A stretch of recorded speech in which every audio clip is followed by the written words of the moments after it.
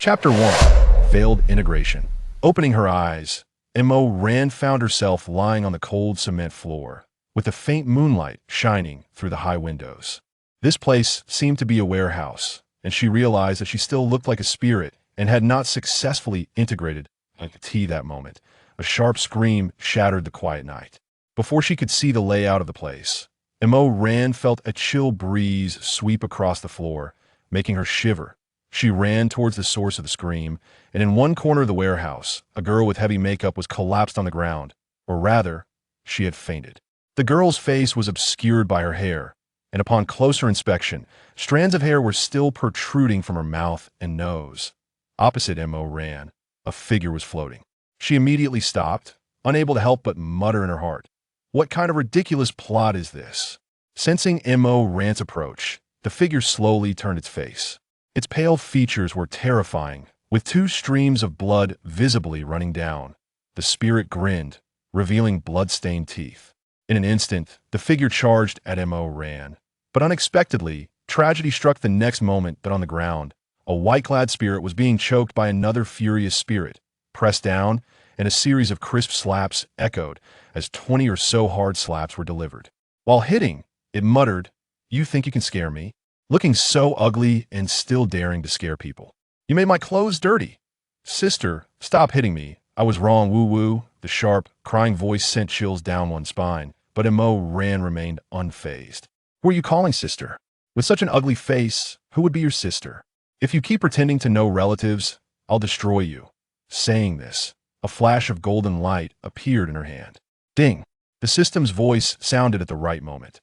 Immediately stopping her actions, Mo Ran stood up as if nothing had happened and pretentiously reached out to help the spirit. She muttered, "Oh, so you're one of us. You should have said so earlier. Get up quickly, what's your wish? I'll help you fulfill it. Look, there's no need for this."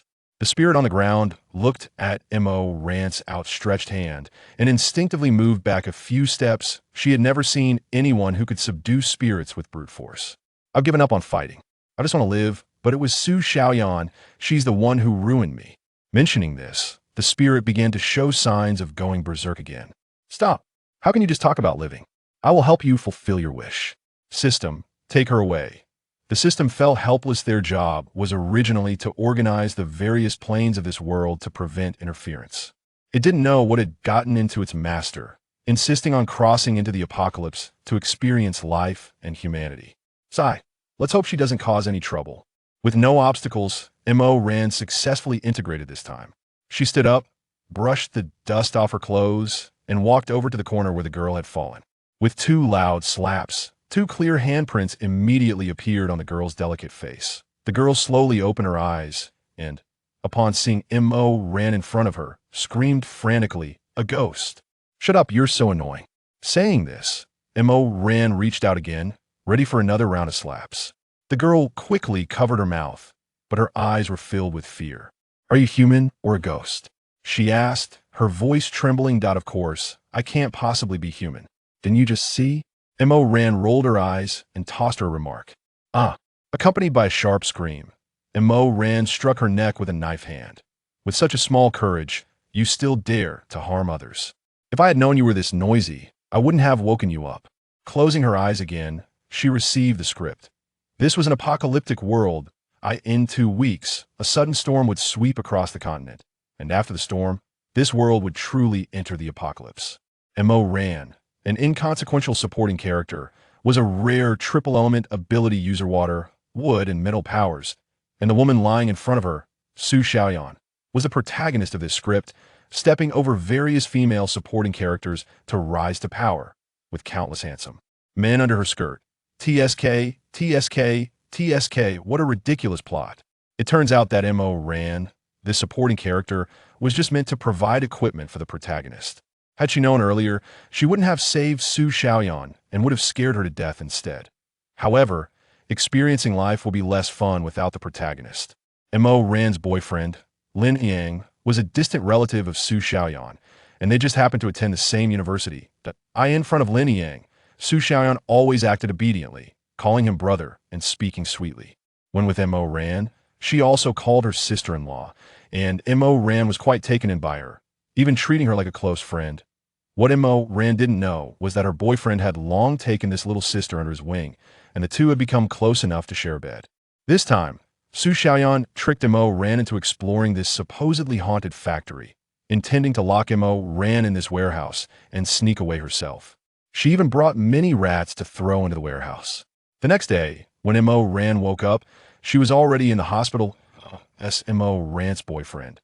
Lin Yang not only failed to comfort the frightened Mo Ran, but instead blamed her for not taking care of Su Xiaoyan, questioning how she could be so reckless as to go to such a place.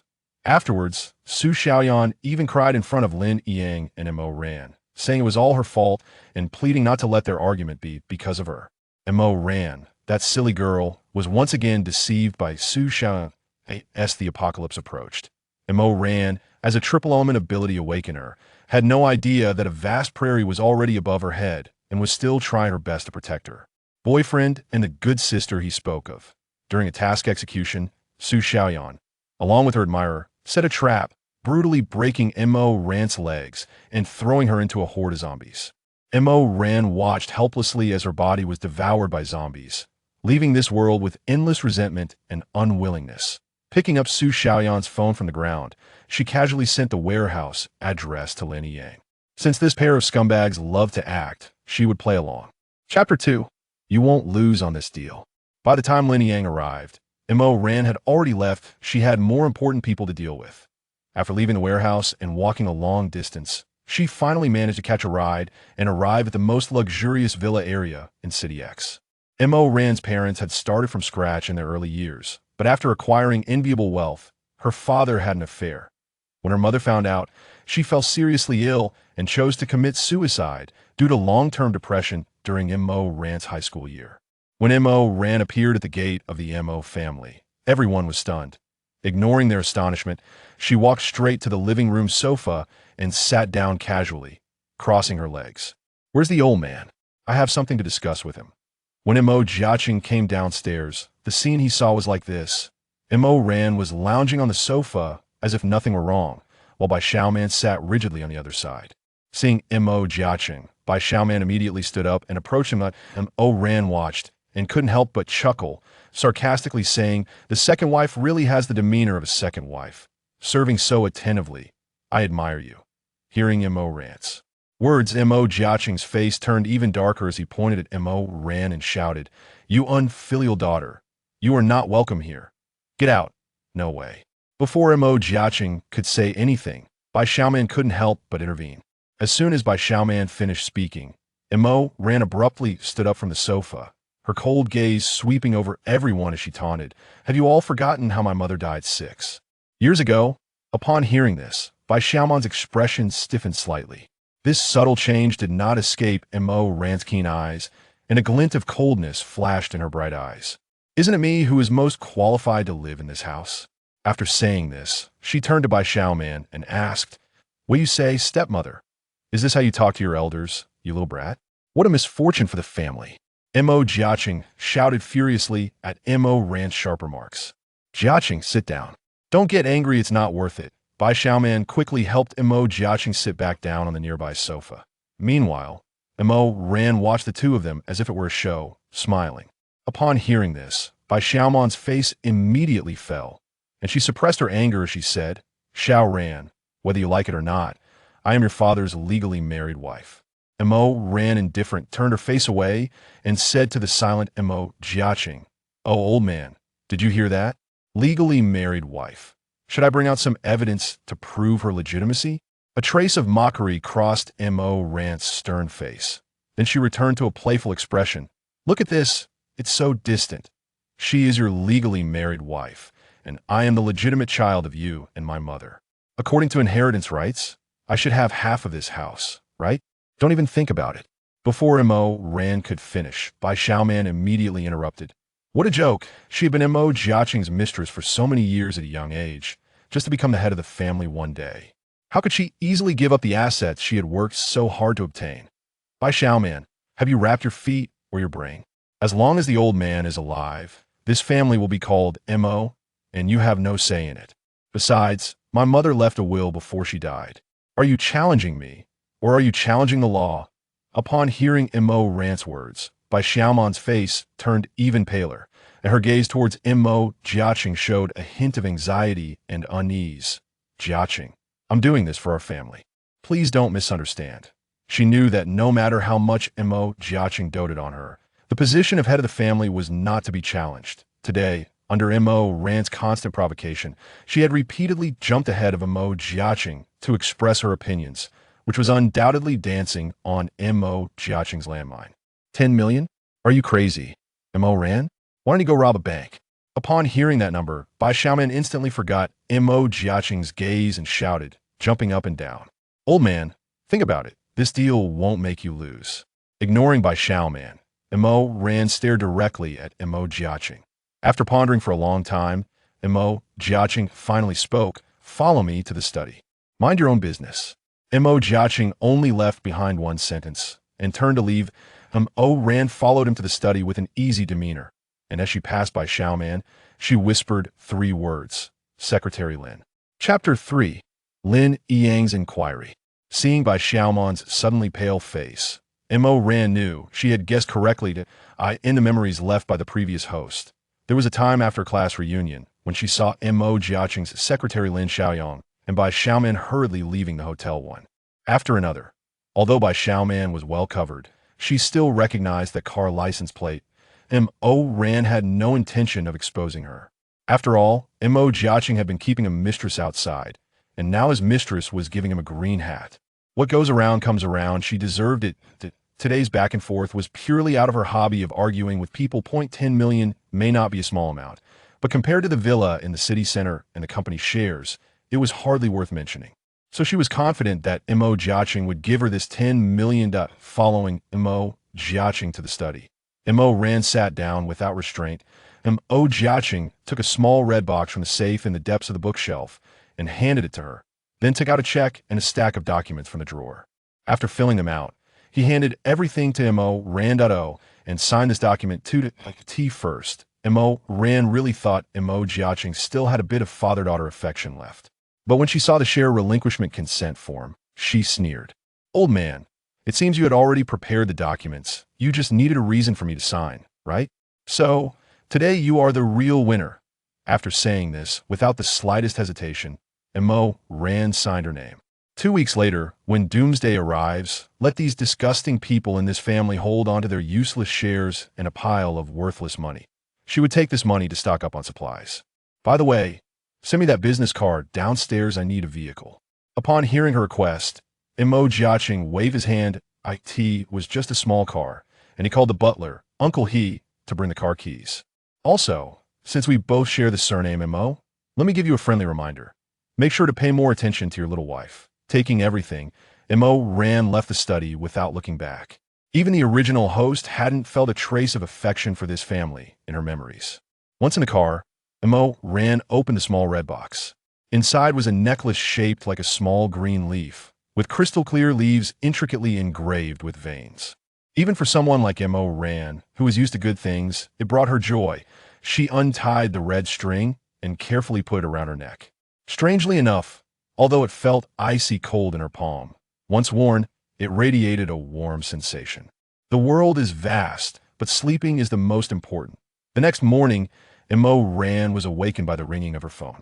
Makabaka, Akawaka, Mikamikam. Mo Ran glanced at her phone and saw it was Lin Yang. Xiaoyan was hospitalized last night. She just woke up. Can you come over? I have some questions to ask you. Why can't you say it over the phone? Doesn't the chairman say that those who disturb people's dreams should be dragged out and shot? Mo Ran replied impatiently. Lin Yang, on the other end of the line, suddenly froze. How could Mo Ran, who usually obeyed him, speak with such tone and attitude? Forget it, just wait for me. I'll come over soon. Mo Ran rubbed her sleepy eyes and yawned. She had driven to school until midnight last night, and now she was awakened early by this childish ringtone, singing something she couldn't understand. She had no idea what the original host taste was. She couldn't choose a man well, nor could she choose a song well. Mo Ran was full of morning grumpiness, and it was just right to vent it. Su Xiaoyan, she had to settle accounts with her and collect some interest. This cute girl was Mo Ran's classmate named Milan. After the apocalypse arrived, they were all on the same team, and had saved Mo Ran multiple times, making her one of the few good friends. Mo Ran quickly finished her morning routine and opened her wardrobe, unable to help but sigh at the sight of nothing but sportswear. Why is there no pretty dress? No wonder I'm being undermined. After much deliberation, she finally picked out a fitted sports outfit that hugged her curves perfectly, showcasing her well-proportioned figure. Ding dong, the sound of a message came through. She picked up her phone and saw it was Lin Yang. When will you arrive? Hee hee, you're really anxious. Are you in a hurry to question me? Mo Ran tossed her phone aside and began applying her makeup. Before long, she completed a natural-looking makeup look, leaving Milan beside her a bit stunned. Ran, when did you learn to do makeup? I've always said you're a beauty, but you never dress up. Look at you now. I'm not wrong, right? Once you dress up, you could compete for the Campus Belle title. It said that women need compliments, and it proved to be true as Mo Ran felt even happier hearing Milan's words. When Lin Yang saw Mo Ran, he was equally surprised. The Mo Ran before him, with her hair in a high ponytail and the fitted sports outfit clinging to her body, highlighted her curvy figure so alluringly that one couldn't help but steal a few more glances. Even in sportswear, she looked stunning and sexy. Was this really his girlfriend, Mo Ran? Yang, did you call me over in such a hurry because something's wrong? Why is Xiaoyan in the hospital? Looking into Mo Ran's clear eyes, which held no hint of deceit, Lin Yang couldn't help but doubt if what Xiaoyan said was true. Did she really trick her into that place to scare her? Chapter 4. Shopping Mode Activated. You don't know? Lin Yang's slightly doubtful tone made Mo Ran's lively eyes mist over with a layer of water. Mo Ran's desolate expression reflected in Lin Yang's eyes made his heart inexplicably ache. He couldn't help but reach out his hands, wanting to hold that delicate figure in his embrace and wipe away her impending tears. Seeing Lin Yang's outstretched hands, Mo Ran took a small step back and gently said, Yang, perhaps Xiaoyan is using me as an excuse because she's afraid of what you might say. As she spoke, her eyes inadvertently glanced toward the hospital room. Seeing Mo Ran's instinctive retreat, Lin Yang's heart felt like it was pricked by something. Looking at Lin Yang's changing expression, Mo Ran silently scoffed in her heart. He's just a man who looks at appearances that I don't know what's so good about him that makes you risk your life for him. Though she thought this in her mind, there was not a hint of it on her face. Yang, it's so early. You haven't had breakfast, right? How about this? You go downstairs and buy some breakfast for Xiaoyan while I check on her. With Lin Yang dismissed, Mo Ran walked into the hospital room alone. Su Xiaoyan was still asleep, and it wasn't until Mo Ran sat down beside the bed that she slowly opened her eyes. Upon seeing Mo Ran, she first showed a look of fear, then quickly feigned a weak demeanor. Oh Ran, I didn't mean to say anything to Brother Yang. He was just too worried about me. Please don't misunderstand. Looking at Su Xiaoyan's pretentious expression, Mo Ran smiled slightly and said softly, Don't worry, Xiaoyan. Yang isn't angry with me. Today, let him accompany you for a thorough checkup to avoid any after effects. You must have been scared yesterday. Su Xiaoyan felt somewhat dazed, realizing Mo Ran was truly standing right in front of her, her shadow cast on the ground. Was that experience last night merely her illusion? Out of the corner of her eye, she noticed Lin Yang entering with breakfast, pretending to care by tucking the blanket around Su Xiaoyan. After speaking, he turned to Su Xiaoyan and said, Xiaoyan, I'm sorry. I searched everywhere but couldn't find you. I thought you left out of fear and I didn't mean to frighten you. Don't blame yourself, Xiao Ran. Xiaoyan is fine after the checkup. She can be discharged. Hearing Mo Ran's words, Lin Yang stepped forward and put his arm around Mo Ran's shoulders, saying with concern, Brother Yang, I'm a bit scared alone. Su Xiaoyan gently tugged at Lin Yang's sleeve. Lin Yang rubbed his forehead, feeling a bit annoyed with Su Xiaoyan. It was she who said she didn't mind a long-term relationship, only cared about what they once had, and didn't need him to be responsible, which was why he could be with her behind. Mo Ran's back ached this moment. Mo Ran had already turned and left the hospital room, not wanting to watch this pair of scumbags perform their act in front of her. Lin Yang rushed out of the hospital room and quickly caught up with Mo Ran, who was waiting for the elevator. Xiao Ran, let me take you home. Okay, Mo Ran said with a gentle smile, her lips slightly pursed. Seeing Mo Ran smile, Lin Yang felt inexplicably better. When they reached downstairs, Lin Yang hesitated for a moment, gently patted Mo Ran's head, and said, Xiao Ran, I'm sorry. There's no need to apologize, you were just too worried about Xiaoyan. Looking at the bright smile of the girl before him, Lin Yang felt a surge of joy. At that moment, he thought Mo Rand was incredibly adorable. "Let me call a taxi for you," Lin Yang said indulgently. "No need. I have a car now. Yesterday, my dad gave me his." Mo Rand shook the car keys in her hand, showing no signs of displeasure. Since Lin Yang was her middle school classmate, he knew a bit about her family, so Mo Rand didn't hide it too much. Watching the sunny girls back, Lin Yang fell into deep thought downstairs. Today, Mo Rand seemed very different from before. On the way back to school, Mo Rand first found a bank to cash a check, because what came next was crucial. With the apocalypse approaching, all resources would become scarce, and people would fight for food and supplies. Thankfully, she had brought a space ring with her. Back in her dorm, Milan had already gone to class. Mo Rand nestled into her bed and opened a certain orange app, activating her shopping mode. Down jackets, hiking jackets, and all kinds of t-shirts were on her list. She also needed to buy some lightweight sports shoes, as running would require minimal effort. During the apocalypse, every day would be spent searching for supplies or fighting zombies, and shoes would wear out quickly.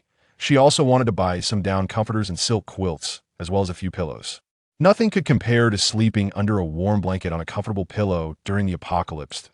If it weren't for the bed taking up too much space, Mo Rand would have planned to buy one to keep in her space ring.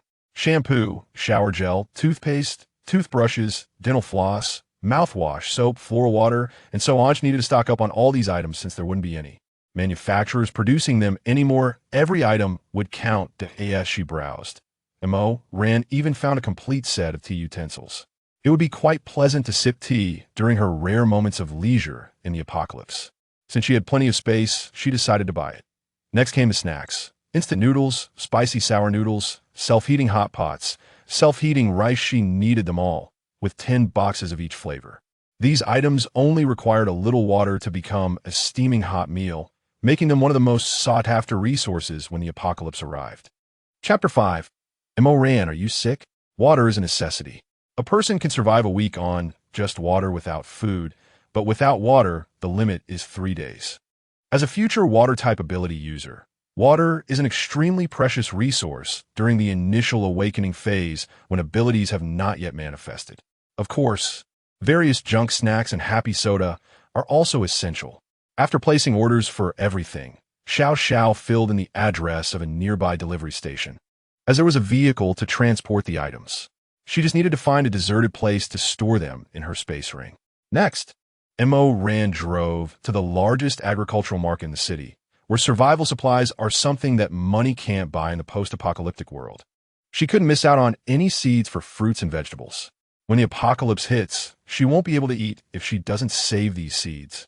So she must preserve them well for future planting opportunities. Rice, flour, grains, and oil cannot be lacking either. Mo Rand's space ring can store living things. So she not only bought a lot of meat, but also pre-ordered some chicks, ducklings, and piglets. She plans to open a super farm in the apocalypse, where she can enjoy delicious food and live a cool life. Now, the entire agricultural market knows that an unknown young girl has come in, spending generously. Each vendor hopes that their goods will be entirely bought up. After finishing the basic meat purchases, only seasonings were left. Basic sauces are a must, and the most essential are barbecue and hot pot seasonings, as boiling and grilling are the most common cooking methods. Looking at the list on her phone, she realized she still hadn't bought any fruits. In the apocalypse, wanting to eat unpolluted fruits and vegetables is really difficult. Mo Rand is here to experience life, not to suffer, and daily supplies are essential. Mo Rand then drove to the largest fruit wholesale base in the city, where the fruits are the freshest and cheapest. She ordered everything without missing a single item and left feeling satisfied, having gained a lot today. With all the survival supplies stored properly, now she just needed weapons. Firearms are hard to come by, and she'll have to rely on her rare supplies to trade for them later. But cold weapons should still be relatively easy to obtain. First, she went to the agricultural products market and bought some sickles, axes, etc. A sickle is actually a very handy weapon. A good sickle is light and sharp, and with practice, it can easily decapitate a zombie, making it one of Mo Rand's favorite weapons. Next, Mo Rand went to the city's famous black market. Here, as long as you can afford the price, there is nothing you can't buy. No one will question your use for the items or your background. Mo Ran bought many different types of knives. Knives are consumables, and after chopping zombies a lot, they become dull. Although various ability users will soon appear. Not everyone has awakened their abilities, and most ordinary people will have to rely on hand-to-hand combat. On her way back to the dorm, Mo Ran swept through many pharmacies. In an era of scarcity, even a common cold or fever could be life-threatening. She didn't miss any category, as each pharmacy has some restrictions. So Mo Ran visited many to buy. After some thought, Mo Ran decided to inform Milan about the apocalypse. Now, exercising basic physical fitness is important, so that when the end comes, she won't have to worry about taking care of her. Milan, let's go. I'll take you out for hot pot. Saying this, she pulled up Anchi, who was watching a drama beside her. This little roommate of hers had no other hobby besides binge-watching dramas and eating hot pot. Thinking of this, Mo Ran decided to buy 2 more phones and download some of the soap operas that Milan loves to watch. In the steaming hot pot restaurant, Milan was enjoying her meal, and Mo Ran watched her with a bit of distraction. A girl like Milan, who is so easily satisfied, must be very happy. Gathering her thoughts, Mo Ran lowered her voice and said to Milan, who was focused on eating, Milan, I might have to tell you something very important. You must promise not to tell anyone. Seeing Mo Ran's serious expression, Milan stopped her chopsticks, raised 2 fingers to her ear, and said, Go ahead, Ran. I swear to keep a secret. After hearing Milan's words, Mo Ran felt both amused and exasperated. In 2 weeks, the Earth will be swept by a global storm. After the storm, our world will turn into one overrun by zombies. Upon hearing Mo Ran's words, Milan suddenly reached out to touch Mo Ran's head. Then touched her own head and said, You're not sick, are you? Why are you talking nonsense? Looking at Milan's incredulous expression, Mo Ran continued, Actually, within less than a year after the virus outbreak, I awakened 3 types of abilities, and Su Xiaoyan and Lin Yang have long been together behind my back. Mo Ran paused, worried that Milan might not be able to process all this information at once. But at that moment, Milan seemed entranced, signaling Mo Ran to continue. Milan stared at the large bucket that had appeared out of nowhere in Mo Ran's hands, steaming. It couldn't have been bought before coming here. So there was only one explanation. Mo Ran has abilities, and what she said might be true. Thinking of this, she almost jumped up from her seat in excitement. Oh my God, Ran, this is incredible. Is this real? What about me? What abilities will I have? Am I powerful? Milan asked, her face full of excitement as she grabbed Mo Ran's hand. Mo Ran didn't expect that she wouldn't have to say much. This simple-minded girl believed her words. So what should I do now, Ran? I've already stored enough supplies. In the coming days, what we need to do is strengthen our physical fitness. The awakening level of abilities is closely related to physical strength. Chapter 6. The apocalypse came early. 10 days passed just like that. And the time for the apocalypse was drawing closer. Mo Ran was both excited and nervous. It was her first time experiencing the apocalypse. Only 4 days remained until the end of the world arrived. Early on the first day after Mo Ran finished shopping, she had already bought an ecological farm in the suburbs. The farm has a complete planting system, hydroponics, and solar systems. It was only because the investment chain was interrupted that it had to be sold off. That morning, Mo Ran was woken up by Milan's frantic calls. Listening to Milan's trembling voice on the phone, Mo Ran instantly became alert. Ran, did your brain short-circuit when you were reborn? Didn't you say there were still 4 days? How come the apocalypse has already started? Many classmates outside have already mutated. Hearing Milan's words, Mo Ran jumped out of bed and ran to the balcony. Sure enough, the campus was already occupied by zombies staggering around, and people were running towards the building in panic. Some slower individuals were immediately knocked down by zombies, their flesh torn apart, blood and gore flying everywhere. Mo Ran was also greatly shocked. According to the original owner's memories, there should indeed be 4 days left until the apocalypse. How could it have come early? Grabbing her phone, she hurriedly reassured Milan, Mimi, don't panic. The zombies outside are just low-level, mindless walking corpses. Their weakness is their heads. Put on your outerwear and protect yourself from being caught by the zombies. Where are you now? I'm in the lab. Ran. There's still many classmates here. Don't worry. Our lab door has been specially reinforced. The zombies outside can't get in, Mo Rand said to comfort her. Ran, I'm a bit scared. These guys are terrifying. Although Mo Rand had described the apocalyptic scene to her in advance, seeing it in person still caused a lot of panic. Mimi, you need to organize your classmates, find some sharp or other items that can be used as weapons for self-defense, and don't open the door casually. Wait for me. I'm coming to rescue you. It'll be fine. I'm here. Just be careful, Ran. I'll wait for you. Hearing Mo Rand's words, Milan's heart gradually calmed down. She knew that if Mo Rand said it was fine, then it must be fine. What she needed to do now was to conserve her strength and wait patiently. After hanging up the phone, Mo Rand didn't immediately go out.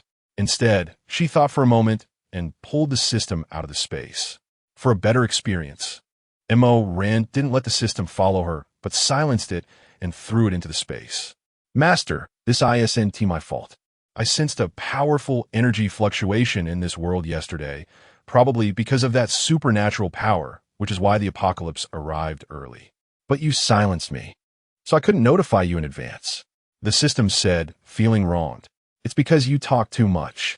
Mo Rand rolled her eyes at the system. The previous system was much better, ruthless, and not talkative.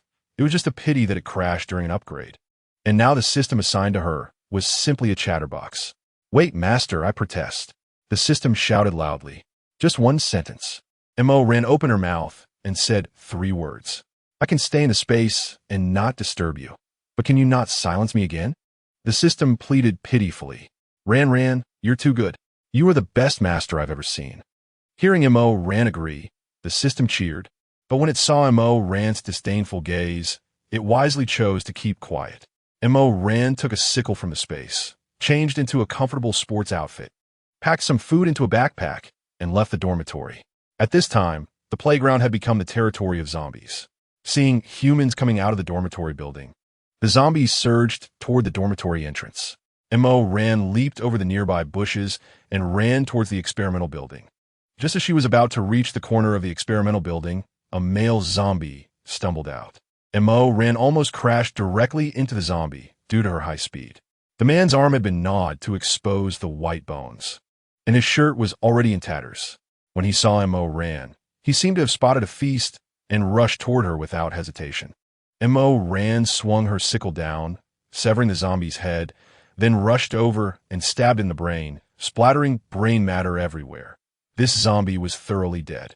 Looking up at the overcast sky, it seemed that even sunlight couldn't penetrate the thick, gray clouds.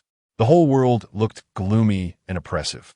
After confirming the location of the laboratory from the outside, she noted that it was at the far end of the 4th floor. The experimental building had a total of 5 floors, and entering through the main door would undoubtedly lead to another battle. Although these low-level zombies were insignificant in Mo Rand's eyes, her physical body was still that of the original owner. If the Heavenly Tao discovered her unauthorized use of spiritual power and that she had left her post to experience life in the small world, she would probably face punishment. The system, hidden in the space, was trembling in fear. It really didn't dare to tell Mo Rand that the reason the apocalypse arrived early was that the Heavenly Tao had already discovered it and, to enhance Mo Rand's gaming experience, had deliberately increased the difficulty. Without any hesitation, she rushed to the side of the building where the external ladder for maintenance was located and quickly climbed to the top floor. Standing on the top floor, she looked down at the entire campus, where scattered zombies were chasing after humans. Cars were haphazardly parked on the road, indicating that this apocalypse had erupted without any warning. She remembered that in her previous life, there would always be some signs before the apocalypse. She picked up the sickle and forcefully pried open the rusty iron plate at the rooftop passage. It had not been used for years, so it took a lot of effort to open it. Jumping into the building, there were no zombies in the corridor of the 5th floor, as she had expected. It was probably because the 5th floor was mainly used as a storage area for experimental equipment. Mo Rand didn't rush to save Milan. After all, the laboratory door was made of special materials, and as long as they didn't open the door, they wouldn't be in life-threatening danger. She carefully packed all the bottles and jars in the laboratory into plastic boxes and stored them in the space. Now, every resource was precious. and it was uncertain what might be useful in the future. Chapter 7. That just my sister, everything was packed up, and just as she was about to leave, a low growling sound came from the preparation room. Mo walked over and gently leaned against the glass of the door to look inside. She saw a person with one hand tied to an iron frame. Her skin had turned pale, with bulging eyeballs and rotting corners of her mouth, all indicating that she was no longer human. The zombie, who was struggling to break free from the ropes, didn't care that its flesh was being worn away by the bindings. Following the direction of her growls, a baby stroller entered Mo's view. From her angle, she could only see a pair of chubby little legs. Mo sighed. It seemed to be a mother who had no choice but to bring her child to work, and upon realizing she was infected, tied herself to the iron frame for the safety of her child. Mo couldn't help but admire the greatness of maternal love. Mo gently pushed open the door of the preparation room, and the sound immediately attracted the zombie's attention. The zombie began to stretch its hand toward Mo. Its toothy grin resembling someone who had spotted a delicious meal. Mo plunged her sickle into the zombie's head, and the female zombie stopped moving, collapsing to the ground. Silently, she walked to the side of the stroller. The child was already pale and had stopped breathing. It seemed that the baby might have died after drinking milk that had been infected with zombie virus. Mo didn't linger, running up the stairs to the 4th floor. The situation on the 4th floor was worse than on the 5th. Several ragged zombies were gathered at the staircase, feasting on a human. Their mouths were covered in blood, and their heads were buried in the corpse's entrails, continuously gnawing, the fresh blood indicating that the human had just died. A strong and pungent smell of blood rushed into Mo's nostrils, making her instinctively cover her mouth and nose. Upon seeing Mo, several zombies immediately abandoned their food and approached her, one of them dragging itself with a broken leg, looking somewhat comical. As the zombies approached, the stench of blood mixed with rot grew stronger. Damn it! Mo swung her sickle down, and the closest zombie was instantly decapitated. A few more swings, and this small group of zombies was easily dealt with by Mo, but her clothes were now stained with blood. Mo sighed internally. Her newly changed clothes were now dirty. The apocalypse had arrived early, and she wondered when supernatural powers would emerge.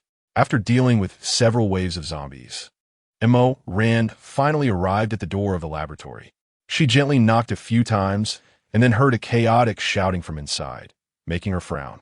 She had already sent a message to Milan, advising everyone not to make noise easily, as zombies relied on smell and sound to detect the presence of humans rather than sight.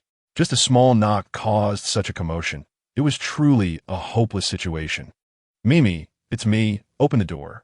Mo cleared her throat and said. This floor had already been cleared by her, so it was fine to speak normally.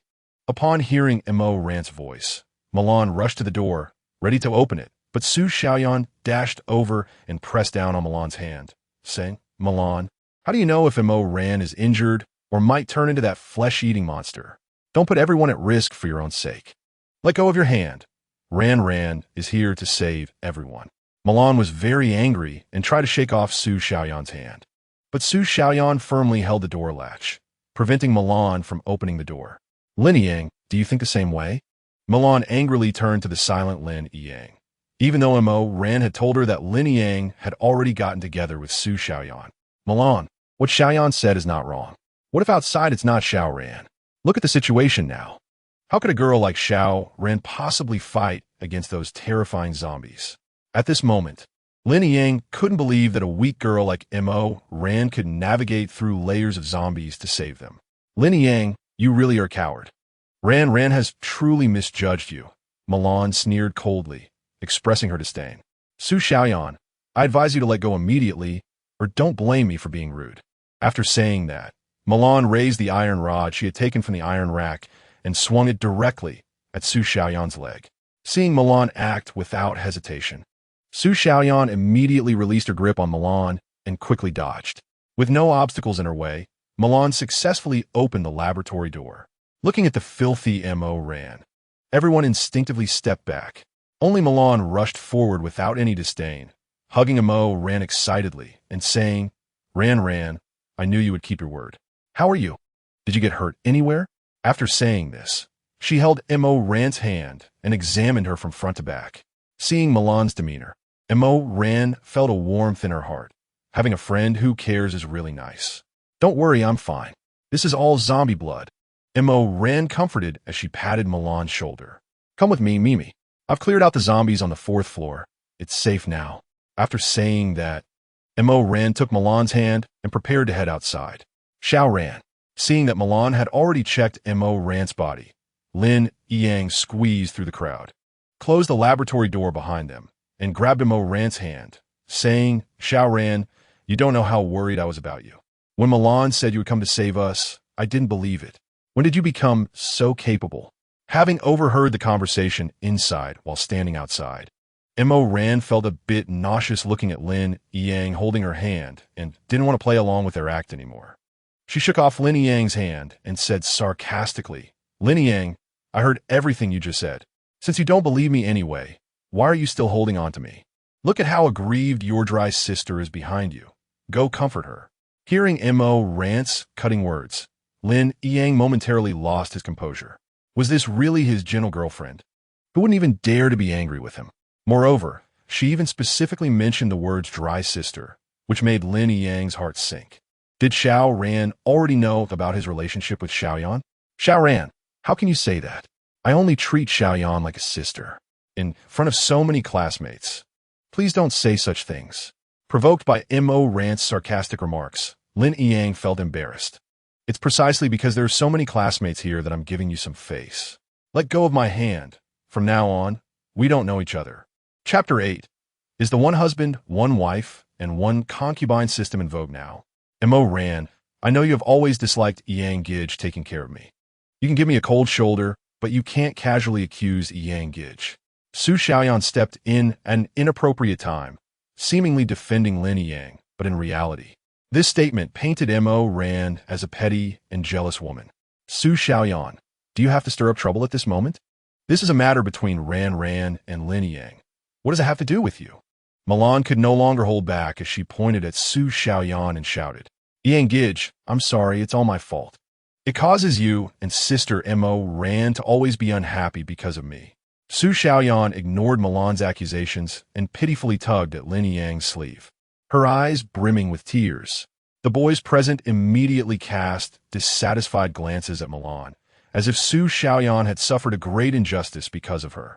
What crying green tea that someone cares for? Milan coldly mocked, looking at Su Xiaoyan's pitiful appearance. Milan, I've been patient with you because you are Mo Ran's friend, but don't overstep. Seeing Su Xiaoyan's reddened eyes, Lin Yang pulled her behind him and shouted at Milan. You two are the ones overstepping, Lin Yang. When did my friend become your target? Mo Ran didn't want to entangle herself with Lin Yang too much, but seeing Milan, who had always defended her, being attacked by Lin Yang, she could no longer hold back. Xiao Ran, I don't know if you've been misled, but I really have nothing with Xiaoyan. Seeing Mo Ran's cold gaze, Lin Yang's heart trembled. It seems you won't cry until you see the coffin, so let me invite everyone to enjoy a good show for free. After saying that, Mo Ran took out a voice recorder from her backpack and turned it on. A clear voice came from the recorder. Yang Gij, I really hope you and Mo Ran can be good together. As long as I can stay by your side like this, I will be satisfied. Xiaoyan, I'm sorry, I can't give you. Before he could finish, Su Xiaoyan interrupted, Yang Gij, don't say that. I volunteered for all of this. I'm already very happy that you've been able to accompany me through this long journey. I never wanted to compete with Mo Ran for you. But in the end, I can't be responsible for you. Yang Gij, I said that as long as you can be with me, I don't mind being a hidden person. I don't want you to feel guilty towards me. I don't want any impurities other than love in our relationship. Before the recording finished playing, Lin Yang's face had turned pale, while Su Xiaoyan was the first to react, rushing forward to snatch the recorder from Mo Ran's hand. Mo Ran, you are too despicable. Yang Gij never intended to betray you, and you actually plotted against him. Su Xiaoyan's eyes were filled with resentment. She never expected that the secret she had kept with Lin Yang would be exposed by Mo Ran. Lin Yang, you really have played a good hand.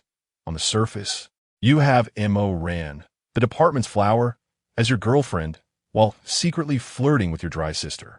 What is this? Is the one husband, one wife? and one concubine system in vogue now. Hearing this disgusting dialogue, Milan could no longer hold back and sarcastically remarked, "Originally, the classmates who were observing had been secretly blaming Mo Rand's heartlessness and Milan's aggressiveness. But after hearing the recording, everyone collectively chose silence. The evidence of Lin Yang's double-dealing was irrefutable, and the expressions looking at him were filled with mockery and disdain. Mo Rand, don't blame Yang Gij anymore. It's all my one-sided wish, and it has nothing to do with Yang Gij. If you want to blame someone, blame me. I've been too afraid to confess for so many years. After Yang Gij got together with you, my only feelings were blessings. I never thought of claiming Yang Gij for myself." As Su Xiaoyan pulled Lin Yang behind her, she choked back tears. "Blessings? What? Blessings for Lin Yang to have multiple wives and concubines? Su Xiaoyan, how can you be so good at talking? You have a mouth, but you just keep talking like a green tea. Do you live in Dongting Lake? How did you end up being such a bilyuakan?" Mo Rand couldn't stand Su Xiaoyan's green tea remarks any longer and interrupted. "Lin Yang, if you're a man, stand up. Don't hide behind a woman. Are you brave enough to do it, but not brave enough to admit it?" Milan said disdainfully. Throughout this whole time, Lin Yang had not spoken a word. He truly couldn't understand how something he thought was so well hidden had been discovered by Mo Rand. Having spent so many years together, he had feelings for Mo Rand, and Su Xiaoyan's thoughtful care also pleased him greatly. Moreover, she had clearly stated that she didn't need him to take responsibility, so he had never considered breaking up with Mo Rand. "Lin Yang, let's part on good terms." At this moment, Mo Rand looked incredibly calm, as if she were discussing someone else's business. But to everyone else, it was just a display of excessive sadness and heartbreak. "Xiao Rand, I was wrong. Can you forgive me just this once? I just made a mistake that all men might make. I was momentarily confused." Lin Yang rushed to Mo Rand's side, crying and trying to grasp her hands. "Lin Yang, you were just a toad in a frog's skin, dressing plainly but playing around. If you had any backbone, I might consider you a man." Mo Rand sidestepped, and Lin Yang missed his grab. Meanwhile, Su Xiaoyan beside them looked even more displeased. Lin Yang publicly admitting his mistakes and asking for Mo Rand's forgiveness was nothing less than a slap in her face. "Mo Rand, that's enough. No matter what, Yang is still a man. Is it appropriate for you to criticize him in front of so many people? If you want to hit or scold someone, come at me." At this moment, Su Xiaoyan could only step up to support Lin Yang, hoping he would become devoted to her because of her protection. "Wow, Su Xiaoyan. They say one stands tall at 30, but I didn't expect you to be able to both stand and act at just 20. Calling him brother all day. Are you a hen about to lay eggs?" Milan angrily retorted. "Mimi, let's go." Mo Rand didn't want to entangle herself any longer with this pair of scumbags, grabbing Milan's hand and heading out. Lin Yang still wanted to pull her back, but Mo Rand's sickle appeared just 10 centimeters from his chest. "Lin Yang, this sickle has cut down zombies before. If you don't mind, feel free to keep trying to chase after me." Lin Yang immediately stopped in his tracks, looking at Mo Rand's indifferent gaze, and he didn't dare to doubt the authenticity of her warning. Chapter 9. Trash is best left in the trash. Can ignoring Lin Yang. Mo Rand pulled Milan out of the laboratory. She casually took out a steel fork from her space and handed it to Milan, instructing Mimi, "I had you practice stabbing watermelons before. This is easier than a watermelon, but it might be a bit disgusting, so be mentally prepared." "Don't worry. I won't hold you back." Ran. Milan nodded firmly. With Mo ran around, she had nothing to fear. After Mo Rand left, the others in the lab hesitated for a moment and then followed her. In their eyes, someone who could face zombies alone was like a god. In this world, strength was paramount. At the corner of the stairs were several zombies with severed hands and feet, unable to move. Mo Rand had specifically left them for Milan to practice on. She needed Milan to adapt to the world of zombies as quickly as possible. At Mo Rand's signal, Milan held the steel fork and stabbed it into a zombie's head. The splattering brain matter mixed with the stench of blood splashed onto her face, making her stomach churn. Mo Rand reached out and held Milan's hand. For the first time, they were able to do this together, showing that this girl had become very strong. Seeing the two girls easily kill zombies, the others behind them began to feel eager, picking up whatever makeshift weapons they could find, table legs, three-legged iron frames, mop handles, etc., according to the memories of the original host from the last life. Indeed, 2 weeks later, the rescue team arrived in the city. Mo Ran followed Lin Yang and Su Xiaoyan to the temporary aid station. Initially, Mo Ran only awakened her water-based abilities, which allowed her to release a small stream of water that wasn't very offensive. It could only provide some water for daily use. Su Xiaoyan awakened spatial abilities, which were extremely rare in the early apocalypse era. Every time they went out to search for supplies, she would definitely be brought along and was the team's key protected target. This also led Lin Yang's heart to gradually lean towards Su Xiaoyan, slowly viewing Mo Ran as a burden. It wasn't until Mo Ran awakened her second light-based ability that both Lin Yang and Su Xiaoyan began to reassess her.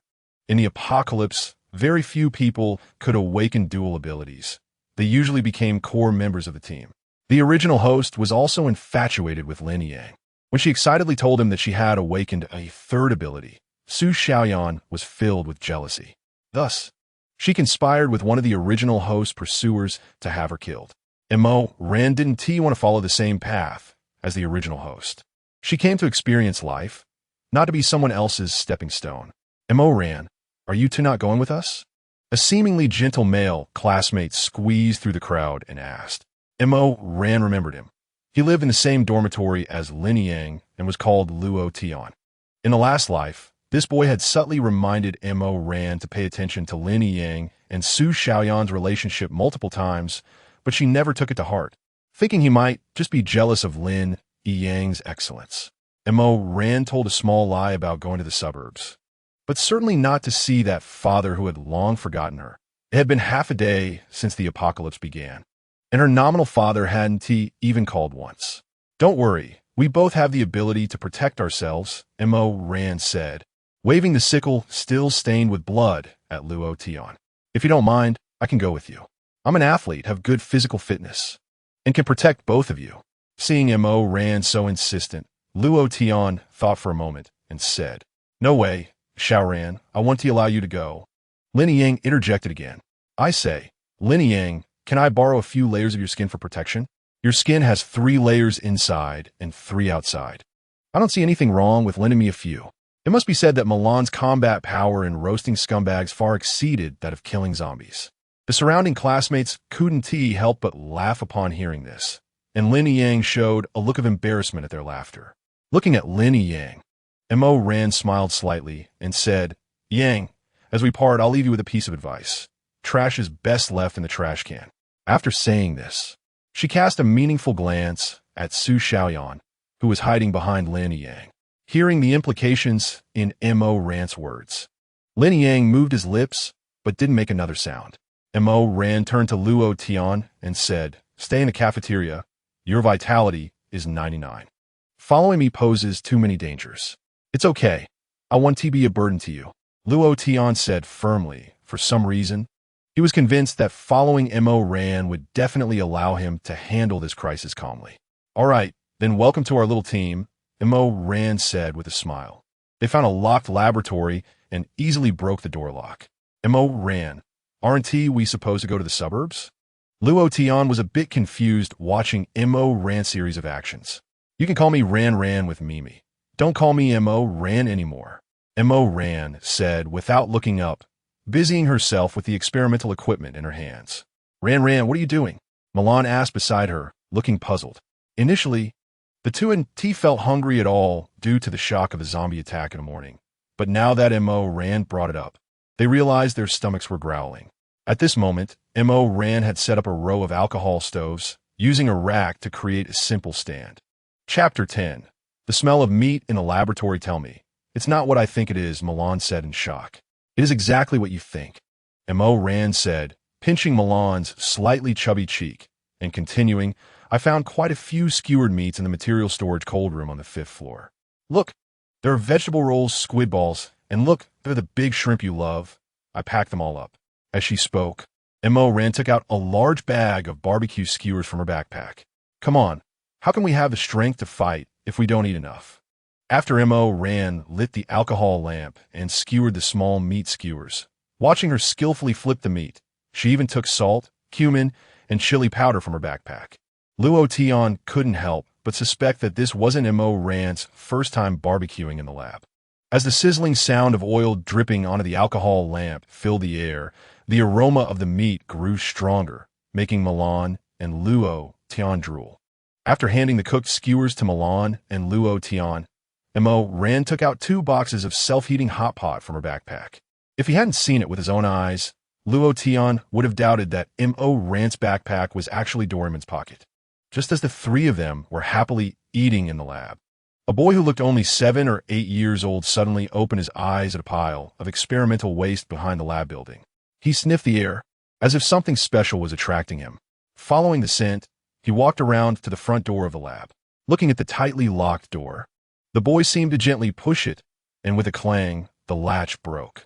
Following the delicious aroma, he made his way to the lab door on the 2nd floor. Before he could raise his hand, Milan let out a sudden exclamation. The boy's height was just enough for his eyes to peek through the glass. And upon seeing the sudden appearance of someone, Milan was so startled that she almost dropped the skewer she was holding.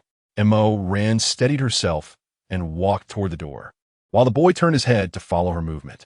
Peering through the glass and looking carefully outside, there wasn't a single zombie in the corridor, and the boy's clothes were clean and tidy, giving no signs of injury. Mo Ran opened the lab door and asked the little boy, "Where are your parents, little one? How did you end up here alone?" Mo Ran hesitated for a moment. She had just checked the entire building and found no living people. So where did this little boy come from? Mo Ran gazed into the boy's eyes, which were very clear, devoid of any distractions, as if all his attention was focused on the barbecue. Mo Ran asked again, "Little brother, do you remember how you got here?" Hearing this, Mo Ran sighed helplessly. It seemed this child might have experienced some traumatic event and was a bit dazed, so she couldn't get much out of him. After carefully checking the boy's body, it was strange. His clothes were spotless, seeming out of place in this bloody world. Seeing that the boy had no injuries, Mo Ran took his hand and led him to a chair in the lab, handing him a cooked skewer. The boy showed no hesitation and quickly devoured the skewer, as if he had been starving for a long time. He even called out, "Ran, Luo Tian, hurry up and eat, or this little guy will finish it all." Watching Milan competing with the little boy for food, Mo Ran couldn't help but laugh and pinched Milan's chubby little face, saying, "Indeed, for foodies, no meal is innocent." Milan rolled her eyes at Mo Ran and proudly said, "Of course, I'm a seasoned foodie. Do you know what our motto is? It's seeing is eating." Milan said this while continuing to grab meat from the boy. "You should at least eat some vegetables," Mo Ran said, placing a skewer of grilled vegetable rolls in front of Milan. Milan wiggled her finger and replied, "People live for food, and I live for meat first." As the plate was left with only 1 skewer of meat, Milan quickly grabbed it, and seeing the boy's eager eyes, she even flaunted the skewer in her hand as if to signify her victory. But the next action of the boy surprised even Milan. He grabbed Milan's wrist and leaned in, devouring the entire skewer in one go, leaving Milan with only an empty bamboo stick. Haha! Seeing Milan's heartbroken expression, Mo Ran couldn't help but laugh out loud. Luo Tian joined in the laughter, feeling deep down that joining this little team was the best decision of his life. After the boy finished eating, he imitated Milan, smacking his lips in satisfaction, which only frustrated Milan more. At that moment, Mo Ran's grilled vegetables, eggplants, and peppers were all ready. To prevent any more food-snatching incidents, Mo Ran deliberately divided them into 4 portions, 1 for each person. Milan, who was never picky, began to eat heartily, especially since Mo Ran's grilling skills were excellent. However, the little boy frowned at the food on the plate and showed no intention of eating. "You can't be picky, little boy. You need to eat more vegetables to supplement your minerals and vitamins. Otherwise, you won't grow tall," Milan said, lifting a skewer of vegetable rolls to feed the boy. The little boy suddenly turned and lunged at Mo Ran, his strength nearly toppling her off the chair. No matter how Milan tried to coax him, he buried his head deep in Mo Ran's arms and refused to lift it. Mo Ran looked at the boy in her arms and the still persistent Milan, finally speaking up, "All right, Mimi, he's probably full now. You should eat yours, otherwise it might all end up in Luo Tian's stomach." The innocent Luo Tian meeting Milan's hungry gaze. couldn't help but shiver and moved most of the food from his tray to Milan's. Then he quietly said, Mimi, I'll let you in on a secret. The way you protect your food looks just like my family's husky. After saying that, he hid behind him. Ran, grinning as he watched the furious Milan. Chapter 11. Little Joe goes missing. The four of them had eaten and drunk their fill, sitting together, looking at each other, unsure of what to say. Finally, the lively Milan broke the silence, asking, Ran, when are we setting off? And what about him? She pointed at the little boy who was still clinging to Ran. The little boy lowered his head, thinking seriously, and said, I don't remember. Oh, how pitiful. He must be someone's child from our school, which is why he appeared here. Maybe he experienced some trauma, and now he's probably suffering from post-traumatic amnesia, Milan said with a sympathetic expression. Little brother, what's your name? Do you remember? Luo-Tian asked. As the vice president of the student council, he had interacted with most of the teachers at the school, and if he knew the boy's name, he might be able to guess who his parents were. The little boy looked at Luo-Tian and shook his head again, remaining silent. Ran, do you think this kid is scared silly? How can he not even remember his name at this age? Milan tugged at Ran's sleeve and said, It's very likely he was overly frightened. After all, this world is no longer the one we know. Ran thought for a moment, concluding that this explanation made sense. Then let's give him a name, Milan said enthusiastically. How about calling him Adai? Just look at him, he's so silly. As soon as the name was said, 3 dissatisfied glares were directed at her. Why are you all staring at me? I think it fits him, Milan muttered, feeling guilty. If that's the case, you shouldn't be called Mimi. You should be called Ro-Ro, Luo-Tian joked. How do you know my nickname isn't Ro-Ro? Milan said, looking defiant. All right, you two, stop bickering. Let's call him Xiao Jiu. Ran said. Isn't that a bit too casual, Ran? Milan looked at the smug Ran and said, disdainfully, what's the difference from Adai? I like it. The boy in Ran's arms suddenly spoke up. Okay, you win, Milan said helplessly. But is it appropriate for us to bring him along? Luo-Tian also voiced his doubts. The three of them fell into deep thought. Luo-Tian is an athlete with excellent physical fitness. Milan, after training with Ran, has much better stamina than the average person. Even though the two lack experience in fighting zombies, they can still escape to save their lives when faced with danger. If the three of them had to take care of a 7 or 8-year-old child, they would have to divide their attention significantly, especially since it is a stranger. Ran thought for a moment and said, let's hide in the lab for a few days. The rescue team should find us here soon. Then we can go ask if we can find Xiao Jiu's parents. Milan agreed without any objections, saying, then it's settled. After we find Xiao Jiu's parents, we can go to the farm. Hearing Luo-Tian's words, Milan shot him a disdainful look and said, can't you see that Ran just wanted to get away from that scumbag Lin Yang and Su Xiaoyan? Ran explained, Luo-Tian. I have a farm in the suburbs. It's sparsely populated and the automatic defense system is very good, so I plan to take Milan there to hide. At that moment, Luo-Tian was shocked and speechless. He never expected that Ran actually had a farm.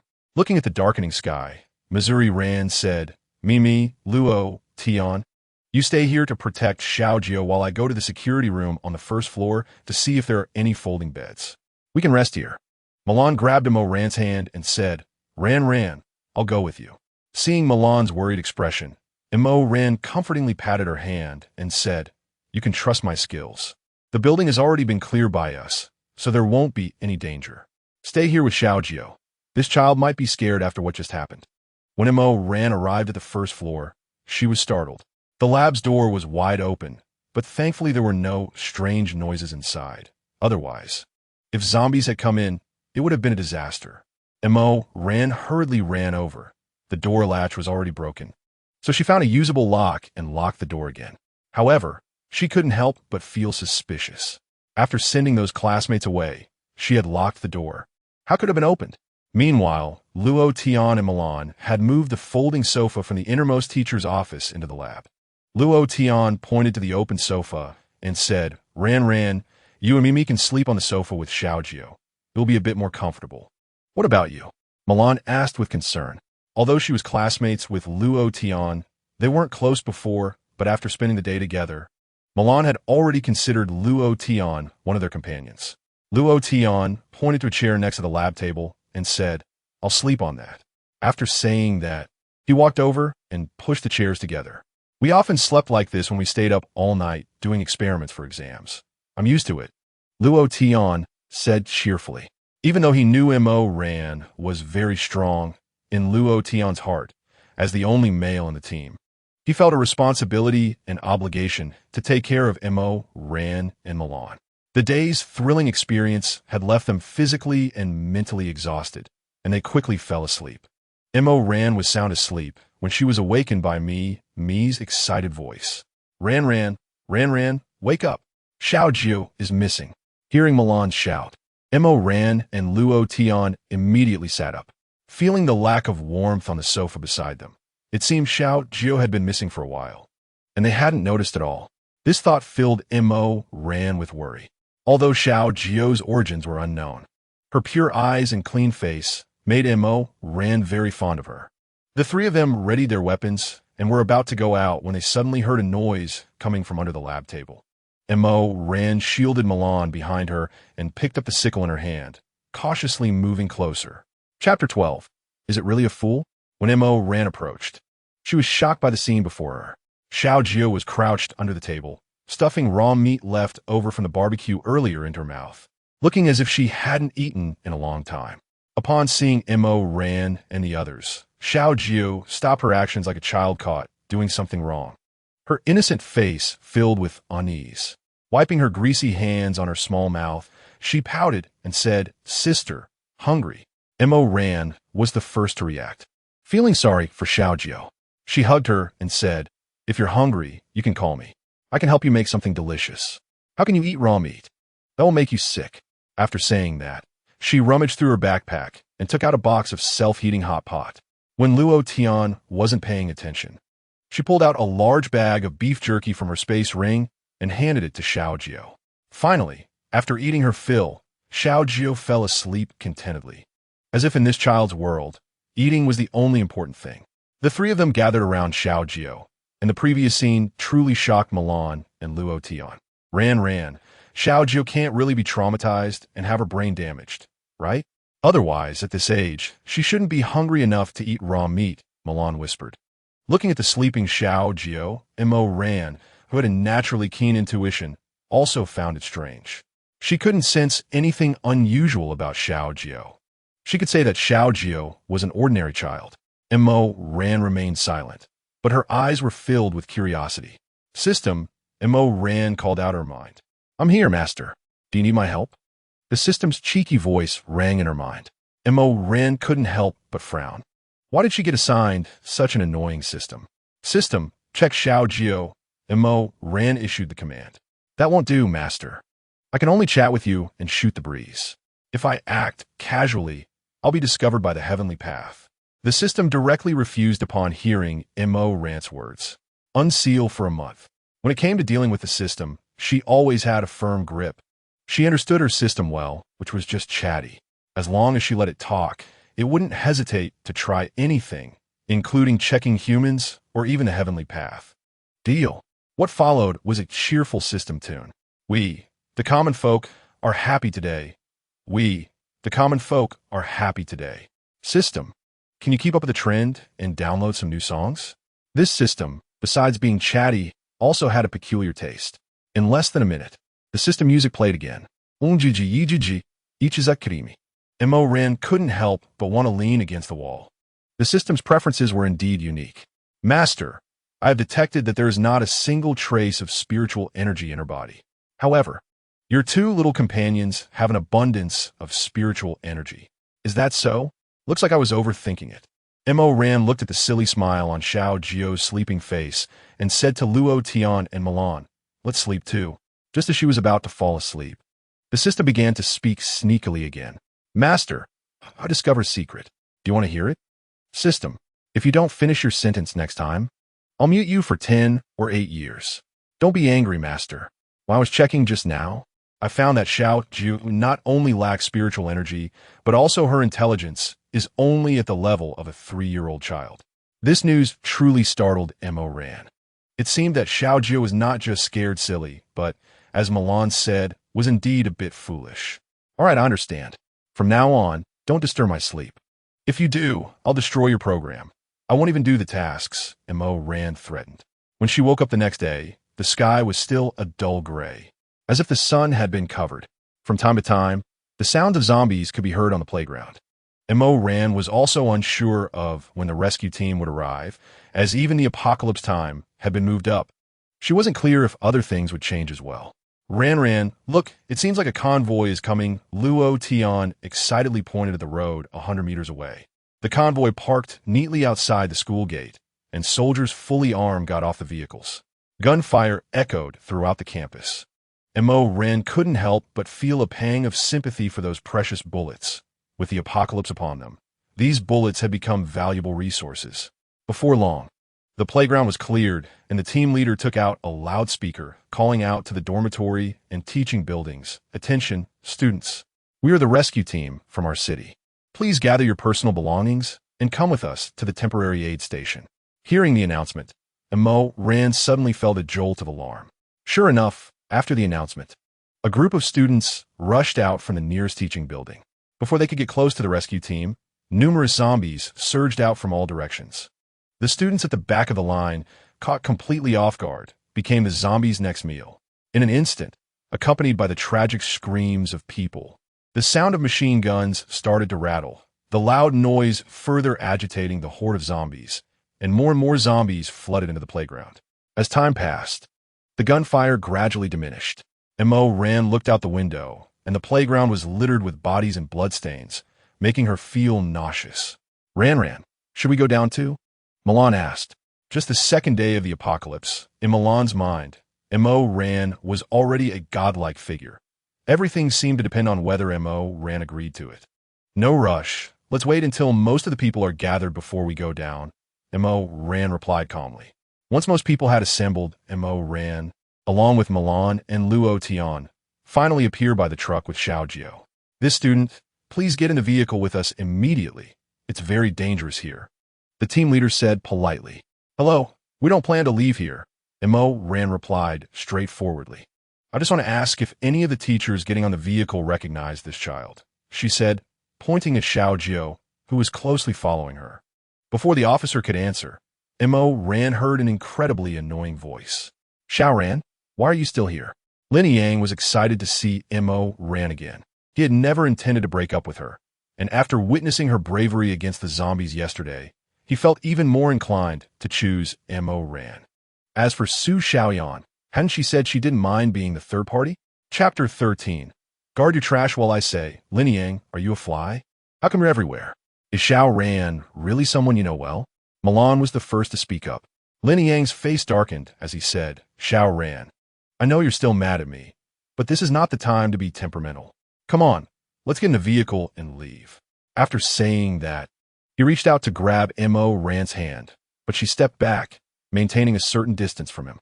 Mo Ran's voice was loud enough for the students on the truck several dozen meters away to hear clearly. "Mo Ran, that's enough. I've already apologized to you. What more do you want?" Lin Yang asked, suppressing his anger. "Whatever I want, will you do it?" Mo Ran suddenly asked sweetly. Hearing her tone soften, Lin Yang thought she had changed her mind and immediately turned his anger into joy. "Of course, Xiao Ran, as long as you forgive me. I would cross mountains of knives and seas of flames for you." At that moment, Lin Yang was even moved by his own bold claims. With tears of excitement glistening in his eyes, "I wouldn't want to cross mountains of knives and seas of flames. My request is very simple." Mo Ran casually picked up a piece of rotten flesh from a zombie with the tip of her scythe and held it out in front of Lin Yang. "Eat this piece of meat, and I'll forgive you," she said, looking at him with hopeful eyes. "You." Lin Yang staggered back a few steps, nearly falling over from the putrid smell. "Xiao Ran, didn't you say that no matter what I did wrong, as long as I was willing to stay by your side, you wouldn't leave me?" Lin Yang asked stubbornly. Mo Ran didn't want to entangle with Lin Yang any further and turned to leave. Ran, I've asked all the vehicles, and no one recognizes Xiao Jiu." Luo Tian, as if he didn't see Lin Yang, didn't even greet him. Seeing Luo Tian call Mo Ran so affectionately, Lin Yang felt like he had been cuckolded and angrily rushed over, grabbing Luo Tian's hand and throwing a punch at his face. Before Mo Rand could intervene, Luo Tian had already caught Lin Yang's fist and threw it aside. You Luo Tian, I thought of you as a brother. Yet you secretly got together with Mo Rand behind my back, Lin Yang said furiously, having missed his punch. Seeing Lin Yang being continuously rebuffed, Su Xiaoyan came over and tugged at his sleeve, saying, Yang, Sister Mo Rand doesn't want to leave with us. She must have her own plans. Let's get in the vehicle quickly. After saying that, she cast an intentional glance at Luo Tian. That's right, Lin Yang, hurry and take your sister on the vehicle. She's so timid. Without you protecting her, she will be scared. Milan looked at Su Xiaoyan, who was trying to stir trouble, and felt a surge of anger. Previously, she thought Su Xiaoyan had a good relationship with Mo Ran, but now it seemed she was just using Mo Ran as a fool. Clearly trying to seduce Mo Ran's boyfriend while pretending to be innocent, acting as if she had no fault. Mimi, we're all classmates. There's no need to speak so harshly, Su Xiaoyan said, her face darkening. Not many students knew about yesterday's events, but Milan's loud voice today was like slapping her in front of the whole school. Su Xiaoyan, first, I don't drink tea, and I'm not familiar with you at all, so please call me by my full name, Milan. Second, the school is gone now, and we're not classmates anymore, so don't mix up relations. Third, if you don't get lost, I have even harsher words to say. Do you believe it? Milan said defiantly. Mo Ran stepped forward and pulled Milan back, subtly addressing Su Xiaoyan. Only broken cars have spare tires. Only discounted rotten vegetables are fought over. You should guard your trash well, or else the sanitation lady will take it away. The students on the truck couldn't help but discuss among themselves. Hey, isn't that our department's flower?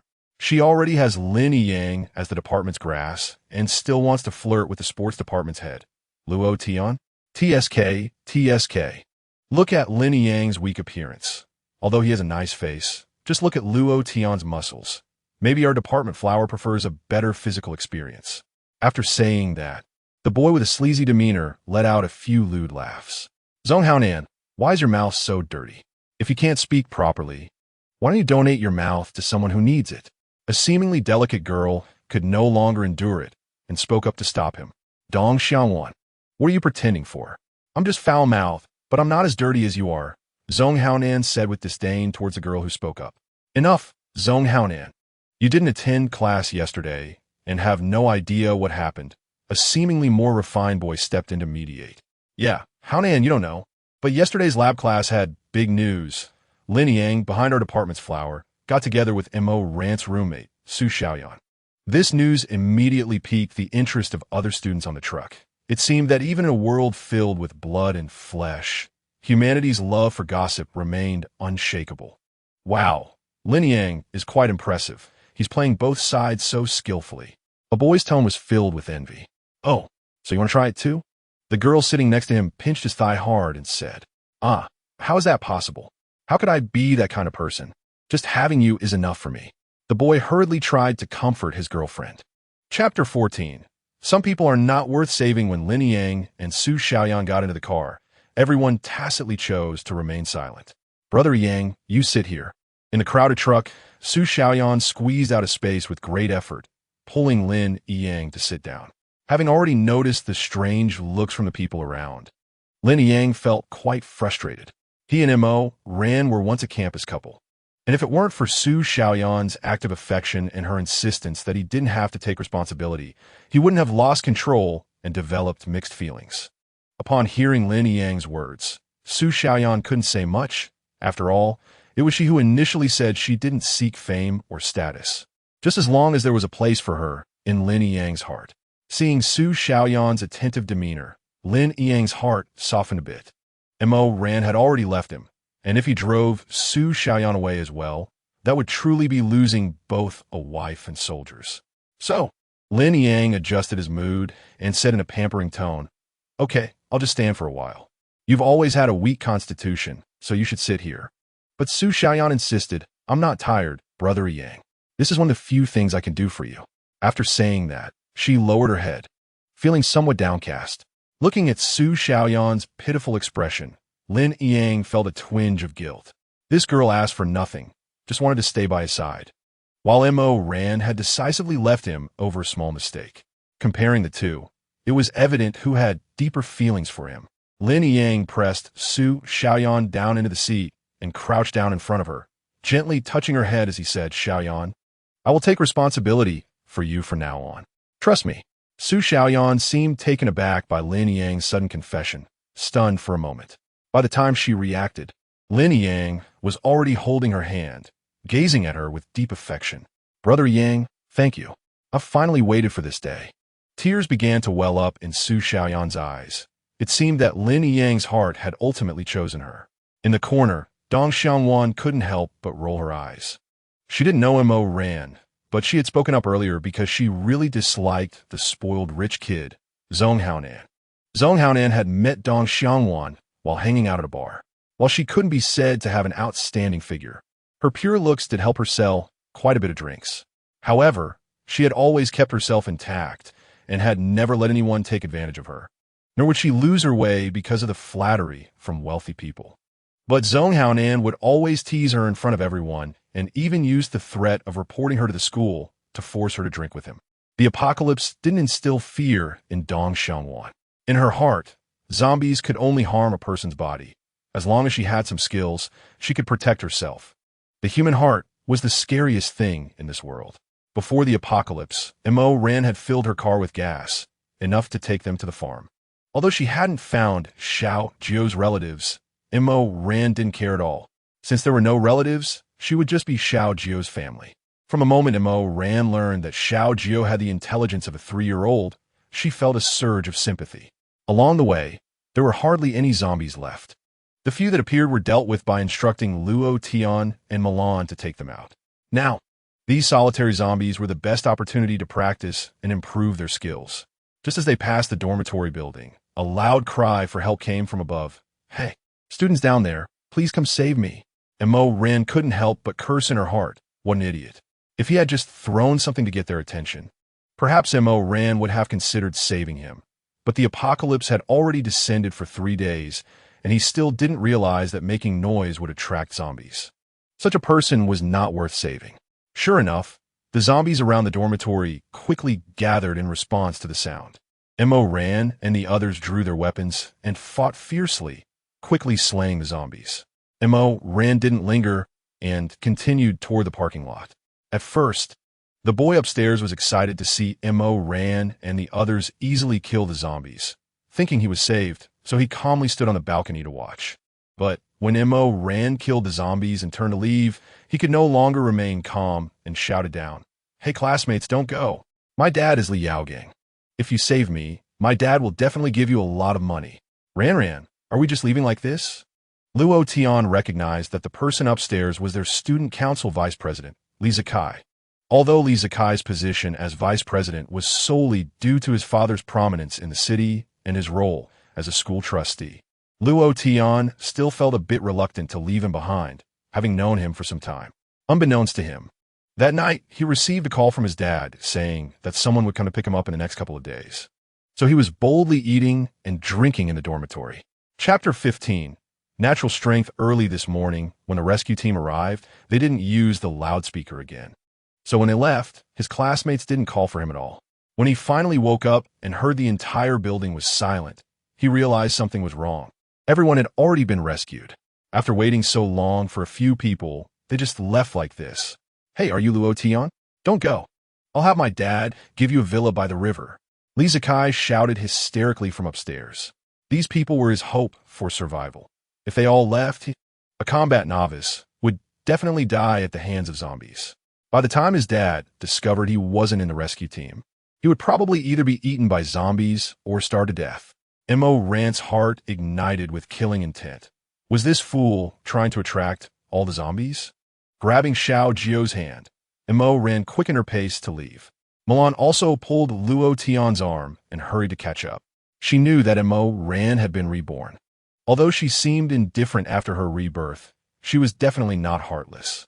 From her acceptance of Xiao Jiu and Luo Tian, it was clear that if Mo Ran chose not to save someone, that person was certainly not worth saving. Li Zikai's voice gradually faded behind them until it was no longer audible. Looking at Luo Tian, Mo Ran simply explained, "I'm not a god. I can't save everyone. Protecting the few of you is already my limit." Luo Tian nodded. He also understood Li Zikai's character. The apocalypse had just begun, and he wasn't quite used to everything yet. Mo Ran's words were true. If they saved Li Zikai, the subsequent troubles would be numerous, and he was definitely not someone who would be grateful, which Luo Tian was well aware of. When the four of them reached the parking lot, Mo Ran was somewhat dumbfounded. To prevent the cars from being damaged by zombies after the apocalypse broke out, she had specifically parked her car in a corner of the parking lot. However, now, while the zombies hadn't damaged the cars, they were all awkwardly blocking the exit, and they couldn't drive out. Mo Ran got into one of the cars blocking the way, trying to start it and move it, but the parked cars had no keys left in them. Seeing Mo Ran's furrowed brow, Xiao Jiu walked over, tugged at Mo Ran's hand, and asked, "Sister, are we leaving?"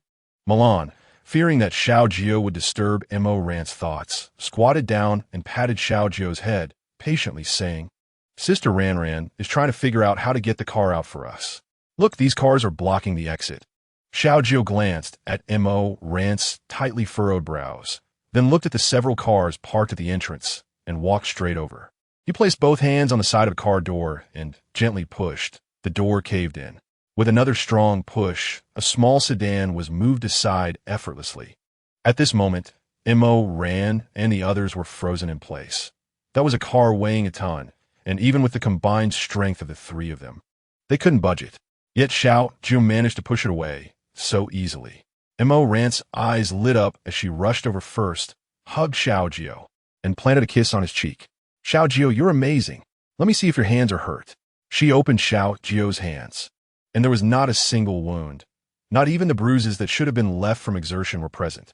Luo Tian and Milan also rushed over one after another, surrounding Xiao Jiu and looking him over continuously. They didn't treat Xiao Jiu like a monster because of his unusual strength, but rather cherished him. In their hearts, the apocalypse could come without warning, and people could suddenly turn into zombies. So what was there to fear about someone like Xiao Jiu who had divine strength? "Master, he indeed has no spiritual power. Even now, I can't detect any energy fluctuations on him. He relies solely on his physical strength, just an ordinary person with a bit more strength." The system expressed its confusion as well. Without getting too entangled with the system, the priority was to leave this place. With Xiao Jiu's help, the entrance of the parking lot was quickly cleared. Now that they were finally in the car, preparing to head to the farm, Xiao pretended to rummage through the trunk, pulling out plenty of water, drinks, bread, ham, and even snacks from Milan and the others to replenish their energy. Seeing the puzzled look on Luo Tian's face, Mo Ran explained that she had forgotten these items in the car during her previous shopping trip at the supermarket, and now they were just in time to be useful. Luo Tian didn't suspect anything.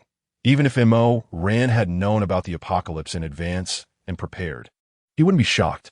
With Xiao Jiu's innate divine strength, what was so surprising about Mo Ran being able to foresee the future? He now completely believed that following Mo Ran was indeed the right choice. Mo Ran followed the truck's route towards the farm. After all, there was military support clearing the way, making the journey smooth. However, just as they entered the city, the car suddenly alerted them to low tire pressure and then stalled. Unable to start no matter what, Mo Ran got out to check and found that the tire had been punctured by a piece of a zombie's shattered skull. After searching, she discovered there was no spare tire in the car. The group had no choice but to get out, strap on their backpacks, and set off on foot.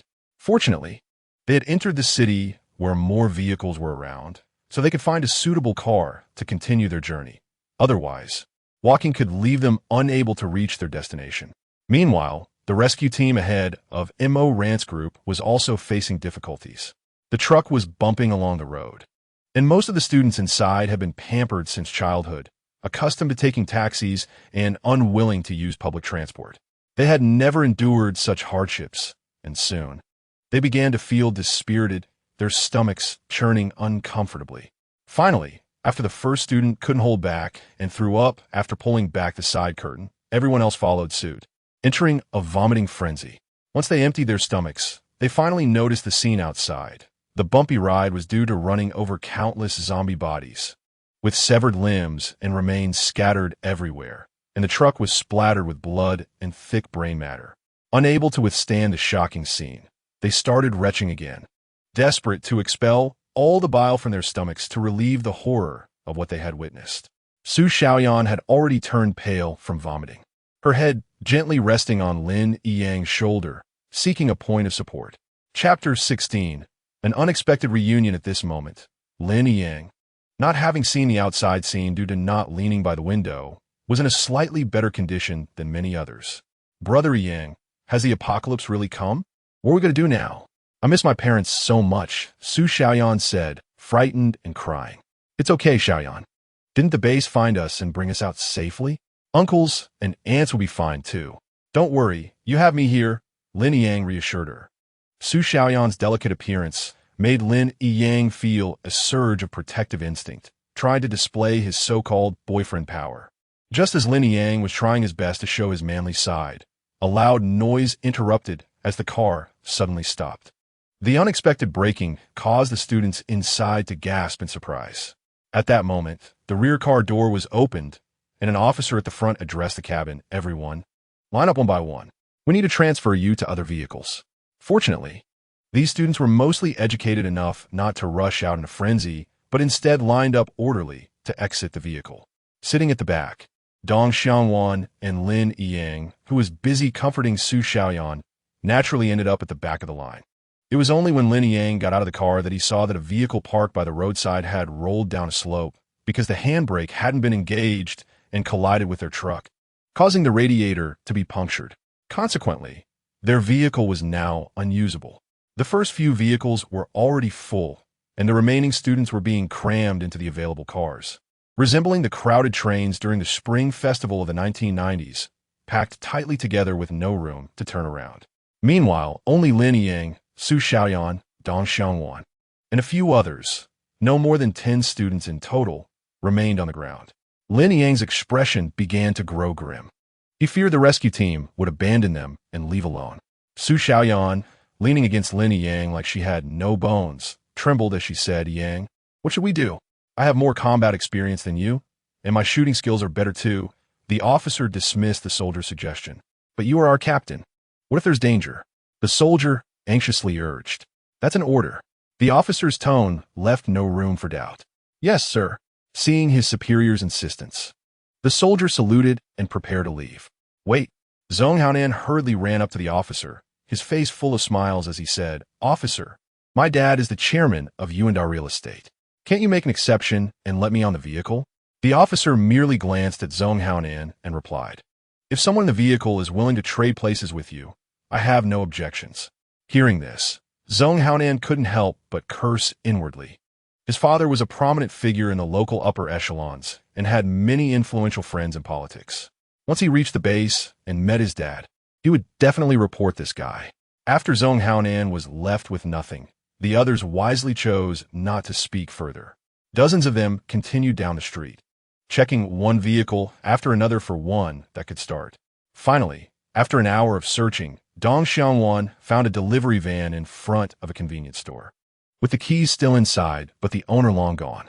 Dong Xiangwan walked over to the officer and said coldly, Officer, there's a van over there that seems undamaged, and the keys are inside. It should be usable. Ji Chuan, the officer simply said. What? Dong Xiangwan was taken aback. My name is Ji Chuan. You can call me by my name, Ji Chuan explained. Initially, he hadn't thought much of these students, but as a soldier, he felt compelled to stay and protect them. When others were wallowing in self-pity, this girl was able to observe the situation around her and quickly choose the appropriate mode of transportation, which indeed made Ji Chuan look at her with new eyes. Therefore, he took the initiative to inform her of his name. Su Xiaoyan was frightened and nestled in Lin Yang's arms, while Zhong Haonan fell silent after being rejected. Dong Xiangwan followed Ji Chuan to the front of the truck, checked around, saw that the door was open, and noticed that the seats inside were still very new and free from bloodstains. It seemed that the people in the truck must have abandoned it and fled. Starting the car with ease, Ji Chuan called for the students to get on board, and they set off again toward the rescue station. As soon as Dong Xiangwan got on the truck, she saw Mo Ran and her 3 companions walking not far behind, and she immediately called for Ji Chuan to stop, saying, Captain Ji, our classmates are behind. Can we wait for them to join us? Ji Chuan had no objections.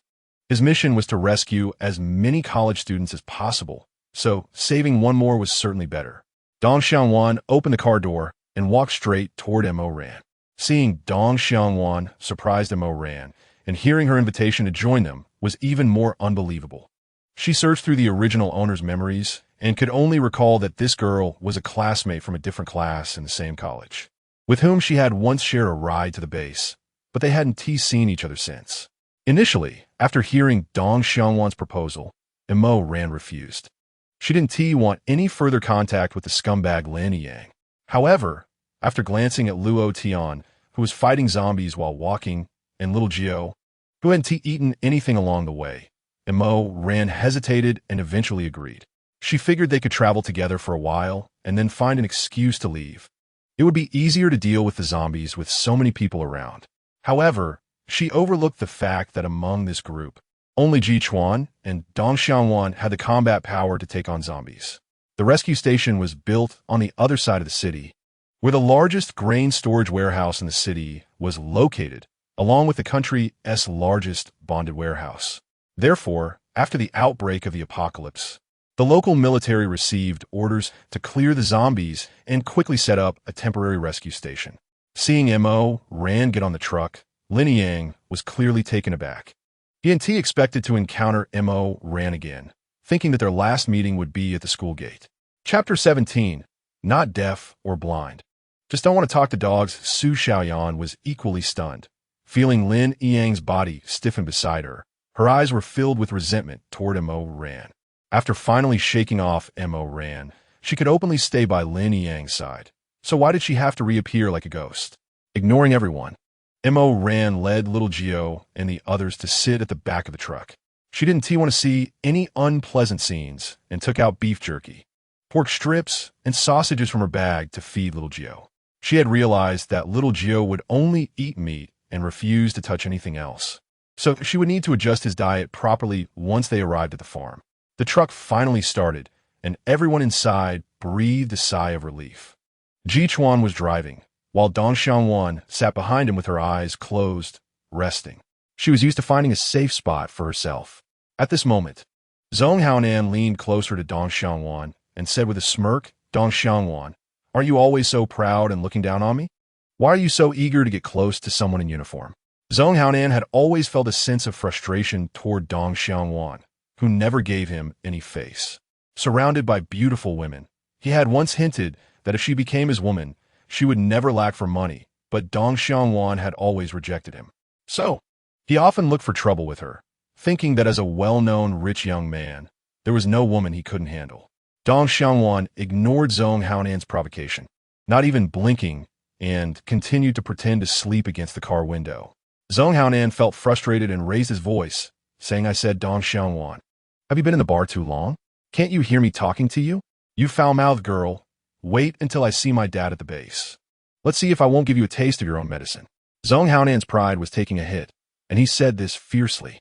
Before Dong Xiangwan could respond, Mo Ran quickly rushed from the back seat to the front, kicking Zhong Haonan behind the knee.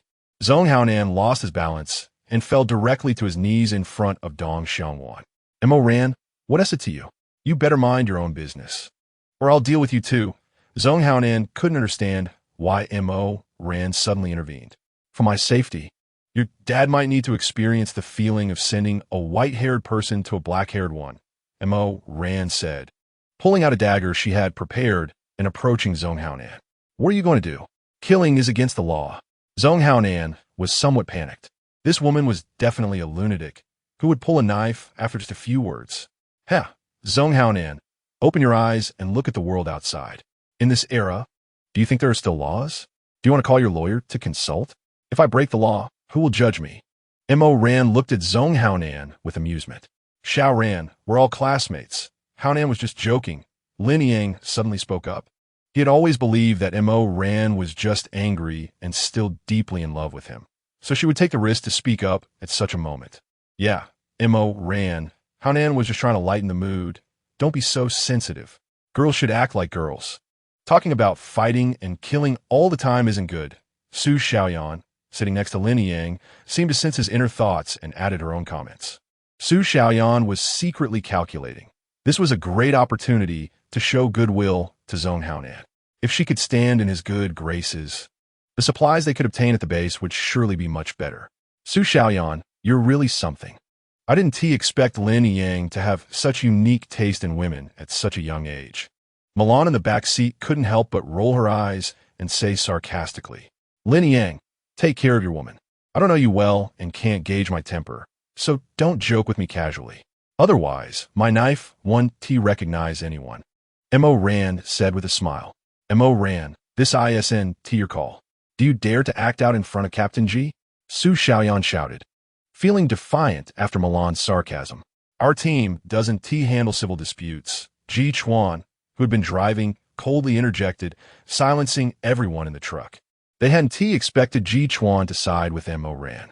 The cabin finally fell silent, with only the sound of everyone's breathing and the engine running. Dong Xiaowan hadn't expected Mo Rand to step in to help, and she was filled with admiration for her skills, both in fighting and in words. Ignoring the people around them, Mo Rand extended her hand and directly shook Dong Xiaowan's, saying, Let me formally introduce myself. I'm Mo Rand, and I want to invite you to join my team. This backpack contains all my current supplies. Take whatever you like. Although it's not much now, I promise it won't be lacking in the future. Mo Rand really liked this quiet girl. After all, she had plenty of supplies on her farm, and having only a few of them was indeed too boring. It would be better to take the opportunity to recruit a few more excellent teammates. And the reason? Dong Xiaowan did not refuse. She had seen Mo Rand fiercely reprimanding Lin Yang and knew she was someone who hated evil. Because we both really disliked those barking dogs. Mo Rand's voice was neither too loud nor too soft, just enough for everyone in the car to hear. Dong Xiaowan couldn't help but chuckle, quickly recognizing Mo Rand as a friend in her heart. Moreover, in the apocalyptic world where resources were scarce, Mo Rand was willing to share all her supplies to recruit new teammates, and the others had no objections, indicating that Mo Rand's judgment in selecting team members was undoubtedly correct. Thus, she took another look at Lin Yang, who was cuddling with Su Xiaoyan, and sighed inwardly, lamenting that her choice in men was a bit lacking. If Mo Rand heard Dong Xiaowan's inner thoughts, she would definitely shout in protest, claiming that the previous man wasn't her choice either. Chapter 18. Take care of your woman. The vehicle moved slowly through the city, occasionally startling a few zombies, all of which were left behind by Ji Chuan's swift acceleration. Everyone get down and stay quiet, Ji Chuan suddenly ordered, then immediately pulled over, turned off the engine, and took out his gun as he stepped out of the car. The others looked in the direction Ji Chuan was heading towards, where dozens of zombies were marching toward them. Drawing out her dagger, Mo Rand jumped out of the car because, after all, moving forward smoothly was the most important thing now. Seeing Mo Rand get out, Lin Yang hesitated for a moment, picked up the curved knife he carried, and prepared to follow her. Su Xiaoyan nervously grabbed Lin Yang's arm and timidly said, Yang, don't go down, I'm scared. Milan, sitting in the back seat, couldn't help but scoff. I say, you too. If you keep flirting for a while, our Ran will have already taken care of the zombies. Are you planning to go over and pay respects to them? After getting out of the car, Dong Xiaowan was suddenly tackled to the ground by a clawing zombie from the side. On the ground, she struggled to grip the zombie's neck with one hand to prevent it from biting her, while the other hand swung the dagger, trying to stab it in the head. Wan, aim for the eyes, Mo Rand shouted anxiously, realizing that she needed to train these teammates in skills more often. Under Mo Rand's guidance, Dong Xiaowan stabbed the dagger into the zombie's eye, twisted it forcefully, and the zombie finally stopped moving and roaring, collapsing heavily to one side. Dong Xiaowan immediately got up and joined the fight. When Lin Yang got out of the car, the battle was nearing its end, and Mo Rand was cursing as she kicked away a nearby zombie. The zombie, with its intestines hanging out, fell right at Lin Yang's feet, causing him to instinctively step back and trip over the intestines, landing on the ground. Mo Rand's laughter rang out like silver bells from a distance. Meanwhile, the zombie on the ground continued to stretch its hand toward Lin Yang. Caught by the ankle, Lin Yang kicked hard, trying to shake off the dry hand, his face already pale with fear as he shouted, Help! Help me! Dong Xiaowan casually walked over, picked up a wooden stick, and stabbed it into the zombie's brain, causing brain matter to splatter, even hitting Lin Yang's face. Please, next time you show off, let us know in advance, so we don't have to rescue you in a hurry. Otherwise, we might have to pay respects to you this time next year, Dong Xiangwan mocked, making Lin Yang's face flush with embarrassment. Mo Ran rushed over from behind, linking her arm with Dong Xiangwan's as they walked back to the car, saying kindly, Xiangwan, save some energy for later. I don't like wasting resources. After witnessing Dong Xiangwan and Mo Ran's prowess, the people in the car no longer dared to say anything excessive to them. They even avoided looking directly at the two beauties, fearing they might actually stab them if they displeased them. In front of the car, hundreds of zombies surged in from 3 directions. Just moments ago, the 3 of them had managed to kill dozens, and judging by the looks of the people in the car, they probably had little fighting power. In the current situation, abandoning the vehicle was the only option. Taking advantage of the zombies not having noticed them, they stealthily slipped away, looking for a place to hide. The zombies had been attracted by the gunfire earlier, but had not detected any human scent, so they wandered slowly on the street. Ji Chuan led everyone, keeping low and using the vehicles on both sides of the road as cover, quietly running backward. At that moment, they heard Milan's startled exclamation. It turned out a zombie with half a face had crawled out of a car with its door ajar. Seeing the humans, the zombie let out an excited roar, baring its stinking mouth as it charged towards the nearest Su Xiaoyan. Startled, Su Xiaoyan rushed toward Lin Yang in panic, not forgetting to push Milan toward the zombie to use her as a shield. In her heart, she despised Mo Ran and her friends, who always mocked her and Lin Yang both openly and covertly. Milan stumbled but steadied herself, stabbing her knife straight into the zombie's brain. Quickly reaching Su Xiaoyan's side, she slapped her twice without waiting for a reaction, causing Su Xiaoyan's delicate face to swell rapidly.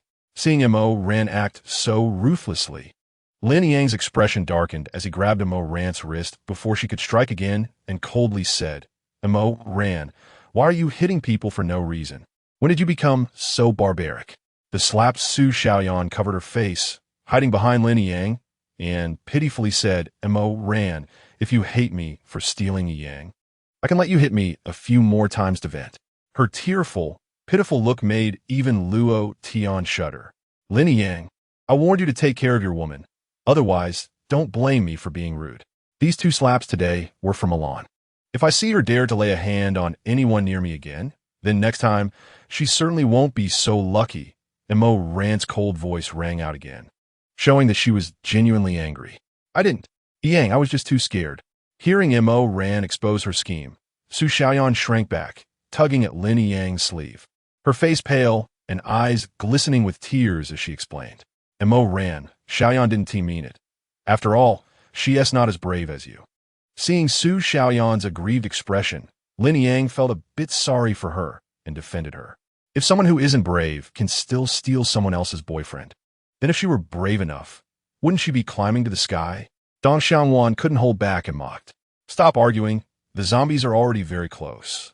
Ji Chuan pointed at the approaching zombies and said. The group no longer hesitated and desperately ran forward. Chapter 19, Supermarket Dispute.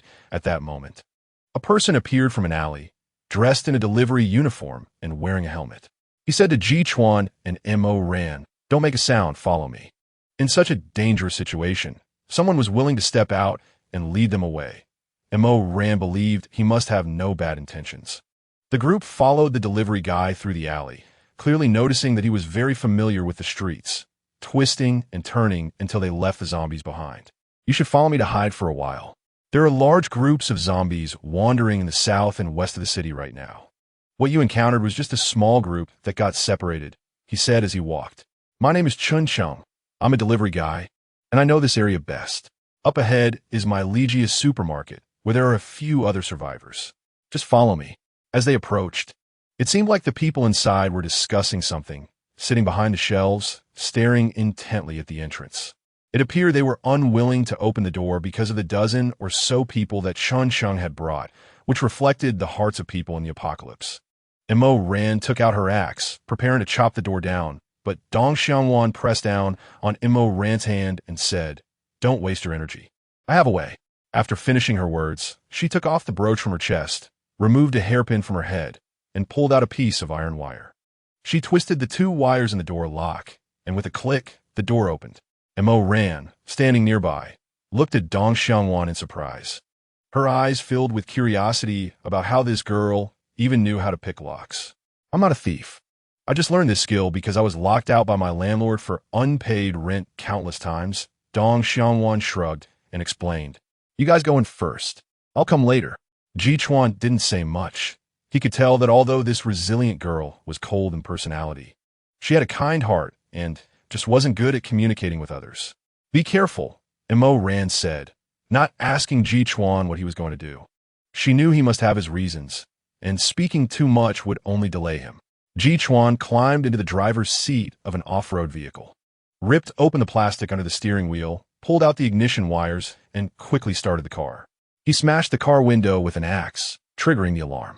Taking advantage of the speed, not yet increasing, he quickly jumped out of the vehicle, rolled on the ground a few times, and immediately got up and ran toward the supermarket.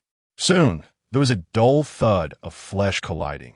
The off-road vehicle crashed into a crowd of zombies without slowing down, barreling straight down the street. Many zombies were flattened, their brains splattered everywhere. Behind them, more zombies rushed toward the sound of the vehicle, their immediate crisis temporarily averted. Seeing so many intruders, a large, overweight man with a full beard stepped out, his face dark as he said, Chun Chung, what do you mean by barging into our supermarket with so many people? Are you planning to betray us? An elderly man leaning on a cane trembled as he stepped forward and said, Chun Chung, you're a good kid, but in today's world, people can't be trusted. Everyone is just concerned for their safety.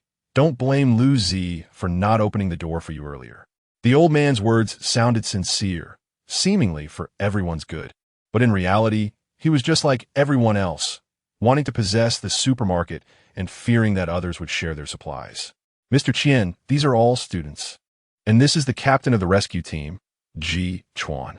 They just encountered a zombie wave and came in to take shelter, Chun Chung explained. Milan couldn't hold back any longer and sarcastically said, I say, old man, is this supermarket your family's? Why can you go in but we can't? Don't speak so nicely when you can even refuse your companions at the door. How can you have the nerve to lecture Chun Chung? Hearing Milan's words, the old man's face turned red, like liver. The bearded man's expression darkened further as he said, You are not welcome here. Please leave. After saying that, he waved the iron rod in a threatening manner. In the end, it was Mo Ran who stepped in to mediate. They indeed needed to rest in the supermarket. And besides, the supplies in Mo Ran's space were far richer than those in this supermarket, so there was no need to covet their small amount of goods. Chun Chung, stop arguing. Thank you for bringing us here. We will stay for most 2 days and then leave. During this time, we guarantee not to touch the supplies in the supermarket. We just need a place to stay. Upon hearing Mo Ran's words, the other side finally relaxed a bit and stopped insisting. However, within their group, Su Xiaoyan was somewhat dissatisfied with Mo Ran's statement. This supermarket didn't belong to just them. Why should they listen to her? Moreover, who did she think she was to make decisions for them? After speaking, she looked at Ji Chuan pitifully and said, Captain Ji, you are an officer. Do you think the supplies in the supermarket can belong to them? Ji Chuan ignored Su Xiaoyan's rhetoric and said to Chun Chung, Could you give us a few bags of cookies and a few bottles of water? These are all students. They really Haven Tea endured much hardship. At this moment, Mo Ran had already sat down, tearing open beef jerky to feed Xiao Jiu. Chapter 20. The corruption of human hearts. The man, known as Li Gu, the bearded one, initially didn't want to respond to Ji Chuan's request. But upon seeing Ji Chuan subtly reveal his sidearm, he reluctantly nodded and signaled his woman to fetch some food. Meanwhile, the supermarket's original occupants linked their shopping carts together, isolating Ji Chuan's team from the food area. Chun Chung, feeling somewhat apologetic, slightly nodded to Mo Ran and the others before entering the food area, as supplies were indeed the currency of this era. In the middle of the night, Mo Ran was awakened by a faint sound. She slightly opened her eyes, and by the moonlight outside, she could see the curvaceous figure of the alluring woman next to the bearded man. Mo Ran suddenly became interested and quietly shook Milan awake, signaling her to stay silent, then pointed at the shadow ahead. Noticing the direction the woman was moving, the two exchanged knowing smiles. The woman quietly approached Ji Chuan, who was guarding near the door alone, and whispered, "Captain Ji, I secretly brought some chocolate and Red Bull. I saw you didn't eat much tonight, so eat a little to replenish your energy." As she spoke, she took out the items she had hidden in her bosom and stuffed them into Ji Chuan's hands. Ji Chuan's natural alertness had already made him aware of who it was when the woman approached, and he could clearly see the lace trim on her chest when she retrieved the food. Embarrassed, Ji Chuan quickly turned his head away, cleared his throat lightly, and said, "Thank you." The woman didn't care about Ji Chuan as politeness. She just tore open the chocolate wrapper and brought it to Ji Chuan's mouth, seductively saying, "Captain Ji, are you afraid I poison it? Or do you want me to feed you personally?" As the woman's face drew closer, Ji Chuan, feeling helpless, quickly reached out to take the chocolate and stuffed it into his mouth. Seeing that there was no excitement to watch, Mo ran and Milan lay back down again. Milan quietly asked, Ran, what do you think she means? Could she really be that kind-hearted?" Mo Ran blinked and replied, "The weasel is wishing the hen a happy new year. She just wants to eat our Captain Ji." "Did he eat it?" the bearded man asked with a sinister smile. The woman replied with a flirtatious expression, "What? Li Gu, don't you believe in my charm?" After saying that, she reached out to twist the man's thigh. The sudden stimulation made the man let out a muffled grunt, and he squeezed the woman's impressive softness. Soon, moans began to echo from the depths of the shelves. The others in the supermarket had long since become accustomed to those sounds and continued to sleep. Mo Ran helplessly covered her head with her clothes to block out the noise. Until later that night, when Mo Ran finally felt sleepy and was about to sleep, she saw a group of figures sneaking along the wall towards them. Mo Ran kicked awake Milan and Luo Tian beside her, shoved weapons into their hands, and moved the sleeping Xiao Jiu behind her, then closed her eyes, wanting to see what these people were up to. A large hand covered Mo Ran's mouth. She pretended to struggle for a moment before being tied up, and the supermarket lights turned on. Looking at her classmates, who had already been subdued, Mo Ran couldn't help but mourn for them in her heart. In this world overrun by zombies, without order, could they still survive? Su Xiaoyan huddled close to Lin Yang, trembling as she watched the people holding baseball bats and kitchen knives. Ji Chuan leaned to the door, unmoving. It seemed the chocolate that woman fed him had been tampered with. Mo Ran was the first to speak to the bearded man, saying, "Uncle, if you have something to say, just say it directly." The bearded man was somewhat surprised. In such a situation, this girl was still able to remain so calm. "It's not much. Now that supplies are so scarce, even though we are in the supermarket, since you all have come to us, we have no reason not to take what you offer." "What do you mean?" Milan asked warily. "Children, don't blame us for being heartless. I'm old and can't withstand the torment of those zombies. Not to mention killing them. I wouldn't even dare to push one. You students are strong and healthy," the trembling old man explained. "So, what do you want by tying us up?" Mo Ran continued to ask calmly. "Are you crazy? There's so many zombies outside. Don't you want to get us killed by letting us out?" Lin Yang couldn't help but question after hearing the bearded man's words. The alluring woman swayed her hips and approached Lin Yang, playfully lifting his chin, saying, "Little handsome, since you talk so much, why don't I just throw you out to feed the zombies first?" She laughed with a giggle. Lin Yang was already scared to death, his face pale, while Su Xiaoyan couldn't help but start to sob quietly. "Shut up, or I'll throw you out first," the alluring woman said sharply, slapping Su Xiaoyan hard. Her strength was much greater than Mo Ran's, and Su Xiaoyan's face immediately swelled up, her eyes wide with terror. But she no longer dared to speak, fearing she would be the first dragged out. Mo Ran glanced around and noticed a familiar figure was missing, so she asked, "Where's Chun Chung?" The bearded man pinched the woman's face lightly and said, "You probably drank all the vinegar in the supermarket. How can those little girls compare to you, a charming woman?" Chapter 21. Sudden situation. All right, enough chit-chat. Your team leader has already been knocked out by us. If you still want to keep those delicate girls safe, you better obediently listen to us. After all, the supplies we found can be shared with you. The elderly man spoke again. The bearded man looked at the students, thinking they could no longer be called human. They were merely tools for his use. His smug smile was almost ear to ear. having long seen that these students had no combat power. As long as they took care of their leader, Ji Chuan, these weak students were no match for them. He reached out to Mo Ran, wanting to lock these girls up in the warehouse first.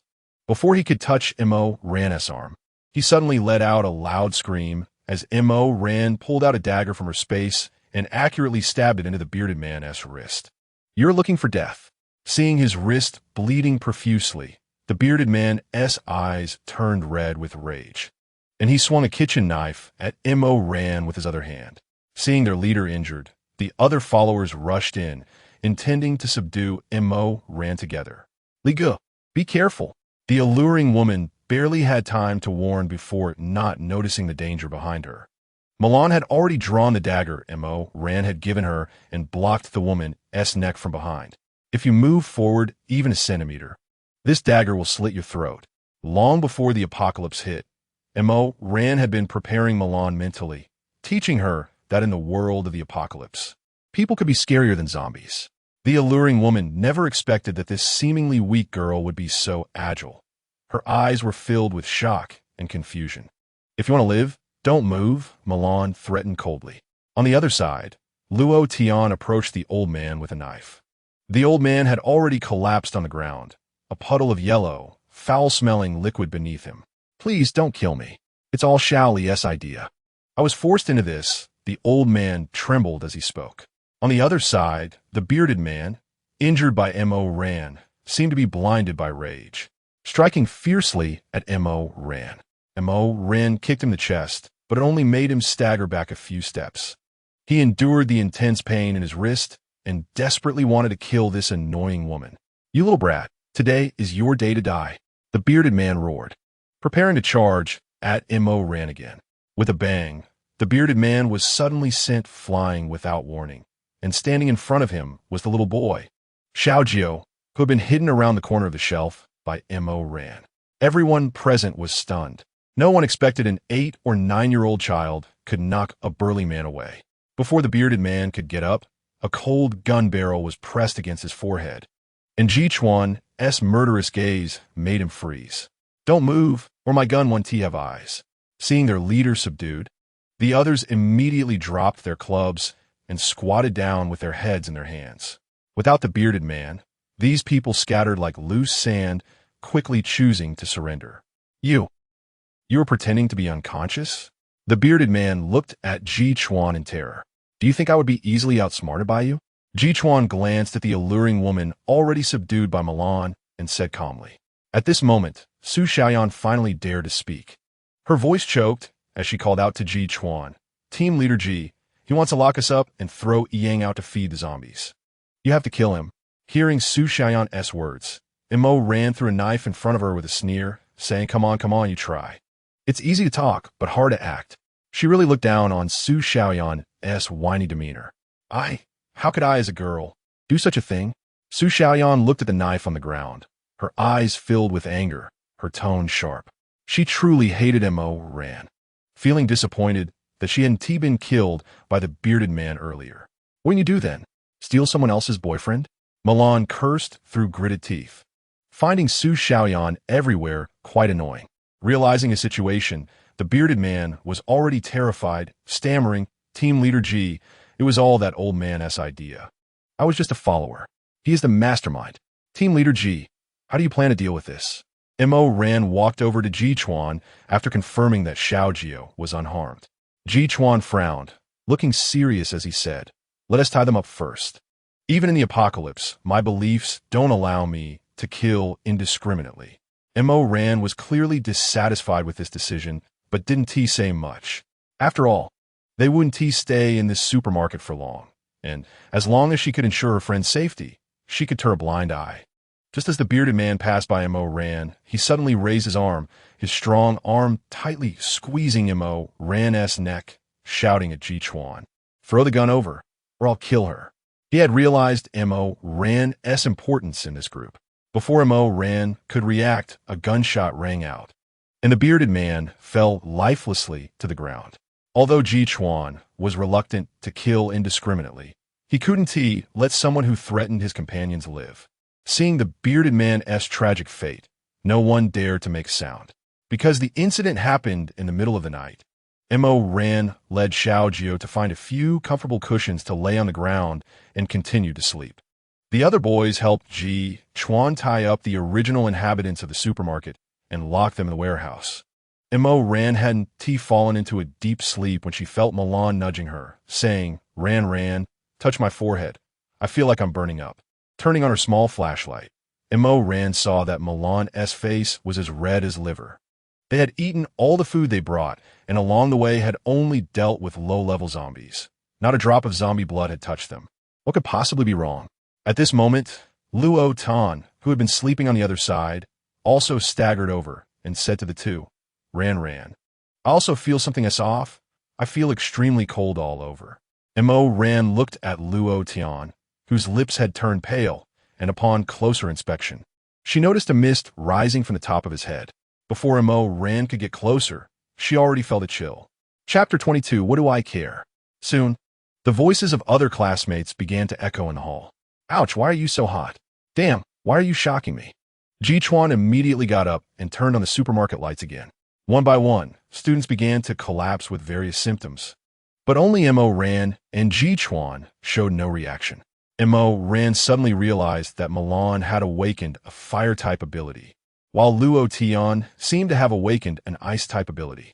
Combined with their current symptoms, it was highly likely that their abilities were awakening. The script Mo had accepted did not contain this information. Originally, the awakening of abilities in this world was supposed to happen after they arrived at the base and woke up one day to discover they had powers. But now, the awakening was showing such precursor symptoms, something Mo had not anticipated. It seemed that the early arrival of the apocalypse had caused the script to deviate. Understanding this, Mo silently took 2 blankets from the bedding area and covered Luo Tian with them, then took out a cooling mat and placed it under Milan, hoping it would alleviate some of their symptoms. The rest would have to rely on their willpower. Seeing Dong Xiangwan a short distance away with her eyes tightly shut, Mo walked over and touched her forehead. There was no other reaction. She just wouldn't wake up. In her previous life, Mo had only briefly encountered Dong Xiangwan, so she had no idea what ability she had awakened. Mo could only ask Ji Chuan to help carry Dong Xiangwan to lie down next to Milan for easier care. Ji Chuan watched Mo calmly doing all this and couldn't help but ask in confusion, Aren't you worried about your classmates? If worrying was useful, they might have been fine already, Mo said with a pout, feeling helpless. What about the other classmates? How should we deal with them? Ji Chuan couldn't help but consult Mo. He always felt there was something unusually calm about this girl. Captain Ji, do you know there are only 2 types of things in this world? Mo couldn't help but ask. What? Ji Chuan seemed to not understand Mo's words and replied. One is none of your business, and the other is none of my business. Mo pointed to the other classmates and continued, Those people belong to the latter. After saying that, she ignored Ji Chuan and hugged Xiao Jiu to continue sleeping. Ji Chuan was taken aback by Mo's retort and shook his head helplessly. He had never encountered such a situation before, so he could only silently stand guard. Perhaps due to the events of the night, Mo fell into a deep sleep. When she woke up the next day, she saw Xiao Jiu squatting beside her, staring intently at her face with bright eyes. Seeing Mo open her eyes, Xiao Jiu's eyes seemed to sparkle with starlight as she pouted, Sister, I'm so hungry. Mo immediately got up, took out the beef jerky, meat slices, and fish she had prepared for Xiao Jiu from her backpack, and laid them out in front of her, then got up to check on her teammates. Mo cherished these companions very much. She trusted each of their personalities and characters deeply. Luo Tian's lip color had returned to normal. The cold mist was no longer coming out from his head, and his breathing was gradually stabilizing. Milan's flushed face was also starting to fade, but Dong Xiangwan still had her eyes tightly closed and her brows furrowed. Mo hugged Xiao Jiu and said with some melancholy, I wonder when your sister Mimi and brother Tian will wake up. Seeing Mo's furrowed brow, Xiao Jiu looked at the 3 lying on the ground, reached out to smooth Mo's brow, then jumped up from her arms and said, Sister, don't worry. I'll wake them up. Xiao Jiu walked to the middle of Luo Tian and Milan, shook their arms, and said in a childish voice, "Brother Tian, Sister Mimi, wake up quickly." Hearing Xiao Jiu's childlike words, Ran couldn't help but laugh, but as she laughed, her smile froze on her face, because she saw Luo Tian and Milan slowly opening their eyes. At this moment, Ran was stunned and rushed to Luo Tian and Milan's side, asking with concern, "Mimi, Xiao Tian, how do you both feel?" "My head feels a bit heavy, but everything else is fine," Milan said weakly. "I just feel a bit hungry." Luo Tian, who had just woken up, looked no different from usual. Xiao Jiu raised the beef jerky in her hand and brought it to Luo Tian's mouth, saying, "Brother Tian, eat this."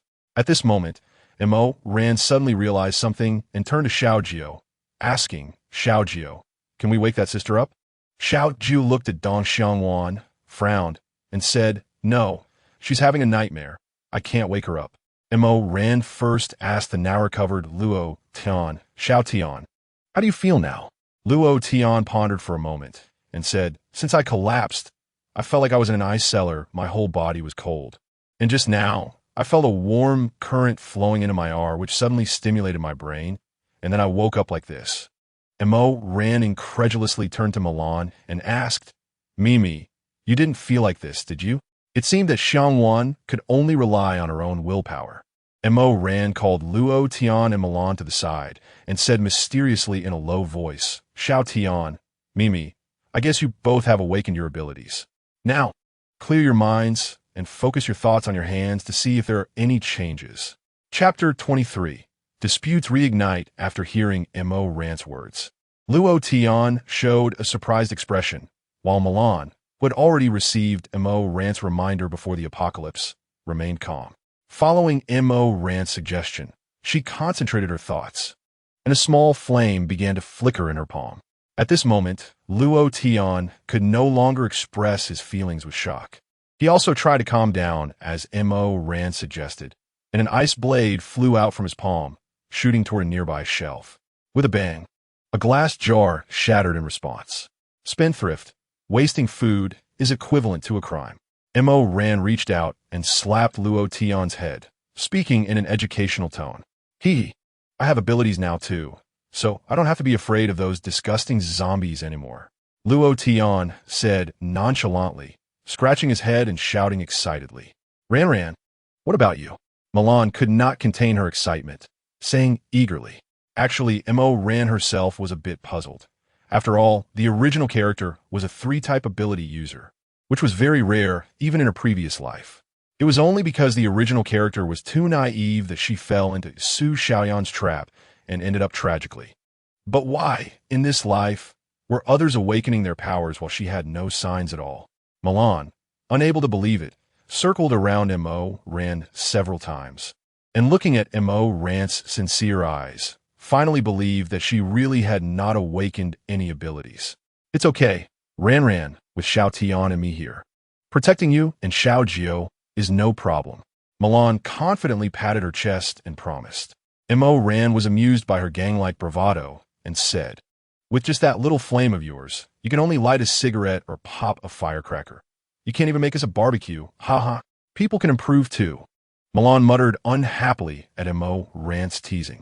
Their playful banter caught Ji Chuan's attention, and he walked over in Ran's direction. "Classmates, you all woke up." Ji Chuan was quite surprised. Looking at the others, he felt they wouldn't wake up without 3 days and nights. Yet, Ran's 2 teammates were lively after just 1 night. "Yeah, I don't know why, but after sleeping for a night, I feel like I'm full of energy now." Luo Tian was the first to speak. He did not actively display his abilities and maintained a guarded attitude towards anyone other than Ran and Milan. Thinking of this, Ran's heart softened, and she called out to Ji Chuan, saying, "Director Ji." Ran respectfully adjusted her address and continued, "Then I'll call you Brother Ji. You don't need to worry too much about those students. They are probably undergoing some self-transformation. Only by overcoming themselves can they truly break through." After speaking, Ran gave Milan a glance, and Milan understood, extending her palm, causing a small cluster of flames to leap in her hand. At this moment, he truly believed Ran's words. Was this an ability? However, whether they could endure, it would depend on their personal fortune. "Brother G, do you not feel any discomfort in your body?" Mo Ran asked curiously. In an entire supermarket. Besides the indigenous people who were locked up, only Mo Ran and Ji Chuan showed no reactions. Ji Chuan shook his head and said, I feel nothing. Luo Tian comfortingly patted Ji Chuan's shoulder and said, It's okay. Brother Ji, our Ran hasn't awakened yet either. Good things take time. It's possible for you great ones to awaken a little later, right, Ran? Maybe, I don't know. I'm not a god. Mo Ran replied, uncertainly, as the current situation had long deviated from the original setting. What if, due to Mo Ran's intervention, she ended up not having any abilities? As for Ji Chuan, she also found it hard to understand. In fact, if it weren't for Dong Xiangwan still being asleep, Mo Ran would have taken this opportunity to leave these people behind because she had no plans to go to the base with them. And she was also worried that if she didn't go to her farm soon, someone might take it.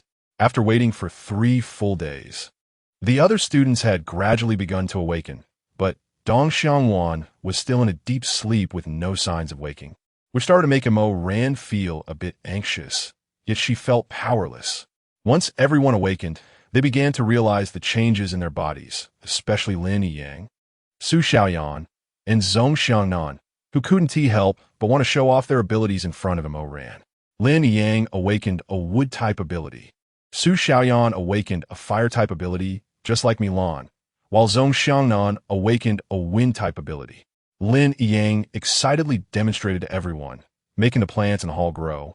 And Su Xiaoyan exclaimed with admiration, Brother Yang, you're amazing.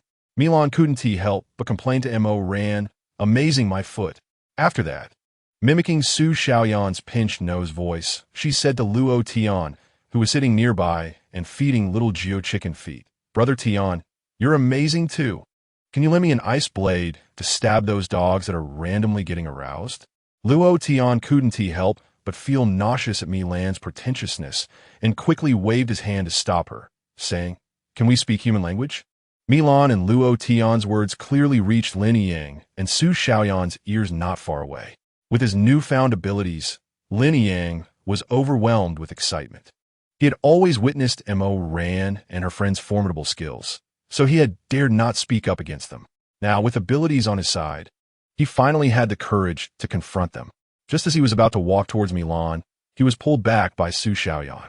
Chapter 24. You're not worthy yet. However, having witnessed Mo Ran and Milan directly kill someone, Su Xiaoyan was still deeply wary of them. She said in a voice that was neither too loud nor too soft, Brother Yang, it was indeed my fault first. Sister Mo Ran is right to hate me. I've already gotten you, so let Sister Mo Ran say a few words to vent her anger. It's fine. Hearing these words, Lin Yang felt both heartbroken and guilty. Clearly, he was the one at fault, but Su Xiaoyan took all the blame on herself. Thinking of this, Lin Yang couldn't help but unleash his boyfriend power, wrapping his arm around Su Xiaoyan and giving her a kiss on the cheek, saying with concern, That's all in the past. Now you're my Lin Yang's woman, and no one can say anything but me. Su Xiaoyan's adoring gaze made Lin Yang feel pleased.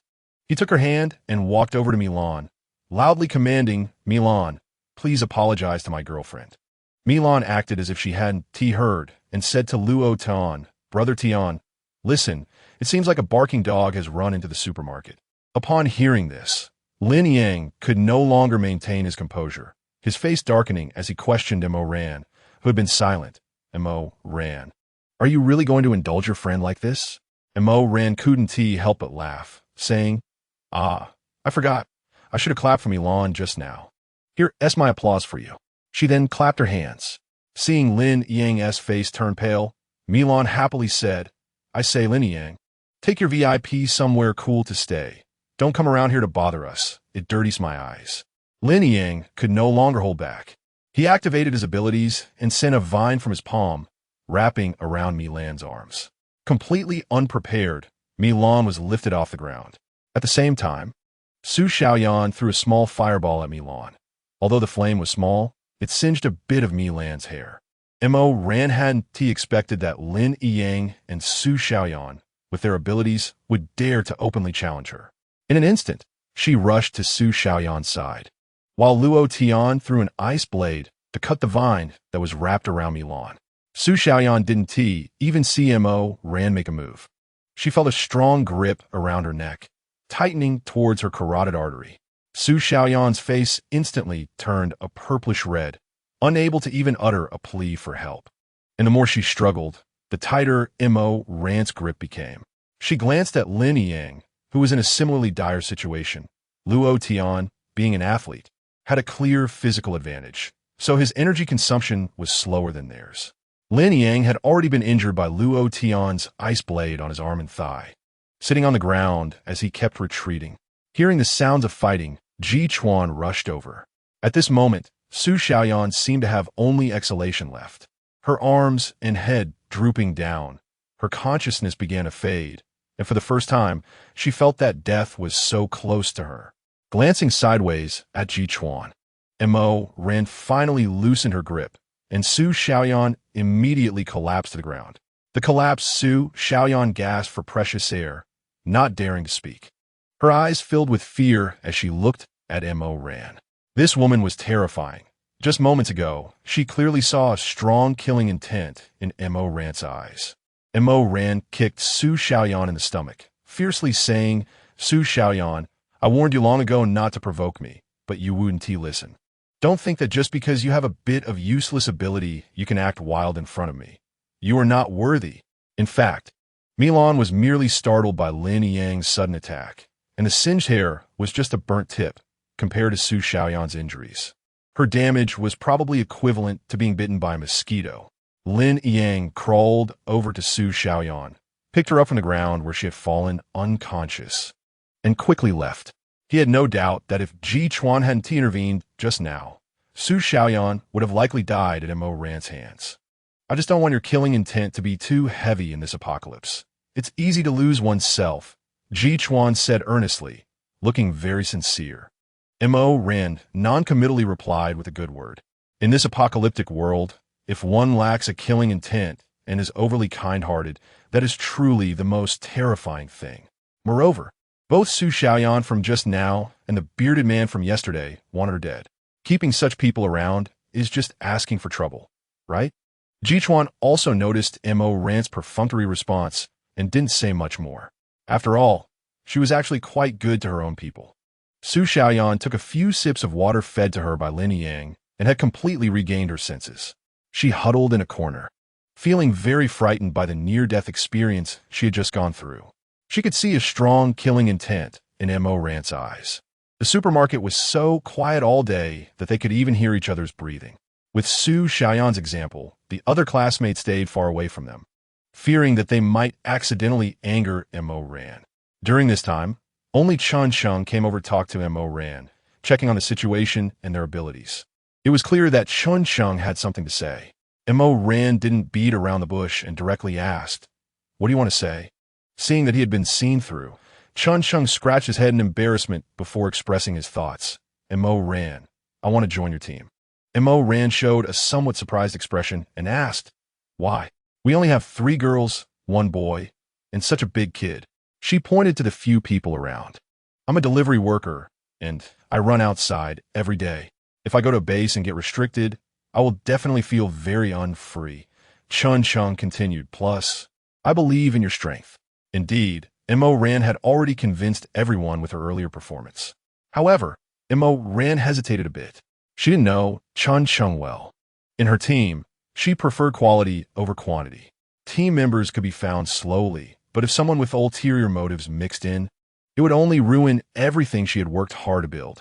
Chun Sheng noticed Ran's hesitation and mistakenly thought she was doubting his abilities. He immediately said, "I won't hold you back. I have awakened lightning abilities. Look." With that, a small bolt of lightning struck a nearby shelf, producing a thick cloud of black smoke. Ran was somewhat speechless. Even if he wanted to demonstrate his abilities, he shouldn't aim at the shelves. After all, the supplies on them were extremely precious in this apocalypse. "Enough, enough," Ran quickly responded, fearing that if she didn't agree soon, Chun Sheng would destroy those shelves. It seemed that since he had risked bringing a group of strangers to the supermarket and was willing to share the already scarce supplies, he must at least be a good person. "Oh no," Ji Chuan shouted at the door. "Everyone gather, we're surrounded by zombies." Hearing Ji Chuan's voice, Mo quickly ran to the supermarket entrance. Through the glass door, she saw zombies moving in an orderly manner from both sides of the street towards them. "What should we do, Brother G?" Mo asked. "We can only fight. I checked this supermarket while you were sleeping, and there's only this one exit. To get out, we can only go through here," Jichuan said, looking serious. These zombies seemed to be commanded by someone, slowly approaching the supermarket step by step. In less than 10 minutes, the zombies were less than 100 meters away from the supermarket. Everyone could hear the excited roars of the zombies. The leading zombie looked stronger than the others, and Mo couldn't help but exclaim, "That's actually a mutated level 1 berserk zombie. It seems it hasn't fully evolved yet." With a loud bang, the zombies had already charged to the entrance of the supermarket, repeatedly slamming their strong bodies against the door. Mo cursed inwardly, feeling unlucky. She didn't know why she hadn't awakened her abilities yet, and fighting a berserk zombie hand-to-hand seemed hopeless. Mo looked around and saw a ladder leaning against a nearby wall. She also noticed several openings in the ceiling and quickly devised a plan. "Brother G, in this large supermarket, there should be a mezzanine between the 2 floors. I observed that these vents in the corners should be removable. Let's organize the classmates to hide inside first, and then we can ambush these zombies from the dark," Mo explained to everyone in the simplest terms. The 3 of them first worked together to move Dong Xiangwan into the vent. Even though it was a mezzanine, it was still about a meter high and didn't feel particularly crowded. The explosion-proof glass at the entrance was almost shattered by the berserk zombies, and a shaky door indicated that they could burst in at any moment. Eventually, with a heavy thud, the door fell to the ground, and the zombies rushed in without any obstruction. Even though Mo had mentally prepared herself, seeing the dense, disgusting horde of zombies still made her scalp tingle. "Xiaoran, what should we do?" Milan asked softly. "Mimi, quietly throw a fireball down through this gap and aim for the closest one to us. Be careful, their movements aren't fast." Milan focused and threw a small fireball from her hand. Although the fireball was only the size of a baseball, it was quite powerful, instantly igniting the zombie. Although zombies no longer felt pain, they could still sense the presence of danger and understood that the fireball threatened their lives. Before long, the zombie was burned to the point of being unable to move, convulsing on the ground. "Great!" Milan couldn't help but exclaim. Nearby zombies seemed to have heard the human voice and started moving towards their corner. "Luo Tian, Mimi, start using your big moves." With Mo's command, Luo Tian and Milan began unleashing their abilities. On the other side, Jichuan led the remaining classmates, also noticing that their abilities were effective, and began to imitate them by throwing various abilities at the zombie horde. Suddenly, the supermarket was filled with all sorts of sounds, the angry roars of zombies, the crackling of lightning, the explosions of fireballs, turning the entire zombie horde into chaos. They roared angrily at their invisible enemies. Even so, they still refused to leave, while the berserk zombie rammed into the shelves, as if trying to dig humans out from among the shelves. Mo couldn't help but feel sorry for the supplies. If it weren't for the crowd making it inconvenient to take action, she would have already stored the supplies in her space ring. Suddenly, the horde of zombies stopped their chaotic movements and began to orderly charge towards the warehouse at the back. Mo suddenly remembered that the original inhabitants of the supermarket were still locked up there. Although Mo believed that those with ulterior motives were not worth saving. She recalled Jichuan's earlier words about having too much killing intent, which could easily lead to losing one's original intentions. So she directed Milan and Luo Tian to attack the leading berserk zombie. It was clear that these zombies seemed to be attacking in step with the berserk zombie. As the zombies began to slam against the warehouse door, Mo caught a glimpse of Jichuan's figure through the vent. She knew that the captain would definitely take action, and Mo couldn't help but sigh inwardly, unsure what to say about him. Clearly, it wasn't his job, yet he was overflowing with a sense of mission. Mo took out her sickle and advised Luo Tian and Milan, "I'm going out to help Brother G. Cover me." A hint of killing intent flashed in Mo's eyes. It seemed she had been too soft-hearted just now. Even from a distance, Su Xiaoyan couldn't help but shudder as she seemed to see the killing intent in Mo's eyes. However, she just wanted Mo to die. Chapter 26. the sudden victory nevertheless. Mo Ran did not hesitate and cautiously ran towards Jichuan. Along the way, all the zombies they encountered were eliminated one by Mi Lan and Luo Tian, who were hiding in the shadows. The closer they got to the warehouse, the more zombies there were. Not far away, Jichuan, who was fighting off zombies, saw Mo Ran coming to support him and gradually moved closer to her. Eventually, the two stood back to back, gathering together. With a clear support, both felt more at ease and began to cooperate in attacking the zombies. Suddenly, one fireball after another was thrown into the crowd of zombies that were banging against the warehouse door. The zombies were thoroughly enraged and charged towards the direction of the fireballs, significantly reducing the pressure on the warehouse. Jichuan rushed to the warehouse door, where the iron chain hanging from it was nearly broken by the zombies' attacks. He quickly unlocked the door, ready to rescue the people inside. However, to his surprise, the door wouldn't budge. Hearing the zombies attacking, the people inside had locked the door again. Jichuan gently knocked on the door and whispered through the crack, urging them to open the door, saying he was there to rescue them. At this moment, Mo Ran had lost her patience. She risked her life to save these unrelated people, only to be turned away at the door, which was infuriating. Mo Ran suppressed her anger and spoke softly through the door crack. Time is of the essence. I'll say this only once, so listen carefully. We have awakened our powers and are here to save you. If you don't believe us, we will leave you behind. When the zombies break through the warehouse door, I hope you can remain so calm and silent. After saying this, she grabbed Jichuan's hand and prepared to leave. Before they could take 2 steps, the door behind them opened. The first to rush out was a man who looked like a bamboo pole, with long flowing hair that made him appear weak. An elderly man followed closely behind, gripping Jichuan's sleeve tightly and trembling as he said, "Captain Ji, you can't leave us behind." Mo Ran couldn't help but roll her eyes. "Ji Gu, you lead them to the ventilation shaft. I'll cover you." She ignored the others and spoke to Jichuan. If it weren't for Jichuan going alone to rescue them, she would have risked her life for these people at all. Also, those of you with powers spread out. Don't hesitate when you encounter zombies. Mo Ran instructed again. Among the crowd, only the long-haired guy awkwardly scratched his head. "I'm the only one who has awakened abilities here, and I've awakened wind powers. The wind I can create is less than the lowest setting of a fan."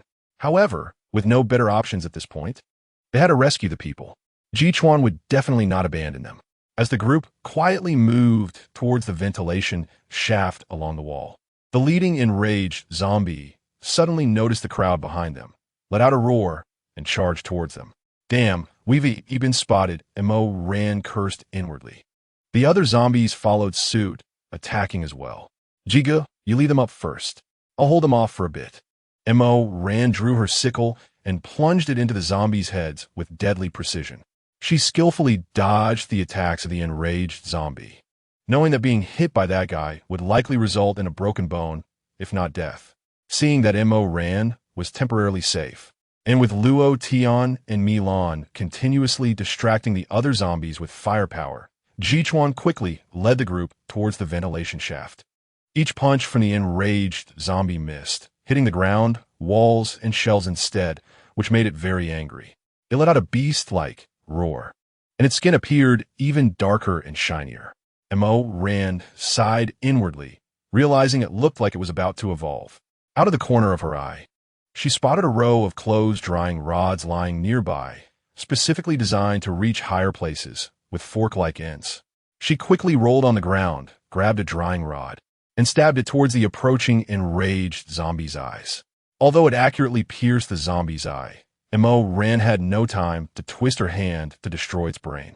After the sudden attack, the enraged zombie accelerated its evolution, and a layer of armor-like substance began to emerge on its skin. Milan's fireballs hit it and only produced a few sparks, while Luo Tian's ice blades merely made a crisp sound as they fell to the ground in pieces. Even Chun Cheng's lightning strike only produced a wisp of black smoke, failing to inflict any damage. With its evolution, the enraged zombie's speed had increased, no longer stumbling like an ordinary zombie. Just when it was less than 2 meters away from the ladder, the enraged zombie finally caught up with Mo Ran, grabbing her legs and throwing her to the ground. A heavy punch was about to land on Mo Ran's chest. Mo ran, twisted her body to evade, and the zombie's fist crashed down onto the marble floor beneath her, causing debris to fly. The enraged zombie pinned Mo Ran's arm down, its foul mouth ready to bite her neck. Milan's fireballs rained down on the enraged zombie like they were free, but it showed no sign of feeling and focused solely on its meal below. Just as the zombie's disgusting fangs drew close to Mo Ran, its already dim eyes suddenly became even more chaotic, and the roar in its throat abruptly vanished, causing it to collapse directly onto Mo Ran. With all her strength, Mo Ran pushed the enraged zombie aside and quickly grabbed the sickle that had fallen nearby, striking down hard at the zombie's head. Despite its evolved body, the zombie's head remained relatively soft, and soon, the brain matter was splattered everywhere like tofu pudding. Mo Ran searched through the pile of brain matter, knowing that every evolved zombie had a crystal core in its brain, which was essential for ability users to cultivate and upgrade. Chapter 27. The pain of healing is forgotten. Sure enough, a shiny white diamond-shaped crystal appeared before her eyes. The white crystal core emitted a soft light, untouched by the disgusting brain matter, and Mo Ran directly reached for it. The moment she grasped the crystal core, it suddenly transformed into a gray stone, changing so quickly that Mo Ran couldn't help but gasp. She hadn't awakened any powers, so why had the energy of the crystal core vanished so rapidly? Moreover, even if she had awakened powers, absorbing the energy of the crystal core would take some time. How could it happen so fast? Mo Ran didn't notice that the jade leaf pendant on her chest had turned a more vibrant green, with the surface patterns becoming clearer. While Mo Ran was in a daze holding the gray, stone-like crystal core, a weak voice came from behind Milan. Ran, are you okay? The group turned to look at the source of the voice, which was none other than Dong Xiangwan, who had been unconscious. Xiangwan, you're awake, Mo Ran exclaimed with joy. At that moment, Jichuan also arrived at the ventilation shaft with a ladder, setting it up for the others to descend. Ran, I'm so glad you're okay. Do you know how scared I was just now? I was so afraid you and Milan rushed over to Mo Ran, tightly hugging her and softly crying. Mo Ran patted Milan's back, comforting her. All right, don't cry. See, I'm fine, aren't I? After speaking, she took Milan's hand and walked towards the still weak Dong Xiangwan. Xiangwan, you helped me just now, Mo Ran stated affirmatively, knowing that the enraged zombie Wu Ti have suddenly lost its ability to move and fall down. Well, Dong Xiangwan did not deny it. I felt like I had a very long dream, dreaming of many things from the past. No matter what, I couldn't wake up until I seemed to hear Xiao Jiu calling me to wake up. At that moment, Xiao Jiu was staring with innocent big eyes, being held in Luo Tian's arms, smiling at Mo Ran, as if waiting for Mo Ran's praise. Our Xiao Jiu is amazing. Mo Ran is never stingy with compliments to her own people, but her doubts about Xiao Jiu deepened. At the beginning, Milan and Luo Tian were also awakened by Xiao Jiu, and now Dong Xiangwan said she heard Xiao Jiu's voice too. Is everything just a coincidence? When I woke up, I'd already seen that zombie pinning Ran to the ground, and at that moment, I only had one thought. If that zombie could fall down, that would be great. Then I felt like my mental strength was being drained a lot, and the zombie fell in response. Dong Xiangwan explained. That's great, Xiangwan. You awakened a mental type ability. If it weren't for you this time, I would have been doomed. Mo Ran also stretched out her arms and gave Dong Xiangwan a big hug. The sudden hug made Dong Xiangwan's body stiffen a little. She didn't expect to have such a sincere teammate when the apocalypse arrived. At this time, Su Xiaoyan was hiding behind Lin Yang, her face full of gloom. She truly hated Mo Ran, hated Milan, and thus looked at the newly joined Dong Xiangwan with disdain. Ran, what are you holding a stone for? At this moment, Luo Tian noticed the gray crystal core in Mo Ran's hand and questioned. Oh, it's nothing. Just picked it up casually. I was planning to smash a zombie with it, just now. Mo Ran, seeing many onlookers around, didn't reveal the truth, but gave a perfunctory explanation. However, all of this had already been noticed by the sharp-eyed Su Xiaoyan, who had been secretly watching Mo Ran's every move. When the raging zombie knocked Mo Ran down, she couldn't help but cheer at her heart. At that time, everyone's attention was focused on Mo Ran, and no one noticed the corner of Su Xiaoyan's mouth lifting. But who knew that the zombie suddenly fell down? While everyone was cheering, only she noticed that Mo Ran pulled out a shiny object from that pile of brain matter and held in her hand. Everyone, let's take a break here. We will set off soon. This place is no longer safe, Ji Chuan said. At this moment, the original residents of the supermarket all looked troubled. The originally solid supermarket, after this fierce battle, was splattered with zombie blood everywhere, clearly no longer suitable for survival. After speaking, he anxiously looked at the zombies on the ground. Indeed, among these people, only he awakened a currently useless wind-type ability. If they encountered zombies again, they would only wait to die and be eaten. The best thing to do now was to cling tightly to Ji Chuan's thigh. Ji Chuan frowned. Out of humanity, he couldn't bear to watch these imprisoned people perish in the mouths of zombies. But if he really left them in this defenseless supermarket, it would be equivalent to sentencing them to death. Brother Ji, we won't be leaving with you later. We originally didn't plan to go to the base. Now to team up with these heartless people, I can't feel at ease. I'm afraid I won't even know how I died, Mo Ran said frankly. Captain Ji, I won't go with you either. I plan to join Mo Ran's team. Chen Sheng also stepped out from the crowd and stood behind Mo Ran. It's better to have someone to look out for on the road. Ji Chuan tried to persuade them to stay. Brother Ji, I advise you not to meddle too much. After all, not everyone has a heart of gratitude, Luo Tian chimed in. The trembling old man, hearing Luo Tian's words, became unwilling, leaning on his cane and pointing at Luo Tian, cursing, "You little brat, this isn't your place to speak. Captain Ji is kind-hearted. How could he ignore us powerless commoners?" This old man was indeed more cunning, pulling the high hat off Ji Chuan's head, making it impossible for him not to take them along.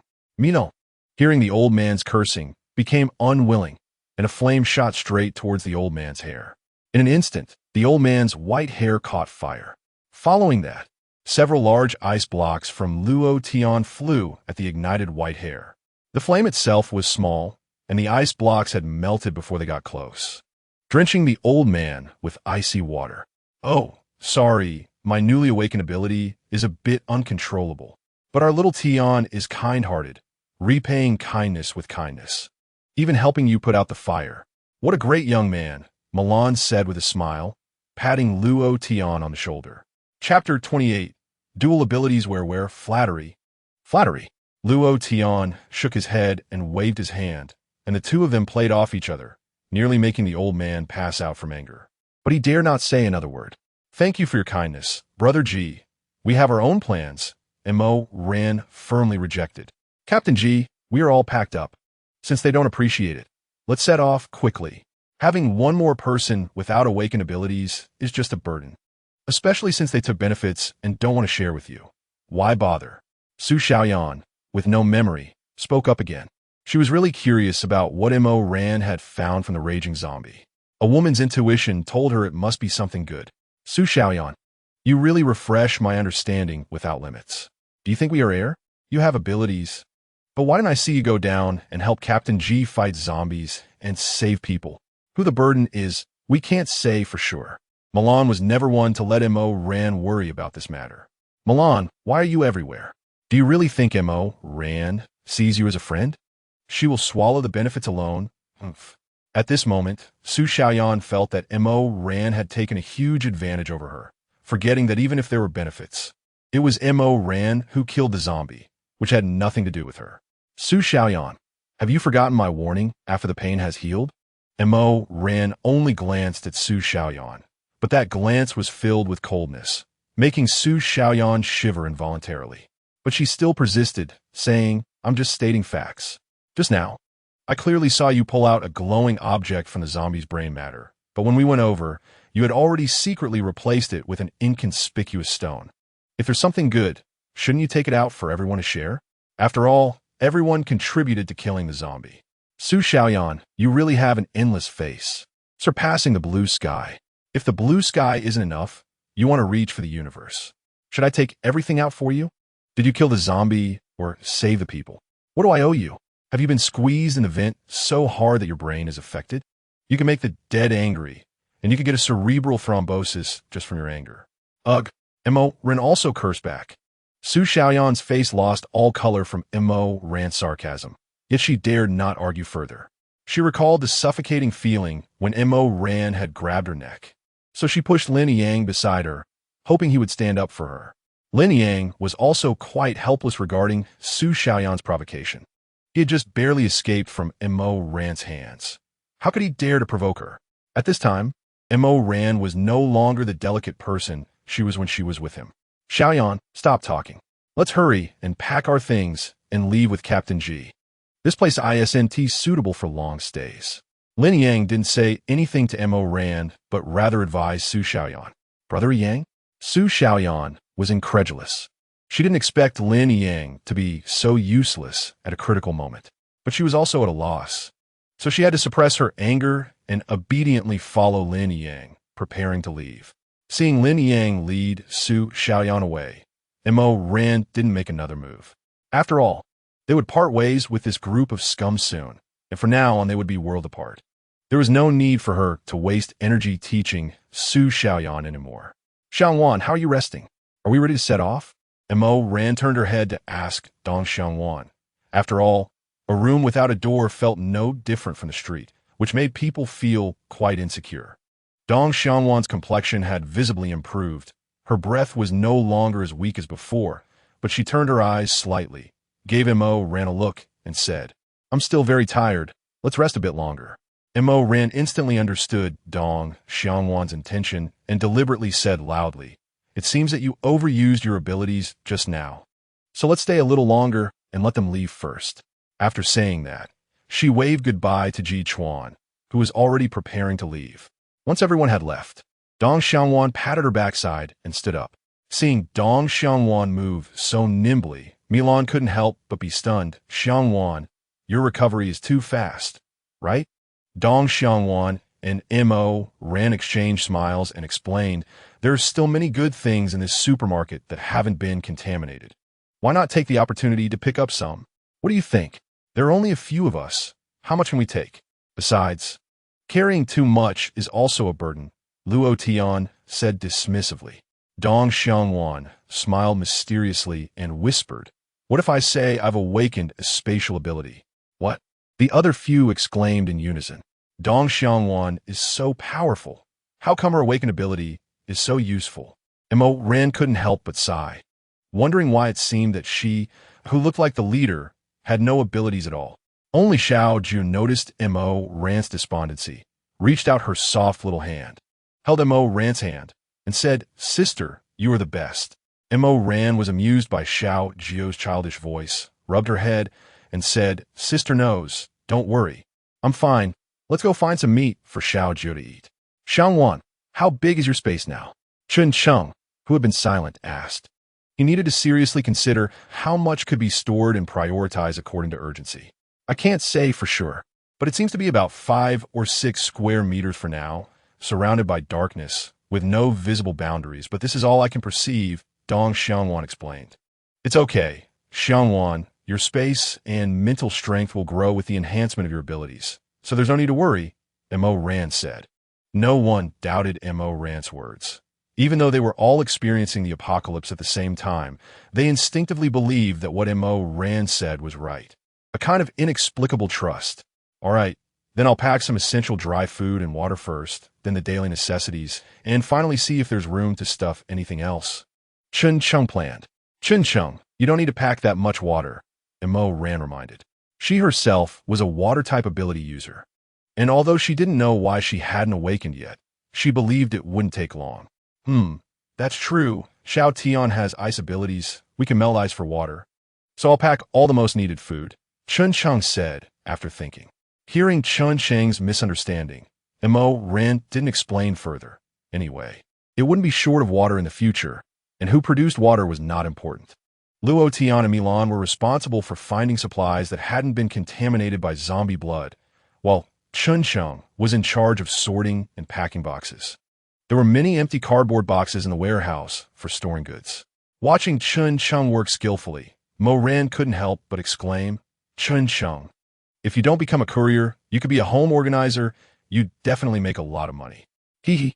Chun Cheng scratched his head a bit shyly at Mo Ran's compliment and said, Before delivering takeout, I was a courier, and I often had to arrange things neatly. So I've developed this habit. All right, keep going, keep going. Seeing their close cooperation, Mo ran relaxed and led Xiao Jiu to hide in the warehouse. Took out the alcohol stove and iron rack from her backpack, and surprisingly set up her little barbecue stand again. Hey, looking at Xiao Jiu's furrowed brows, Mo Ran said with a hint of threat, Xiao Jiu, if you don't eat the egg, there won't be any meat for you later. Xiao Jiu gazed at the serious Mo Ran, then glanced at the egg on the plate. Reluctantly, he grabbed the whole egg and stuffed it into his mouth, swallowing it down almost without chewing. How is it? Tasty, right? Mo Ran was about to finish her sentence when she saw Xiao Jiu had already run to the nearby trash can and started gagging.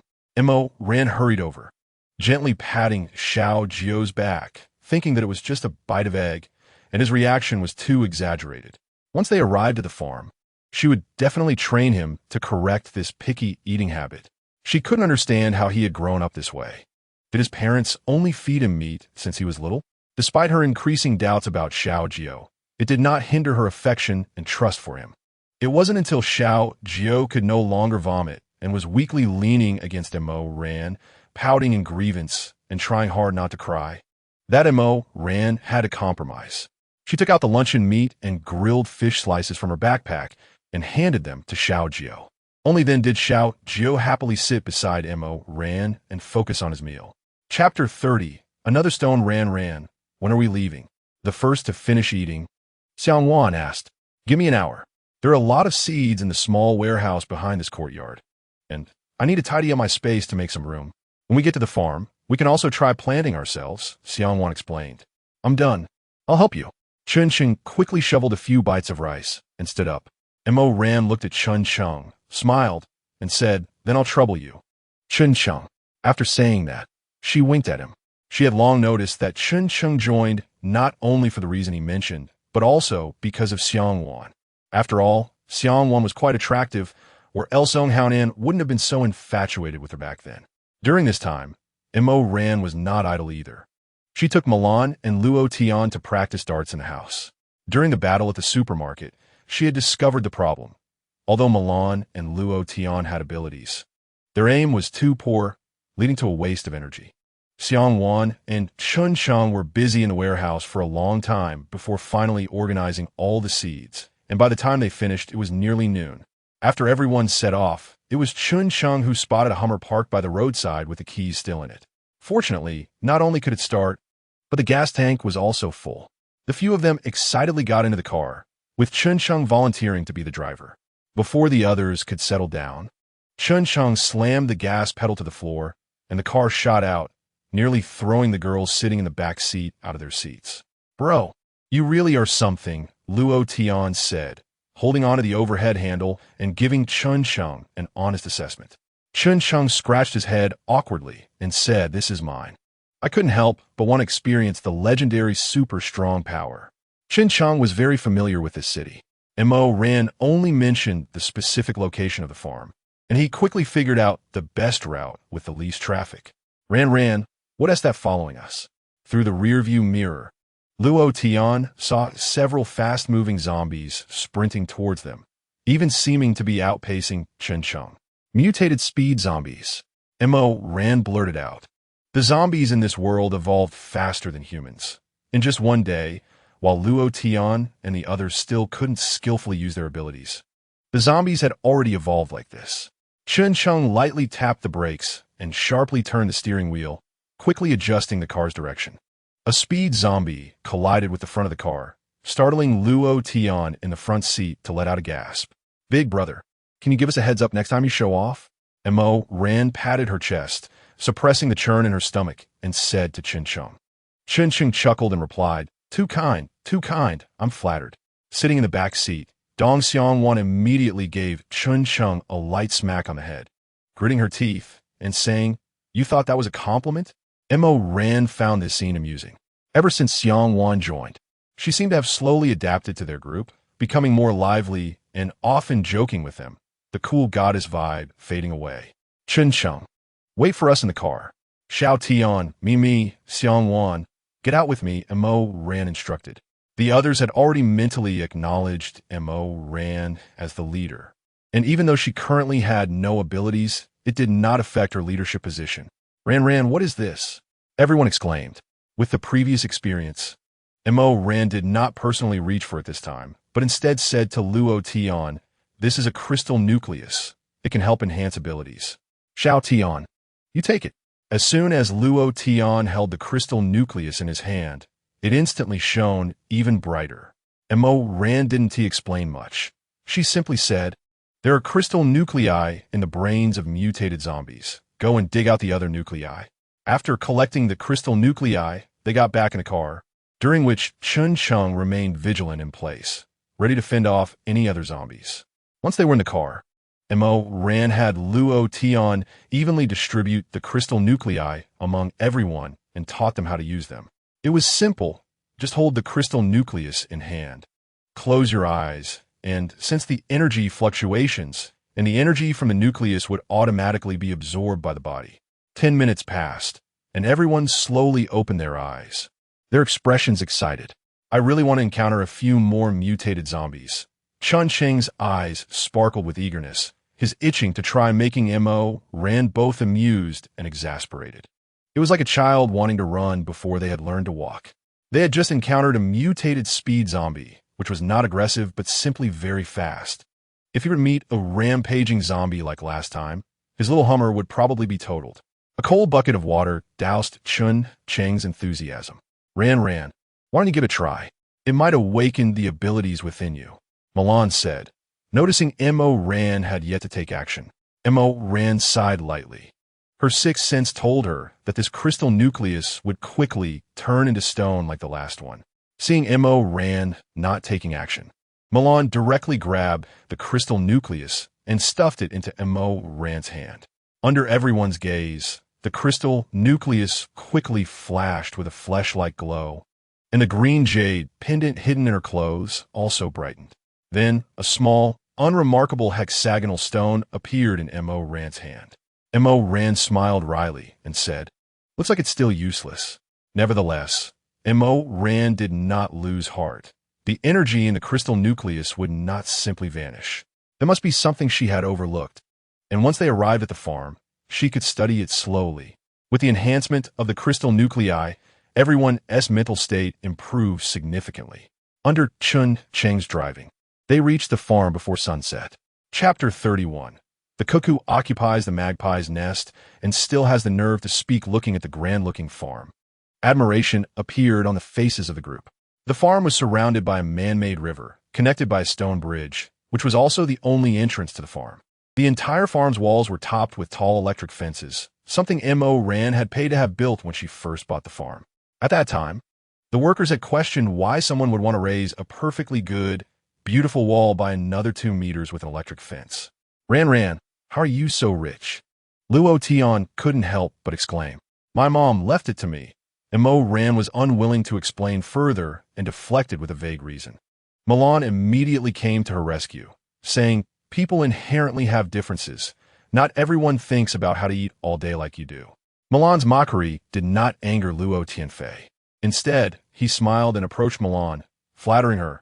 Yes, whatever Mimi says is right. Mo Ran was about to open the door with the key to the courtyard when Dong Xiangwan, who had been silent, suddenly pressed down on Mo Ran's hand and said cautiously, I can sense energy fluctuations in the farm. Mo Ran immediately stopped her movements. Dong Xiangwan's psychic ability was reliable. She furrowed her brows and asked, can you tell if it's a human or a zombie? Based on the activity of the energy, it should be a human. Dong Xiangwan closed her eyes, focused again, and released her psychic power to investigate. Mo Ran couldn't help but feel troubled. If it were zombies with their abilities, capturing them wouldn't be a problem, but now it was living people. Although this farm belonged to her, after the apocalypse, order and morality could no longer restrain human behavior. If the other party refused to leave, they couldn't just kill them indiscriminately. Since it was humans, they might as well go in and talk. There was no better option at the moment. They could only go in and negotiate. Without Mo Ran's key, the other party couldn't activate the farm, so to them, it was no different from an ordinary refuge. If they were willing, they could help clear the surrounding villas for these people to live in. As Mo ran open the farm gate, Chun Chung drove straight in. This car was his favorite. Even if it ran out of gas in the future and had to stay at the farm as a display, he couldn't bear to part with it. So Mo ran let him be. After passing through a field outside, they saw several familiar figures gathered in the leisure area in front of the villa. Mo Ran couldn't help but complain inwardly, what a narrow road for enemies. It turned out that the team led by Ji Chuan, including Lin Yang and Su Xiaoyan, had arrived at the farm early. On the bench in the leisure area, the two cuddling were Lin Yang and Su Xiaoyan. Despite the many lounge chairs in the leisure area, the two insisted on squeezing onto one chair, with Su Xiaoyan twisting her body to cling to Lin Yang. It was evident that Lin Yang was enjoying the moment. With Su Xiaoyan's attentive care, Lin Yang had long forgotten about Mo Ran. It was unclear what Lin Yang whispered in Su Xiaoyan's ear, but Su Xiaoyan's face turned red, and she lightly punched Lin Yang's chest, playfully saying, "Yang Gij, you're so bad. I'm not talking to you anymore." Milan was the first to be unable to hold back, making a gagging sound. "I can't take it anymore, Ran. Hurry and get me some water. I need to wash my eyes. This is too much for my eyes." Only then did Su Xiaoyan and Lin Yang notice Mo Ran and the others not far away. Upon seeing Mo Ran, Su Xiaoyan's expression immediately soured. This persistent woman, who she thought she would never see again after their supermarket encounter, had unexpectedly shown up at this remote farm. "What are you doing here?" Su Xiaoyan was the first to question, clearly acting as if she were the owner of the place. Mo Ran ignored Su Xiaoyan and walked toward the villa, hoping these people wouldn't ruin her villa. Seeing that Mo Ran didn't pay her any attention, Su Xiaoyan glared at her back with resentment, then turned to Lin Yang with a wronged expression, saying, "Yang Gij, why has Sister Mo Ran become so cold-hearted?" Milan's voice was loud enough for everyone in the hall to hear. This blatant sarcasm was like a resounding slap in the face for Su Xiaoyan and Lin Yang, causing both of their faces to flush with embarrassment. In fact, the other classmates in the team looked down on Lin Yang for his infidelity and Su Xiaoyan for her behavior. But since these two had rapidly improved their abilities after awakening, they had quickly become the core output of the team, so everyone kept their thoughts to themselves. After all, in this world, everything was insignificant in the face of absolute power. Xiao ran. Seeing Mo Ran and her group, Ji Chuan called out happily. Hearing Ji Chuan greet her, Mo Ran revealed a faint smile. As long as Ji Chuan was there, everything could be negotiated. "Jiga, what brings you here?" Mo Ran asked. "Sai." Yihun sighed, unsure if he had developed a bad luck constitution after the apocalypse, as every step he took seemed to lead to danger. Originally, it would have taken less than a day to reach the Panlong base by following the Wuyue Expressway, but unexpectedly, a chain collision occurred there when the apocalypse broke out, blocking the road for several kilometers, with humans turned into zombies wandering around. Thus, they had no choice but to find this farm nearby for refuge. Ji Chuan patiently explained the situation. However, she was unwilling to let these outsiders stay on her farm, especially with that annoying couple and the scheming locals from the supermarket. This farm was discovered by him accidentally while scouting. Chapter 32. You Can't Beat Me. "I'm just that powerful," Mo Ran squinted her charming eyes and raised a smile on her delicate face, saying, "Because this is my farm." "What?" Everyone, including Ji Chuan, exclaimed in surprise. This included Su Xiaoyan and Lin Yang, who had just entered. Lin Yang originally didn't want to have any more interactions with Mo Ran, knowing he had wronged her, so he always looked awkward when he saw her. However, Su Xiaoyan insisted on coming in to hear what Mo Ran's intentions were. Mo Ran seemed to have anticipated everyone's reaction and continued, "I bought this farm a month ago. Jiga, for your sake, I can allow everyone to rest here for 2 days, but after that, I hope you all will leave voluntarily." After saying this, she pretended to nod slightly at the people present to show her apology. "Of course, if Jiga wants to stay, I will be very welcome. As for the others, they can only fend for themselves." Mo Ran's eyes scanned the crowd and finally settled on Lin Yang and Su Xiaoyan at the door, the corners of her mouth lifting into a mocking arc. Mo Ran, "Don't go too far. Why do you say this is your farm?" Su Xiaoyan's eyes were filled with anger, and her tone was quite rude. Over the past few days, her fire-type ability had greatly improved, and she didn't believe she couldn't subdue Mo Ran. Mo Ran laughed as if she had heard the biggest joke. Her charming and vibrant demeanor even caught Lin Yang's attention, making him forget that he was still holding Su Xiaoyan. Su Xiaoyan, stop trying to understand this three-dimensional world with your stupid thinking. Wouldn't it be better for you to quietly stay beside that garbage and be a fool? Mo Ran's voice was soft and gentle, but her words pierced Su Xiaoyan's heart like a knife. After saying this, Mo Ran took out a property deed from her backpack, clearly signed with her name, proving her ownership of the farm. The reason she kept it with her was to prevent situations like this from arising. If the other party was reasonable, Mo Ran could help them find another place to stay. However, if they acted aggressively, Mo Ran would not hold back. Oomph. Su Xiaoyan snorted, tightening her grip on Lin Yang's arm unconsciously, glancing at Mo Ran with disdain, and coldly said, "How do we know that the property deed in your hand is real? Furthermore, this is the apocalypse, and when we arrived, there was no one here. You should understand the first come, first serve principle." Mo Ran frowned, looking coldly at Su Xiaoyan. She hadn't expected Su Xiaoyan to have such thick skin. Milan, who was standing next to Mo Ran, could no longer contain herself. She stepped out and shouted at Su Xiaoyan, "Su Xiaoyan, have some dignity. The cuckoo occupies the magpie's nest and still has the nerve to speak out. I see you were born to be a cucumber, deserving a slap, and later a walnut, deserving a hammer. How much courage did you eat to dare speak to us, Ran?" Hearing Milan's words, Luo Tian couldn't help but clap his hands in admiration and said, "What our Mimi said is right." Mo Ran truly had no doubt that even if Milan called Luo Tian a fool, he would probably take it as a nickname. Love indeed makes people lose their minds. Lin Yang, on the side, had a gloomy face, although he was unwilling to confront Mo Ran. The repeated insults from Mo Ran and Milan had already cost him his dignity. He stared intently at Mo Ran and said in a dark tone, "Xiao Ran, don't go too far. Since you say this is your place, we will naturally leave when the rescue arrives, and we want to stay long. Otherwise, if things get physical, it won't be pretty. What, Lin Yang? Are you going to stand up for your little lover?" Mo Ran disregarded Lin Yang's threat, her tone full of sarcasm. "Is Xiao Ran also what you call me? Are we that familiar? Don't try to get close for no reason. You should be grateful that this is already the apocalypse. Otherwise, after sorting the trash, you'd be classified as hazardous waste and would have been taken away to fill the sea long ago." Milan chimed in. "Exactly. Don't tarnish our Ran's name." Luo Tian eagerly added. Only Dong Xiangwan spoke earnestly to Mo Ran, saying, Ran, bright flirting is easy to dodge, but hidden disdain is hard to guard against. You must keep your eyes peeled in the future and not let any rotten melons sneak into your pocket."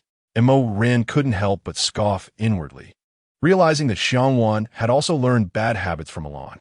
Her skill in retorting had grown exponentially. This was truly a heart-wrenching attack. At that moment, Su Xiaoyan's face looked worse than the overcast sky. She raised her hand, and a fire dragon surged forth as if ready to engulf Mo Ran. No one expected Su Xiaoyan to suddenly make a move in the hall, but Luo Tian was the first to react, raising his hand to conjure a 2-meter-high ice block to shield the group. With the ice barrier, the fire was naturally halted. Milan immediately flicked her fingers, and a compressed fireball rapidly landed at Su Xiaoyan's feet, exploding into a thick cloud of fiery mist. If Su Xiaoyan hadn't dodged in time, she would have surely been blown to pieces. Lin Yang was also affected by the explosion. His shoes singed, and he was coughing from the thick smoke. At this moment, he was infuriated by Mo Ran's companions, and several vine whips shot from his hand, heading straight for Milan and Luo Tian.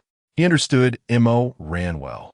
She valued her companions, and as long as he subdued these two, Mo Ran would obediently listen to him.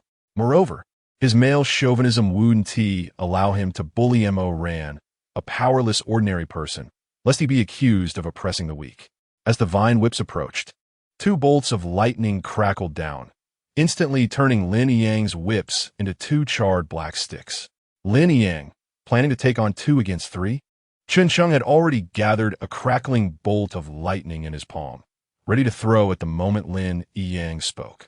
At this moment, Chun Chung looked quite smug. making Mo Ran feel like he was radiating. Huh, you can't defeat me. What can you do? I'm just this powerful, la la la. Lin Yang's chest heaved with anger. Why was it that every time he encountered Mo Ran, he ended up humiliated? He turned to glare at Su Xiaoyan, blaming her for always provoking Mo Ran, which led him to lose face time and again. Chapter 33. Love lowers intelligence. Seeing Lin Yang's accusing gaze, Su Xiaoyan felt aggrieved. She looked at Lin Yang with sorrowful eyes and said, "Brother Yang, it's all my fault. I only wanted everyone to have a safe place to stay, so I acted impulsively." And Mo Ran couldn't help but chuckle. If it weren't for the apocalypse, she might have wanted to give Su Xiaoyan an Oscar for her performance. Acting skills like that surely couldn't be honed in a day. Noticing that Lin Yang had no intention of making another move, Chen Sheng dispersed the lightning in his hand. He walked over to Ji Chuan and said, "Brother Ji, our boss Missouri said 2 days is 2 days. This is our territory, and giving them 2 days is already consider your face." Chen Sheng's way of referring to Mo Ran almost made her spit out her drink. Such a cheeky term could only come from him, making her sound like a bandit leader. Ji Chuan pondered for a moment and said, "There is a guardhouse at the entrance of the farm. I can take these people there, so they won't disturb you. Can we stay a few more days? I need to figure out how to contact the base." Upon hearing Ji Chuan's words, Su Xiaoyan wanted to voice her opinion, but was stopped by Ji Chuan's piercing gaze. Years of military training had given Ji Chuan a cold aura. The murderous intent in his eyes was unmistakable. "All right, Brother Ji. Their activity range is limited to within 100 meters of the guardhouse. If I discover anyone behaving improperly, even for your sake, we won't hold back." Mo Ran considered the situation. If she really drove them away, it would be Ji Chuan who would suffer. Therefore, she made a concession. Ji Chuan gratefully clasped his hands toward Mo Ran and led the group from the villa away. Finally rid of these annoying people, Mo Ran and the others began to check the rooms in the villa. Most of the rooms had been locked by Mo Ran before the apocalypse, fearing that if someone discovered the farm, it would be vandalized. To ensure safety, Mo Ran only unlocked 2 suites at the innermost part of the second floor, one for Luo Tian and Chun Sheng, and the other for the 3 girls with Xiao Jiu. Initially, Mo Ran intended for Xiao Jiu to stay with Luo Tian, but seeing Xiao Jiu's unwillingness to let go of her clothes and her pitiful big eyes, she immediately relented and said she would sleep with Xiao Jiu at night. For some reason, even though she felt Xiao Jiu had many unsolved mysteries, she inexplicably trusted him. Mo Ran opened the hidden door to the underground control room and activated the villa's power system. She had chosen this farm because the villa's owner had put a lot of thought into its design. The backyard had several large windmills for wind power generation, and the entire roof of the villa was covered with solar panels to supply power to the control room's battery. From the distant guardhouse, Su Xiaoyan looked resentfully at the villa that had lit up. They had searched for a long time and had no idea where the power system was located. It seemed that this farm was truly, as Mo Ran said, it was hers. A hint of suspicion arose in Su Xiaoyan's heart. Mo Ran had initially said she wouldn't go to the base with everyone, yet she ended up at this farm. However, this farm had no significant stockpile of supplies. If one had to say, the electric fence on the farm's wall was an invaluable defense. But in the apocalypse, what was the use of having defenses if there was no food? Ultimately, they would be trapped here. What was so good about this place that made Mo Ran abandon the stable protection of the base and insist on staying? Inside the villa, Mo Ran turned on the gas stove, which used natural gas.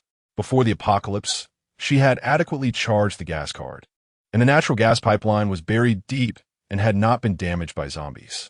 Dong Xiangwan also took out many fresh ingredients from her space, and the two began to busy themselves in the kitchen.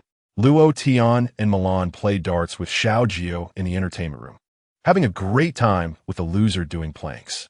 Chen Sheng would run to the kitchen every 3 to 5 minutes to check, hovering around Dong Xiangwan, asking if she needed help or when the food would be ready. This annoyed Dong Xiangwan, who tossed a dragon fruit at Chen Sheng. Chen Sheng looked confused as he caught the dragon fruit and asked Xiangwan, "Do you want me to peel it?" Dong Xiangwan raised a mischievous smile and said, "You pick the seeds. I don't like eating dragon fruit seeds." "All right, as you command." Faced with such an unreasonable request from Dong Xiangwan, Chun Chung actually hopped over to the dining table, took a toothpick, and focused on picking the seeds. Mo Ran couldn't help but sigh. Indeed, love makes one less intelligent. Dong Xianwan's face flushed slightly as she gently pinched Mo Ran's cheek. Don't talk nonsense. Look at him, that expression of enjoyment on his face. Oh dear, I won't eat dinner tonight. This wave of dog food has made me too full.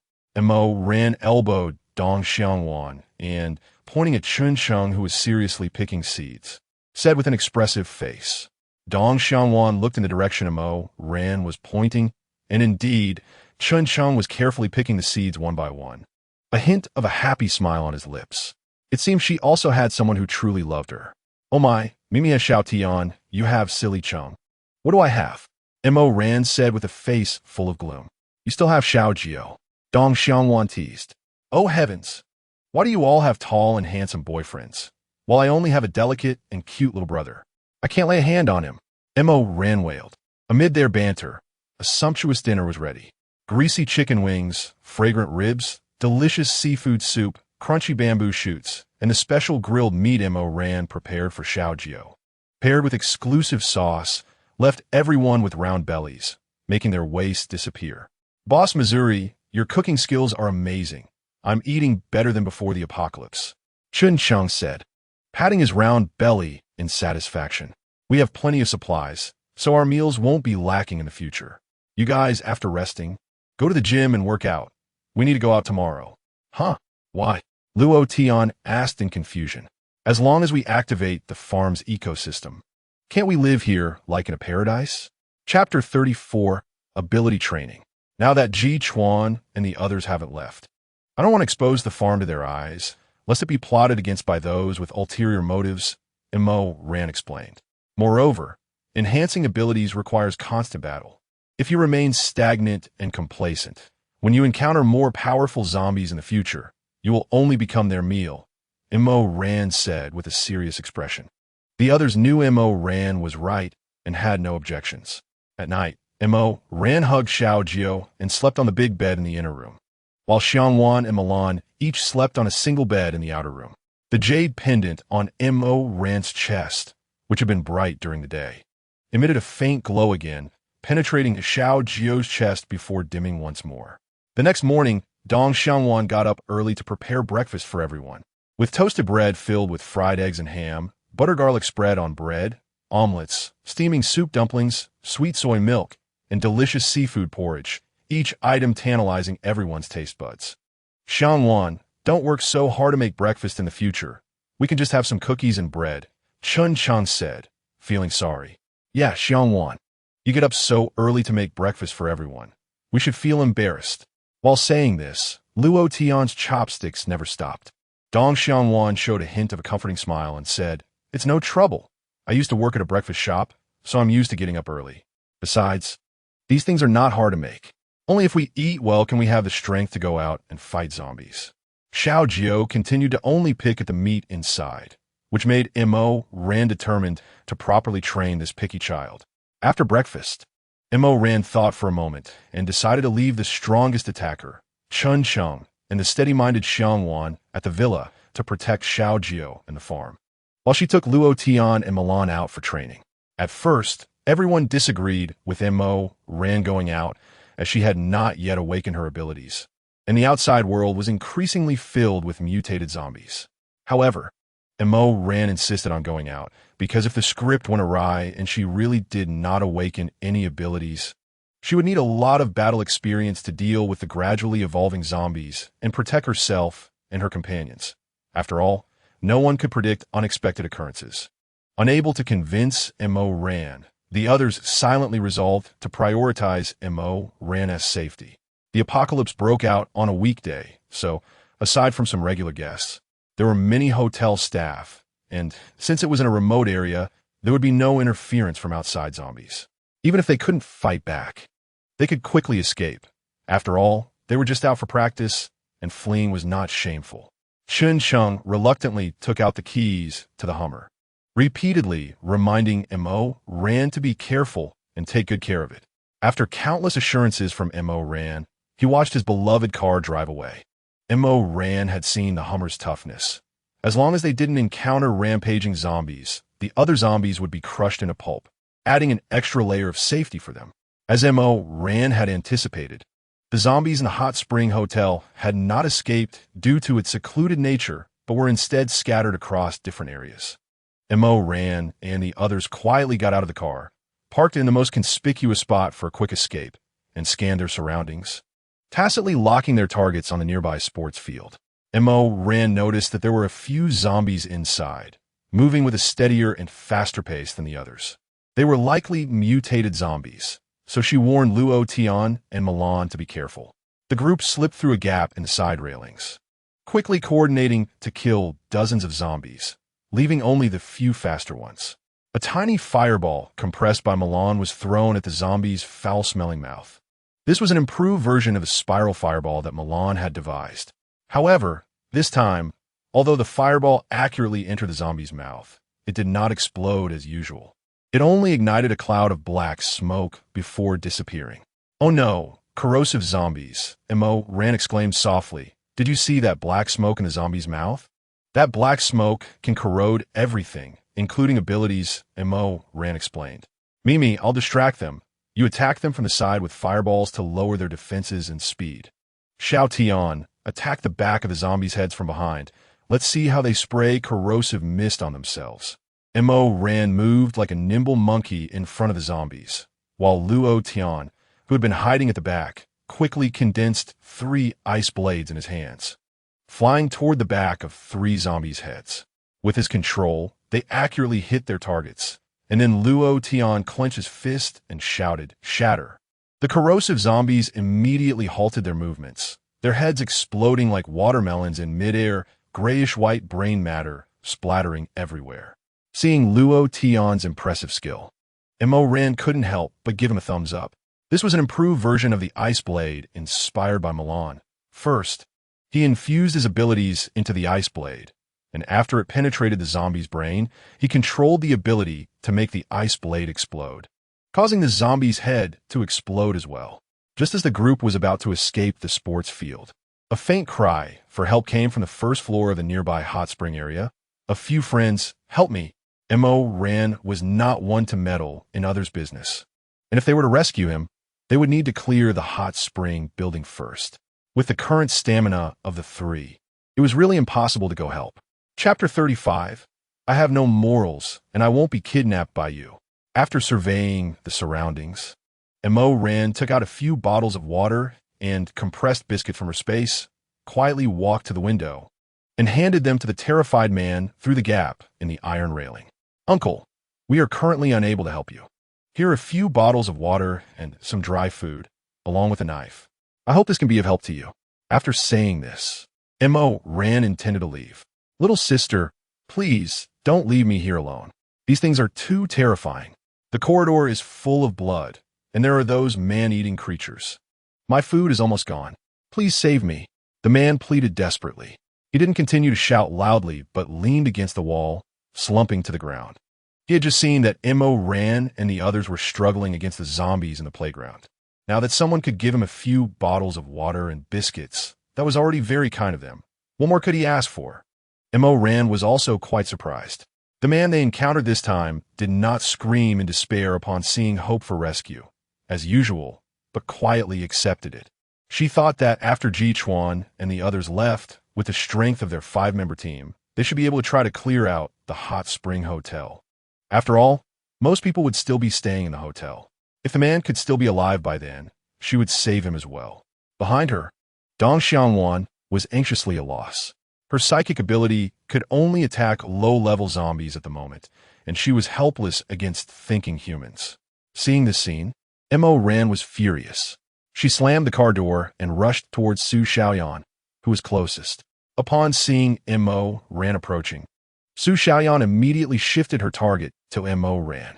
Although Mo Ran did not have any abilities, she had been fighting zombies tirelessly, and her physical strength was several times that of others. She skillfully dodged Su Xiaoyan's attacks, and with a few quick moves, was already at Su Xiaoyan's side.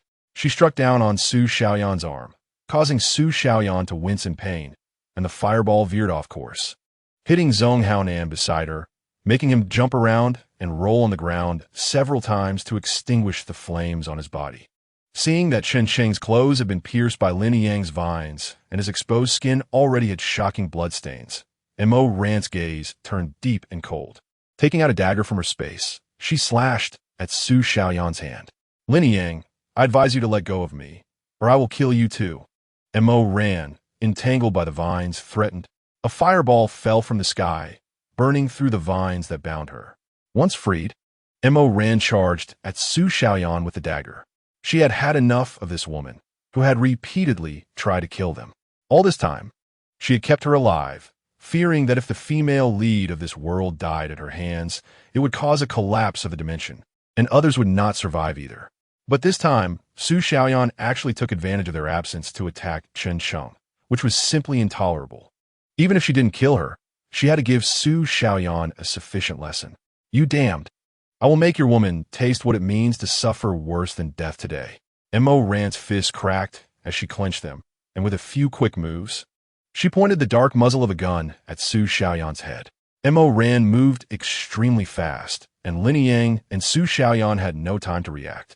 Originally, the two of them were just discussing how to take down the villa while Mo Ran was away. They had smelled the aroma of roasted meat the night before, so they thought Mo Ran must have hidden a lot of supplies in the villa. They hadn't eaten well for several days, living on dry bread and biscuits, which was hard for the pampered Su Xiaoyan to adapt to. However, they never expected that without any abilities, Mo Ran had pushed her physical strength to the limit, and they didn't even know when she had hidden a gun on her. Mo Ran, what do you want? Su Xiaoyan's delicate face had turned pale with fear. At this moment, she truly regretted provoking Mo Ran. Mo Ran's sharp gaze fixed on Su Xiaoyan and the nearby Lin Yang, sneering, hee hee. You attacked my companions while I was away, and you still ask me what I want? Xiaoran, we just want some supplies. Our team has so many people, and there's some ordinary people without abilities. We just hope you can spare us some food. Isn't that too much to ask? Lin Yang spoke grandly, finding a moving excuse for their robbery in the name of survival. Not too much. Mo Ran glanced at the greedy looks in the eyes of those behind Lin Yang, a smile appearing on her face, but her eyes were filled with murderous intent. If he understood Mo Ran's gaze, he would certainly not dare to act the hero. Hee hee. Moral coercion? Mo Ran couldn't be bothered to kill these pitiful, ordinary people. Presumably, once they left here, they would eventually become food for the zombies. Unfortunately, I have no morals and won't be coerced by you. Saying this, a sharp dart flew from Mo Ran's hand, accurately piercing the old man's thigh. A wail echoed through the sky. Xiaoran, he's just an ordinary person. How can you harm an ordinary person? Lin Yang felt anxious seeing Mo Ran's ruthless behavior. According to your logic, can I then attack non-ordinary people? Mo Ran pulled the trigger, smiling as she looked at Lin Yang, but her actions shocked him to the extreme. Chapter 36. What is more terrifying than the apocalypse is the human heart. At this moment, Su Xiaoyan did not dare to say a word more. The fear of death surged again, and she began to regret underestimating Mo Ran's strength. She widened her eyes in terror, looking pitifully at Lin Yang, hoping her man could persuade this madwoman Mo Ran. When the others saw Mo Ran act without hesitation against the old man, they froze in place, not daring to make a sound, afraid that they might accidentally provoke Mo Ran and get hit by her flying knife. With a thud, the long-haired boy among the original residents of the supermarket decisively knelt down, trembling as he pleaded, Sister Mo, please don't kill me. I didn't do anything just now. I didn't participate in this robbery. Mo Ran looked toward Chen not far away and saw him nodding. Mo Ran said slowly, then you can leave. The long-haired boy stood up and walked towards the door without hesitation. At that moment outside, even the zombies looked gentler to him than Mo Ran. The other original residents followed suit, kneeling and begging for Mo Ran's forgiveness. Mo Ran did not make things difficult for those ordinary people without abilities, letting Luo Tian push them outside the door. Mo Ran, considering we were classmates, I didn't use my full strength just now. Why don't you let me go? Zhong Haonan stammered, having seen Mo Ran's attitude towards Su Xiaoyan in the supermarket. He no longer dared to provoke this female demon. If it weren't for Su Xiaoyan and Lin Yang's instigation today, he wouldn't have acted rashly. Hee, Zhong Haonan. I saw you fanning the flames just now. Meat.After. I had no choice. It was her, that shameless woman. She is the mastermind. Zhong Haonan pointed at Su Xiaoyan under Mo Rant's gun. Look, Su Xiaoyan. Even your companions think you deserve to die. Mo Rant's lips curled into a mocking smile. At this moment, Su Xiaoyan was trembling uncontrollably due to excessive tension, and she could even feel a warm liquid flowing from between her legs. Clearly, Mo Rant also smelled the foul odor and frowned, saying, Lin Yang, is her girlfriend so useless? She's grown up. Yet she dares to act but can't take responsibility and even gets scared to the point of wetting her pants. Su Xiaoyan felt utterly ashamed. She had always been the exalted goddess, and although she wasn't as famous as Mo Rant, the flower of the department, she was still a goddess-like existence in the hearts of many otaku. Now, all of that was ruined by Mo Rant. Mo Rant was like a hunter toying with a sparrow, neither killing her nor letting her go, forcing her to endure inhumane mental torment, indeed making life worse than death. Xiao Ran, don't shoot. A cold voice came from a distance. It was Ji Chuan who had returned from scouting. Brother Ji, I've said before, our grievances are not something you should interfere with. Mo Rant replied indifferently, hurting her teammates while wanting to retreat unscathed. Where in the world is such a good thing? Xiao Ran, I'll take them away right now. Ji Chuan pleaded again. Brother Ji, what is more terrifying than the apocalypse is the human heart. Some people are not worth saving. Mo Rant remained unmoved. I don't want you to have a psychological burden later. Ji Chuan blurted out, revealing his true feelings. Mo Rant's heart trembled. Indeed, no matter what, she held the basic bottom line of only killing the terrifying zombies in the apocalypse and would never harm humans. She didn't expect Ji Chuan to be so considerate, hoping to protect her. Mo Rant slowly lowered her gun, but the dagger in her other hand swiftly cut across Su Xiaoyan's face. A faint arc appeared at the corner of her lips, and her tone became even more indifferent. Su Xiaoyan, this knife is a lesson for you. You were wrong to provoke me again and again. Su Xiaoyan was stunned by Mo Rant's cold gaze. Forgetting the wound on her face, she tightly covered her mouth, shrinking in Lin Yang's embrace, not daring to make a sound, afraid that Mo Rant would regret it and kill her again.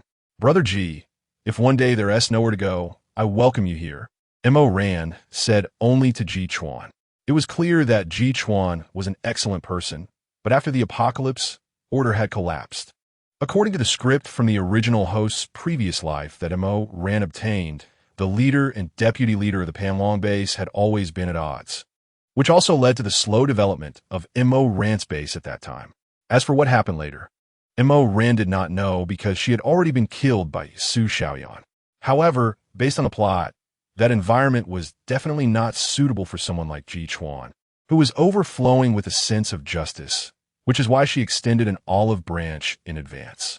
The reason she wanted to scar Su Xiaoyan's face today was to ruin her proud appearance, so she wouldn't go around attracting a bunch of moths to her flame, setting herself up for trouble. Ji Chuan nodded solemnly. He knew that Mo Rant's invitation was sincere. Watching Lin Yang help the already weak Su Xiaoyan follow Ji Chuan away from the farm, Mo Rant silently activated the mechanism, locking the door in layers. Initially, besides raising the walls and adding electric fences, Mo Rant even replaced the door with a special material that was said to be impervious to ordinary bullets unless a missile struck. The few of them sat around the sofa in the living room, and Dong Xiangwan brought some food and carefully applied medicine to Chun Cheng's wounds. Ouch, Xiangwan, be gentle. It hurts.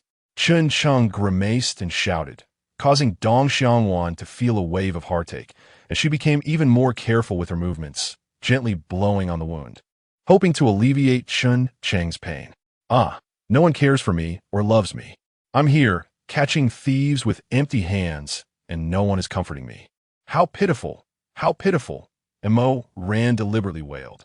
All right, we know you're amazing. To protect us, you tore apart the green tea BTCH. How about we crown you the Tea King? Milan, sitting next to Mo Rant, leaned on her shoulder and said with a smile. In the laughter of the group, everyone seemed to forget the unpleasantness that had happened that day, and they all tacitly avoided bringing up the events that took place. nor did anyone question where Mo Ran's gun had come from. After experiencing today's events, Mo Ran realized that everyone's abilities were still too weak. So she decided to train their physical fitness diligently every day, as improving physical fitness would significantly help upgrade their abilities. Chapter 37. Then leave me as fertilizer for flowers. Under Mo Ran's devilish training, the group's physical fitness became increasingly robust. During this time, Mo Ran also prepared various dishes for Xiao Jiu every day, making tofu taste like chicken and braising king oyster mushrooms to taste like pork. With the different flavors, Xiao Jiu could barely eat some vegetables, but after each meal, Xiao Jiu had to deal with stomach issues for several days. Even so, Mo Ran firmly insisted that Xiao Jiu eat vegetables. In the apocalypse, good physical strength was the key to survival. If one only ate meat and lacked a rich supply of vitamins, she was very concerned that it would be detrimental to Xiao Jiu's growth. On the night after Ji Chuan and the others left, Mo Ran had Luo Tian take Xiao Jiu to bathe, but the mischievous Xiao Jiu, like a slippery loach, quickly ran out of Luo Tian's room and came to Mo Ran's side. Seeing Xiao Jiu, who was all wet and covered in bath bubbles, standing by the bed, Mo Ran helplessly led him to the bathroom and personally washed him. The farm even had a laboratory, which was clearly doing soilless cultivation, with various nutrient solutions filling the laboratory storage. Unfortunately, Mo Ran didn't understand any of it, so she temporarily set it aside.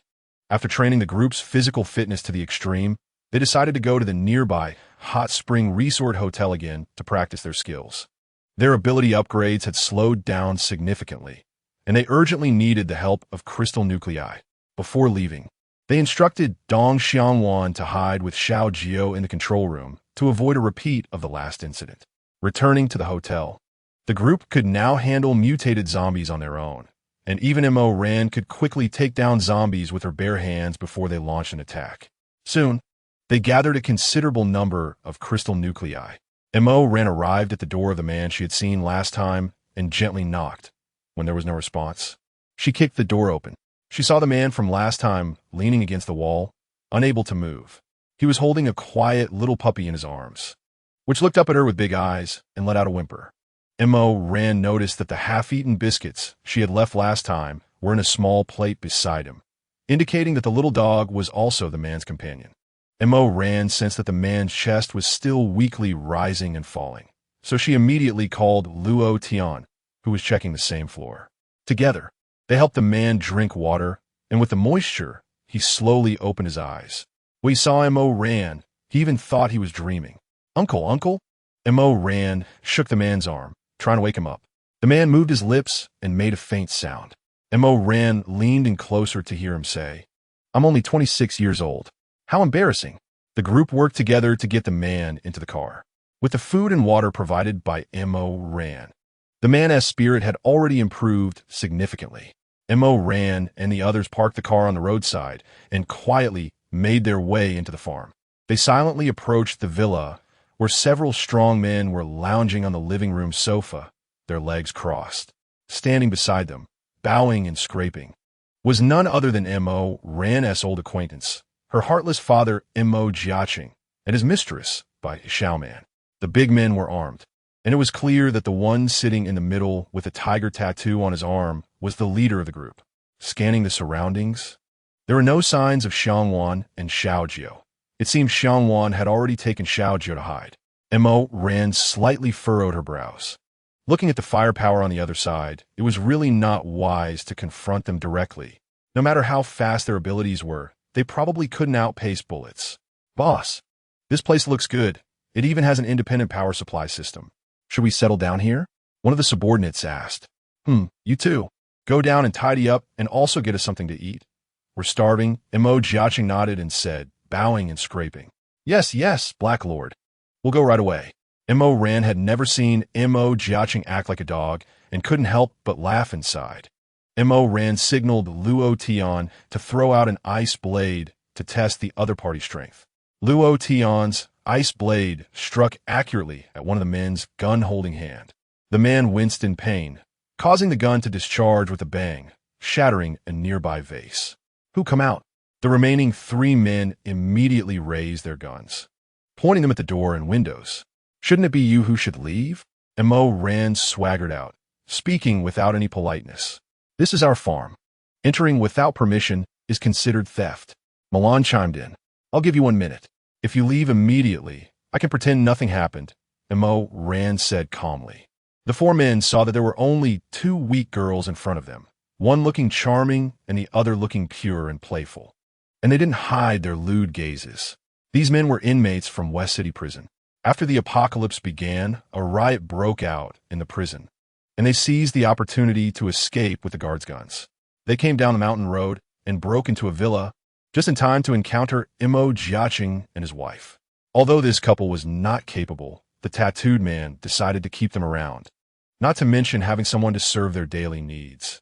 In critical moments when encountering zombies, they could also be used as bait. "Little sisters, you two live in such a big farm. Aren't you scared? Why not let us stay and keep you company?" The tattooed man said with a lewd grin, showing his yellow teeth.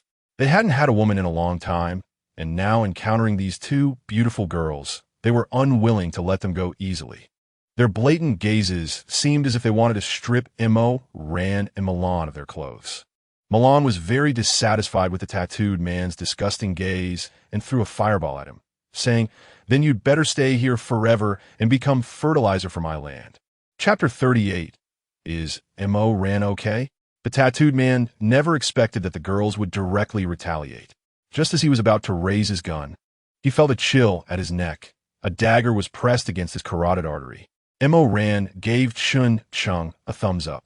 Perhaps due to his previous experience with delivering parcels, after undergoing intense physical training, Chun Chung had awakened speed-related abilities.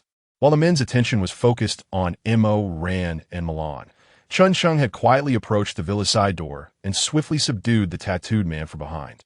At the same time, Luo Tian and Milan activated their powers simultaneously, knocking the guns from the hands of a few men. Mo Ran strolled over, collected the guns to the side, and said with a righteous expression, "I already said, I gave you 1 minute to leave. Why do you insist on staying here to be fertilizer for my flowers? Why are you not listening to advice?" After speaking, she disarmed the nearest man with her bare hands. The men looked at Mo Ran as if they were staring at a terrifying monster, even in their prison. They had never seen someone like her. Big sister, please spare us. We didn't recognize the great mountain. We will leave right now, immediately." The man called Black, he had long lost his previous bravado, kneeling and begging for mercy. Just as Mo Ran hesitated, the tattooed man's eyes flashed, and he suddenly broke free from Chun Cheng's grip, picked up the gun on the ground, and shot at Mo Ran. Accompanied by the gunshot was a crack, and before Mo Ran fell, her only thought was that one should not be too merciful. Seeing Mo Ran being attacked, Chun Chung and the others went crazy, unleashing their abilities at the 4 men continuously. In the end, after being struck by Chun Cheng's lightning several times, the tattooed man became charred, collapsing to the ground and convulsing, frothing at the mouth. Milan rushed over to check on Mo Ran's injuries, while Luo Tian picked up Mo Ran and dashed toward the bedroom. At this moment, Mo Jiu and Bai Xiao Man, who had been hiding in the shadows, only pretended to rush over after the tattooed man was subdued, crying out, "Xiao Ran, what's wrong? You can't die." This cry stunned Luo Tian. "Do you know Ran?"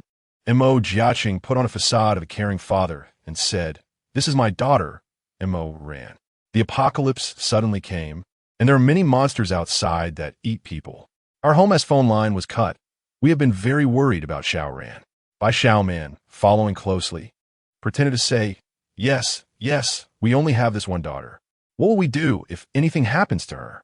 Mo Ran had never mentioned the specific circumstances of her family, so the others did not suspect Mo Jiu and Bai Xiaoman's words. Luo Tian carefully placed Mo Ran on the bed, and at this time, Dong Xiangwan rushed out from the underground control room with Xiao Jiu.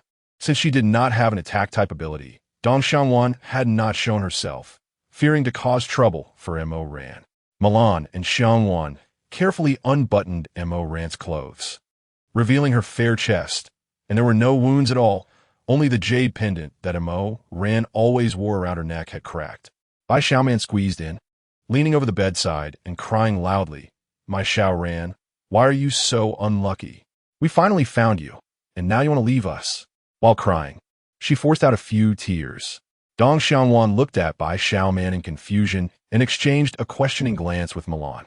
Milan shrugged and said, "She claims to be Ranran's mother, and that man is Ranran's father." Dong Xiaowan looked at Bai Xiaoman by the bedside. This woman didn't seem to be even 40 years old. How could she have a daughter as old as Mo Ran?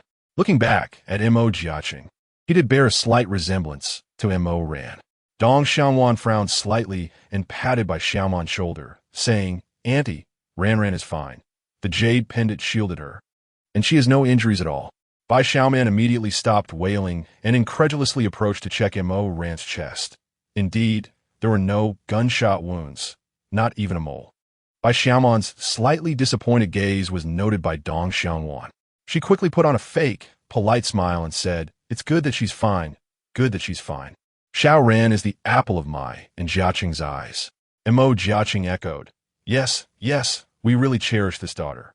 Dong Xiaowan clearly observed the couple's demeanor. She had harbored some doubts since Milan introduced them. Mo Ran would help her unfamiliar classmate without hesitation. How could she abandon her parents when the apocalypse struck? Combined with Bai Xiaoman's disappointed expression upon seeing Mo Ran was not dead, it seemed that this couple was definitely not good people. Bai Xiaoman bore no resemblance to Mo Ran. Perhaps she was a mistress who had stepped into the role. Bai Xiaoman did not expect that her one expression would lead Dong Xiaowan to guess nearly everything. Milan, however, was completely oblivious to these matters. She gently patted Bai Xiaoman's hand, reassuringly saying, "Uncle, Annie, Ranran is fine. She might be unconscious from shock. We will take care of her here. Let Xiao Tian arrange a room for you to rest." Bai Xiaoman's mouth immediately lifted, gripping Milan's hand tightly and continuously expressing her gratitude. Originally, after seeing Mo Ran subdue the tattooed man, the couple had been hiding in the shadows, discussing how to recognize Mo Ran. These young people's strength was extraordinary. Although they were ordinary people, they had seen the power of ability users along the way. At this moment, they seemed to forget that they had already severed ties with Mo Ran. When they saw Mo Ran shot down, the two exchanged a knowing smile. As long as Mo Ran was dead, they could appear as her parents again. Surely, these young people would protect them out of respect for Mo Ran. Now that Mo Ran was unharmed and only unconscious, it filled Bai Xiaoman with anxiety. However, no matter what, it's good that she can stay. When Mo Ran wakes up, the couple will act and apologize, and Mo Ran probably won't appear so heartless in front of her classmates anymore. The two of them were making plans without caring at all about Mo Ran's life or death as she lay in bed. At this moment, Mo Ran's face was flushed and began to heat up, but her hands and feet were icy cold. Dong Xiaowan suddenly seemed to remember something and exclaimed, "Ranran must be awakening her abilities." As Dong Xiaowan had expected, Mo Ran was undergoing a transformation of human evolution. She felt her whole body bathe in a warm ocean, floating lightly, with the surrounding water greeting her like good friends. At the same time, her blood felt like it was boiling, and flashes of scenes from the original owner's life raced through her mind. Interesting, Mo Ran unconsciously tugged at the corners of her mouth. It seemed that the reason Dong Xiaowan had not awakened for so long was that she was trapped in her past nightmares. In the end, Mo Ran felt completely relaxed, and her consciousness began to blur. Knowing she was awakening her abilities, she let go of her thoughts and fell into a deep sleep. When Mo Ran opened her eyes again, it was already 4 in the morning. Looking at the reddening sky outside the window, she stretched lazily. This sleep had left her somewhat fatigued. Just as she was about to release her mental power to check her abilities, she suddenly discovered that there was a green sapling in her consciousness, about the height of a person, with clearly defined veins on each leaf. Mo Ran could feel the abundant spiritual energy emanating from the tree. Below the tree was a clear spring. Mo Ran immediately bent down and drank deeply. At that moment, she felt her fatigue vanish, and her entire body was filled with energy. It seemed she had gained an unexpected opportunity. With the blessing of the spring water, her companions would surely improve rapidly. Mo Ran closed her eyes to sense her mental power, and the entire farm's information appeared in her mind. The two familiar feelings from next door caught her attention. It seemed that the shameless couple had taken advantage of Mo Ran's coma to deceive her innocent little companions. Xiaoran, you're awake. Dong Xiaowan's surprised voice came from behind. Just as Mo Ran released her mental power, Dong Xiaowan sensed it immediately and obediently sat to the side. Not disturbing Mo Ran. Quick, tell me, besides the mental abilities, what other powers have you awakened? I can sense that besides mental abilities, you've awakened other powers too. Xiaowan seemed even more anxious than Mo Ran. Don't worry, let me ask you first, is my dad living on our farm with that shameless woman? Mo Ran asked. Xiaowan felt no discomfort with Mo Ran's address. She had long seen through the couple's false affection, but since Mo Ran was still unconscious, she didn't dare to act rashly. Yes, they're staying in room 213 diagonally opposite, Xiaowan replied without further explanation. Let's go, I'll show you my new abilities. Mo Ran excitedly took Xiaowan's hand and headed towards room 213. Mo Jiaqing's snoring was thunderous. Even standing outside, it was clear. Mo Ran snorted coldly, quietly used the key to open the door, and slipped inside.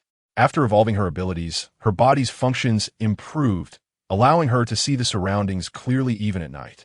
Looking at the couple sleeping soundly on the bed, Mo Ran stretched out her hand, and a vine suddenly wrapped around their waists, lifting Mo Jiaqing and Bai Xiaoman into the air. In the original script, Mo Ran awakened the light-based abilities, but she didn't understand why she now had wood-based abilities. As for the little tree and spring in her consciousness, she knew nothing about them, but at least she was moving in a good direction, so she didn't mind. The couple, who were still dreaming, suddenly woke up to find Mo Ran and Xiaowan standing calmly at the foot of their bed, looking at them with a teasing expression. Xiaoran, you're awake. What are you doing? Put Dad down quickly, Mo Jiaqing said, looking somewhat guilty. He certainly remembered that when he signed a share transfer agreement with Mo Ran, they had already agreed to sever their father-daughter relationship. Yes, Xiaoran, your dad is getting old, and his back isn't good. Please put us down. We can talk as a family, Bai Xiaoman added with a flattering smile. Bai Xiaoman, I really envy you. At your age, you still maintain yourself so well. How many layers of powder do you put on to make your skin so thick? What did I ever admit that we are family? Mo Ran made no move, allowing the two to struggle in the air, but the more they fought, the tighter the vines became. Realizing this, Mo Jiaqing immediately stopped moving and tried to take a familial approach. Xiaoran, although your Aunt Bai isn't family, I'm your biological father. What overnight grudges can we have? Oh, so you admit that Bai Xiaoman isn't my family? Mo Ran teased them like a bird. Hearing Mo Jiaqing's words and Mo Ran's provocation, Bai Xiaoman immediately turned her angry gaze towards Mo Jiaqing, saying resentfully, Jiaqing, I didn't expect that after all these years. You never regarded me as family. At this moment, Mo Jiaqing was in a dilemma.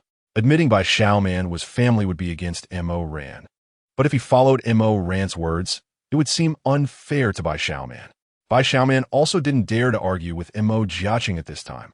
After all, her life was in Mo Ran's hands.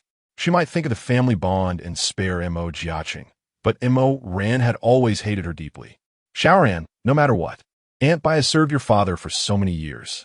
Even if there are no merits, there is hard work. You can't be so heartless, right? Bai Xiaoman, at this moment, had long lost her previous arrogance, and tears seemed to glisten in her eyes. Mo Ran sneered and said, Bai Xiaoman, the maids of the Mo family don't wait for food and drink like you do, let alone hold shares in Mo's.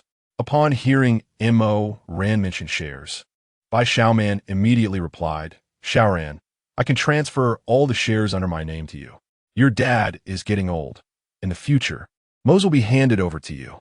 Mo Ran laughed as if she had heard the biggest joke. Bai Xiaoman thought her words had persuaded Mo Ran and continued, Xiaoran. In this world, you and your dad are your closest family. What can we talk about as a family?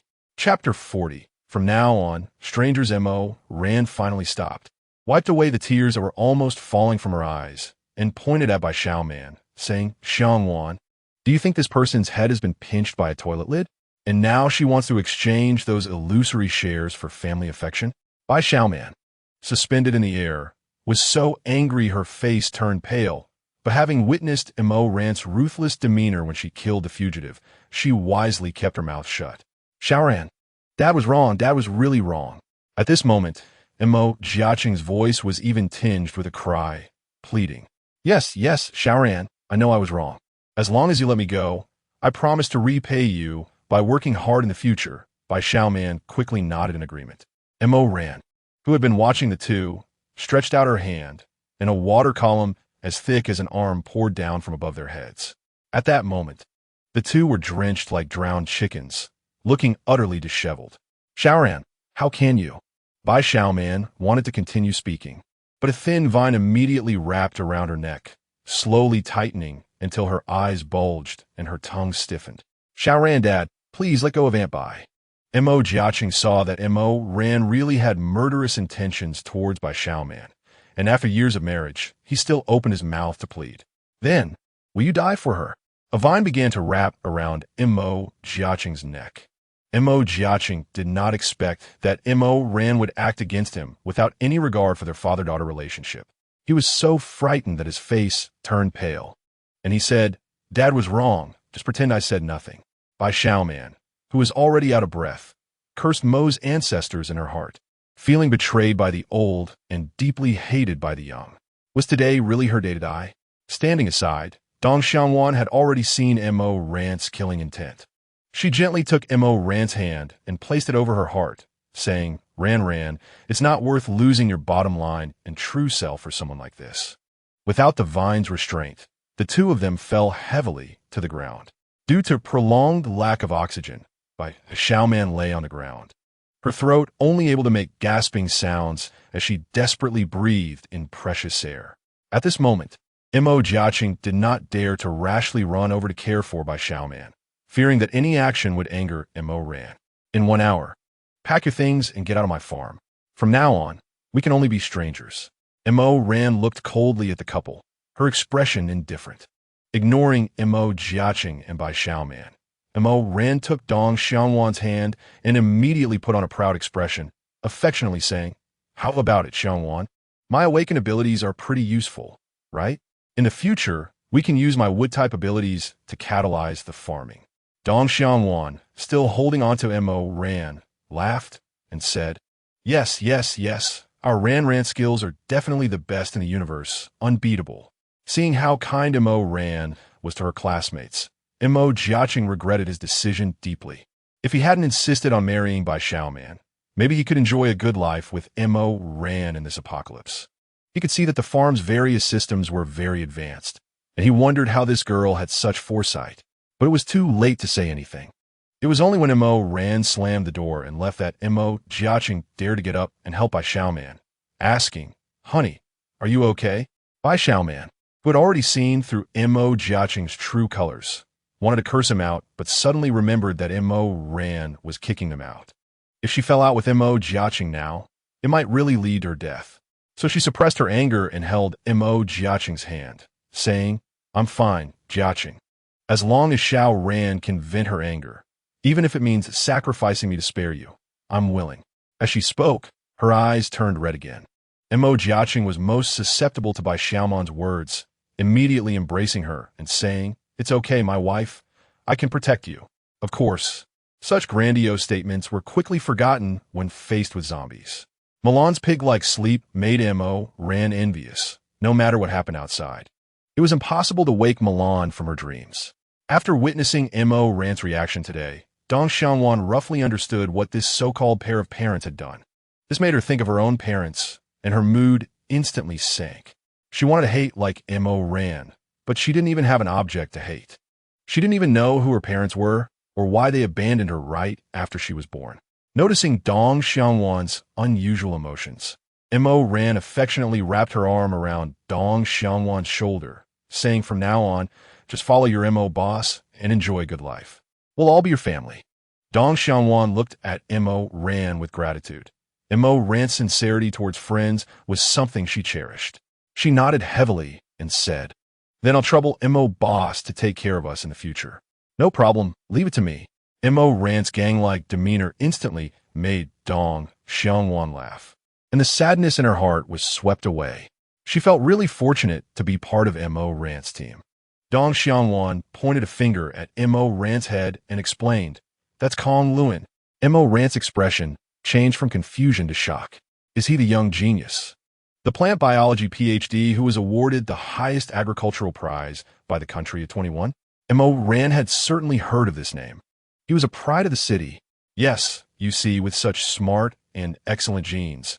How come he hasn't awakened any abilities? If it weren't for meeting you, he would probably be dead by now, Dong Xiangwan sighed. In less than half an hour, M.O. Jiaqing was dragging by Xiao Man out with heavy steps. As they passed M.O. Rand, he tried to evoke her sympathy with his pitiful look. M.O. Rand didn't even glance at him, simply throwing 2 knives at their feet and saying, "I've been more than kind. You should have expected this day when you harmed my mother to seize the family fortune." The next day, Kong Luan had already awakened. Looking at M.O. Rand's perfect ecological system and the various bottles and instruments in the lab, the light in his eyes was undeniable. Before M.O. Rand could invite him, he proactively expressed his desire to join. M.O. Rand excitedly shook Kong Luan's hand, saying, "That's great. Brother Kong, with you here, we won't have to worry about food and clothing in the future. You can research boldly. If you need anything, just tell us, and I'll get it for you."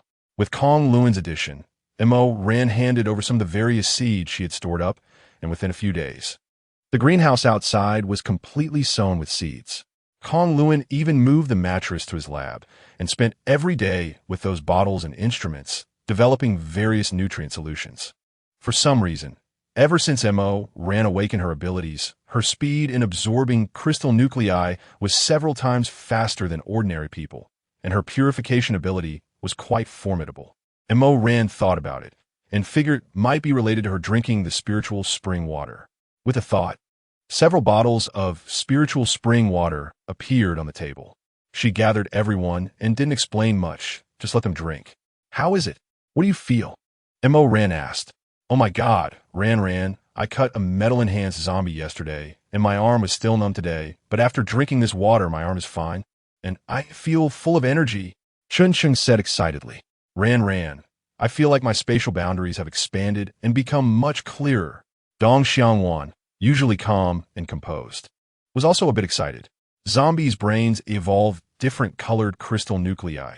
White crystal nuclei can be used by all types of ability users. But the energy that can be converted into absorbable energy is limited, while other attack-type abilities have corresponding colored crystal nuclei.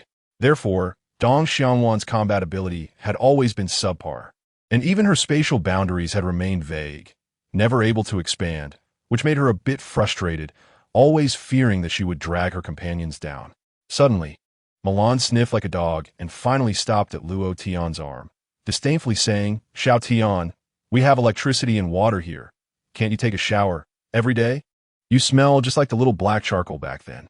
The little black charcoal was the puppy that was saved alongside Kong Luan, covered in dirt and looking like a black charcoal, so Milan simply named her that. Luo Tian looked down and sniffed, puzzled. How could that be? "I clearly took a shower before going to bed last night. You can ask Chin Chung if you don't believe me." Before long, the foul smell became increasingly obvious, and everyone stood up to start looking for the source of the smell. M.O. Rand smiled and said, "Don't look anymore. Roll up your sleeves and see your arms." When everyone rolled up their sleeves, they were stunned to find that a layer of sludge had already coated their arms, and a pungent smell was emanating from there. Several people immediately rushed upstairs. After about an hour, they finally changed their clothes and gathered in the hall. As you all know, I have simultaneously awakened 3 skills: wood, water, and mental abilities. In fact, I have also been researching a 4th skill these past few days, though I'm not sure if it counts as a supernatural ability. Xiao didn't keep everyone in suspense any longer and spoke up. "After awakening that night, I found that my consciousness now included a spring and a large tree. I haven't figured out the function of the tree yet, but the water's function is to wash the marrow and strengthen the body, purifying supernatural abilities and eliminating excess impurities from the body, which I confirmed through several tests." "Is that the water you just made us drink?" Luo Tian asked. "Yes.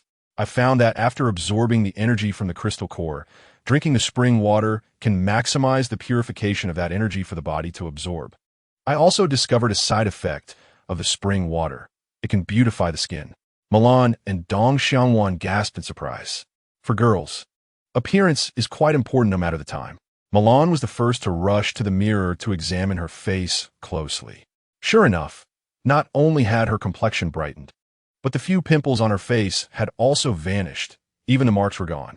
Excited, Milan ran over to Mo Ran and said, Ran, do you have enough of that fairy water? You said if we use it for a bath, will we really become as beautiful as the ones in the ads? With skin as smooth as jade? Mo Ran was taken aback by Milan's question. Right, she realized that the spring water seemed to be inexhaustible. If they used it for baths, they would surely become stunning. Why hadn't she thought of this use before? Only drinking it. The three girls hit it off and immediately decided to fill the big bathtub with water that night and take a bath together. Chen Cheng and Luo Tian looked at the excited, bouncing women in disbelief. Chen Cheng said discontentedly, Ran, you might as well give us a few more bottles to drink, so we can quickly enhance our supernatural abilities. Mo Ran shook her head helplessly, saying the spring water mainly strengthens the muscles and bones, helping us transform our bodies. The amount we can absorb each time is limited. Once we reach our limit, no matter how much you drink, it's just ordinary water. That's why it needs to be used in conjunction with a crystal core. Chapter 42. Sudden inspiration. Chen Cheng lowered his head in disappointment. Such a good thing still has its limits. It seems that wanting to reach the sky in one step is impossible. After the bath, Mo Ran felt completely relaxed and comfortably lay on her big bed, starting to think about how to improve her farm. It seemed that the farm lacked some entertainment facilities. It couldn't just be about leveling up by fighting zombies every day.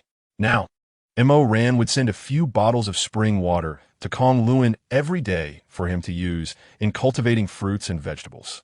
The vegetables irrigated with spring water were rich in aura and delicious, far surpassing the original taste.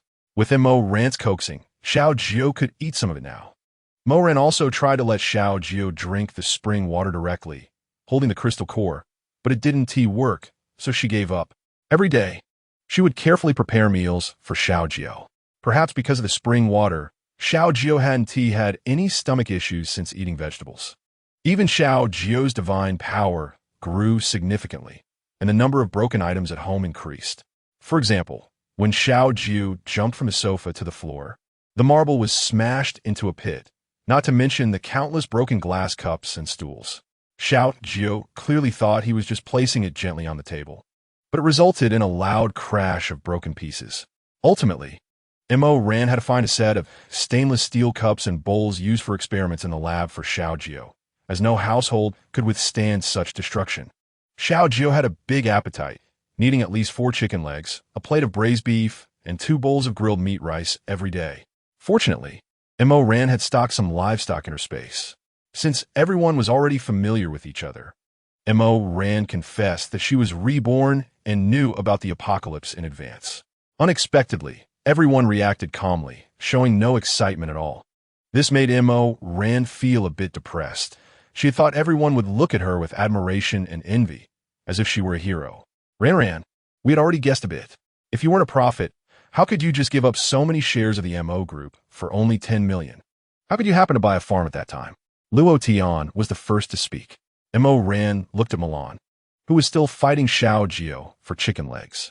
Upon sensing Mo Ran's gaze, Milan immediately put down her chopsticks and said, Don't look at me. I didn't say it. You keep taking out things from the farm that aren't in Xiangwan's space. Who can you blame? It turns out that Xiangwan said the farm had a specialized automated system for raising chickens and cows. If they had chickens, they could not only eat fresh chicken meat, but also hatch chicks. The cows would produce milk, so everyone wouldn't have to drink only water every day. If others in the apocalypse knew this, they'd be furious about how sick they were of drinking water. Even in the base, they had to complete tasks to exchange for a bottle of water and a few buns each day. One time, everyone sat together eating hot pot, and Luo Tian said he hadn't had any happy fat house water in a long time. As a result, Mo Ran went to the warehouse and came back with a bottle of cola, stunning Luo Tian, who had helped clean the warehouse but had never seen it. Mo Ran listened to everyone discussing her exposed points and couldn't help but sigh internally. Having a group of 2 smart teammates isn't necessarily a good thing. They never give the leader face. Sigh. Breakfast passed in laughter and chatter. Everyone then started to busy themselves with their own affairs. Mo pulled Xiao Jiu, who was sitting on the stool, patting his already round belly, and walked towards the open space outside. Sister, I'm so full. Xiao Jiu complained slowly as he walked.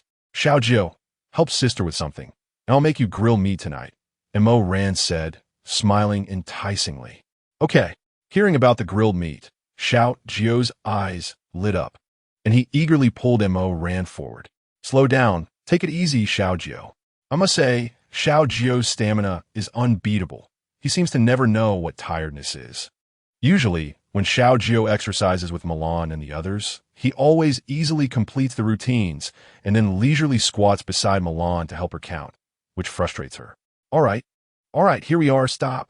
Finally, Mo gasped and shouted, and Xiao Jiu stopped. Xiao Jiu looked curiously at the patch of weeds before him. Because the farm had not been fully developed and was sold due to poor funding, there were still several empty plots overgrown with weeds. Xiao Jiu, dig a hole here. Don't use too much strength, just about my height. Mo gestured to Xiao Jiu, unsure if he understood. Xiao Jiu got the gist, raised his fist, and smashed down on the ground. He only used about 30 of his strength, and dirt splattered everywhere, leaving a hole about 2 meters wide. Satisfied, Xiao Jiu nodded. Afterward, Mo left a thermal box beside him, which contained lunch prepared for Xiao Jiu, some beef tendons and lamb chops, all of which were his favorites. Xiao Jiu nodded obediently. Dong Xiangwan then lightly tapped Mo's arm, her face a bit flushed, and whispered, "Don't talk nonsense." Mo understood and replied, "Oh, I misspoke. Chincheng, I borrowed your 2 wives." After speaking, he flashed a brilliant smile at Dong Xiangwan, which startled her even more, making her shy as she chased after Mo, saying, "You little rascal, I'll block your mouth for saying nonsense." The two playfully walked outside. Mo's current strength could be said to be such that even a few people working together could only barely match her, so Chincheng naturally had no worries. Ran, where are we going? Dong Xiangwan asked curiously while sitting in the car. From what she knew of Mo, this lazy girl would never sit if she could lie down and would never stand if she could sit, even when going out to fight zombies. She always had many excuses. It was either that the weather was bad and not suitable for going out, or that rain was forecasted for the next day. Once, she even dug out an old calendar saying that she was having bad luck this year and shouldn't travel far, leaving everyone helpless and allowing her to go. In Milan's words, the lazy bug and Mo were in the same class and could become the model workers of every semester. Chapter 43. Life is about hustle. I remember there's a building materials wholesale market not far from here, and Mo said. Let's get some rebar, cement, and bricks. What do you need those for? Are you planning to build a house? Dong Xiangwan really couldn't think of a reason for Mo to need these building materials. It's not exactly to build a house. I'm planning to turn that weedy patch on the west side into a swimming pool, Mo said to herself, not noticing Dong Xiangwan's surprised expression. However, after a moment's thought, she understood. This was indeed in line with Mo's character. Interestingly, as Mo would say, life is about hustle. This also explained why Mo didn't bring those people with explosive combat power this time, but instead brought her, who had spatial abilities, treating her as a mobile warehouse. As the apocalypse approached, everyone was frantically grabbing food that could be used for survival. So the materials in the building materials factory had not been touched. Mo first had Dong Xiangwan release her mental power to help her keep watch, while she went in alone to tidy up the scattered zombies. In fact, Mo could also use her mental power. She just wanted to give Dong Xiangwan more practice since, after all, her mental power would also be a pretty powerful attack skill in the later stages. Feeling that there were no other energy fluctuations in the entire building materials factory besides Mo, Dong Xiangwan got out of the car with peace of mind. After refining with the spirit spring water and crystal cores, her space now had over 100 square meters. Mo's spatial ring still contained a lot of supplies, and since time was frozen in the space, she had never taken them out. Fortunately, both of them had strong mental power support. Before long, they had collected enough rebar and cement. Dig a hole? Mo was a bit confused. Wasn't it agreed that they would just enlarge the hole a bit? It should be easy for the naturally powerful Xiao Jiu. Following Milan, they arrived at the empty space on the west side, and Mo Ran was dumbfounded. The pit was still the same pit and hadn't been enlarged. Instead, Xiao Jiu was digging deeper in one spot, and a small mountain of dirt had already accumulated beside it. Xiao Jiu, didn't I say to make the hole bigger? Mo Ran turned to Xiao Jiu with disbelief. This isn't digging a pit. This is drilling a well. Isn't this big enough? It's already very deep, Xiao Jiu said innocently. Mo Ran facepalmed. She really should have explained to Xiao Jiu what big and deep meant before she left. All right, it's my fault for not explaining clearly, my dear Mimi. I just wanted Xiao Jiu to exercise a bit, Mo Ran said, playfully wrapping her arm around Milan's shoulder. You're too lazy to exercise yourself. Yet you dare to ask a child to do it, Milan murmured quietly. During lunch, Mo Ran shared her grand plan to build a swimming pool, which received unanimous support. Stuck in the villa every day, either playing boring single-player games or going out to kill zombies. The thought of swimming and having fun on the farm while the outside world was in chaos was such a pleasant thing.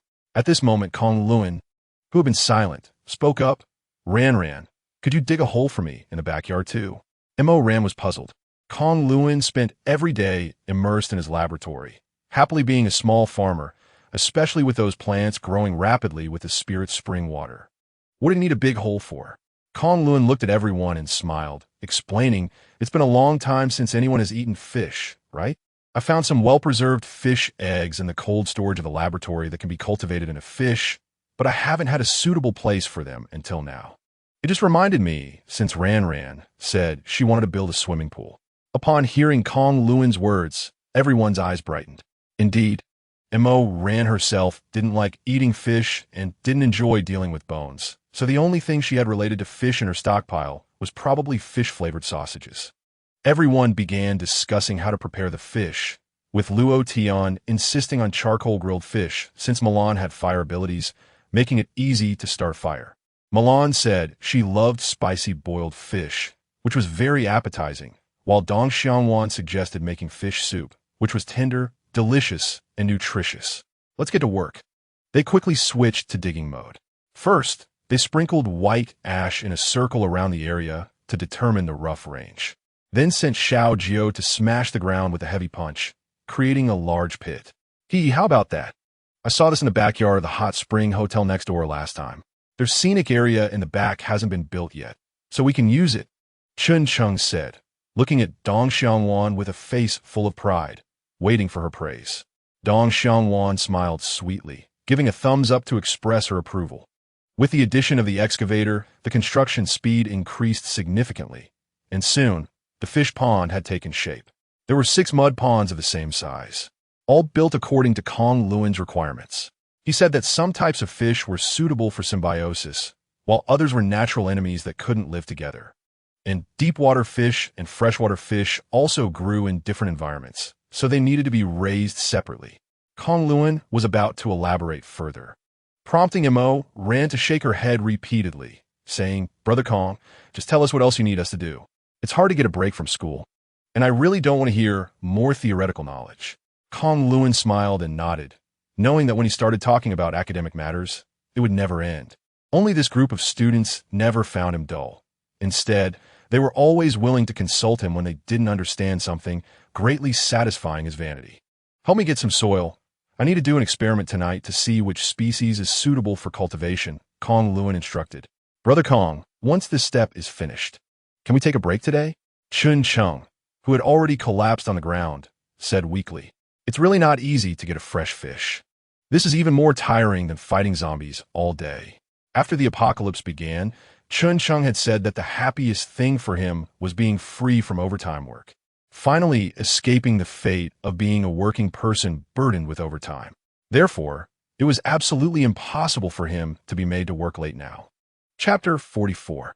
Am I wanted to fall in love? In the evening, the exhausted group gathered around the dining table to eat hot pot.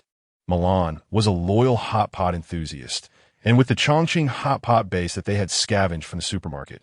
Watching the slices of lamb and round beef balls rolling in the boiling pot, Milan and Xiao Jiu began a new round of meat-snatching mode.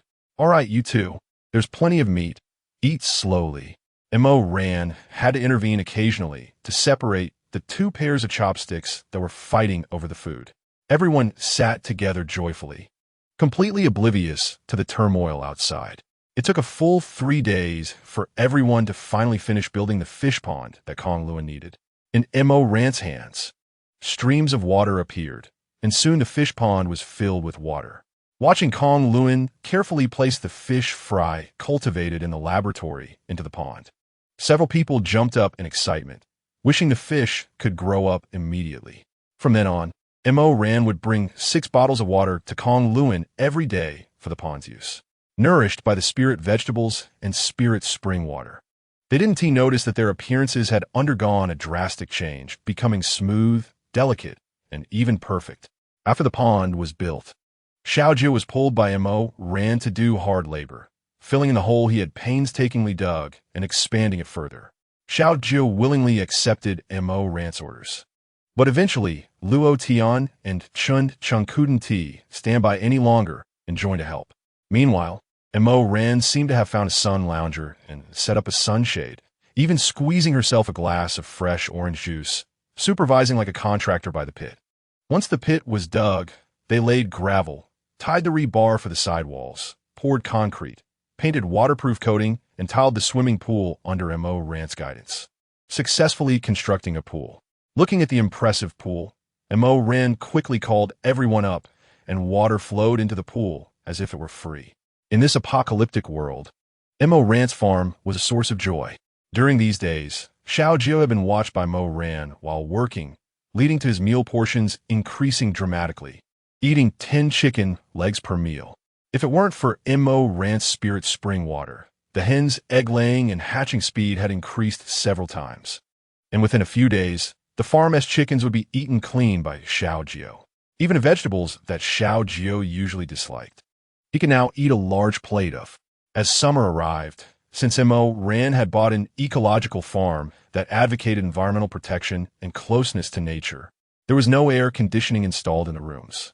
Mo Ran had Luo Tian produce a lot of ice blocks, filling bowls in every corner of the rooms with ice, even chilling watermelons in crushed ice, which was incredibly refreshing. That night, after bathing Xiao Jiu and coaxing him to sleep, Mo Ran took out her pajamas and headed to the bathroom.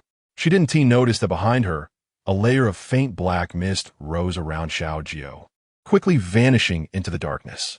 The fatigue and drowsiness of the day quickly swept over Mo Ran, and in less than half a minute, she was deeply asleep, completely unaware that the boy in her arms had already changed. His exquisite facial features were striking and pronounced, with deep-set eyes, a high nose bridge, and sensually slightly parted lips, staring at Mo Ran with his dark, bright eyes. Mo Ran's sleeping posture had always been ungraceful. She always needed to be on something to sleep. Previously, she would sleep on top of a blanket, but since Xiao Jiu had to sleep with her every day, it had turned into sleeping on top of Xiao Jiu. Looking at the long white legs wrapped around his waist, Xiao Jiu smiled helplessly, pulling over a nearby blanket and quietly covering both of them, knowing that even with his abilities, he could still catch a cold like this. Perhaps it was because of the sudden weight of the blanket, and Mo Ran shifted uncomfortably, loosening her grip around Xiao Jiu, which gave him the chance to turn around and face her. He was originally the king of zombies, having existed for many years, long enough to forget how old he truly was. This apocalypse had turned many humans into zombies, a scenario he had not anticipated. In the beginning of creation, the weak him had continuously leveled up, cultivating spiritual intelligence and a human-like appearance. He had also reached an agreement with the heavenly Tao that he would not harm humans and would even help solve some of their difficult problems. Normally, he would quietly deal with the occasional zombies that transformed in certain places, as those low-level creatures with no intelligence couldn't be considered as kind. The outbreak of this apocalypse was unexpected for him. The heavenly Tao was furious, believing he had spread the zombie virus, which caused this chaos. As a result, a heavenly lightning strike hit, causing him to regress to the intelligence of a 3-year-old child. Mo Ran was unaware that her jade pendant was also an ancient treasure. When she obtained crystals, she would immediately turn to stone because the energy was absorbed by the pendant. Due to Xiao Jiu's zombie king physique, he naturally attracted the crystals, So the energy purified by the jade pendant was continuously supplied to Xiao Jiu every night, while Mo Ran held him to sleep. Coupled with Mo Ran constantly feeding him spirit vegetables and spirit spring water, Xiao Jiu's awakening of abilities accelerated. Recently, due to the need for upgrading, he ate and drank even more, and finally, that night, he regained his true form. Looking at the woman in front of him with an ungraceful, sleeping posture, Xiao Jiu unconsciously extended his long arm, pulling Mo Ran closer to him. Mo Ran merely mumbled something softly before falling back asleep.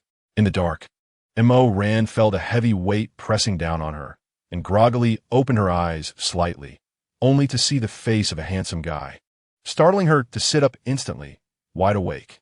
Upon closer inspection, there was no handsome figure. It was just the sleeping Xiao Jiu, who seemed to be having an intense dream, as the area near his pillow was somewhat damp. Mo Ran shook her head and mockingly said, "Am I trying to fall in love? Thinking about it all day, just sleep." After saying that, she lay back down and quickly fell asleep again. Chapter 45. The silly woman that needs protection. Looking at the sleeping Mo Ran beside him, Xiao Jiu suddenly felt that being a child wasn't so bad. At least, he could share the same bed and cover with Mo Ran. Thinking of this, a victorious smile appeared at the corner of Xiao Jiu's mouth as he nudged Mo Ran's chest with his head, finally managing to burrow into her arms.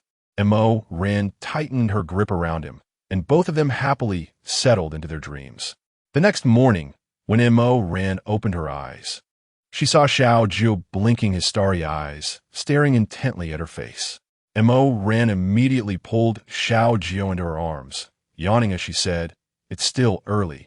Let us sleep a bit more." Xiao Jiu's face buried directly into Mo Ran's soft chest.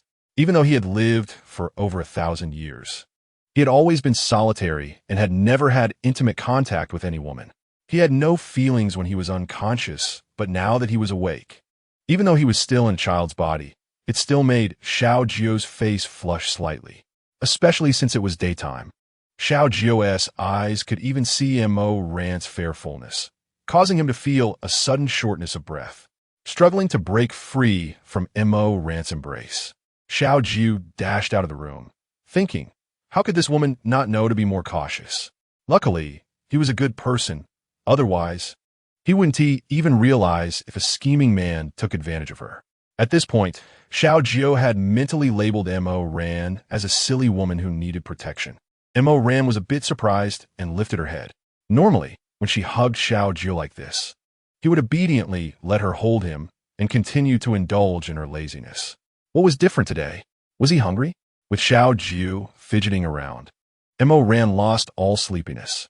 After freshening up, she entered the hall, where Xiao Jiu was already sitting at the table, buried in his food. Seeing Mo Ran walk in wearing a tight sports outfit, Xiao Jiu quickly lowered his head. Did this woman not realize that her figure had developed particularly well? Did she not know there were several young, strong men in the villa? Why was she dressed so revealingly? Mo Ran walked over to Xiao Jiu's side, as always ruffling his hair and saying affectionately, "Xiao Jiu, you've worked hard these past few days. Tonight, I'll make you roasted lamb chops." Xiao Jiu's attention was immediately drawn to the roasted lamb chops. For some reason, although he had survived for many years by absorbing the energy from the crystal cores of low-level zombies that were about to mutate, sometimes lacking energy, he would steal some plasma from the hospital to supplement his nutrition. After being struck by lightning, he was also attracted by the smell of roasted food. Fortunately, Mo Ran had never regarded him as a burden, always taking care of him diligently, only recently allowing him to exert some effort. But what did that matter? Being able to help Mo Ran was good enough. Indeed, it is true that to win a man's heart, one must first win his stomach. During dinner, Chun Chung suggested going into the city to rummage through the mall to see if they could find some clothes. When Mo Ran stockpiled supplies, she only prepared a lot of women's clothing. Fortunately, Mo Ran, Mimi, and Xiang had similar body types and could wear the same size. The few boys had only 2 pieces of clothing to alternate between. Mo Ran pouted and said, "In the farm, there are only 3 of us girls, and you're taking up 1 spot. Tell me, who do you want to impress?" Chun Chung replied, "A man dresses up for the one he loves, right, Wan Wan?" Although he and Xiang Wan had never made their feelings clear to each other, their special care for one another had long been noticed by everyone. Xiang Wan shyly turned her head away and said to Mo Ran, Chun Sheng and Xiao Tian really have almost no clothes left. And look at Xiao Jiu. He's grown so fast that his clothes are too short. Mo Ran sighed. Oh dear, girls grow up too quickly. After saying that, she laughed and ran off. Xiao Jiu looked at Chun Sheng, who was bantering with Mo Ran, and suddenly thought that this man was particularly talkative today and quite irritating. After a few of them got ready, since this trip was a bit farther, Mo Ran left the most skilled users of abilities, Luo Tian and Milan, at home to prevent the same problems from happening as last time. After all, if outsiders saw the current development of the farm, they would definitely be envious. Mo Ran herself, along with Chun Sheng and Xiang Wan, prepared their weapons and got ready to set off. Just as they were about to leave the villa, Xiao Jiu suddenly rushed over from somewhere, grabbing Mo Ran's hand and saying, "Sister, I want to go too." Although his abilities had not yet recovered, his strength was honed over thousands of years, unaffected by the limits of abilities. Since he had already awakened his consciousness, he just wanted to always be by Mo Ran's side, no longer hiding under her protection. Xiao Jiu shot a sidelong glance at Qin Sheng, mentally designating him as an annoying pest who not only joked with Mo Ran, but also attempted to separate them.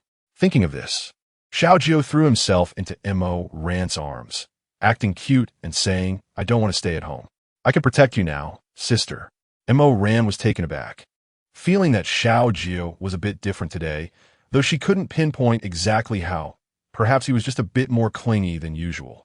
Normally, when she went out, as long as she left enough snacks and put on some animated shows for him, he could stay obediently for a whole day. Xiao Jiu also noticed Mo Ran's hesitation, pointing to the fish pond and swimming pool outside the villa, saying in a childish voice, "Sister, I did all that. I can help you now." After saying that, he even waved his chubby little fist in front of Mo Ran. Mo Ran thought for a moment and decided to take Xiao Jiu along. First, with his divine power. Even if they encountered advanced, rampaging zombies, he could basically knock them away with one punch. Second, if he always hid under her wing. What if one day she wasn't around or left this little world? Xiao Jiu would need to be able to protect himself. Seeing Mo Ran nod, Xiao Jiu proudly stuck his tongue out at Chun Sheng, making a face and showing off his little chubby arms, as if to say, "I'm the strong one." Chun Sheng could only shake his head helplessly. This Xiao Jiu was about to be spoiled to the heavens by Mo Ran. Chapter 46. My memory hasn't been great. Recently, the group quickly arrived at the city center, and Mo Ran once again experienced Chun Sheng's reckless driving skills. That wasn't just speeding, it was clearly low-altitude flying. Finally, the car stopped in front of a mall, and Chun Sheng received a smack on the head from Dong Xiangwan. "I've told you before, drive steadily. Why do you always treat my words like they don't exist?" Chun Sheng looked at Dong Xiangwan, genuinely a bit annoyed, and immediately put on a smiling face, saying, "It's just a habit, just a habit. I used to deliver food and got used to it. I'll change, I promise I'll change." Xiao Jiu couldn't help but curl his lips, mocking Chun Sheng in his heart for having to appease a woman so pathetically.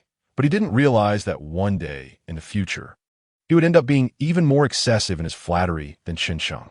Looking at the blood-stained streets and the corpses already exuding a foul odor, it was clear that someone had come here to clean up. It was uncertain whether all the supplies in the mall had been taken. Dong Xiangwan skillfully took out the hairpin from her head and quickly opened the mall's big door. Looking at the empty first floor, she was surprised to find that even the jewelry counter was empty. What kind of person would still covet gold and silver treasures in the apocalypse? At that moment, standing at the door, Dong Xiangwan skillfully released her mental power to explore and then frowned. Ran, there's a place on the second floor that I can't probe. It seems someone is deliberately protecting it. Should we go up? Dong Xiangwan asked. Given the current situation, it was indeed unwise to recklessly enter. Perhaps it was a small base for some people to reside in. Xiao Jiu, who had been standing beside Mo Ran, twitched his sensitive nose and said, "Sister, I smell blood. There might be someone injured here." Mo Ran often said that Xiao Jiu's nose was like a little dog ass. Even when he was in the bedroom, he could immediately smell the aroma of roast meat from the kitchen and rush out in time for meals. Hearing Xiao Jiu's words, Mo Ran decisively decided to leave immediately. Even though they were now quite powerful, she had never had a saintly heart. She was not a bodhisattva who saves all beings. So there was no need for her to save so many mortals. Just as they were about to exit the mall, a timid voice came from the stairway. "Is that you, Mo Ran?" Mo Ran didn't immediately recognize the person, but since they could call her name, they must be a fellow student. Seeing the girl excitedly running down the stairs towards them, Mo Ran immediately assumed a defensive stance, picking up her knife and holding it across her chest, saying, "Miss, even though you can call my name, I don't seem to know you." The girl immediately stopped in her tracks, but still excitedly said, "Mo Ran, it's me." Tong Yi. Mo Ran searched through the original owner's memories, but still had no impression of this name. Dong Xiaowan then reminded her. "She was in our team back then, came to the far with us." Mo Ran suddenly remembered. Indeed, there was a very quiet girl in the team. Quiet enough that people could almost forget she existed. "Oh, hello, goodbye." It was clear that Mo Ran did not wish to have any further interactions with her. Although she had not truly participated in the supply-grabbing battle plan by Su Xiaoyan and Lin Yang, she also did not step in to stop it. So at most, she could only say Tong Yi was not an enemy, and nothing more. "Mo Ran, can you help us? We were attacked by a horde of zombies, and most of our companions are injured. It's just me and..." Tong Yi hesitated to continue looking at Mo Ran. "I'm sorry, classmate, but we are just here to look for some supplies and have no obligation to help. Your base will send someone to rescue you." Mo Ran bluntly rejected, jokingly saying, "Don't even mention saving a bunch of people. I wouldn't save even one." Captain Ji was injured too. Tong Yi looked at Mo Ran, who was completely unfazed, and then said, "Is Brother Ji also here?" Upon hearing Ji Chuan's name, Mo Ran finally halted her steps to leave. As Tong Yi had said, it was evident that they had suffered some kind of attack. Almost everyone had terrifying wounds, with Ji Chuan's injury across his chest, shoulder, and waist being the most severe. To Mo Ran's surprise, Lin Yang was also among the injured, and beside him, Su Xiaoyan was cleaning his wounds. Seeing Mo Ran approach, Su Xiaoyan immediately shot a glare at Tong Yi and said, "Why did you bring irrelevant people here? Especially a useless one without abilities?" Before she could finish speaking, a column of water suddenly fell from the sky, drenching Su Xiaoyan. Looking at Mo Ran, she smirked and said, "Su Xiaoyan, my memory hasn't been great lately. Did I forget to give you face? What's the matter? Didn't you all use clay to create humans, but made you out of shit? After a few days apart, your mouth is still so foul. Since that's the case, why don't I help you rinse it out properly?" Without waiting for Su Xiaoyan to respond, two vines immediately climbed up her ankles. Unexpectedly, a layer of golden light appeared around Su Xiaoyan's body, and the vines could not bind her at all. Mo Ran couldn't help but curse inwardly. She was indeed the main character from the original script, and her skills were so flashy. She had even unlocked a gold-type ability, which was like having an invincible armor. No wonder she had come out of this battle unscathed despite her mediocre skills. Of course, Su Xiaoyan had no idea that the seemingly powerless Mo Ran had simultaneously awakened both water and wood abilities. If she knew that Mo Ran had also awakened a third mental ability and a spatial spring, she would probably go crazy. Mo Ran, don't go too far. This isn't a place for you to act wild. After blocking Mo Ran's attack, Su Xiaoyan wisely refrained from launching a counterattack, knowing her offensive abilities were nothing in front of these people. "Xiaoyan, don't be like that. Mo Ran is here to save us." Tong Yi quickly stepped forward and tugged at Su Xiaoyan's sleeve. She knew there was bad blood between Mo Ran and Su Xiaoyan, but now, with her useless spatial ability, she couldn't help everyone. Mo Ran did not continue to tangle with Su Xiaoyan, but instead bypassed the injured people lying on the ground and went to Ji Chuan's side. She gave Dong Xiaowan a look and deliberately said, "Xiaowan, look, Brother Ji's lips are all dry. Hurry and take out the water from your bag. I'll feed him some." Dong Xiaowan immediately understood Mo Ran's intention, took out the only bottle of spring water from her bag, and handed it to Mo Ran. This was also something Mo Ran had prepared just in case. Although Mo Ran's spiritual sense indicated that spring water was limitless, she couldn't just take it out in front of these people. As the saying goes, one should not flaunt their wealth. With Chun Cheng's help, they finally pried open Ji Chuan's tightly closed mouth and slowly poured the water in. They then took out clean gauze to help bandage Ji Chuan's wounds, which did not seem to be inflicted by zombies. Tong Yi hesitated for a moment, looking over at Su Xiaoyan, and said, "I'm sorry, Imo ran. It's actually due to some misunderstandings. We had some friction with people from another base, and Captain Ji was injured while protecting us." Su Xiaoyan disdainfully said to Tong Yi, "Why are you telling her this? How do you know she's not a spy sent from the other base?" Having been in the team, Tong Yi was looked down upon by Su Xiaoyan for lacking offensive abilities, seemingly forgetting how she had once clung to Lin Yang out of fear. After being mocked by Su Xiaoyan, Tong Yi seemed to have made a significant decision and said to Su Xiaoyan, "Enough, Su Xiaoyan. If it weren't for you trying to seduce the other captain, leading to an ambush set up by his girlfriend and dozens of her companions, would we have fallen for it? If it wasn't for protecting you, would Captain Ji have been injured because he was distracted? Tong Yi, are you trying to rebel?" Su Xiaoyan said fiercely, looking at her. "What are you going to do? You better pray that Lin Yang wakes up.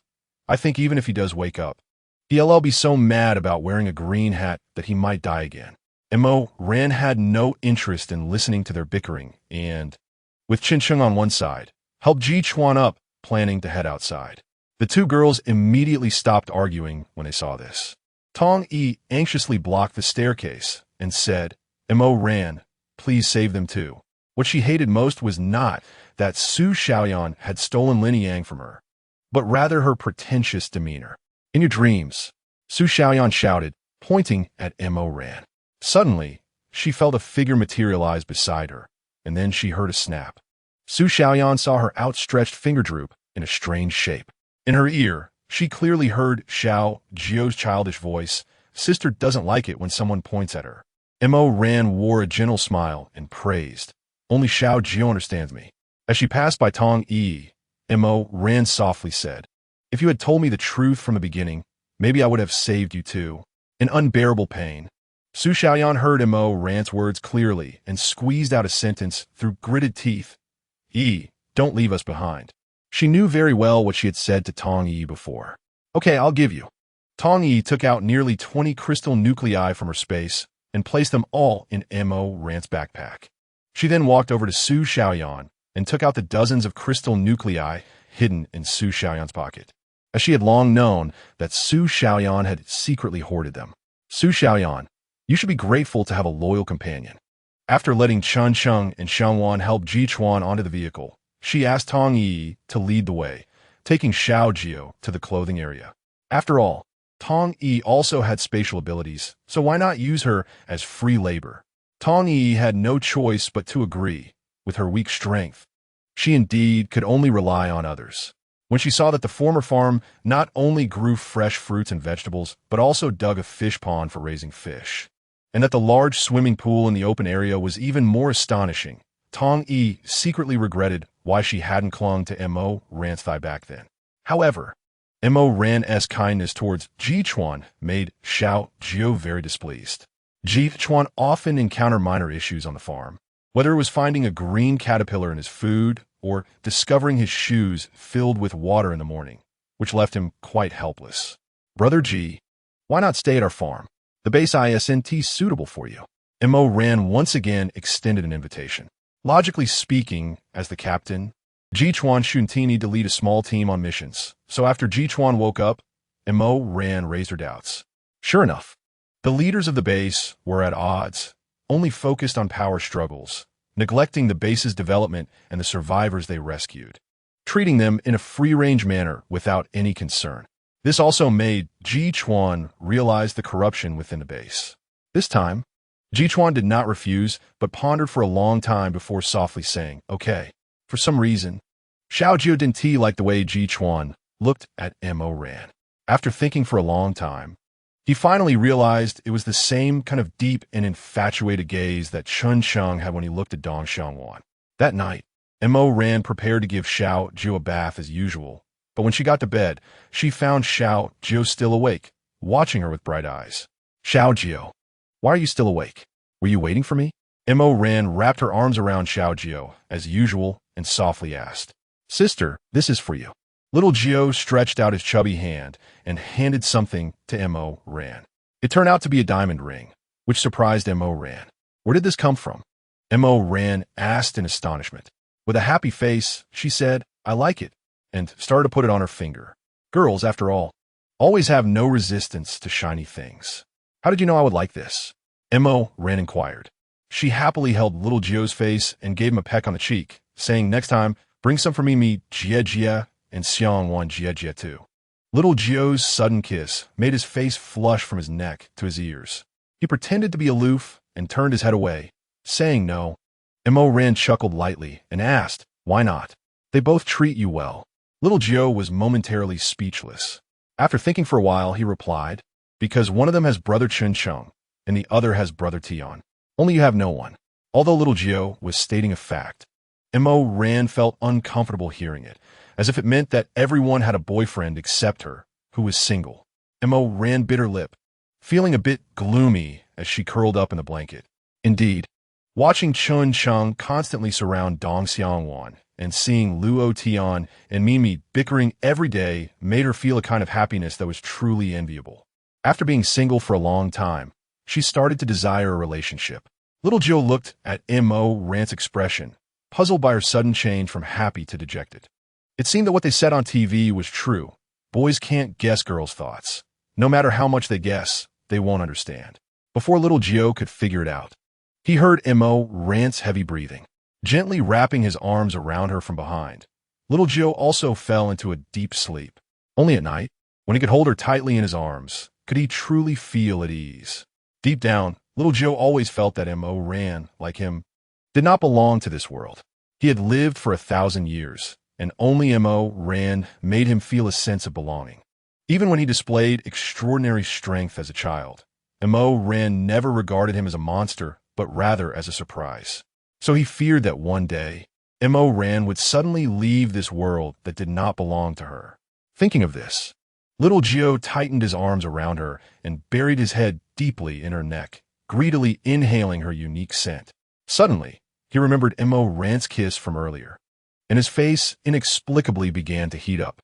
He recalled the kissing scenes often seen in TV dramas and touched his already dry lips, wondering what Mo Ran's lips would taste like. Would they be sweet? The more he thought about it, the more he drifted off, and suddenly, Little Jiu realized that a certain part of his body had actually changed. Although he had lived for over 1,000 years, his experience in love was zero.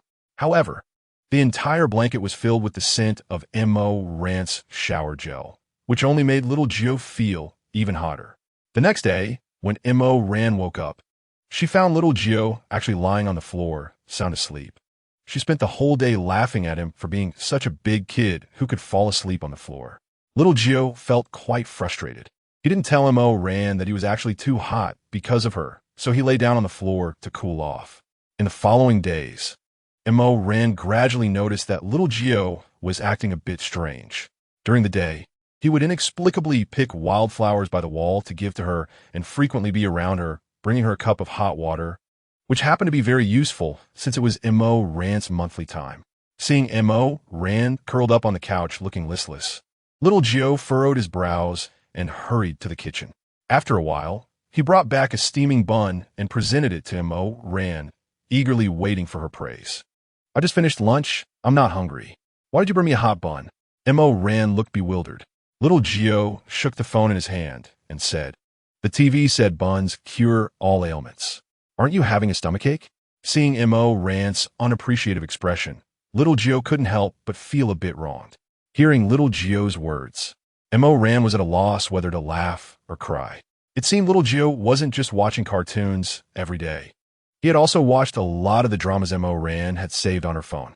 Really, bad information is corrupting innocent youth. After laughing enough, Mo Ran explained, "Little Jiu, the bun they were talking about refers to a backpack, not the steam bun." Little Jiu, hearing this, muttered in confusion, "How could that thing cure ailments? You can't eat it. Clearly, if you eat a meat bun, you'll become strong, and the illness will naturally go away." Mo Ran was speechless. It had seemed like he had a point. She hugged Little Jiu tightly, rubbing his chubby little face and said, "Then, thank you, our little Jiu." With his head resting on Mo Rant's soft, ample chest, little Jiu's face flushed bright red. Just then, Milan happened to come over and saw little Jiu's flushed face, asking, "Little Jiu, are you running a fever? Why is your face so red?" She reached out to touch little Jiu's forehead, but he skillfully dodged her. Before he awakened, he had no idea, but now that he was aware, he couldn't let any other woman touch him besides Mo Ran. He remembered a drama where the female lead cried and yelled at the male lead for not being faithful just because his cousin touched his arm. And then he followed suit and cried, constantly admitting his mistakes to appease his wife. He absolutely couldn't make such a mistake. I was just affected by the steam from the bun. Looking at Mo Rant's puzzled expression as she gazed at his flushed face, little Joe hurriedly thought of an excuse and ran away. "Don't you think this kid has been acting a bit strange lately?" Milan asked, looking at little Gio's retreating figure. Chapter 49. The touch you gave me, little Gio, who had already run far away, muttered to himself, "Humph. You're the one who's not normal." Brother Tion is also not normal to like such a violent woman. He seemed unaware that the woman he liked was indeed the most violent woman in the world. Milan didn't dwell on little Gio's issue, but turned to Mo Ran and asked, Ran, what do you think of Brother G? Have you ever thought about finding a boyfriend?" Milan asked softly. Mo Ran almost spat out the hot water she was drinking. "Why is everyone so idle now? There are only a few people on the farm. Do they really have to pair us all up?" Milan had initially wanted to introduce Kong Luen to Mo Ran. But Kong Luen was only focused on his research in vegetables and had no thoughts related to love. Now that Ji Chuan had finally come, how could she let this opportunity slip? "You should calm down. Brother Ji is 8 years older than me. When he was in elementary school, I was still a cell. Besides, Brother Ji used to be a senior officer. How could he possibly look at someone like me?" Mo Ran shook her head repeatedly in refusal. Upon hearing this, little Gio couldn't help but frown. Is 8 years really that much? Then I'm thousands of years older than Mo Ran. What should I do? Didn't the drama say age is just a number? After Mo Ran finished speaking, she planned to escape from Milan's nagging. Ran, I haven't finished my sentence yet. Why are you leaving?" Milan chased after her. "I have a headache. I'm tired. I want to sleep." Mo Ran quickened her pace to escape. "You're not pregnant, are you?" Milan teased from behind. Yes. That cup I just drank was water from the kingdom of women. I'm pregnant now and about to have a baby. Please don't disturb me for the next month while I sit the month out." Mo Ran dashed away, leaving Milan behind in a state of confusion. "Really, I was just trying to introduce her to a boyfriend. Is it necessary to be this scared?" Xiao Jiu hid behind the pillar, quietly took out her phone, and typed 3 words into the search bar, "sitting the month." At noon, Mo Ran was awakened by a fragrant aroma. Xiao Jiu was quietly squatting by Mo Ran's bed with a big bowl, waiting for Mo Ran to wake up. "Sister, you're awake. Here, drink chicken soup." Xiao Jiu presented it to Mo Ran like a treasure. Mo Ran stared at the chicken soup in front of her and said, "Who made this? It smells so good." Xiao Jiu immediately smiled brightly and said, "I asked Sister Xiang want to teach me how to make it. Hurry, try it. Is it good?"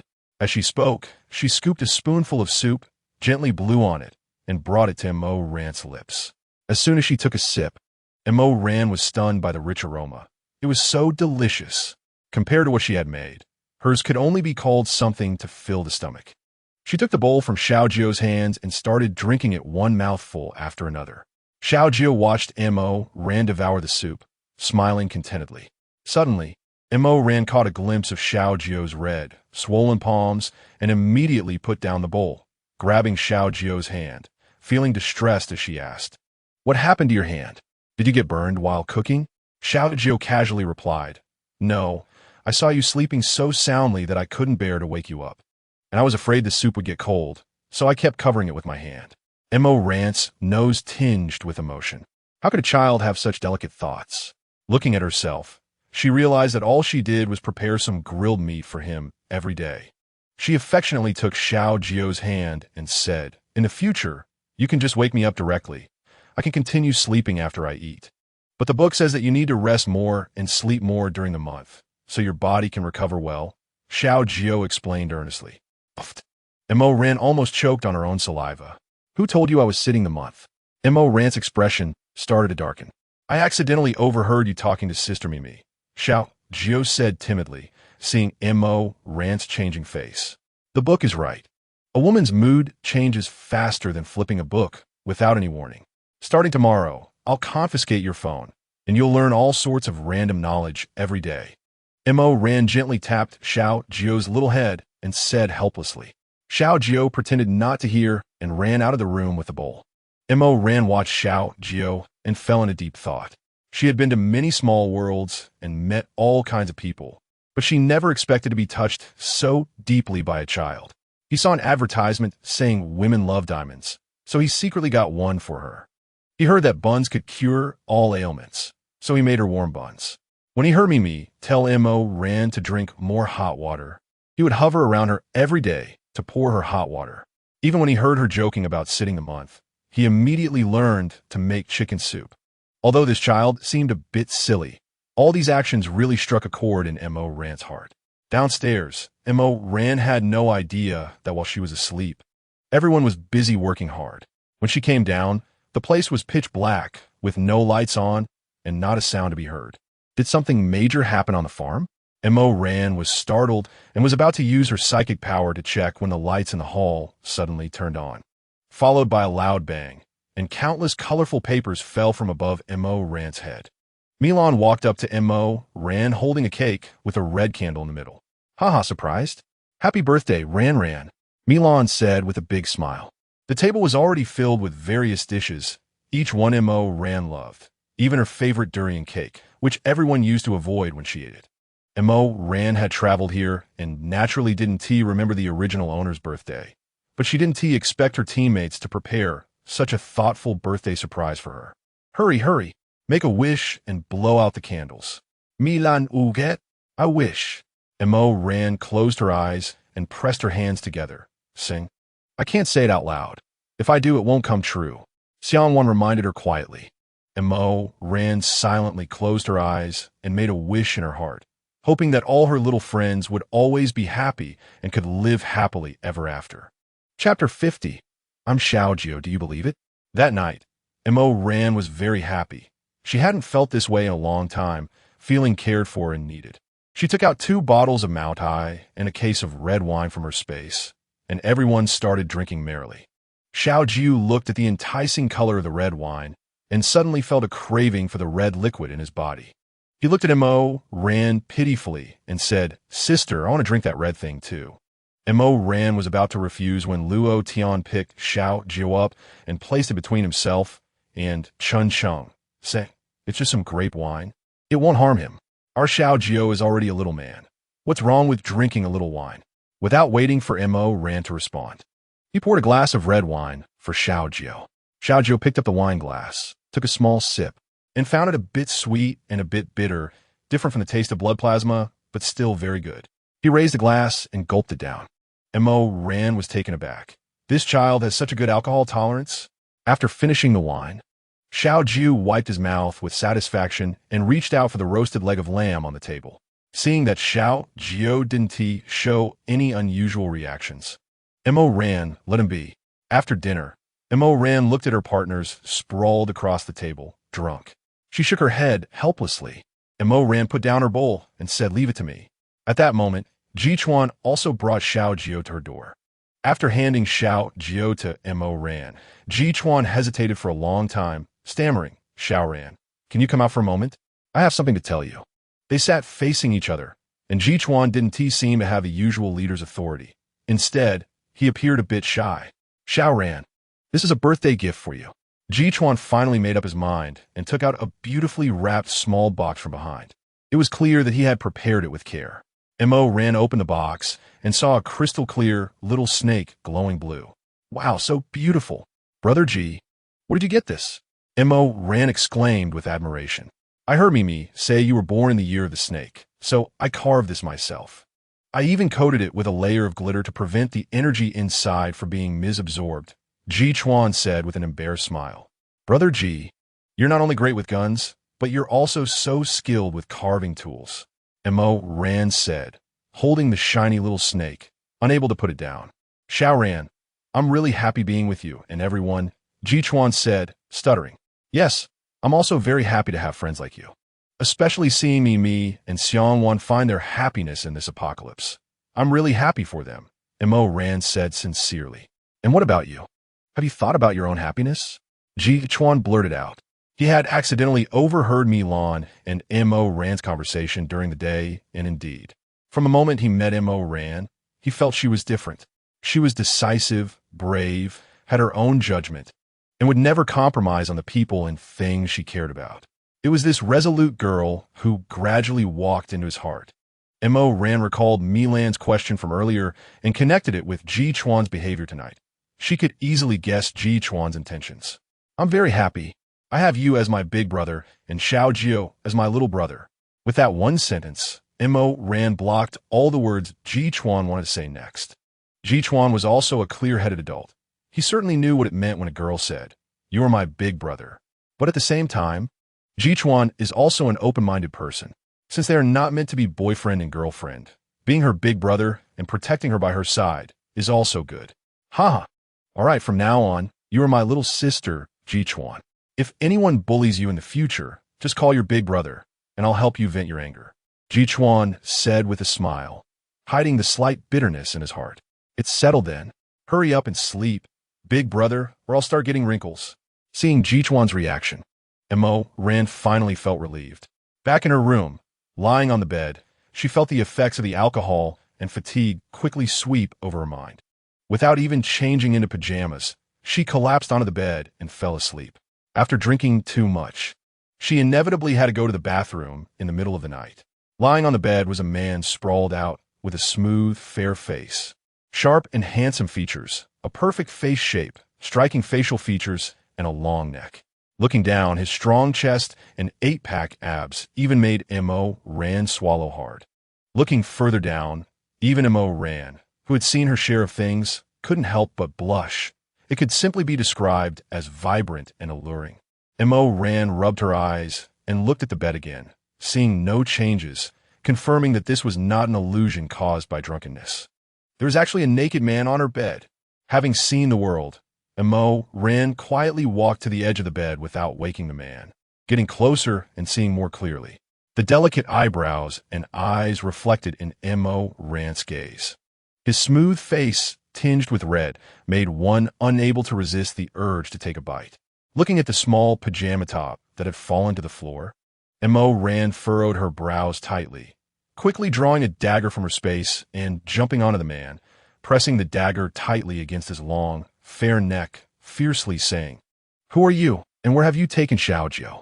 The man on the bed slowly opened his sleepy eyes and groggily said, "Sister, why aren't you sleeping?" At the moment the man heard his own voice, he suddenly woke up, looking at the exposed chest and the dagger in Mo Ran's hand. He thought to himself, "Oh no, this is going to be hard to explain." It was all his fault for drinking too much wine and losing control of his powers, revealing his true form. Xiao Jiu looked at Mo Ran and cautiously asked, "If I say I'm Xiao Jiu, would you believe me?" Chapter 51, Is there a possibility that you were just sleepwalking? Mo Ran remained silent, only looking coldly at the man across from her. At this moment, her mind was racing. What did this handsome man just say, that he is Xiao Jiu? If he is Xiao Jiu, then who is the boy I saved? Where did he go? Seeing that Mo Ran didn't explode, Xiao Jiu cautiously moved a step to the side. Mo Ran lashed out with a vine, hitting Xiao Jiu's long thigh, leaving a red mark. Don't move. Mo Ran's voice was very stern. "Sister, I just wanted to get a blanket." Coupled with his tall and strong figure, his sexy and magnetic voice saying such pitiful words made Mo Ran feel as if she had been electrocuted. Looking at Xiao Jiu, who was trying to cover himself with his big hand between his legs, Mo Ran turned her head to the side and frowned, saying, "Hurry up and put on some clothes." Xiao Jiu looked at the clothes on the floor that were clearly a few sizes too small. With a pleasing smile in his beautiful eyes, "Sister, those clothes are too small. I can't wear them." Saying this, he quickly grabbed the blanket from the bed and wrapped it tightly around himself. Xiao Jiu's actions made Mo Ran feel somewhat melancholic. It must be said that his solid chest and the inverted triangle of his abdomen radiated a charm of male hormones. "Just wait," Mo Ran said coldly and left the room, observing the man's tone and demeanor, which were strikingly similar to Xiao Jiu's.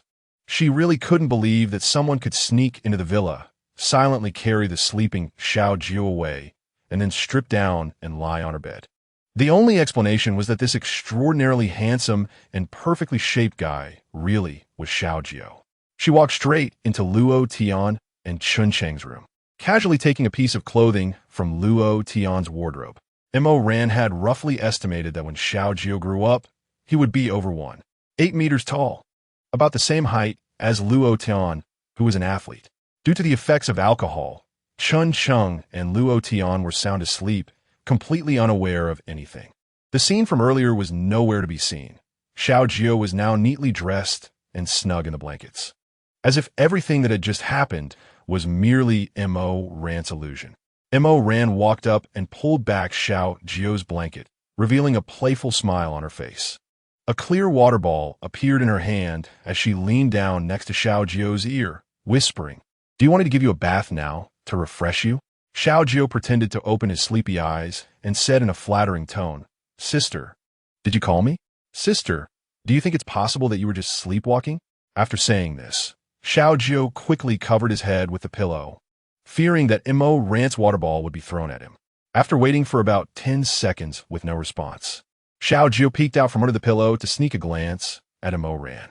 A water ball ruthlessly splashed onto Xiao Jiu's face, and he immediately pouted, pretending to be aggrieved, and said to Mo Ran, Ran, you can't play like this."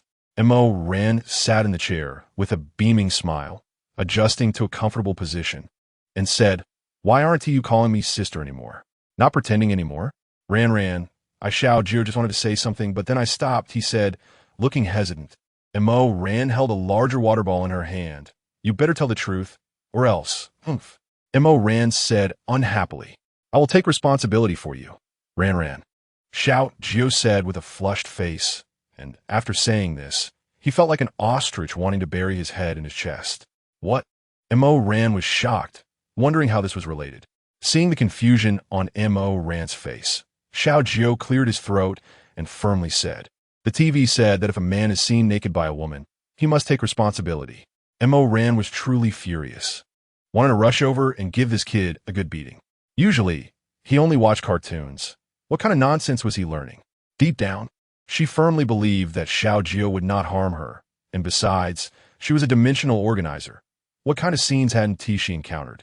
It was just that she could change sizes. What was she thinking so wickedly? It was just a matter of being able to transform freely. There was nothing to make a big deal about.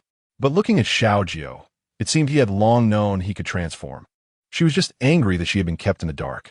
She had actually helped this brat take a bath the night before, and she had been hugging him to sleep every night. Thinking of this made Mo Ran feel a bit restless. She forced a graceful smile, walked step by step to Xiao Jiu's side, pinched his chubby face, her eyes filled with warning. "You little brat, if you lie to me even once, I will throw you out to feed the zombies." Xiao Jiu looked at Mo Ran with wide eyes and said, Ran, I just initially failed to awaken my powers and somehow regressed to a child's form. Luckily, you kindly took me back then." Mo Ran could tell that Xiao Jiu was telling the truth this time, so she gestured for him to continue. "In the beginning, I really lost my mind. My IQ was probably only that of a 3-year-old child. Later, do you remember? Every time you touched the crystal core, it would turn into stone." Xiao Jiu raised his head and asked, "Don't tell me this is also related to you?" Mo Ran replied with confusion, "Of course not. It's the jade on your chest. It's a piece of ancient jade that has been around for 1,000 years. It can absorb the energy of the crystal core. Because you hug me to sleep every night, all the energy from the crystal core was absorbed by me," Xiao Jiu explained. Mo Ran lowered her head and thought for a moment. Indeed, it was after the jade shattered that she suddenly awakened her supernatural ability. Could it be that her energy was absorbed by the jade pendant before? At this moment, Mo Ran was already grinding her back teeth, and she grabbed Xiao Jiu's ear, asking, "Wait, why can you absorb the jade pendant's energy, but mine was absorbed by it? And how did you know this is a 1,000-year-old jade? You must be hiding something from me." Ran, it hurts, be gentle." Xiao Jiu cried out in agony. He thought he should have woken Mo Ran up and confessed everything the moment he awakened, so he wouldn't have to suffer like this now. Chapter 52. You reason with me. Duck, she wasn't really angry at Xiao Jiu. She was just frustrated that she didn't recognize such a good magical artifact before. And she hadn't even used it. My spiritual energy isn't very strong yet. I can only maintain my transformation for a short while each day, Xiao Jiu patiently explained. But he deliberately concealed the fact that he was the zombie king. With zombies running rampant, he was genuinely afraid that his identity would scare Mo Ran. Then you should know what happens to those who betray me.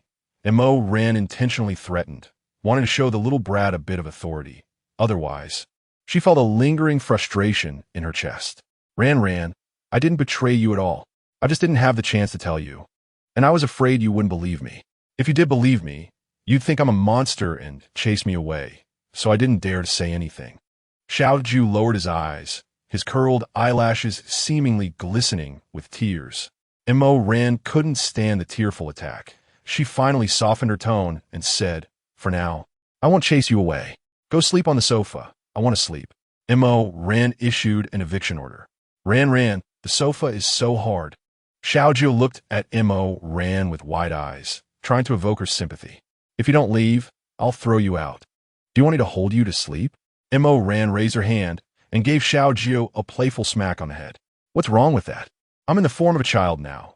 You used to hold me to sleep all the time," Xiao Jiu said reluctantly as he walked toward the door, still mumbling. Hearing Xiao Jiu's words, Mo Ran couldn't care less about maintaining her ladylike image. Furious, she rushed over, grabbed the back of Xiao Jiu's collar, quickly opened the door, and threw him into the corridor. Xiao Jiu was startled by Mo Ran's sudden speed and didn't have time to react before he landed on the ground with a thud. Xiang Wan, who was fast asleep, opened her drowsy eyes and asked, "What was that sound?" Mo Ran calmly replied, "It's nothing, just a little earthquake. Go back to sleep." The next morning, everyone was surprised to see Xiao Jiu peacefully sleeping on the sofa, and they looked at Mo Ran with puzzled expressions. He said the bed was too soft and uncomfortable and insisted on sleeping on the sofa. "What can I do?" Mo Ran shrugged her shoulders, casually explaining. Xiao Jiu sat on the sofa, awkwardly fiddling with his fingers, pretending he hadn't heard Mo Ran's words. This woman really had a knack for lying with her eyes wide open. As everyone gathered around the dining table, ready to eat, they noticed that only Xiao Jiu was sluggishly sitting on the sofa, not moving. "Xiao Jiu, come eat. I made your favorite chicken legs for breakfast," Dong Xiangwan gently called out. "He's not hungry. He said he wants to lose weight," Mo Ran said as she casually placed a chicken leg into her bowl without even looking up. But in her heart, she thought, "Woman, why are you so stingy? Why be angry over such a trivial matter for so long?" Sigh, "I have no choice. I chose this woman, so I have to pamper her even if it means kneeling." Milan quietly nudged Mo Ran with her elbow, whispering, "Did this kid make you angry? Why not let him eat? He's still growing." Xiao Jiu shook his head repeatedly, saying, No, it's really me who wants to lose weight. I'm too fat. Sleeping with Ran will make me hot." Yes, that's a very valid reason, Xiao Jiu thought to himself, finding a justification for sleeping on the sofa. It was too hot, and holding someone was uncomfortable, and Mo Ran just rolled her eyes at him, thinking, who still wants to hold you to sleep? The others could only cast sympathetic glances at Xiao Jiu, knowing that provoking Mo Ran could lead to her cold violence suffocating you. Even Dong Xiangwan, who was usually gentle and amiable, could only shrug helplessly before starting to eat. The meal passed quickly amidst laughter from a few people. That day, the sun was shining brightly outside, and Mo Ran was too lazy to go out and hunt monsters for experience points, so she settled in her room, where an ice bucket was cooling things down to binge-watch dramas. Just as she was enjoying the show, she heard a gentle knock on the door. Mo Ran knew that Xiang Wan and Milan had gone to Kong Luan's lab to play, and Chun Chung and Luo Tian usually just yelled for her in the hall. So at this time, she didn't even need to guess who was knocking. She ignored it and continued watching the drama.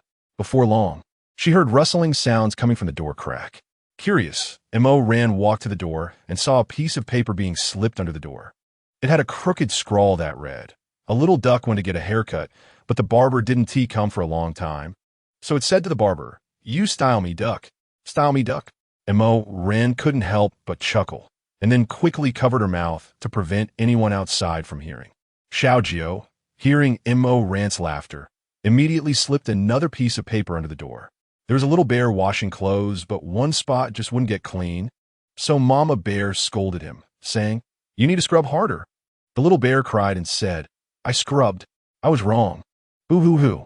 The end even had a big crying face drawn on it. So Mo Ran squatted at the door, curious about what other tricks Xiao Jiu had up his sleeve. Seeing that there was no response from inside, Xiao Jiu slipped another piece of paper in, saying, Ran, if you really can't forgive me, then I'll leave. Please take care of yourself, drink more hot water, and don't kick the blanket at night." After this note was slipped in, Mo Ran heard footsteps fading away. After hesitating for a moment, she thought about it. Aside from this matter, Xiao Jiu hadn't immediately told her anything. He hadn't committed a great wrong. He must not have known how to speak up, which was why he hid it from her. She still didn't know what supernatural abilities Xiao Jiu had, only that he could transform into an adult. If he went out alone and encountered zombies, it would be so dangerous. Thinking of this, Mo Ran no longer hesitated and immediately opened the door, rushing out. Chapter 53. 3 Rules Ran. As soon as she opened the door, a shadow pounced into her arms, nearly knocking her over, and the head kept nuzzling against her chest. Ran. I knew you couldn't bear to part with me. Hee. Xiao Jiu grinned mischievously at Mo Ran. Of course, he also noticed Mo Ran's tightly clenched fist. Ran, give me a chance to explain. Xiao Jiu immediately jumped out of Mo Ran's embrace, maintaining a safe distance, and began to blink his big, pitiful eyes. Speak your mind. I won't fall for your tricks. Mo Ran gritted her teeth and said, Ran, I promise I won't deceive you again. Just forgive me this once, and I can protect you. I will always stand by your side to support you. Xiao Jiu spoke sincerely, which made Mo Ran's heart waver a little. When her friends joined her, they all said they wouldn't hold her back, but only Xiao Jiu had spoken about protecting her. Looking at Xiao Jiu's eager expression, Mo Ran finally relented, but she still kept her attitude, saying, if you want to stay, there are a few conditions. Go ahead, Xiao Jiu readily agreed. First, you can't sleep with me anymore. The thought of Xiao Jiu's alluring figure made Mo Ran feel a bit flustered. Then where will I sleep? The sofa is so hard. Ran, Xiao Jiu pouted, hoping to evoke Mo Ran's sympathy. Second, I see that you have also regained your mind now. You can't just eat and sleep every day, idling around, and going out with Chun Chung to kill zombies or helping Brother Kong. You also need to learn to wash dishes and do housework. Mo Ran thought for a moment and put forward the second requirement, which is actually for Xiao Jiu's good. As you command. Xiao Jiu immediately agreed, but said, Ran, can we not tell everyone about this for now? After all, I haven't fully recovered yet. Xiao Jiu immediately ran over to hug Mo Ran again, but was stopped by Mo Ran's sharp gaze, making him halt in his tracks. Third, you're not allowed to stick around me anymore. Keep a distance of 1 meter from me for now. Mo Ran added another point, secretly thinking to herself that it's to prevent me from having any inappropriate thoughts about you. All right then. Xiao Jiu lowered his head silently and stood to the side dejectedly. Okay, go play with someone else. I'm going to take a nap. Mo Ran couldn't stand Xiao Jiu's pitiful look, resembling a little wife, and pushed him towards the door. Mo Ran was awakened by the clattering sounds downstairs. When she went down to check, she saw Xiao Jiu frantically chasing a chicken around the living room, and the scene was quite comical. A vine reached out, and the chicken was tied up tightly by Mo Ran and thrown on the ground. What are you doing? Mo Ran asked in confusion. Xiao Jiu rubbed his hands together, embarrassed, and said, Ran, you made me so many delicious dishes, so I wanted to make you a chicken leg and fry some chicken wings. But this chicken is too cunning. Look, it even bit me. Saying this, Xiao Jiu showed Mo Ran his hand, which had a small blood mark. Mo Ran hurriedly got up and took out the first aid kit, carefully treating Xiao Jiu's wound. Looking at Mo Ran's serious expression, Xiao Jiu couldn't help but reach out and tuck her fallen hair behind her ear, saying, Ran, I like you. Mo Ran paused, but did not look up, only saying in a cool tone, do you even know what liking someone means? You should watch fewer mindless dramas. I definitely know what liking someone means. The book says that the most obvious sign of a man liking a woman is wanting to sleep with her every night. After Mo ran, put a band-aid on Xiao Jiu's wound. She lightly flicked his forehead and teased, "When you realize that sleeping is actually a verb, then come back and tell me you understand what liking someone means." Seeing Xiao Jiu's puffed-up expression, Mo ran changed the subject and asked Xiao Jiu, "What kind of special ability do you have?" "All right, I don't mind. I want to hold it against you. Just do more housework to make up for it." Mo ran, said casually as she patted Xiao Jiu's shoulder. Leave it to me." Xiao Jiu nodded heavily. For some reason, when Mo ran met Xiao Jiu's deep, jade-like dark eyes, her heart trembled. But she still despised herself for thinking that she couldn't let go of even the childlike side of him after having seen his true form. "Aren't you going to kill the chicken? I helped you catch it. The rest is up to you." Mo ran quickly escaped from the living room. "Xiao Jiu, you didn't do all this, did you?" Milan asked in surprise. "When did you learn to cook?" Xiangwan was also astonished. Usually, this child only knew how to eat. "I learned it by watching you cook often," Xiao Jiu replied to Xiangwan. "Xiao Jiu, you're making the two of us feel ashamed," Chen Cheng said, wrapping his arm around Xiao Jiu's shoulder with a sour tone. Enjoying every meal made by Xiangwan, he had never thought about cooking for everyone himself. There is no such thing as not being able to learn, only not wanting to do it. Xiao Jiu's words left Chen Cheng speechless. During dinner, Xiao Jiu diligently kept putting food in Mo Ran's bowl. I have to say, Xiao Jiu didn't know where he learned his cooking skills. The fried chicken legs were crispy on the outside and tender on the inside, so fragrant that Mo Ran couldn't stop eating. Xiao Jiu didn't waste the leftover chicken carcass either, and even made soup for Mo Ran. I said, "Xiao Jiu, your sister Ran can't eat that much. What are we going to eat if you keep giving her food?" Chen Cheng expressed his dissatisfaction once again. "You can eat vegetables. Didn't you tell me that vegetables contain various minerals and vitamins that are essential for the body? So, you should eat more vegetables?" Chen Cheng was quite frustrated.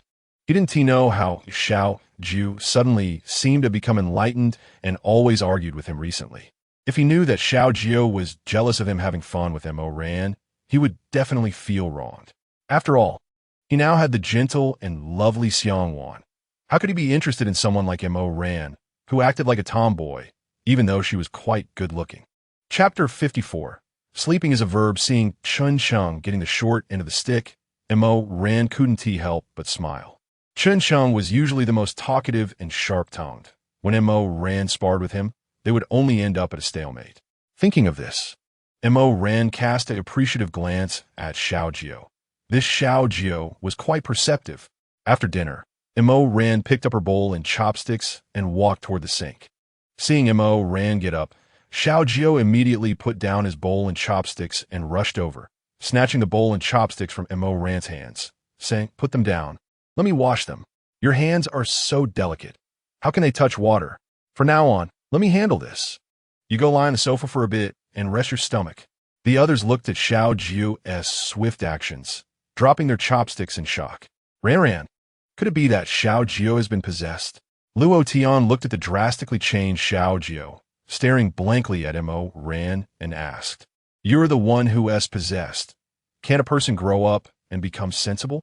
Xiao Jiu rolled his eyes at Luo Tian and said, Yes. The child must have grown up."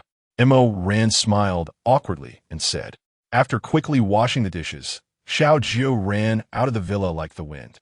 A moment later, he returned with 2 glass bowls, presenting them to Mo Ran like a treasure. Ran, this is chocolate ice cream and strawberry slush I specially made for you. Try which one you like." Mo Ran noticed everyone's expressions and felt a bit guilty as she looked at them. Then she gently pushed Xiao Jiu's hands away and said, "I'm on my period. I can't eat cold food." Ran, you still have your period? When did it come? How come I didn't know? Why can't you eat when she comes? Does she control you? I'm going to find her to set things straight," Xiao Jiu said, hands on his hips indignantly. Mo Ran quickly covered Xiao Jiu's mouth and said to the people at the table who were trying to suppress their laughter, "Children say whatever comes to their minds." Saying this, she stood up and pretended to be fierce as she said to Xiao Jiu, "You, come upstairs with me." "Oh, okay." Xiao Jiu didn't know why Mo Ran suddenly changed her expression. She had been so happy during dinner, and even when she saw the ice cream. With a bang, the door closed, and Mo ran silently sat on the bed, while Xiao Jiu stood at the door, somewhat awkward and motionless. Ran, are you angry? Xiao Jiu cautiously asked. Mo Ran was momentarily at a loss for words. Was she angry? Clearly. Everything Xiao Jiu did was to please her. Mo Ran suddenly deflated, sighed, and said, "Forget it. You can go out. I want to take a shower. I feel sticky and uncomfortable." After saying that, she ignored Xiao Jiu and turned to go into the bathroom. When Mo Ran came out, Xiao Jiu was still standing in the same spot, not moving. "Is there something else?" Mo Ran asked. Xiao Jiu nodded, walked behind Mo Ran, gestured for her to sit on the chair, then took out a hairdryer from behind and gently started to blow her hair dry. At that moment, she didn't notice that Xiao Jiu behind her had changed his demeanor. "Xiao Jiu, you really don't have to go out of your way to please me. I was just scaring you. I wouldn't really make you leave." Feeling Xiao Jiu's warmth, Mo Ran finally said without anger. "I know," a magnetic voice came from behind. Mo Ran jumped up from the chair. "Do you know that scaring someone can scare them to death?" Mo Ran gently patted her chest, feeling the impact in front of her. "Can you at least let me know before you transform next time?" Mo Ran shot a glance at Xiao Jiu, snatched the hairdryer from his hands, and said, "I don't know why, but it always feels like my IQ drops when I turn into a child. It's much more comfortable in my original form." Xiao Jiu explained his behavior. "So how can you completely recover?" Mo Ran was a bit curious. "Actually, with your spiritual spring water helping, I've already recovered a lot. I believe it won't be long before I can stand next to you openly." Ran. At this moment, Xiao Jiu was gazing deeply at Mo Ran. Mo Ran could clearly see the meaning behind that look. "Rang, Kanyao, go out and sleep." Before Xiao Jiu could finish, Mo Ran had already guessed his intention and rejected him. But Xiao Tian snores, and Chen Chung grinds his teeth. "I can't sleep at all." Xiao Jiu looked at Mo Ran with a smile in his eyes. One must admit, Xiao Jiu's true form was incredibly handsome, making it hard for Mo Ran to look away. Cough, no, there's so many empty rooms. Just pick one. Xiang has plenty of bedding."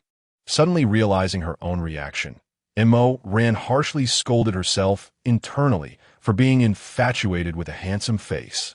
But what if I'm scared alone? The scene in the room was a bit strange.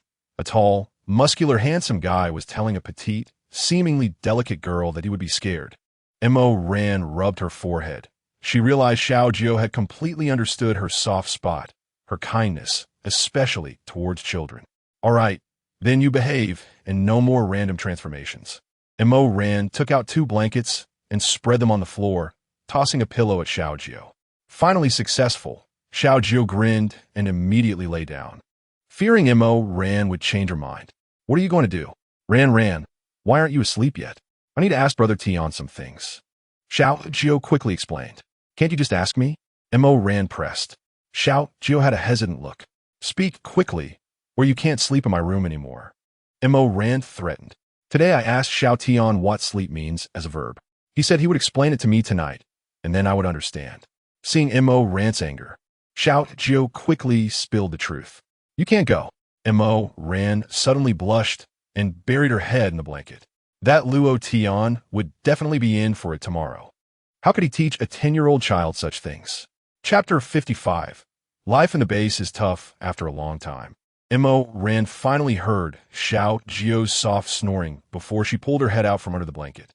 She quietly leaned over the edge of the bed, watching Xiao Jiu lying on the floor.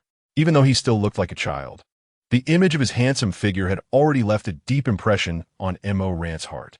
Looking at Xiao Jiu curled up, Mo Ran thought about the current world, where the climate had been greatly affected and the temperature difference between day and night was significant. The ground must still be cold. After doing all this, Mo Ran finally felt at ease and fell asleep. In the darkness, a smug smile crept onto Xiao Jiu's lips. He knew Mo Ran couldn't bear to let him sleep on the floor alone. Compared to the comfort of Mo Ran's farm, life at the base was not so pleasant. Many classmates also heard Tong Yi's description of the farm and showed expressions of envy and longing, including Lin Yang. He felt an immense regret. In terms of looks, Mo Ran was the school beauty, and Su Xiaoyan was the departmental beauty, although Su Xiaoyan was also very outstanding in appearance and figure. How could she compare to Mo Ran's angelic face and devilish figure? If he hadn't been lured by Su Xiaoyan's temptation for a moment of novelty and excitement, he could have been living comfortably on the farm with Mo Ran instead of having to complete endless tasks, fighting off disgusting zombies just to gain a few crystal cores for self-improvement, hoping to get a bit more delicious food and better accommodation. Lin Yang was also puzzled about why Mo Ran had been so resolute in breaking up with him back then, yet now she could develop the farm so well. After thinking it over, he reached a self-comforting conclusion. Mo Ran must have been deeply hurt after their breakup, which caused her personality to change. After failing in love, she channeled all her efforts into developing her career. With Mo Ran's intelligence, developing a farm was indeed not a problem. Thinking this way, Lin Yang suddenly felt pleased, imagining that if he were to appear in front of Mo Ran now, she would immediately forgive him and throw herself into his arms. A smug smile appeared on Lin Yang's face. Of course, all of this did not escape Su Xiaoyan's notice. She knew Lin Yang was definitely thinking about Mo Ran again. However, she did not dare to say anything. Ever since Mo Ran had scratched her face last time, despite her effort to obtain some scar removal ointment, which had removed some marks, the scars were still visible upon closer inspection. Since then, Lin Yang would always turn off the lights whenever he was with her. He really didn't want to see an unattractive face, yet he couldn't control himself. He needed a woman by his side, so he never broke up with Su Xiaoyan. Su Xiaoyan had thought that after awakening her gold-type abilities, she would be impressive, but unexpectedly, aside from being able to create a protective shield for herself, she couldn't protect her teammates at all. It was particularly useless, and her fire abilities had even stopped progressing. Facing higher-level zombies now, her fireballs were like mere tickles. Therefore, even though Lin Yang was already somewhat impatient with her, she still dared not show any dissatisfaction. She still needed protection. Without Lin Yang, she might really have to rely on the base's welfare to survive.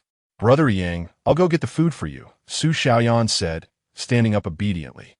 "Yeah, it's about time. I'm starving," Lin Yang replied impatiently. There were two places in the base where meals were distributed. One was for ordinary civilians who relied on selling their labor to earn daily rations, 2 steamed buns, a small dish of pickled vegetables, and a bottle of water per person. The other place was where Su Xiaoyan collected meals, designated for those with abilities, offering a wider variety of dishes. Ability users could earn points by completing tasks, which they could use on their crystal cards, allowing them to choose dishes based on their points, just like in a cafeteria. This was also the second reason why Su Xiaoyan didn't leave Lin Yang. His abilities developed quickly, and he had many points on his crystal card, ensuring that she could eat meat almost every day. As more people gradually gathered, they stood closer together. "Zhong Haonan, keep your hands to yourself," Su Xiaoyan said sternly. "Oh, I say, Su Xiaoyan, what's the matter? If Lin Yang can play, I can't? A little touch won't cost me a piece of meat. And besides, you're dressed so revealingly. Aren't you trying to attract attention?" Zhong Haonan's words drew laughter from several men around. Su Xiaoyan's face turned pale at Zhong Haonan's remarks. Indeed, after her face was injured, she had been wearing clothes that accentuated her figure, hoping to catch the eye of the higher-ups in the base. If she could become the woman of one of those leaders, her future would be secure. With a cold expression, Su Xiaoyan said, "Zhong Haonan, you'd better stay away from me, or I'll let Brother Yang deal with you." Zhong Haonan laughed heartily, as if he had heard something amusing, then leaned in closer to Su Xiaoyan. Lowering his voice, "Su Xiaoyan, do you want me to tell Lin Yang how you got that scar removal ointment?" "What nonsense are you saying?" Su Xiaoyan immediately retorted. "Whether I'm talking nonsense or there's indeed something to it, you should know yourself." After finishing, Zhong Haonan smirked and slapped Su Xiaoyan's perky buttocks, saying, "At your age, you could be my dad, right? You really have no shame." At this moment, Su Xiaoyan asked with a trembling voice due to fear, "Zhong Haonan, what do you want to do?" Chapter 56. Your girlfriend is really beautiful. Zhong Haonan chuckled and said, "Don't you know what I want to do? Stop pretending to be innocent. I just want it this way." With that, Zhong Haonan pushed forward forcefully at Su Xiaoyan. Su Xiaoyan's face had turned completely pale. She suppressed her anxiety and said, "Don't tell Yang Gij. Whatever you want to do, I will agree to it." "Now that's being obedient." Zhong Haonan lewdly smiled, pressing closely behind Su Xiaoyan, continuously rubbing his pants against her ample backside, the posture extremely ambiguous. Su Xiaoyan silently endured all of this, moving forward step by step. Finally finished with the meal, Su Xiaoyan hurriedly prepared to leave. But Zhong Haonan grabbed her wrist and leaned close to her ear, saying, 10 o'clock tonight, in the storage room on the 9th floor. If you dare not come, don't blame me for telling Lin Yang. Su Xiaoyan hurriedly nodded and immediately ran away. Back in her room, Lin Yang looked at the breathless Su Xiaoyan and couldn't help but frown. I'll just let you go get some food. Why are you so flustered? He continued, all right. Come eat quickly. After finishing the meal, I still have to go out to complete tasks. Lin Yang waved his hand impatiently. He immediately stood up, a smile on his face as he walked over to Su Xiaoyan, took the food from her hands and placed it on the table. He wrapped one arm around Su Xiaoyan, and with the other hand, he playfully touched her chest, causing Su Xiaoyan to let out a soft cry. My goodness, why are you in such a bad mood today? Who upset you? I'll help you vent your anger. Anyone who dares to mess with my baby is as good as dead. Lin Yang changed his earlier impatience and said with a playful smile. But his hands didn't stop moving. Su Xiaoyan said, it's that Zhong Haonan again who said my face looks like a monster after being injured, and that I'm just a burden next to you. Su Xiaoyan deliberately brought up Zhong Haonan to test Lin Yang's reaction. Don't pay attention to that wasteful brat. Just treat his words like flatulence, Lin Yang said, but at that moment, his mind was elsewhere, and he wasn't really listening to Su Xiaoyan. Su Xiaoyan tightened her face, pushed Lin Yang away, and said, is it that in your heart I can never compare to that Mo Ran? Am I just a tool for you? Are you really going to let others bully me like this? After saying that, she burst into tears. Lin Yang was annoyed by Su Xiaoyan's interruption and pulled the chair away with a bang, sitting down beside her and sulking while eating, letting Su Xiaoyan cry and fuss beside him. Seeing that Lin Yang was really angry, Su Xiaoyan's eyes turned red as she leaned closer to him, gently placing her small hands on his arm and saying, Brother Yang, I was just a bit upset. It doesn't matter what that rich kid said about me. But he also said you had no ability, and I couldn't stand that. Please don't be angry.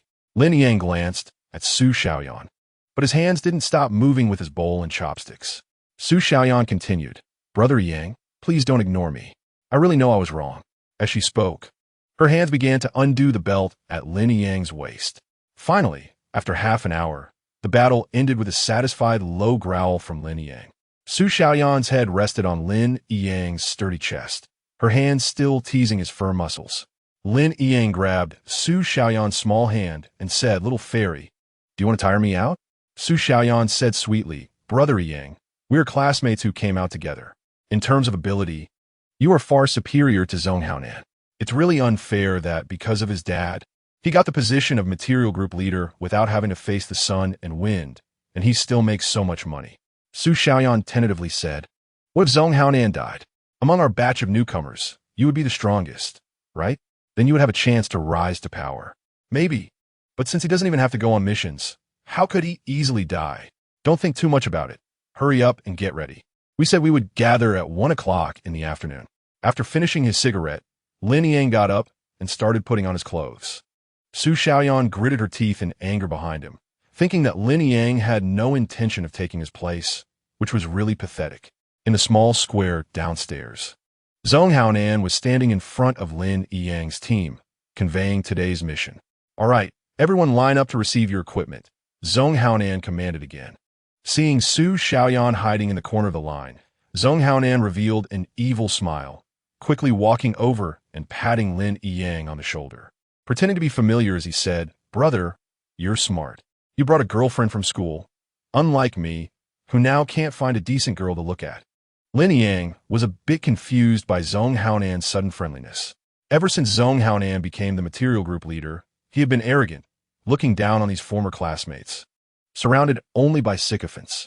Stop saying that, group leader Zhong.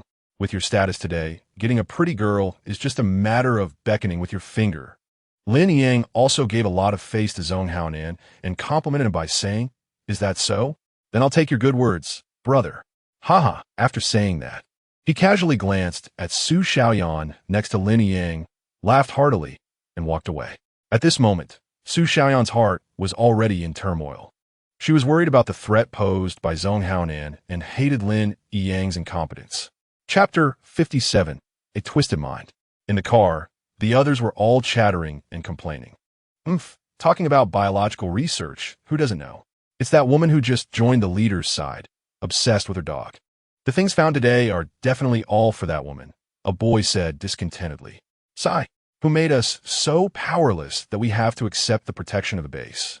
If we had a decent father like Zhong Haonan, we wouldn't have to suffer like this. Another guy chimed in, Yang. Last time I heard the captain hinting that he wanted you to be our team leader. Why has there been no news all of a sudden? A boy asked in confusion. Upon hearing this, the glasses-wearing boy sitting next to him gently nudged him with his elbow and glanced at Su Xiaoyan beside them. The boy immediately realized and stopped speaking. Everyone praised him, but he modestly replied, I'm not that impressive. The squad leader must have his own plans. Upon mentioning this, a hint of an awkward smile appeared on Lin Yang's face. Recalling the last time when Ji Chuan led a mission, the squad leader had spoken to him privately, saying that if he performed well this time, he would be promoted to team leader. However, it was because Su Xiaoyan openly flirted with a team leader from the Tomorrow base that they were ambushed by his girlfriend, along with a group of ability users, resulting in heavy casualties, and even Ji Chuan was taken away by Mo Ran. Thinking of this, Lin Yang turned to glare at Su Xiaoyan. Su Xiaoyan obviously knew the reason behind this and could only hug her legs, sitting quietly in the truck without saying a word. Lin Yang was no longer dependable. Did she really have to go accompany Zhong Haonan at night? In Su Xiaoyan's heart, both Zhong Haonan and Lin Yang were merely tools for her survival in this apocalypse. If it weren't for Zhong Haonan's terrible reputation and his frequent flings, being with him wouldn't be such a big deal. The mission was proceeding very smoothly. They hadn't even reached the city before stumbling upon a large pet store, and they hadn't encountered a single zombie. Night fell as scheduled. Su Xiaoyan looked at Lin Yang, who was already sound asleep beside her, snoring softly.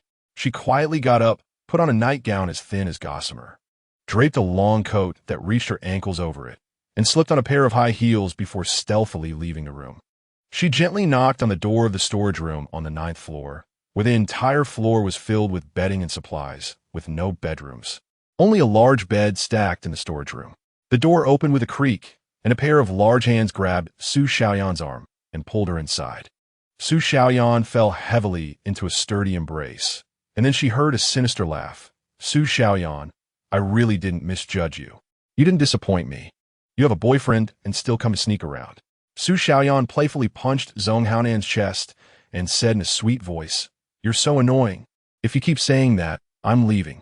Zhong Haonan immediately wrapped her in his arms, saying, Now that you're here, why not stay a while longer? Maybe after tonight.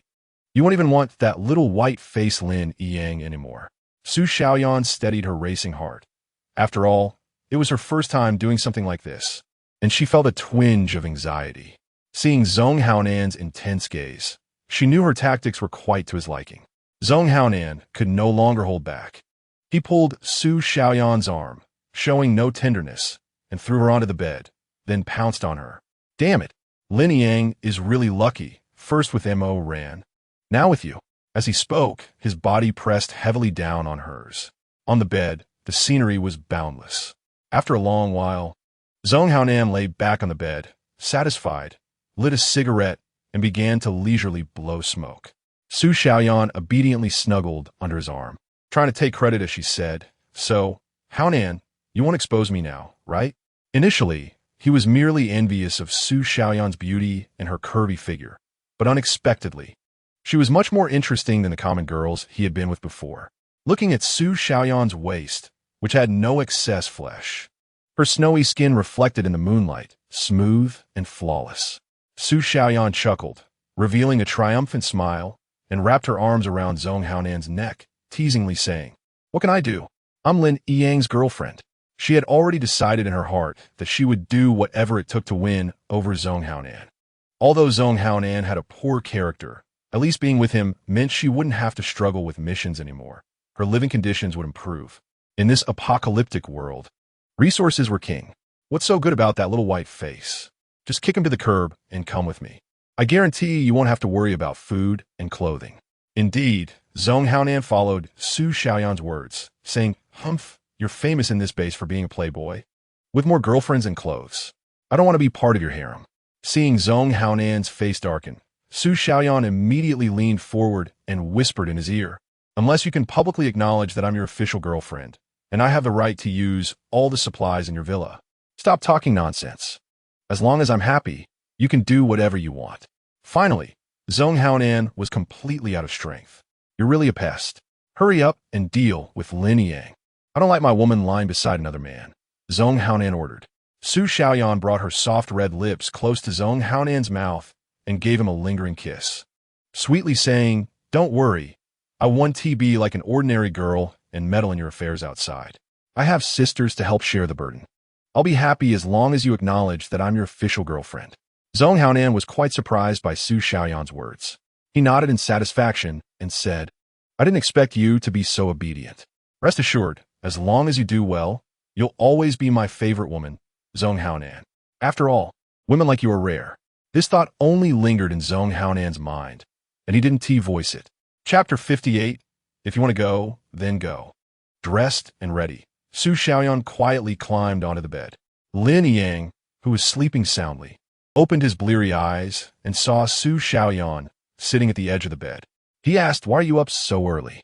Lin Yang's sudden voice startled Su Xiaoyan, and she suppressed her panic, saying, "My stomach doesn't feel well. I got up to use the bathroom. You should go back to sleep." Lin Yang turned over, facing the other side, and fell back asleep. The next day, Su Xiaoyan was pulled out of bed by Lin Yang. Hearing this, Su Xiaoyan instantly lost all sleepiness. She pretended to be calm, sitting up straight, and expressionlessly said to the furious Lin Yang, "What are you going crazy about early in the morning? I told you I got up last night because my stomach hurt." Lin Yang angrily threw a Polaroid at Su Xiaoyan's face. "Does your stomach hurt so badly that you need to dress like this to go outside to use the bathroom?" Seeing the photo, Su Xiaoyan's face changed drastically. It was a picture of her leaving the storage room.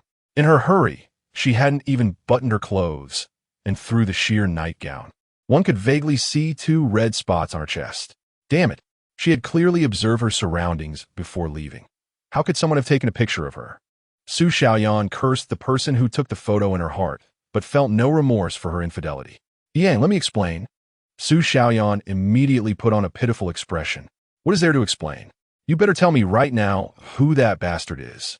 Lin Yang sneered, his sharp gaze fixed on Su Xiaoyan. Waking up to find a photo like this stuffed under his door had made Lin Yang feel a wave of anger rising in his chest. "Yang, you really misunderstood me. I did this for both of us." Su Xiaoyan still tried to wriggle out of it. "Oh really? So I should thank you?" A hint of a smile appeared on Lin Yang's lips, but the murderous intent in his eyes made Su Xiaoyan shudder. At the same time, a vine unexpectedly wrapped around Su Xiaoyan's waist and forcefully slammed her against the wall. With a loud bang, a hole was made in the door, and Su Xiaoyan fell heavily onto the marble floor of the corridor. Fortunately, she had her gold-type ability to protect her, so she was only startled and not harmed. Mo Ran was right. "You're really just a shameless woman who knows how to seduce men." Lin Yang's tone was extremely cold. Originally somewhat fearful, Su Xiaoyan, upon hearing Mo Ran's name, seemed to hit a sensitive nerve and immediately stood up, shouting, "Lin Yang, I've been with you for so long, and I have worked hard for you. Even if not for labor, I have put in effort. You still think about your ex-girlfriend." With a loud slap, a 5-finger mark appeared on Su Xiaoyan's face. "You don't deserve to say anything about Ran. The surrounding dormitory residents, hearing the commotion in the corridor, poked their heads out, driven by the human instinct for gossip. Seeing the onlookers, Lin Yang pulled Su Xiaoyan's hand and dragged her back into the room, unable to bear the stares from everyone. Su Xiaoyan covered her swollen face, glaring fiercely at Lin Yang, refusing to budge an inch. Since the argument had already broken out, she might as well take this opportunity to leave. "Ran? Lin Yang, you call her so affectionately. Don't think I don't know you've been thinking about Mo Ran all along. Keeping me around is just using me as her substitute. I love you so much. To be with you, I've endured countless rumors, faced so many disapproving looks and misunderstandings. I've been wholeheartedly devoted to you. But what about you? Do you have even a little place for me in your heart? At this moment, Su Xiaoyan was already in tears. Bystanders, who were unclear about the situation, began to whisper and point fingers at Lin Yang. With just a few sentences, Su Xiaoyan had shaped herself into an infatuated woman, while Lin Yang was directly labeled as a scumbag. Look at that guy. He usually looks so decent, but I didn't expect him to treat his girlfriend so poorly, eyeing other girls while eating with her. I'm telling you, if you dare to treat me like that, I'll castrate you. A girl from the couple next door was pulling on her boyfriend's ear while educating him. Sigh, I really don't understand today's young people. With such a beautiful girlfriend, he is still thinking about his ex. Times have changed. A woman in her 60s or 70s chimed in. Su Xiaoyan's face immediately turned ugly. That damn Tong Yi. Why did she have to bring up the incident from last time at this moment? She must be doing it on purpose. Tong Yi walked straight up, took off her coat, and draped it over Su Xiaoyan's shoulders, seemingly intimate as she said, "How can your boyfriend be so careless? Doesn't Tihi fear that someone will take advantage of his girlfriend?" Su Xiaoyan shot a glare at Tong Yi that could pierce through steel. Why was this woman so talkative today? Sure enough, Lin Yang suddenly remembered that photo from the morning, looked around at the pointing fingers of the crowd, and coldly questioned. All right, Su Xiaoyan, if you can clearly explain where you went last night, I, Lin Yang, will kneel and apologize to you. Otherwise, don't blame me for being heartless. At that moment, Su Xiaoyan was in a terrible mood. She had originally wanted to use Mo Rant's incident as an excuse to break up with Lin Yang, but unexpectedly, Tong Yi's reminder brought up the photo again. Tears filled her eyes as she looked at Lin Yang, filled with despair. Yang, I've followed you for so long, and you actually doubt me over a nonsensical photo. Fine, as you wish, I'm leaving. Chapter 59. One wave just left, another wave arrives. Seeing this, Tong Yi hurriedly said, all right, everyone disperse. What is so interesting about a couple fighting? She then pulled Lin Yang into a room. The crowd, seeing that there was nothing entertaining left, also dispersed. After leaving Lin Yang's place, Su Xiaoyan wiped away the tears that had come out and walked straight towards the small house behind, which was where Zhong Haonan lived. At that moment, Zhong Haonan, having gone through a whole night of turmoil, was sleeping soundly at home, and he was a bit dazed when Su Xiaoyan appeared. However, since a beauty was throwing herself at him, how could he refuse? He immediately embraced Su Xiaoyan, and they shut the door behind them. Meanwhile, Lin Yang, who had been pulled into the room by Tong Yi, sat dazedly on the edge of the bed, unable to understand who Su Xiaoyan had gone to meet in the middle of the night. Tong Yi glanced around the room. It was a small apartment of about 30 square meters with a private bathroom for showering. Although it only had a bed, a small sofa, and a simple wardrobe, it looked much better than her crowded dorm filled with 4 bunk beds and 8 people. Huh, is this Xiaoyan? Tong Yi exclaimed upon seeing the photo, immediately putting on a surprised expression, though the smile at the corners of her mouth was unmistakable. She had seen Zhong Haonan making advances on Su Xiaoyan from a distance while getting food the day before, and Su Xiaoyan not only didn't he make a fuss, but even nodded at Zhong Haonan when leaving. Clearly, there was an unspeakable secret between them. Based on Tong Yi's understanding of Zhong Haonan, this secret could only be a physical transaction. So, after hurriedly eating dinner, she hid in the stairwell at the end of Su Xiaoyan's floor, patiently waiting. Finally, as she expected, just after 10 o'clock, she saw Su Xiaoyan sneak out of her room, and she quietly followed, hiding in an unlocked storage room diagonally opposite when Su Xiaoyan entered the utility room. After hearing indescribable sounds coming from that room, she finally smiled happily. It seemed the wait tonight was worth it. Su Xiaoyan had always bullied her. A little person with only spatial abilities, relying on Lin Yang's affection, and even mocked her as a moving warehouse. Her heart was already filled with dissatisfaction towards Su Xiaoyan, but she had always dared not voice it. Tong Yi had also thought about finding someone to rely on, even considering Zhong Haonan, but how could Zhong Haonan, surrounded by beautiful women with great figures, pay attention to her? Just when Tong Yi was worried about not finding a boyfriend to rely on, she stumbled upon Su Xiaoyan and Zhong Haonan. Looking closely at Lin Yang, he was definitely handsome. Otherwise, the campus belle Missouri Ran wouldn't have chosen him as her boyfriend. His abilities were also above average, and most importantly, Other girls looked down on him because of his cheating on Su Xiaoyan. If she could stir things up and break them up at this time, wouldn't she be able to take advantage of Lin Yang's sadness and enter the picture? People who have just broken up are the most vulnerable. If she could stay by Lin Yang's side, everything would fall into place. So, she took out the camera she had been hiding and followed Su Xiaoyan to the utility room. That photo was her masterpiece. Yang, don't be sad. I really don't understand what Xiaoyan is thinking. She has such an excellent boyfriend by her side, yet she still does something like this. Tong Yi said with a sympathetic expression, comforting Lin Yang. Seeing Lin Yang silent, Tong Yi continued to feign concern. Yang, you lie down for a bit. I'll go get you something to eat. Lin Yang didn't pay attention to Tong Yi's actions. He was still unable to let go of the matter with Su Xiaoyan, until a delicious aroma wafted into his nose, causing his stomach to grumble. Seeing Lin Yang get up, Tong Yi smiled and said, "This is the spare ribs and chicken wings I secretly saved when I went to collect supplies last time. Come and try my cooking. I haven't done it in a while, so I'm not sure if I'm rusty." Lin Yang looked at Tong Yi gratefully and said in a low voice, "Thank you, Yi." Hearing Lin Yang's words, Tong Yi's face beamed with happiness as she urged, "If you really want to thank me, eat all of this. And don't leave a single bite." "What about you?" Lin Yang asked. "I'm not hungry. I have things to do." "You eat first," Tong Yi said before leaving the room. Lin Yang watched Tong Yi's back deep in thought.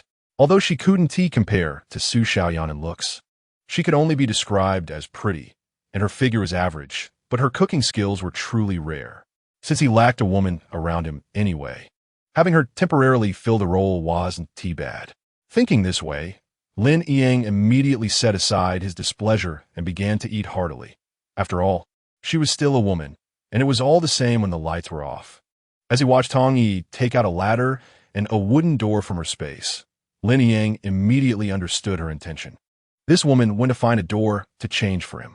Lin Yang immediately put down his chopsticks, rushed over in a few strides, snatched the tools from Tong Yi's hands, and said domineeringly, "From now on, let the guys do this kind of work. Your hands shouldn't be doing such heavy labor." After saying that, he intentionally or unintentionally touched Tong Yi's small hand. Tong Yi immediately pulled her hand back as if she had been electrocuted, her face turning red to her ears, her gaze darting elsewhere. Lin Yang took Tong Yi's hand and walked to the table, placing his hands on her shoulders as he said, "You just eat here peacefully. I've saved half for you. After I finish changing the door, I'll come back to keep you company." After saying that, he affectionately patted Tong Yi's cheek. Chapter 60. Not afraid of thieves stealing, just afraid of thieves remembering. Tong Yi, blushing, quietly promised, "Okay, I'll wait for you, Yang." No one expected that the couple who had just broken up would find their respective places again in less than half a day. When Zhong Haonan appeared the next day, hugging Su Xiaoyan in front of everyone to announce tasks, Lin Yang below had already clenched his fists, making cracking sounds. His anger did not stem from how much he loved Su Xiaoyan, but from the gloating and mocking looks cast at him by the crowd. He had already felt the green hat resting on his head. In front of him, Su Xiaoyan was leaning weakly against Zhong Haonan, who was unreservedly wrapping his large hand around her waist, completely indifferent to the gazes of others. Zhong Haonan even deliberately raised his chin towards Lin Yang in a show of provocation. Even if Lin Yang were foolish, he understood that it was Zhong Haonan who had secretly met with Su Xiaoyan in the middle of the night that day. No wonder she left him without any hesitation or attachment. She had climbed onto the high branch of Zhong Haonan. He had always known that Su Xiaoyan was not a docile woman, especially after that mission. He also understood that if he did not improve himself, he might not be able to keep her. What Lin Yang did not expect was that Su Xiaoyan's next target would actually be Zhong Haonan. Knowing that he had always looked down on that wealthy second-generation bully, she still threw herself at him. Wasn't that a slap in Lin Yang's face? Feeling Lin Yang's prickly gaze, Su Xiaoyan threw him a disdainful smile. "Yang, don't be impulsive. Let's think of another way to deal with them." Tong Yi whispered in Lin Yang's ear. Seeing the close interaction between Tong Yi and Lin Yang, a cold light flashed in Su Xiaoyan's eyes. She had just left yesterday, and this seemingly ordinary woman was able to win Lin Yang over. It seemed she had indeed underestimated her. When Zhong Haonan saw that everyone had arrived, he cleared his throat and began assigning today's tasks, also introducing Su Xiaoyan as his girlfriend, just as she wished. Zhong Haonan had many women around him, but Su Xiaoyan was definitely the first one he openly acknowledged as his girlfriend. Some sycophants had long since flattered her by calling out sister-in-law. This title went straight to Su Xiaoyan's heart, making her beam with joy. Among these people, how many had previously pointed fingers at her behind her back, gossiping about her? Now they all had to flatter her, which greatly satisfied her vanity, and she gave Zhong Haonan a kiss on the cheek. After dinner, Lin Yang lay in bed with a gloomy face, and Tong Yi did not dare to disturb him too much, fearing that if she upset him, he might throw her out. Finally, she made up her mind and quietly climbed onto the bed, snuggling back into Lin Yang's arms. He did not expect that this seemingly ordinary girl, Tong Yi, was not any worse than Su Xiaoyan. Every time he thought of Su Xiaoyan, Lin Yang's anger reignited his rationality, and he vented all the humiliation Su Xiaoyan had brought upon him onto Tong Yi. After the fight ended, Lin Yang held Tong Yi in his arms and said apologetically, "Yi, I'm sorry, did I hurt you just now?" Tong Yi immediately covered Lin Yang's mouth with her hand, her face blooming with joy. "Everything is my choice. Back in school, you were like a god, so far away from me that I could only silently admire you from a distance. I never thought that one day I could have you. Yang, I love you, and I am willing to do anything for you. Please never say sorry to me, okay? Don't worry, Yi, I won't let you down," Lin Yang vowed. "Yang, have you always had M.O. Ran in your heart?" Tong Yi asked softly. Upon hearing M.O. Ran's name, Lin Yang's body stiffened, and he let go of Tong Yi's shoulder. "What do you mean by mentioning M.O. Ran?" Lin Yang's tone turned cold, completely devoid of the warmth from before. He thought Tong Yi would use M.O. Ran as an excuse to cause him trouble, just like Su Xiaoyan. Sensing the change in Lin Yang's attitude, Tong Yi immediately pouted and said, "Look at you. Why are you so agitated? I wanted to tell you something important. If this works out, you might even be promoted to team leader." Seeing that Tong Yi was not looking for trouble using M.O. Ran, Lin Yang softened his tone and said, "You know, I had a very unpleasant experience with M.O. Ran at the farm, so I don't really want to hear that name." Lin Yang looked at Tong Yi with confusion, unsure of her intentions, and gestured for her to continue. "You should have heard that M.O. Ran's farm is developing quite well. With chickens, ducks, fish, meat, vegetables, and fruits all available," Tong Yi continued. Upon hearing this, Lin Yang felt a bit annoyed. Clearly, if it weren't for Su Xiaoyan's seduction, all of this would belong to him. "We can make a deal with M.O. Ran." Tong Yi finally revealed the crux of the matter. "What do we have to offer them?" "They lack nothing," Lin Yang asked in confusion. "Last time, when she saved me, M.O. Ran agreed on the condition of crystal nuclei. I have a lot of crystal nuclei hidden in my space, which I've saved up from missions over time. We could do it this way." Tong Yi whispered her plan into Lin Yang's ear, in a voice only the two of them could hear. "Is this feasible?" "M.O. Ran hates me." Lin Yang hesitated. "Yang, haven't you heard that the deeper the love, the deeper the hate? She hates you because she still loves you. Besides, M.O. Ran hates Su Xiaoyan the most. If she sees that you're broken up with Su Xiaoyan, she might forgive you. Then I can help you talk to her. As long as M.O. Ran is no longer angry with you, everything will be easier." Chapter 61. The Cleaning Lady on the Doorstep. It can be said that Tong Yi's plan was quite clever. She was willing to give it a try. If M.O. Ran still had feelings for Lin Yang, she would sensibly withdraw, and they could still stay at the farm. If M.O. Ran did not want to take them in, then exchanging crystal nuclei for some scarce fruits from the base to report to the higher-ups would still earn her a good reputation and possibly get Lin Yang promoted to team leader. No matter how she looked at it, she wouldn't lose out. Without further ado, the two of them packed up the next day and left the Hope Base. The base management was quite lax. It was not necessary to complete a task to leave. After all, once they left, the base would have one less meal to supply, and there was no loss to the base. They walked from dawn until the moon rose before finally seeing the shadow of M.O. Ran's farm in the distance. The two prepared outside, deliberately tearing a few rips in their clothes and smearing some dirt on their faces. And then they supported each other to the entrance of M.O. Ran's farm and knocked loudly. The people inside were laughing and joking, completely unaware of the knocking sound coming from hundreds of meters away. Seeing Lin Yang's expression gradually darken, Tong Yi quickly took out a small tent from her space and set it up at the door. Yang, you must be exhausted from this journey. You should rest for a bit while I keep watch here, in case of any danger. After saying that, she even took out a sleeping bag. It must be said that although Tong Yi was not stunning, she was very good at taking care of others. Lin Yang pretended to be polite and said, "No, you should rest. I'll keep watch." Tong Yi refused. "No way. If there really is danger, I still need you to protect me. So you must rest well and have enough energy." Lin Yang stopped pretending to be polite and crawled into the sleeping bag, falling into a deep sleep. It wasn't until the fourth day that the farm's gate finally opened. As Yi Tian and Chun Chung drove out, they nearly ran over the two of them.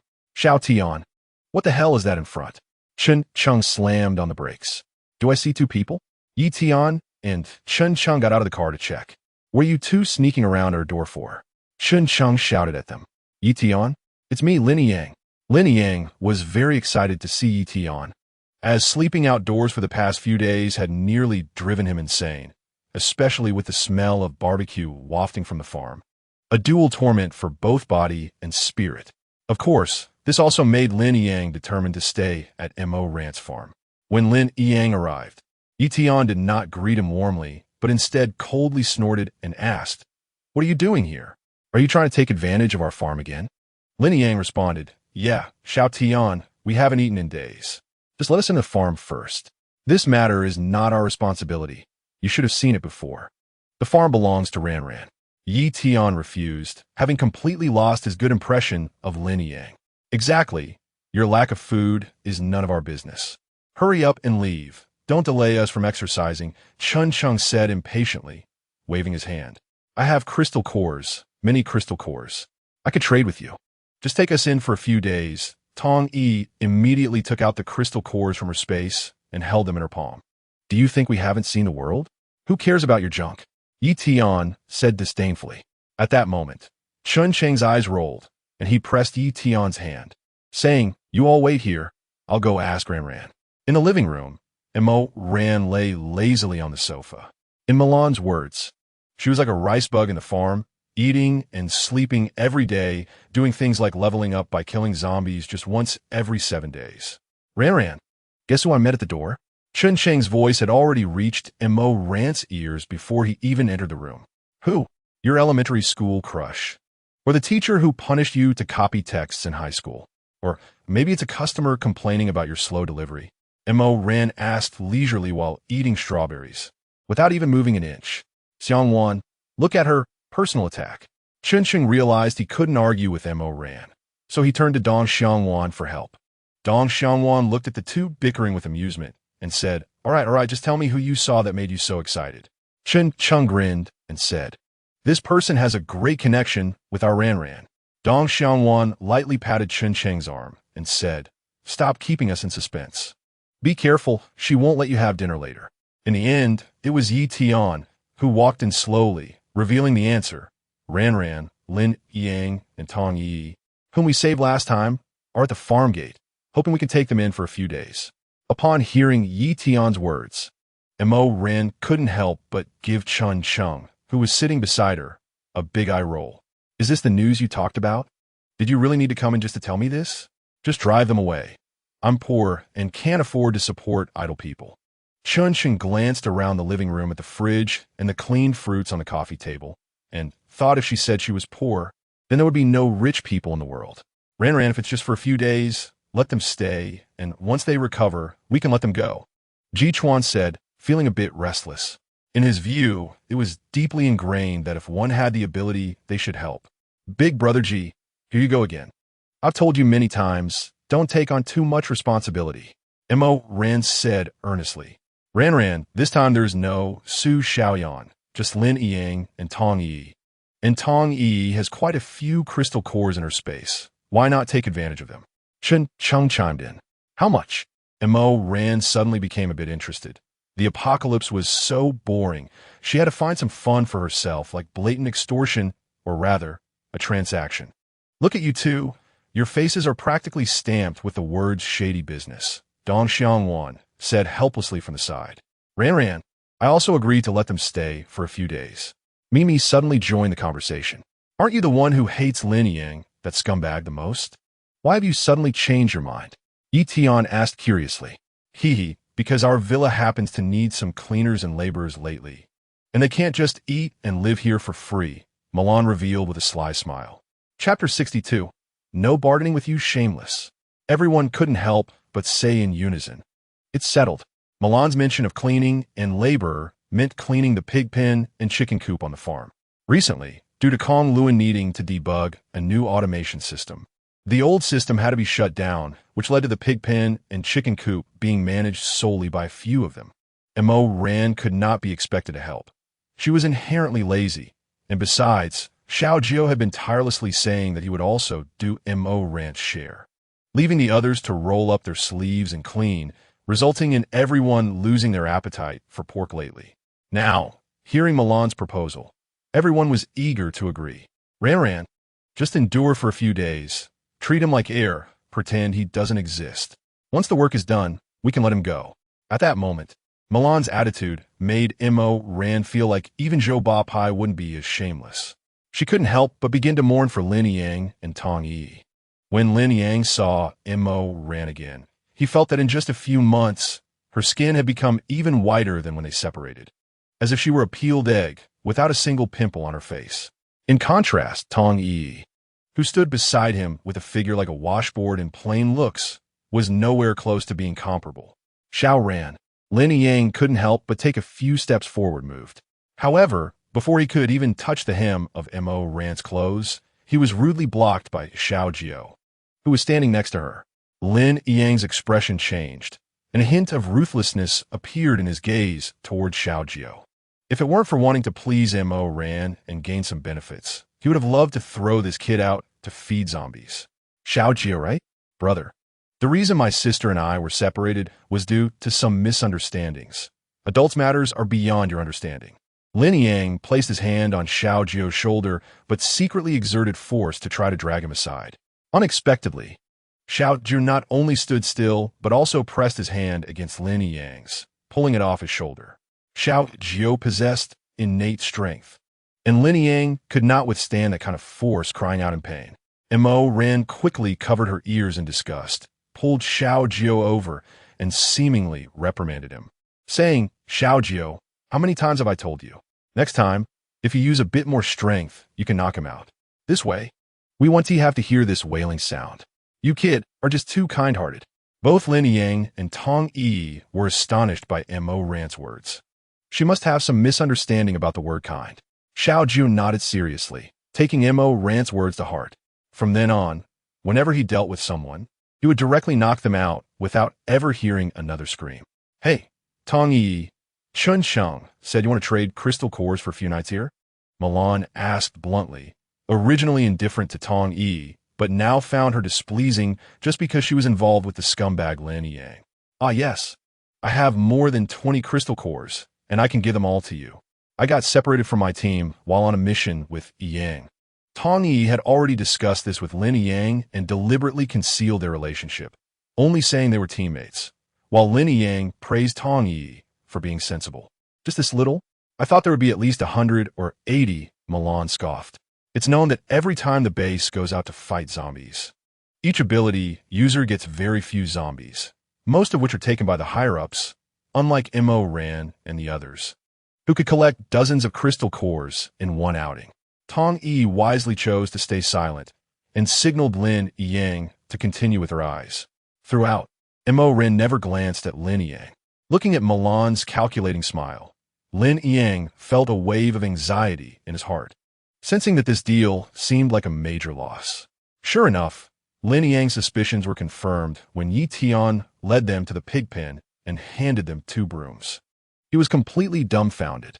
Who would have thought that the job Milan mentioned was actually cleaning the pigsty? He looked at Yi Tian with a troubled expression and said, Xiao Tian, I can't do this kind of work either. How about I go weed the vegetable garden instead? Yi Tian snorted coldly and replied, First, we're not very familiar, so please call me by my full name, Yi Tian. Second, Our vegetable garden is an automated greenhouse. Not to mention weeds, there isn't even a single pest.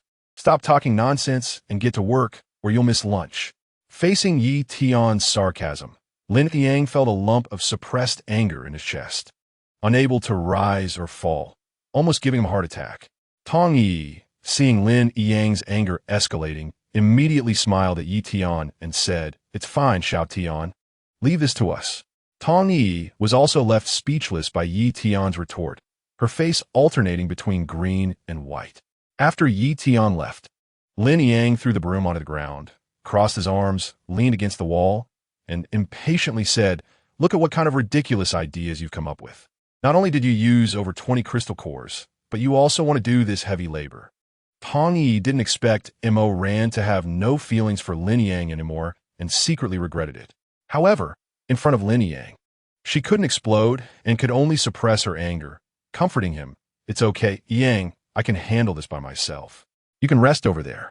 Mo Ran must still be upset, which is why she thought of this way to deal with you. Tong Yi knew Lin Yang's intentions very well. She always understood that Lin Yang would never be her ultimate support. The reason she insisted on coming to the base was because she had another goal, Ji Chuan. Chapter 63. Group retort competition. When Tong Yi and Lin Yang appeared in the hall with dirty faces, Xiao Jiu frowned first, tightly covering his nose with both hands and exclaimed, "It stinks, it stinks." Mo Ran also had a disgusted expression on her face, just about to speak when Ji Chuan stopped her, pointing to the 2 guest rooms at the end of the first floor and said, "I've tidied those up. You can stay there tonight. Go take a shower and then come for dinner." Mo Ran remained silent.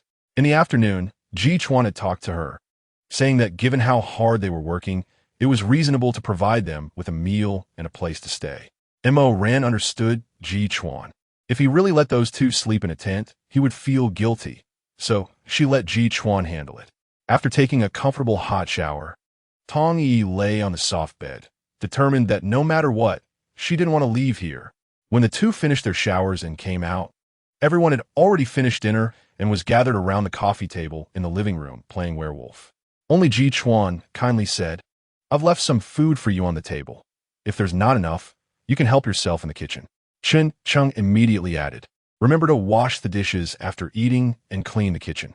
Usually washing dishes was something he and Yi Tian did, and he was really happy to have found someone to replace him.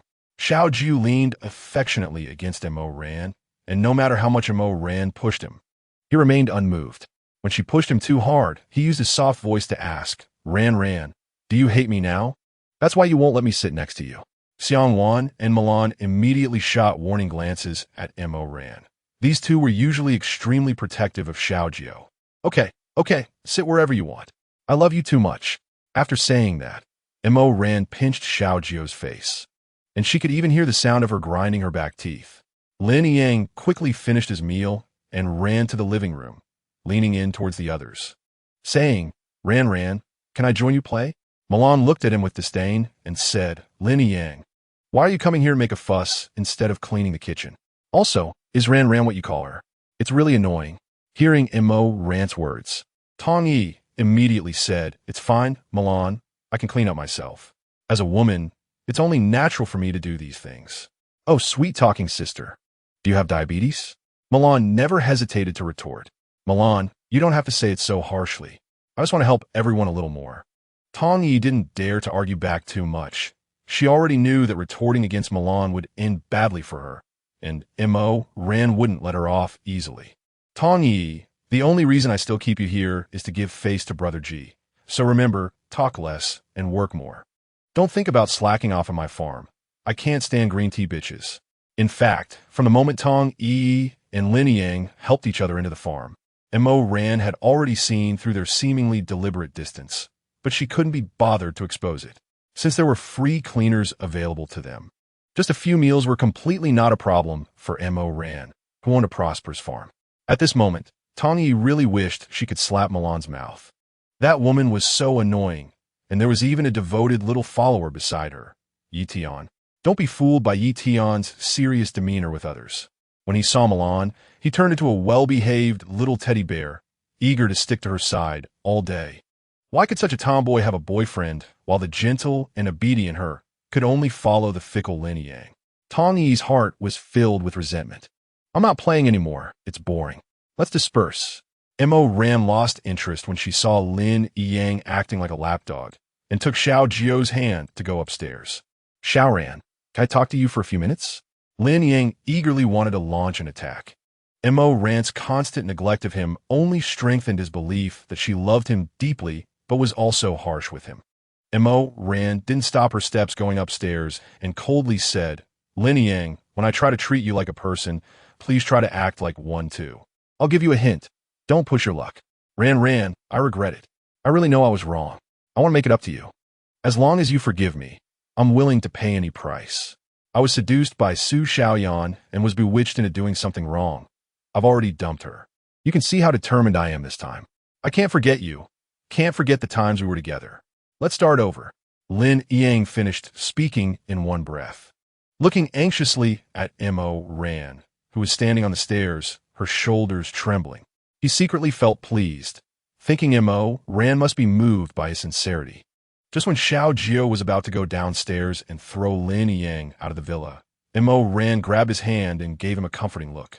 Lin Yang, I've loosened the collar, so you don't need to keep eating shit secretly. Go be someone else's lapdog. Don't bother me. Yeah, Lin Yang, if you have any face, be a decent person. If you have no face, just keep your mouth shut. We originally gave you some face for Brother G's sake, hoping you could use your brain a bit. Your mouth is like it's smeared with laxative, always spewing nonsense. It's unbearable. Milan chimed in. Milan, this is a private matter between me and Ran, so please don't meddle. Lin Yang couldn't help but retort after hearing Milan's words. Lin Yang, as a man, I really feel ashamed for you. If you can't understand human language, go check your ears. If you can't read people's expressions, go check your eyes. If your brain is filled with water, go air it out. I see you're not injured now, so if you don't want to stay, get lost. You seem to be quite fierce with your words. Our farm happens to need a guard dog. Why don't you go work at the gate tomorrow? Yi Tian joined in the verbal sparring after hearing Lin Yang retort Milan. Yi Tian, Yang really knows he was wrong and wants to seek Mo Ran's forgiveness. I think it's better to leave their matters to them to resolve. Tong Yi, who had been in the kitchen, also came out. Tong Yi, I just warned you to talk less and do more. Is your brain just for show? Mo Ran casually glanced at Tong Yi, and for some reason, that one glance made Tong Yi feel as if she could see right through her, and she no longer dared to say another word. Chapter 64.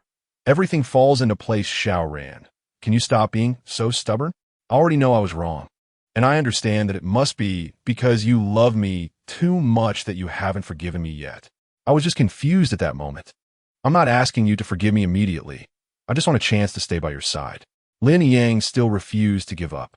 The more Mo Ran spoke harshly to him, the more he felt that her heart was still lingering on the past.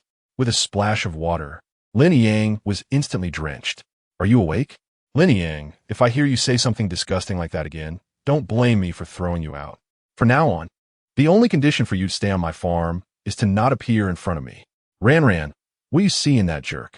Chen Cheng, who was not their classmate, couldn't help but ask, as he was not as familiar with the grudges between them. Huh. Laughter came from upstairs. Seeing a few people leave, Tong Yi quickly ran to Lin Yang's side, gently tugging at his sleeve, and said, Yang, Ran might still be too concerned about this matter. Take it slow. She will eventually feel your sincerity. Lin Yang glanced at Tong Yi beside him and couldn't help but sigh in his heart, wishing that Mo Ran could be as understanding as Tong Yi. I told you not to change your mind randomly. And also, can't you wear some clothes? Aren't you afraid of catching a cold? Mo Ran said, seemingly complaining, but in reality, she was showing concern. Upon hearing Mo Ran's concern, Xiao Jiu's expression eased a little. Why did you stop me from throwing that greasy pig head out just now? Xiao Jiu said, quite dissatisfied. Pighead? To be fair, that name fits him quite well. His brain really is comparable to a pig's. Mo Ran chuckled. Xiao Jiu grabbed Mo Ran's wrist, and Mo Ran stumbled and fell into Xiao Jiu's arms. Don't change the subject. Tell me why you stopped me. Do you really still have feelings for him? Even if Mo Ran was well informed. Being held by a man with an equally attractive figure and appearance, especially one who was shirtless, made her blush. Who knew that after hearing this? Xiao Jiu tightened his embrace even more. You said I couldn't stick to you, but I'm clearly holding you in my arms now. It's completely different, okay? Mo Ran pouted. This guy seemed to have become much smarter as an adult, and even she couldn't gain the upper hand. You're making it hard for me to breathe. Feeling Xiao Jiu's solid chest and warm hands, Mo Ran truly felt her throat tighten and her breath become difficult. With such beauty in front of her, it was hard not to be moved. It's okay. I've learned how to perform CPR. After saying that, Xiao Jiu leaned down and kissed Mo Ran's still-moving lips. As expected, it was as sweet as he had imagined. Her body stiffened. Clearly, she hadn't expected Xiao Jiu to kiss her suddenly. Her face turned crimson, and her eyes had already half closed in intoxication. At that moment, she suddenly felt air entering her lungs. Xiao Jiu had already pulled away from her lips. What? What was that? At this moment, Mo Ran felt as if she were an idiot, unable to think. I said, do you still have feelings for that jerk? Xiao Jiu reiterated the earlier question. Then why didn't you let me throw him out? Xiao Jiu pressed on. It's Brother G. You know what kind of person he is? Overflowing with a sense of justice and responsibility, always adhering to the principle of helping when he can. Besides, Milan is right. We just happen to need someone to clean the pig pen these days. If they won't do it, will you? Mo Ran rolled her eyes, completely unaware that her hand was still resting on Xiao Jiu's neck, not letting go. Xiao Jiu's beautiful eyes finally showed a smile, and he raised an eyebrow at Mo Ran. That's more like it. Stay away from him from now on. And that Ji Chuan too. Mo Ran looked at Xiao Jiu in confusion. What does Brother Ji have to do with this? Xiao Jiu pouted. Don't think I don't know. Ji Chuan confessed to you. Huh? Mo Ran's mouth opened slightly, but she couldn't think of a rebuttal. She knew that Xiao Jiu's senses were extremely sharp, and that he could hear the conversation between Ji Chuan and her. It wasn't surprising, especially since Milan had also clearly shown her intention to match her with Ji Chuan in the past few days. So, are you jealous? Mo Ran countered. Playing dumb. I already told you I like you. Xiao Jiu seemed a bit angry. I already said, kids don't understand what liking means. Mo Ran stubbornly replied. And she had to admit that Xiao Jiu's kissing skills were quite impressive. Oh, how do you know I haven't learned? Xiao Jiu turned around and quickly laid Mo Ran on the bed, his strong body pressing down on her, and without any argument, he kissed her again. Mo Ran once again fell into this sweet kiss, completely forgetting her earlier doubts. In just a couple of minutes, Mo Ran felt a certain part of Xiao Jiu's body quietly expand, while his hands were also wandering unrestrained on her body. You pervert! Taking advantage of Xiao Jiu's momentary lift of his head, Mo Ran's cheeks flushed red as she shyly kicked at him. Chapter 65, a surprise appearance after saying that. Xiao Jiu didn't give Mo Ran a chance to rebut and blocked her bright red lips again.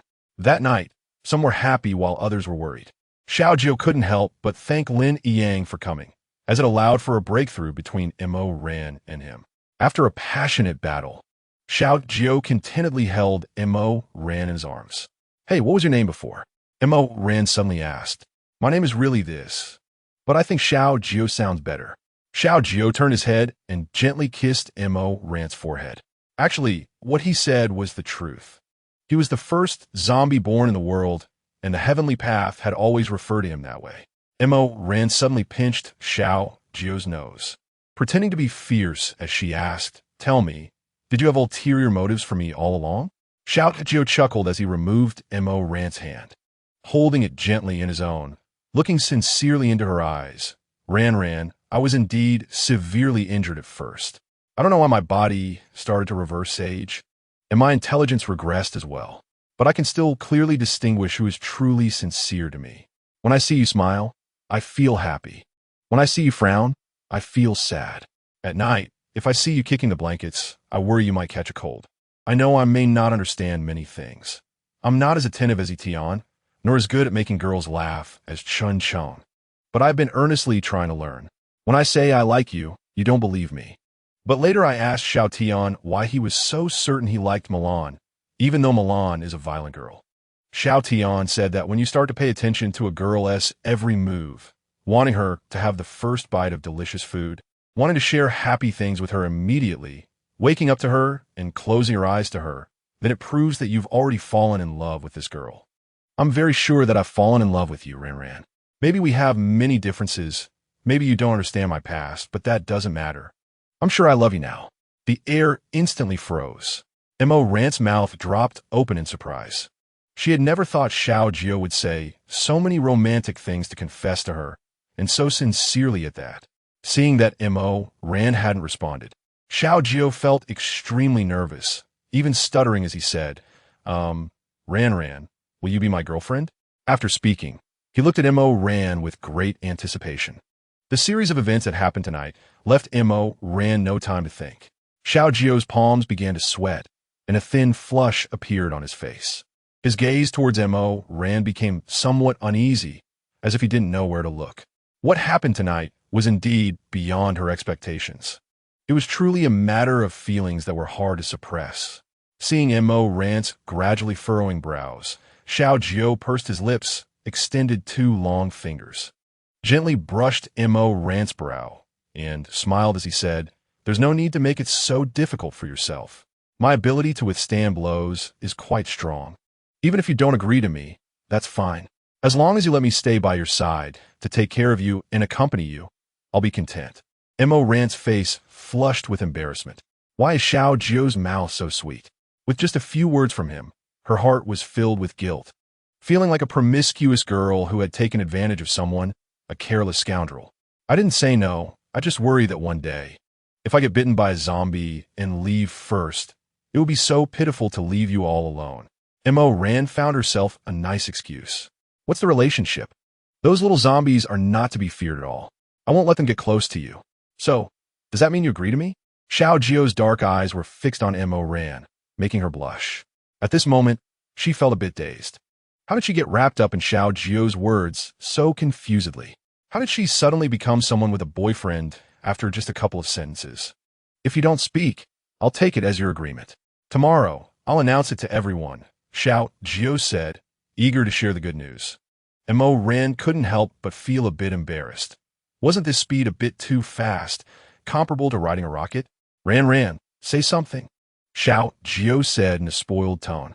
Ran immediately nodded. It was really daunting. This handsome face, combined with that magnetic voice and Xiao Jiu's deep and charming eyes, made it hard for anyone to say anything to refuse. But, let me say this, you are not allowed to speak. Ran set a condition, fearing that Xiao Jiu would say something even more embarrassing in front of everyone. All right, I'll comply, but right now, I need to collect some interest first. Xiao Jiu's eyes revealed a mischievous glint. Ran directly flipped over and straddled Xiao Jiu, her enchanting gaze like a spirit enchanting hearts. This time, let me take the lead. In the end, Xiao Jiu could only let out a hoarse 2 words from his throat, completely drowned in Ran's tenderness. The next day, when the two appeared hand in hand on the sofa in front of everyone was stunned. Milan was the first to react, rushing to Ran's side, pushing away the arm that was around her shoulder, and nervously asked, Ran, tell me quickly, do you have some dirt on someone? Which is why you have to offer yourself. Ran couldn't help but feel both amused and exasperated. Ran, who is this handsome guy? Aren't you going to introduce him?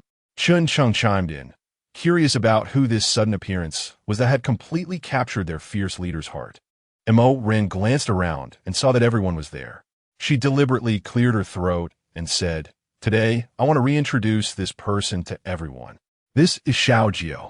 What did you say? Milan's voice reached a decibel level that made Ran cover her ears. He. You mean this handsome and tall guy is that bratty kid? Xiao Jiu agreed with the first half of Milan's sentence, but expressed dissatisfaction with the term bratty. Mimi, could you please be mindful of your wording in front of the person involved? He said in a sexy and magnetic voice. All right, let me introduce myself to everyone. I am Xiao Jiu. I became a child after failing to awaken my abilities during the awakening process. Fortunately, Ran is kind-hearted and kept me by her side. Recently, after eating more spirit vegetables, my energy has gradually recovered, and I owe it all to Ran's spirit spring water. After saying this, Xiao Jiu looked down at Ran, his eyes filled with love. Ran, after meeting Xiao Jiu's affectionate gaze, shyly lowered her head. For some reason, She always felt a bit unaccustomed to such intense attention in front of everyone. Ahem, Ran, if I'm not mistaken, are you blushing? Cheng asked, his face full of disbelief. Xiao Jiu affectionately patted Ran's head and continued, thank you all for taking care of me all this time. It was Tian who first accepted the fact that Xiao Jiu had turned into a handsome guy, smiling as he said, it seems that our Ran has a knack for predicting the future and picked up a big handsome guy. Xiao Jiu involuntarily frowned, feeling quite awkward about the term our Ran. My Ran is naturally impressive, Xiao Jiu deliberately stated. And Ran secretly laughed. He was indeed a little jealous. Xiao Jiu, what ability did you awaken in the end? Milan continued to ask. Lin Yang, who had been guarding the door, snorted coldly and said, what good is just having strength? Can you protect Xiao Ran? Lin Yang, why are you everywhere? Did you finish cleaning the pig pen or feeding the chickens? If you really have nothing to do, go clean up the fish pond and don't come here to make yourself uncomfortable, Milan glared at him. Exactly. Do you think our MO boss needs protection? Just by this face, you're not even 1/10 of it. Look at your features, they really don't fit together. It must have been that Ran was blind before to have seen you. Ran cried out in despair. Why was Lin Yang being scolded and she was dragged in with him? Dong Xiangwan couldn't take it anymore, twisting Cheng's waist and saying, Ran is just not good at judging people. Look at how you speak. Ran cast a grateful glance at Dong Xiangwan. It was indeed the most pleasant to hear her speak.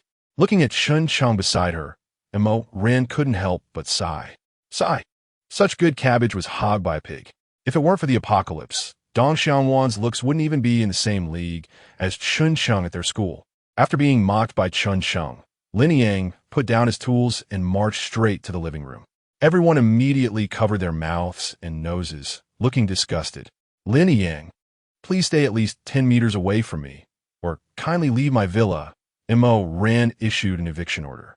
Lin Yang consciously took a step back but still stubbornly said, Ran, I know you must still be angry about the mistakes I made back then. So you deliberately brought someone to act with you. Come on, let's just be good, all right?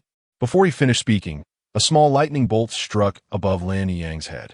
Luckily, he dodged quickly, only singeing a bit of his hair. Lin Yang, please take a look at yourself in the mirror. Everyone else leaves the house with their brains. But you don't bring yours. Oh, I forgot. You don't have one. Tian continued to mock. At this moment, Xiao Jiu was frowning, contemplating whether he should just throw this annoying scoundrel out. Ran naturally saw Xiao Jiu's intentions. She whispered in his ear, tomorrow, after cleaning the pig pen, you can throw him out as you like. Brother Kong's equipment still needs to be adjusted after it's repaired. Xiao Jiu relaxed his furrowed brows, suddenly grinning wickedly, and gave Ran's little face a kiss, saying, I'll listen to you, Ran. At this moment, Lin Yang's face was greener than bird droppings. Ran. Lin Yang wanted to say something more. Xiao Jiu suddenly appeared in front of Lin Yang, grabbing him by the collar and lifting him into the air, unceremoniously tossing him out the door. The flying Lin Yang only had one thought in his mind, just don't fall on his face. All of this happened in just 5 seconds, leaving no time for anyone to react. Xiao Jiu disdainfully wiped his hands and said, Ran, I'm going to wash my hands. They're all dirty. Looking at Xiao Jiu's back, Cheng quietly said, Ran, this guy is really stingy. He directly resorts to violence when there's a disagreement. I like how much he cares about me. Ran had a lovesick expression. The others were helpless. Ran, are you really planning to let that scumbag stay here? Look at him. He hasn't suffered at all and clearly has ulterior motives. Maybe this time his target is you. Tian said with a smile. Ran raised her eyes. If he leaves, are you going to clean the pigsty? Brother Kong's equipment won't be fixed until tomorrow. At the thought of the stench-filled pigsty, Tian immediately chose to keep quiet. Ran, how about having braised pork trotters and steam base for lunch today? Xiao Jiu elegantly rolled up his sleeves and went to the kitchen, his face full of affection. We should also add stir-fried vegetable hearts and cold bittermelon. Ran added 2 more dishes. Xiao Jiu frowned, looking helpless. Do I still have to keep eating vegetables? Of course. Didn't you admit that my spirit vegetables are useful? Ran replied with a radiant smile, tucking a stray hair behind her ear. Xiao Jiu began to regret not telling Mo ran directly that he was a zombie king, now restored and able to absorb spiritual spring water without needing spirit vegetables. Moreover, for thousands of years, he had mainly fed on plasma. Even if he ate, it was just meat. Vegetables were like a punishment for him. Looking at Mo Ran's somewhat threatening gaze, Xiao Jiu had no choice but to yield. Ran, how did you train Xiao Jiu to be this good? I never realized that Chun Chung had completely succumbed to Mo Ran. Chapter 67. Who calls the shots? I have to say, Xiao Jiu's cooking skills are really good. Previously, it was Mo Ran who grilled meat for Xiao Jiu. This was her first time tasting dishes cooked by him, and it was truly delightful. Everyone was unaware that a pair of shadowy eyes was watching the group inside the room. The longer the time passed, the more hatred Tong Yi felt. She hated that such a privileged farm was taken over by Mo Ran. What could a property certificate that couldn't prove authenticity even prove? She hated even more that all the excellent men were revolving around Mo Ran. The Xiao Jiu who appeared today, the Lin Yang beside her. Even Ji Chuan looked at Mo Ran with love in his eyes. She could understand and see clearly. Mo Ran was just relying on having a farm. If she could replace Mo Ran and become the mistress of the farm, wouldn't all these handsome guys come to curry favor with her? At this thought, she even unconsciously chuckled. Only Ji Chuan politely asked, we saved you some food. After finishing your work, wash your hands and eat. Tong Yi blushed and said to Ji Chuan, I'll be right there. Thank you, Brother Ji. Seeing Tong Yi turn to call Lin Yang, Milan pouted and said unhappily, Brother Ji, you're too kind. Anyone who can get along so well with Lin Yang is definitely not a good person. Be careful, she climbs into your bed at midnight. Ji Chuan looked at Milan with amusement and gently elbowed Yi Tian. Xiao Tian, aren't you going to manage her? She speaks so freely. Milan's mouth was still full of delicious pig trotters, making her words unclear as she said, In our family, I have the final say. Yi Tian shuruk helplessly, and the dining table was filled with harmony. As night fell, Milan made eye contact with Dong Xiangwan. Mimi, are your eyes uncomfortable? Yi Tian was the first to notice. Cough, cough. No, Milan was embarrassed that Yi Tian had seen through her. Clearing her throat, she said, Ran, considering how Xiao Jiu is right now, it seems inappropriate for us to stay outside the suite. As soon as Chun Chung heard this, his eyes immediately lit up, and he quickly agreed, Yeah, Ran anyway. There are many empty rooms on the second floor. That room can be given to you and Xiao Jiu. As for Xiangwan, don't worry. I'll take care of her. After saying this, he wrapped his arm around Xiangwan's shoulder and spoke generously. Dong Xiangwan immediately blushed and said softly, No. Who wants to live with you? Milan then pulled Dong Xiangwan's arm and said, Right, we're just taking Ran to her place. You stay aside. Wan, and I will go live in 203. Chun Chung looked at Yi Tian with a pained expression. Aren't you going to manage your wife? Yi Tian looked gently at Milan and reached out to ruffle her hair, saying, There's nothing I can do. She calls the shots in our family. Chun Chung turned his gaze to Mo Ran. Ran, can you manage Milan? Mo Ran smiled and replied, In her family, I don't have the final say. Chun Chung looked at Xiao Jiu with a face full of resentment. Brother, you should understand me, right? I also want to hug my wife and sleep. Xiao Jiu held back his laughter, his facial muscles twitching, and patted Chun Cheng's shoulder, saying with sympathy, Brother, it's not up to me either. Just as everyone was laughing and dispersing, Mo Ran quietly pulled Chun Chung aside and said softly, Xiangwan is a very sensitive person who lacks a sense of security. Give her some time, and don't force her to do things she doesn't want to. Ran, I swear to God, I fell in love with her the first time I saw her. I can really relate to her forced strength, and I know her hidden vulnerability. Do you think I'm just chasing after her for her looks? I genuinely want to protect her and accompany her for a lifetime. After hearing this, Mo Ran smiled in satisfaction. I knew I didn't misjudge you back then. Since that's the case, let me help you. Wait for me a moment. You might as well go and snatch her, Chun Chung muttered. I'll owe you one. Tomorrow I'll go out and kill zombies for you. Mo Ran spread her fingers, and a shiny diamond ring appeared in her palm. Wow, where did you get these? Chun Chung exclaimed. Unable to help himself, Chun Chung gave Xiao Jiu a thumbs up. Brother, I admire you, truly admire you. Ran, help me out tomorrow. Take Xiangwan out, I just want to set things up and give her a surprise. Xiao Jiu hugged Mo Ran and protested. You're pursuing your wife. Why make Ran work hard? He didn't want her to tire herself out. Xiao Jiu lay in bed with Mo Ran. Ran. Do we really not need to care about that grasshopper?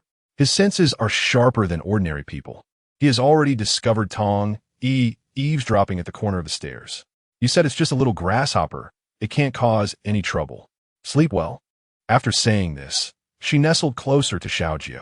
Previously, she was the one who held Xiao Jiu while sleeping. It turned out that being held by a loved one was such a comforting thing. After a long time, Tong Yi tiptoed to the door of room 204.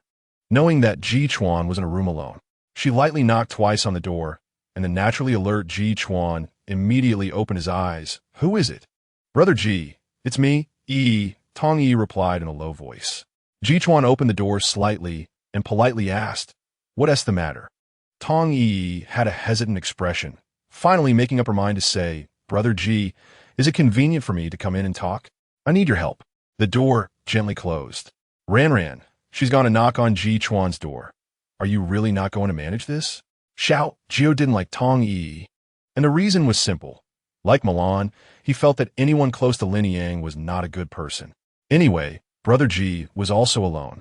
What if he really wanted to keep someone warm at night? Mo Ran naturally knew that Xiao Jiu had sharp hearing. She covered Xiao Jiu's ears and said, Go to sleep. Don't listen to those ear-piercing things. Trust Brother Ji to handle it himself. Chapter 68. Eavesdropping after Tong Yi entered. She turned around and threw herself into Ji Chuan's arms, crying softly. This sudden move startled Ji Chuan, who instinctively wanted to push Tong Yi away. However, the more she cried, the tighter she held on. With no choice, Ji Chuan had to relax his hands and let her cling to him. Seeing that Ji Chuan no longer pushed her away, Tong Yi secretly smiled, feeling that her plan had succeeded halfway. Yi, can you speak properly? This doesn't seem right. Ji Chuan raised his hands like he was surrendering, afraid to touch Tong Yi's body. Only then did Tong Yi slowly straighten up, sobbing as she said, I'm sorry. Brother Ji, it's all my fault for being too excited just now. I'll help you wash this outfit tomorrow. After saying that, she randomly wiped her hands on Ji Chuan's chest.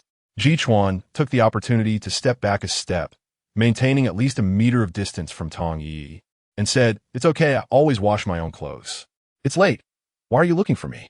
Tong Yi had a face full of grievances. Brother Ji. Actually, this time, it's all Lin Yang's fault. After we got separated from the main group, Lin Yang insisted on coming to Ran's farm. On the way, he even forced me. Tong Yi covered her face with her hands. He even forced me to solve his physiological problems. Ji Chuan was very clever and would not easily believe Tong Yi's words. Then why didn't you come directly to me or Ran when you first arrived? Brother Ji, I didn't dare. Lin Yang is a pervert. Look, as she spoke, Tong Yi pulled down the zipper on her chest, revealing marks of whiplashes all over her body. Ji Chuan immediately turned his face away and said, Quickly zip up your clothes. Tong Yi silently zipped up her jacket and sat down dejectedly on a nearby chair. Brother Ji, I know that Ran plans to kick us out as soon as the ecosystem is fixed, but if I'm forced to leave with Lin Yang, I'd rather die. After saying that, she rushed toward the nearby wall. Tong Yi cried like a flower in the rain, but Ji Chuan remained unmoved. This isn't my farm. I can't make the decisions here. Ji Chuan easily saw through Tong Yi's intentions. Although he sympathized with her plight, Mo Ran had repeatedly reminded him to keep his compassion in check during the apocalypse. After all, he was no longer the captain of the base and had no obligation to save everyone. He loved every member of this group deeply, so he would never keep someone like Tong Yi, who had ulterior motives. Seeing one plan fail, Tong Yi opened her jacket zipper again, threw her clothes aside, and lunged into Ji Chuan's arms once more. At this moment, Ji Chuan began to feel some anger. What are you doing? Don't come over. Ji Chuan dodged, and Tong Yi fell heavily onto the bed. Brother Ji, as long as you're willing to keep me, I'm willing to do anything for you. I know you like Mo Ran. I can tell. I don't mind being her substitute, cooking for you, washing your feet, warming your bed. I like you. I have always liked you since the supermarket. Tong Yi confessed eagerly. Ji Chuan frowned tightly and remained silent. Thinking Ji Chuan was moved, Tong Yi took off her bra and moved closer. Unexpectedly, Ji Chuan grabbed her arm and threw her over his shoulder, causing Tong Yi to fall heavily to the ground. Tong Yi was in pain from the fall and couldn't sit up for a moment. She glared at Ji Chuan and said, Why? Why does everyone like Mo Ran? What's so good about her? Lin Yang is like this, and so are you. I see her as nothing but a seductive vixen. Ji Chuan smashed his fist onto the floor beside Tong Yi's face without mercy, his expression dark as he said, This is your last chance. If I hear you slandering Ran again, don't blame me for being rude. Ji Chuan then disdainfully glanced at the coat and bra still on the floor, picked them up with a hanger, and threw them out the window. Ran, I didn't expect your brother Ji to be so composed. Xiao Jiu joked. I told you not to eavesdrop. Why can't you change? Mo Ran pulled Xiao Jiu's ear and said, In truth, it wasn't entirely Xiao Jiu's fault for eavesdropping. The sound of the shoulder thrown next door was too loud, and he couldn't help but open his hearing again, enjoying the gossip. Now that you've said that about me, I can't let this bad reputation go to waste. Let us go. After saying that, Xiao Jiu covered himself with a quilt, and another indescribable activity ensued. The next day, as she got up early to cook for everyone, Dong Xiangwan was surprised to find a piece of lingerie and a jacket quietly lying on the grass outside. After asking around, of course, no one admitted it, and only Ji Chuan looked somewhat awkwardly to the side. Not long after breakfast, Kong Lin happily ran over to tell everyone that his automated system had finally been repaired. Lin Yang and Tong Yi also knew they were going to be kicked out. Ran, as long as you give me another chance, I'm willing to be your servant. Lin Yang was still unwilling to give up, making a final struggle. He couldn't believe that Mo Ran had completely forgotten their many years of feelings in just a few months and had turned to someone new. Lin Yang, let me tell you, the only purpose of livestock on our farm is to be slaughtered for meat. So tell me, do you want to be a cow or a horse? Mo Ran spoke to Lin Yang in a tone like that on a motionless machine. Ran, they say a day as husband and wife is worth 100 days of kindness. After being together for so many years, do you really have no feelings left at all? With the last word trailing off, Lin Yang was sent flying again. Xiao Jiu frowned, looking at his hand. Ugh, I have to wash my hands again. Mo Ran turned to the still dazed Tong Yi and asked, What about you? Do you have anything else to say? Nothing. You two can just leave today. The saying goes, once the grind is done, the donkey is slaughtered. Tong Yi gazed at Ji Chuan with a hint of hope. Brother Ji, have you thought it over? Mo Ran asked back, How about letting Xiao Tian accompany you? Mo Ran felt uneasy, fearing that Lin Yang would pull something halfway. It's fine. After so many days, not only has my original fire ability been strengthened, but I've even awakened my wind ability. Together, they can't hurt me. Ji Chuan said confidently. Mo Ran didn't say much. She knew it was hard to change Ji Chuan's mind once he made a decision. While no one was paying attention, she secretly slipped a chip-like device belonging to Mo Ran into Ji Chuan's hand, whispering, Brother Ji, this is a modified tracking device for Brother Kong. 1. We can know where you are. 2. If you encounter danger, just crush it, and Brother Kong will receive a specific signal, and will come to rescue you. I hope this is the last time you help someone from base. Lin Yang and Tong Yi reluctantly packed their things under the disdainful gazes of the others and followed Ji Chuan out. As the three of them just stepped out of the villa, Milan shouted loudly, Yura, I'm going to disinfect all the rooms they stayed in to get rid of the bad luck. A flash of jealousy crossed Tong Yi's eyes. She deliberately walked at the back of the three, and, when passing through the farm gate, no one noticed that she secretly buried something in the dirt at the entrance. Dong Xiangwan had no suspicions, and the two linked arms as they left the villa. Mo Ran quietly gave Chun a hand signal from behind. Xiao Jiu caught up with Mo Ran from behind and slipped another small chip in her hand, saying, You should take one too, just in case. Xiao Jiu, I think you're being too nervous. The people in our villa together can't even beat your woman. I estimate that in this world, there aren't many who could take her on. You're really worrying for nothing. Chung scoffed. Hearing the words your woman, Xiao Jiu was in a good mood, and for the first time did not retort Chung, instead patting him on the shoulder and saying, I'm doing this for your woman's sake. Chung was speechless, and Dong Xiangwan's face turned red with embarrassment. All right, if you keep chatting, it's time for lunch. Hurry up and get back to what you were doing. Mo ran, pulled Dong Xiangwan, and walked out. The two drove straight to the city. Xiangwan, what do you think of Chincheng? Mo ran, asked while driving. Others are very nice. Don't be fooled by their usual playfulness, as they are actually very attentive. They can remember my menstrual cycle, don't let me touch cold water, and even don't let me make breakfast. They remember all my preferences, and every time they prepare a meal and set the table. My seat is always filled with the dishes I love. They also notice my emotional ups and downs, staying by my side to make me happy. Dong Xiangwan's thoughts were pulled far away, and a happy smile appeared on her face. Haven't you thought about being with him properly? Mo Ran asked. Dong Xiangwan knew exactly what Mo Ran meant. She also knew that the reason Milan didn't move in with Etienne was that everyone was considering her feelings, not wanting to put pressure on her. Mo Ran quietly listened without interrupting. Later, I accidentally overheard a conversation between him and his brothers. In fact, he pursued me just because he made a bet with his brothers, saying he could melt this millennium ice block. I really regret it. Why was I so foolish back then and so easily gave myself away? Dong Xiangwan's voice began to fluctuate. Who hasn't encountered a few scumbags when young? Look at me. That clingy person is like a radar stuck to me, haunting me. Mo Ran said, if Chun Chung dislikes you because of this, I'll be the first to break up with him. Mo Ran freed one hand and gently patted Dong Xiangwan's arm to comfort her. I'm just scared, Dong Xiangwan explained. Mo Ran didn't say anything further, hoping that Chun Chung could touch Xiangwan today. She also hoped this sensitive girl could find her own happiness.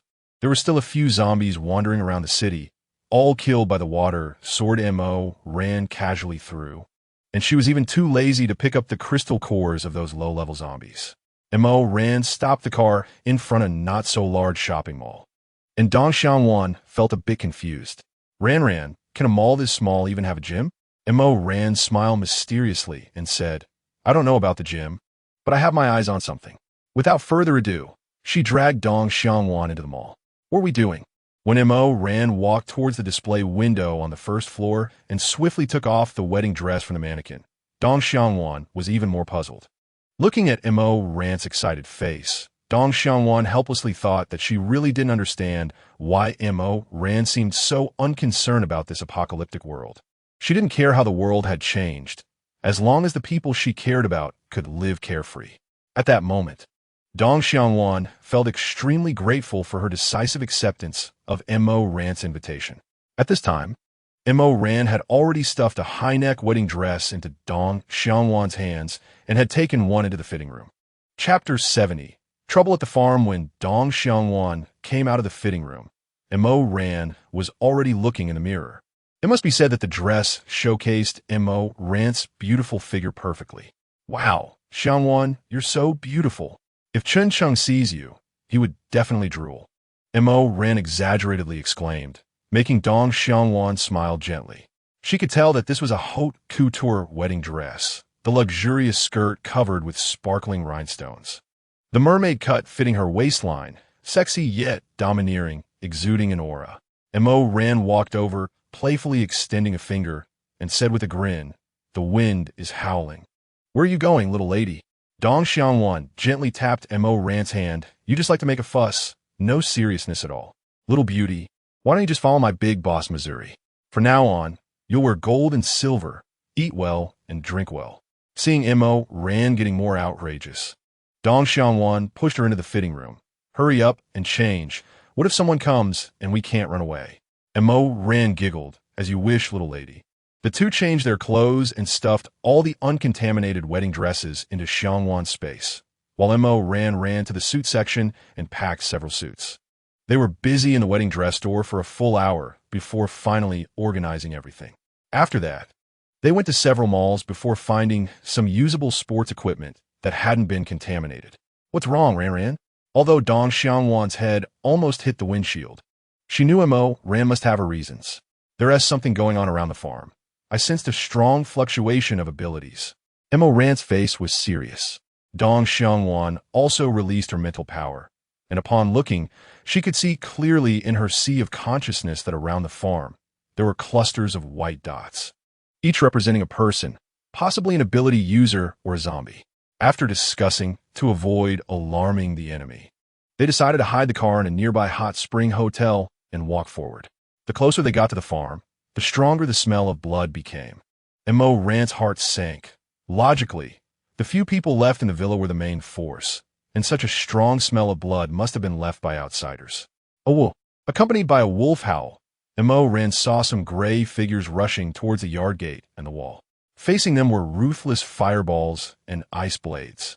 But those wolves seemed to feel no pain at all, continuing to pounce forward, not even minding the barbed wire on the high wall tearing at their skin. Mutated wolf pack. Mo Ran felt a bit alarmed. The original owner had encountered them before, and it was that time when the original owner was set up by Su Xiaoyan and had both legs broken. Mo Ran truly couldn't figure out why these creatures would suddenly attack a tightly closed farm. She grabbed Dong Xiangwan's hand and quietly retreated to the hotel. At that moment, Dong Xiangwan accidentally stepped on a dry branch by the roadside. In the quiet night, this sound immediately attracted the attention of the wolf pack. Mo Ran immediately concentrated her spirit, and with a thought, the two appeared in a space glowing with a soft white light, where a spring and a lush green tree stood in the center. Dong Xiangwan could even vividly feel the rich vitality. "This is my mental space," Mo Ran explained to the astonished Dong Xiangwan. "Then why can't my space hold living things?" Dong Xiangwan asked, confused.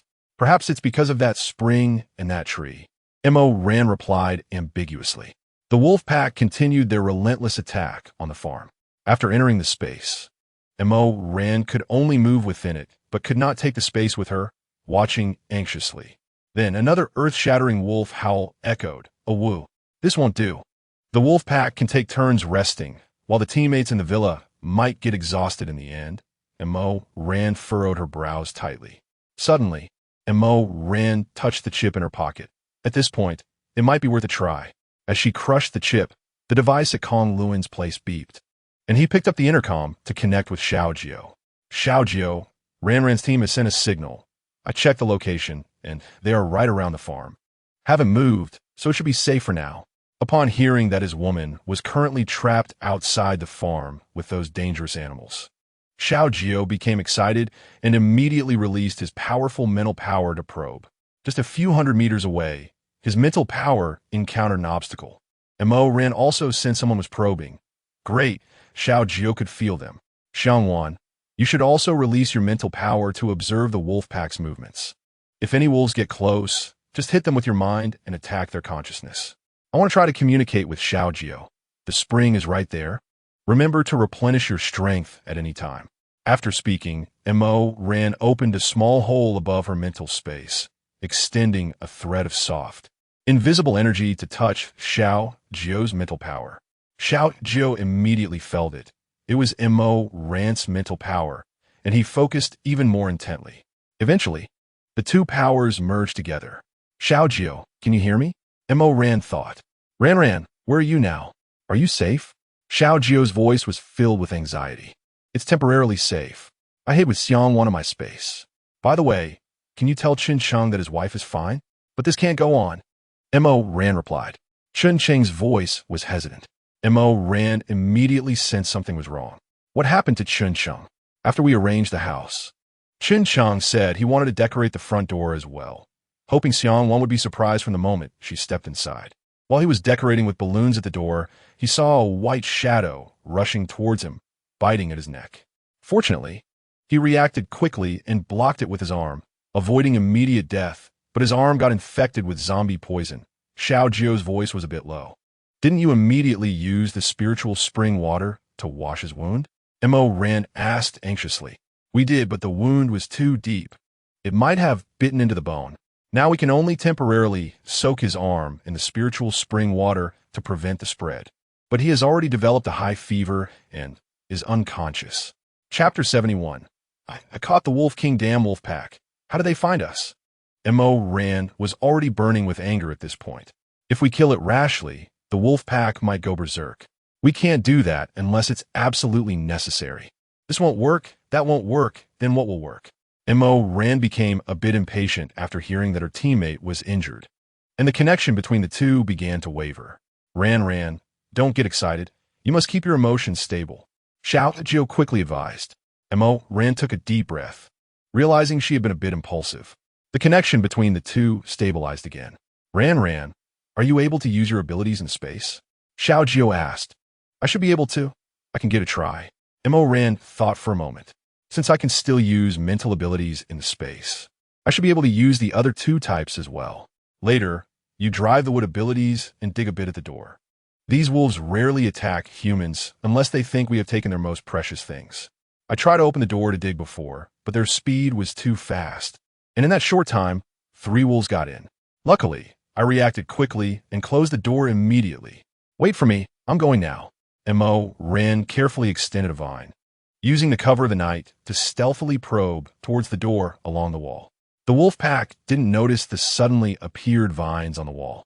Ran cautiously controlled the vine, gently stirring the soil at the door, and suddenly felt a wave of energy. It was a small crystal core. Just as Ran was trying to pull the crystal core out with the vine, the wolf pack suddenly became restless. The leading white wolf looked extremely anxious, constantly pacing in place and howling. Ran immediately stopped her actions and contacted Xiao Jiu again. Xiao Jiu, I found a very small crystal core at the door. I just tried to take it out, but that white wolf seemed to react greatly. Ran reported honestly. A small crystal core? Xiao Jiu was a bit confused, then suddenly realized. That crystal core is probably its child. These snow wolves might have low reproductive capabilities due to their own strength, and those that can grow to adulthood are even fewer, making them particularly precious to their offspring. Now that they have mutated, they must be able to sense the crystal core's location, which is why they are seeking revenge. Then should I just dig out the crystal core and return it to it? Ran felt a bit at a loss in this situation. I'm afraid not. With the crystal core in hand, the Wolf King might have misunderstood that we killed the little wolf. Xiao Jiu, you just said the wolf pack listens to that snow wolf. If we subdue the snow wolf, can we force the wolf pack to retreat? Ran raised a question. Ran, what are you planning to do? Xiao Jiu was startled, immediately understanding what Ran wanted to do. Don't worry, I will protect myself. After saying that, Ran cut off the connection with Xiao Jiu. Since Chun Chung was already injured, she felt obligated to protect Xiangwan. Ran, I won't hold you back. So is there anything I can do to help you? I can't let you take risks alone. Dong Xiang once said firmly. Then you hide and pay attention to the wolf pack's movements. Follow my instructions, and once they show any signs of movement, concentrate on attacking their mental strength. After settling Dong Xiangwan, Ran quietly approached the wolf pack, re-entering her space. But she left a small gap in the corner and threw out a large piece of beef through the gap. Even though the wolf pack had mutated, their instinct to eat raw meat remained. The 2 wolves closest to her quickly rushed over and began tearing at the beef. In less than a minute, the piece of meat was completely devoured by the 2 wolves. Ran quietly counted in her heart. 1, 2, 3, 4, 5, 6. Before she could count to 10, the 2 wolves' legs went weak and collapsed to the ground like mud. Ran silently praised herself when she bought supplies. She didn't bother to collect change and directly took all the rat poison and cockroach medicine from the store. At that time, the shopkeeper boasted that rats would not be able to take more than 3 steps after eating it, and even dogs would definitely not survive more than 10 steps. Without hesitation, Ran drank some spiritual spring water to replenish her strength and kept throwing meat outside. In less than an hour, more than half of the wolf pack had collapsed. As the number of wolves decreased significantly, the snow wolf began to sense something was wrong. It raised its neck and howled continuously, as if issuing a command. The other wolves, upon hearing this, charged recklessly towards the farm, and the electric fence around the wall could not stop their advance. Ran had already seen some wolves break through the electric fence and rush inside. However, Ran wasn't worried, as only a few were charging in. She just didn't expect that her earlier actions would anger the snow wolf.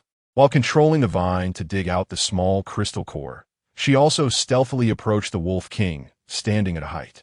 Suddenly, the vine wrapped around the Wolf King's neck, and before the Wolf King could cry out, it was dragged into her space by Ran. Meanwhile, the wolf pack that was still charging forward didn't notice that their leader had been captured. The Wolf King's front paws kept pulling at the vine, trying to free itself from the suffocating bind. Suddenly, spikes grew from the vine, piercing the Wolf King's skin, causing it even more pain. Mo Ran immediately contacted Xiao Jiu. Xiao Jiu, I caught the Wolf King. What should I do now? The wolf pack isn't stopping their attack at all. What? You caught the Wolf King? Are you hurt? Xiao Jiu sounded a bit flustered. No, I'm fine. Cut the nonsense. What do we do now? You don't want to kill it, and this Wolf King is very strong. If I keep binding it, I will lose strength. Indeed, at this moment, Mo Ran had to control the vine, maintain the mental space without being discovered, and also focus on communicating with Xiao Jiu, which was starting to overwhelm her, causing beads of sweat to form on her forehead. I'll try to communicate with it. Xiao Jiu stopped wasting time. A weak white light suddenly floated into the snow wolf's forehead, and the snow wolf's eyes immediately became a bit dazed and blank. Its limbs no longer struggling, just lying there in a stupor. Chapter 72. Please don't die. A few minutes passed, and the snow wolf's eyes regained clarity, and there was less hostility when it looked at Mo Ran. How is it, Xiao Jiu? Mo Ran asked eagerly. She thought we killed a child. I promised to help it find the real culprit. You can let go now. Xiao Jiu's voice was also a bit tired. As expected, although it had regained its true form, its abilities had not fully recovered, so it was still a bit weak. If it were before, there would have been no need for Mo Ran to intervene. He could directly communicate with the snow wolf. Is it really okay? Mo Ran was a bit incredulous and started to feel curious about Xiao Jiu's identity. She actually didn't know what he used to do, where he came from, or what kind of ability awakening would attract heavenly lightning and result in a failed awakening. Trust me, Xiao Jiu said confidently. Mo Ran released the thorny vines that were wrapped around the snow wolf's neck. Blood had already stained the surrounding circle of pure white fur. However, the snow wolf seemed completely unaware, howling several times at the attacking wolf pack. The pack stopped their attack, but remained in place, unwilling to leave. The snow wolf howled a few more times, and the pack howled in unison for a full minute before ceasing, their voices echoing through the night sky, sounding somewhat eerie. Finally, the pack turned and disappeared into the darkness, and Mo Ran could not tell whether they had truly left or were lying in wait further away. Meanwhile, the snow wolf kept digging at the door with its front paws. Mo Ran opened the car door and said to the snow wolf, "Are you looking for this?" In her palm lay a blue Mo Ran crystal core. The snow wolf leaped onto the back seat with a whoosh, held once, and took the crystal core into its mouth. Mo Ran clearly saw from the rearview mirror that a few tears had flowed from the corners of the snow wolf's eyes, but lay dejectedly on the back seat, motionless. When they reached the villa, Xiao Jiu was already waiting at the door. Mo Ran then noticed that the villa's front door was covered in pilling, and the path leading to the villa was littered with petals destroyed by the battle. How is Chun Sheng? Mo Ran asked. Xiangwan, don't worry. Chun Sheng is a bit injured, Xiao Jiu comforted. At that moment, Dong Xiangwan could not wait to hear more from Xiao Jiu and rushed into the villa like the wind, with Mo Ran following closely behind. The Wolf King remained motionless on the back seat, but Mo Ran had no time to worry about it now. On the sofa in the villa, Chun Sheng was pale, one hand submerged in the spring water. Mo Ran checked Chun Sheng's wound. The flesh was turned outwards, and it was even starting to rot, which was terrifying. Chun Sheng, wake up. I'm Xiangwan. I won't allow anything to happen to you, Xiangwan said, sitting beside Chun Sheng, crying profusely. Chun Sheng slightly opened his eyes, saw Xiangwan, forced a smile, and said slowly, I'm sorry, Xiangwan. I wanted to prepare a surprise for you, but after saying this, Chun Sheng's eyelids unconsciously closed again. Chun Sheng, you want to be in trouble. Ran will save you. Xiangwan cried as she cast a pleading look at Mo Ran. Ran, you can cure Chun Sheng, right? Mo Ran looked at Dong Xiangwan with difficulty. She didn't know what to say. After all, her most useful item was the spring water, and clearly, the spring water had lost its effectiveness at that moment. All along, the entire team had been centered around Mo Ran. Whatever she said, they would do.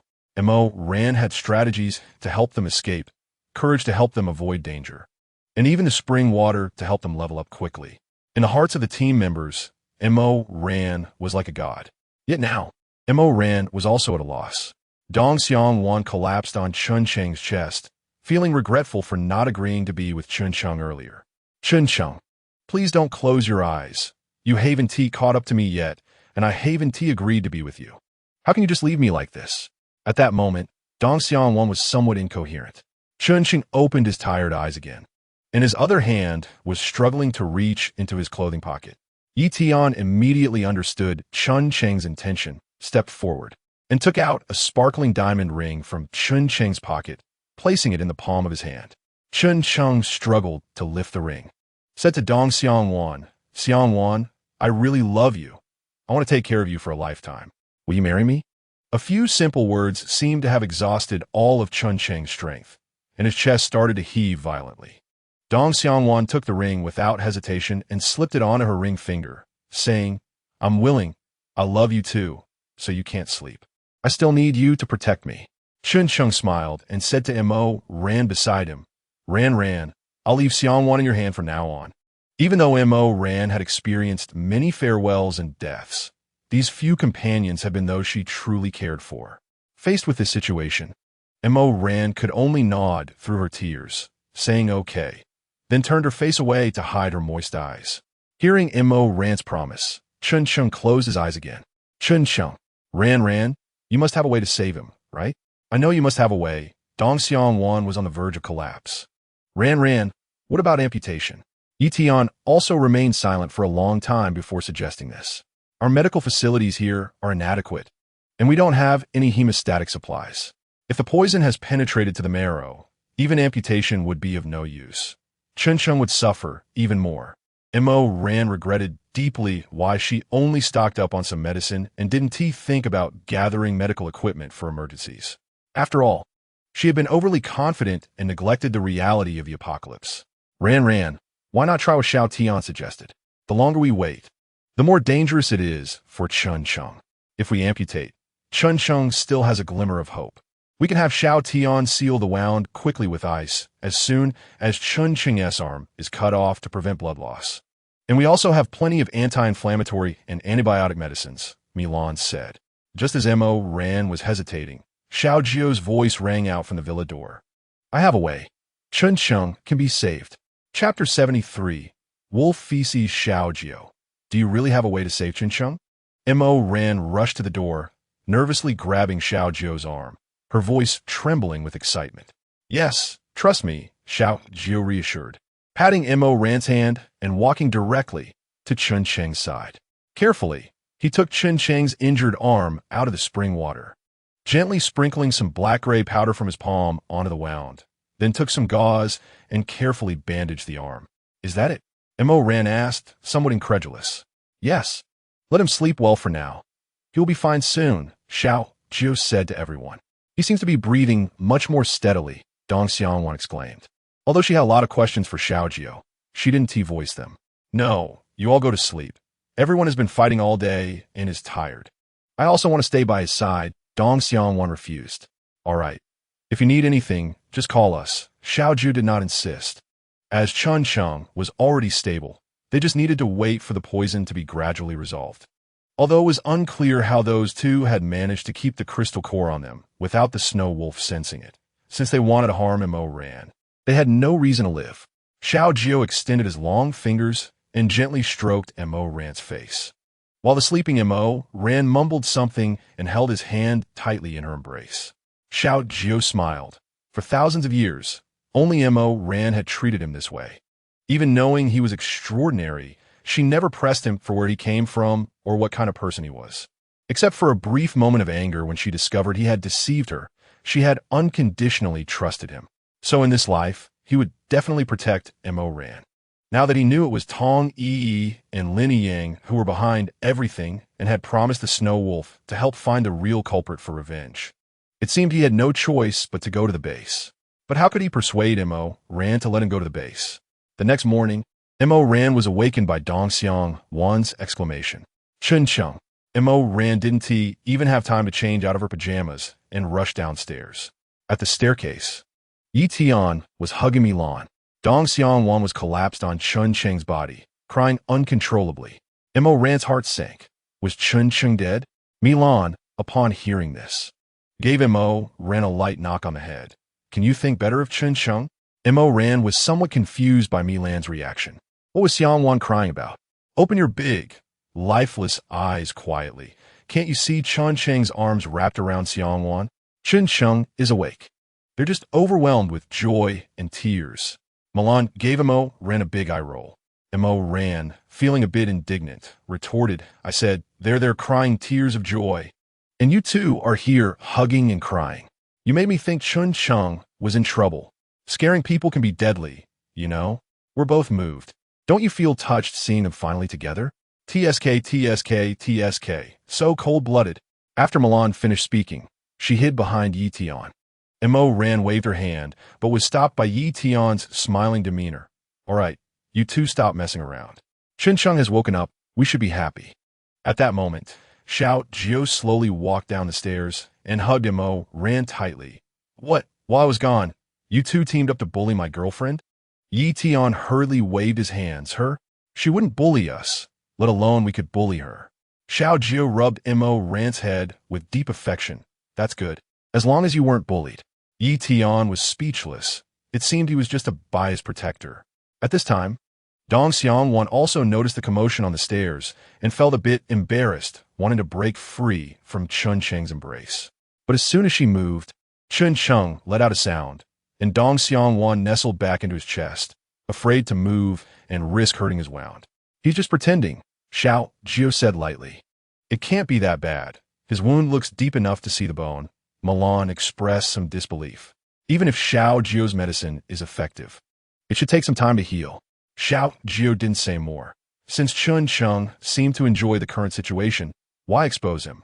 At the dining table, everyone was gathered, except for Chun Cheng, who kept groaning, half lying on the sofa, enjoying Dong Xiangwan blowing the porridge cool and feeding it to him. Yi Tian was the first to voice a question. Xiao Jiu, what exactly did you use yesterday? Chun Cheng was up and about this morning. Wop Dung. Xiao Jiu casually replied. Uft. Milan couldn't hold back and sprayed the water in her mouth. Luckily, Xiao Jiu was quick and lifted his and Mo Ran's plates high. Avoiding the spit, Kong Luan looked at Milan with a gloomy expression. Milan ignored the resentful gaze and said, You must be joking. That stuff can cure illness? You must have watched too much Journey to the West and learned from Sun Wukong to mix horse urine with potash. Seeing Xiao Jiu's serious demeanor, a few of them nodded reluctantly, indicating they believed him. Yi Tian and Milan then went to the yard to clean up the mess. Chapter 74. A monster?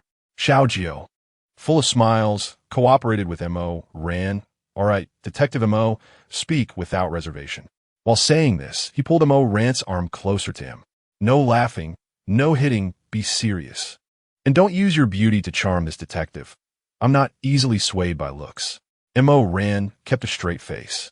Xiao Jiu helplessly let go, all right. My esteemed Detective Mo, what do you want to know?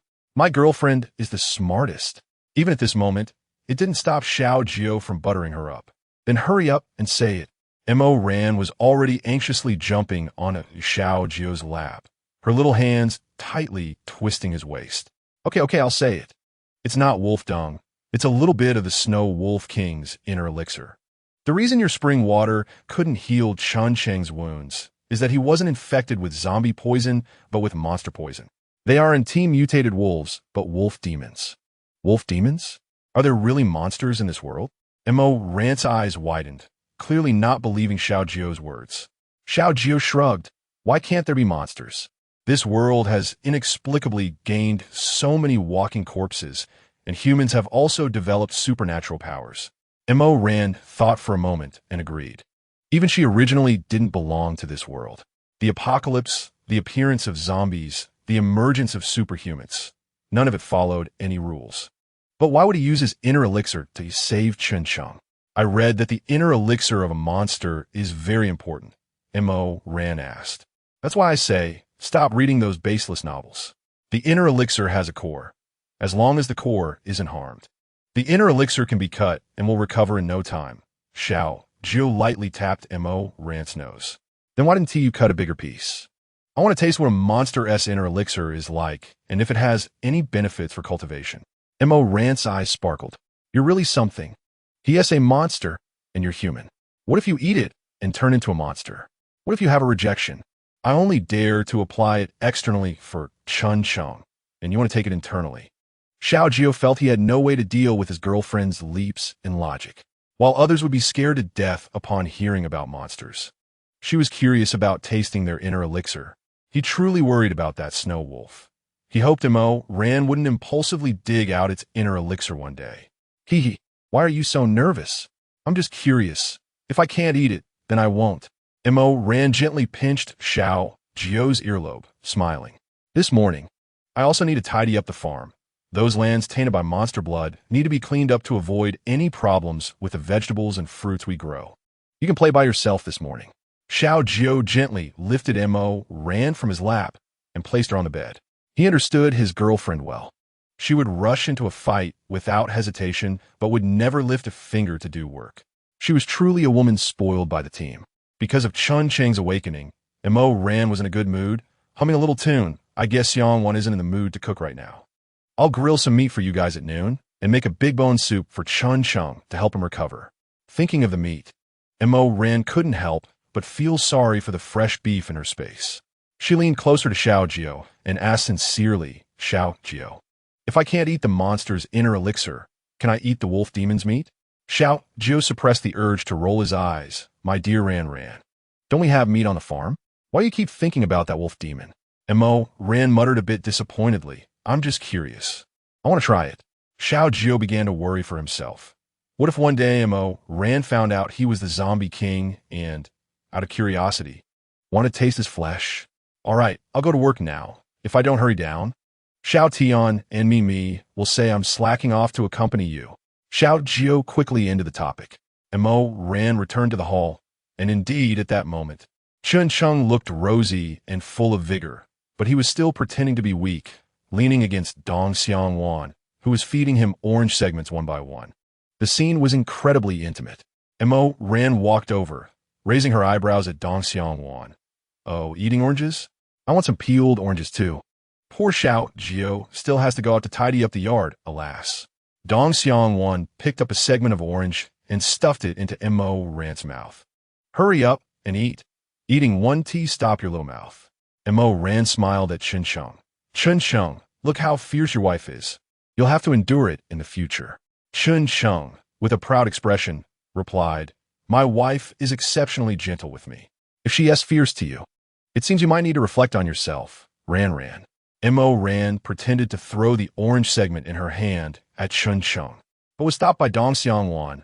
Oh, you two always have such witty banter. Ran, considering he is injured, don't argue with him. Once he is better, you can deal with him however you want.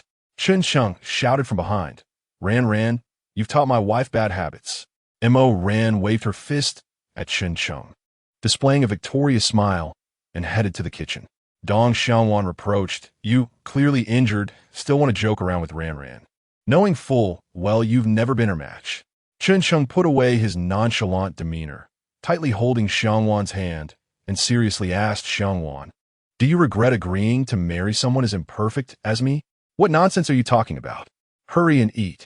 Dong Xiangwan's face instantly turned red, wanting to pull her hand away from Chun Cheng's grasp. Ouch, that hurts. Xiangwan, don't pull so hard. You're going to strain my wound. Chun Cheng grimaced. How is it? Is there any bleeding? Do you need me to help you change the medicine and bandage? Dong Xiangwan immediately turned her attention to Chun Cheng's injured arm. It's fine as long as you don't move. I'm okay. Chun Cheng had no intention of letting Dong Xiangwan off the hook and continued, Xiangwan, I originally wanted to give you a grand surprise, but I didn't expect the wolf pack to ruin it, although I was a bit out of it at that time. I remember you agreed to my proposal. As he spoke, Chun Cheng lifted Dong Xiangwan's hand, revealing the engagement ring sparkling on her ring finger. I'm not going back on my word, Dong Xiangwan said softly. Thank you, Xiangwan. I will definitely protect you and take care of you. Trust me, Chun Cheng said excitedly. Chapter 75. Ji Chuan is missing all of this fell into the eyes of Ran, who was nearby, trying hard to grill meat and cook. She sincerely felt happy for good friends. Once everything was ready, Ran thought for a moment and took a plate of grilled beef over to the Hummer. She had heard Xiao Jiu say that the snow wolf had been lying on the car since last night, not eating or drinking, just holding that small crystal core in its mouth, completely motionless. The snow wolf lifted its eyes slightly upon seeing Ran approach, but made no further movement. Mo ran, placed the beef in front of the snow wolf. The aroma of the grilled meat reached the wolf's nose, causing it to twitch its nose and lift its head to look at Mo ran. Mo ran pointed at the meat and said, "Go ahead, I grilled a lot. I know you're sad about losing your pup. Xiao Jiu has already promised to help you take revenge. Don't worry, I won't let anyone who wants to harm our farm get away. But you need to eat to have the strength for revenge, right?" The snow wolf seemed to understand Mo ran's words, nodded slightly, and then began to gulp down the grilled meat. All along, their wolf pack had only eaten raw meat.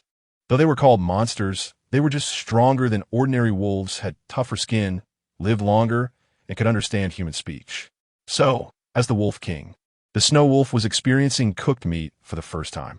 It turned out that grilled meat could be so delicious, and it began to fantasize about one day transforming into a human. Just as the snow wolf was focused on eating, Mo ran noticed the dried bloodstains around its neck, the marks left by the thorny vines from yesterday. After thinking for a moment, she took out some spring water from her space and said to the snow wolf, "I want to help you with the wound on your neck, but you mustn't bite me. If you do, I'll just bite you back and eat your core." Saying this, she made a big show of opening her mouth wide to try to scare the snow wolf. The snow wolf glanced at Mo ran, as if looking at a fool, and then continued to eat. Mo ran cautiously parted the fur around the wound and poured the spring water onto it. The water soaked into the wound, and it began to heal at a visibly fast rate. Mo ran smiled and said, "How about you give me a couple of howls, and I'll give you 2 bottles? 1 howl for 1 bottle is a good deal for you." The snow wolf looked at Mo ran, then at its wound, and casually kicked the empty plate of grilled meat toward her direction with 1 paw. While tilting its head to the other side, it let out 2 small howls. "Oh, oh, oh. Oh, oh, oh." And Mo ran burst into laughter. It seemed to be a proud wolf. She took out the spring water from her space and poured it into the bowl. And soon the snow wolf drank it all. Mo ran realized that the spring water was also very beneficial for this wolf demon. "Come with me after we finish eating. I'll grill some more meat for you, little by," Mo ran said. The snow wolf hesitated for a moment, then lowered its head and let out a soft howl.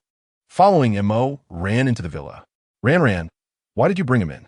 Chun Sheng felt a bit apprehensive upon seeing the snow wolf, even though Dong Xiangwan told him that it was still the snow wolf that saved his life in the end. The snow wolf let out a howl. At that moment, Xiao Jiu happened to step into the villa and heard the snow wolf's howl. Ran, he says he doesn't like such a weak name. Mo ran felt a bit frustrated. Little Bai sounds so nice. Not calling him Little Bai would be a disservice to his beautiful fur. After saying this, she ignored everyone and took out 3 soft down blankets from her space, laying them in the corner of the living room, and after arranging them, she added a beautiful pillow on top. Oh, the Wolf King expressed its dissatisfaction. Until evening, Yi Tian raised a small doubt. Have you all thought about it? If that small crystal core is really the work of Lin Yang and Tong Yi, then wouldn't Brother Ji be in danger again? But things did not go as Mo Ran had hoped. Until noon the next day, there was still no news of Ji Chuan. As Yi Tian suspected, Ji Chuan was indeed left to the base, but he was currently being kept there politely. After Ji Chuan was demoted, most of his subordinates were scattered, doing some low-level security work at the base, with 1 capable subordinate guarding the base gate. Although it was said that Ji Chuan was rescued, and that the person who saved him had a prosperous farm, he still worried about his former leader's safety. When Ji Chuan opened his eyes again, he felt dizzy, with no strength in his limbs. Above him was what appeared to be a surgical, shadowless lamp. Years of training quickly made him realize that he had been set up. Through the thick glass, he saw He Hongyun's triumphant face. Ji Chuan struggled to lift his arm, wanting to use his abilities, but he found that he couldn't feel any trace of his powers inside. The heavy laboratory door swung open, and He Hongyun stood beside Ji Chuan in a victorious posture, proudly saying, "My dear Captain Ji, you're looking well." Ji Chuan weakly questioned, "What exactly have you done to me?" Chapter 76. The spectacle of leaves nothing much. Aren't you always loyal to the country and concerned for the people? We just need you to cooperate with a small experiment. Rest assured, this experiment poses no threat to your life, though it may involve a bit of minor pain at times. Ji Chuan knew that falling into He Hongyun's hands would likely mean endless torment awaited him. Ti Hongyun casually walked out of the laboratory with his hands in his pockets and nodded to the researchers outside the door. Instantly, Ji Chuan felt electric currents passing through his head, coursing through his brain, leaving him no time to scream before he fainted again.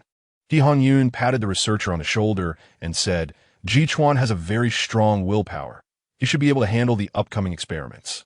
The rest is up to you. Ji Chuan's willpower was even stronger than Ti Hongyun anticipated. So half an hour before the expected awakening time, Ji Chuan slowly opened his eyes again. This time, he found himself even weaker than before, perhaps due to confidence in his own experiment. Ji Chuan's hands and feet were not bound, and he struggled to move his arm toward his chest, where he had the chip that Mo Ran gave him. Luckily, those people only paid attention to removing Ji Chuan's weapons and did not search him thoroughly. The chip was still there, using all his strength to squeeze it. Just that small action left Ji Chuan gasping for breath, drenched in sweat. Outside the laboratory, a machine emitted a beep due to a signal from a chip, immediately waking up two drowsy lab workers who glanced at the data on the computer. One of them said, "What just happened?" The other pointed to Ji Chuan, who was gasping for breath in the lab, and, comforted, he probably woke up, and the abnormal brain wave fluctuations caused the machine to beep. "Oh, I see." The two didn't take the brief beep seriously and continued to study Ji Chuan's brainwave data after his awakening. Meanwhile, a shout from Kong Luan echoed in the farm. Ran, something happened to Ji Chuan." Chen Cheng waved his injured arm and shouted, "Damn it, let's fight back." Dong Xiangwan looked worried and said, Ran, after all, the entire city's armed forces are there.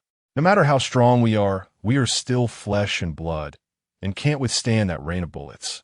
Mo Ran knew that Dong Xiangwan was speaking the truth. Milan secretly cursed. Ever since those two bitches left, our farm has really been through a lot of bad luck. Ran, why don't we sneak in at night to rescue him? Yi Tian proposed. I'm afraid that won't work. Not to mention how strict the guard are there. Since Brother Ji crushed the chip, it means he is definitely facing a life-threatening situation. He wouldn't easily call for help otherwise. Even if we manage to sneak in, we have no idea about the situation in the base, and we don't even know where Brother Ji is being held. How can we rescue him? Xiao Jiu said.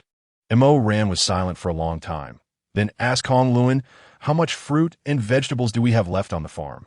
Pack 10 boxes of each kind of fruit for me, along with 100 pounds of vegetables. I'm going to the base to negotiate in exchange for people. Mo Ran said, or just take everything. We have plenty at our base anyway. Brother Kong's cultivation system is very fast now. Chun Chang said, you prepare the things. I'll go next door to see if there are any cars we can use. Mo Ran instructed before walking towards the door. Just drive my Hummer, Ran. It's fast, Chun Chang shouted. Xiao Jiu said, she is afraid your Hummer will be spotted by the base, so she is going to find an old car. Under Xiao Jiu's insistence, Mo Ran finally agreed, and the two of them went together. The more people there are, the more threatening it appears. Moreover, since Chun Chang was still injured, Yi Tian and Milan were left behind to guard. Before leaving, Mo Ran walked to the wall and buried a small leaf in the soil every few meters. This leaf was from the tree that was abundant in her spiritual sea. After burying them all, she activated her wood ability, and the leaves quickly broke through the soil and grew thick branches that climbed up the wall. Wow, Ran, what skill is this? Yi Tian exclaimed it. Chun Cheng also spoke up. Ran, you're not planning to disguise our wall before we leave, are you? Mo Ran rolled her eyes at Chun Cheng. Only he could come up with such a boring explanation. Xiao Tian, go over and touch the wall to try. Mo Ran directed. Yi Tian walked over unguarded, and as soon as his outstretched hand touched the wall, the vines quickly wrapped around his arm as if they were alive. Yi Tian instinctively cried out and tried to struggle, but the vines tightened even more. Xiao Tian, don't struggle, relax, don't move, Mo Ran said. Ran, this is too amazing, Milan said. Well, didn't I say there's a tree in my spiritual sea? Xiangwan has seen it, Mo Ran explained, and Xiangwan nodded. I always thought it was useless until that day when Xiangwan accidentally picked a leaf to study, and later it fell at the gate of the villa. Look, you didn't notice that a seedling has grown at the gate of the villa, did you? Everyone looked in the direction Mo Ran pointed, and indeed, it was true. Yesterday, I saw a butterfly fly up, and the branches automatically wrapped around it. and it was struggling to flap its wings to fly away until it ran out of strength, and then the vines automatically loosened. So I just wanted to try it today, and I didn't expect it to really work. Moran was also a bit surprised by the tree's effect. So you're treating me as a test subject? Yi Tian moved his shoulders and complained. What if I had stopped just now, but the vines didn't stop? Wouldn't I end up like Qin Sheng? Chapter 77. Human experiment, what's wrong with Yanghua? He always has the little dragon girl by his side. Qin Sheng proudly said, while hugging Dong Xiangwan. All right, enough joking. This is the tree for my spiritual sea. It's not just something I grew with my wood ability. They're also controlled by my mental ability. I hope that even when Xiao Jiu and I are not around, the farm can have an extra layer of protection. At this moment, the snow wolf dashed out of the villa and quickly ran to Mo Ran and Xiao Jiu's side, spitting out the crystal core he had treasured for a long time, which fell at Xiao Jiu's feet. Oh, what did he say? Everyone turned to look at Xiao Jiu. He knows that the place we're going might have the little snow wolf secret, so he hopes we can take the crystal core, which might help us find the real culprit. Mo Ran patted the snow wolf's head and said, Xiao Jiu's promise is my promise. I will definitely bring this person to you for you to handle. The snow wolf obediently lowered its proud neck, rubbed against Mo Ran, then sadly walked back towards the villa. Don't worry, I will feed him. Milan noticed Mo Ran's concern. The two drove, and before evening, they were already close to the base, deciding to walk the rest of the way. The entire base was surrounded by high walls, with many abandoned cars parked haphazardly around, clearly for defense. Guards stood chatting in small groups on the wall, indicating that the management here was not very strict. Hey, what are you doing? One guard, noticing Xiao Jiu and Mo Ran while chatting, called out. Hello, is this a rescue station? We just want to find a place to take shelter. Mo Ran spoke up. Xiao Jiu muttered discontentedly. If their guards are this lax, the two of us could definitely break in. If not, we can hide in your space and wait for them to disperse before we leave. Mo Ran replied. Even if we can successfully rescue Brother G, the Panlong base will know we did it. If they send the entire base to attack us then, it would be a loss. Even if you and I can evade. What about the other partners in the base? I don't want a situation like Qin Sheng to happen again.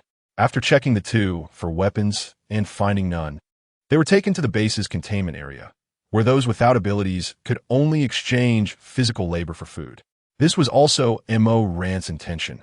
Only here, with many people and many conversations, was it most suitable for gathering information. There are no secrets that can't be uncovered, and common folks are always the most gossipy group.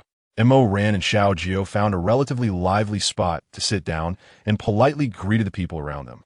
An old man was enthusiastically recounting the rumors he had heard among the higher-ups. Before long, Mo Ran quickly familiarized herself with the old man, using a cigarette as a bridge.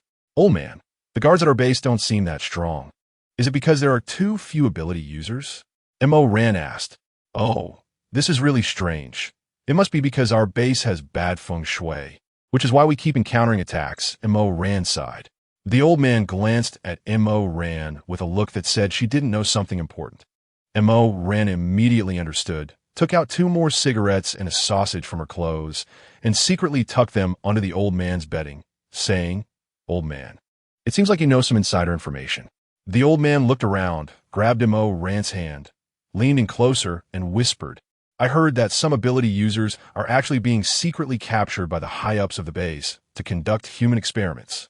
Mo Ran's expression changed. If what the old man said was true, then it was highly likely that Ji Chuan was also captured in the same way. Dual-type abilities were common in Mo Ran's team, but talents like that were indeed rare in the apocalypse. If Ji Chuan was really left behind by the enemies that day, the most likely scenario was that he was taken for experiments. Old man, stop talking nonsense. Have you watched too many dramas? Abilities are so scarce these days. How could the base afford to use them for experiments? If you keep talking like that, be careful, they might take you for experiments. Xiao Jiu chimed in. Hey, you little brat. How can you say it's not true when you've never seen it? The old man, hearing Xiao Jiu's doubt, became so angry that his beard stood on end. Then you've never seen it either. How can you say it's true? Xiao Jiu continued to provocatively use the reverse psychology approach. Mo Ran secretly gave Xiao Jiu a thumbs up. Who says I haven't seen it? Just a few days ago, I saw them carrying a young man towards the inner villa area. I even recognized him. He used to be a team leader. What was his name again? Something like G, a good guy who always took care of us civilians, giving us extra supplies and food, unlike that arrogant Zhonghao who only cut our rations. Yihun? Mo Ran couldn't help but blurt out. The old man suddenly realized something was wrong, sensing that he had been led into a conversation by the two young people, and immediately covered his mouth, refusing to say another word no matter how much Mo Ran and Xiao Jiu asked. This was also inspired by the previous battle. Mo Ran found that such communication was very convenient and didn't even consume energy. Xiao Jiu, Brother G, must have been captured for some twisted experiment. Mo Ran's tone was very anxious. Ran, don't panic. If that's the case, the higher-ups probably won't easily agree to exchange with us. Xiao Jiu said calmly. Yeah, I didn't expect them to be so cruel. I wonder how Brother G is doing now. Mo Ran was really worried about Ji Chuan's safety. Don't worry. Let's wait until tonight when the guards are relaxed and sneak over to the villa to take a look. With your space ability to protect us, we shouldn't be easily discovered. Mo Ran could only patiently wait for nightfall. At night, when they were given food, each person received a cold bun and a bottle of water. Mo Ran, who had long been spoiled with good food, couldn't eat this. So she gave both her and Xiao Jiu's cold buns to the old man they had just spoken to. The old man said earnestly, I told you two kids, don't treat this like home. It's hard enough to fill your stomach, so don't be picky. Mo Ran just waved her hand and said, we just arrived today, and we're too tired from the journey to eat. These two buns are a tribute to you for telling us stories this afternoon. Chapter 78. Little flower and little grass as night fell. The entire shelter was filled with the sound of snoring. Just when the two were about to sneak out under the cover of night, a very frail-looking girl who lived diagonally across from Mo Ran stood up and gently called out, Sister, wait a moment. Mo Ran and Xiao Jiu immediately stopped their actions. Alert!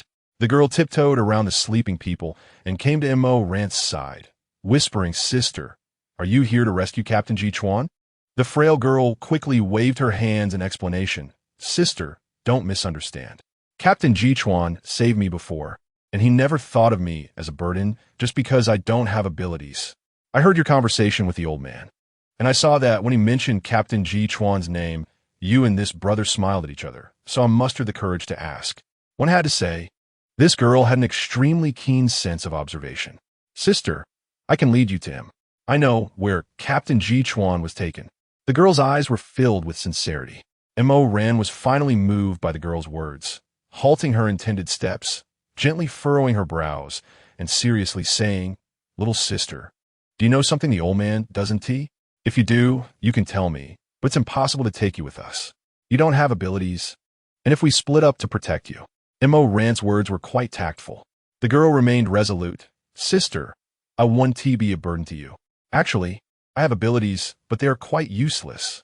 After saying this, the little girl looked around, lightly placed her hand on the pillow on the floor, closed her eyes, concentrated, and suddenly her body became transparent, and another pillow appeared on the floor. Little Xiao observed the extra pillow closely, and it was indistinguishable from a normal pillow. Then, the girl's outline became clear again. I call this ability copying technique. Doesn't it look cool? The girl proudly lifted her chin. Indeed, quite useless. May I ask where this copying technique can be applied? Xiao Jiu raised a question. The girl lowered her head somewhat dejectedly. Actually, my brother is more remarkable. He can suppress others' abilities. After those people found out, they took my brother away, saying they wanted to use him for research. Since then, I haven't seen my brother again. Ability suppression? That's impressive. Mo Ran couldn't help but exclaim. Xiao Jiu explained, it's similar to bloodline suppression.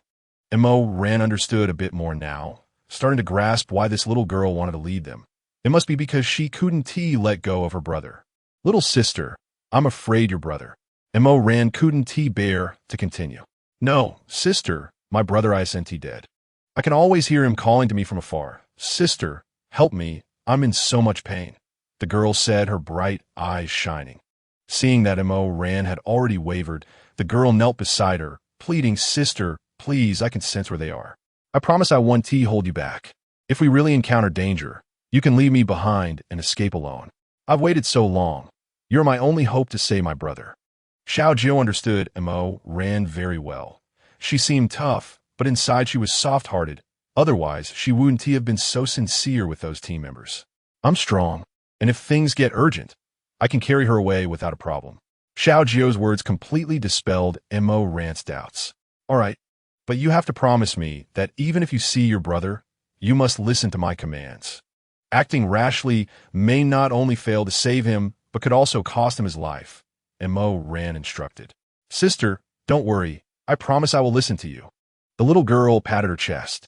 What is your name? Mo Ran asked. Mo Ran twitched her lips. Your brother wouldn't be called Little Grass, would he? How do you know?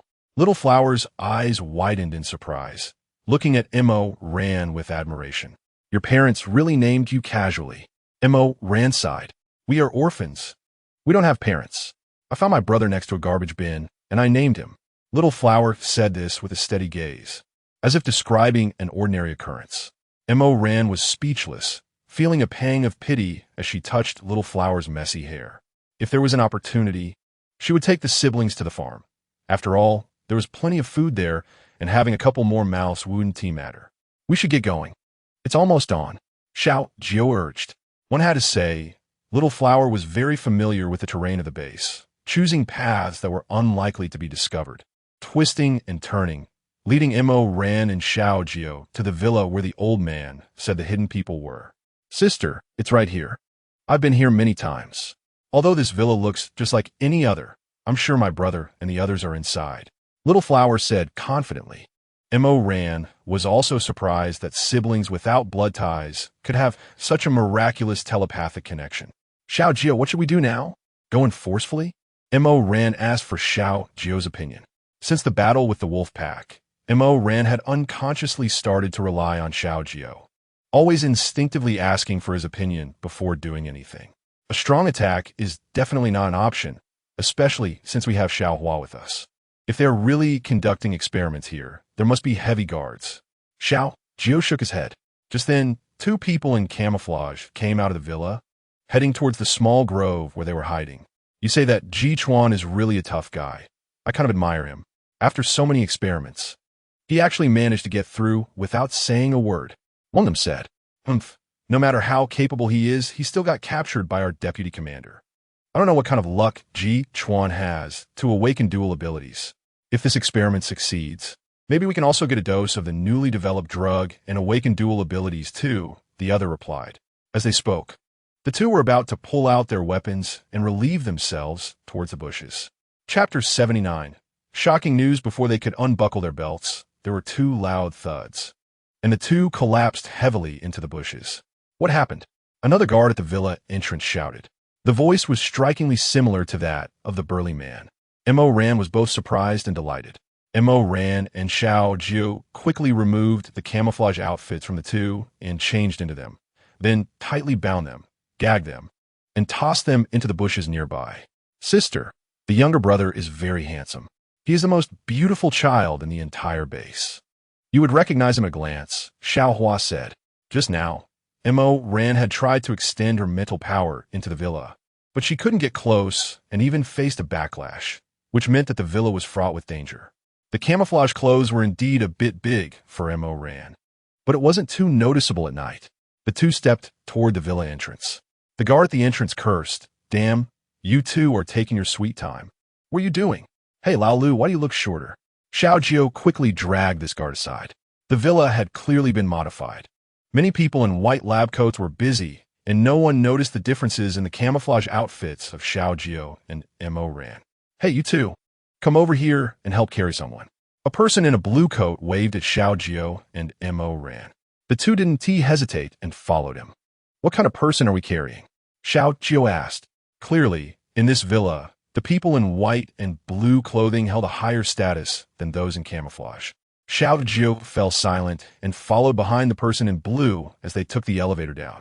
Mo Ran did not expect that the underground area was more than 10 times larger than above. As they passed through winding corridors, the person in blue led them to a dead corner without cameras, and Xiao Jiu suddenly struck, grabbing the person in blue by the neck. I ask you, Is there a child named Xiao here? Xiao Jiu did not directly ask about Ji Chuan, but deliberately inquired about the child with no connections, hoping that when they eventually rescued Ji Chuan, it wouldn't raise suspicion. The person in blue appeared very flustered, stammering, "W, what do you want? Aren't you afraid the deputy commander will blame you? The deputy commander keeps you here to help us and protect us. Are you trying to rebel?" Xiao Jiu did not say much, but repeated the question, gradually increasing the pressure on the neck. "I ask you, is there a boy named Xiao? Mo Ran took the opportunity to pry open the mouth of the person in blue and tossed the dark pill inside, slapping his chin, causing the person in blue to swallow unconsciously. He stared with wide, terrified eyes, stuttering, "W, what did you make me eat? Be honest, don't play tricks. Once we rescue the person, you will naturally get the antidote. Otherwise, just wait to run die."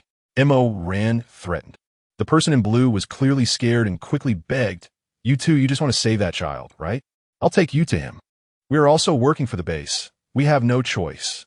Since entering the villa, Mo Ran felt her abilities were being suppressed. Clearly, this villa had some special structure that suppressed ability users. Fortunately, this had no effect on Xiao Jiu. "I ask you, what unmentionable things are you doing here?" Xiao Jiu pretended to casually drape an arm over the shoulder of the person in blue, while secretly pinching the artery on his wrist. And they continued walking side by side. "We have successfully developed a drug to suppress abilities, and we are currently experimenting on ability users, improving it through different methods, and eventually aiming to completely control the brains of ability users." The person in blue blurted out the truth like pouring beans. Mo Ran was filled with anger. In a world of apocalypse, humans, who should unite, were conducting such cruel experiments on their companions, attempting to control ability users with such methods. This behavior was truly enraging. "And what are you using Xiao for?" Xiao Jiu pressed on.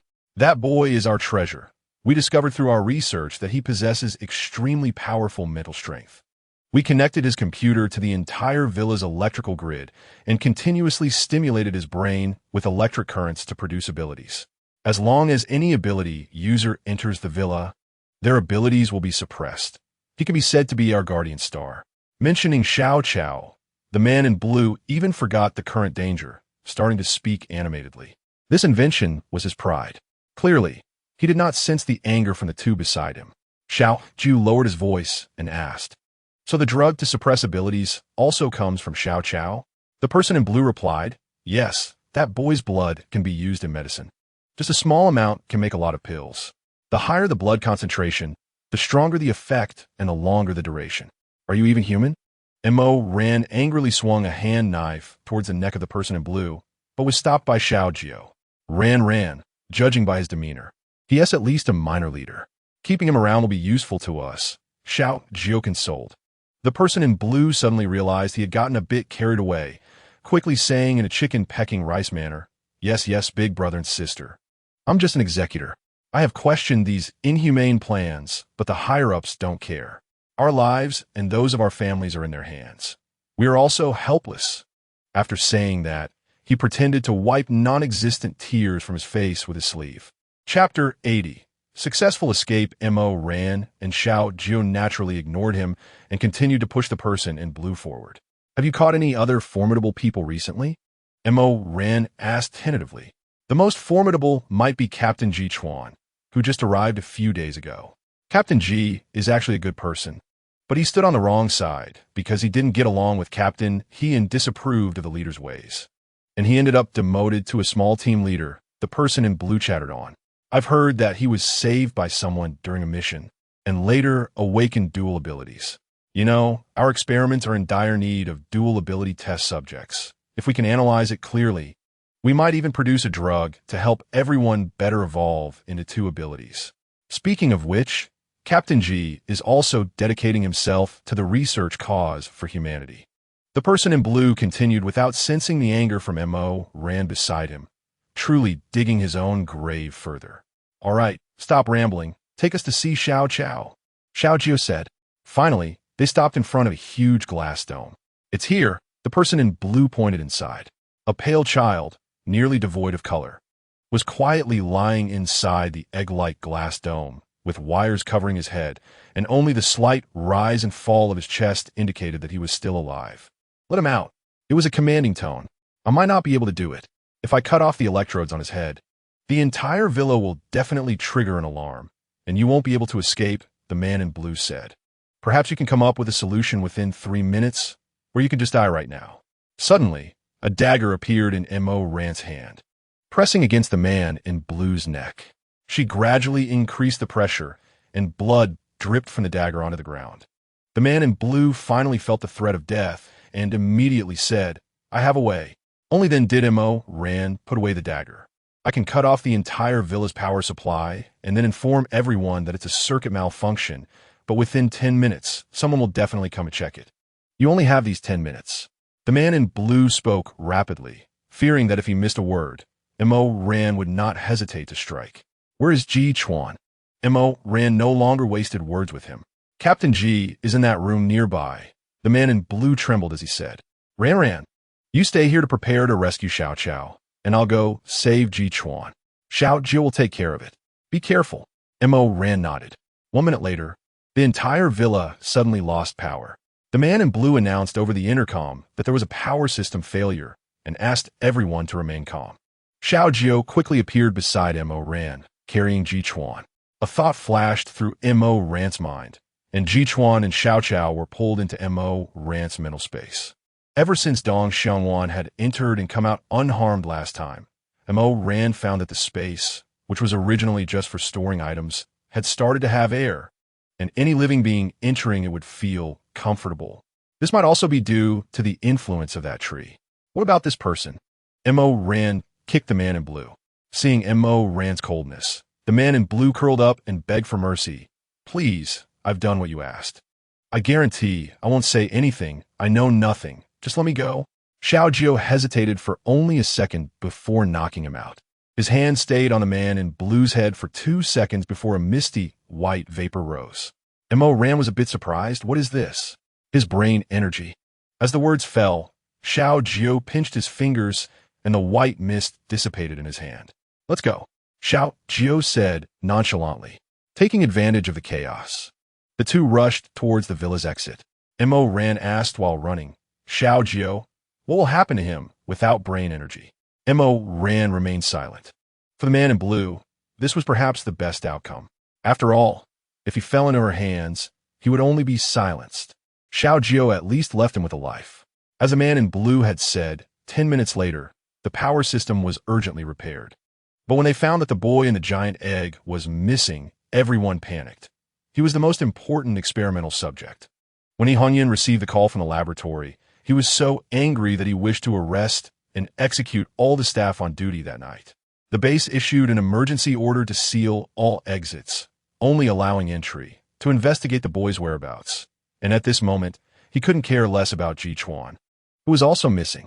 If they didn't find the boy quickly, he, as the deputy commander, would probably have to pay with his life. In the car, Xiao Hua tightly held onto Xiao Jiu, refusing to let go. Sister Ran, will my brother wake up? Xiao Jiu reached out and gently placed his hand on Xiao Cao's forehead. After a while, he said, his brain is currently operating at high speed. He must be providing energy for the entire villa due to the electrical stimulation.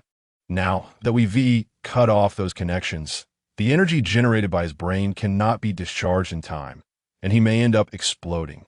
Xiao Hua immediately cried and pleaded, Brother Xiao Jiu, is there any way to save my brother? Please, he is very well behaved and understanding. If he wakes up, he definitely won't cause you any trouble. Xiao Jiu sighed and said, there is a way, but... Noticing Xiao Jiu's hesitation, M.O. Rand asked, will there be any after effects? Xiao Jiu nodded. This child's ability is very special. If we can train him, he will definitely become a top-tier ability user. M.O. Rand nodded in agreement. So your method might cause irreversible damage, right? Combining what she just saw, M.O. Rand vaguely guessed what Xiao Jiu's method was. Yes. Xiao Jiu did not deny it.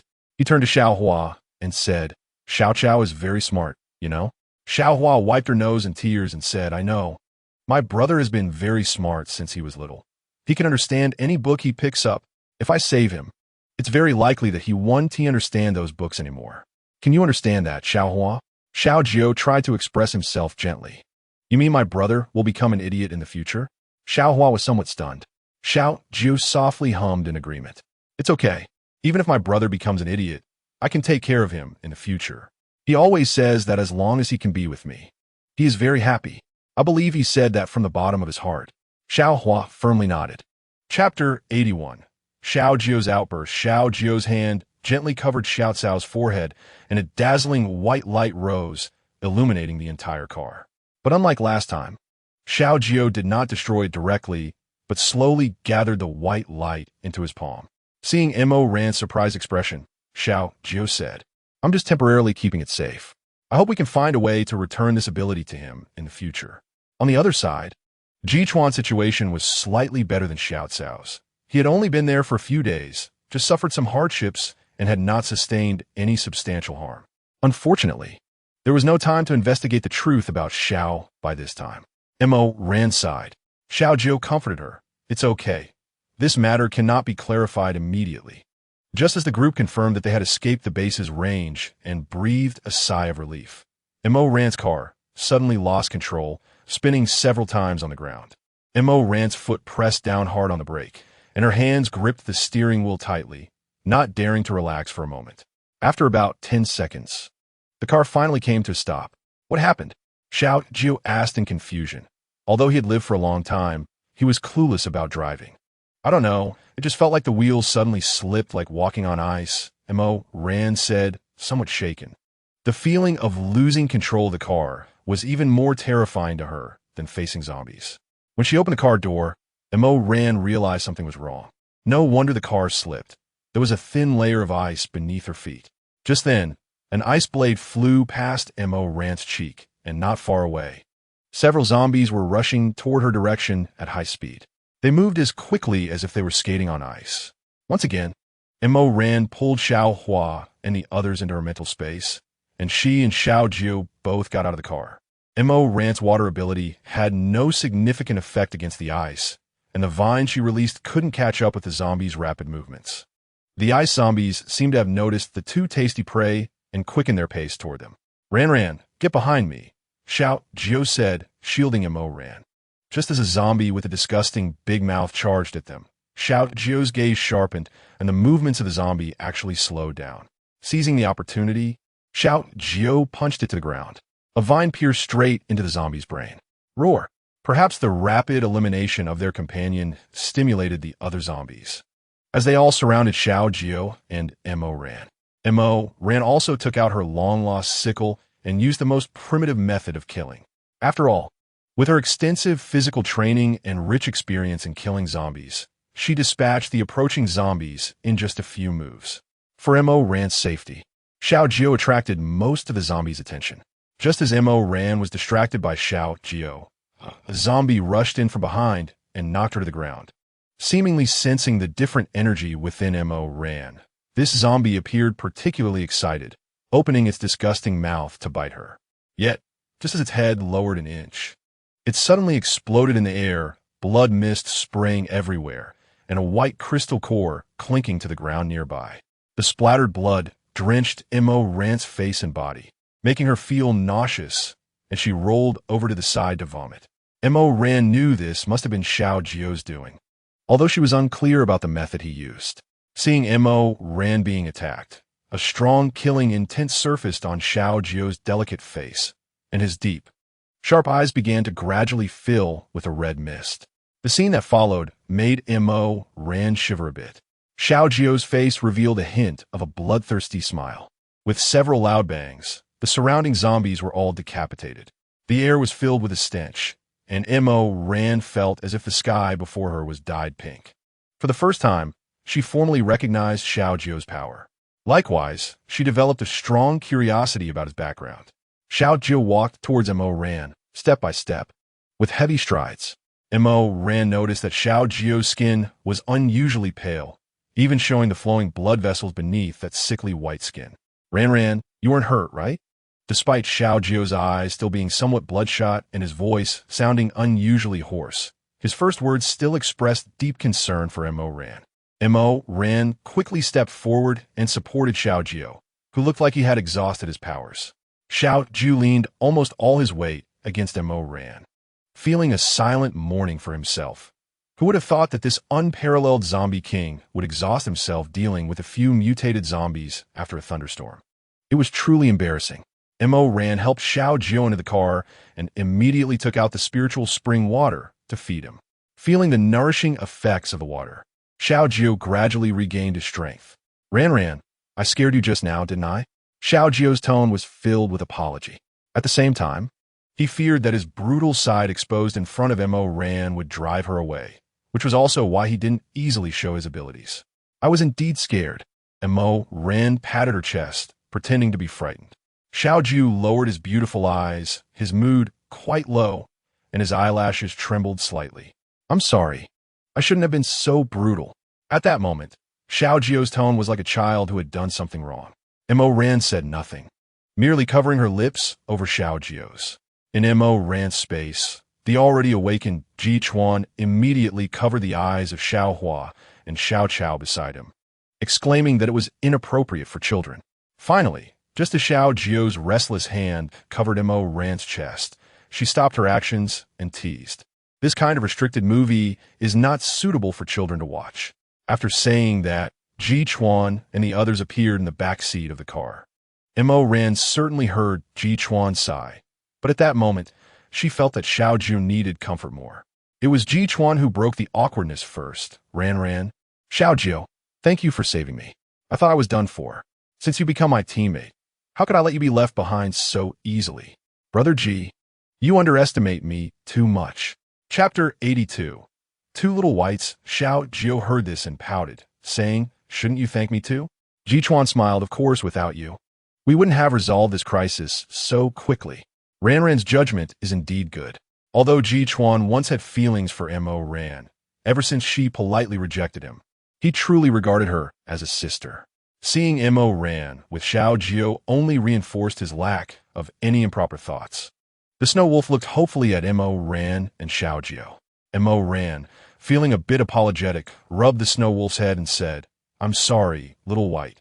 This time was too rushed, and we really didn't have time, but we will definitely not give up.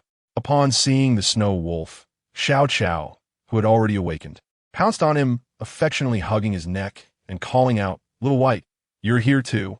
This left everyone present momentarily stunned. What surprised them even more was that the Wolf King carefully sniffed around Xiao Chao, letting out a howl that sounded very tragic. Mo Ran quickly asked Xiao Jiu, what did Little White say? Xiao Jiu also said incredulously. Little White said that Xiao Chao smells like Little Wolf, a very strong smell. Mo Ran immediately squatted down, pulled Xiao Chao over, and asked with concern, Xiao Chao, tell sister, how do you know his name is Little White? Xiao Chao nodded and faced Mo Ran again, saying, because he is my Little White. He was captured into the laboratory before me, and we were locked up together. At first, he even bit me. Look. After Xiao Jiu finished speaking, he rolled up his sleeve, and indeed, there were a row of neat bite marks on his arm. What happened next? Mo Ran pressed on. After he bit me, I fainted and was taken to another room. They filled me with wires, and I only heard them say things like no rejection, success, and then I fell into a deep sleep. When I woke up the next day, Little White was squatting beside me, and this time he didn't bite me again. Then how did you end up lying in that giant egg? Xiao Jiu asked. After Mo Ran and the others stole the people, the base fell into complete chaos, with pairs of soldiers swarming the streets, searching house by house. No one knew what they were looking for, and the entire base was thrown in a panic. In the office, there was a dark green genuine leather sofa and a matching coffee table, facing a huge electronic screen that clearly showed the chaotic scene inside the experimental villa. Behind many special iron doors, some zombies were roaring angrily. He Hong Yun stood to the side, dejected like a defeated rooster, while across from him sat two burly men with big heads and ears, the leader and vice leader of the base. In the apocalypse, the fact that the two could still maintain such figures showed how good their rations were. Hong Yun, I'm very disappointed in you. Is this the security you said is as solid as an iron barrel? To let someone take away people right under your nose. The vice leader spoke first. Hong Yun was promoted by him, but now he has made such a big mistake. Not to mention losing face. If the leader reports this to headquarters, it might cost him his vice leader position. Yes, the common people did not know that these bases were not independent. There was a headquarters above them. Originally, the vice leader hoped to gain merit through this experiment to replace the leader, but unfortunately, he made such a big mistake. He Hongyun felt aggrieved with Xiao Jiu's presence. All abilities would be limited when abilities users enter the villa. Moreover, all the guards of the villa were his trusted subordinates, patrolling inside and outside the villa with weapons. After the incident, he discovered 2 soldiers stripped bare in the bushes. They also found the unconscious person in blue in the central laboratory. But when he was woken up, he just stood there grinning foolishly at everyone, with a stream of unknown liquid still dripping from the corners of his mouth. Of course, He Hongyun also discovered that Ji Chuan had been taken away. The person who took him was named Qin Lang, who had a knife scar running from top to bottom on his face, looking quite sinister and frightening. It was said that Qin Lang had been raised by the leader since childhood and was very loyal. It was precisely because of the ruthless Qin Lang that the leader could maintain his position. Impossible. I've conducted thorough background checks on all the research personnel, and their families are all under my control. The guards at the villa are all brothers who have followed me for many years, He Hongyun retorted. It seems your brothers are not very useful. Qin Lang merely glanced at He Hongyun and mocked him. Chapter 83. The informant appears. What did you say? He Hongyun angrily rushed forward, grabbing Qin Lang by the collar and questioning him loudly. The leader, who had been silent, finally spoke up. Is this how you handle things? Do you resort to violence? Whose rules are these? Old Liu, is this how you manage your subordinates? The deputy leader said with a forced smile. Hongyun, they were just joking. Why take it to heart? Let go. The deputy leader added. Hee, young people, full of vigor, it's normal. The leader clearly did not intend to dwell on such trivial matters. He lightly flicked the ash from his cigarette, blew out a smoke ring, and said, That child is the demon we have painstakingly nurtured, the only one capable of merging with demon blood without rejection. Even after we implanted that crystal core into his brain, his energy became even more formidable. If such a person is truly captured by another base, the consequences are unimaginable. We must see him alive or dead. Qin Lang revealed a sarcastic smile. If your subordinates were truly capable, they wouldn't have let him escape. I've told you repeatedly to station heavy guards. Despite looking rather rotund, one had to admit that becoming the leader required certain exceptional qualities, as he hit the nail on the head immediately. Sure enough, within 2 hours, the trembling old man was brought to the leader's office. The leader smiled and poured a cup of tea, pushing it towards the old man. Old man, I heard you have something to report. Since the apocalypse began, he had remained in the refugee camp after being rescued by the base, and had never seen such a situation. He stood up, flustered and nervously rubbing his hands, stammering, Yes, chief, 2 strange young people did come yesterday during the day. The chief's eyes lit up. Years of intuition told him that this might be the key to the problem. He pushed the pastries on the table towards the old man, signaling him to continue. Of course, providing us with such important information, this little bit of food is nothing. I'll have someone prepare more for you. You just need to tell us everything you know. All right. I'll tell you everything. The old man excitedly began to recount. Those 2 kids were clean and tidy. As soon as they came in, they started asking why there were so few supernatural beings in the base. Later, they even asked me if I'd seen Captain Ji. The old man deliberately concealed his knowledge of the experiments. Oh, what did you say? A glimmer of insight flashed in the leader's eyes. I don't know so much. What captain? How could a common man like me know them? The old man was unaware that it was precisely this statement that spared him from being silenced. The leader squinted, sizing up the old man as if trying to assess the truth of his words. After all, he was a man who had lived for 60 or 70 years. How could he be easily seen through? Qin Lang's gloomy voice interrupted. What else did they ask? The old man thought for a moment and said, At night, when I was half asleep, I heard what seemed to be a child's voice, calling out Xiao Hua, and they were whispering together. Then I fell asleep. You said Xiao Hua. He Hongyun was taken aback by this name. Yes, it seems so. The chiefs also know that the old man is getting on in years, and his hearing isn't what it used to be, the old man replied. In fact, that night, he had clearly heard their conversation and knew that the 3 had left the shelter, but he thought it was better to avoid trouble. so he didn't pay it any mind. The little information he disclosed today was also in hopes of gaining some benefits. But the shrewd old man knew that if the leader found out he was withholding information, he might kill him in a fit of rage. Can you still remember what those young people looked like? Xiao asked. The old man proudly replied, even if my son is not very sharp, my eyesight is still good. I can remember about 70 to 80%. Leader, I'll send someone to have him do a composite drawing and post it in the base to see if there are any clues, Xiao said. The leader nodded, and Xiao sent someone to take the old man away. Do you know Xiao Jiu? After the idle people had left, the leader cast a questioning look at Xiao. Then why didn't you do a clean job back then and leave such a hidden danger? The leader's eyes were filled with anger, clearly dissatisfied with Xiao's handling of the situation. Xiao also knew he had not handled things well and explained, both of them are orphans, and that Xiao Jiu is an ordinary person without any supernatural abilities, so I didn't pay much attention at the time. Old Liu, I've always told you that when doing things, you must be thorough and decisive. You have been too indulgent with them. And look, a problem has arisen this time. The leader quickly shifted the blame for this mistake entirely onto the deputy leader. The deputy leader was not one to back down, retorting, an ordinary person without supernatural abilities could not have kidnapped that kid. Ultimately, it was the guards that day who were too lax and letting people who shouldn't have been allowed. After saying that, the deputy leader cast a dark look at Qin Lang, as it was Qin Lang's subordinates who were responsible for guarding the base gate that day. Within half an hour, Xiao's subordinates brought 2 sketches based on the old man's recollections to the office.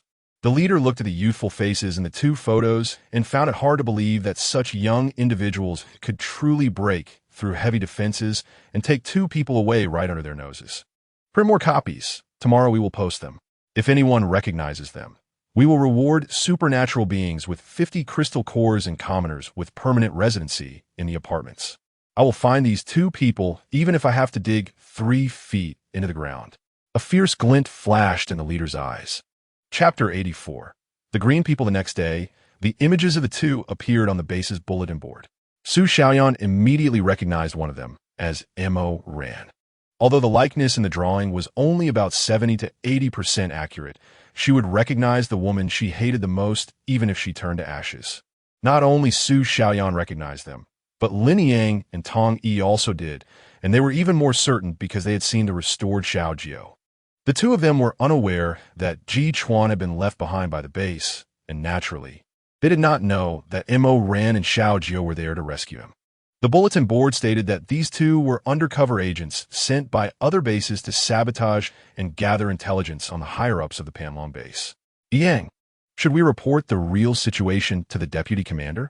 Maybe we could be rewarded for our tip-off? And even if not, 50 crystal cores are still a lot. Tong Yi's eyes revealed a greedy glimmer. Even though Lin Yang would unconsciously call out Mo Ran's name in bed every time, Tong Yi dared not express her anger or voice her feelings. Tong Yi could only choose to remain silent. But at the same time, a hint of doubt arose in her heart. When they left that day, they had clearly placed a crystal core at the door. Why did it not react? That day, Mingming overheard the 2 people transporting the crystal core, saying that the core couldn't be taken out of the box, as the box could block the energy transmission from a core. If it were taken out, it could very likely provoke an attack from the mutated wolf pack. That day, who knows what luck she had. After the 2 relieved themselves by the roadside, the so-called special crystal core fell into the grass and was picked up by Tong Yi. She could try to take the core out of the box and bury it in the ground. Since Mo Ran's farm wouldn't keep her, it might as well be destroyed. Don't you have hands? Su Xiaoyan said irritably. Have I been too indulgent with you lately? Don't you know who the real boss here is? Zhong Haonan immediately exploded when he heard Su Xiaoyan daring to refute him in public. Zhong Haonan, how you want to play is your business, but don't forget, you promised me that I am your legitimate girlfriend. You want me to cut fruit for her? Does she even deserve it? Su Xiaoyan retorted. It wasn't that she was really afraid of Zhong Haonan, but by chance she discovered that Zhong Haonan had secretly sold information about the Panlong base to the Tomorrow base. This piece of evidence indeed rendered Zhong Haonan helpless against Su Xiaoyan. If it were exposed, his outcome would definitely be miserable. Zhong Haonan had thought about directly killing her to silence her. But Su Xiaoyan showed no fear and told him that she had already handed over that phone to a trustworthy person. Once her death news got out, that person would hand over the phone. Thus, Zhong Haonan had no way to deal with her all along. "Ah, Haonan, you hurt me," the woman said coquettishly. Zhong Haonan was immediately attracted by that delicate voice, grinning broadly, and said, "A woman is meant to be pampered, isn't she?" Disgusting.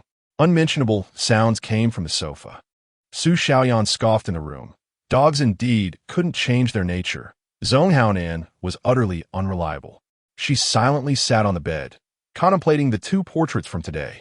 Finally, she made up her mind, changed into a pure yet sexy white dress, ready to execute her beauty strategy once more. When she appeared in the hall wearing 10-centimeter heels, Zhong Haonan didn't even glance at her, still focused on the beauty beneath him. Eating the same dish every day had long since become tiresome. The reason he had tolerated Su Xiaoyan until now was precisely because she had indeed done it, never caring about how many women he played with. "Brother Nan, aren't you worried that Sister Xiaoyan is going out so sexily?" the woman said with a charming smile. "Worried?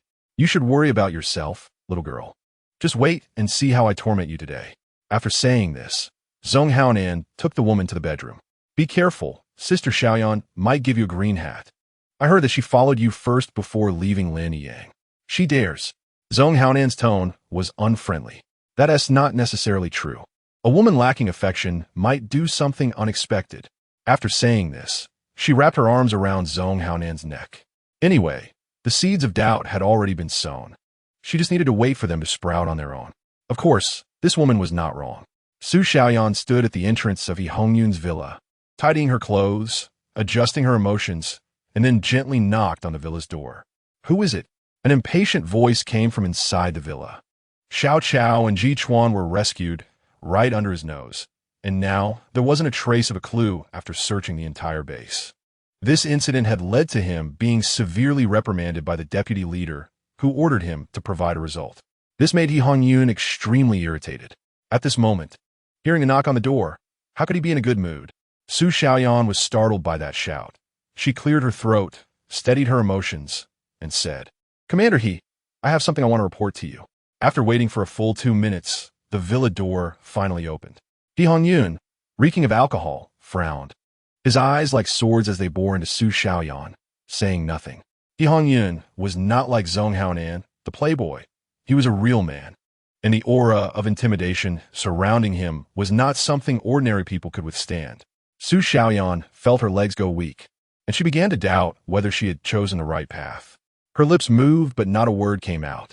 Chapter 85. You can leave now, if there's nothing. Just get lost. He Hongyun half yelled. Su Xiaoyan trembled as she spoke. "Commander He, I know the person in the announcement." "What did you say?" He Hongyun grabbed Su Xiaoyan's shoulders and shook her violently. Due to his excitement, He Hongyun's grip was very strong, causing Su Xiaoyan to tear up in pain. But she dared not lose her temper and could only endure the pain, repeating, "I said I know the girl in the announcement." He Hongyun pulled Su Xiaoyan into the room without any gentleness, slamming the door heavily behind her. At this moment, He Hongyun's face was twisted in a snarl, and his gaze appeared extremely terrifying. He released his grip on Su Xiaoyan's shoulders and walked over to the sofa, sitting down and staring intently at Su Xiaoyan, his voice low and hoarse.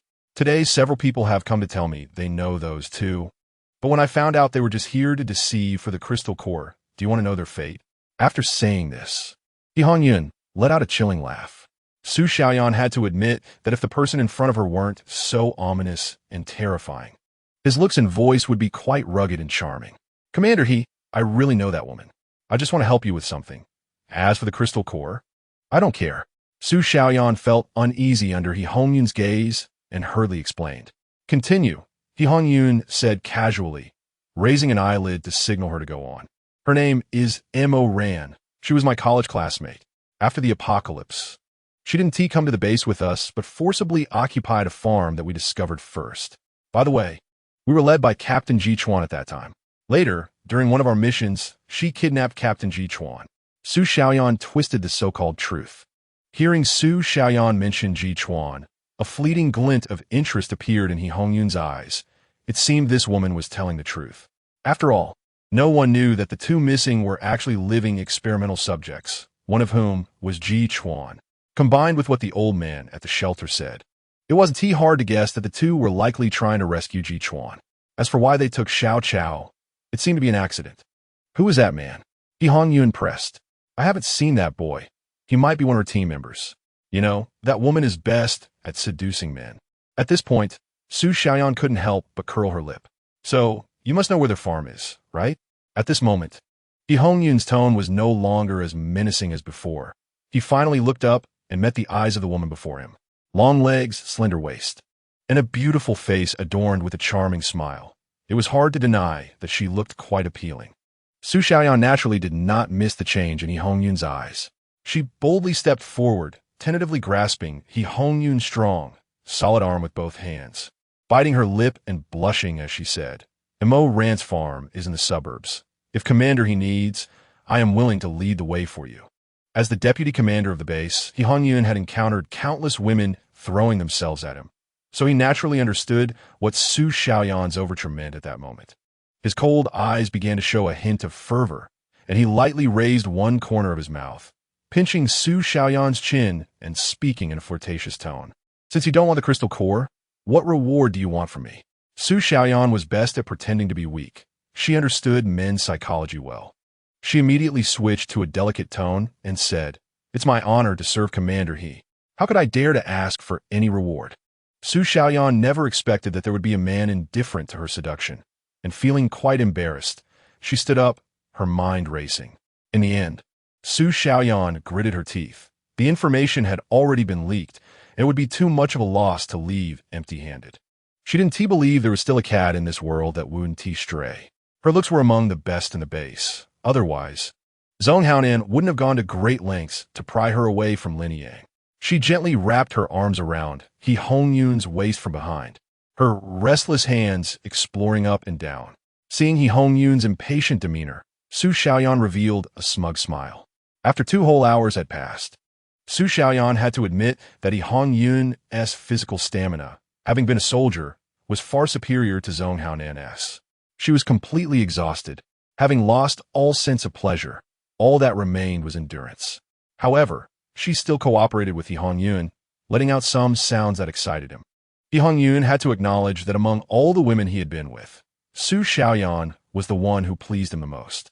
The others would cry and plead for mercy just when he was at his peak, while Su Xiaoyan could let him enjoy himself fully. What is your name? It was only now that He Hongyun felt it necessary to know her name. Your name sounds quite pure, which is quite a contrast to you, He Hongyun said bluntly. How rude. Commander He, you're making fun of me, Su Xiaoyan pouted, pulling the blanket over her head shyly. Tomorrow morning at 8, gather at my villa. Don't be late. I dislike people who are not punctual, He Hongyun said, ignoring Su Xiaoyan and getting dressed. Su Xiaoyan peeked out from under the blanket, seemingly surprised by He Hongyun's arrangement. After all, they had just been intimate. Shouldn't he arrange for her accommodation or something? Why did it sound like a dismissal? Seeing Su Xiaoyan in a daze, He Hongyun frowned, wondering why beautiful women seemed to lack intelligence. He cleared his throat and asked, Do you have any other business? Su Xiaoyan blurted out, Commander He, what about me? He Hongyun looked at her as if she were a fool and said, Didn't I say, tomorrow morning at 8? Come here to find me? Chapter 86. Women are a burden. Su Xiaoyan couldn't quite believe her ears. Gathering her courage, she asked, Commander He, aren't you going to keep me here? He Hongyun laughed as if he had heard a joke and said, When have you ever heard of a woman staying over at my villa? Su Xiaoyan's eyes turned red, and with a hint of choking in her voice, she said, Commander He, ever since I first saw you from afar, I was deeply attracted by your aura. My greatest wish is to be your woman. Seeing Su Xiaoyan like this, He Hongyun waved his hand impatiently and said, I dislike women who cry. If you really want to be my woman, help me catch Mo Ran, and then I'll consider it. Su Xiaoyan realized that He Hongyun wasn't a man who thought with his lower body. If she continued, she would probably be thrown out directly. She reluctantly got dressed and gazed affectionately at He Hongyun, saying, Commander He, I'll come find you tomorrow morning. Even when she saw the 2 people sleeping soundly in the bedroom after their battle, she had no energy left for another argument. She simply threw herself onto the bed in another room and fell into a deep sleep. She slept soundly, and when sunlight streamed through the glass and shone in her eyes, she suddenly woke up. Looking at the time, it was already 7:50. Hongyun had specifically instructed yesterday that he hated tardiness. With no time to change or wash up, she quickly put on a comfortable pair of boots and ran out the door. Hey, Sister Xiaoyan, why are you up so early? Are you going to work hard to take on tasks and earn crystal cores now? If it's too hard, I can help you talk to Brother Haonan. He loves me the most, and he definitely won T refuse. As long as you're willing to do some chores in the villa, I think Brother Haonan wouldn't mind raising one more person, a woman said, looking at Su Xiaoyan's somewhat disheveled appearance. Haha, beauty, I advise you not to be too complacent. My today is your tomorrow. Your tricks are ones that I've played out long ago. That scumbag can keep you. I don't want him anymore, Su Xiaoyan said, no longer wanting to waste time talking with the woman. Stop pretending to be so pure. Who doesn't know you snatched your classmate's boyfriend? Later, to get close to Brother Haonan, you kicked Lin Yang to the curb. Do you know what everyone calls you behind your back? A public bus. Whoever wants it can board. The woman's face was filled with mocking sneers. With 2 crisp slaps, Su Xiaoyan said, You're cursing me? You're just a fake enemy who sees everyone as a competitor, right? I don't have time to argue with you, but if you dare to say another word, I won't mind showing you what I'm capable of. With that, Su Xiaoyan's fingertips ignited a small flame that gradually grew larger, seemingly ready to engulf the woman before her. Seeing the scene, the woman screamed and ran towards Zhong Haonan's room. She hadn't expected that Su Xiaoyan was also a supernatural being. She couldn't understand why a supernatural being would lower themselves to please Zhong Haonan. Could it really be because of love? Having dealt with this obstacle, Su Xiaoyan sprinted towards Hongyun's villa. Seeing Su Xiaoyan, disheveled and out of breath, still in yesterday's low-cut dress, the soldiers who had been lined up couldn't help but whistle at the provocative sight. Hongyun frowned and scolded. We're going on a mission, not out to the fields. What do you think you're doing dressed like that? Su Xiaoyan looked aggravated. She couldn't exactly say in front of so many people that she had passed out for being exhausted by Hongyun last night and had no time to change today. Seeing Su Xiaoyan's helpless expression, Hongyun grew even more irritated. Women are indeed a burden. Su Xiaoyan gritted her teeth and tore off her long dress in one swift motion, transforming it into a short skirt that even revealed her white panties. This action shocked everyone present. Commander this way I won't affect the operation. I promise I won't hold you back. I'm also a supernatural being. After saying that, a fire whip suddenly sprang from Su Xiaoyan's palm, crackling as she swung it. For the first time, Hongyun looked at Su Xiaoyan with a different perspective. It seemed she wasn't entirely useless. Without further ado, the 10-member team jumped onto the military vehicle and set off towards Ran's farm. Although Su Xiaoyan had mentioned that the team at the farm was much stronger than ordinary supernatural beings, Hongyun didn't take it too seriously. He believed that the reason Ran was able to rescue those 2 people was entirely because they had kidnapped a senior researcher in a blue shirt, forcing him to lead the way, which made everything go smoothly. As for their escape, it was completely due to the incompetence of the soldiers under Qin Lang. The team members he had chosen this time, besides him and Su Xiaoyan, were all his trusted subordinates. When distributing crystal cores, they would receive much more than others, and their physical abilities and supernatural powers were considered top-notch in the base. With such a team setting out together, he didn't believe they couldn't subdue a few college students. This time, he was determined to succeed. When Hongyun and the others arrived outside the farm, Ran and the others were gathered in the living room, studying the abilities of the small grass. The brain energy had clearly been extracted by Xiao Jiu. Yet Xiao Chao's intelligence remained unaffected. Meanwhile, Xiao Bai stayed close to Xiao Chao, insisting that she had the strong scent of a little wolf. Hongyun signaled Su Xiaoyan to go knock on the door, planning to use 100 crystal cores as bait to get the other party to open the door, feigning negotiations to exchange for Xiao Chao, while he could do without Ji Chuan. Before Su Xiaoyan could approach the farm's gate, the vines that wrapped around the walls suddenly sprouted thorns, aiming at Su Xiaoyan's thigh. Su Xiaoyan cried out in pain, and a fireball shot toward the vines. burning them and causing the charred vines to fall to the ground, allowing her to escape quickly back toward He Hongyun. Indeed, women are a burden, He Hongyun silently thought to himself. At that moment, Mo Ran sensed the psychic fluctuation of the spirit leaf vines and suddenly looked up toward the gate. Someone was coming. Just as she said that, Dong Xianwan released her psychic power to investigate, only to find an old acquaintance among them. Who? Milan asked curiously. Su Xiaoyan, Dong Xianwan said with a grim expression. What's she doing here? Yi Tian asked in confusion. It's highly likely she is here to settle the score with us. There are 10 of them, and their abilities should be above ours, Dong Xianwan explained. Ji Chuan's face was still pale, and in a weak tone he said, I'm sorry everyone, it's my fault for causing trouble. Otherwise, I'll just go with them. At that moment, a horn sounded from outside the gate. The people inside heard, you were surrounded. Our demands are simple. We only hope you return the child you took from the base. As for Ji Chuan, we can let that go. As a reward, I can give you 100 third-level crystal cores. After saying that, Mo Ran even patted Xiao Chao's head. Xiao Hua rushed over, hugging Mo Ran's pant leg and pleading tearfully, Sister, I beg you, don't send my brother out. He and T live long in their hands. Mo Ran quickly explained. Xiao Hua, I don't mean that. Just put your heart at ease. The group arrived at the control room, and the communication and monitoring systems at the entrance had long been repaired by Kong Luan. Mo Ran pressed a button, and suddenly, the scene at the door appeared before the group.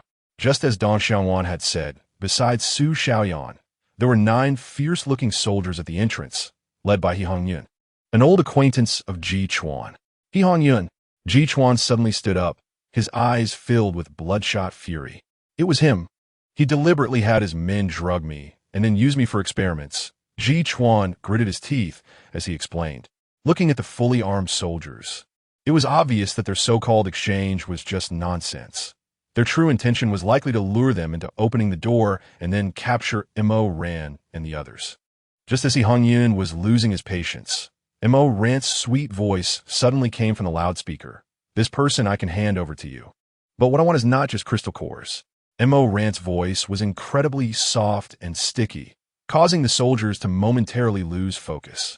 This was also something Xiao Jiu had taught her, to infuse her powerful psychic energy into her voice, which could even tempt the other party, leading them to lose their mental clarity and triggering their latent emotions like fear and excitement, which Mo Ran found amazing. Through the display screen, Mo Ran also saw the soldiers' expressions at that moment. Her method had worked. Hee, not bad. I found the problem right away, Mo Ran chuckled softly. This time, the wary soldiers were not swayed by Mo Ran's voice. I also want the eyes of that woman beside you, Mo Ran said casually. Mo Ran, you crazy woman. Dream on. I advise you to hand over the person obediently, or you'll end up with a tragic outcome, Su Xiaoyan said sharply, her gaze filled with malice. He Hongyun's face turned ashen, and he coldly scolded Su Xiaoyan. This is not your place to speak. Get lost. Of course. All of this was witnessed by the people in the farm. What's wrong? Commander, he can't bear to part with such a beautiful woman. If that's the case, then everything is off the table, Mo Ran said leisurely. Su Xiaoyan outside the wall became unsettled. She knew that with He Hongyun's cold-blooded nature, he would definitely exchange her eyes. In fact, even if Su Xiaoyan didn't speak, He Hongyun would not easily agree to Mo Ran's seemingly unreasonable request. Agreeing too readily at the negotiation table would only give the other party more leverage. If Commander he is so reluctant to part with that woman, why not exchange her for the 47 on your subordinate instead? Mo Ran immediately changed the condition. He Hongyun frowned, momentarily unsure of what kind of trick Mo Ran was trying to play. If you really have sincerity, why not open the door? A face-to-face exchange. One hand gives the person, the other hand gives the gun. Wouldn't that be better? He Hongyun would not be easily manipulated by Mo Ran. Mo Ran suddenly let out a light laugh, and then a scream suddenly came from the west side of the farm gate. A tongue of fire erupted, lighting up the sky a fiery red. Milan proudly made a victory sign to the villa, her hand now wearing a pair of exquisite gloves. Those were also Kong Luan's masterpiece. He had decomposed and compressed oil molecules through experiments to create these gloves, with a small oil pouch in the palm. Every time she pressed it gently, a drop of oil would drip out, and this drop of oil could increase Milan's firepower by more than 5 times. And the temperature was enough to instantly melt steel. The usage was also extremely simple. She just needed to wrap it when throwing a fireball. Mo Ran let out a cold laugh over the loudspeaker. Commander He, it seems you're not sincerely trading either. Otherwise, why would you let your men sneak in? You can't tell me he just happened to want to relieve himself at our wall, right? At that moment, He Hongyun suddenly realized that these seemingly young students were not as easy to deal with as he had imagined. He never expected that a small farm would have security forces 100 times stronger than those at the base. Chapter 88. Both sides opened fire, seeing his team member who had just launched a sneak attack screaming due to his burned arm. A water-type ability user desperately poured water down, but it did not diminish the flames at all. Finally, He Hongyun raised his hand, and the surrounding soil particles flew into the air, burying the burning team member and cutting off the oxygen, finally extinguishing the fire. 2 other team members rushed over like the wind, digging the injured teammate out of the soil. The arm that had been ignited by the fire was completely charred black, and the team member had fallen into a coma. They were indeed well-trained soldiers, even facing such a situation, although they were panicking inside. Their outward demeanor showed no signs of fear. Captain, what should we do? A team member looked at He Hongyun. Losing face in front of these young college students made him feel quite uncomfortable. State your conditions. We only want that child. He is of no use to you, but he plays a crucial role for the base, the country, and even the survival of all humanity. He Hongyun suppressed his inner anger and said, Haha, Commander He, what a sense of national righteousness. If we don't hand over the person, wouldn't we become the enemies of all humanity? Mo Ran sneered. So, you are determined to oppose the base, aren't you? Mo Ran, is it? Have you thought this through? With the level of defense at your farm, can you really take on the entire base? Seeing the bribe failing, He Hongyun began to threaten. After all, if the armed forces of the entire base were truly mobilized, this small farm would definitely not be able to handle it. A series of ice arrows whizzed over the wall and were easily dodged by He Hongyun's subordinates, falling to the ground and melting into puddles. Seeing this level of attack, the tightly furrowed brows of He Hongyun suddenly relaxed. It seemed that the fireball from earlier was an accident, and the vines on the wall were just an impressive-looking gimmick. With so many ice arrows, not only did they not injure them, but they didn't even get their shoes or socks wet. It turned out their strength was only SOSO. With this thought, a slight smile appeared at the corner of He Hongyun's mouth, revealing a hint of ruthlessness in his eyes. He moved his hand behind his back, signaling his team to prepare for an attack. Just then, dozens of fireballs flew out, heading straight for the spot where the ice arrows had shattered.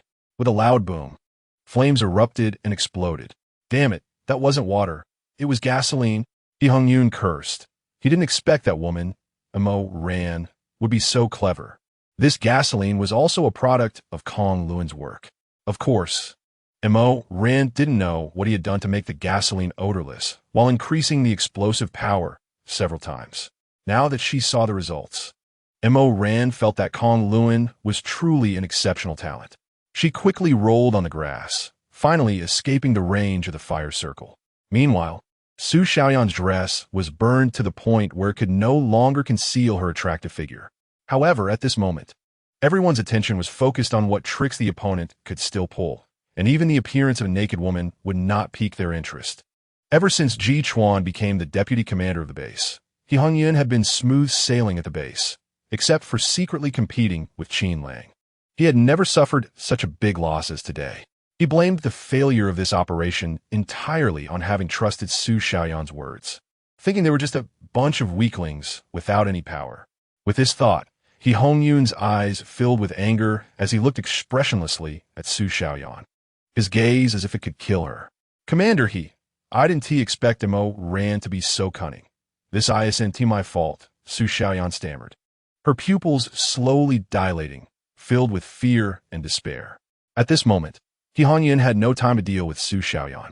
He signaled his subordinates to line up and prepare to attack.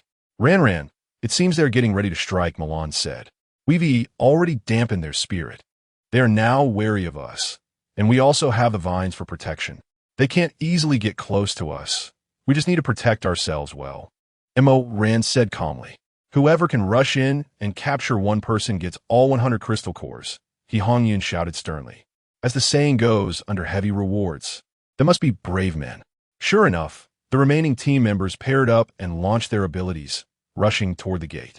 With their guard up, they nimbly dodged the attacks from the vines and the ice arrows and fireballs that continued to fly from within the farm. Rand placed her hand on the ground, and the vines quickly broke through the soil as if they were alive, hindering the advancing steps of the enemy soldiers. Of course, this only slowed down their progress. Their teamwork did indeed reduce the number of vines on the wall rapidly. It seemed that Hongyun's subordinates were about to breach the farm gate. Xiao Jiu could no longer endure, but unfortunately, his bodily functions had not fully recovered. Otherwise, he could have relied on his excellent mental power to accurately attack their brains and cause a blood explosion. Now, he found that he was limited by distance to perform the blood explosion. Just like last time, he had to subdue and control the opponent first. Glancing at Rand beside him, Xiao Jiu couldn't help but feel a bit depressed. In dramas, the male lead would domineeringly say, "Get behind me. I'll protect you." But now he had to rely on his wife to protect him. With this thought, he felt somewhat disheartened. Of course, Rand was completely unaware of these psychological changes. Her focus was solely on how to attack the opponent, leaving no room for such romantic thoughts. Rand, you all protect me. I'll go deal with them, Xiao Jiu said, quickly adjusting his emotions after a brief moment of dejection. Is it that big move you used on the guy in blue last time? Hearing Xiao Jiu's words, Rand felt a bit of anticipation. After all, it was time for her boyfriend's impressive move to be demonstrated in front of everyone.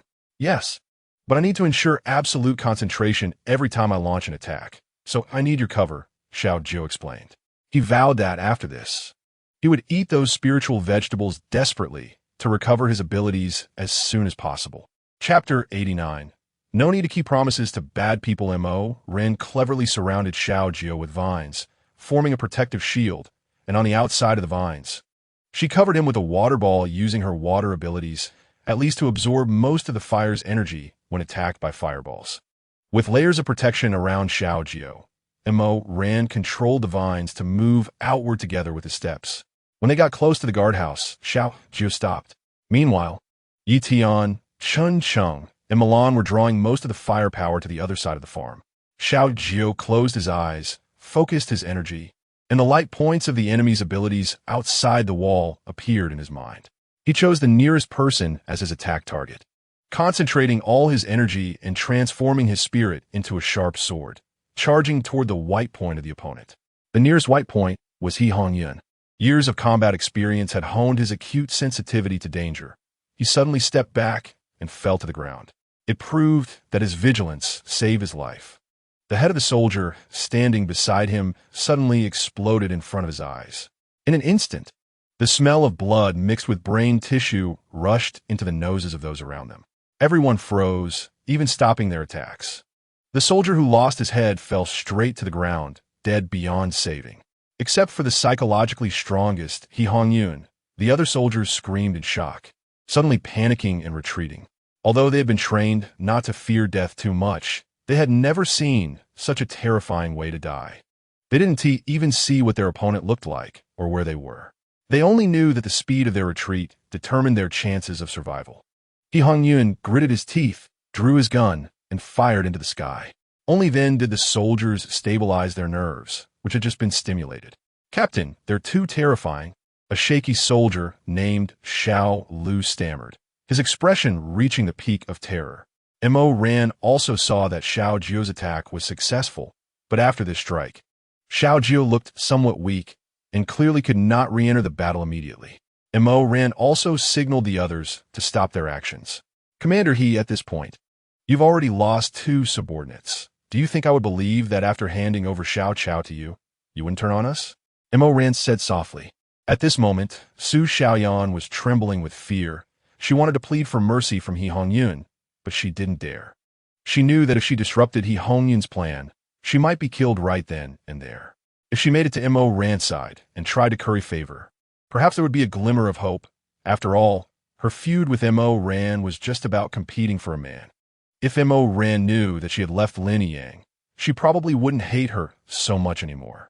Of course, all of this was just a scene imagined by Su Xiaoyan herself, just based on her reporting and bringing He Hongyun and his team to the farm. Mo Ran had no intention of letting her go. "I want all your weapons thrown over the wall," Mo Ran said. He Hongyun gritted his teeth. This little girl was too clever. He had originally planned to use his abilities to break in and subdue the others with these weapons, as fire and water were completely ineffective against bullets. At that moment, as if to cooperate with Mo Ran's words, Xiao Jiu launched another attack. But this time his power was significantly weaker. The opponent's head didn't explode into a mist of blood. Instead, he suddenly fell to the ground, clutching his head and rolling in pain. He Hongyun quickly locked his gaze on the direction of the guardhouse. Although he wasn't a psychic ability user, he could sense that the previous threat came from there. He didn't make a sound or show any expression. He knew there were hidden cameras nearby, and every move he made was under their surveillance. Having lived this long, he had never experienced such a failed and frustrating operation. He couldn't help but curse inwardly, thinking that if he caught them, he would definitely send them all to the lab to be tortured to death. He Hongyun signaled to his subordinates to throw the weapons in, and the clever subordinates secretly unloaded all the bullets. A 47 without bullets was almost like an iron rod. Of course, Mo Ran didn't care about that. Her goal was merely to buy some time for Xiao Jiu to recover his strength. Just as those 47s hit the ground, another one of He Hongyun's subordinates fell to the ground, clutching his head. "Damn it, you're cheating." He Hongyun could no longer hold back and shouted angrily. He Hongyun was dumbfounded, never expecting that the other side would be even more despicable, using a seemingly noble reason for their deceit. Mo Ran, I advise you to think carefully. Is it worth it to make an enemy of the entire Panlong base for an unfamiliar child? He Hongyun revealed his last trump card. Although he was somewhat at his wit's end, he still maintained the demeanor of a leader, speaking calmly and composedly. At this moment, Xiao Hua was anxiously holding onto Mo Ran's clothes. Mo Ran gently patted Xiao Hua's head and said, "Don't worry, sister won't go back on her word. Sister only breaks promises to bad people. In that case, you shouldn't leave. That way, Panlong base won't know how you disappeared, and no one will come to trouble me." As soon as Mo Ran finished speaking, she suddenly felt the ground tremble, with the most intense shaking coming from the direction of the guardhouse where Xiao Jiu was. The ground became loose, and a huge crack began to appear. However, it was too far for Mo Ran to see Xiao Jiu's situation clearly. Through the monitor, Mo Ran saw He Hongyun's fingers spread wide, gripping the ground tightly as the earth continued to shake. It was clear that He Hongyun had also realized Mo Ran's intentions and was preparing for a life-and-death struggle. Chapter 90. A fierce battle just as Mo Ran was about to rush out to save Xiao Jiu. The snow wolf suddenly dashed out of its den and bit onto the hem of Mo Ran's pants. "Xiao Bai, let go. I need to save Xiao Jiu," Mo Ran said anxiously. She used her psychic powers to probe ahead, but felt a clear resistance, evidently disrupted by the enemy's abilities. "Oh, woo," Xiao Bai howled twice. But without Xiao Jiu around, no one understood what the snow wolf was trying to convey. "Sister, Xiao Bai says he can handle these people if you let him go." Xiao Chao, who had been hiding behind Xiao Hua, said timidly. As soon as Xiao Chao finished speaking, the snow wolf charged out of the villa towards the front gate. It moved swiftly, dodging attacks from other ability users while leaping onto the guardhouse. Facing the enemies outside the wall, it unleashed a line of fire, forcing everyone to retreat dozens of meters. "My God, Xiao Bai is incredible." The people inside the villa couldn't help but exclaim. If they had known that Xiao Bai could handle it just by opening its mouth, they wouldn't have wasted so much time talking. At this moment, Xiao Jiu also appeared beside the snow wolf. Just then, He Hongyun had taken advantage of his moment of weakness and launched an attack, causing him to momentarily lose focus and almost fall into the crack. Of course, since the opponent had decided to go all out, they would not easily retreat. Countless water columns rained down, gradually extinguishing the fire.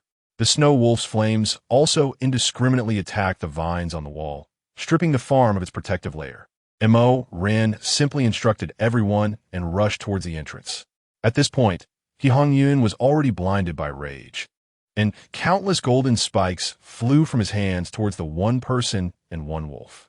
The snow wolf's fire was also unleashed, but it only slowed the speed of the golden spikes.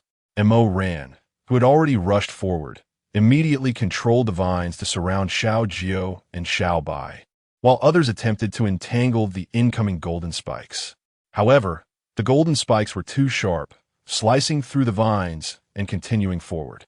Just then, a golden protective shield gradually formed around Xiao Jiu, causing the golden spikes to rebound towards He Hongyun and his subordinates upon contact with the shield.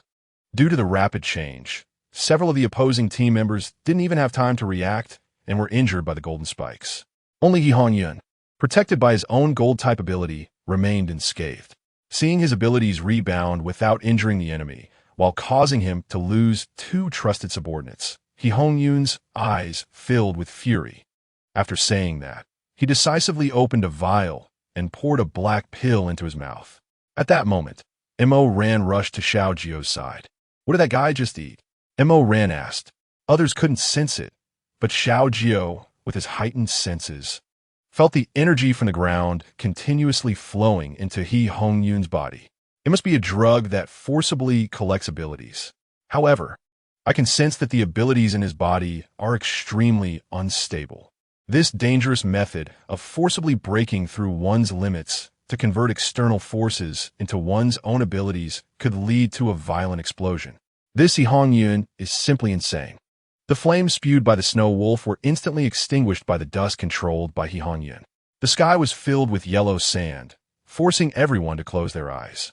Fortunately, both Mo Ran and Xiao Jiu had strong psychic powers.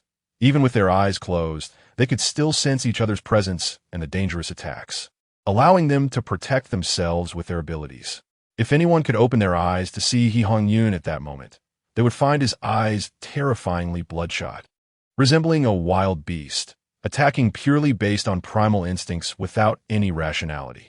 Since Xiao Jiu had left most of the protective shield for Mo Ran and Xiao Bai, one of his arms had already been injured by the golden spikes shot by He Hongyun. Seeing this, Mo Ran lost her composure. Her gaze towards He Hongyun filled with ruthlessness. She controlled her water ability, attempting to extinguish the swirling yellow sand, while her other hand sent vine-like tendrils to attack He Hongyun. However, at this moment, He Hongyun's golden protective shield was in full effect. Mo Ran's vines struck the shield, producing a crackling sound, but they couldn't get close to him at all. Seeing the ineffective attacks seemed to boost He Hongyun's confidence, and he unleashed even more fierce attacks. Watching as Mo Ran's waterfall of water could no longer suppress the yellow sand, while the golden spikes he shot became increasingly dense. At this moment, He Hongyun had only one belief in his heart: to completely eradicate the few students of the other party, no matter how painful the price. Mo Ran, this is the consequence of opposing me. Go die. He Hongyun shouted, a voice in his heart roaring, kill her, kill her. Ran, his weakness is his eyes. Xiao Jiu shouted. Hearing this, Mo Ran controlled the vines, concentrating all her energy, and launched a lethal strike at He Hongyun's eyes. A vine pierced into He Hongyun's eye socket. Fortunately, he dodged in time, preventing it from penetrating his brain. Blood flowed out along the vine, and the intense pain made He Hongyun lose control of his abilities, letting them roam freely in his body. The chaotic abilities occasionally surged toward his brain, stimulating every nerve and causing him to tremble uncontrollably. Captain, several surviving team members crawled to He Hongyun's side, disregarding everything else, dragging his body toward the vehicle behind them. Chapter 91. The explosion of abilities was finally over. Watching the powerful enemy finally being driven away, Mo Ran's tense nerves finally relaxed. Standing on the rooftop, she lost her balance and fell backward. Shui Lang swiftly jumped off the rooftop, catching the falling Mo Ran on his back, thus avoiding her close encounter with the ground. Xiao Jiu was also extremely exhausted.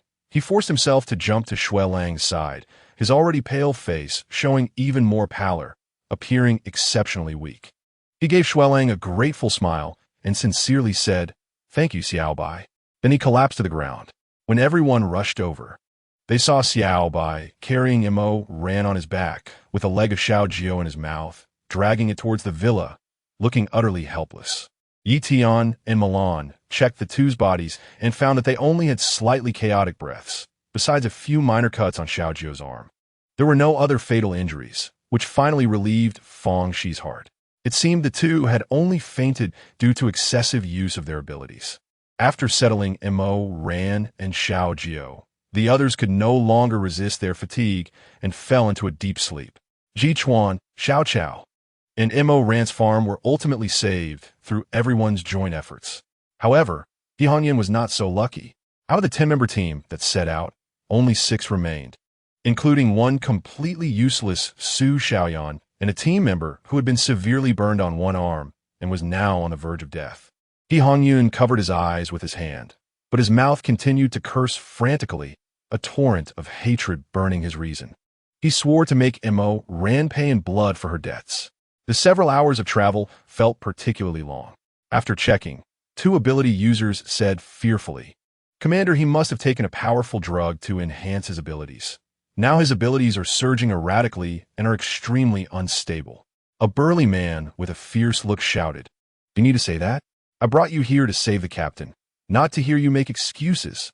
The 2 light-type ability users couldn't help but shiver, but still had to continue speaking. "Commander, he definitely cannot save this eye, and if we recklessly pull out the branch, the surging abilities throughout his body may suddenly find an outlet, possibly triggering an explosion of abilities." "Damn it, why are you talking so much nonsense? I have one request, save him." The 2 ability users felt helpless, having been dragged out of bed in the middle of the night to take on such a life-threatening task. "Brother Dao, we don't want to either.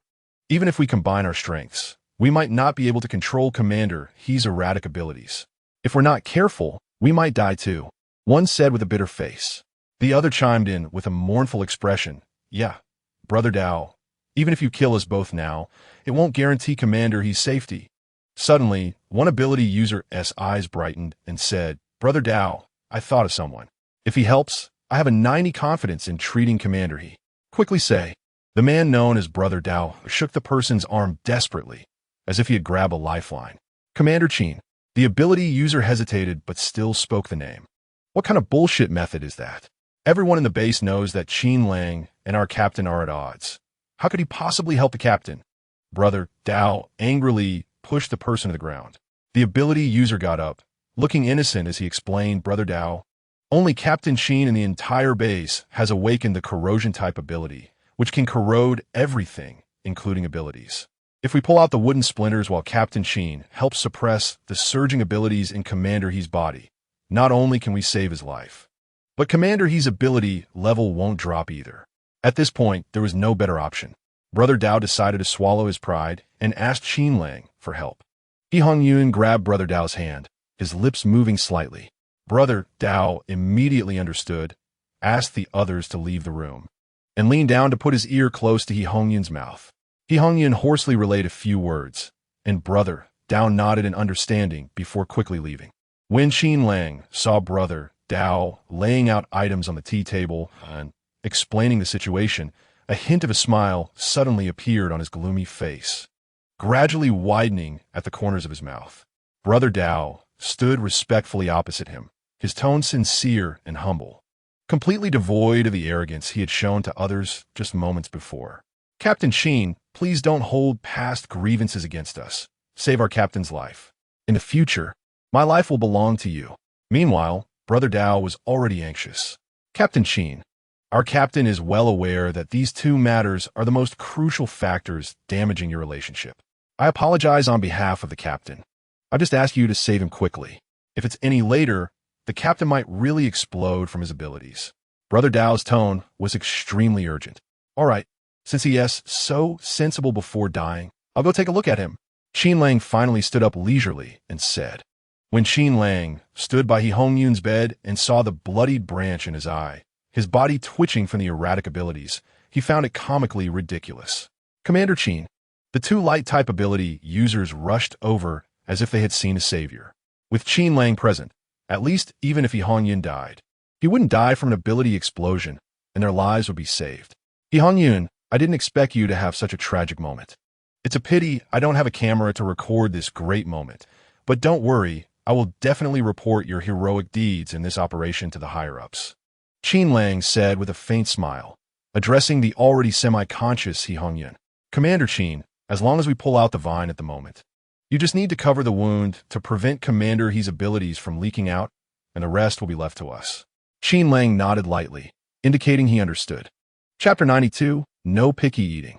The treatment lasted a full 5 hours before it ended.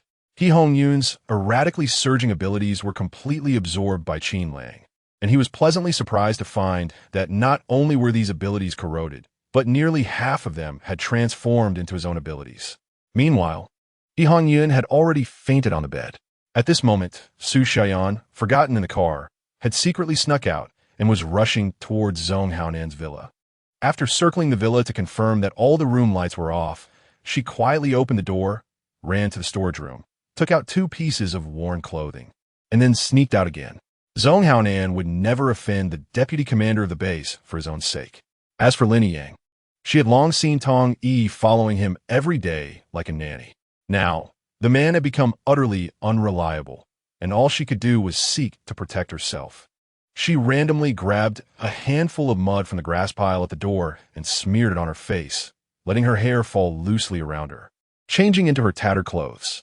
At that moment, Su Xiaoyan didn't care about her appearance at all. She just wanted to look as messy as possible so that she wouldn't be easily recognized. The next morning, a beast-like roar came from Yun's room. No!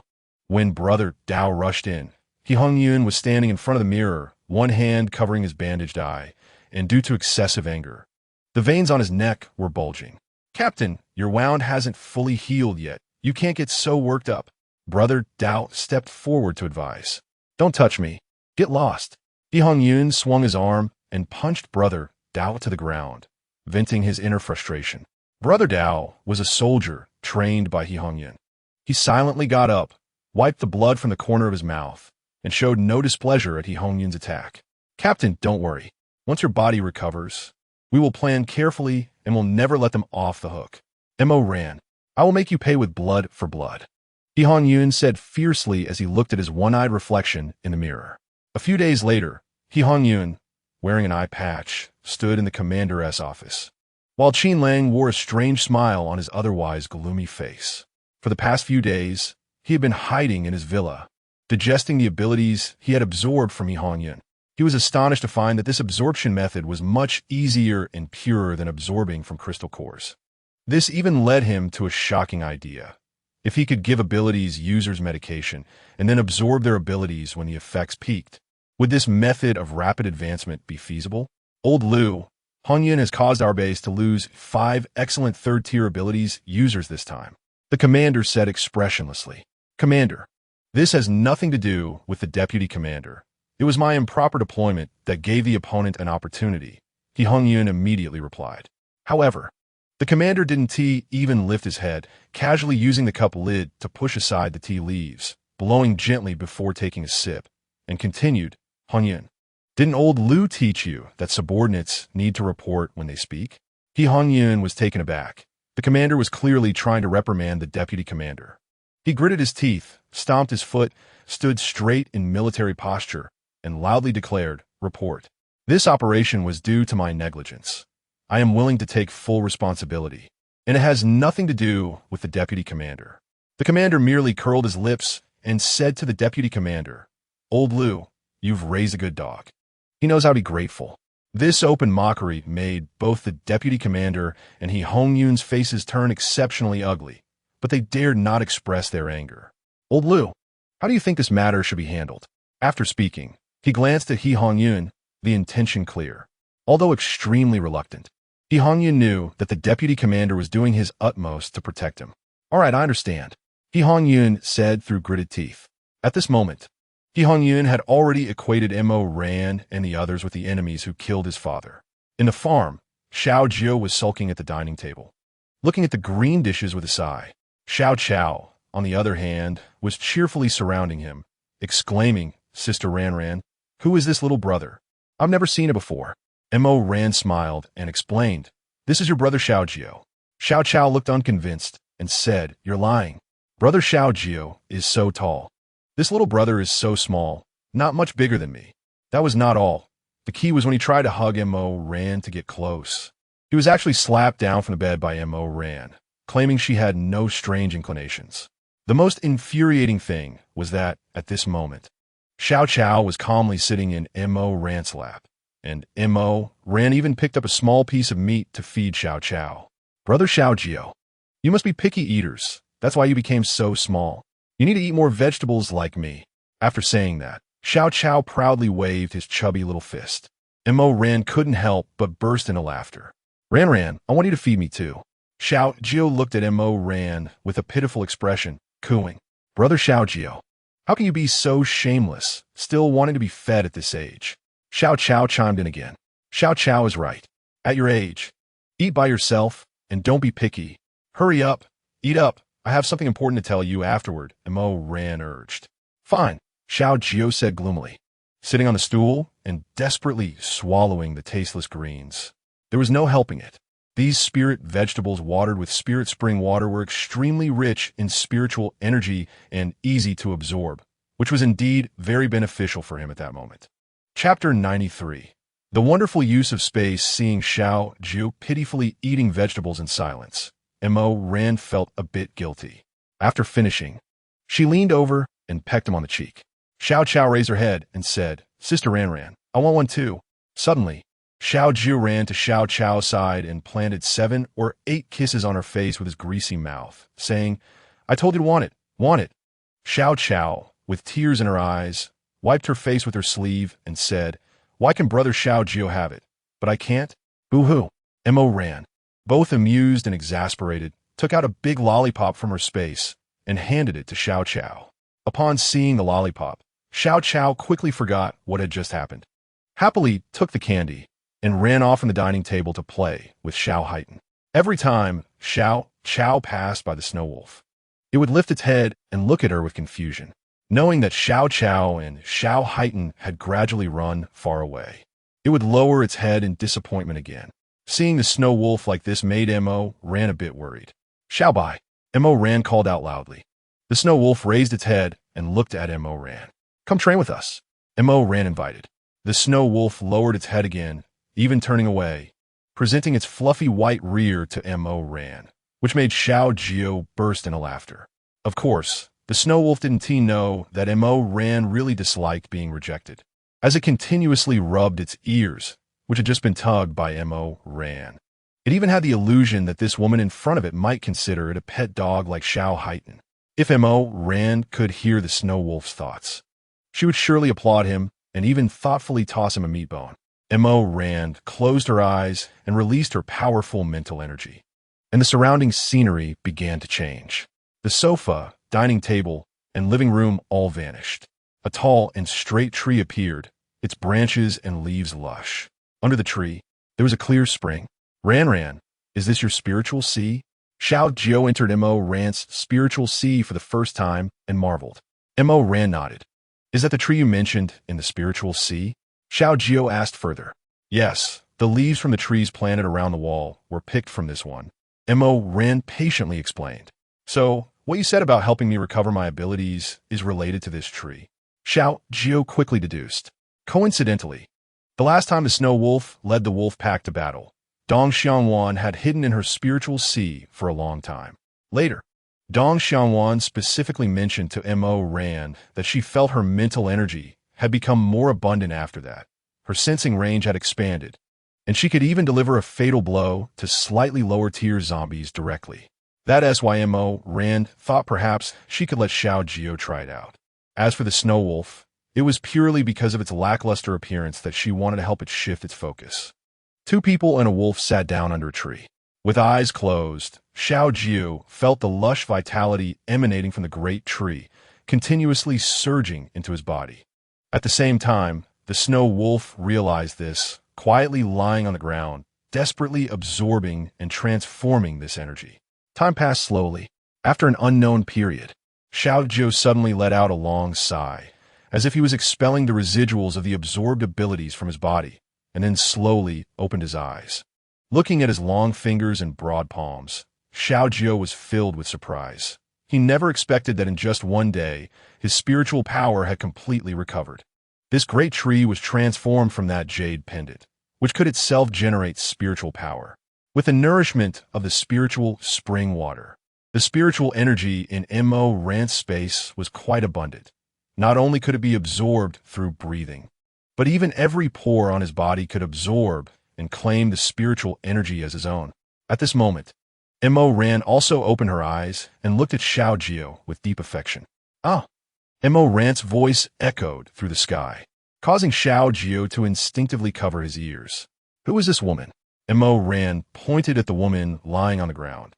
Her skin is smooth as jade, but completely naked, and asked Xiao Jiu sharply. Xiao Jiu shrugged helplessly. In your space, no one can enter without your permission. So besides you and me, the only one who came in is Xiao Bai. But Xiao Bai is a wolf. Mo Ran was filled with doubt. But this is a woman, a female. How could it be Xiao Bai? Could it be that she couldn't cultivate properly and could only transform into a female form? More question marks appeared in Mo Rant's mind. I never said Xiao Bai was a male wolf. Since ancient times, wolf demons have always been led by female wolves. Xiao Jiu looked at Mo Ran as if she were a fool.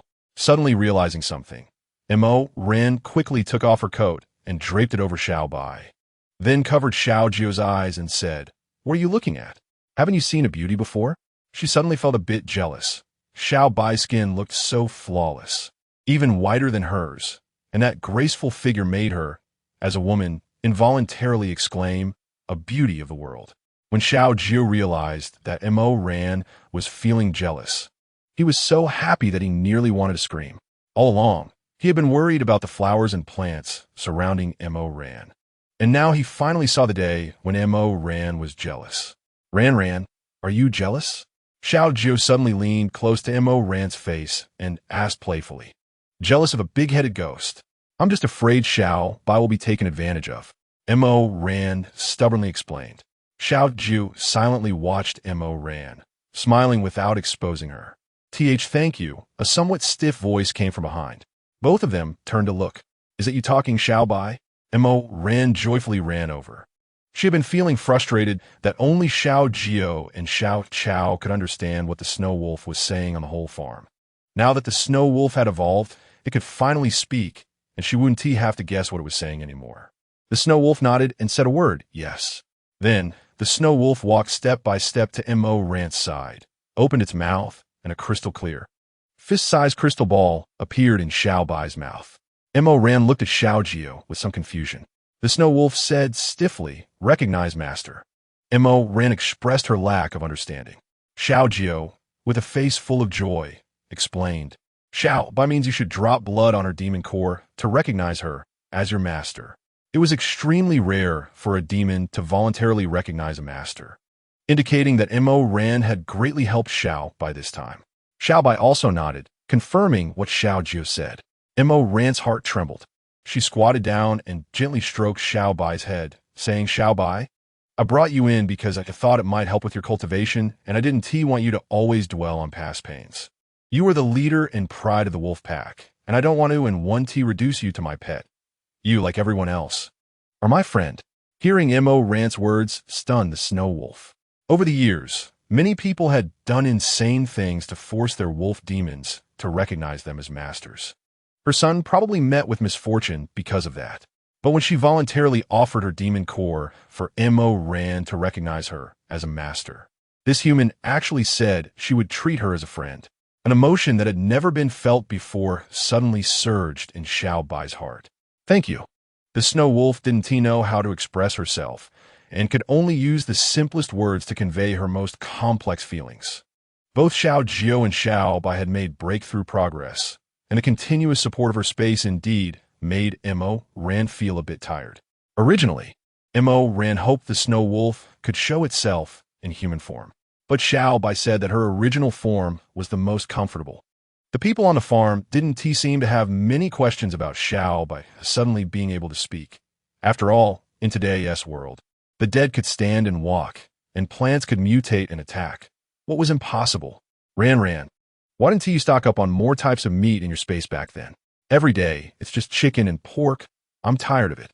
I want to eat lamb hot pot, donkey meat dumplings, roasted pigeon, and braised rabbit heads, Milan complained beside them. If this were to be heard by people outside the farm, they would probably think Milan was crazy. In these days, it was so difficult to even get a bite of meat, and the people on the farm were still daydreaming about wanting to eat so many things. Where am I supposed to get those things for you? Back then, my space couldn't hold living creatures. Mo Ran rolled her eyes at Milan. Xiao Jiu leaned beside Milan and pitifully said, Sister Mimi, rabbits are so cute. Why do we have to eat rabbits? Milan was speechless and seriously said, Xiao Jiu, the more beautiful something is, the more we should eat it. That way, it can be with me forever. Tian helpa picket up Xiao Gao. Chun Ching approached and said, I know there's a private ranch in the southern suburbs. I wonder if there are still any living animals there after all this time? In this life, you really live up to the title of foodie. Mo Ran smiled helplessly. Sister Mimi, I also want to go out and play, Xiao Jiu said, looking at Milan, covered in mud after playing with Xiao Heitan. Seeing Xiao Jiu's disappointed look, Xiao Bai quietly walked behind Xiao Jiu, lowered her head, and nudged between Xiao Jiu's legs, allowing Xiao Jiu to steadily fall onto Xiao Bai's back. I could protect him. Xiao Bai spoke more fluently now. Mo Ran smiled and said, all right, you can take him. With Xiao Bai around, he won't get hurt. With your current strength, you could probably handle even a whole team easily. But you must promise not to run around, Milan said helplessly. Xiao Jiu nodded eagerly. However, when Mo Ran saw the group of animals that Dong Xiang Wan released from the space, she nearly fainted. Xiao Jiu was excitedly weaving through the animals, introducing them to Mo Ran. Sister Ran, this is a zebra, this is a koala, this is a kangaroo, this is an orangutan, and this is a giant panda. Hee. This introduction is really detailed. Milan innocently shrugged. Those cows, sheep, and rabbits should be fine, right? Milan explained. Ran, look how cute these animals are. Anyway, there's a large empty area behind the farm, and we can't finish all the vegetables. Mo Ran waved her hand. It seemed that next time, she really couldn't let them act on their own whims. It was too terrifying.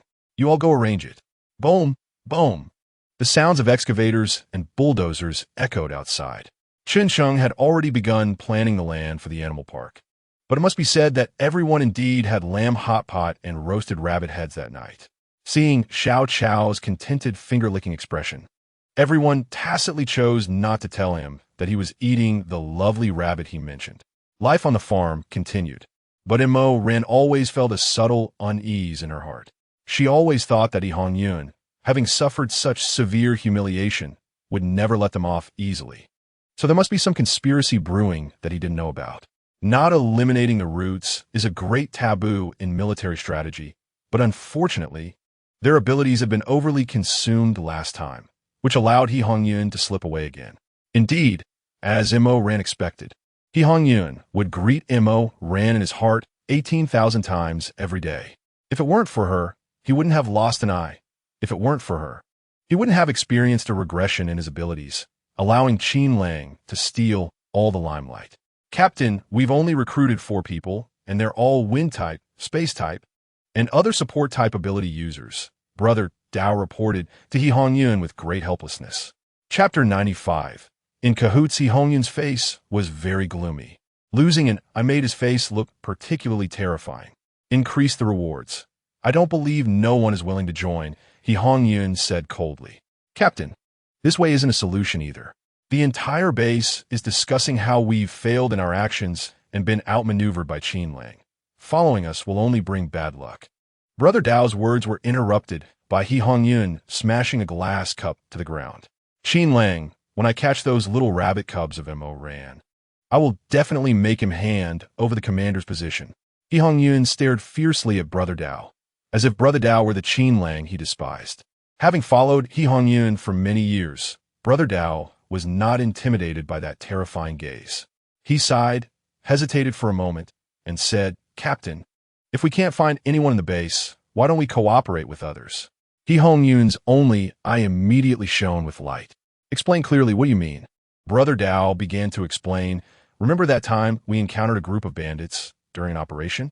We had to give them half of the crystal cores we obtained to escape safely. He Hongyun certainly remembered. It was because of that mistake that he lost the commander's position and let Xin Lang seize the opportunity. He nodded, signaling Brother Dao to continue. I heard they have occupied a large supermarket and have their own small team now. In this apocalypse, there is no order. They commit all sorts of atrocities. How about we cooperate with them? Brother Dao continued. Okay, let's do it. Take 100 crystal cores and contact them. He Hongyun no longer hesitated. It seemed this was the best way forward. Even Brother Dao, who had tasted blood for many years, felt his legs weaken when he appeared in the supermarket's hall. The shelves had been moved to one side, and it seemed the supplies had been hidden away. On each shelf hung a row of what appeared to be lifeless humans. Not far away, there were cleavers and some scattered pieces of meat on an iron plate. Realizing what had happened here, Brother Dao almost vomited. Fang Ye, someone from the Panlong base is here to see you. A man with dirty braids and a cigarette shouted at the entrance. In a moment, a seemingly cultured man, completely out of place in this environment, walked out. What is it? He glanced sideways at Brother Dao, who felt the powerful aura of the other man, sending a chill down his spine. I represent our captain and would like to discuss a cooperation with you. Brother Dao stated his intentions. The cultured man signaled the man with dirty braids to take him into the office. On the way, Brother Dao witnessed all the assembly line work. Some people were skillfully dismembering, some were expertly skinning, and others were separating flesh from bone, all proceeding in an orderly manner. Even at the office door, there was a hanging stove emitting the aroma of meat. Want to try some? We have plenty here. The cultured man casually forked a piece of seemingly cooked meat and handed it to Brother Dao. Brother Dao instinctively took a step back, forcing out an awkward smile and waving his hand to refuse. Meanwhile, he heard a mocking laugh from the crowd behind him. Hypocrite. After closing the office door, the cultured man leisurely sat on his leather sofa. Go ahead, what is it? I don't remember having any dealings with your captain. Brother Dao tried hard to forget what he had just seen and stated his purpose. This is our captain's sincere intention. 100 crystal cores. He laid the cores on the table. The cultured man was not swayed by the sight of the crystal cores. Instead, he picked up a greasy piece of meat from a nearby plate and chewed it slowly, saying, as you can see, our current living conditions are quite good, and supplies are extremely abundant. Brother Dao silently thought, of course, as long as there are humans left in the world, you won't starve. However, he didn't dare to say this out loud, or he might become the meal of these inhumane guys. The cultured man did not miss the flash of disdain in Brother Dao's eyes and continued in a flat tone. Why not try something you've never tried before? Perhaps you'll discover a different new world. Chang'e, what do you think of this cooperation plan? Brother Dao just wanted to finalize the cooperation and leave this suffocating place. I haven't heard a reason that moves me, the cultured man said honestly. This 100 crystal cores is just a good faith deposit for the cooperation. Once the matter is settled, regardless of success or failure, we will pay another 100 crystal cores. If successful, aside from the experimental subjects they stole from the lab, all other supplies will belong to you. Their farm has an abundance of vegetables and fruits, and Brother Dao deliberately paused. Glancing through the transparent glass at the entire supermarket, there are several exceptionally pretty girls in the farm. This will surely add some color to your life, right? It must be said that Brother Dao's proposal was indeed to the cultured man's liking. Several beautiful women with exceptional abilities indeed piqued the cultured man's interest. Okay, it's a deal. The cultured man readily agreed. Chang'e, I heard you also got 2 tanks. Can we discuss this? Brother Dao had also heard one of his subordinates mention it during their last encounter. Don't worry, I would prefer this operation to succeed. 3 days later, just bring your people over, and we'll set off together. Chapter 96. Unexpectedly, it was Lin Yang who saved her in the past few days. He Hongyun had not been idle either. He was frantically searching for Su Xiaoyan at the base. It was all this woman's inaccurate information that led to his rival's emergence and cost him an eye. Meanwhile, Su Xiaoyan hid in a corner of the shelter every day, even being cautious when going to collect food. That day, she was hiding in the crowd, as usual, lining up for her dry, cold steamed bun. Not far away, she saw He Hongyun walking over with his subordinates, and she quickly turned around, lowering her head and hurrying towards the refugee camp. In a moment of distraction, she bumped into a man. Damn it, who are you? Can't you watch where you're going? The man opened his mouth, and a foul stench of alcohol mixed with his breath rushed out. This made Su Xiaoyan unable to hold back, and she retched beside the grass. Son of a bitch, you actually looked down on me. The man staggered towards Su Xiaoyan and yanked off her hat. Even though Su Xiaoyan had smeared mud on her face, her beautiful features were still visible. Oh, we have such a pretty girl here. How come I haven't seen you before? Come, join me from now on. As he spoke, the man bared his yellowed teeth and grabbed Su Xiaoyan's wrist. Let go.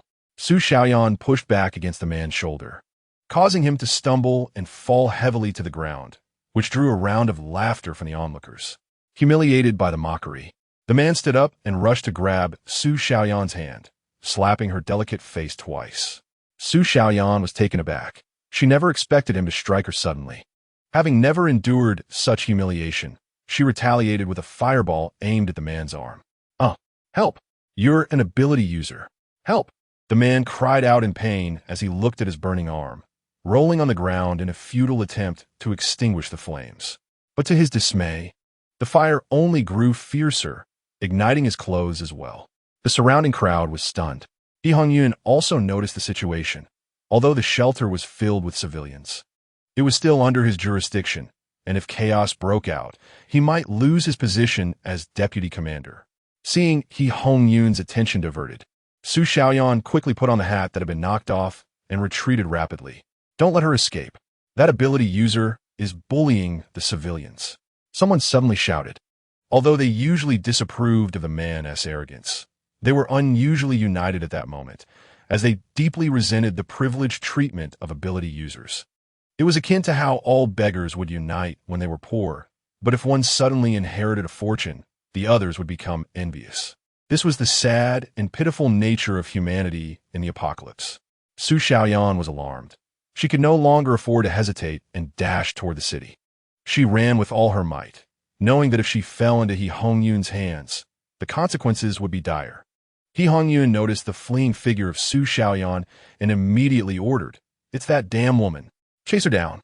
I'll personally reward anyone who catches her with 10 crystal cores." His subordinates swarmed in the direction Su Xiaoyan had fled. After all, the rewards for high-level missions were usually only 10 crystal cores.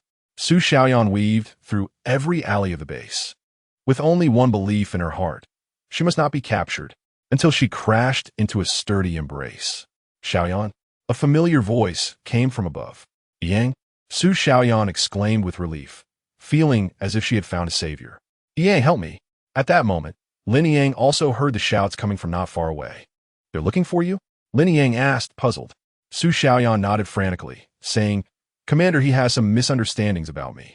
Yang, please don't turn me in. If he catches me, I'm done for. The corners of Lin Yang's mouth lifted slightly as he said, Don't worry, Xiaoyan, as long as I'm here. No one can take you away. After saying that, he pulled Su Xiaoyan into the building, heading toward his dorm. It wasn't until Su Xiaoyan saw through the window that He Hongyun's subordinates had disappeared that she slumped heavily into a chair, her back soaked with sweat. Lin Yang took out a clean sports outfit and a towel, handing them to Su Xiaoyan. Go wash up and change. Su Xiaoyan looked over, her face full of gratitude. She never expected that Lin Yang would help her. It turned out that through all the twists and turns, Lin Yang truly loved her. She gently replied and quickly ran to the bathroom. The base still had ample water supply, thanks to the water ability users, so showering was not a problem. When she emerged with damp hair, Lin Yang's eyes lit up. He had to admit that Su Xiaoyan was several levels more beautiful than Tong Yi. Seeing Lin Yang's stunned expression, Su Xiaoyan felt immensely satisfied. She slowly walked to Lin Yang's side, bashfully wrapping her arms around his neck, ready to offer her lips. The reason Lin Yang saved Su Xiaoyan was merely to push her deeper into the abyss. He already knew that she was not only with Zhong Haonan, but had also seduced He Hongyun. He was genuinely concerned that associating with such an unclean woman might expose him to unspeakable diseases. Su Xiaoyan immediately looked wronged, her eyes welling with tears as she said, Yang, have you been resenting me all along, unwilling to forgive me? Lin Yang gently wiped away the tears from the corners of Su Xiaoyan's eyes, softly comforting her. Silly girl, how could that be? You will always be my favor in my heart. It's just that you're already with Zhong Haonan. Lin Yang didn't continue, sighing heavily. Su Xiaoyan quickly explained, Yang, I'm sorry. I had to leave you back then. I was forced by Zhong Haonan. He threatened me that if I didn't comply, he would harm you. You know, he's been bullying everyone in the base. Su Xiaoyan lowered her head, pretending to wipe away non-existent tears. No need to say any more, Xiaoyan. I have never blamed you.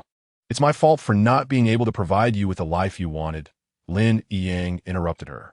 At that moment, Tong Yi pushed the door open and walked in, and upon seeing the scene, her lunchbox fell to the ground with a thud. Lin Yang, why is she here? Don't you know, Commander, he is searching the entire base for her?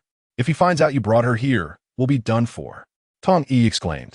Unable to contain herself, Lin Yang rushed to Tong Yi's side in a few strides, quickly shutting the door behind her with a bang. He covered her mouth with his large hand and whispered in her ear, I have my arrangements. You'd better not say anything. Despite her unwillingness, Tong Yi didn't dare to say another word. As a low-level ability user, she still depended on Lin Yang as protection. Su Xiaoyan saw this and pretended to walk over, taking Tong Yi's hand and saying, don't misunderstand my relationship with Yang. Well, not what you think. I was just reminiscing about our past, and Yang was comforting me. You have to believe me. We didn't do anything. As she spoke, Su Xiaoyan intentionally glanced at Lin Yang with a flushed face, as if to say, you hear me bragging? Tong Yi angrily shook off Su Xiaoyan's hand and stormed into the room, slamming the door behind her. Yang, I'm sorry for causing a fight between you and Yi. I should just leave. You've helped me enough already, and I can't be a burden to you. With that, Su Xiaoyan pretended to walk toward the door. After going through so much, how could Lin Yang not see through Su Xiaoyan's tricks? He grabbed her hand and said, Xiaoyan, don't go. I can't just watch you walk to your death. Su Xiaoyan then threw herself into Lin Yang's embrace. Sobbing. At the dining table, the atmosphere was exceedingly awkward. Su Xiaoyan sat beside Lin Yang, gazing at him with affection. Tong Yi sat across from them, glaring at the couple with fury. Xiaoyan, hiding like this isn't a solution. I know someone who might be able to help you. Lin Yang broke the silence. Who? Su Xiaoyan asked eagerly, knowing she couldn't hide out with Lin Yang forever. Qinlong. When Lin Yang mentioned that name, Tong Yi visibly froze. But seeing Lin Yang's look, she quickly lowered her head and focused on her meal. But why would he help me? Su Xiaoyan was puzzled. He and Hongyun are arch-enemies. Especially recently, Commander Qin has been gaining momentum. If there's a way to strike at Hongyun, what better than to keep you by his side? Lin Yang patiently explained. Su Xiaoyan was not foolish. She immediately understood Lin Yang's intention. If you agree, I can take you to meet Commander Qin. I have a bit of a personal relationship with him, and I hope I can help you, Lin Yang continued. Su Xiaoyan shyly smiled and said, Thank you for putting so much effort into helping me, Yang. Tong Yi, who had been focused on eating, couldn't help but sneer inwardly, thinking, let's see if you can still say thank you to Lin Yang when you're really left behind by Qin Lang. Inside the villa, Qin Lang stared silently at Su Xiaoyan, who had dressed up for the occasion. Lin Yang walked over, leaned in, and whispered a few words in Qin Lang's ear, which made a peculiar, strange smile appear on Qin Lang's face. Good, you handled this well. Su Xiaoyan felt uneasy, sensing something was off. It seemed that Lin Yang was hiding something from her. You are the woman that Hongyun has been searching for all over the world? Qin Lang asked. Yes. Commander Qin, there's a bit of a misunderstanding between Captain He and me. Su Xiaoyan replied cleverly, deliberately referring to Qin Lang as commander and Hongyun as captain. I'm not getting involved in your matters. For now, stay in the villa. I'll take you out tomorrow, Qin Lang commanded.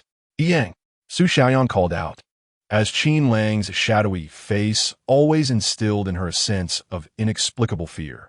Xiaoyan, don't worry. Just follow Commander Qin's arrangements, Lin Yang reassured her. However, this reassurance did not help Su Xiaoyan much.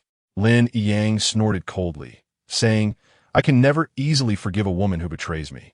Today, she came to me willingly, so I'll definitely take advantage of this. Tong Yi stepped forward, helping Lin Yang take off his clothes while saying, Su Xiaoyan never imagined that you would just treat her as a gift to give away. I wonder what will happen when she finds out the truth. What's wrong? Do you want to know? How about I send you over too, so you can experience it together? Lin Yang asked, gripping Tong Yi's chin. Tong Yi cried out in pain. Do you really dare? After all, the women sent to the leader's villa almost never come out alive. That fat old man has his peculiar preferences. Tong Yi didn't continue, as the thought alone made her shiver. Then she can only fend for herself. Betrayers don't deserve forgiveness. When Lin Yang said this, he seemed to have forgotten that he, like Su Xiaoyan, was also a betrayer. When the leader's eyes, gleaming with lust, fixed on Su Xiaoyan, she seemed to realize that the situation was turning awry. It was not until she heard Qin Lang's words that her inner thoughts were confirmed. Leader, this batch of goods can be considered high quality. Please enjoy it with peace of mind. The leader looked at Su Xiaoyan with his eyes gleaming green. Indeed, he had never played with a woman of such beauty, especially one with special abilities. The women Qin Lang usually brought were either plain in looks or too weak to withstand his torment. Commander Qin, didn't you say you could help me get rid of Captain He? What does this mean? Su Xiaoyan's pupils dilated in fear. Along. She is still He Hongyun's woman? The leader asked. Good, I like it, it's exciting. These women like He Hongyun's kind of pretty boy. I want to see what is so different about her. The leader's smile made Su Xiaoyan feel cold all over, as if she were falling into an abyss. Chapter 98. A massacre begins when Su Xiaoyan was taken to the dark basement. She could no longer imagine what she would face next. Perhaps it would have been better for her to have been caught by He Hongyun in the first place. The walls were lined with torture devices, various whips. And when the leader placed a collar around Su Xiaoyan's neck and tethered her to the corner of the wall before turning to leave, she saw the last ray of light in her world disappear from her view. Of course, Su Xiaoyan's disappearance did not affect He Hongyun's upcoming plans.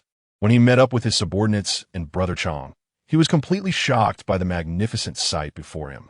It was 2 heavy tanks, which even the base did not possess such giant weapons. How about it, Commander He, are you satisfied?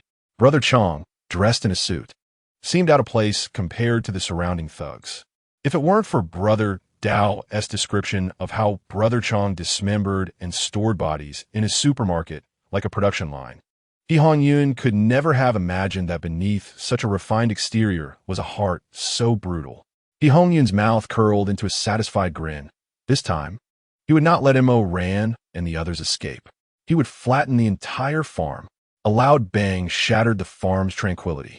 A shell exploded right in the middle of the courtyard. What the hell is this? Yi Tian roared. Mo Ren immediately released her mental power. Damn it, it's He Hongyun. I really regret not eliminating the roots. Spring winds blow, and they grow back. Dong Xiangwan and Kong Luan rushed into the basement with Xiao Hua and Xiao Chao. Given the current situation, protecting themselves was the biggest support for Mo Ran and the others. Everyone be careful. The newcomers are not friendly. They must be fully prepared this time, Mo Ran instructed. Go to the rooftop, Xiao Jiu suggested. When they stood on the villa's rooftop and saw the 2 tanks parked outside the main gate, they all gasped. There were no less than 30 people, and with the tanks' attack, it seemed they would face a fierce battle this time. Mo Ran couldn't help but furrow her brows.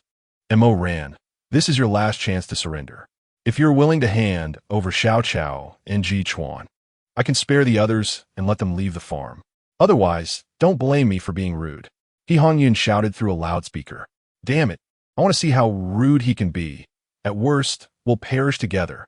Chen Cheng shouted excitedly, and, at that moment, a bolt of lightning struck down directly at He Hongyun. Looking at the charred spot where he had just been standing, He Hongyun's face darkened several shades. Predicting the trajectory of a shell, Mo Ran raised a powerful protective shield, enclosing everyone and the villa within it. This was something Xiao Jiu had taught her. Using her mental power to solidify air molecules and form an invisible shield that could move with her, unlike Mo Ran's mental sea, which was stationary and unable to attack. The shell exploded against Mo Ran's protective shield, yet the people inside the shield, even the villa's walls, remained unscathed. Ran, this move of yours is too awesome. Milan couldn't help but exclaim. Milan's fireballs and Chun Cheng's lightning were unleashed in full force. The opposing ability users also exhibited their powers. 2 fireballs collided in midair. and the explosion was even louder than the sound of the shell. Without a protective shield, Hyun and the others were not as fortunate as Mo ran. To varying degrees, they all sustained superficial injuries from the opposing abilities. Hyun again unleashed his golden spikes, but this time, the spikes could not harm Mo ran in the slightest, sounding like they were striking glass. If it weren't for the battle, Mo ran might have thought that sound was quite pleasant. Xiao Jiu closed her eyes, using her powerful mental power to lock onto a white dot outside, shouting, "Explode!" Bang! Bang bang! 3 sounds rang out, and everyone outside the farm stared in shock at the scene unfolding before them.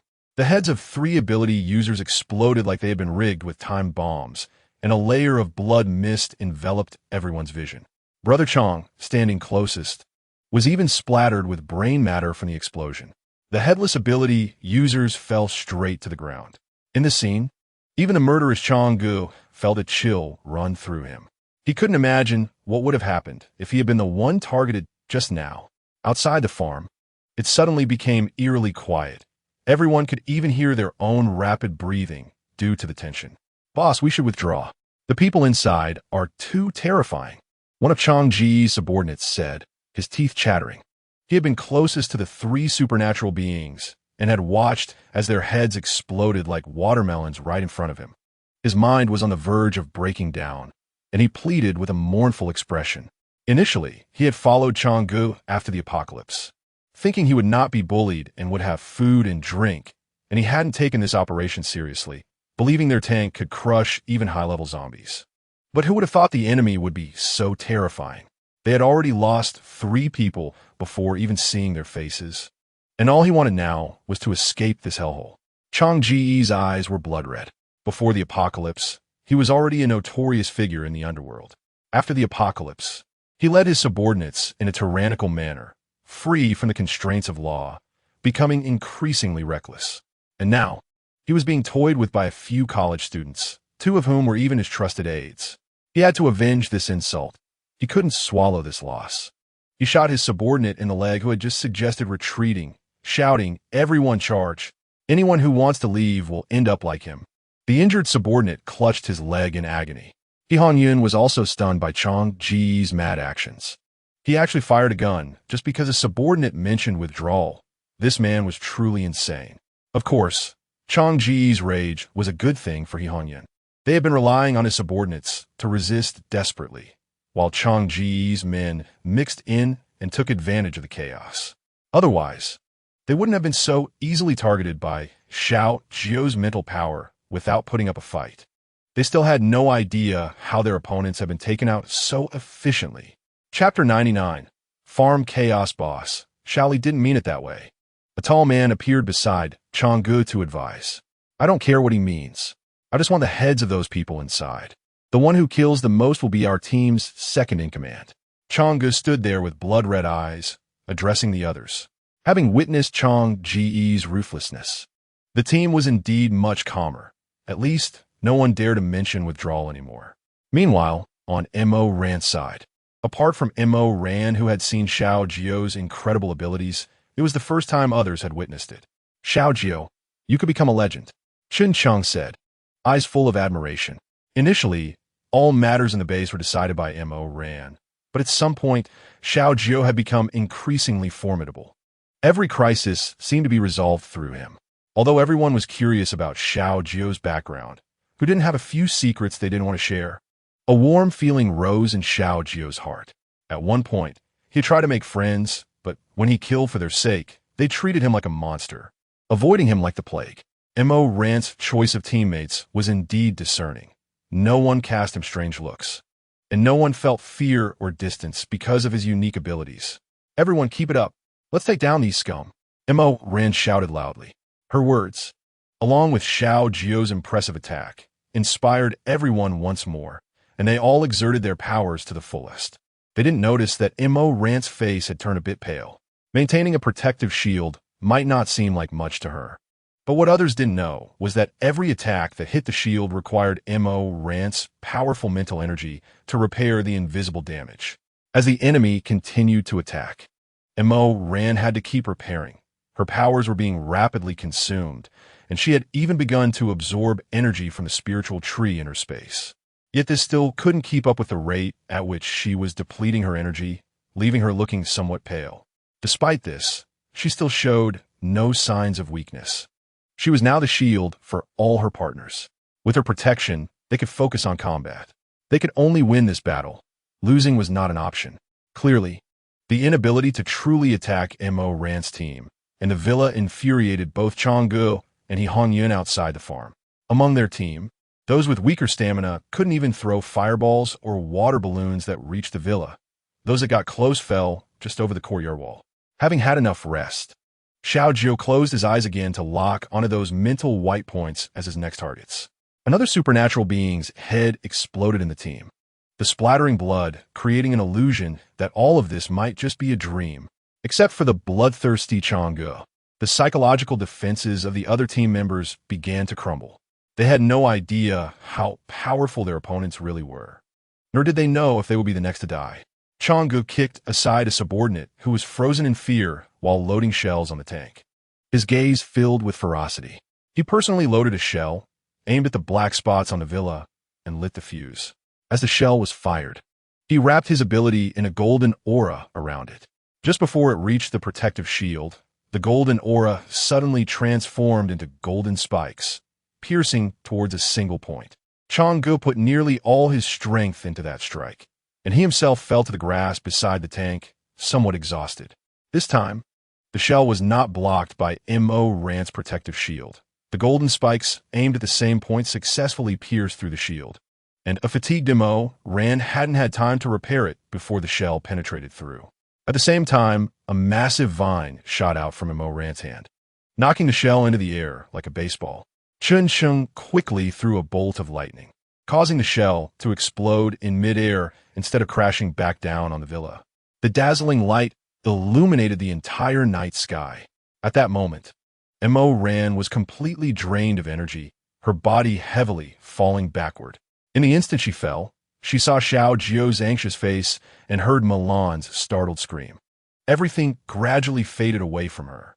She only felt her head was heavy, her consciousness seemingly drifting away from her body. Mo Ran's fall stimulated all her partners present. For a long time, Mo Ran had not only been their teammate, but also their spiritual support. Everything about the farm was related to Mo Ran, and now she had exhausted her powers to protect them, her life hanging in the balance. Of course, those outside the walls only saw the shell being thrown into the air and exploding, unaware of the situation inside the villa. To them, the terror of the opponents had surpassed their imagination. Even Changgu and his gang of ruthless thugs felt a deep sense of shock and helplessness upon witnessing this scene.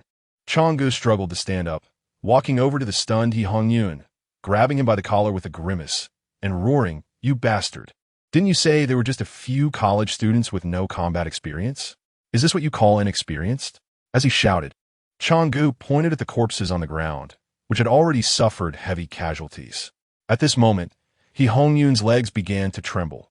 Just a few days ago, he had fought with Mo Ran and her team, and had even managed to escape from Mo Ran's subordinates, who appeared to have sustained significant injuries at the time. In just a few days, they not only recovered their bodies, but their combat power became even more terrifying. Now, the opponent's abilities were recklessly attacking them, and his legs were already out of control, leaving him with no strength to dodge. Suddenly, Uncle Chang's trusted aide tackled him to the ground, and at the spot where they had just stood, a bolt of lightning struck down vertically, causing the ground to emit thick black smoke. At that moment, a foul odor wafted into Uncle Chang's nostrils, coming from the groin area of He Hongyun, who had also been knocked down. Damn it! Uncle Chang snatched the handgun from his aide's waist and fired at He Hongyun's head. He Hongyun couldn't understand until his death how a few college students could bring him to such a state. Watching their captain being killed by a comrade, the remaining team members hastily retreated. They didn't want to die so disgracefully. Chapter 100. The zombie tide strikes a course. It wasn't just He Hongyun's subordinates who wanted to escape. Uncle Chang wanted to as well. He jumped into the tank first, praying to leave this hellish battlefield quickly. Today's battle had cost him dearly. The opponent's bizarre killing methods made even someone like him, who had seen blood, feel his scalp tingle and shiver with fear. At that moment, Uncle Chong deeply regretted it. He had been living a leisurely life in the supermarket, carefree and well-fed. Why did he let his guard down and believe Hong Yun's words, attacking this seemingly indestructible farm? Listening to the continuous explosions of fireballs and lightning around the tank, he felt his mindset was about to explode. Due to the tense battle, no one noticed Xiao Jiu's abnormality. At that moment, Xiao Jiu's eyes were gradually filled with blood, until finally, the eyeballs were no longer visible, replaced by two bizarre dark red orbs. His skin began to turn pale and even appeared somewhat transparent, with blue veins showing through, covering his entire body. Xiao Jiu seemed to let out a roar from deep within his body, and this cry could be heard clearly within a 10-mile radius. Sitting in the tank, Uncle Chong and his subordinates felt they heard the roar of a beast and constantly scanned their surroundings. In Xiao Jiu's hands, a thick black mist surged out, growing denser until it enveloped him. Yi Tian, Chun Chung, and the others even stopped their attacks. They didn't know what was happening to Xiao Jiu at that moment. Just as Yi Tian took a step forward to inquire, a hoarse roar came from the black mist. "Don't come near." Yi Tian abruptly stopped. That voice was definitely not Xiao Jiu's, sounding like a malevolent spirit crawling out of hell, sending chills down his spine. Everyone stood frozen, unsure what to do next. Mo Ran fainted, Xiao Jiu mutated, and at that moment, they felt like they had lost their backbone, wandering aimlessly. Just then, the snow wolf, which had been protecting Dong, Xiongwan, and others in the villa, suddenly rushed out and shouted to the crowd, "Don't disturb him. Follow me to the basement." But what about Xiao Jiu?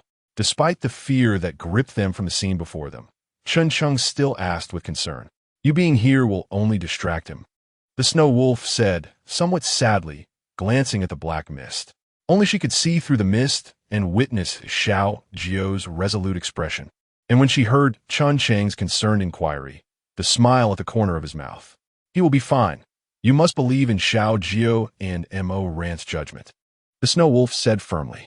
Although they didn't know what would happen next, they chose to trust the snow wolf's words and followed him down from the rooftop. As they passed by Xiao Jiu, Milan, with tears in her eyes, said, "Xiao Jiu, I know you can hear me.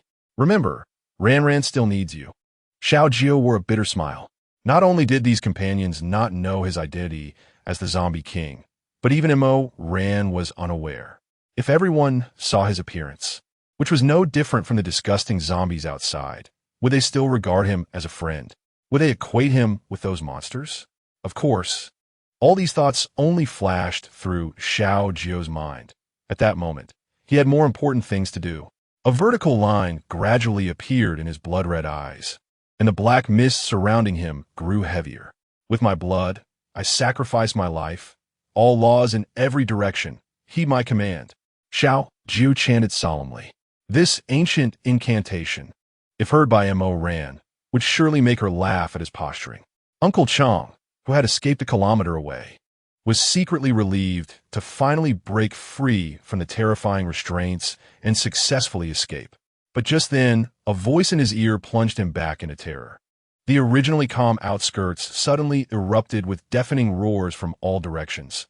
Those sounds were all too familiar to them, the products of this apocalypse, zombies.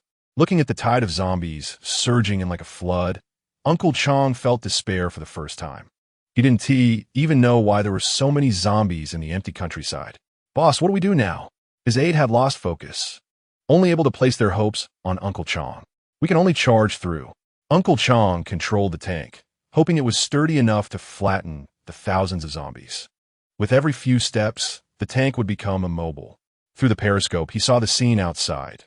The tank was surrounded by ice, losing traction, and it was stuck on the icy surface, clearly the work of ice-type zombies. Immediately after, fireballs were thrown at the tank one after another. These zombies attacked with an eerie order, coordinated as if commanded, targeting this one goal. With a loud bang, a fireball exploded on top of the tank, causing the heavy tank to shake from the tremendous force. The tank couldn't move. They had no way to face the thousands of mutated zombies outside, and it seemed they were trapped in a dire situation. "Don't make a sound. Let's hide here and see if the zombies will retreat on their own." Uncle Chong had no other choice but to hope these zombies would think they were dead and leave.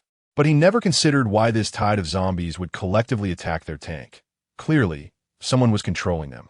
Even if he thought of it, he wouldn't believe that someone could control so many zombies to fight for them. The zombies outside continued to roar, and many had begun to climb onto the tank, desperately banging on its shell. The sound of their relentless pounding was like a hammer striking at everyone's hearts, making them feel as if their hearts were being wrenched together. The few people inside the tank huddled together, seemingly only able to gain some courage to keep themselves from completely collapsing through this way. Just then, another event plunged everyone into utter despair. Chapter 101. Think of your beloved woman. A trembling voice from one of the subordinates pointed to the top of the tank and said, "When did our tank spring a leak?" Indeed, it was a hole that looked only as thick as a finger. The zombies couldn't crawl in, but one must know that such a well-made tank would leave no trace, even from bullets, and that hole was clearly the work of zombies. Uncle Chang suddenly realized, damn it, there are corrosive zombies here. Uncle Chang's discovery not only failed to help everyone escape, but instead plunged them into complete despair. Everyone was desperately suppressing their fear. Just then, a gunshot exploded in their ears.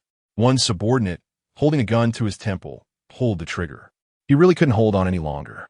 Thinking about the hordes of zombies outside, he would rather die by his own gun than watch his body being slowly devoured by zombies, dying a slow death. Looking at the gaping hole above his head, zombies were already able to stretch their arms into the cramped space of the tank, and their howls were getting closer. Brother Chang picked up the handgun on the ground, closed his eyes, and thought that if there was an afterlife, he wanted to be a good person living a peaceful life. The few remaining people in the tank ended their lives in the same way. However, even though they had lost their breath, the zombies outside showed no intention of retreating. They continued to desperately squeeze into the tank. In the end, everyone became food in the mouths of the zombies. Feeling that there were no living beings left around the farm, Xiao Jiu gradually withdrew the black mist in his hands and softly collapsed onto the rooftop. All the zombies slowly disappeared into the moonlight, as if nothing had happened that night. Xiao Bai was the first to sense everything around her. She said to everyone, "Stay here. I'll go up and check the situation," and then ran upstairs. In this world, both she and Xiao Jiu were anomalies, so she could also understand Xiao Jiu's concerns. When Xiao Bai rushed to Xiao Jiu's side, she carefully sniffed around him with the dark tip of her pen. Very good. There was no longer any living scent on him. It was exactly the same as the smell emitted by those zombies. At this moment, the exhausted Xiao Jiu also sensed the presence of a living being around him. Suddenly, he opened his blood-red eyes and grabbed the snow wolf's leg, preparing to bite at the wolf's neck. At that moment, he felt an overwhelming restlessness within him, as if only blood could quell the rising desire inside. "Xiao Jiu, think of Mo Ran. You must control yourself." A cold voice echoed in Xiao Jiu's ear. Mo Ran, that name felt so familiar. It lingered in Xiao Jiu's mind. It sounded like someone very important to him, but how could he forget such an important person? The more he thought about it, the more anxious he became, and that bloodthirsty desire was reignited. From the very beginning, she knew about Xiao Jiu's identity as the Zombie King. Likewise, Xiao Jiu had asked her to keep it a secret. He cherished his love for Mo Ran and cared deeply about his friendships with other companions. Although she didn't know what had happened to Xiao Jiu that caused his powers to regress so much tonight, he had activated the blood curse to summon all the zombies in the city to completely eliminate the invaders in order to protect the farm and Mo Ran. That's why the Snow Wolf had warned everyone not to follow her to the rooftop. She knew that Xiao Jiu didn't want his companions to see him in such a half-human, half-ghost state. Mo Ran, the mistress of this farm, the woman you fought so hard to protect, the woman you love the most, the Snow Wolf shouted loudly in Xiao Jiu's ear. "You're so noisy." Xiao Jiu managed to squeeze out a few words with difficulty from his throat. "How is Ran Ran?" Xiao Jiu intermittently forced out a few words through his teeth. "She just exhausted her powers and will be fine after sleeping for a few days. You should focus on yourself." The Snow Wolf finally sighed in relief. Hearing that Mo Ran was okay, Xiao Jiu tilted his head to the side and completely fainted. When the Snow Wolf carried Xiao Jiu into the basement, he had already returned to his human form, although his skin appeared even paler than before. "How is Xiao Jiu?" Are those people dead? Everyone immediately gathered around, asking in a flurry. Yi Tian and Chun Cheng worked together to move Xiao Jiu onto the bed. Xiao Bai, you know what happened to Xiao Jiu, right? Milan turned to the snow wolf and asked. I know, but I can't say. If you really want to know, you can ask Xiao Jiu yourself when he wakes up. She would never casually reveal the secrets that others desperately wanted to keep. In fact, not only Xiao Jiu, but even Mo Ran, the snow wolf could sense that she did not belong to this world. She emitted a scent that was out of place. Xiao Bai, no matter what happens to Xiao Jiu, he will always be our friend. I only asked you because I want to know how we can help him now. Milan said with sincere eyes. The snow wolf sighed and said, right now, no one can help them. They can only rely on themselves. Although the snow wolf told Xiao Jiu that Mo Ran would recover after sleeping for a few days, she had long secretly checked, and Mo Ran had no energy left at all. She didn't know how long it would take for her to wake up. As the zombie king, Xiao Jiu had lived many more years than the snow wolf. Even the blood curse he had cast, Xiao Bai had only heard of, and she couldn't predict what would happen to Xiao Jiu. Despite the fact that they had protected the farm and eliminated the bad guys, everyone felt no joy. The two most important people to them had fallen into a coma while protecting the farm and their companions. Everyone secretly made up their minds to work hard to enhance their powers. From now on, they could no longer be a burden. Chapter 102. Catch a Taoist to summon your soul, and Mo Ran only felt her body was very light, floating in a sea of white mist. She tried hard to move forward, hoping to escape this place quickly, until she saw a faint green light. She accelerated towards it. The green light grew closer, finally appearing before Mo Ran's eyes.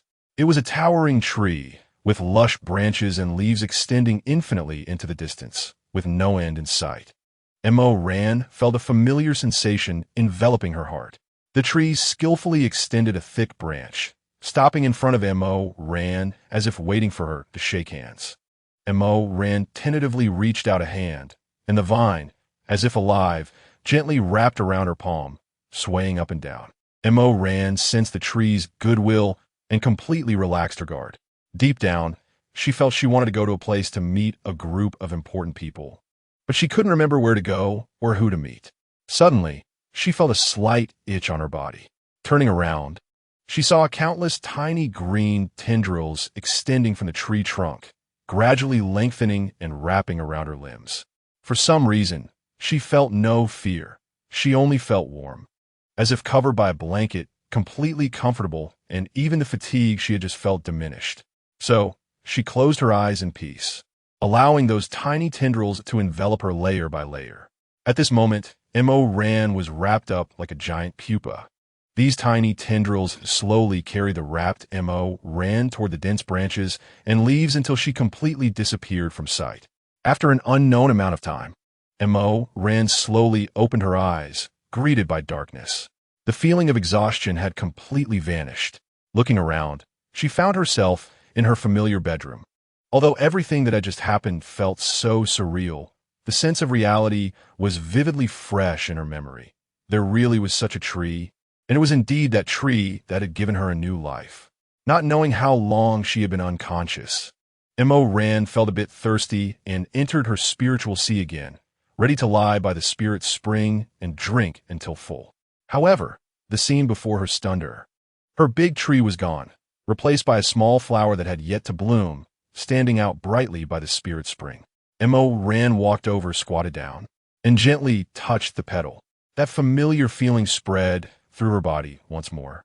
Oh my God, the one who infused me with energy and awakened me during my unconsciousness was actually this little flower in my spiritual sea. Everything felt so incredible. Little flower, you saved me, didn't you? Mo Ran extended a finger, gently caressing, her eyes filled with gratitude and joy. There was no wind in the sea of consciousness, but the little flower swayed back and forth, looking as if it nodded. Mo Ran scooped up a bottle of spiritual spring water and slowly poured it down. Don't worry. I will take good care of you and help you grow into a towering tree. The little flower wiggled happily. By the way, they were in the midst of a fierce battle at that time. The surroundings were deathly silent, and she wondered how her companions were doing. Mo Ran anxiously called out, Xiao Jiu, Xiao Jiu. Then there was a sound of a clap, and the lights in the room turned on. The first to rush in were Milan and Dong Xiangwan. Milan pounced into Mo Ran's arms. The force of her leap almost caused Mo Ran to lose her balance, and they both fell onto the bed. Ran, woo, you finally woke up? If you hadn't woken up, I would have had to find a Taoist priest to perform a soul-retrieving ritual for you. Mo Ran could tell that Milan was very excited, to the point of being incoherent. She gently patted Milan's back to comfort her, and said, "What nonsense are you talking? If I really died, would you still invite a monk to perform a ritual for me?" Dong Xiangwan, who was nearby, immediately blushed and covered Mo Ran's mouth, scolding her, "Peh. Children speak without restraint." Mo Ran looked at the two with some emotion, feeling warm inside. Yi Tian and Chun Chung, who were next door, also heard the noise in the room and rushed in. The moment they saw Mo Ran, everyone was so excited that they almost cheered. Ran, you finally woke up. If you didn't wake up, Mimi would have gone out to catch a Taoist priest for a ritual. Yi Tian excitedly rushed to Mo Ran's side and recounted. Mo Ran, feeling a bit frustrated, glanced around and noticed Xiao Jiu was missing, a sense of unease creeping into her heart. "Mimi, where's Xiao Jiu?" Mo Ran tightly grasped Milan's hand, asking nervously. Suddenly, the room fell silent. Everyone exchanged glances, not knowing how to tell Mo Ran. Finally, it was Yi Tian who broke the eerie silence. Ran, take it easy. Xiao Jiu is fine. He wasn't hurt. He's doing well." Yi Tian's words eased some of Mo Ran's anxious feelings. However, when Yi Tian's tone changed, Mo Ran's heart dropped again. "Just say it. If he's dead or alive, give me an answer." Mo Ran could no longer stand Yi Tian's hesitation and said irritably, "All right, I'll take you there. You can see for yourself." Milan took Mo Ran's hand and walked next door. Xiao Jiu lay quietly on a bed. Seeing that he was not dead, Mo Ran finally felt relieved. As long as he wasn't dead, there was hope. The snow wolf lay on the floor beside Xiao Jiu's bed, and when it saw Mo Ran enter, its pupils suddenly brightened, showing joy that reached deep into its eyes. It approached Mo Ran, affectionately rubbing its head against her leg. Who would have thought this was a wolf king? At that moment, the little white wolf looked just like a husky trying to please its owner. Mo Ran smiled and rubbed the snow wolf's head, saying, "Thank you for taking care of him." Mo Ran stepped closer to Xiao Jiu's bedside, reaching out to touch his pale, bloodless face. The person on the bed showed no signs of movement. The little white wolf only shook its head, remaining silent. Chapter 103. We are all different, Ran. The situation was critical at that time. Xiao Jiu told us all to hide in the basement, so we don't really know what happened on the rooftop. Milan stepped forward to explain. Dong Xiangwan, a bit worried, comforted her. Ran, you just woke up and your body is still weak. With Xiao Bai here, there won't be any danger. Why don't you take a rest? Mo Ran waved her hand to refuse. I've already slept too long. I want to talk to him. Jichuan also noticed Mo Ran's worry. He stepped forward, patted her shoulder, and reassured her, don't worry too much. Xiao Jiu's willpower is incredibly strong. He will wake up for you. Hearing that Mo Ran could still joke around eased everyone's minds, and they turned to leave the room. Xiao Bai also followed everyone out, leaving the two of them to have their moment together. Xiao Bai, don't leave yet. I have something to ask you. Mo Ran called out to the last snow wolf. She knew very well what Mo Ran wanted to ask, so before Mo Ran could ask, she proactively said, I don't know exactly what happened during that time. I only know that he used a very ancient spell, and this situation should be the backlash of the spell. Mo Ran nodded, continuing to ask, you know Xiao Jiu's background, right? The snow wolf looked at Mo Ran with some surprise. Although she sensed that Mo Ran did not belong to this world, she was still a bit astonished to hear Mo Ran bring it up herself. Mo Ran was not surprised. After all, Xiao Bai was a wolf spirit, possessing intelligence that humans did not have. So, can you tell me something about Xiao Jiu? I don't care what his background is, right now. I just want to help him wake up quickly. The snow wolf lowered her head and pondered for a long time before slowly lifting her head. Looking at Mo Ran with a hint of sorrow, I can't say much about Xiao Jiu's origins. You can ask him personally when he wakes up. However, the snow wolf continued, I know that the ancient blood curse he cast cost his future life as a price. I boldly speculate that if we can inject him with enough life force, he may wake up sooner. Hearing the snow wolf's words, Mo Rant's eyes filled with joy. She couldn't help but rush forward to embrace the snow wolf's neck, burying her head deep into its thick fur, repeatedly saying, "Thank you, Xiao Bai, really thank you." After a while, the snow wolf finally spoke again. "Can you let go of me now? I don't want to be your towel to wipe your tears." Only then did Mo Ran release her grip on Xiao Bai's neck, looking at the damp fur around its neck from her tears and snot. She resolutely decided that she absolutely could not tell her that the place was not just tears, but also snot. "Sorry," Mo Ran said, a bit embarrassed. Xiao Bai just shook her head vigorously, and by coincidence, that piece of snot was flung onto Mo Ran's pant leg. Both Mo Ran and the snow wolf noticed the foreign object at the same time. Seeing the snow wolf on the verge of exploding, Mo Ran smiled apologetically and said, "I'll fill the bathtub with spiritual spring water for you. How about you take a nice bath?" Only then did the snow wolf nod in satisfaction. She lifted the blanket, pulled one of Xiao Jiu's arms over her head, and pressed her whole body tightly against Xiao Jiu, one hand constantly stroking the smooth skin of Xiao Jiu. Strange. This man has been asleep for so long, yet he hasn't grown any beard. How come I never noticed this before? Shaking her head, Mo Ran couldn't help but smile wryly. "What time is it? And I'm still thinking about these trivial things." Xiao Bai said he sacrificed his life force. So how do we replenish his life force? With spiritual spring water? As she thought about it, Mo Ran also began to feel her eyes grow heavy, gradually drifting off to sleep.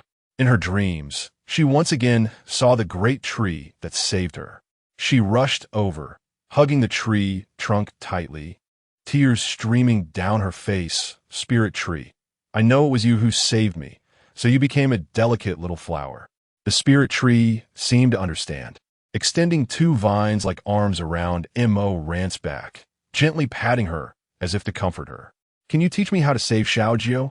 The spiritual spring water doesn't work on him, and even if I bring him into the space, you are no longer here. So I can't speed up his absorption of energy," Mo Ran pleaded with a choked voice. At this moment, the vines surrounding Mo Ran quickly retreated, and the big tree in her arms rapidly withered until it completely died. "No!" Mo Ran cried out, opening her eyes. She looked around and saw Xiao Jiu still peacefully lying beside her. After Xiao Bai finished bathing and saw that Mo Ran was already asleep, he quietly left the room. It had been nearly a year since the apocalypse, and for the first time, Mo Ran felt so helpless. Previously, she was always helping her companions, killing zombies, and building farms. Even when facing crises, she could always turn misfortune into good fortune. She even seemed to have gained powerful aids in the form of spiritual spring water and a spiritual tree, and everything went so smoothly. But now, with Xiao Jiu lying beside her, she felt powerless to wake him up. Mo Ran hugged her knees, leaning against the headboard of the bed, when suddenly a thought flashed through her mind. She entered her spiritual sea again. Mo Ran walked over to the little flower. When the little flower saw her, it swayed its few leaves, looking very happy. Mo Ran squatted down and gently said, "Little flower, I want to pick one of your leaves to see if it can save Xiao Jiu." The little flower seemed to understand, and it leaned forward, gently touching Mo Ran's palm. Mo Ran understood, extending her hand with her palm facing up. At that moment, a miraculous scene occurred. The little flower suddenly opened its colorful petals and released a crystal-clear light green seed. "This can save Xiao Jiu." Mo Ran suddenly sensed the little flower's intention, her eyes widening in hope as she asked. The little flower nodded again. Trembling, she pried open Xiao Jiu's mouth and placed the light green seed inside. Then, mouth to mouth, she fed him a mouthful of spiritual spring water, urging Xiao Jiu to swallow the seed. Then she stared intently at Xiao Jiu, waiting for a miracle. A minute passed. An hour passed. The sky brightened. Mo Ran's eyes began to feel sour and dry. But Xiao Jiu remained motionless, quietly lying on the bed. Mo Ran could no longer hold on. Despite having seen so much life and death, she couldn't help but throw herself beside Xiao Jiu and cry loudly. Her tears soaked the front of Xiao Jiu's shirt. And at that moment, Mo Ran suddenly felt an energy surging from her left hand, resting on Xiao Jiu's chest, flowing into his body. A thin layer of black mist began to gather around Xiao Jiu, gradually thickening and enveloping both of them.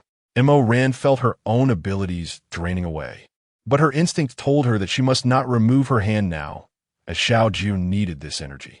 She kept mobilizing the spiritual spring in her body to replenish her abilities, fearing that after finally saving Xiao Jiu, she might faint from the exhaustion of her powers, and there wouldn't be another spiritual tree to save her.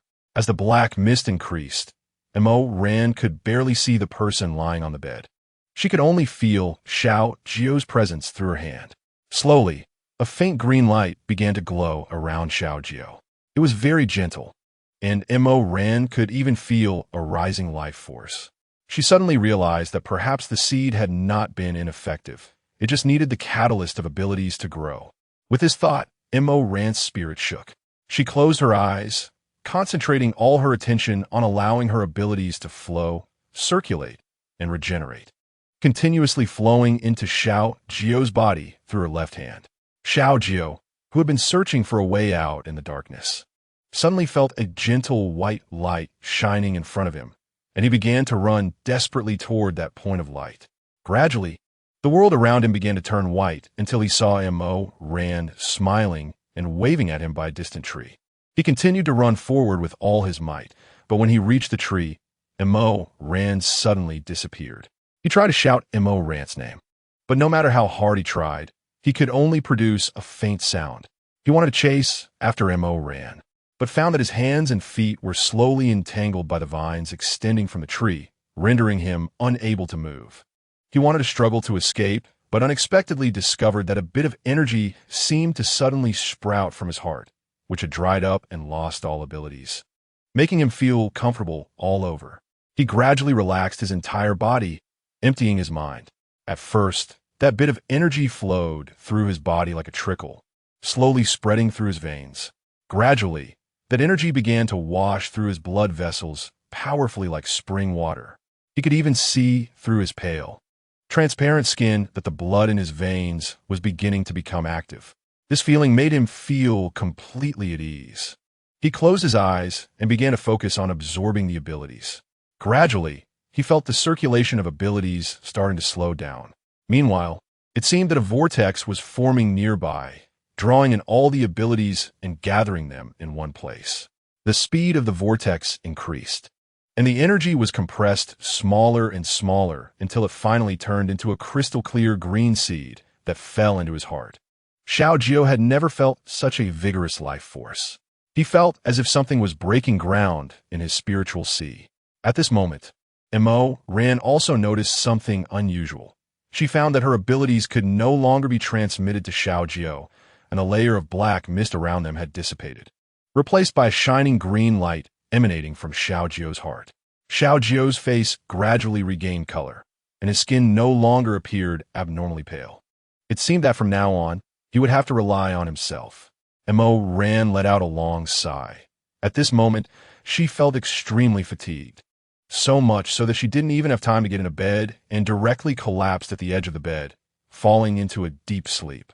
Just before she closed her eyes, she seemed to see Xiao Jiu's beautiful eyelashes fluttering slightly. At the same time, that Mo Ran fell into a deep sleep. Xiao Jiu opened his beautiful eyes. Looking at the exhausted Mo Ran beside him, a warm current flowed through Xiao Jiu's heart. His lips slightly moved as he quietly said, "Thank you, Ran." At that moment, Xiao Jiu felt an endless surge of strength throughout his body. He stood up, picked up Mo Ran, who was slumped at the edge of the bed, gently placed her on the bed, and carefully arranged the blankets for her. When Milan came upstairs to call Mo Ran down for dinner, she happened to push open the door and saw Xiao Jiu leaning down to kiss Mo Ran. Milan let out a startled scream. "Xiao Jiu, you woke up?" Overwhelmed with excitement, Milan even stuttered. It was only then that she realized Mo Ran had once again fallen back onto the bed. She didn't have time to worry about Xiao Jiu and immediately rushed over, throwing herself onto Mo Ran, panicking as she asked Xiao Jiu, "What's wrong with Ran? Why did she fall asleep again right after you woke up?" She just overexerted herself to save me. She just needs to rest a bit, Xiao Jiu said reassuringly. What do you mean, just? Milan immediately jumped up in excitement upon hearing Xiao Jiu's tone. Previously, to save everyone, Xiao Bai also said she just needed a rest for a few days after overexerting herself. But do you know? She slept for half a month straight. How can you say so casually that she just overexerted herself? Milan's tone was filled with anger. Hearing the commotion, everyone else ran over one after another. Xiao Jiu, you woke up, Chen Cheng shouted excitedly. Then he walked up to Milan, speaking firmly. I'm sorry, I used the wrong words, but I promise this time. She just needs to have a good night's sleep to wake up. Only then did everyone see the situation in the room. And Yi Tian couldn't help but feel a bit gloomy. Were they like a seesaw, one waking while the other had to sleep? Chapter 105. Post-stress amnesia under Xiao Jiu's repeated promises, Milan finally agreed to leave the room, allowing Mo Ran to rest quietly. She knows we are all anomalies, Xiao Bai said. Xiao Jiu suddenly became a bit nervous, anxiously rubbing his hands, a movement that did not escape Xiao Bai's eyes. Good luck, she's a really nice girl. The Snow Wolf offered his most sincere blessings. The next day, Mo Ran did indeed wake up smoothly as Xiao Jiu said, but some unexpected situations occurred. The scene that greeted Mo Ran as she opened her eyes was Xiao Jiu sitting on a stool by her bed, one hand tightly holding hers. He really woke up. Suddenly, she remembered Xiao Bai's words and thought of all the secrets this guy had, making her feel angry. They were already such intimate lovers. Yet he still had to hide his identity. While Mo Ran was thinking about this, she clearly did not realize that she was also hiding her identity from everyone. When Xiao Jiu learned about all this later, he really shouted injustice. Why was Mo Ran so double-standard? However, a single sentence from Mo Ran left Xiao Jiu speechless. Double standards are a privilege granted to women by God, so they can better demand from their partners and improve themselves. Of course, these were all later discussions. At this moment, a sly smile appeared at the corner of Mo Ran's mouth. She suddenly pulled her hand away from Xiao Jiu's, adopting a voice of terror, and said, Who are you? Where am I? Xiao Jiu was startled by Mo Ran's sudden shout and immediately sat up straight, alert. When he saw that Mo Ran had awakened, he excitedly rushed over and hugged her. Ran, you're finally awake. That's great. Mo Ran, however, was full of suspicion and used all her strength to try to push Xiao Jiu away. Who are you? What do you want? Clearly, Mo Ran did not ease her tense emotions because of Xiao Jiu's words. She kept clutching the blanket and retreating to the corner while saying, You're talking nonsense. I don't have a boyfriend at all. The arguing from upstairs immediately caught the attention of the classmates next door. As soon as Milan opened the door, Mo Ran dashed towards her at lightning speed. Mimi, it's so good to see you. Mo Ran's tone was filled with joy and excitement. Ran, you're finally awake. It seemed Xiao Jiu wasn't lying. Milan excitedly hugged Mo Ran, and the two spun and danced like long-lost sisters. Yes, Ran. It's so hard for you to wake up after fainting. Do you know we were all worried sick? Especially Xiao Jiu. He didn't eat or sleep. Just stayed by your bedside. Xiangwan also came over, excitedly holding Mo Ran's hand. Hearing Dong Xiangwan's words, Mo Ran felt warm inside. But when she thought of Xiao Jiu hiding his background from her, she felt angry again. Mo Ran, with eyes full of surprise, asked, The Xiao Jiu you all are talking about, is it him? While saying this, she pointed at the still petrified Xiao Jiu. Milan and Dong Xiangwan simultaneously cast questioning glances at Xiao Jiu. 10 minutes later, Milan gathered everyone in the living room, and they sat around the coffee table. Xiao Jiu, who originally wanted to sit next to Mo Ran, was pushed aside, while Mo Ran chose to sit between Milan and Dong Xiangwan. Seeing this situation, Milan helplessly cleared her throat and quietly said to Xiao Jiu, She probably has amnesia after being stimulated, that post-stress amnesia thing. It's okay. She'll be fine in a couple of days. Yi Tian, sitting opposite Mo Ran, pointed to himself and Chun Cheng beside him and asked, Ran, do you recognize who we are?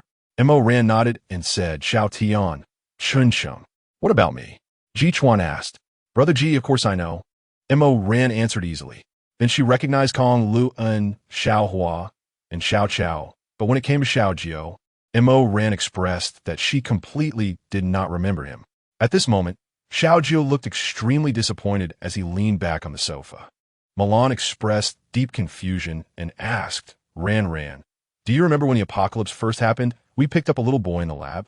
Ran lowered her head in thought and questioned back, we're not kindergarten teachers. Why would we pick up a child? Xiao Jiu's expression became even more serious. Do you still remember that I was captured by the Panlong base? Ji Chuan asked. Ran nodded. I remember, it was Lin Yang and Tong Yi's doing.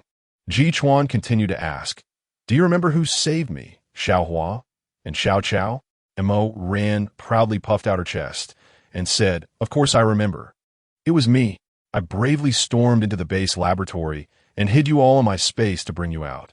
Xiao Jiu was completely disappointed as he leaned against the side of the sofa. Why had all of Ran's memories related to him been automatically erased? Was it because, as the Snow Wolf said, they were all anomalies? Since he could summon zombies at the cost of all his energy. Did Ran also exchange their feelings for his awakening? But having lived for over 1,000 years, he had never heard of such a bizarre secret method.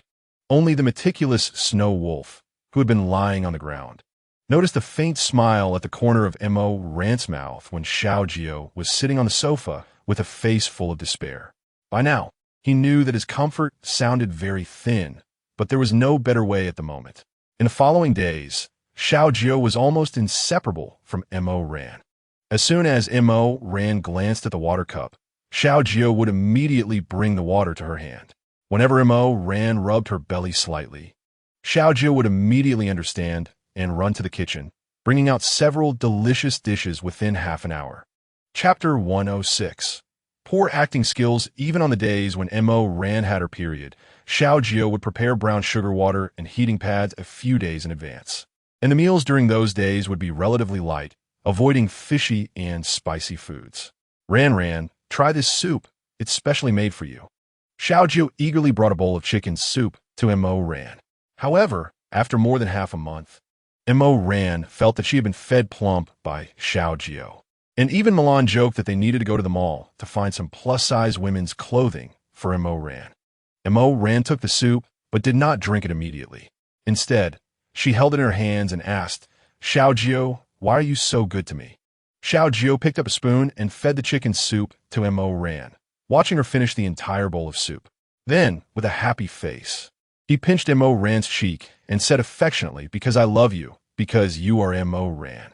Seeing Ran's blushing face, Xiao Jiu became even happier.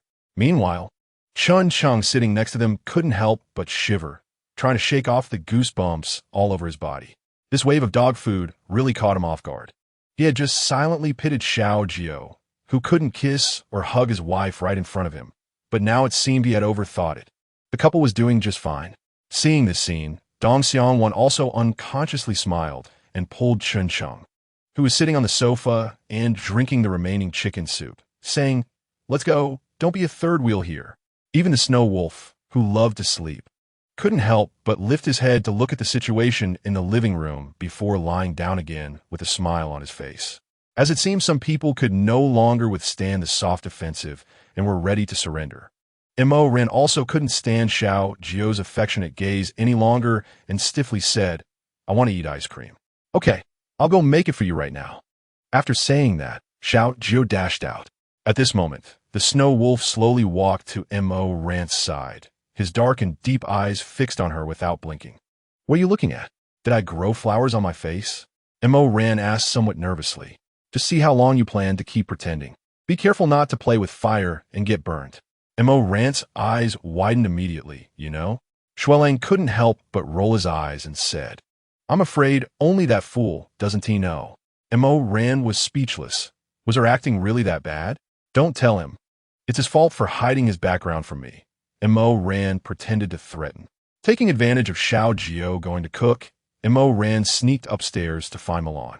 Mimi, can I ask you a question? What do you think Xiao Jiu feels about me? Ran asked. Yes, just like someone else's husband. So good it's unbelievable. Milan replied helplessly. Ran couldn't help but laugh. Was it really necessary to praise him that much? Before Ran could continue, Milan added, so, I want to ask you, how long do you plan to keep playing this game? It's about time. Look at that fool, he is busy running around every day, even guarding your door while you sleep. Mo Ran was a bit shocked and asked, "How did you know I was pretending?" Milan rolled her eyes in disbelief. "Please, sister, have you heard of post-traumatic amnesia, where one just doesn't recognize someone? That fool hasn't tried. How could I not have tried?" After thinking about it, Mo Ran realized that Milan, coming from a medical family, should understand these things well enough. "So do others know too?" Mo Ran asked again. Ran. "It's not easy to find a partner. Don't let him run away," Milan said with some concern. Since there weren't many people who could match up to her Ran. Just give him a little punishment to teach him a lesson. "Why are you turning against me?" Mo Ran reached out to grab Milan's waist. Okay, I was wrong. I'm on your side. Is that enough?" Milan pleaded. Outside, Xiao Jiu, holding ice cream, showed a contented smile, reflecting on everything that happened after Xiao Jiu returned to his true form. It seemed like he had always been there to take care of her. As long as Xiao Jiu was around, she didn't have to deal with trivial matters. Previously, she would cook for Xiao Jiu, feed him, but after that, he rarely let her into the kitchen, even though sometimes he would learn some cheesy tricks from TV shows to make her happy. All she had done was accept Xiao Jiu's kindness. Remembering her feelings when she found out Xiao Jiu was in a coma, Mo Ran couldn't help but touch the corner of her eye. She didn't know when, but her tears had already soaked the pillow. Really, after being here for so long, she had become so sentimental. She jumped off the bed and rushed to open the door, and there was Xiao Jiu quietly sitting at the door. When he saw her open the door, his eyes brightened, and he smiled beautifully. Ran, why are you up at this time? Are you hungry? I made soup for you. Should I serve you a bowl?" Xiao Jiu's voice was very gentle. Mo Ran couldn't help but wonder if this guy had been waiting for her summons all night. Thinking of this, Mo Ran couldn't hold back any longer and pulled Xiao Jiu inside, shutting the door heavily behind him. Before Xiao Jiu could say anything, Mo Ran's lips covered his mouth. A hint of a triumphant smile flashed in Xiao Jiu's eyes, and he fully immersed himself in this long-awaited battle.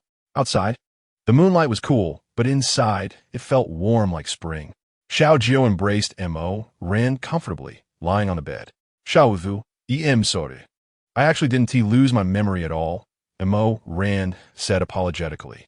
Xiao Jiu gently stroked Mo Ran's hair, kissed her forehead lightly, and said indulgently, "I know."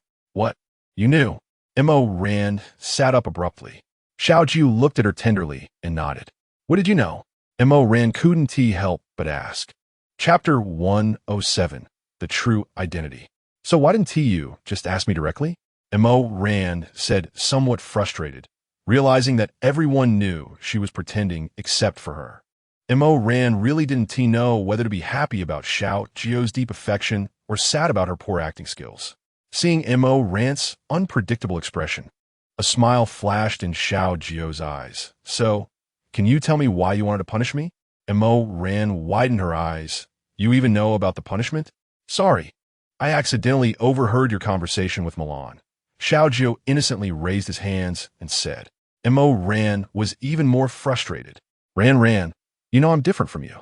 I'm an anomaly," Xiao Jiu said proactively when he saw Mo Ran stop talking. "But you don't know what I really am. I didn't choose to tell you at first, because I was afraid you would leave me out of fear. You are like a light in my life. I haven't had such vibrant colors in a long time, and I'm so afraid of losing you." Xiao Jiu's thoughts seemed to drift back to the past, and his voice gradually became ethereal. Mo Ran turned over, lay on Xiao Jiu's chest, and looked directly into his eyes, asking, "Are you not confident in yourself or in me? Even if you're a monster, it's nothing to worry about. It's not like we haven't seen that before." Xiao Jiu gently tapped Mo Ran's nose and continued, "I might be scarier than a monster. Aren't you afraid?" Mo Ran confidently patted her chest and said, "Sister Ran from society. What haven't I seen? Look down on people?" Xiao Jiu couldn't help but laugh at her expression. He tried to calm his somewhat chaotic thoughts, organizing his words in his mind to avoid scaring Mo Ran with what he would say next. "I've lived for a very long time," Xiao Jiu said tentatively. "I know, otherwise you wouldn't know that Xiao Bai is a wolf demon, nor would you know those ancient spells." Mo Ran shrugged nonchalantly. "Actually, I'm a zombie king." Xiao Jiu finally mustered the courage to reveal the truth. "What?" Mo Ran's supporting hand slipped, and her head hit Xiao Jiu's chin heavily. Following that, Mo Ran's actions left Xiao Jiu both amused and helpless.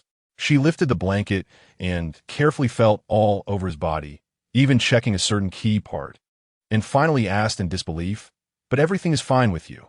You can clearly use it. Zombies from thousands of years ago are not the same as now. The current zombies have become this way due to the constant destruction of the environment and nature by humans," Xiao Jiu patiently explained. "Stop. I don't want to hear any scientific knowledge. I just want to know about you." Mo Ran interrupted Xiao Jiu. "I'm just different in appearance, but essentially the same. We're all products that have come back to life after death. Initially, I was weak and my intelligence wasn't fully developed. Later, through continuous evolution, I gradually became what I am now," Xiao Jiu continued. "To make a long story short, for thousands of years, I have been helping humans eliminate these zombies that hinder human evolution, but this large-scale zombie outbreak angered the heavens, so a bolt of lightning struck me, serving as my punishment." Mo Ran. Seeing Mo Ran frozen in place, Xiao Jiu cautiously asked, Ran, will you leave me out of fear?" "Not really," Mo Ran said, deliberately dragging out her tone, teasing him. Xiao Jiu's nerves tightened again with Mo Ran's rising tone. Mo Ran just gently kissed Xiao Jiu's lips and said tenderly, "What you are doesn't matter, as long as you are my Xiao Jiu who loves me." "Really?" Xiao Jiu's eyes sparkled brightly. The room was filled with romance, and the scenery was limitless. The next day, when Mo Ran and Xiao Jiu appeared hand in hand in front of everyone, no one expressed any surprise, as if everything had been anticipated long ago. Kong Ruan, who was always obsessed with research, spoke while eating. "Recently, I've discovered through the monitoring room that a large number of zombies are wandering within a kilometer around our farm. They seem to be acting under some kind of organization, very disciplined. Damn, our farm just suffered an attack from that scoundrel Hongyan, and we can't withstand another wave of zombie attacks. No, this afternoon, I'll go out with Tian to see what's going on," Chun Chang said gloomily. Tian also expressed his agreement. "Count me in, I want to go too.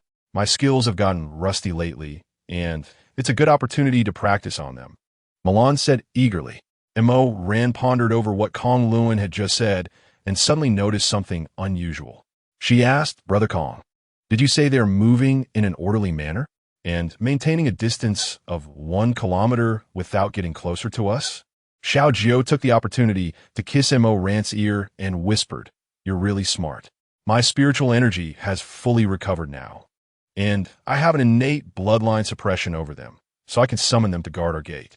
Mo Ran widened her beautiful eyes in disbelief. "This skill is simply incredible.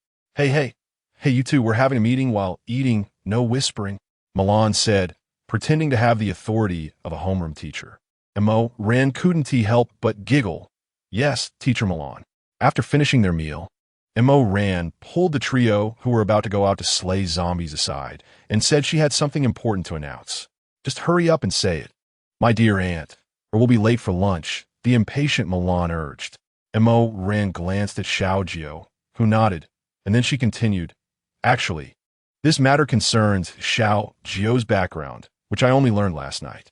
After discussing with Xiao Jiu, we felt we shouldn't keep it from everyone." Chapter 108. Will you eat people? Let me speak for myself. Xiao Jiu took over Mo Ran's words. "First of all, I apologize to everyone for deliberately concealing my background. One reason is that I have been getting along very well with all of you, and I was afraid that revealing the truth might scare you. I truly cherish you as friends, especially you, Ran. Saying this, Xiao Jiu cast a deep look at Mo Ran. Dong Xiangwan next to him lightly patted his arm and chided, "Don't digress, let Xiao Jiu speak." After Xiao Jiu finished explaining what he had told Mo Ran last night, he nervously glanced around at everyone. The room fell silent. Everyone was stunned by Xiao Jiu's identity. "So, you mean you're the same kind as those ugly monsters outside?" Milan voiced what everyone was thinking. "So, the group of wandering guys outside is under your control, protecting our farm?"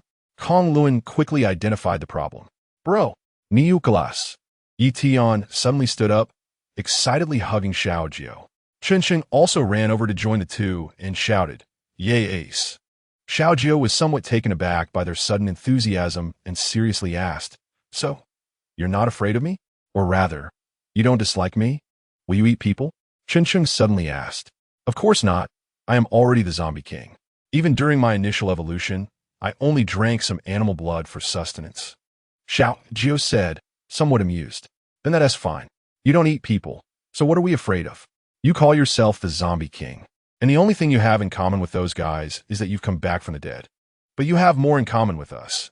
You have blood, flesh, emotions, you can eat, do things, and speak. The only difference is that you are older than us. But Ranran doesn't mind marrying an old antique, so we're even less concerned. Chen Sheng shrugged and said, I have to say, Chen Cheng's words made Xiao Jiu feel very appreciated. Upon careful consideration, they seemed very reasonable. Seeing that everyone was showing enough goodwill toward Xiao Jiu, Mo Ran smiled from the heart. On this journey, she had gained unwavering love and a friendship stronger than gold. It was worth it. In that case, I want to eat barbecued meat, hot pot, and grilled food for lunch. Let us celebrate properly, Chen Sheng said. Aren't we going to slay zombies anymore? Mo Ran asked. That's our guardian star. The fewer we hit, the less we have. Let us keep them.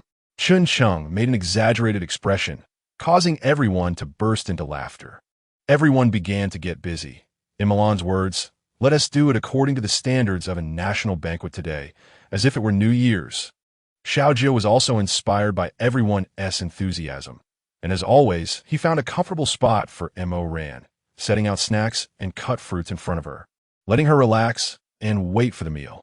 This made Milan and Dong Xiangwan roll their eyes at their boyfriends repeatedly. Xiao Jiu, cooking one tea tire her out. Yi Tian said, yeah, who knows, Ranran might actually enjoy being in the kitchen. Chun Chung chimed in. Xiao Jiu just smiled and said, I can handle the work of 2 people by myself, don't worry. This statement was even more touching. Xiao Jiu busied himself inside and out, and, in the end, even Milan and Dong Xiangwan were driven out of the kitchen, told to sit on the sofa and chat with their girlfriends. Sitting on the sofa, Milan sighed, Ranran. Why Haven Tea, I found a boyfriend who can cook. Mo Ran lightly flicked Milan's forehead and said, aren't you being ungrateful? Who sneezes and everyone has to rush around serving tea and medicine? Who gets their period and everyone has to stay up all night, rubbing your belly? Milan immediately surrendered. Okay, I know, I just wanted to express a tiny wish. Dong Xiangwan also joked, even God would say, Amen, you have too many wishes. Soon, Xiao Jiu brought several lumps of yellow clay into the kitchen. When he knocked open the outer layer of yellow clay, a delicious aroma suddenly filled the room. Even the snow wolf raised its head, looking towards the kitchen. Wow, Xiao Jiu, what is this? Little grass-esque drooling appearance made everyone laugh. Xiao Jiu peeled off all the outer yellow clay, revealing the lotus leaves inside. Could it be the legendary beggar's chicken? Mo Ran immediately guessed. Xiao Jiu shot her a look that said, my woman is the best. Oh my God, this is truly a treasure boy from 1,000-year-old. No, wait, it should be treasure old boy. Milan exclaimed again. Mo Ran couldn't help but pout and retort, my Xiao Jiu is not old. He just has lived a bit longer. Upon hearing this, Milan immediately hugged Dong Xiangwan beside her and pretended to wail, oh, Xiangwan, I'll be left with you in the future. This guy, girls don't stay. The longer they stay, the more they become enemies. After hearing this, Dong Xiangwan slowly raised her right hand, waving it in front of Milan so she could clearly see the large diamond ring on her ring finger, smiling and saying, Mimi, maybe you should get married. Hearing this, Yi Tian suddenly popped out from somewhere, casually taking a diamond ring from his pocket and saying, Mimi, marry me. Everyone exclaimed, here we go again. Sure enough, Mimi turned her head arrogantly and said, this girl will only date, not marry for life. Besides, it's still illegal now, humph. Yi Tian was not discouraged, just smiled at Mimi affectionately. It seems the 58th proposal has ended in failure. Chapter 109. The leader is dead. A dinner began in this relaxed and cheerful atmosphere and ended in the same manner. In stark contrast to Mo Ran's situation, Su Xiaoyan was currently enduring inhuman torture. She was locked in a dark basement every day, unable to see the future or hope. She even thought about dying, but she didn't know what kind of drug had been injected into her body. Not to mention using her abilities, she couldn't even stand up. She could only crawl on the ground like a dog. Every time, that perverted leader would use various ways to torment her, and there was hardly a piece of intact skin left on her body. Finally, one time, she fought back and pulled the knife from the leader's waist, wanting to end her life. But when she really put the knife to her neck, she realized she didn't have the courage to die at all. From that moment on, she completely gave up on herself and obediently became the most docile plaything of the leader's subordinates. When the leader was happy, he would even reward her with some meat after humiliating her. Of course, those pieces of meat were only thrown into a dog bowl on the ground. Without He Hongyun's support, the vice leader's status in the base plummeted, and the leader began to dominate the base alone. In the end, the vice leader became almost irrelevant, having to fawn over the leader in various ways to maintain his pathetic title. Until one day, the vice leader finally devised a wicked plan at home. He searched the shelter for a long time and finally found a woman with decent looks and figure. The woman thought she was lucky to be chosen by the vice leader, thinking she could rise to power. But she never expected this was the beginning of a nightmare. The vice leader treated the woman well, explaining that he was looking for women for the leader, and if she was willing to accompany the leader, she could gain far more than she had now. Life in the apocalypse was indeed hard, and given her looks, she had already been sullied by some local bullies in the shelter. At first, she resisted, but the more she resisted, the harder they beat her, and she couldn't escape her final fate. So she began to be obedient, and her life improved a lot. At least, by following those bullies, she could eat her fill, and no one dared to bully her anymore. So when she heard the vice leader's proposal and saw the lavish food on the table, she couldn't think of any reason to refuse. Sleeping with someone was just sleeping. If she could choose, of course, she would choose someone of higher status who could make her life better. Of course, all of this was just the woman's beautiful fantasy. When she was sent to the leader's villa, the leader couldn't help but praise the vice leader for being capable and perceptive, casually rewarding him with many crystal cores. On the first day the woman was tied to the bed by the leader, she realized how foolish she had been. She was just a commoner without any abilities. Her physical strength was incomparable to Su Xiaoyan's, and within a few days, she was worn out by the leader and thrown outside to feed the zombies. However, no one noticed that the zombies did not rush to devour her like they did with humans. They didn't even come over to take a look. A few days later, the vice leader heard news from the leader's villa that the leader was announcing a call for doctors throughout the base, regardless of whether they were traditional Chinese medicine practitioners, Western doctors, or even massage therapists. The leader had a hidden illness that needed a capable person to cure him. Yes, the leader gradually discovered that he always had a foul smell about him, and no matter how much he bathed or used shower gel, it was of no use. His little brother also began to itch unbearably. During those times, he could only run to the basement to vent his frustrations on Su Xiaoyan. But that didn't relieve his discomfort. Instead, it made him feel worse. At first, he thought he might have contracted some unclean disease.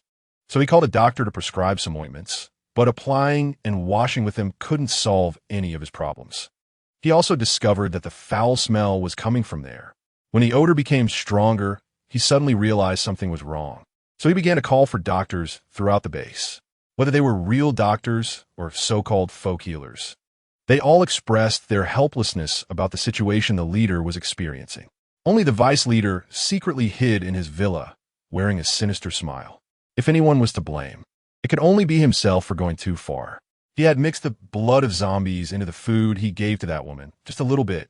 So when she was tortured to death, she hadn't yet turned into a zombie. This is also why, when the woman was thrown outside the wall, the zombies did not swarm her because in the eyes of the zombies, that woman was their kind. Zombies do not eat their own kind.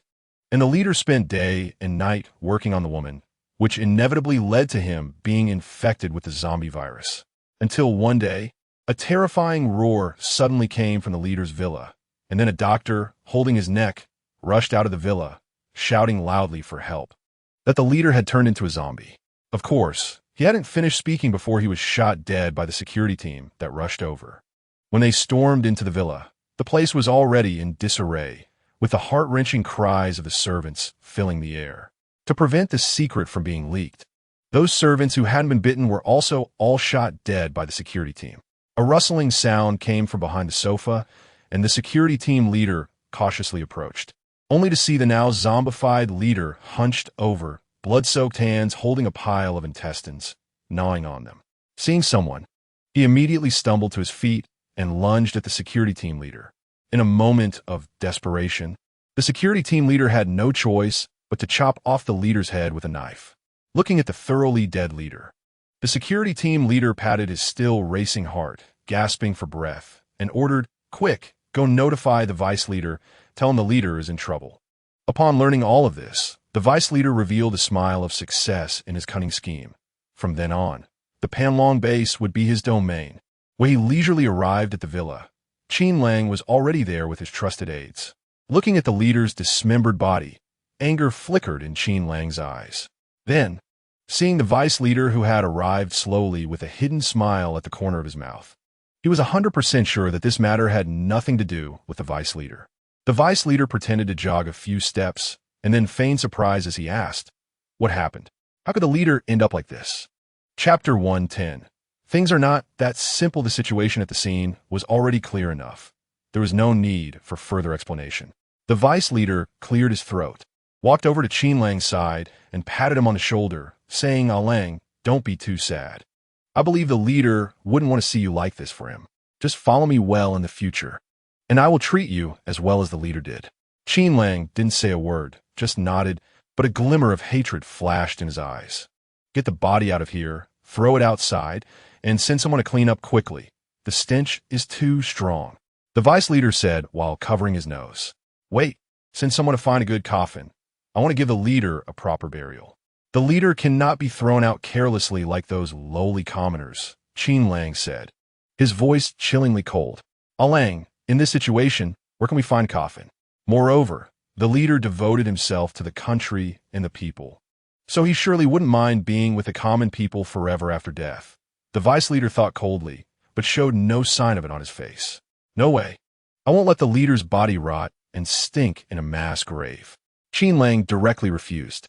The vice leader felt a bit embarrassed at being publicly rejected by Qin Lang, so he cleared his throat to ease the awkwardness.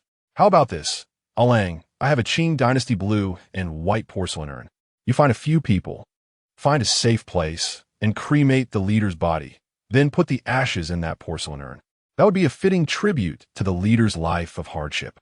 Qin Lang saw the deputy leader make such a concession and decided not to say anything further. He instructed his subordinates to clear out an open space and also check the shelter to see if there were any monks or Taoists available to perform rituals for the leader. Of course, all of this seemed very ridiculous in the eyes of the common people. Although the security captain had decisively removed all the servants from the villa, there is no wall that doesn't leak.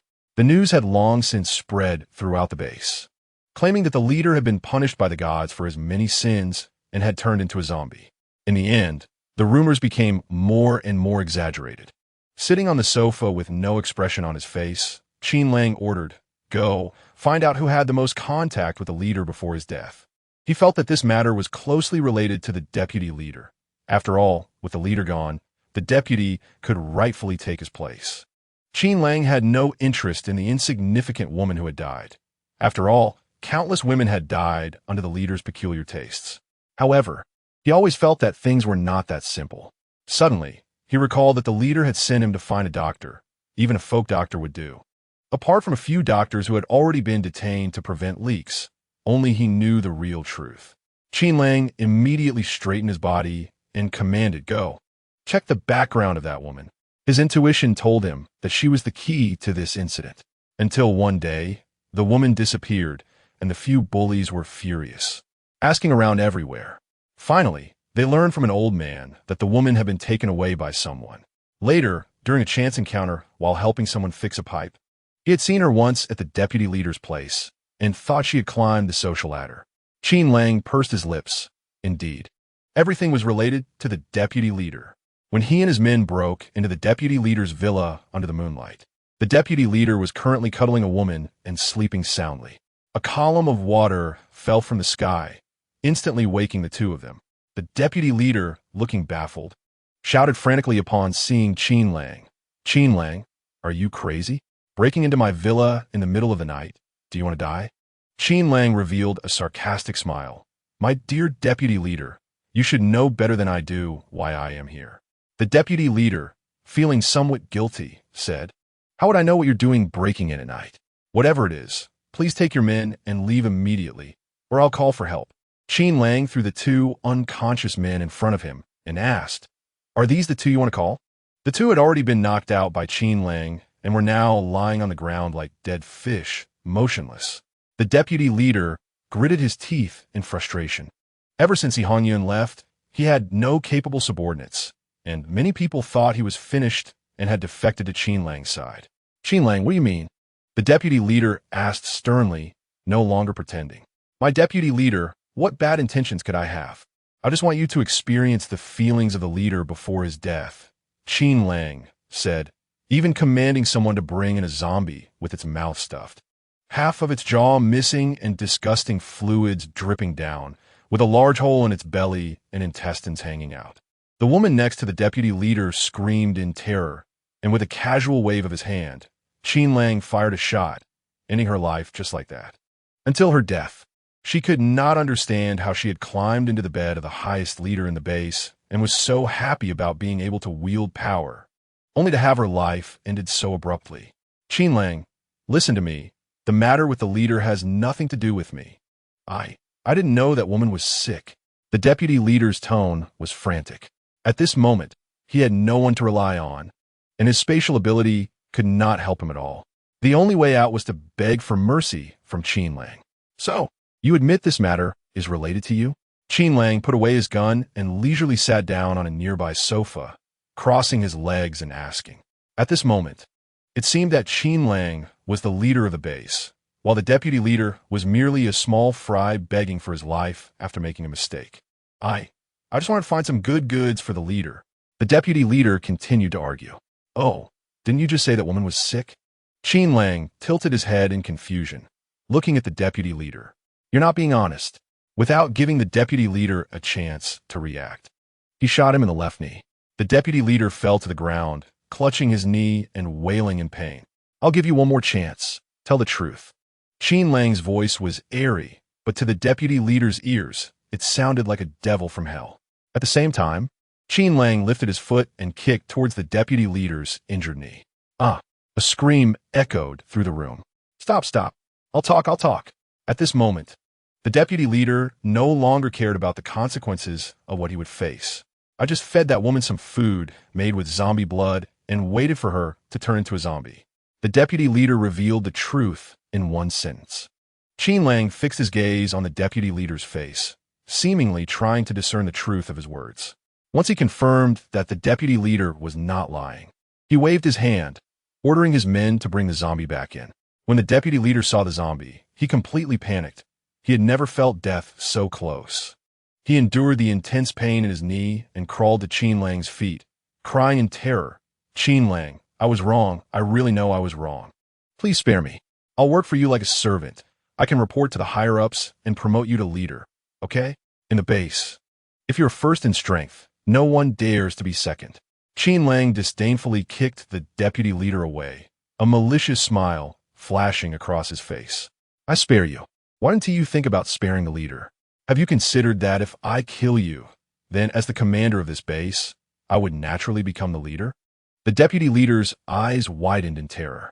His subordinates, following his orders, pressed down on the zombie's head and aimed its bite between the deputy leader's legs. A scream pierced the sky. The zombie's mouth had an unidentified object, dragging some flesh and skin with it. The deputy leader fainted from the pain. Qin Lang would not let him off easily. He waved his hand, and a light-type ability user came in. The user began to use their abilities on the wound. They stopped only when the blood flowing out was no longer black.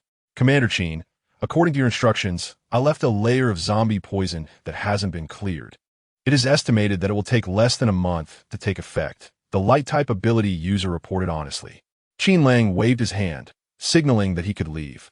Soon, the deputy leader woke up from the excruciating pain. When he saw his lower body, he fainted again from sheer terror. Thus, Qin Lang simply tied him up in his own villa, providing him with food and water daily, just to let him experience the feelings before the leader's death. The deputy leader watched as his body gradually rotted and stank day by day, ultimately leading him to mental breakdown and suicidal thoughts. He smashed the food delivery plate in an attempt to cut his wrist, but before he could let the blood flow. Qin Lang's men reported that a doctor had come to bandage him. After being bandaged, Qin Lang severed the tendons in his hands. So now he could only lie on the ground and gnaw at the food in the plate. One day, the meals sent and were no longer disturbed, and a zombie's roar echoed from the room. Only then did Qin Lang order someone to open the room, behead the deputy leader, and throw the head outside the wall. Su Xiaoyan, who had been locked away, ultimately starved to death in the basement due to neglect. It wasn't until Qin Lang ordered his men to thoroughly clean the leader's villa that they discovered a foul odor emanating from the basement. The turmoil among the higher-ups of the base did not incite panic among the civilians. To them, it didn't matter who led. As long as they had a place to stay and food to eat, the identity of a leader was irrelevant. Unknowingly, winter had arrived, and for some reason, this winter felt exceptionally cold. Fortunately, Mo Rant's villa had plenty of food for the winter, and she had prepared cotton clothes and pants for everyone in advance. Outside was desolate, while inside was peaceful. However, the farm's power generation system was still insufficient to support the entire villa, so the house remained somewhat cold. But for those still suffering outside in the cold, the villa was like a paradise. In this apocalyptic winter, the sun seemed to be obscured by a thick fog, and the solar panels of the villa could not collect enough energy, which significantly affected their lives. "Brother Kong, is there any other way to generate electricity?" Mo Ran asked, wrapped in a thick scarf. "We could use wind power, but in this cold weather, it's unrealistic to go out and use wind abilities to turn the windmill." Kong Luen replied, somewhat troubled. This weather was also very unfriendly to his test fields outside. Suddenly, Mo Rant's eyes lit up, and she happily said, "Right? How could I not think of this? The windmill doesn't have to rely on natural wind. Wind abilities can work too." Everyone turned their gaze to Ji Chuan, as he was the only one among them with wind abilities. "I can go, but I can't keep going all the time," Ji Chuan said helplessly, raising his hands. Mo Ran quickly realized everyone misunderstood her and waved her hand to explain. No, everyone has misunderstood." The crowd shifted their attention back to Mo Ran. "Come on, just say it quickly, my little ant. What are you playing at in this cold weather?" Milan urged. Mo Ran pointed to Xiao Jiu beside her and said, "We have him. As long as we let Xiao Jiu summon some wind-powered zombies, then bind them together with steel nets, they can unleash their abilities." Everyone was stunned, amazed that someone could think of such a method. Mo Ran looked at Xiao Jiu with anticipation.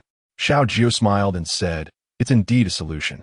I will summon them, and you can use 2 steel nets to sandwich them, fixing them against the wall facing the windmill. Even after my pressure is gone, they will still attack the windmill because they can't move." Without further ado, Xiao Jiu quickly summoned dozens of wind-powered zombies.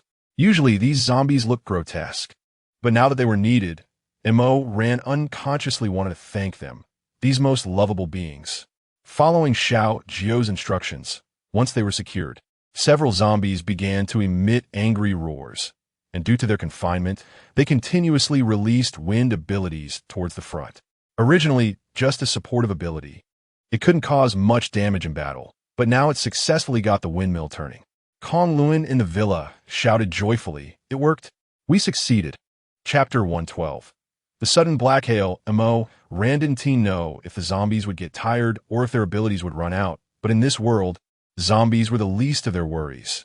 If they ran out of abilities, it would be a service to humanity. Mo Rant's original self had not lived this long in the apocalypse, so what would happen next was also unknown to her. However, looking at her invincible boyfriend and reliable partners, Mo Ran felt confident that no matter what, they would thrive. It seemed that even the heavens thought they were living a bit too happily. Everyone gathered by the living room window, staring at the outside and the black hail, collectively silent. Finally, Chun Sheng was the first to ask, "Xiao Jiu, Ran, why is this hail black?" Milan lightly tapped Mo Ran's arm and said, "Stop joking. Ran, this hail looks like it's poisoned. Could it cause any adverse reactions?" Everyone turned to Mo Ran again. "Please, how would I know? This is the first time I've seen it, just like you. Why don't one of you contribute and go out to try?" Chun Sheng replied, "Boss Missouri, we always thought you had the ability to predict the future." The others nodded in agreement. Mo Ran, "Oh no, this is a huge misunderstanding." Xiao Jiu noticed Mo Ran's embarrassment and intervened. "Anyway, We're safe in the villa now, and we have plenty of supplies. Even if we can't go out in the future, living for another 10 or 20 years won't be a problem. Let's not think about those things for now. Once the hail stops, we'll put on protective gear and go to take a look. He could sense that there was no energy in the black hail similar to that of zombies. So at least for now, there was no need to worry too much. As for whether it was toxic, they could just catch a chicken to test it later. The hail lasted for 3 whole days, and fortunately, it was already winter, so the test fields were not in use. Otherwise, Kong Luan would have been even more heartbroken. As the hail stopped, the sun finally began to rise slowly. Through the thick clouds, the sun appeared gray and dim. They fed part of the hail to the little chickens, while Kong Luan took another part to the laboratory. To their surprise, the little chickens only experienced an upset stomach, but showed no other life-threatening symptoms. Kong Luan's research yielded results as well. The only difference between this black water and regular water was its extremely high alkalinity, but it was not toxic. Great! That proves it has no effect on us. Milan cheered. Kong Luan pushed up his glasses, his brows furrowed, looking serious. Mo Ran noticed Kong Luan's unusual demeanor and quietly asked, "Brother Kong, is there any other problem?" Kong Luan sighed and said, "This high concentration of alkalinity may not have a strong harmful effect on the human body, but I worry it will gradually erode the soil, eventually making it impossible for us to grow anything." Mo Ran fell into thought. If that were the case, their future food supply would also become a problem, as all the animals they raised needed vegetables to eat. It seemed this black hail indeed caused quite a bit of trouble. However, Mo Ran always believed that when trouble comes, one should be ready to face it, and when God closes a door, he certainly won't weld shut all the windows. Looking at Kong Luan's worried expression, Mo Ran patted his shoulder and said, "Don't worry, we still have plenty of hydroponic seedlings in the lab. Besides, if the surface soil is no good, we can just dig it out. I don't believe this little black water can seep too deep." Mo Ran's words did comfort the gloomy Kong Luan. Looking at the surrounding college students, Kong Luan couldn't help but self-deprecate, thinking back to how he never imagined he could survive in this apocalypse, especially after being trapped in a hot spring hotel. Yet now, not only had he survived, but he was also thriving. This group of partners had continuously created one miracle after another. They could defeat those mutated zombies and the wicked people with ulterior motives. So what was there to worry about with a mere black hail? Ran, let's have hot pot today. Hot pot is the best match for winter, Milan suggested with a bright smile. In her heart, no matter if it was black hail or black swords, Mo Ran and Xiao Jiu could ultimately help them resolve it. So the most important thing right now was to have a big meal. "All right, I'll go prepare the stuff," Yi Tian immediately responded. Everyone sat around a bubbling hot pot. One side was a fiery Chongqing spicy pot, while the other was a bone broth that Dong Xiangwan had simmered for several hours, tasting divine with just one sip. Due to Milan's deep affection for hot pot, before the apocalypse, Mo Ran had practically scavenged all the supermarkets for her. Anything related to hot pot was abundantly available in Mo Ran's spatial ring. Looking at the steamy hot pot, everyone felt warm and fuzzy inside. Yi Tian picked up a piece of beef tripe, swirled it in the hot pot broth, and handed it to Milan's bowl. Seeing Milan's satisfied expression while eating, Yi Tian's eyes were filled with deep affection. While Mo Ran's farm was harmonious, the Panlong base was filled with whales. Originally, they only had a small plot of land in the backyard for vegetable cultivation, but the sudden black hail had turned all their vegetable fields into a mess. Without vegetables, the base's original supplies were insufficient, and even the food for the base's ability users was drastically decreasing. Some ability users even took advantage of the situation to claim they were going out on missions and defected to the Tomorrow base, which was said to have abundant supplies and more humane management. At this moment, the Panlong base was like a pile of loose sand. Even the citizens in the shelter were working hard, helping the high-ranking officials of the base clean up, wash clothes, and cook, but ultimately, the rations they should have received were cut in half, nearly leading to a collective riot. The soldiers guarding the shelter didn't even have time to use their abilities before being surrounded and beaten by these people. In the end, this farce concluded with Qin Lang promising never to withhold the most basic supplies again. He had considered shooting these civilians, but without them, The base's infrastructure and daily operations would certainly collapse, so he helplessly agreed to their demands. He might be the only base leader in history to be coerced by powerless civilians. If he had known it was so hard to be a leader, he would have kept the deputy leader around to be a decorative leader, only to be brought out to take the blame at critical moments. Chapter 113. The little zombie's great use the next morning, and Mo Ran was awakened by the loud knocking of Kong Luan. Ran, wake up quickly. And Mo Ran, still drowsy, opened the door to see Kong Luan with a worried expression. Brother Kong, what happened? And Mo Ran yawned and asked. Ran, quickly get dressed and come with me. I have a way to solve this soil problem. Kong Luan's tone was very light and cheerful. Hearing this, Mo Ran quickly changed her clothes and followed Kong Luan to the laboratory. Ran, look. Kong Luan handed 2 reports to Mo Ran. Looking at the incomprehensible numbers, Mo Ran scratched her head and said, Brother Kong, why don't you just tell me what the difference is between these 2 books? Kong Luan finally realized that such professional data might be hard for others to understand. He excitedly pointed at the 2 reports and explained, I watered this soil with spiritual spring water and found that it can effectively neutralize the alkalinity in the soil. Mo Ran's face lit up with joy. That's great. Brother Kong, we have plenty of spiritual spring water, so no worries. Kong Luan held Mo Ran, who was about to leave, and continued, however, despite the spiritual spring water being able to neutralize the alkalinity, the soil here has been severely damaged, and there are almost no nutrients left to absorb. Knowing Kong Luan well, Mo Ran realized if she didn't stop him, she might have to listen to at least an hour-long lecture on science. Kong Luan chuckled, aware that he rambled on whenever he brought up academic issues. Ran, I have a bold idea. Your wood ability can stimulate plant growth. If you can use your wood ability to turn over all the soil, maybe it can revitalize the soil and increase its nutrients, he suggested, though he added that it might be a bit tiring. Mo Ran nodded without hesitation. What's so difficult about that?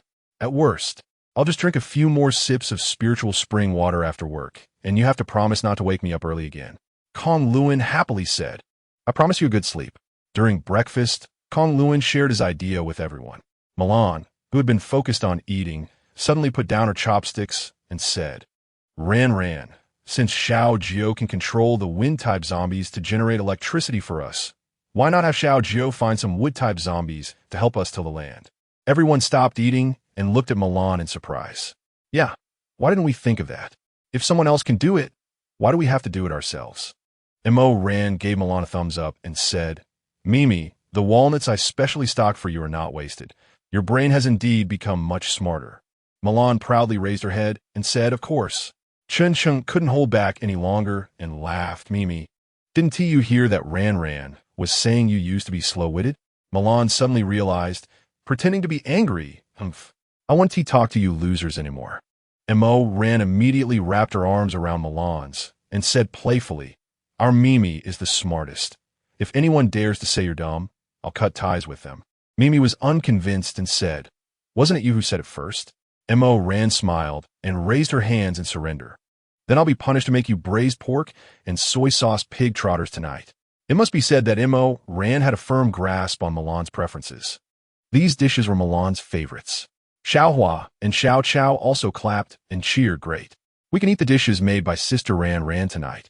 Kong Luan was still anxious about his land and turned to Xiao Jiu. Xiao Jiu, is what Mimi said feasible? Xiao Jiu gave Kong Luan a reassuring look and said, no problem, leave it to me. After dinner, they opened the door and Xiao Jiu summoned dozens of wood-type zombies, giving them instructions to till the land. The zombies began to work hard in the fields. To ensure the zombies wouldn't suddenly go rogue, Xiao Jiu and Yi Tian stayed at the edge of the field until the zombies finished their work. Kong Luan happily ran over, took some soil, and eagerly headed towards the laboratory. At this moment, the members of the villa were already in awe of Xiao Jiu.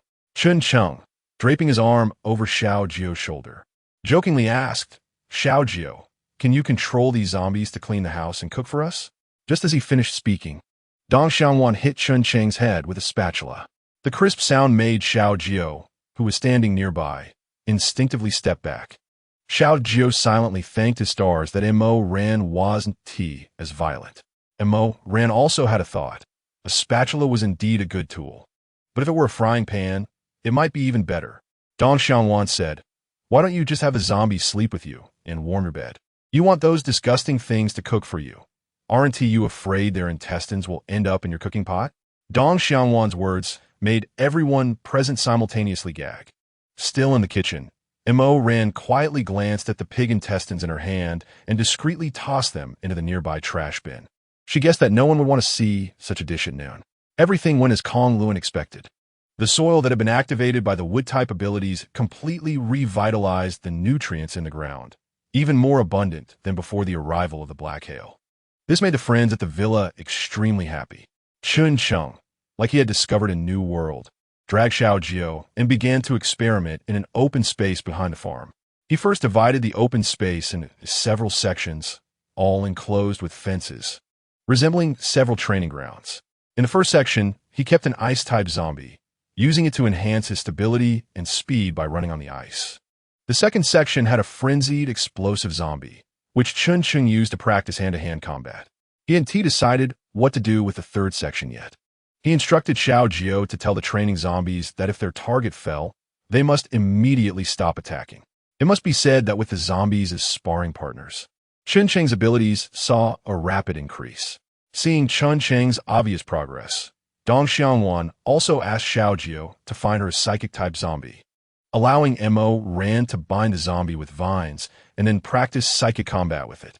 Chapter 114. I thought of a good method. Her psychic power began to grow rapidly, even allowing her to quickly track moving zombies and launch attacks that caused the zombies' heads to explode. The training enthusiasm among the farm friends rose quickly, each person having their own little space to train their abilities. If a zombie was killed, they would ask Xiao Jiu to summon a higher-tier zombie.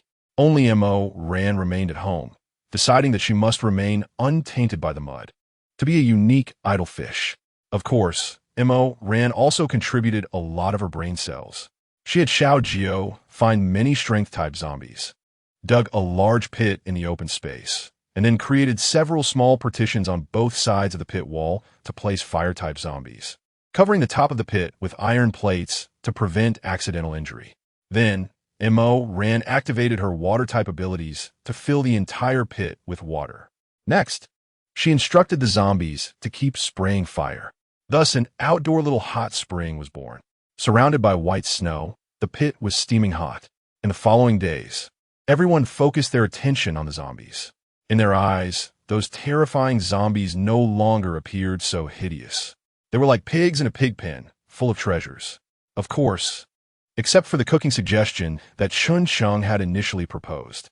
One day, while Mo Ran was soaking in the hot spring, a glass of red wine in her left hand and a cucumber in her right, enjoying herself immensely, Chun Chung, who was practicing combat with the zombies, suddenly screamed and rushed out, quickly running towards the villa. Mo Ran shook her wine glass, gently nudged Dong Xiaowan with her elbow, and joked, "Xiaowan, why don't you go check on your partner, see if he got scratched by a zombie again?" Xiaowan shrugged helplessly and said, "Ever since he started practicing combat with that frenzied zombie, he often gets scratched.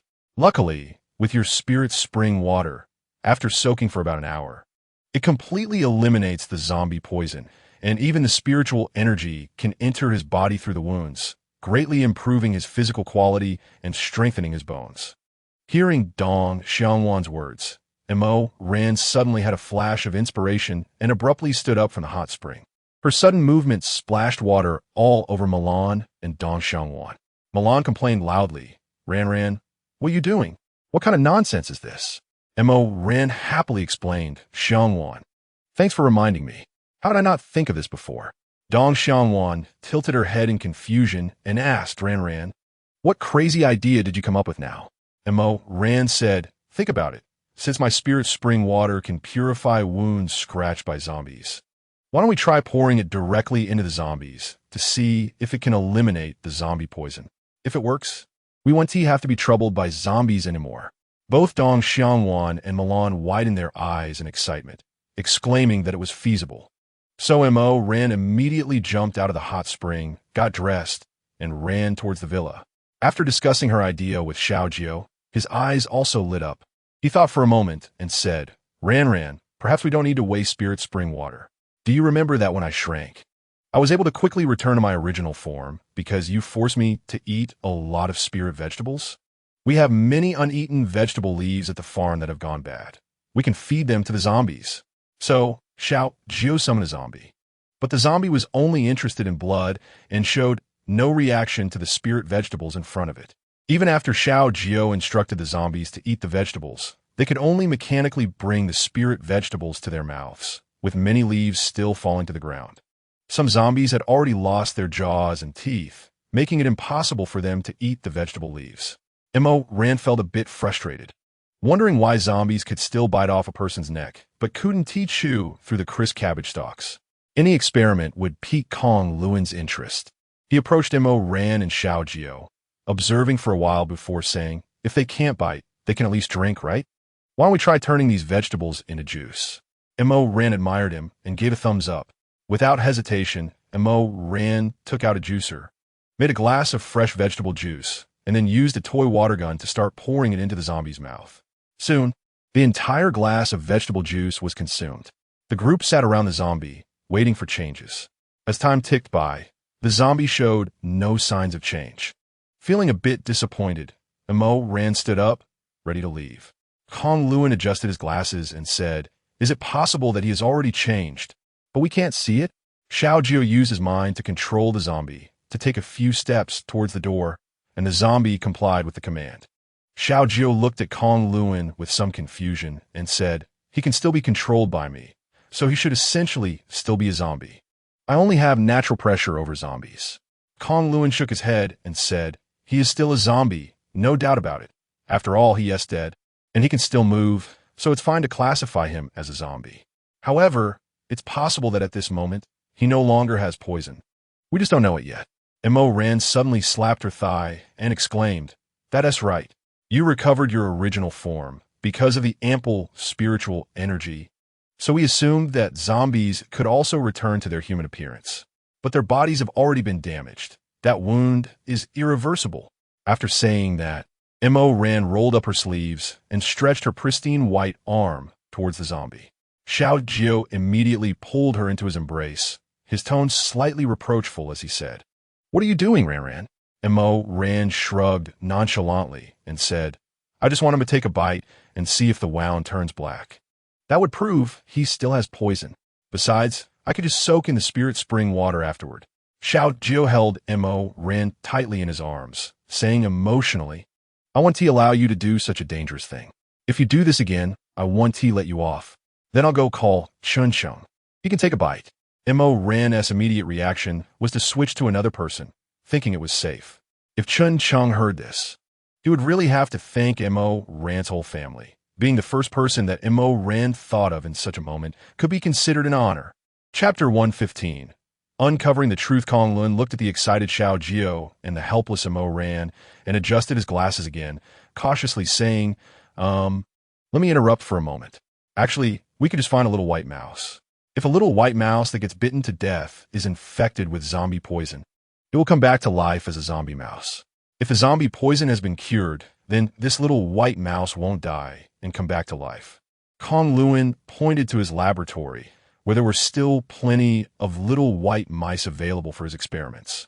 Xiao Jiu finally realized that he had been too excited just now and hadn't thought clearly. He sheepishly smiled at Kong Luan and said, then I'll trouble you to get the mice, Brother Kong. Everything went as they expected. The little white mouse that was bitten to death did not come back to life. It seemed their method was feasible. Unfortunately, he was a biology PhD, not a medical PhD. Otherwise, they could even create artificial antibodies through this, which could potentially achieve herd immunity. After all, when real humans encounter zombies, they can't just pry open their mouths and pour some vegetable juice into them, right? So this idea only worked for Ran's farm.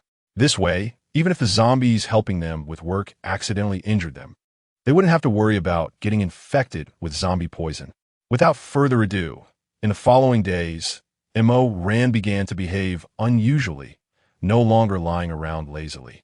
She was always enthusiastic about modifications, especially since she only needed to direct Xiao Jiu and the others with her words.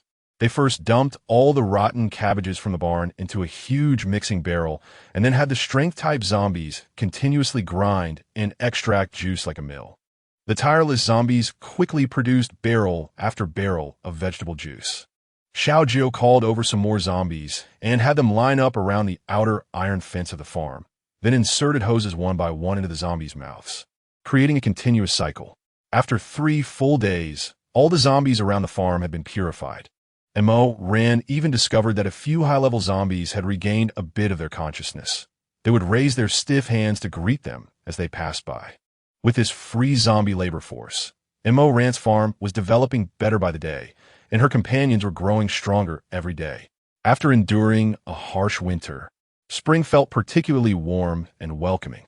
Watching the little grass break through the soil and the vibrant spring scenery made Ran's mood lift significantly. The farm was now almost semi-automated, and everyone's abilities could be said to have reached a terrifying peak in this apocalypse. Chun Chung could activate his speed-type ability, and even Ran could barely catch a glimpse of his afterimage. Yi Tian had also created a lightning cage that could quickly lock onto a target and indiscriminately attack within a 10-meter radius. The most remarkable one was Dong Xiangwan, who had been relatively weak before. She had even recruited a high-level psychic zombie as her subordinate. She could even communicate with this psychic zombie. This zombie was assigned to the farmland, driving different low-level zombies to work for everyone. They brought in some strength-type zombies for plowing, weeding, and sowing. They brought in some water-type zombies for irrigating the fields. They brought in fire-type zombies to heat the hot springs. They brought in ice-type zombies to build an ice rink for everyone to enjoy.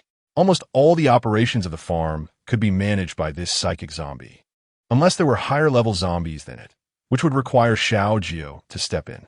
At this moment, Xiao Jiu had also become a lazy fish along with Ran. To be honest, the life of a lazy fish was quite enjoyable. After living through the apocalypse until now, humanity had slowly adapted to the current world and began to gradually restore various living systems. The first to be restored were the power system and the network system. After all, the new humans of the 21st century could not do without the internet. And the upper echelons of the country also needed to convey some essential information to everyone through the internet. With the restoration of the power and network systems, more and more people took out their long-stored mobile phones, finally able to turn them on and go online. However, the situation at the Panlong base was not as optimistic as at other bases.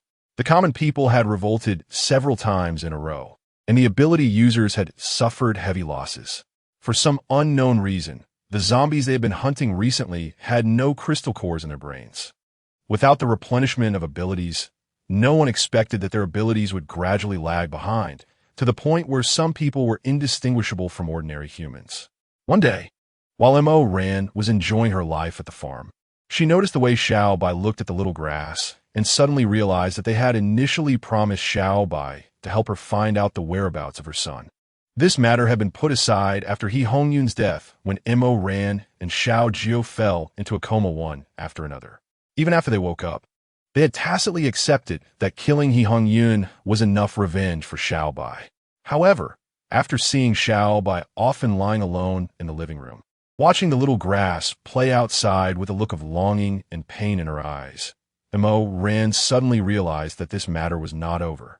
They still owed Xiao Bai an explanation. Even if the little grass had indeed played with Xiao Bai's son for a long time before and had taken on the scent and aura of Xiao Bai's son, so much time had passed that it should have dissipated by now.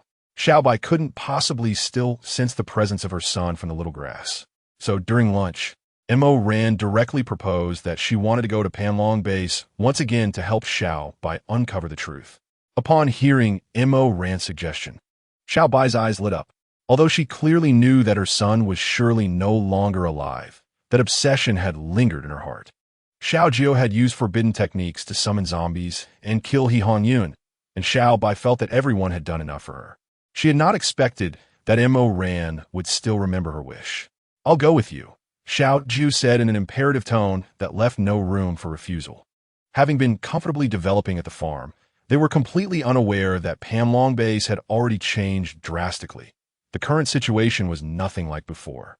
The Panlong base now was like an egg, while Mo Rant's base was like a hard stone. It was clear who would be injured if stone met egg. I want to go too, Chen Chung said eagerly. At this point, he could almost match Mo Ran, second only to Xiao Jiu. I'll go too. I'm familiar with Panlong base. Ji Chuan also chimed in. Xiao Bai walked up to Mo Ran with tears in her eyes and hugged her tightly, saying, "Thank you, Ran Ran. It's so good to meet you all." Mo Ran just patted Xiao Bai's head and said apologetically, "It's our fault for forgetting our promise to you." Xiao Jiu stepped forward and said, "Chen Chung is right. You are like family to us, so your wish is our wish." The group got into the old car they had found and set off. Chen Chung said he couldn't bear to part with his little Hummer. If the other party had guns and scratched his beloved car, it wouldn't be worth it. They easily arrived at the entrance of Panlong Base. Unlike last time, this time, Panlong Base looked almost abandoned. The gates were wide open, and there were no patrols inside the walls. This made the group feel a bit uneasy. Chen Chung scratched his head in confusion and said, "Ran Ran, surely they didn't have someone predict we were coming and deliberately open the gates to confuse us, planning to catch us in a trap?" Mo Ran gave a heavy blow to Chen Chung, who was driving in the front row, saying, "If you don't have 2 pounds of ink in your belly, can you stop talking about idioms? Who are you calling a turtle?" Xiao Jiu interrupted their conversation and said, "Look, there are a few people hurriedly walking out the door. Let's go ask them what happened here." So the group got out of the car and stopped the 3 hurried individuals who appeared to be at least in their 40s. Mo Ran spoke first. "Excuse me, brothers. Can I ask if this is the Panlong base?" The 3 men, initially a bit impatient at being stopped, softened when they saw that a gentle and cute girl was speaking. The bearded man in the lead replied, "Yes, this is indeed the Panlong base." After saying that, he looked at Mo Ran and her companions up and down, hesitantly asking, "Where are you from? And what do you want to do at the Panlong base?" He couldn't understand why anyone would come to this poorly managed place, which was like mud. And Mo Ran's mind raced, and she replied, "We were stationed at a supermarket before, but that supermarket was overrun by zombies. We encountered some ability users from the Panlong base during a mission, so we thought we would come here for refuge." The bearded man showed a look of understanding. "Old Lou, stop wasting time with him. Let's hurry up," urged another lean man. "All right, you can go if you want, but don't think too highly of this broken place," the bearded man said as he turned to leave. Mo Ran quickly took 3 apples from her backpack and stuffed them into the bearded man's hands, saying, "Please wait, brothers. It sounds like you have something to say. Is the Panlong base not doing well now?" Seeing the apples, the men's eyes lit up. It had been over a year since the apocalypse began, and they had only awakened their abilities at the start, but due to their age, they couldn't take on high-level missions, and no one wanted to team up with them. Without crystal nuclei to enhance their abilities, their powers were limited to lighting a cigarette or producing a tiny stream of water that was barely enough to drink. So, they were pretty much in a state of relying on the shelter for basic survival. They had long been fed up with eating cold-steamed buns every day. They hadn't even seen an apple peel in a long time. The bearded man quickly shoved the apples into his pocket, as if afraid that Mo Ran might change her mind. He then turned to Mo Ran with a grin and said, "Little girl, you don't know, but if you had come a few months ago, the Panlong base was actually quite good. However, recently, the leader and vice leader have died, and the former deputy commander, He Hong Yun, has gone missing. Now, the base is run by Commander Qin Lang." Ji Chuan immediately responded, "Oh, Commander Qin? That's still okay, right? I heard he has some skills." The bearded man glanced at Ji Chuan and said, "You must have heard of these names, but you probably don't know what has happened during this time. Thanks to Mo Ran's bribe of apples." The lean man and another man stopped urging the bearded man and just sat down on a nearby rock to rest. Mo Ran was getting a bit annoyed with the bearded man's teasing, suppressing the urge to hit him, and patiently asked, "So, what exactly happened at the Panlong base? Can you please tell us quickly?" The bearded man, seeing that everyone was interested, smugly continued, "That winter's black ice hailstorm destroyed the base's vegetable garden, leading to a complete food shortage of the shelter and sparking a riot among the civilians, during which several ability users were injured. And that Qin Lang, he actually went crazy and opened fire on the civilians." Ji Chuan sighed upon hearing this. Mo Ran knew that Ji Chuan, who had a deep sense of loyalty to his country, felt terrible hearing about the suffering of the civilians. Mo Ran gently patted Ji Chuan's shoulder in comfort. Ji Chuan turned to Mo Ran and smiled. This little girl was always so perceptive, quickly sensing the emotional changes in others and providing timely comfort. Mo Ran continued to ask, "So, what's the situation at the Panlong base now? Did Qin Lang get ousted?" Chapter 117. The misfortunate Qin Lang, the lean man, who had been silent, took the cue and said, "Little girl, you really don't understand these people. If Qin Lang were ousted, the Panlong base wouldn't be in this state. It would have been completely wiped out." Mo Ran ignored the lean man's sarcasm and pressed the bearded man further. "Brother, can you please speak without gasping for breath? We really want to know what's going on inside. We were planning to seek refuge, but now it looks like the Panlong base is just trash." The bearded man nodded. Agreeing with Mo Ran's words, you could say that. Most ordinary ability users have left, and the strong young civilians have already set off for the Tomorrow base. Look, the main gate is basically unguarded. Anyone can come and go as they please. At night, only 2 people come to close the gate. Mo Ran and her companions grasped the current situation of the Panlong base from their conversation with the bearded man. It was essentially a pile of scattered sand. They didn't know if the laboratory still existed, but if it didn't, the only person who should know the truth about Xiao Baisan would be Qin Lang. After all, the former deputy commander, He Hongyan, knew about Xiao Chao's matter, and as the commander, Qin Lang had no reason not to know. Mo Ran smiled and said, "All right. Thank you, brothers. We won't delay you any longer." After saying that, they packed up their things and headed towards the Panlong base. The bearded man looked incredulously at the young people and couldn't help but shout from behind, "Hey, you students, why don't you just come with us to the Tomorrow base? I heard the food and drink there are much better, and the treatment for civilians is much better." The bearded man wanted to say more, but was stopped by the silent man beside him. "Can't you see their goal is definitely not to seek refuge? They just want to inquire about the situation at the Panlong base. It's possible that their target is Qin Lang." The bearded man was completely stunned. Did these kids want to kill Qin Lang?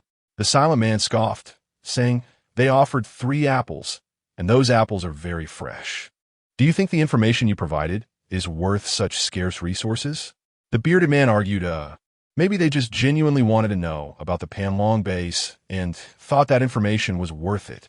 The silent man gave the bearded man a mocking glance and continued to explain, "This only proves that in their eyes, 3 apples might not even be worth a grain of rice. They are not important resources at all."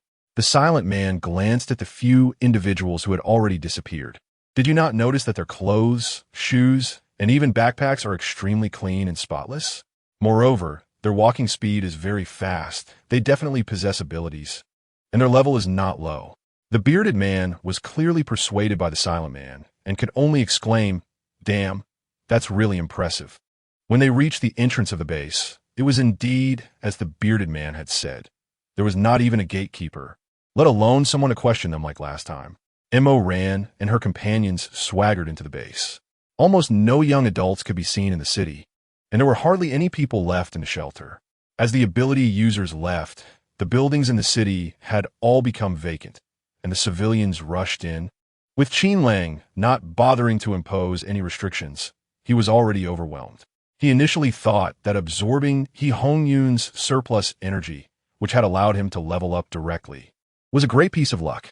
However, as time passed, this initial fortune gradually began to turn into misfortune due to the growth of his own abilities, which awakened as a corrosion-type ability. He needed to constantly absorb and corrode other things to enhance himself.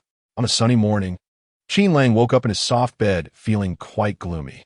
He was awakened by a stomach ache, a persistent pain that felt as if something was gnawing at his insides. Hearing his painful groans, his subordinates rushed into the room and took him to the laboratory, where not only experiments could be conducted, but there were also many medical devices. After examining him under the light, the doctor who checked Qin Lang was already rooted in place. Even in this apocalypse, he had never witnessed such a bizarre scene. A small part of Qin Lang's liver and stomach seemed to have corroded and melted away, hanging in his belly like a puddle of blood. No wonder he felt unbearable pain. Qin Lang immediately summoned all the experts and light-type ability users. The unanimous conclusion was that Qin Lang's internal organs had been corroded by his own corrosion-type ability. The feasible treatment methods were either to keep having Qin Lang absorb the energy from the crystal cores, which carried certain risks, as his abilities would continue to advance and require more crystal cores, like an endless pit that could ultimately lead to his body being unable to withstand so much energy and exploding. The other method was to give Qin Lang a drug developed in the laboratory to suppress his abilities, which would mean he would no longer need crystal cores to supplement the energy required for corrosion. The downside was obvious. He would become an ordinary person. Initially, Qin Lang resolutely chose to continuously absorb crystal cores, but he did not expect the development speed of the corrosion-type ability to grow exponentially, leading to a severe shortage of crystal cores. His trusted aide suggested that ability users should surrender their crystal cores. Although tempted, Qin Lang still rejected this action. The base was already in disarray and precarious, and if they really started to plunder the crystal cores from ability users, the remaining subordinates might rebel at any moment. Thus, Qin Lang temporarily became an ordinary person to maintain his health. However, the others in the base were unaware of this. Mo Ran and a few others discussed and decided to go to the laboratory first. After all, they had been there once, and now, without the supply from Xiao Jiu, the machines that suppressed abilities in the laboratory could no longer operate. It was much easier to subdue ordinary people than ability users. And as long as they found the head of the laboratory and pressured him a bit, they should be able to learn the truth. Chapter 118. The culprit at this time, the situation in the laboratory was also not optimistic. They walked in almost swaggering, and a guard at the entrance asked a question symbolically. Xiao Jiu casually responded that Commander Qin had sent them over for something. The guard knew that Commander Qin indeed sent people in to do some mysterious things, so he didn't ask further and let them in. Relying on their memory from the last time, Mo Ran and Xiao Jiu quickly found a higher-level researcher, because the last time that fool had said that green clothing was much higher in rank than white. It was fortunate for Mo Ran and the others that the person they captured happened to be someone who knew Qin Lang's true situation. The researcher was already trembling in fear the moment Xiao Jiu caught him, almost unable to speak. I ask you, there was a little white wolf captured by the laboratory before. Where did that little white wolf go? Mo Ran's vine wrapped around the researcher's arm and coiled up to his neck. The researcher stammered, "That little white wolf was killed by us long ago. We took out the crystal core. That wolf was quite special. Despite its small size, it had 2 crystal cores." Even though Mo Ran clearly knew in her heart that Xiao Bai's son had long been harmed, hearing such definite news from someone else's mouth still made her heart tremble. The vine in her hand unconsciously tightened even more, causing the researcher to begin to wail in pain. "Shut up if you don't want to die. Answer me what I ask." Chun Chung threatened. The researcher endured the severe pain and dared not make another sound. Compared to his life, a bit of pain was nothing. Seeing that Mo Ran was in a bad mood, Xiao Jiu reached out to pat her head as a gesture of comfort. "Where did that little wolf come from?" Xiao Jiu continued to ask. Mo Ran and Xiao Jiu exchanged glances, understanding that it was indeed related to Qin Lang. "What is the relationship between Xiao Jiu and that snow wolf?" Mo Ran asked the key question, as Xiao Bai had always felt that there was some unknown connection between Xiao Jiu and the little snow wolf.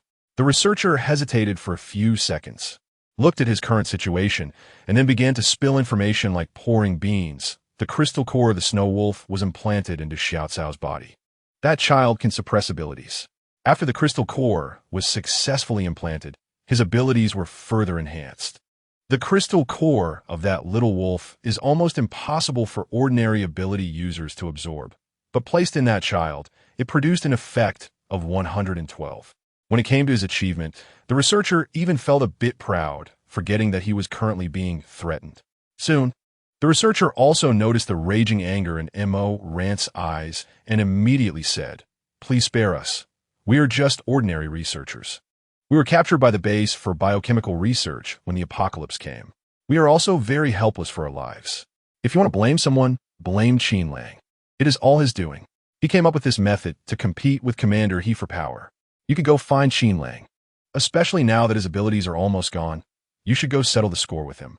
Upon hearing the researcher's words, Mo Ran suddenly had a flash of insight and fixed her gaze on the researcher, asking, "What do you mean by that?" Qin Lang has no abilities now?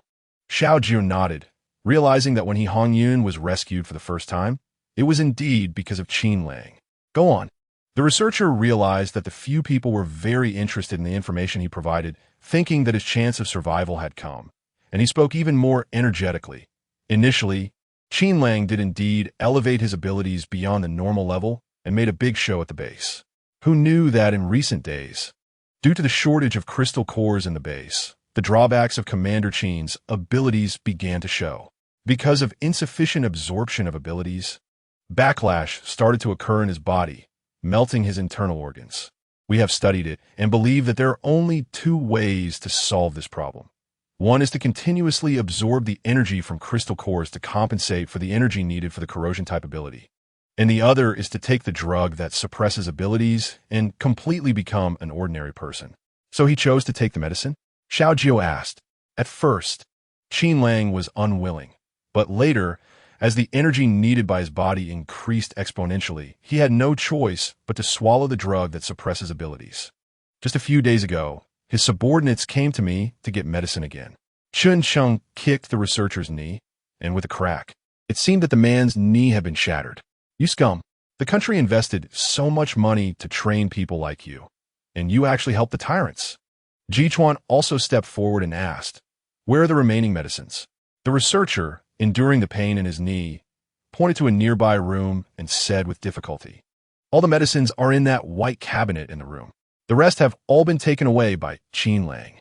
Since that child Xiao Jiu was abducted, we have lost his blood supply and can no longer produce this kind of medicine. Hearing this, Mo Ran understood everything. She knocked the researcher out and tightly bound him with vines, throwing him into her space. Then, the four of them swaggered out of the laboratory. The guard at the entrance saw them coming out and even nodded and bowed to greet them, thinking they were Qin Lang's trusted aides. He was just transferred to the laboratory as a guard today, and if he could get in good with the leader's confidant, wouldn't he rise to prominence in the future? Thinking of this, he smiled even more ingratiatingly. Chapter 119. I ask, you answer. Mo ran, and the others ignored the guard and headed straight for Qin Lang's villa, which further solidified the guard's belief that they were people of the leader Qin. When they kicked open the villa's main door, Qin Lang was still asleep. Several confidants of the guards downstairs were sitting in the living room. When they saw someone breaking in, they immediately drew their sidearms and shouted fiercely at the intruders. Who are you?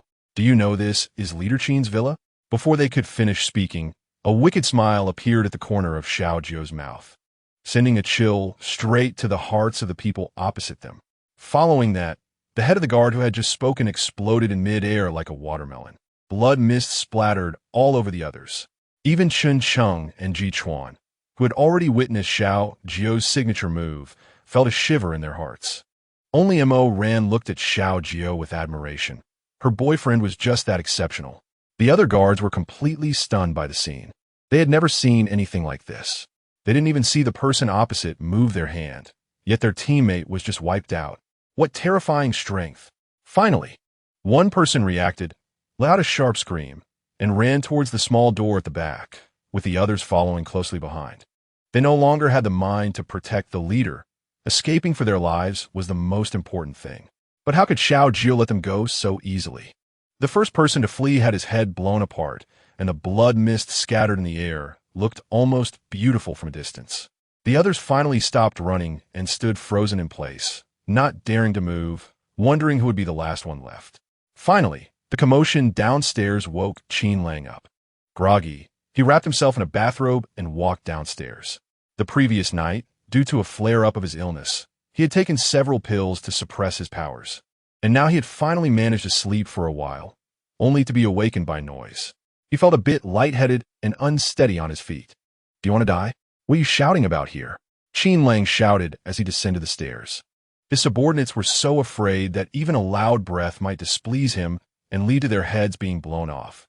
Eventually, Qin Lang noticed the abnormality in the living room, and the first thing that caught his eye was a subordinate lying on the ground without a head, just a body left. Who the hell did this? Qin Lang roared angrily. Only then did he see a few young boys standing at the entrance. He had never interacted with Mo Ran and the others, so naturally, he didn't know who they were. He squinted his shadowy eyes, filled with murderous intent, and said, "Friends, which faction do you belong to? I don't know you, so why are you causing trouble in my Panlong base? Is there some misunderstanding between us? If there is anything you need, just let me know." It must be said that, even without his powers, the murderous aura that Qin Lang had accumulated over the years was still present, so he showed no fear at all and even calmly negotiated with them. His clever mind quickly calculated that the other party must have very high combat power. Otherwise, two of his subordinates wouldn't have been blown away in such a short time, and the others were clearly trying to flee. Chen Cheng ignored Qin Lang's nonsense and swiftly moved behind him, executing a shoulder throw that pinned Qin Lang to the ground. Originally, he had come out to test his powers, but before he could act, the opponent had already been dispatched by Xiao Jiu. Knowing Xiao Jiu wouldn't kill Qin Lang, Chen Cheng took the opportunity to attack. This series of actions took no more than 3 seconds. The subordinates standing by were left agape. Even without powers, Qin Lang had once been a soldier, with decent strength and combat skills. How could he be pinned down so easily in 3 seconds, without any ability to resist? They couldn't fathom how Qin Lang had offended such formidable characters. Not only could they not figure out, but Qin Lang himself was also confused. Looking at their demeanor, he was sure he hadn't mistaken them for the wrong people, but he had no recollection of ever interacting with these young college students. After all, he was the leader. Even when pinned down, he still spoke with dignity. "Brothers, I don't know where Qin Lang, have offended you. If my subordinates have made mistakes, I apologize on their behalf and will definitely provide satisfactory compensation." The subordinates who remained frozen in place were grinding their teeth in anger. It was clear that the other party was here for Qin Lang, yet he was quick to shift the blame onto them. Chen Cheng pressed down hard on Qin Lang's back, saying, "Do you know Xiao Jiu?"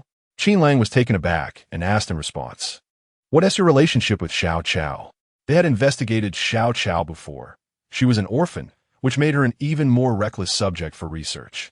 Chen Cheng's fist slammed heavily into Qin Lang's back, and Qin Lang could hear the sound of his ribs cracking. "You answer what I ask. You have no right to speak here." Qin Lang, having undergone professional training, managed to keep silent, only clenching his teeth and saying, "I know her." Mo Ran, who had been somewhat immersed in the emotions of Xiao Bai's brutal death, couldn't help but smirk at Chen Cheng's cocky inquiry. Chen Cheng continued to press. "That little snow wolf, did you bring it here?" At this point, something seemed to flash through Qin Lang's mind, but he couldn't grasp it immediately.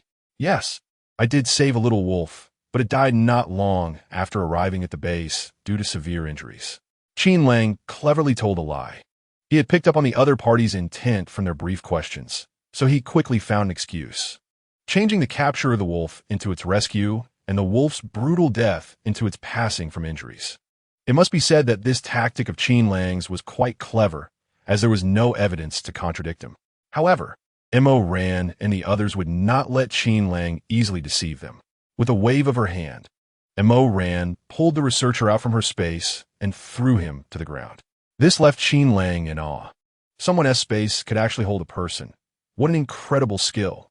A column of water doused the researcher, waking him up from his stupor. Chapter 120. Cut the grass, but leave the roots. Spring wind blows again. Looking at the current situation before him, the researcher was also quite shocked.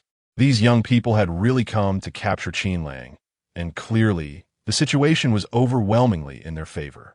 The researcher didn't care about any leader anymore. Preserving his own life was the most important thing. Hearing Mo Ran's words, he immediately cursed. "Damn it, that's bullshit." It was clearly his corrosive ability that injured the little wolf, and then he ordered us to take the crystal core. When did it become my fault that it died? I could have saved that little wolf if you had allowed me to treat it.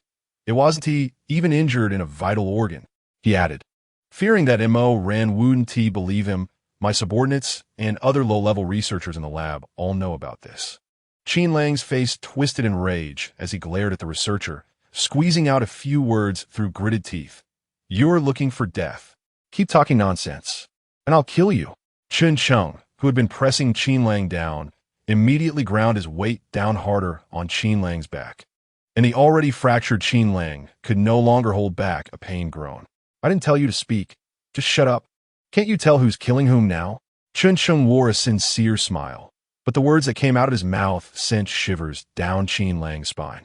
Xiao Jiu casually pointed a finger at one of Qin Lang's subordinates and said, "You, tell me, who among them is speaking the truth?" The subordinate looked at Qin Lang, who was being trampled underfoot, then bowed his head in thought for a long time before saying, I don't know. I haven't been with Commander Qin for long, so I don't know what happened before." Xiao Jiu had already seen the calculating glint in that sneaky eye. Wanting to play the good guy at this moment was just absurd. As soon as the words left his mouth, the man's head exploded again.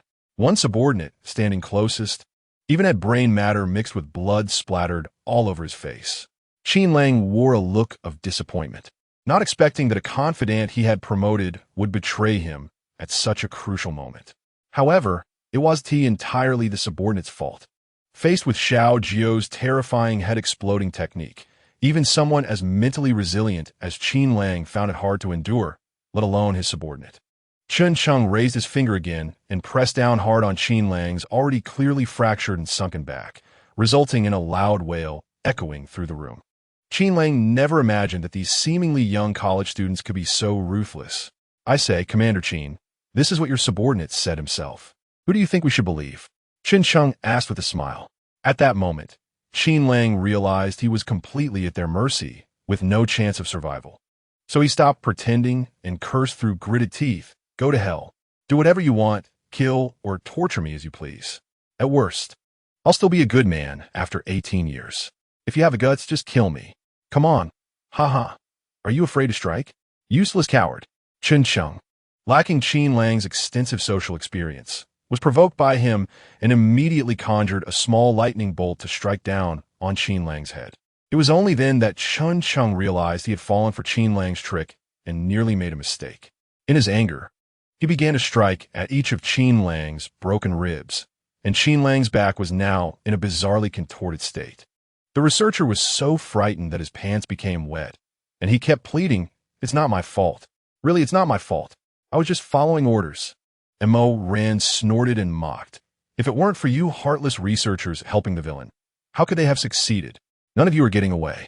After saying this, Mo Ran doused the researcher with a stream of water for a full minute, until he completely fainted. At this point, Mo Ran stopped her actions, disdainfully tied the two with vines, and tossed them into her space. The two knelt together, continuously banging their heads on the ground, their voices echoing loudly in the empty villa as they desperately pleaded, "Heroes, we really have only been with Commander Qin for a short time. We know nothing of his actions. Please spare us." Xiao Jiu didn't think twice and directly took action to show them what it meant to cut down the weeds without removing the roots. A spring breeze will make them grow again. The previous incident with He Hong-yun was a bloody example. If they had killed He Hong-yun at the first opportunity, many dangerous events wouldn't have occurred later on. Looking at the chaos in the villa, the group left without any reluctance. No one noticed the abnormality at the commander's villa, and they walked out just as swaggeringly as they had entered.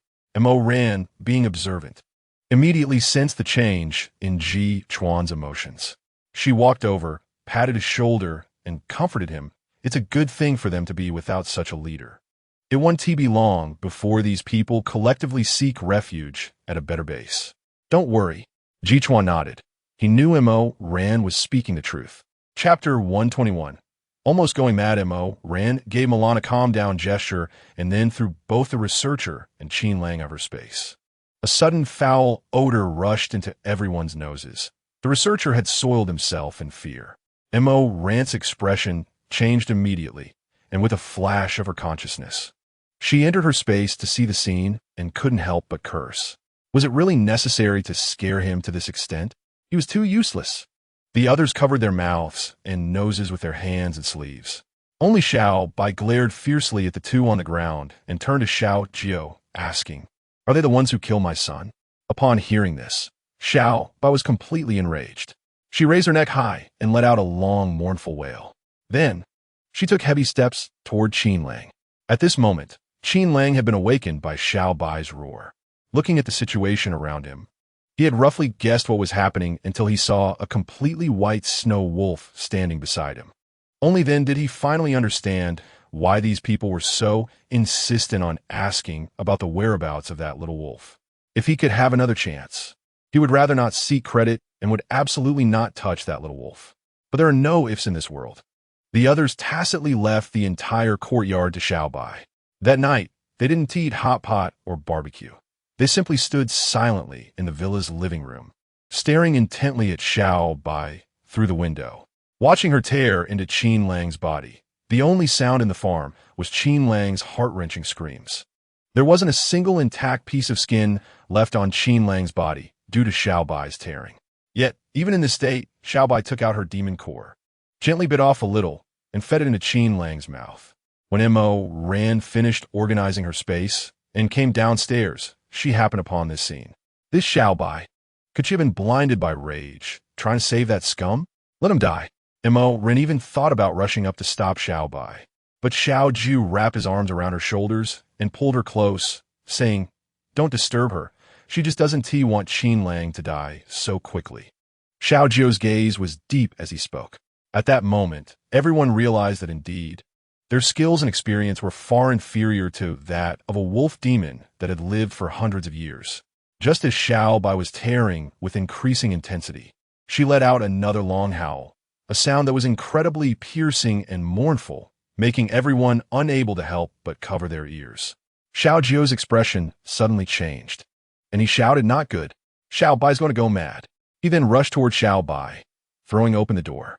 At this moment, a small tornado had already formed around Xiao Bai, preventing anyone else from getting close. They could only stand at the doorway, placing all their hopes on Xiao Jiu. Xiao Jiu quickly dashed into the center of the storm, drew a knife, and stabbed it directly into Qin Lang's heart. At that moment, Qin Lang surprisingly smiled gratefully at Xiao Jiu. For him, death was finally a release. Suddenly, Xiao Bai, with her eyes blood red, roared at Xiao Jiu. "Why did you kill him? Why did you help him? Who asked you to meddle?" Saying this, she opened her bloody jaws, ready to bite Xiao Jiu. Xiao Jiu didn't dodge and allowed Xiao Bai to bite down on his arm. At that moment, the wind stopped and the night fell utterly silent, a tear rolling down the corner of Xiao Bai's eye. Why? Why did you do this?" Xiao Bai released her grip, whispering in pain. Mo Ran, seeing Xiao Jiu injured from a distance, immediately rushed over. However, upon approaching the two, she didn't first check on Xiao Jiu because she knew that regardless of whether a zombie or demon was bitten, the worst outcome would just be a few painful injuries. There wouldn't be any substantial harm. She gently stroked Xiao Bai's head, comforting him softly. "Xiao Bai, we are not only your friends, but also your family. Killing Qin Lang was to free you. We have avenged Xiao Bai completely.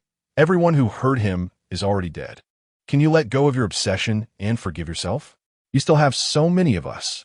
At this moment, Xiao Qiao ran towards a few people in the middle of the farm, unnoticed by everyone.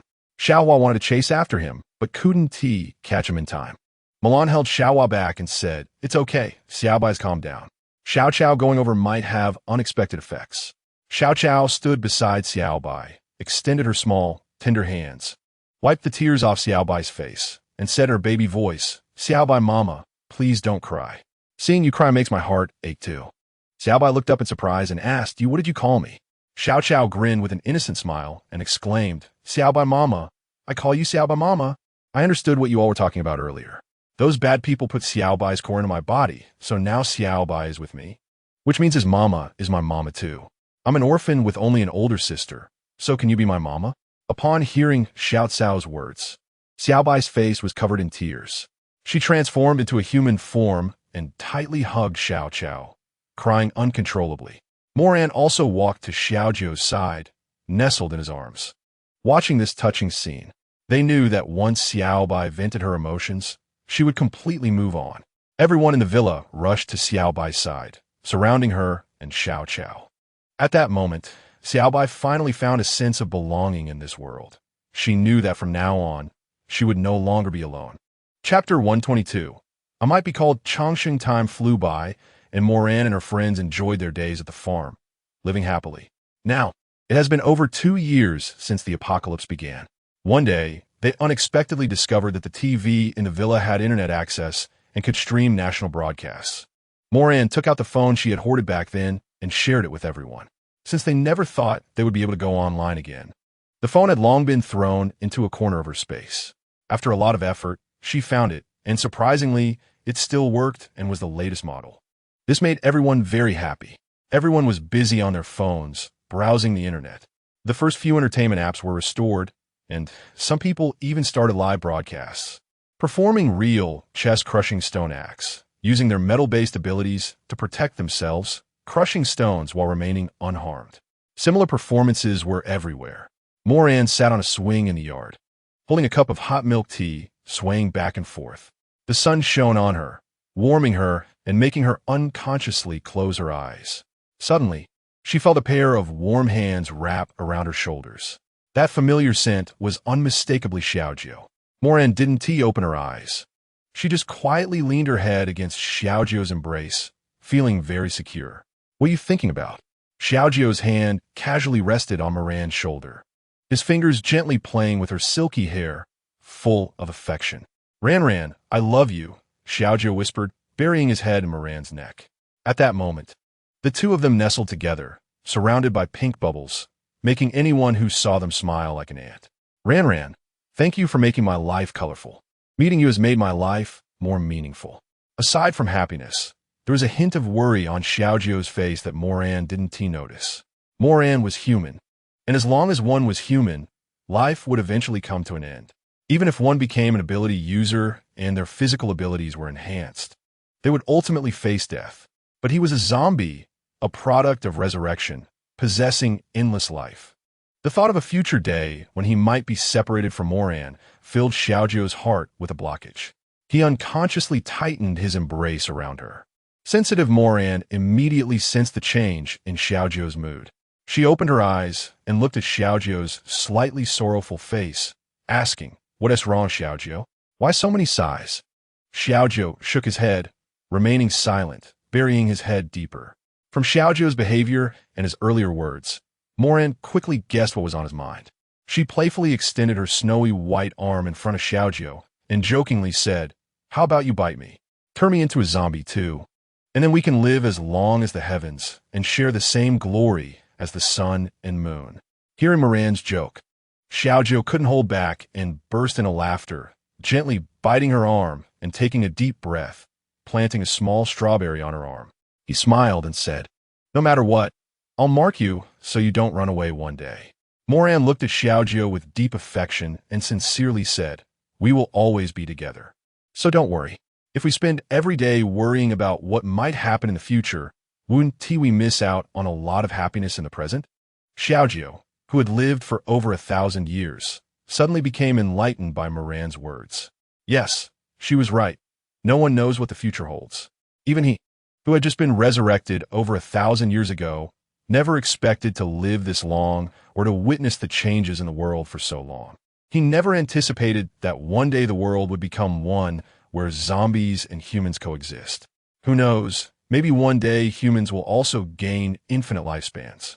Xiao Jiu gently kissed her forehead and said softly, Ran, how about we have a baby?" Moran was startled by Xiao Jiu's words and almost fell off the swing. The thought of having a child had never crossed her mind. Hesitantly, she asked, "Xiao Jiu, are you sure we can have a baby? What if we end up with a little zombie?" Indeed, Xiao Jiu had thought about this question, which is why he had gone to find Kong Luan for a full-body checkup. Looking at Moran's stunned and shocked expression, a charming smile appeared on his face. He gently tapped her nose and comforted her. "I consulted Kong Luan. He did a health check and blood tests on me. All my results are no different from those of humans, and I have no zombie virus in my body. He said I probably achieved immortality due to a rare coincidence and shouldn't be called a zombie." Moran was completely stunned. All this time, Xiao Jiu had introduced himself as the Zombie King, and he indeed had a natural bloodline suppression over those zombies, so no one had ever doubted this. Suddenly hearing that Xiao Jiu had achieved immortality, Moran couldn't help but think that it was fortunate Xiao Jiu was born in modern times. If he had been born in the Qin dynasty, he would have been dissected by Qin Shi Huang, or if he had lived in the Tang dynasty, he might have been eaten by some monsters. "So, we want to have a zombie baby?" Moran confirmed again. Xiao Jiu raised his beautiful eyes and said firmly, "Yes, you are so beautiful, and I am so handsome We will definitely have a very beautiful baby. But I'm still too young. I don't want to be a mother, Moran hesitantly refused. She had seen those women giving birth, each in excruciating pain, claiming childbirth was a 10-level pain. And just thinking about it made her shiver. All right, let's not rush. Let's think about the child's name, so you won't regret it later. Xiao Jiu still had a smile on his face, showing no signs of being upset by Mo Ran's rejection. Mo Ran couldn't help but click her tongue. What does he mean by not having enough time to name the baby? He can't possibly be unaware of the 10-month pregnancy, right? But then she immediately thought of another question. Chapter 123, the baby-making plan, is put on hold. Xiao Jiu, what's your surname? Mo Ran asked curiously, because she had randomly given him the name Xiao Jiu at the beginning, and even after he woke up, everyone continued to call him that out of habit. A hint of confusion flashed in Xiao Jiu's deep eyes. When he first came back to life, he remembered his original name, but over time, as the heavenly Tao called him number one, he completely forgot his name. Who would have thought that Mo Ran would suddenly cup Xiao Jiu's face and give him a kiss, happily saying, "It doesn't matter if you don't remember. You can take my surname. For now on, you all follow me, big brother Mo, and I'll take care of you." The slight sadness that had just arisen in Xiao Jiu was easily dispelled by Mo Ran. "If I take your surname, what should I be called?" Mo Ran's thoughts were genuinely carried away by the name, and she began to think seriously while resting her chin on her hand. Xiao Jiu quietly held her in his arms, looking at the girl deep in thought with tender eyes. Suddenly, Mo Ran exclaimed as if she had discovered a new world. "Xiao Jiu, how about calling you Mo Xingqi?"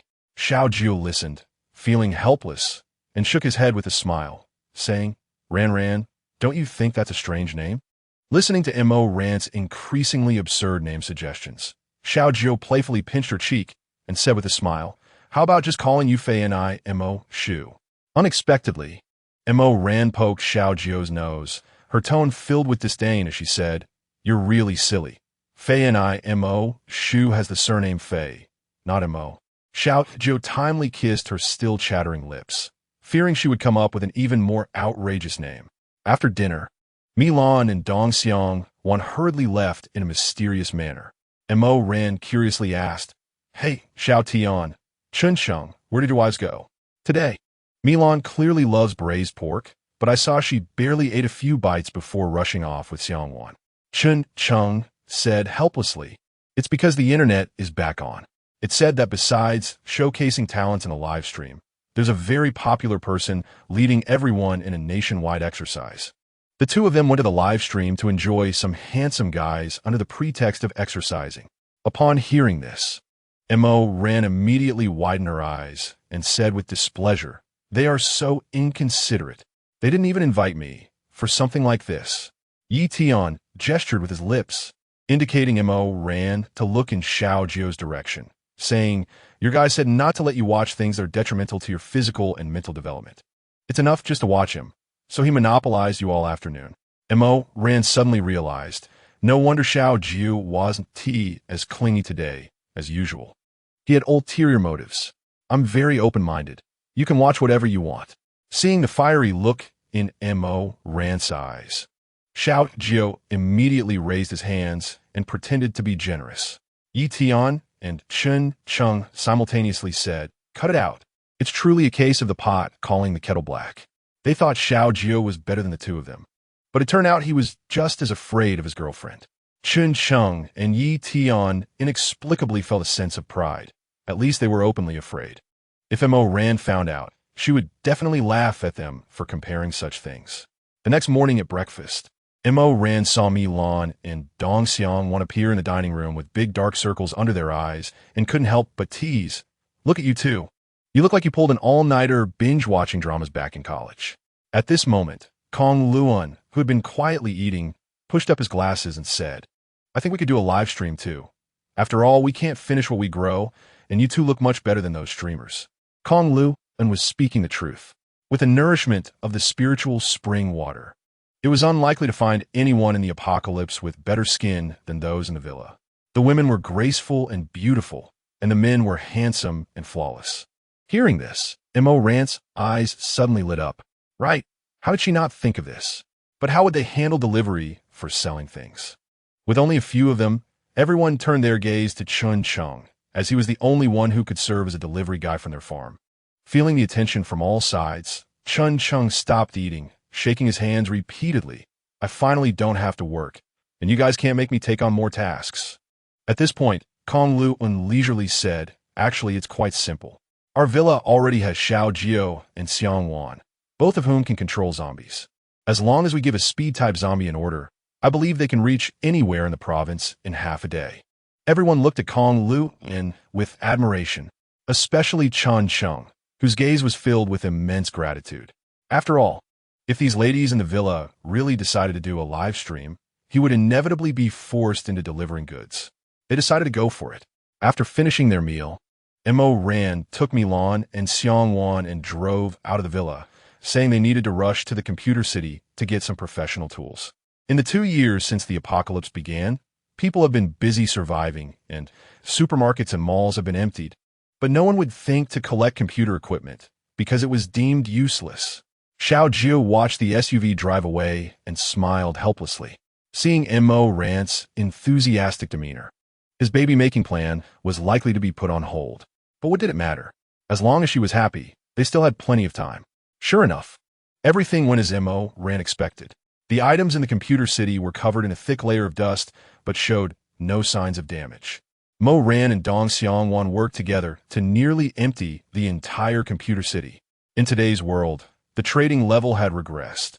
Money was just worthless paper, and all transactions were mostly done with crystal cores or bartering. In fact, Mo Ran and the others didn't lack crystal cores. As they were nourished by the spiritual spring water, they didn't really need them anymore. Chapter 124. I want to throw up when I see you. On the contrary, they now treasured the zombies around their farm because they had been infused with spiritual vegetable juice, purifying the zombie poison. Now, these zombies were their source of joy and the guardians of the farm. The group wanted a live stream simply to experience the thrill of being a big streamer and to control everything. They couldn't afford to lose a zombie for every delivery. Just as Mo Ran and the others were about to leave the computer city, two familiar figures approached them. As soon as Mo Ran saw the people coming, she immediately frowned and pulled Milan and Dong Xiangwan to leave. What bad luck! She would definitely check the calendar next time she went out. The other party immediately recognized Mo Ran and stuck to her like a stubborn plaster, shouting loudly, "Xiao Ran, long time no see." Milan couldn't help but comment on the disgusting voice. "Lin Yang, it's been so long, and your skin has really thickened." Lin Yang, unfazed, had long gotten used to Milan's sharp tongue and continued to smile at Mo Ran, saying, "Xiao Ran, I'm now the team leader at Tomorrow Base. If your villa needs any help in the future, just let me know. Lin Yang, our pigsty needs cleaning again. Can we ask you for help?" Dong Xiangwan said casually from the side. Mo Ran silently gave Dong Xiangwan a thumbs up when it came to retorting. This pair of sisters had never backed down from anyone. If they didn't roast you, you would be choked to death. Especially Xiangwan's concluding remarks were simply devastating. Lin Yang still shamelessly said, "Xiao Ran, I know you are still angry about my foolish mistake back then. The more you are angry with me, the more it proves that you care about me, right?" Mo Ran felt nauseous upon hearing this and frowned as she scolded. "I really don't know how many wrong things I did in my past life to meet someone like you in this life. Someone like you is such trash that even throwing you into the sun wouldn't be eco-friendly enough. I beg you, can you stop charging forward like an idiot?" Then, Mo Ran waved her hand, and a column of water shot out.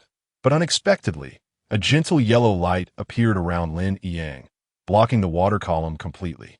No wonder he was so confident in flirting with Mo Ran. It turned out he had awakened a gold-type ability. After all, he was the male lead from the original script, and heaven favored him. If it weren't for Su Xiaoyan insisting on self-destruction, he might be doing well now. Upon hearing this, Mo Ran's face suddenly became terrifying. She was the kind of person who could ignore insults directed at herself, but if you insulted someone she cared about, it would be a matter of either your death or her survival. Mo Ran unleashed the water column again, this time mixing in a bit of mental energy to attack Lin Yang's brain. However, Lin Yang was oblivious. He hesitated for just a moment, and before he could unleash his gold-type ability, Mo Ran's water column drenched him completely. Lin Yang never expected that Mo Ran could penetrate his protective shield. He had no idea that it wasn't because Mo Ran's water ability was too powerful, but because she had secretly used her mental ability. Of course, a fool like Lin Yang would never figure that out. Only Dong Xiangwan, who also had a mental ability, noticed Mo Ran's tactic. At this moment, Lin Yang felt extremely embarrassed. He had just been promoted to team leader less than a week ago, and this was his first time leading team members on a mission to scavenge some computer equipment in the computer city. Who would have thought he would run into Mo Ran? Lin Yang, who had always been submissive in front of Mo Ran, immediately became arrogant, wanting to prove his strength to her, but instead, he became a laughingstock for his team members. How could he continue to be a team leader after this? Regaining his composure, Lin Yang immediately used his wood-type ability to wrap around Mo Ran's arms. He had no idea that Mo Ran was no longer the same Mo Ran from before. After the last disaster, her abilities had made significant breakthroughs. Mo Ran's perception of wood-type abilities was incredibly strong, even powerful enough to control others' wood abilities. Therefore, Lin Yang extending his vines towards Mo Ran was akin to seeking death. Lin Yang never anticipated that his own vines would entangle him.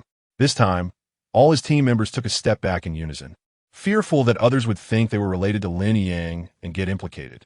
Tong Yi, who had been following Lin Yang, also remained silent. Since becoming the team leader at the Tomorrow base, Lin Yang had increasingly looked down upon the plain-looking Tong Yi, treating her with disdain. She had thought about leaving Lin Yang, but without crystal cores, her abilities would gradually degrade, potentially turning her into an ordinary person, which she could not accept. So she had endured and followed Lin Yang, doing menial tasks, as he no longer needed her to warm his bed. Seeing Mo Ran take down Lin Yang, Tong Yi felt delighted deep down, but her face showed no expression. After getting humiliated by Mo Ran, Lin Yang immediately vented his anger on Tong Yi, who had been standing quietly behind him, cursing, "You filthy woman, don't you know to hurry up and cut this off for me? Did Donkey kick your brain? I can't believe I found such a stupid person like you." Lin Yang kept shouting obscenities, while Tong Yi obediently took a knife out of her pocket and cut the vines off Lin Yang, then silently returned to stand behind him. Chapter 125. Complete defeat. But when Mo Ran saw how badly Tong Yi was treated by Lin Yang, she suddenly changed her mind. This was probably the best punishment for her, to live in such a suppressed manner. Xiao Jiu had finally come out, and the real culprit had already been killed, so they could just let Tong Yi, a minor character, be. At this point, Lin Yang didn't dare to say another word. He was filled with deep fear about Mo Ran's strength. Mo Ran mockingly glanced at Lin Yang, and the three of them swaggered past him, while his team members surprisingly divided into two groups, making way for them in the middle. Aside from the computer city, Dong Xiangwan smiled and said, Ran, do you mind waiting a few minutes? I want to show you a good show." Mo Ran didn't guess what scheme Dong Xiangwan was plotting, but nodded seriously. At that moment, Dong Xiangwan closed her eyes and concentrated all her mental energy. Seeing this, Mo Ran vaguely guessed what Xiangwan intended to do, showing an expression of watching a show. The group found a transparent glass area, hiding behind a stone pillar to peek inside. The embarrassed Lin Yang was scolding Tong Yi beside him when suddenly he fell silent, his eyes turning blank. It seemed he had fallen into some kind of nightmare, his mouth curving up in a silly grin, with a suspicious liquid even dripping from the corner of his mouth. The team members facing him were all stunned, looking at Tong Yi as if hoping she could explain this phenomenon. Tong Yi was equally confused. This was the first time she had encountered such a situation. Then, Lin Yang suddenly began to undress, quickly stripping down to nothing, and lunged at Tong Yi, who was closest, drooling all over her, making her feel exceptionally disgusted. She mustered the courage to slap Lin Yang's face. This slap almost broke Lin Yang's mental control from Xiangwan, who frowned slightly and concentrated harder. Then, with a thud, he knelt down, repeatedly banging his head and crying, "I'm sorry, all you heroes and goddesses. I was wrong. I'm just a pile of shit, dirty in your eyes. I shouldn't exist in this world. Living wastes air, dying wasteland. I cheated. I am a scumbag. I am shameless." Everyone was petrified in place. What was going on? Was this their first mission with a new team leader? And it was this explosive and thrilling? Tong Yi suddenly realized this was likely the doing of Mo Ran and the others who had just left, but she had no intention of stepping forward. She merely coldly watched from the side. In the end, it was Mo Ran who noticed that beads of sweat began to form on Dong Xiangwan's forehead that she immediately called to stop. After all, this wasn't about controlling thoughtless zombies. It was about controlling ability users. The higher the level of the ability user, the greater the mental effort required from Dong Xiangwan. At this moment, Lin Yang in the room finally regained his senses. He looked in surprise at the pile of clothes scattered on the floor. Had there been a fight just now? Why were his clothes torn apart? Looking closely, why did those clothes seem so familiar? Suddenly, a gust of wind blew in through the open door, making Lin Yang shiver all over and instinctively hug his arms. It was only then that he realized he was completely naked. The clothes on the floor were all his. In a panic, he rushed to pick up his clothes. But in his haste, he even put his underwear on backward, forcing everyone to endure the sight of his body once more. Only take it off and put it back on. Finally dressed, Lin Yang's eyes were filled with a murderous glare. He shouted loudly at his team, "Who the hell is messing with me?" His teammates were completely unfazed by his roar, and some even covered their mouths and laughed. Lin Yang immediately reached for a vine in his hand and wrapped it around one person's neck. The boy's face turned purple, and he even started rolling his eyes.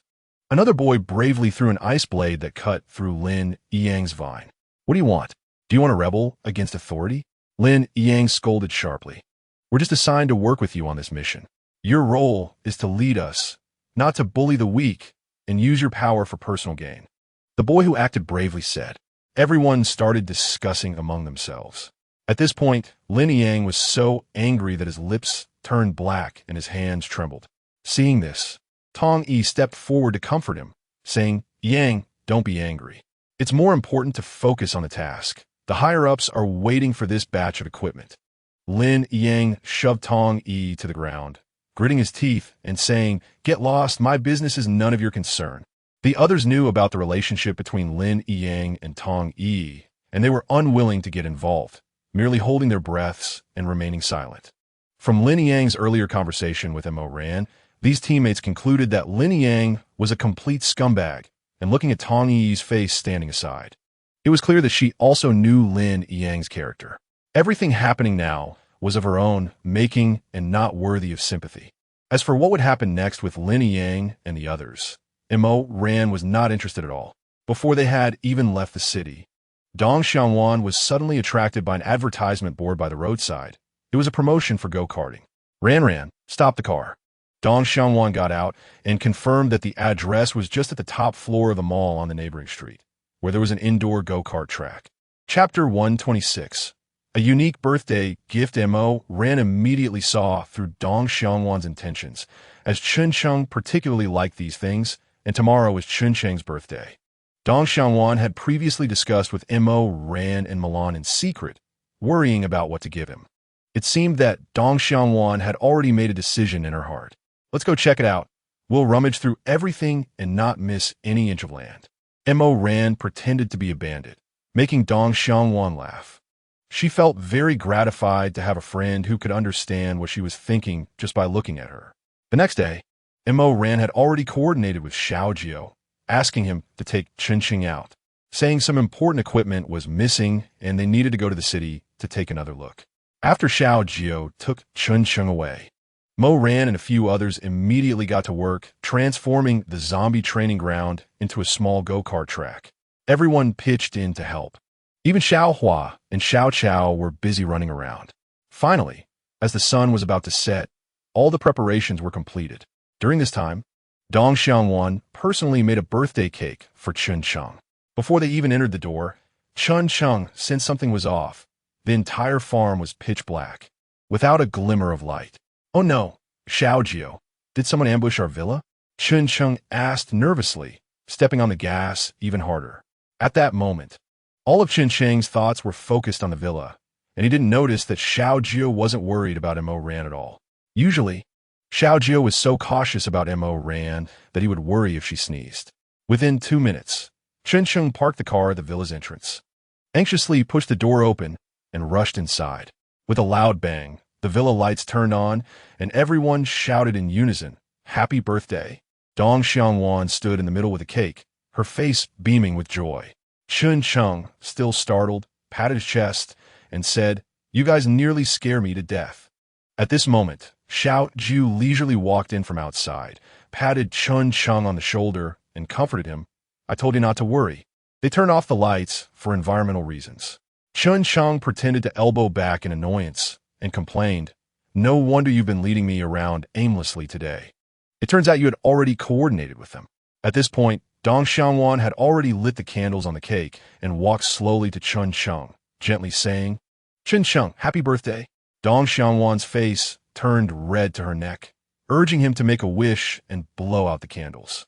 Amid everyone's cheers, Chun Chung closed his eyes and silently made his wish, hoping that all the people he loved in the villa could live happily together forever.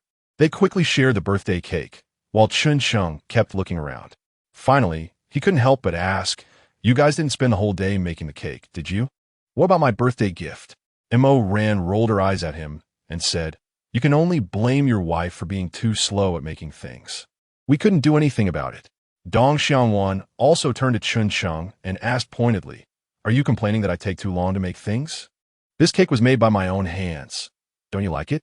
Chun Chung wouldn't dare to say otherwise. He immediately put on a flattering expression and said, "How could I? This is the cake my wife made for me. It's my favorite gift. I was just asking if others were getting gifts." Dong Xiangwan pretended to pout and said, "You're really greedy. Is one gift from me not enough?" Chun Chung quickly waved his hands to explain, "How could that be? You're the best, my dear. Give me a kiss." At this moment, Milan couldn't hold back her laughter and buried her head in Yi Tian's arms, her shoulders shaking with laughter. Dong Xiangwan didn't continue to argue with him, simply handing him a plate that had been used for the cake, and said, "Go to the chicken coop in the backyard and get some eggs. I used all the egg for the cake, so there won't be any fried eggs for breakfast tomorrow."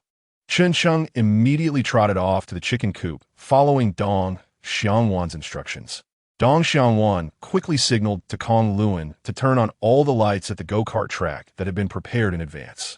As expected, Chun Cheng's excited scream rang out from outside the villa.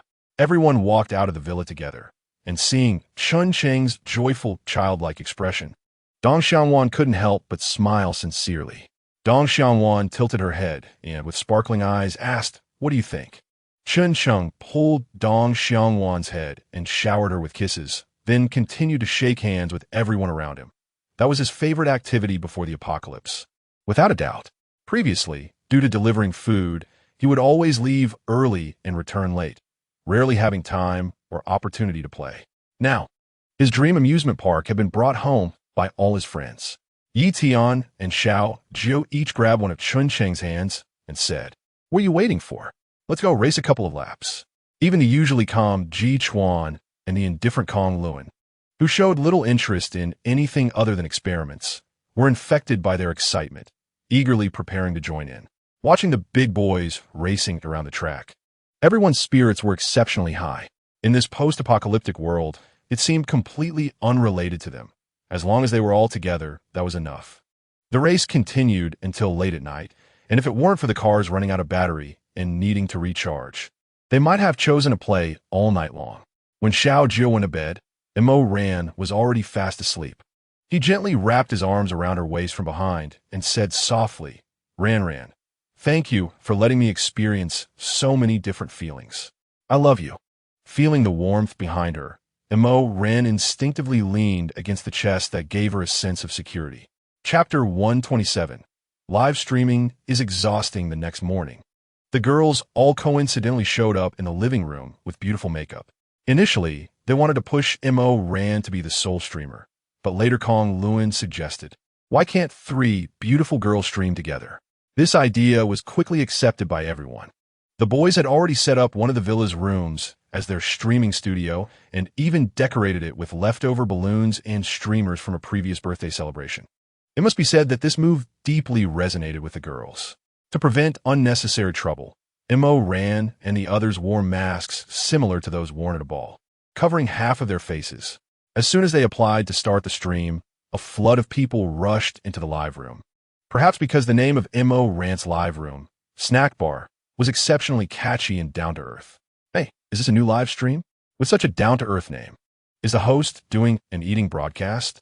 Wow, I didn't notice the setup before, but it looks like there's a box of apples, a box of bananas, and even grapes. Where's the host? I want to hug your thigh. Host, come out quickly, we're calling for you. Yi Tian watched as the number of viewers in the live room skyrocketed, and the audience began discussing among themselves, clearly full of anticipation. Mo ran, and the others leisurely appeared in front of the camera.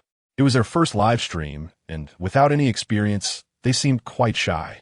However, the comments in the live room exploded instantly. Wow, there are actually 3 beautiful female hosts. The sisters are too beautiful. You don't even need to see their faces to know they're definitely stunning. Oh my God, you 3 don't need to say anything. Just sitting here for a night makes me happy. As a girl, I can't help but envy the sisters' figures. Yeah, let us form a group right here. Saying this, Mo ran casually picked up an apple next to her and took a big bite, sweet and crunchy. She ate with great seriousness, and before long, she finished a whole large apple. The live room had already exploded with excitement. Sister, I've done live streaming sales before. You really don't need to eat everything. Your stomach won't handle it. I feel sorry for you. Wow, this host is relatable, eating without any pretense. I want to eat apples too. Host, do you have a link? I want to buy apples. Sister, look behind you at the bananas and grapes. I really want to eat grapes. How much are they? In an instant, the barrage of questions left Mo ran dumbfounded. She had no idea about live streaming and didn't even know how to create a link. Looking helplessly at Yi Tian behind the camera, Yi Tian gave Mo ran a reassuring gesture and quickly brought Kong Luan over. In no time, Kong Luan sorted everything out. We only prepared these 3 kinds of fruit this time. Babies, get ready with your speed. 321. Link goes live. The live room suddenly fell silent as everyone desperately tried to grab the link. After all, those who could afford to watch the live stream on their phones surely had a bit of crystal core. Wow, did I see that right? It's so cheap. A box of fruit is only 5 crystal cores. Oh my God, I didn't get it. I strongly request the host to release another link. Woo-woo. I was too slow, didn't get it. Mo Ran looked at the already explosive comment section and felt very lost. It turned out that being a host was not an easy job. Milan, the surfer, immediately picked up the conversation, saying, "Families, we're just trial running today, so we have limited supplies. Don't worry. Once we get everything sorted out, we will continue to provide benefits for everyone. Hope you all pay more attention to the host." Dong Xiangwan also chimed in, "Families, the next live broadcast time is to be determined. We will arrange it as soon as possible. Love you all," sending hearts. After that, Dong Xiangwan quickly turned off the camera. The entire live stream lasted less than 10 minutes, but the girls felt like they had streamed for an hour.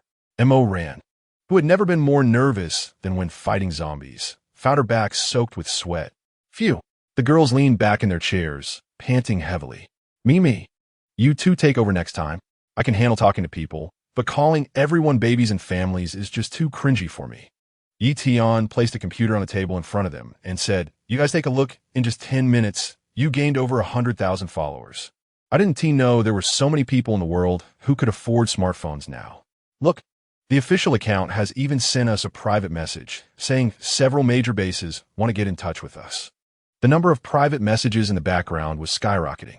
Mo Ran casually opened one and saw a lengthy message saying that even if the beautiful host didn't want to sell anything, they could occasionally come up and chat with fans, as such adorable sisters were truly rare, and just looking at them could brighten someone else's mood. Although Mo Ran knew she used to be the campus beauty, she wasn't narcissistic enough to think she was that beautiful. What she didn't realize was that due to the nourishment of the spiritual spring water, although her appearance seemed unchanged, her fair and smooth skin and perfect figure made her and the other girls top-notch beauties in any base they were placed in. Mo Ran didn't look at those private messages anymore, as there were too many to read, especially from the official accounts of various bases. She didn't even want to think about collaborating with them. They understood the principle of a commoner is innocent, but possessing a treasure can invite trouble. Yi Tian meticulously dressed several zombies, putting on glasses, helmets, and even thick gloves despite it being summer, fearing that they would be recognized during delivery. Chapter 128. Barbecue makes its debut soon. They receive their first positive review. Wow, this is amazing. I ordered in the morning, and it was delivered in the afternoon. Super fresh. I haven't had such crispy apples in a long time. It's just that the delivery guy was too aloof, not saying a word the whole time. The next morning, as they excitedly opened the live room, a massive influx of fans immediately flooded in. Wow, the host sisters are finally live. Yesterday, you ended the stream so hastily that I didn't hear when you'd be back on. I waited the whole night. What are you selling today, sister? No matter what it is, I'll buy it. The popularity in the live room soared. At that moment, Chun Chung walked past with freshly grilled skewers and handed them to Yi Tian.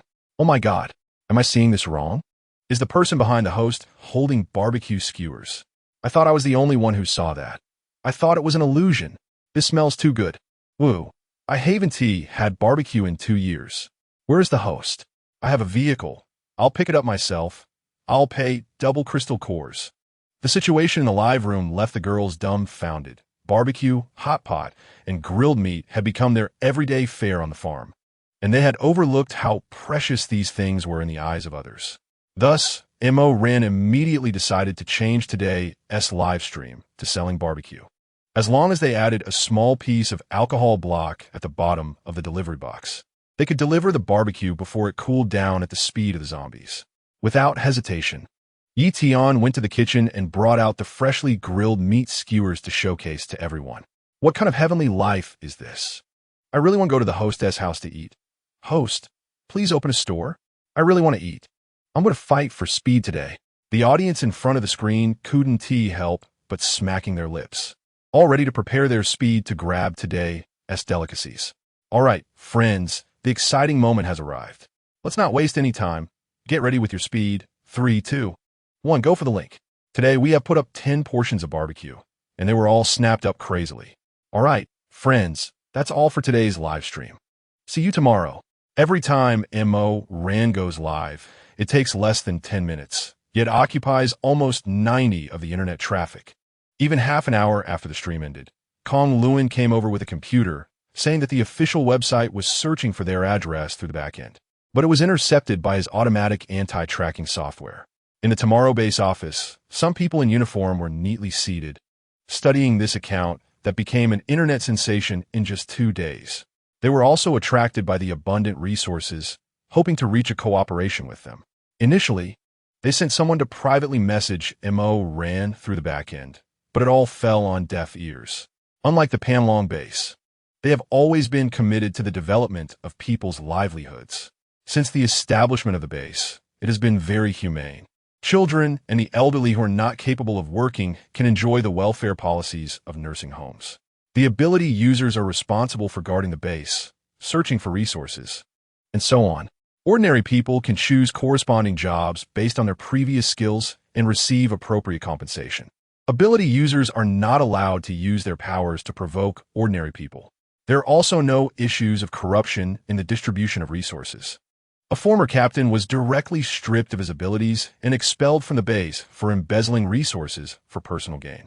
Under such strict policies, such situations have not occurred. And the base is also generous to the hard-working citizens. A simple meal of 1 meat and 1 vegetable has already become standard. Although the meat in the meat dish is just some minced meat, it is several levels better than the Panlong base. The higher-ups definitely do not engage in self-enrichment. All high-ranking officials live in assigned apartments, just like the ability users. The villas in the community are reserved for those elderly who cannot take care of themselves or used as hospitals to treat the injured. In short, this approach has gained the support of the people, which is why it continues to grow. They have also enclosed a large area of farmland nearby, attempting to cultivate it. But the soil needs thorough revitalization after the last black hailstorm, requiring immense manpower and resources. The living standards at the base have slightly declined, but even so, the citizens have no complaints. They actively work every day to till the land, spray pesticides, and fertilize, hoping to restore the soil soon. The buyer who bought the apples came from the Tomorrow base. When the higher-ups saw the fresh, crisp red apples, they couldn't help but feel a bit red-eyed. Not out of greed, but envy. The apples still had green leaves attached, clearly freshly picked, and they were eager to seek business cooperation with the other party, whether for bulk purchases or to consult on methods to revitalize the soil. As long as there was a glimmer of hope, they did not want to give up. This time, they sent all their people, even specifically dispatching the technical department, desperately trying to grab a barbecue set. They didn't expect the other party to have such a complete range of life resources. The other party also appeared very young, probably just in their early 20s. Commander Sue, do you think it's really good to track the delivery person's behavior? What if we're discovered and they think we have ulterior motives? Will the cooperation fall through? A seemingly upright young man at the conference table immediately voiced his concerns. Who says it's not? To actually follow them. Sigh, if they weren't so mysterious. We wouldn't have to do this. Commander Sue did not show any signs of unease due to his subordinates' doubts. Instead, he cleared his throat and said, I know this isn't appropriate, but the fact that they can grow things shows they must have special methods for soil revitalization. This matter concerns people's livelihoods. Moreover, even if we locate them, we won't pose any threat or harm to them. We are approaching them with the intention of friendly negotiation, hoping they can understand, especially after the disappearance of the leader of the Panlong base, leaving only a few headless corpses in the villa. Nearly everyone flocked to the Tomorrow base, which is now under heavy burden. Less than 2 hours later, the barbecue arrived on time. Commander Sue personally went out to receive the goods and tried to get close to inquire about the other party's situation, but the other party remained silent, quickly turning and leaving as soon as he handed the crystal core over. Commander Sue did not expect the other party to be a speed-type ability user. When his subordinates tried to chase after them, the other party had already disappeared completely, marking the first plan's failure. However, they did not feel any loss. A group of people gathered together and enjoyed a hearty barbecue. The chewy beef, greasy pork belly, and fragrant chicken wings tantalized everyone's taste buds. After a satisfying meal, Commander Sue looked at the now empty barbecue platter, lost in thought. Commander, are you in a daze? Didn't you eat enough? Joked a subordinate beside him. Everyone laughed, and the atmosphere was very harmonious. Did you guys notice that this meat is much better than the frozen meat in our base? Like fresh beef and fresh pork belly. After Commander Sue mentioned it, everyone suddenly realized why it tasted so exceptionally good. In that case, the other party not only has advanced technology for growing fruits and vegetables, but also raises cattle, sheep, pigs, and other livestock. How rare is that for a base? Even so, the treatment at Tomorrow Base is much better than that of other bases. But the fact that they have cattle and sheep means they have extremely abundant resources. The strength of the other party is truly terrifying. Commander Sue is now even more eager to get to know them, even willing to spend any amount of crystal cores to learn methods for soil improvement and buy some young livestock to raise himself.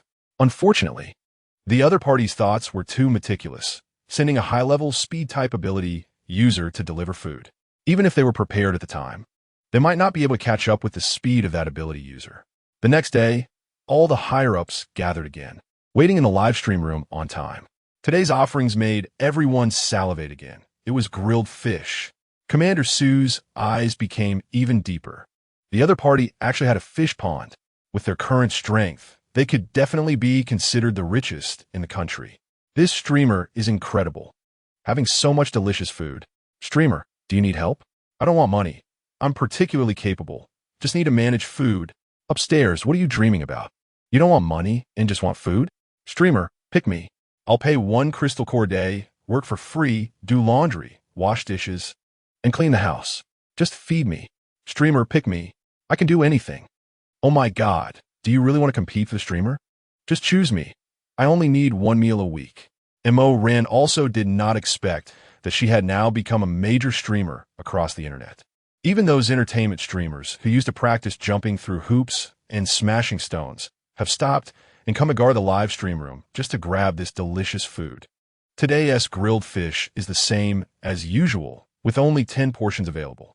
Unsurprisingly, 1 portion was snatched away by Sue's team, which decided to send a high-level speed-type superhuman to pick up the goods and then directly follow the target to see if they could track their location.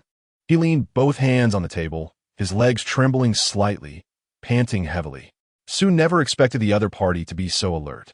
Of course, the zombies have radar devices installed by Kong Lu, and as soon as they detected the tracking, Xiao Jiu issued orders to lead the unwelcome follower on a good shopping spree. As for what that subordinate said, at least he got one thing right. The other party was not human, so they did not understand what tiredness or fatigue meant. The second method also failed. They started sending friend requests in the background nonstop, one after another, sending private messages to express their intentions. Hey, Ran, I found someone in our fans who wants to add us as friends. Guess who it is? Yi asked excitedly. As long as it's not Lin Yang. Anyone is fine. Mo Ran's first reaction was to stay away from scumbags. Xiao Jiu suddenly appeared behind Mo Ran, tightly wrapping his arms around her waist, and said sourly, "Why was your first reaction that person?" Mo Ran asked, "Then stop keeping me in suspense, just say it." "Who is it?" He said he's the commander of Tomorrow Base and wants to discuss business cooperation with us. Yi revealed the answer. Oh, that makes sense. The person who was followed yesterday was also sent by Tomorrow Base. I checked the order sent by that zombie. It was indeed delivered to Tomorrow Base. Xiao Jiu said with a knowing expression.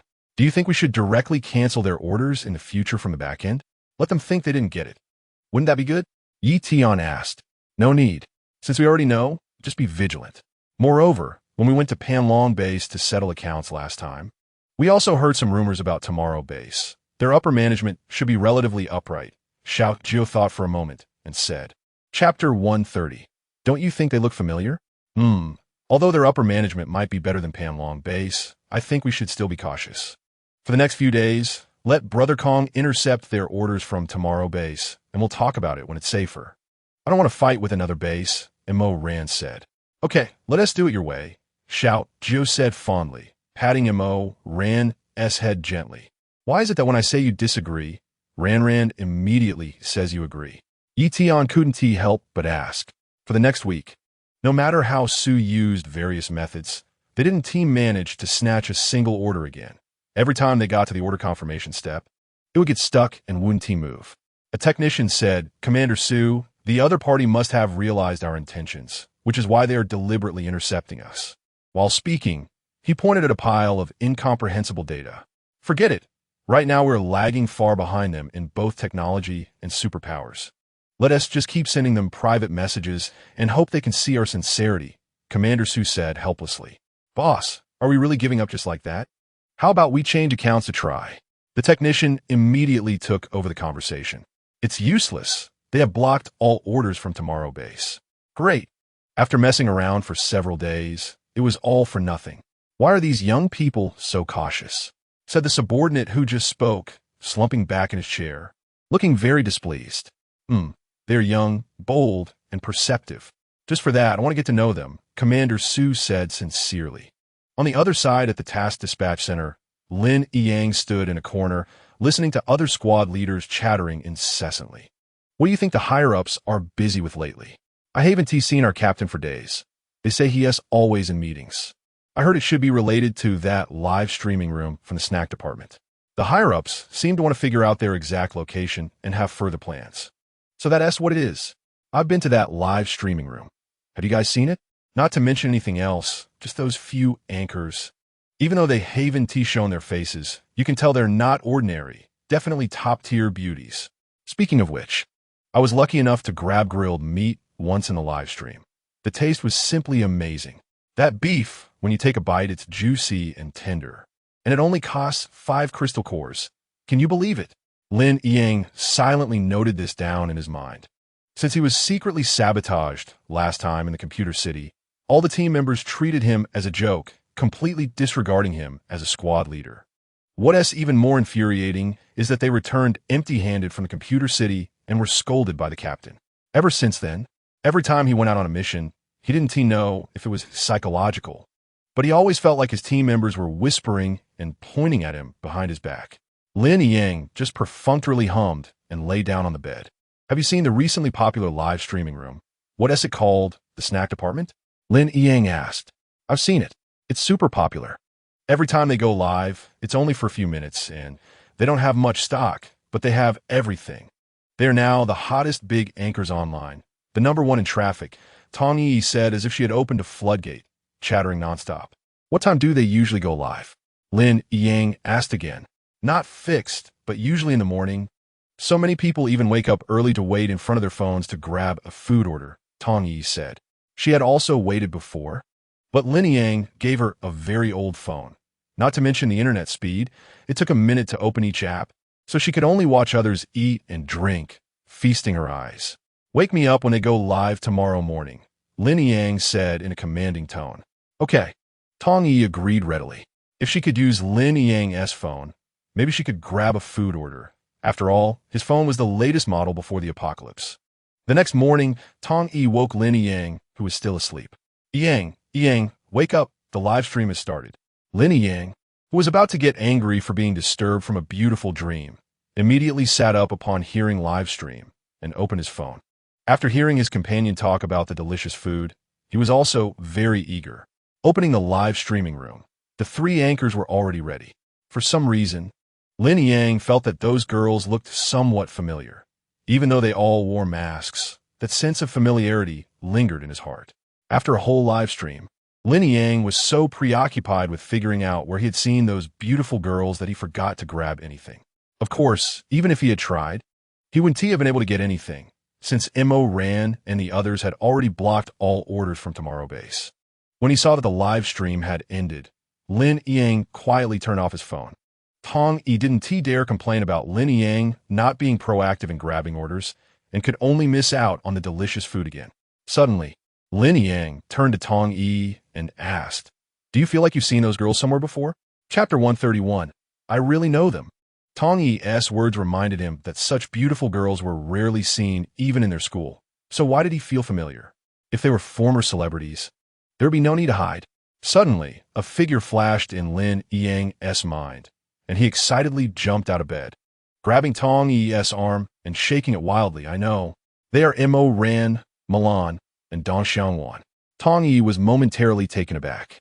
Upon careful thought, although the few people had their faces partially covered, their figures indeed resembled Mo Ran and her companions, and they had stayed at Mo Ran's farm. Mo Ran could indeed sell these items. However, thinking further, Tong Yi immediately pulled a long face and said, "What, Lin Yang? Do you still want to cling to Mo Ran's thigh? Are you still not giving up? The incident at the mall last time is inseparable from her." Before Tong Yi's words could finish, a loud slap was heard, and she fell heavily to the ground. Lin Yang said viciously, "Try mentioning last time again. Damn it, it's so unlucky this early in the morning." With a heavy bang of the door, Lin Yang rushed out of the apartment, heading straight for the captain's office. Yesterday, he overheard those people discussing that the higher-ups were very eager to know the exact location of the streamer. If he reported this exclusive secret to the base, he wondered if the higher-ups would reward him with a great merit and promote him to captain. "Report, Captain Lee." Lin Yang knocked on the door and he shouted loudly.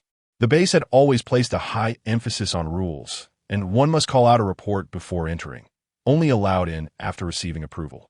"Captain Lee, I heard that the higher-ups have been looking for the specific location of the snack department's live stream room recently," Lin Yang said straightforwardly.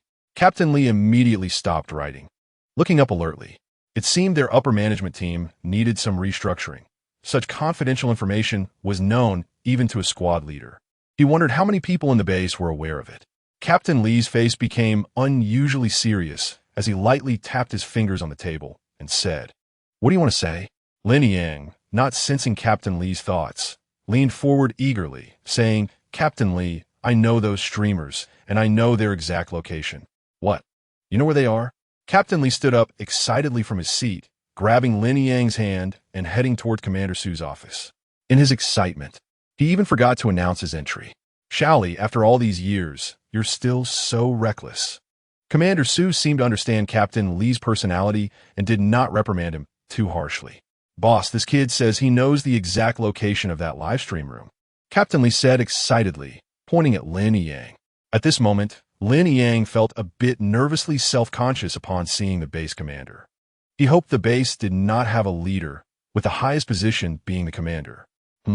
"Young man, do you really know their exact location?" Commander Su asked, not losing his composure like Captain Lee. "Yes, Commander Su, I know those streamers. One of the girls was my ex-girlfriend. We broke up due to a misunderstanding, so I'm still quite familiar with her," Lin Yang said, momentarily a loss for words, but continuing, One of the streamers was once my girlfriend, and I know her very well. Commander Sue was not interested in the young love story and continued to inquire about what he was interested in. Where do they live? How can a farm produce so many fresh fruits and such fresh beef? Captain Lee expressed doubt about Lin Yang's words.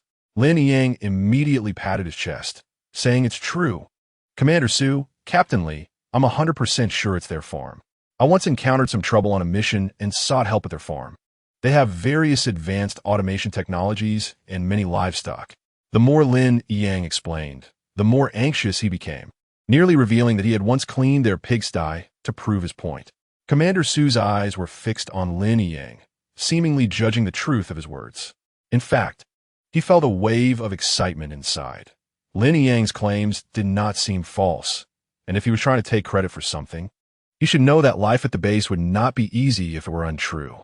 Captain Lee immediately summoned a few trusted aides, and under Lin Yang's lead, they headed towards Mo Rant's villa.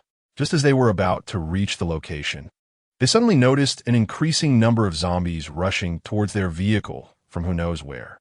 Among these zombies were high-level fire-type zombies, ice-type zombies, and so on. Caught off guard, the car tires skidded on the icy surface. Everyone unleashed their abilities, and both sides began an unceasing exchange of fire. Seeing that the situation was not right, Captain Lee immediately jumped into the car and desperately stepped on the gas to retreat. It wasn't until they had driven a kilometer away that the zombies ceased their pursuit, dispersing and continuing to wander. Captain Lee had no idea that this was the unique defense system of Mo Rant's farm and muttered under his breath, "What a nightmare." Meanwhile, inside the villa, Mo Ran and others breathed a sigh of relief after seeing the other side retreat through the monitors. They recognized the other party's intention. After the zombies were driven back, they did not head toward the nearby hot spring hotel, but clearly aimed for them. Ran, could it be that there was a problem with the delivery this time? Milan asked with some concern. Otherwise, let's stop the live stream for a few days. Although we are doing well now, I still don't want to fight. I just want to live a stable life. Chapter 132. Clearly not interested, Yi Tian, sitting next to Milan, helplessly rubbed her head, thinking how this little girl now boasts so subtly. Without any warning, Mo Rant's livestream stopped. In the office of the Tomorrow base, Captain Lee suddenly asked Lin Yang, "I still feel something is off about those zombies. They didn't chase us when they saw we were leaving, just scattered around. What do you think, Yang?" It was Lin Yang's first time attending such a high-level meeting, and he appeared particularly nervous, stuttering, "Our report, Commander Sue, the situation at that time was indeed a bit strange. Those zombies seemed to be controlled by someone." Commander Sue fell into deep thought after hearing their descriptions. There was only one situation in which zombies could be controlled. A person with extremely strong mental power was manipulating them. However, this was also limited by the strength of the opponent's abilities and distance. According to Lin Yang's description, they encountered the zombies at least 3 to 5 kilometers away from the farm's gate.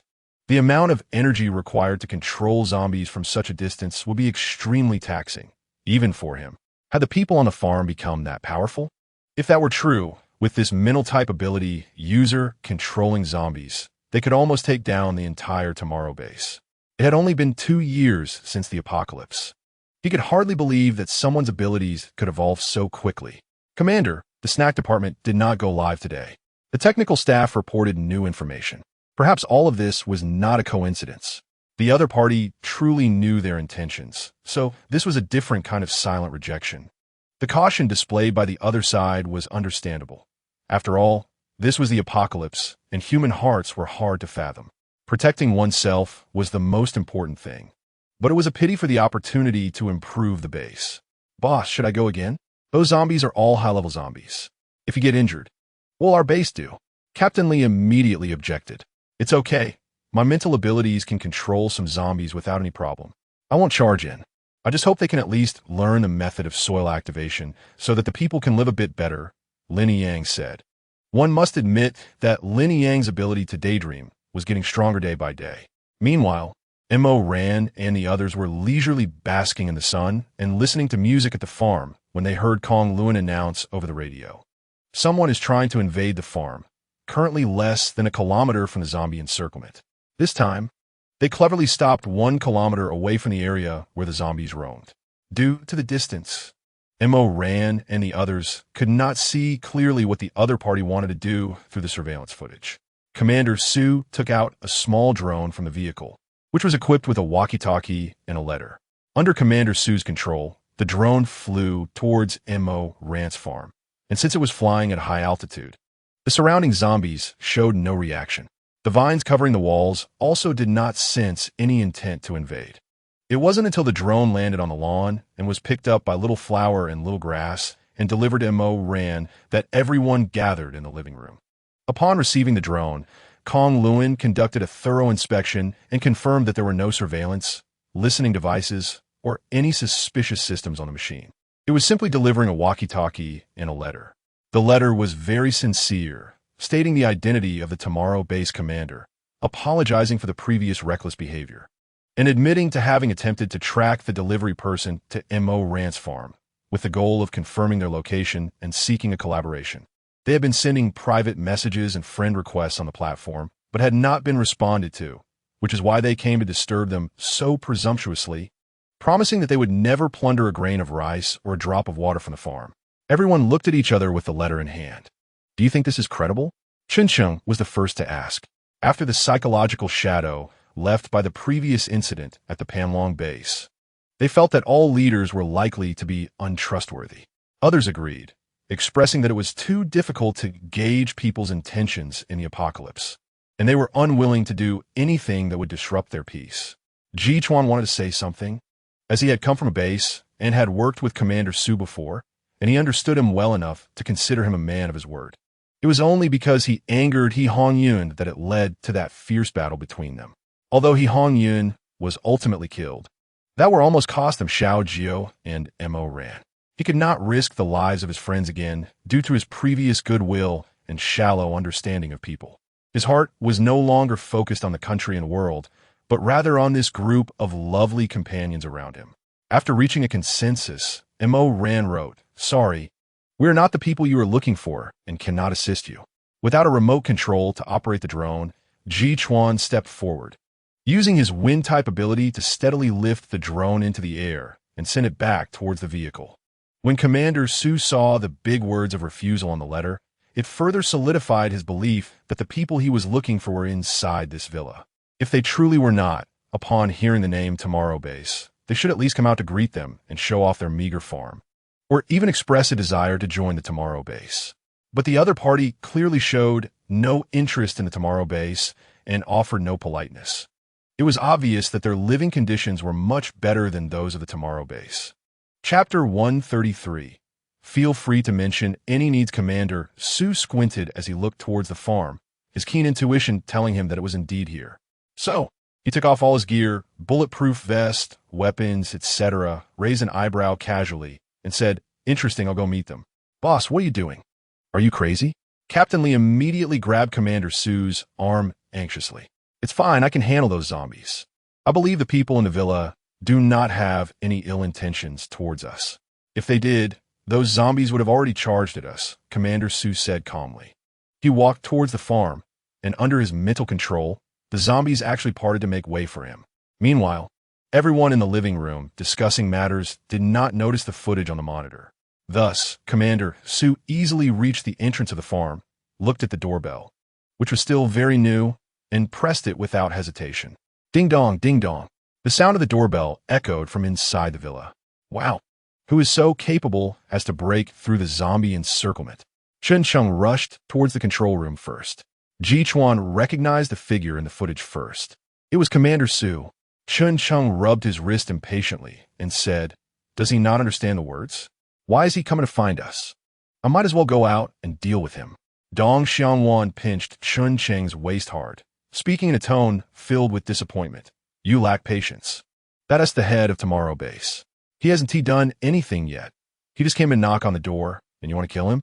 Are you planning to make enemies with the entire Tomorrow Base and take down another base?" "Ouch, ouch," Chen Cheng said while rubbing his waist. "Wife, be gentle. If my waist can't move, it's a big deal." He then made a series of exaggerated facial expressions at Dong Xianwan. Dong Xianwan ignored Chen Cheng's antics and turned to Mo Ran to ask, Ran, what should we do now? They clearly don't believe what we said and are persistent." At this moment, and Mo Ran also fell silent. She had never been good at handling diplomatic matters. Jichuan thought for a moment and said, "How about I go and talk to him? Let us see what their intentions are. I know him, and there shouldn't be any danger right at the villa door." Little Jiu considered it for a bit and said, "I'll go with you. You handle the conversation, and I'll protect you." Little Jiu was also a bit apprehensive about the previous incident where Jichuan was detained by the Panlong base. All right. Jichuan understood Little Jiu's concerns and did not refuse. With Little Jiu there, the others felt more at ease because, in this world, there shouldn't be anyone stronger than Little Jiu at that moment. The two opened the door shoulder to shoulder and appeared in front of Commander Su. Although Little Jiu quickly closed the door again, Commander Su still saw the open space in the farm, and there was even a sunshade, if he wasn't mistaken. He seemed to have seen a swimming pool. No wonder, living in such a wonderful place, how could they possibly be interested in the apartments of Tomorrow Base? Commander Su couldn't help but shake his head in self-deprecation. "Hello, Commander Su." Jichuan was the first to speak. You are Jichuan?" Upon hearing Jichuan speak, Commander Su carefully examined Jichuan's appearance before recognizing him. Although his face seemed the same, his demeanor felt extraordinarily different, standing out. The man beside Jichuan gave an impression of being independent from the world, with a slight cold and charming smile at the corner of his mouth. Jichuan nodded, affirming Commander Su's inquiry, and continued, "So, Commander Su, what exactly is your purpose in trying to contact us?" After patiently listening to Commander Su's words, Jichuan smiled gently and shook his head, saying, "I'm sorry, Commander Su. Although your conditions are very tempting, first, we are not the people you are looking for, as we have already stated in the note. Second, our farm can only sustain itself on a small scale, so cooperation is likely beyond our capabilities. Third, regarding the methods for soil activation, if you know, we would also appreciate sharing. The reason our farm can still grow some vegetables is that we had a small greenhouse that was not eroded by the rain, which is also why we can be self-sufficient." After hearing Jichuan's well-reasoned refusal, Commander Su did not speak immediately, but carefully observed Jichuan's expression changes, seemingly judging the credibility of Jichuan's words. Half a minute passed, and Jichuan maintained a calm expression, showing no signs of panic. Su's lips gradually curled up, and then he patted Jichuan's shoulder, smiling and saying, "You brat, I understand. In this world, it's important to protect yourself. However, I hope you understand that we are also thinking of the base and the well-being of more people." It was clear that Su did not believe Jichuan's words and chose to continue probing. The negotiation fell into a deadlock, and Su did not expect the other party to be so unyielding. "All right, it seems I was abrupt. If you have any new methods to deal with the eroded soil, I hope we can exchange information." Su's tone was very sincere as he took a notebook out of his pocket and wrote down a phone number. "This is my number. If you need anything, feel free to contact me.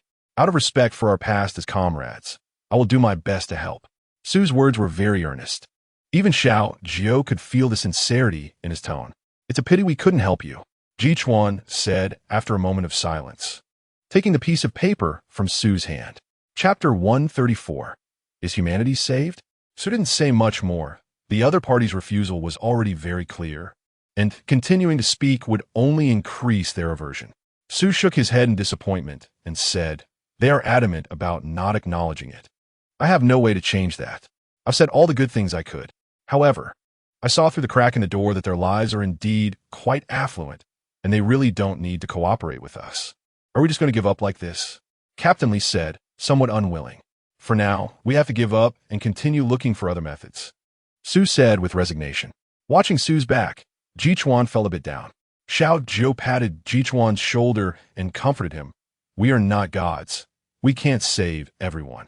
The goodness and evil of human hearts are just a thought away, and we can't afford to gamble." In the following month, Mo Rant's livestream room had not opened again, as she really did not want to attract more unnecessary trouble. However, the internet was flooded with requests for the snack shop. Fans said that even if she just came on to eat, it would be fine. They just wanted to watch. Seeing the waves of calls online, Mo Ran opened the live stream room again. "Whoa, streamer, even if you don't sell anything, just come chat with us every day. Streamer, let us sell something again." The barbecued meat last time was so delicious that since then, Everything else I eat feels bland. Hi everyone, long time no see. We had a sandstorm a few days ago that caused a power outage, which is why I haven't been online. After the sandstorm, I had to clean up. So thank you for your patience. Ran explained cheerfully. Sandstorm? Are you in the city? A comment exclaimed. Wow. The streamer is actually in the same city as me. I'm so honored. This was a cover story everyone had come up with to mislead. Coincidentally, they had seen in the news a few days ago that the city had experienced a massive sandstorm that caused power and internet outages. To prevent further harassment from Tomorrow Base, they decided to use this not-so-subtle method to divert attention. Indeed, in the Tomorrow Base office, everyone was staring at the live stream room with puzzled expressions. Boss, we should have really gone the wrong place. It really isn't that farm, look. They said they lost internet due to the sandstorm. Captain Lee said angrily. It's all Lin Yang's fault for being so certain. We wasted several trips. Su Fawen, Lo Di Kali. Given their order delivery speed, if it was the city, the distance was too far. Even if they were high-level speed superpowers, they shouldn't be able to arrive in just 2 hours. However, it was indeed a fact that the sandstorm caused the internet outage, and his eyes flickered. Hard to read. Let's wait and see, Su continued. Family, due to the sandstorm and power outage, many of the fruits we stored have spoiled, so we can't put them up for sale for now. However, since you all support our Snack Shop livestream room so much, we plan to pick 3 lucky viewers from the comments to give away a hot pot set. Wow, streamer 666. Wishing for good luck. The livestream room immediately erupted.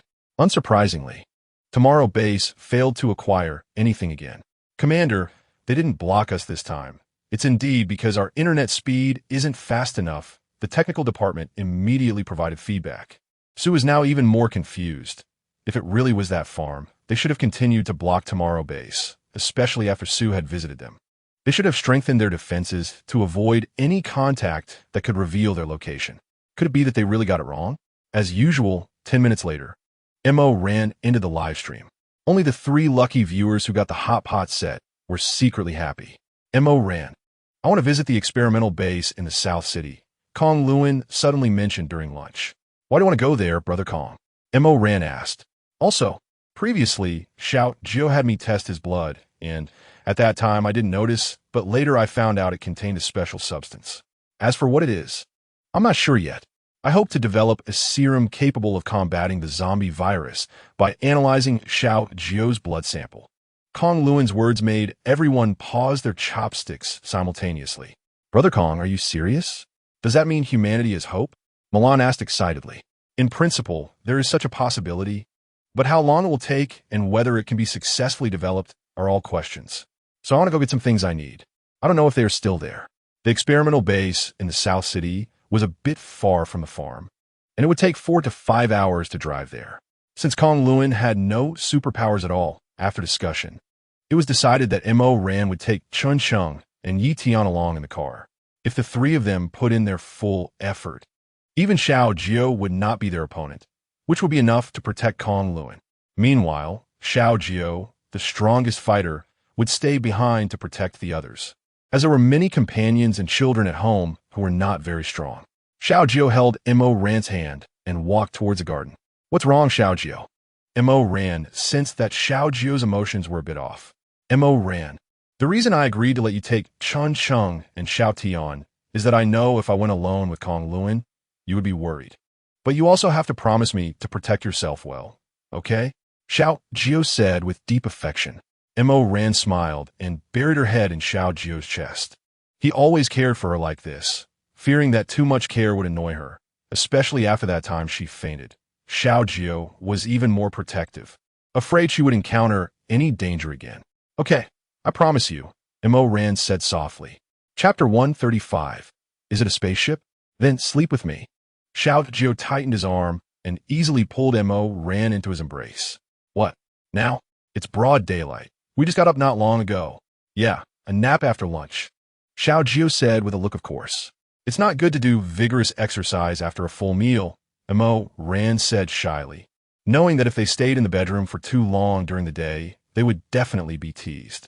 Xiao Jiu lightly touched Mo Ran's nose with his long finger and smiled mischievously, saying, when I said sleep, I meant it as a noun. What are you thinking? Oh, you.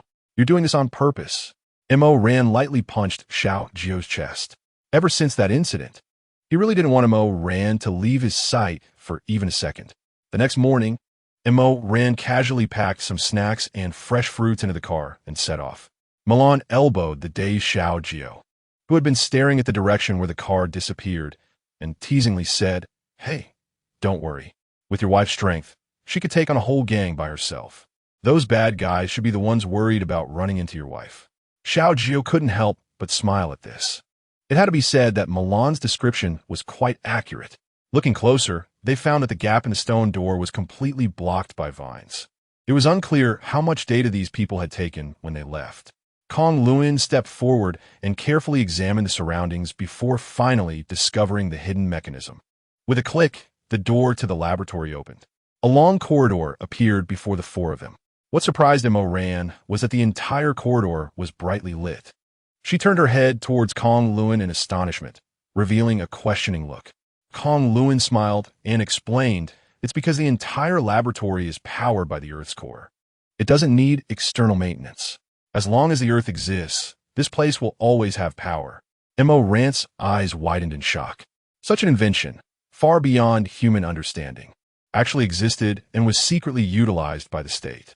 How terrifying that was. Chen Sheng asked with some confusion. Then why don't you use it in large quantities? It could solve many power shortages in the country. Kong Luin continued to explain, because if this energy fell into the hands of malicious organizations, it could cause irreparable damage. We went through countless experiments to reach this point. Yi Tian nodded in agreement, saying, yes, greed has never been a product of the apocalypse. It has existed since the day humans appeared. Ran, you and Chen Sheng protect Brother Kong. I'll stay outside to guard against any other dangers, Yi Tian said. Mo Ran nodded. The reason she brought Yi Tian along was because of his meticulous mind, which could make the quickest and most accurate deployments. The three of them walked deeper into the mountain toward the laboratory. As they walked, the view suddenly opened up. The hollowed-out mountain was as large as their farm, and all the facilities were complete, looking exceptionally high-tech. In the very center of the empty space, there was even a flat object resembling a spaceship. Wow, Brother Kong, what is this? It's so cool. I've only seen ships like this in StarCraft. Chen Sheng, a fan of mechanical technology, walked straight over to the spaceship, exclaiming in genuine admiration. This was developed by our future technology group. I'm not sure how it operates, but I know they wanted to use the Earth's core to supply it with energy. It said that if the research is successful, perhaps in the future, humanity could migrate to Mars in large numbers, Kong Luin explained.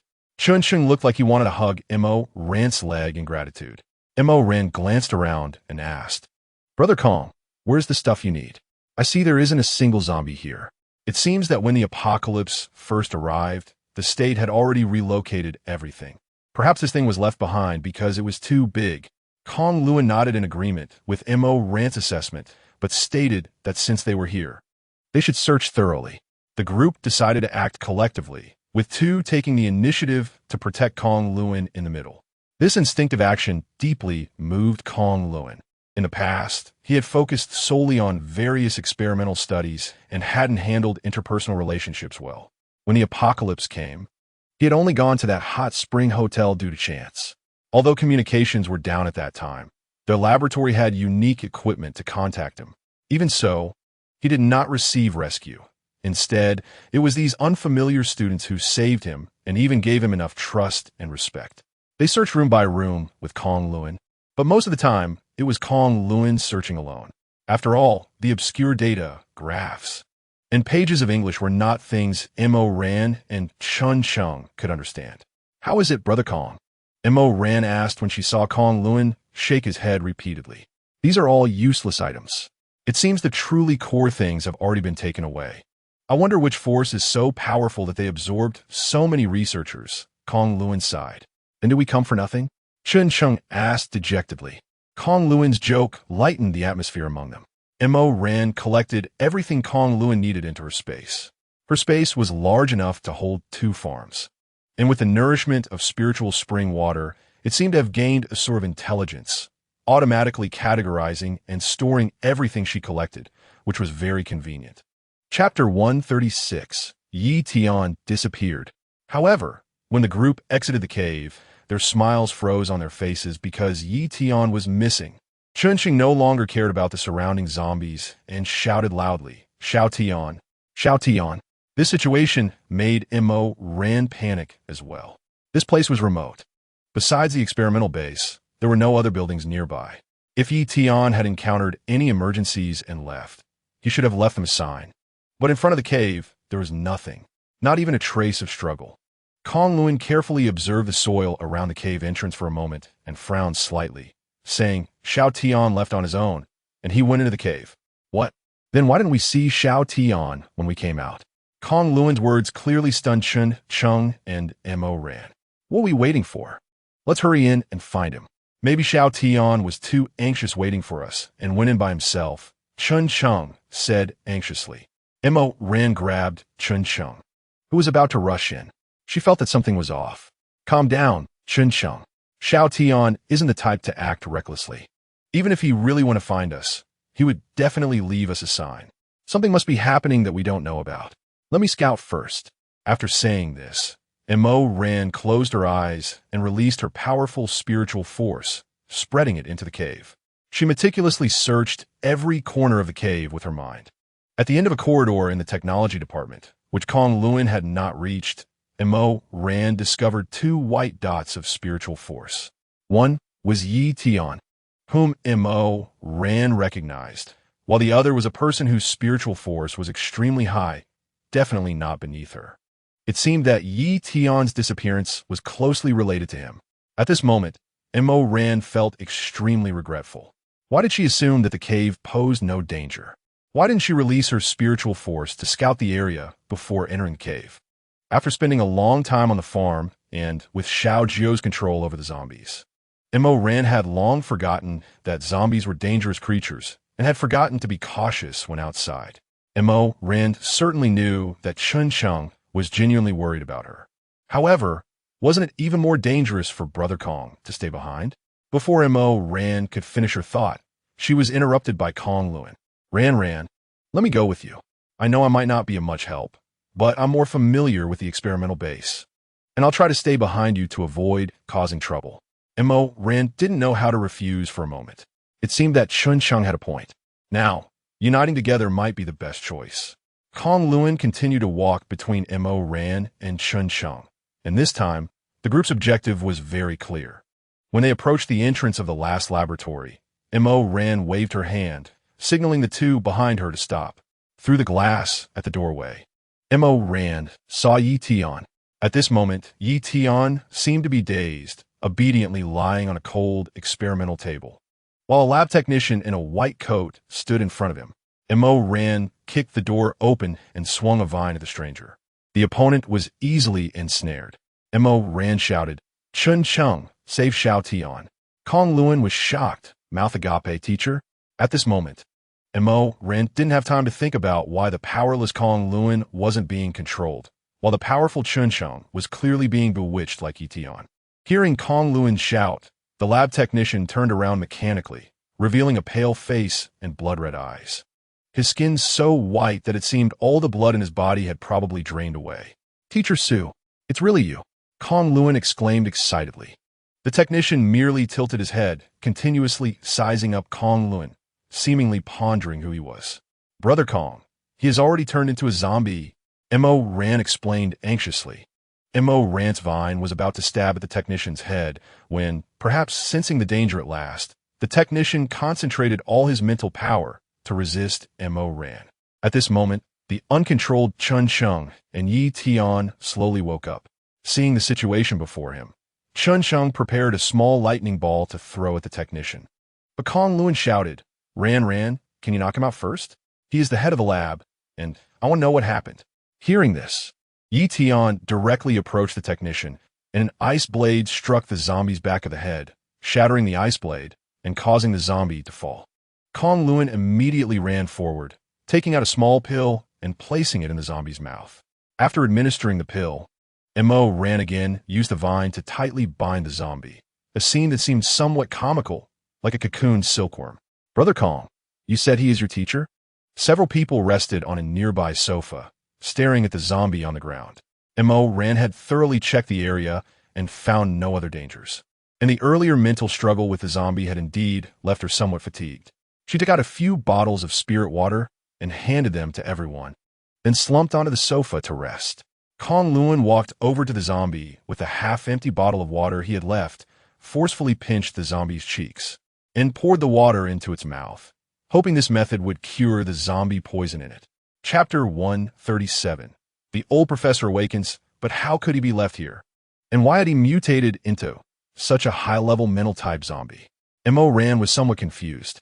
There was no reason for the government to leave such a person in isolation. After a moment, the cocooned zombie began to struggle slowly, opening its eyes.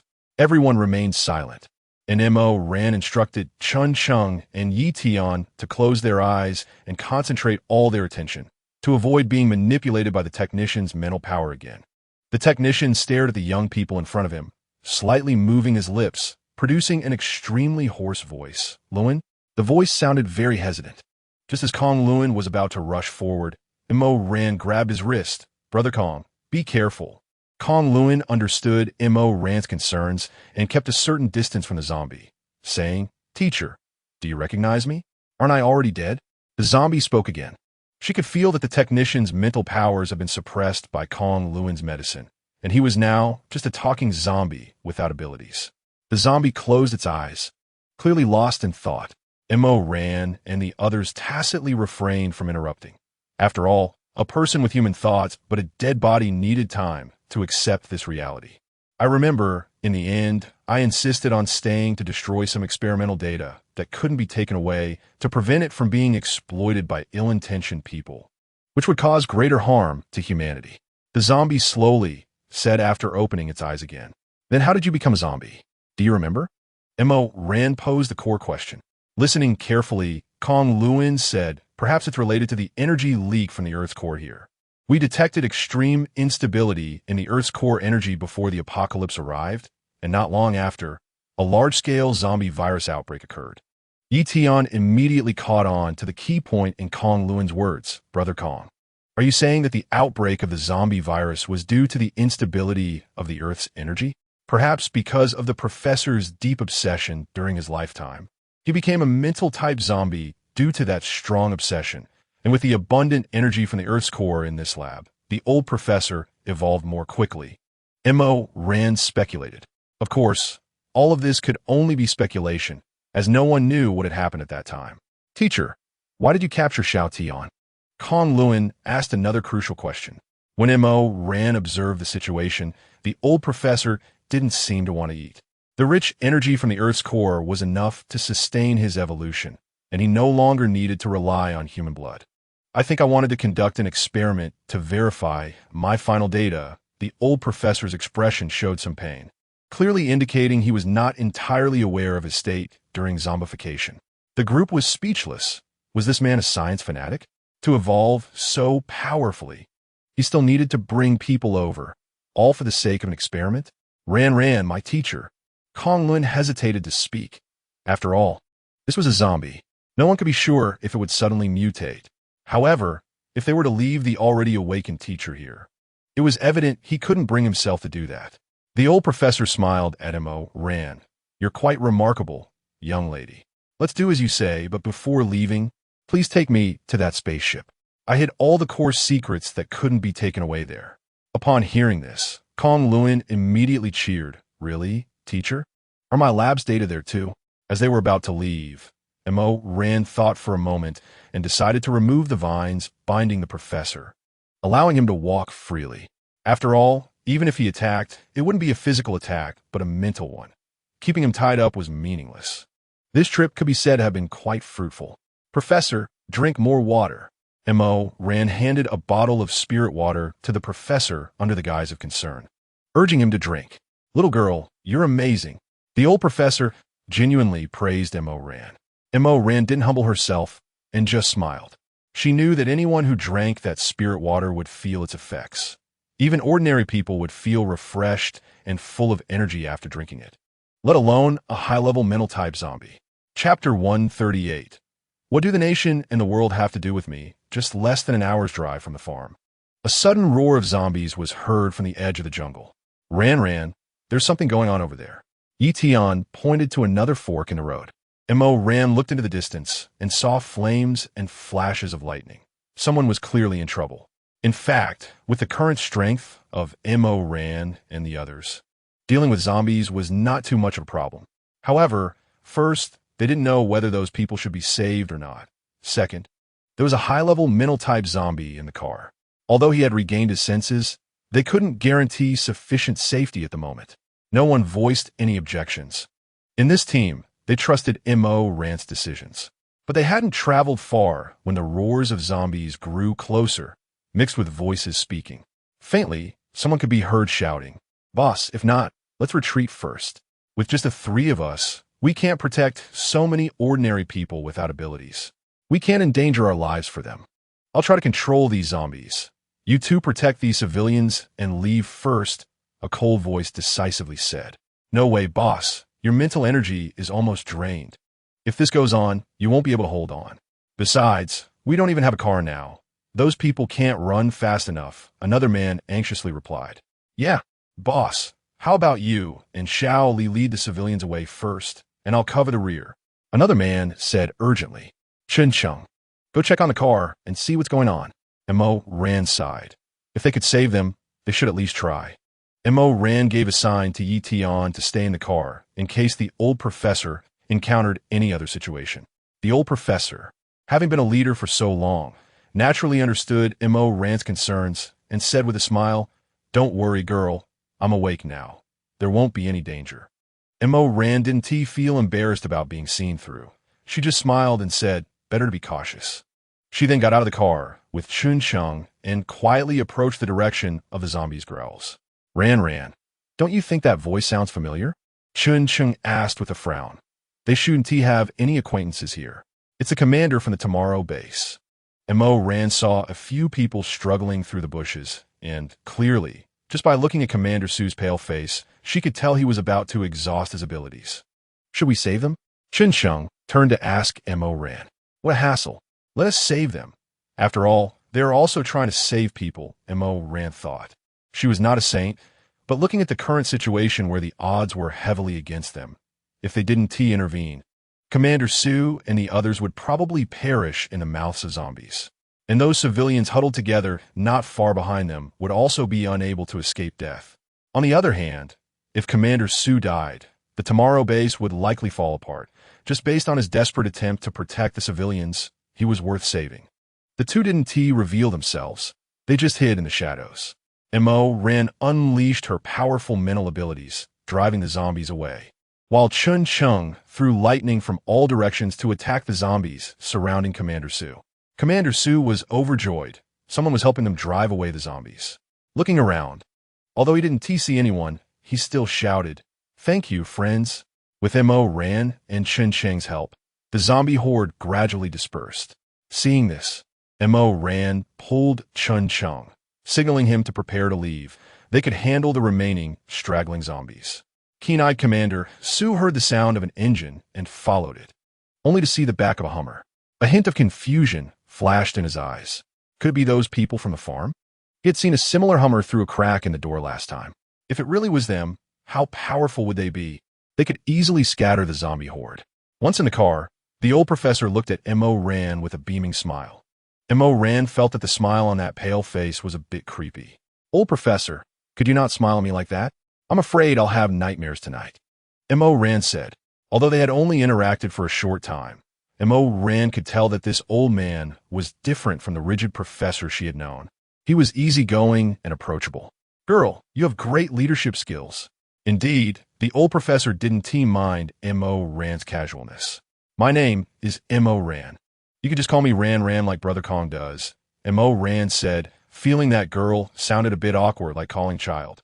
"Haha, Ran. You're so strong. Why haven't you thought about serving the country?" the old professor asked. Earlier in the car, he had learned from Kong Luen about their current situation. From his judgment, the companions around Ran should all have extremely powerful abilities. If they could be recruited into the national team, it would be an invaluable asset. Old professor, I don't have such grand ideals. I don't always think about the country and the world. My ideal is just to live happily and safely with the people I care about and love in this chaotic world. Even if the world falls. What does it have to do with me?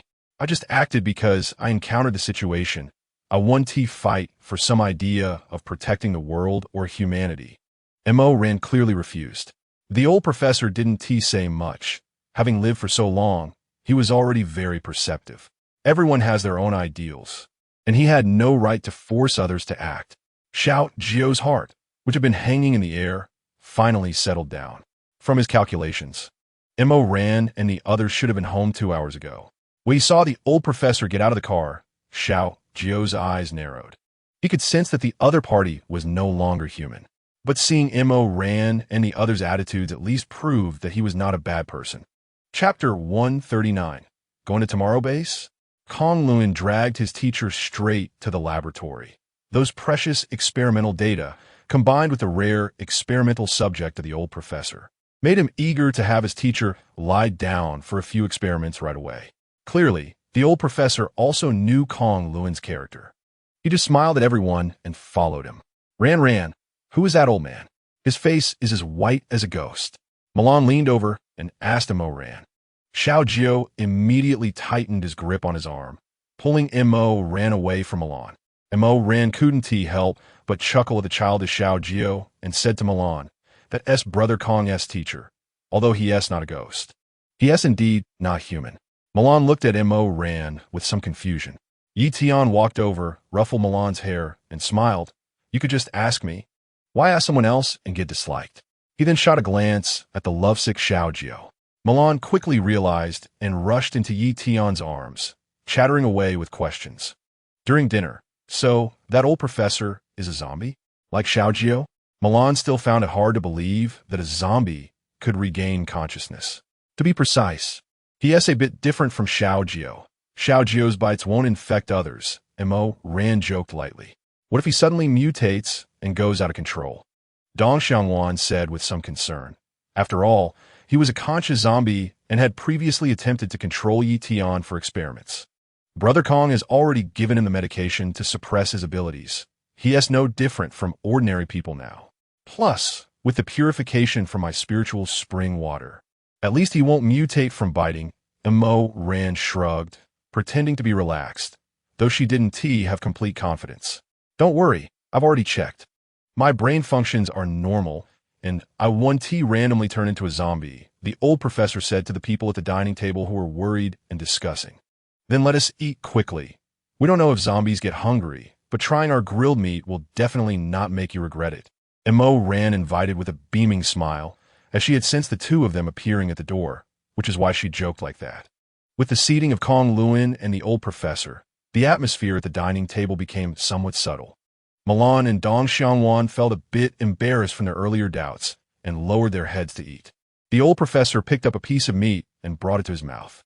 After enjoying the chewing and swallowing, he said with delight in his eyes, "This is the first time I've had meat in over 2 years. It feels as if it's been a century. Your skills are really impressive." The boisterous Milan immediately returned to her original self and looked up to ask, "Old professor, you haven't eaten meat in the past 2 years?" Everyone understood what Milan was asking, and Yi Tian quietly patted Milan's thigh under the table, signaling her not to be so direct. The old professor chuckled and said, "I'm the only one left at the base, and this experimental base is quite confidential. Outsiders can't find it all. Besides, when they went, they should have clearly seen that there wasn't a drop of blood in the entire base. I indeed came back from the dead, but it seems there is some difference between me and those zombies. At least, I don't have an instinctive craving for blood. I called that kid into the cave to use him for my experiments." Yi Tian and Chun Chung nodded in agreement with the old professor's words. At that moment, Kong Lun, who had been silent, spoke up. Ran, the teacher said he wants to go to the Tomorrow Base. What? Why go there? Mo Ran immediately stopped using her chopsticks and looked up at the two, hoping for a solid answer. The old professor remained steady, slowly bringing another piece of meat to his mouth. Kong Lun explained, to be honest, those researchers were taken away by people from the Tomorrow Base. Although those people were wearing masks and protective clothing, after hearing Commander Su's voice again that day, He was sure that the one leading the rescue was him. The teacher still wants to find those people and bring back the most important data, so perhaps a detox vaccine or a preventive vaccine can be developed quickly. Mo lowered her head and thought for a moment. This is a personal choice. Theoretically, she has no right to interfere. However, what if they find out you have turned into a zombie, come back to life, and if they take you for experiments and research? Mo voiced her concerns. Having witnessed firsthand how those so-called researchers at the Panlong base experimented on Xiao Jiu and Jichuan. If they knew the old professor came back from the dead, in other words, could live forever, no one could be 100% sure they would make the right choice. The old professor nodded appreciatively, as he could see that Mo genuinely cared about him. If dissecting me would truly be useful for research, I wouldn't need anyone to say it. I would voluntarily lie down on the experiment table. If it could contribute so greatly to the country and humanity, why not? Everyone at the table simultaneously stopped eating, admiring the old man slowly enjoying his meat. At that moment, he seemed to have a halo above his head. Why are you all looking at me like that? I have spent my life on national experiments and human progress. This is the awareness every true researcher should have. The old professor couldn't bear the admiration in his students' eyes. Just then, Mo suddenly realized and turned to Kong Luan. Brother Kong, you wouldn't also want to go to the Tomorrow base with the old man, would you? Kong Luan was taken aback by Mo's sudden question and looked up, saying, what would I go for? I'm just a PhD in biopharmaceuticals and botany. They don't need me. Besides, you guys are far more important to me than those irrelevant people. Of course, this was only a small part of the reason. The most important thing was that she had long regarded everyone on the farm as family. Chapter 140. Lin Yang went crazy. Everyone sat together and discussed for a long time, deciding that Xiao Jiu and Chun Sheng would drive the old professor to the outskirts of the Tomorrow base, then let him walk in by himself. They still didn't want to have any contact with the official base. The old professor naturally respected their decision. Old man, I hope you won't mention having seen us or our farm, no matter what. We chose to trust you unconditionally because you're Brother Kong's teacher. I hope you won't betray our trust. If you leak any information about the farm and put my friends in danger, I wouldn't hesitate to bury the entire Tomorrow base along with all your research achievements. Mo's words were heavy. However, the old professor wasn't angry at all. Don't worry, young lady. I've lived this long. I won't promise anything lightly. After some thought, Mo took out dozens of bottles of spring water from her space and placed them in a backpack prepared for the old professor. Old man, consider these our farm's secret.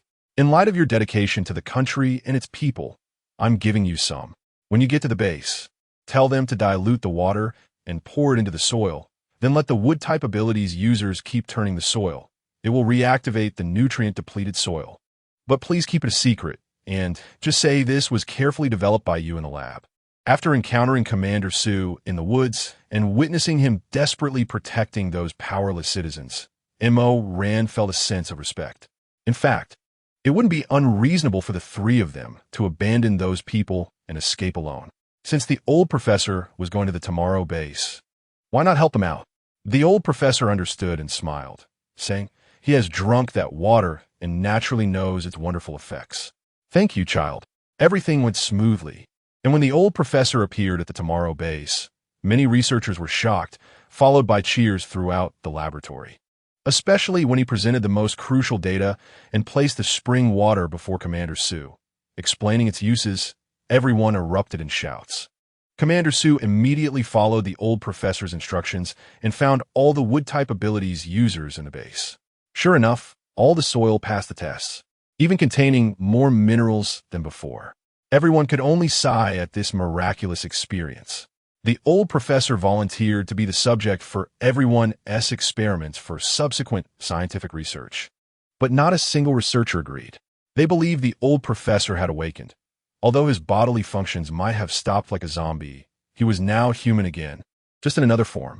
With the soil and planting issues in the base resolved, Commander Su no longer had the strong obsession to explore the snack bar's live broadcast room. Mo's live broadcast could finally proceed enthusiastically again. Lin Yang was extremely unwilling.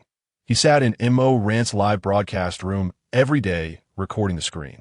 almost wanting to use a magnifying glass to see if there were any clues proving that the person was indeed Mo Ran. Finally, under his obsessive observation, he accidentally heard Yi Tian's voice calling out Mimi, and he kept amplifying the sound, removing the noise, eventually isolating that voice.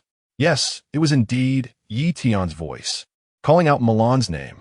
Lin Yang excitedly ran to Captain Li's office with his so-called evidence, saying, "Captain, that live broadcast room really belongs to Mo Ran's farm. I found the evidence." Captain Li looked at Lin Yang as if he were an idiot and coldly said, "The base no longer needs to look for their live broadcast room. We have developed a method to reactivate the soil, and in the future, our fruits and vegetables will be self-sufficient." Lin Yang was somewhat incredulous. After all his efforts, even refusing to take on tasks and being demoted to a squad leader, just to find this evidence for the base and make a significant contribution, only to be told that this was all useless. Lin Yang left Captain Li's office in a daze. A week ago, he had become obsessed with researching the snack department's live stream room, even getting into a fight with Tong Yi over a complaint, resulting in her being severely injured and hospitalized at the base.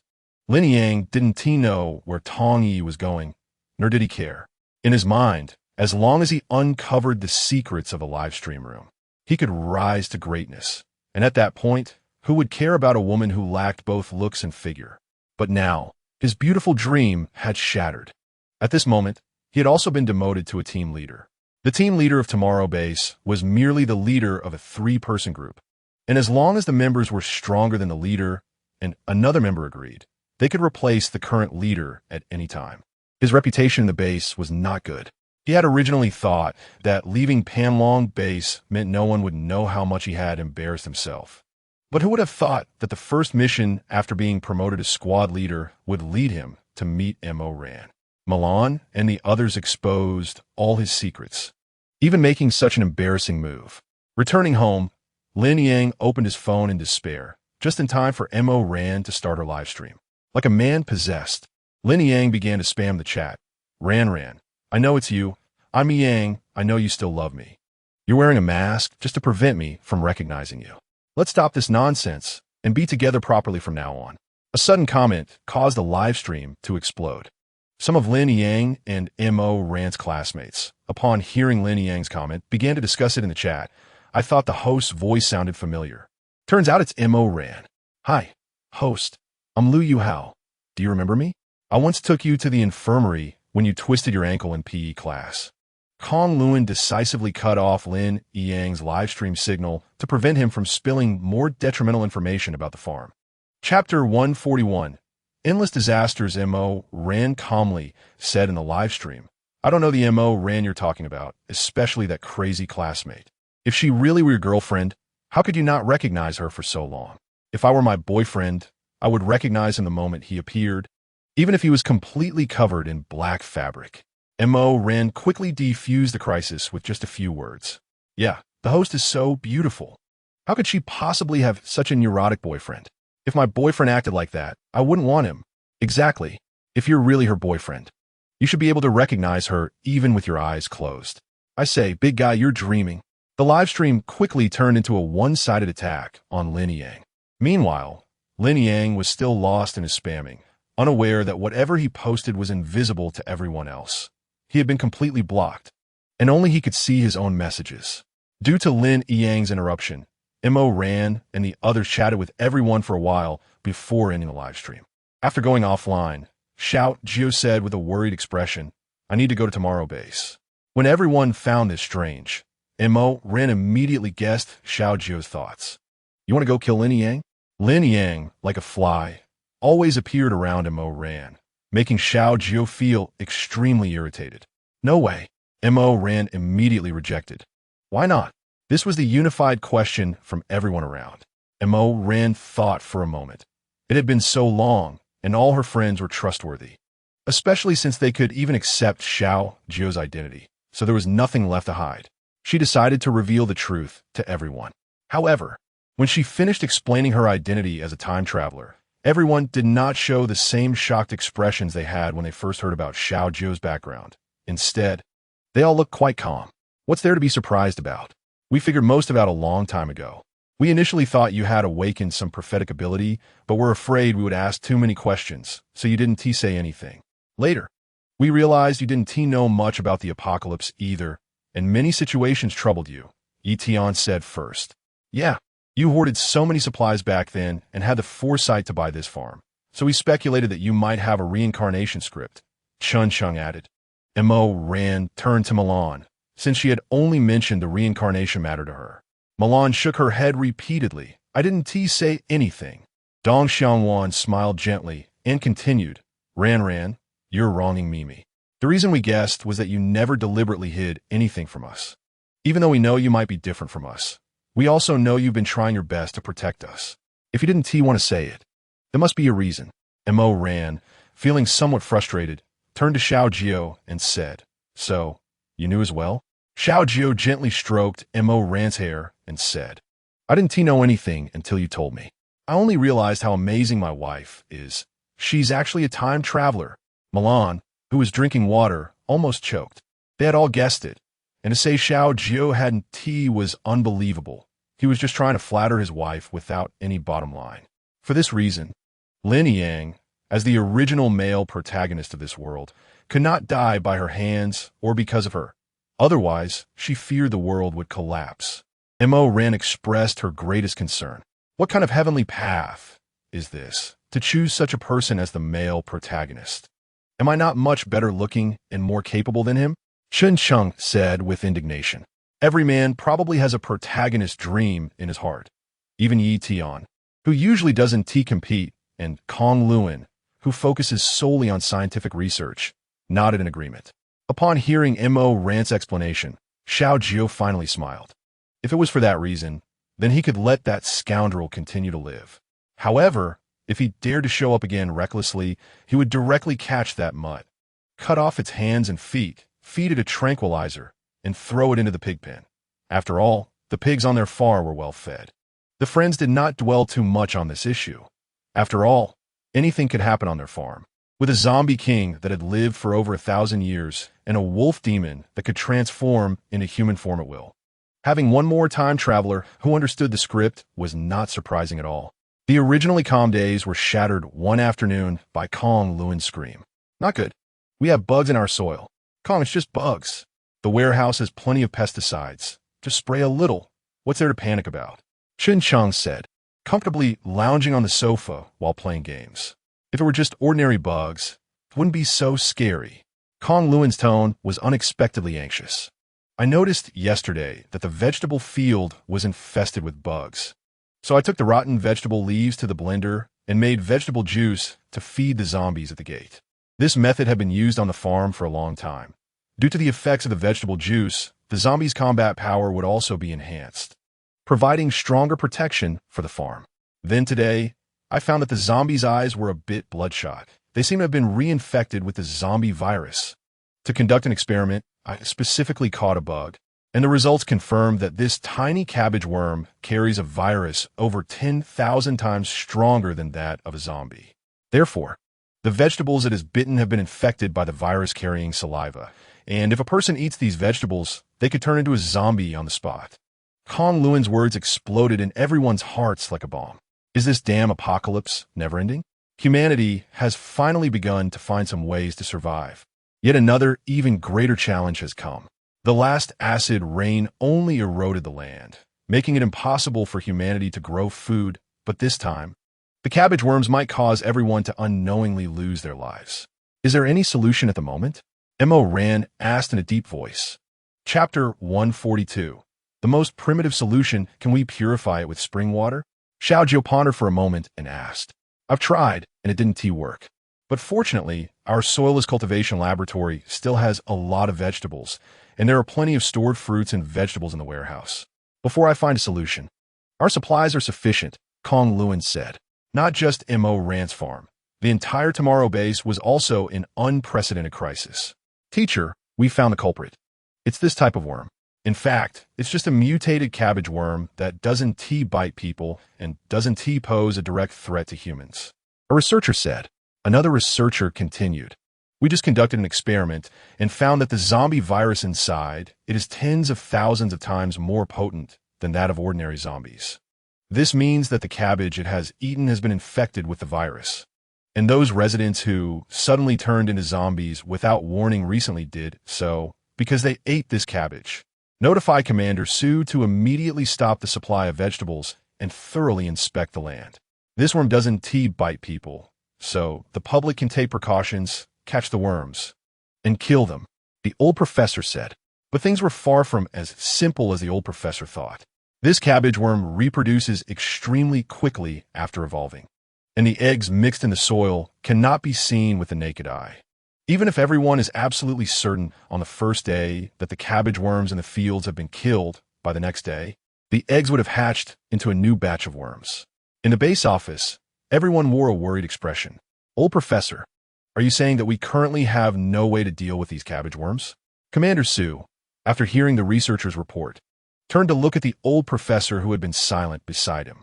You could say that, and the killing of the worms cannot stop daily. Once they spread on a large scale, we don't know if there will be other hidden dangers. Commander Sue, you should send more wood and earth ability users to see if they can sense the eggs in the soil and eliminate them all at once. While everyone was busy with the cabbage worms, Mo Ran was staring at the small green worms wriggling in the glass container in a daze. Brother Kong, such a small thing has such strong toxicity. What would happen if it bites her? Mo Ran asked curiously. Why don't you let Xiao Jiu come over and try? After all, he is not afraid of zombie poison, Kong Luen shrugged. Brother Kong, do you have to be so cruel? I'm just curious. This thing looks just like the cabbage worms we used to see, and at least zombies can be distinguished from humans. You say this little thing hasn't even changed in appearance. How can it be so toxic? Mo Ran sighed.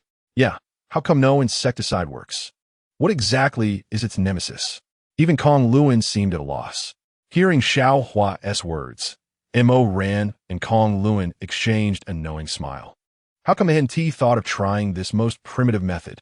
Mo Ran immediately took out a packet of salt from her space, pinched a small amount, and sprinkled it directly on the cabbage worm. The few of them gathered around the glass container, eyes wide open, waiting for the result.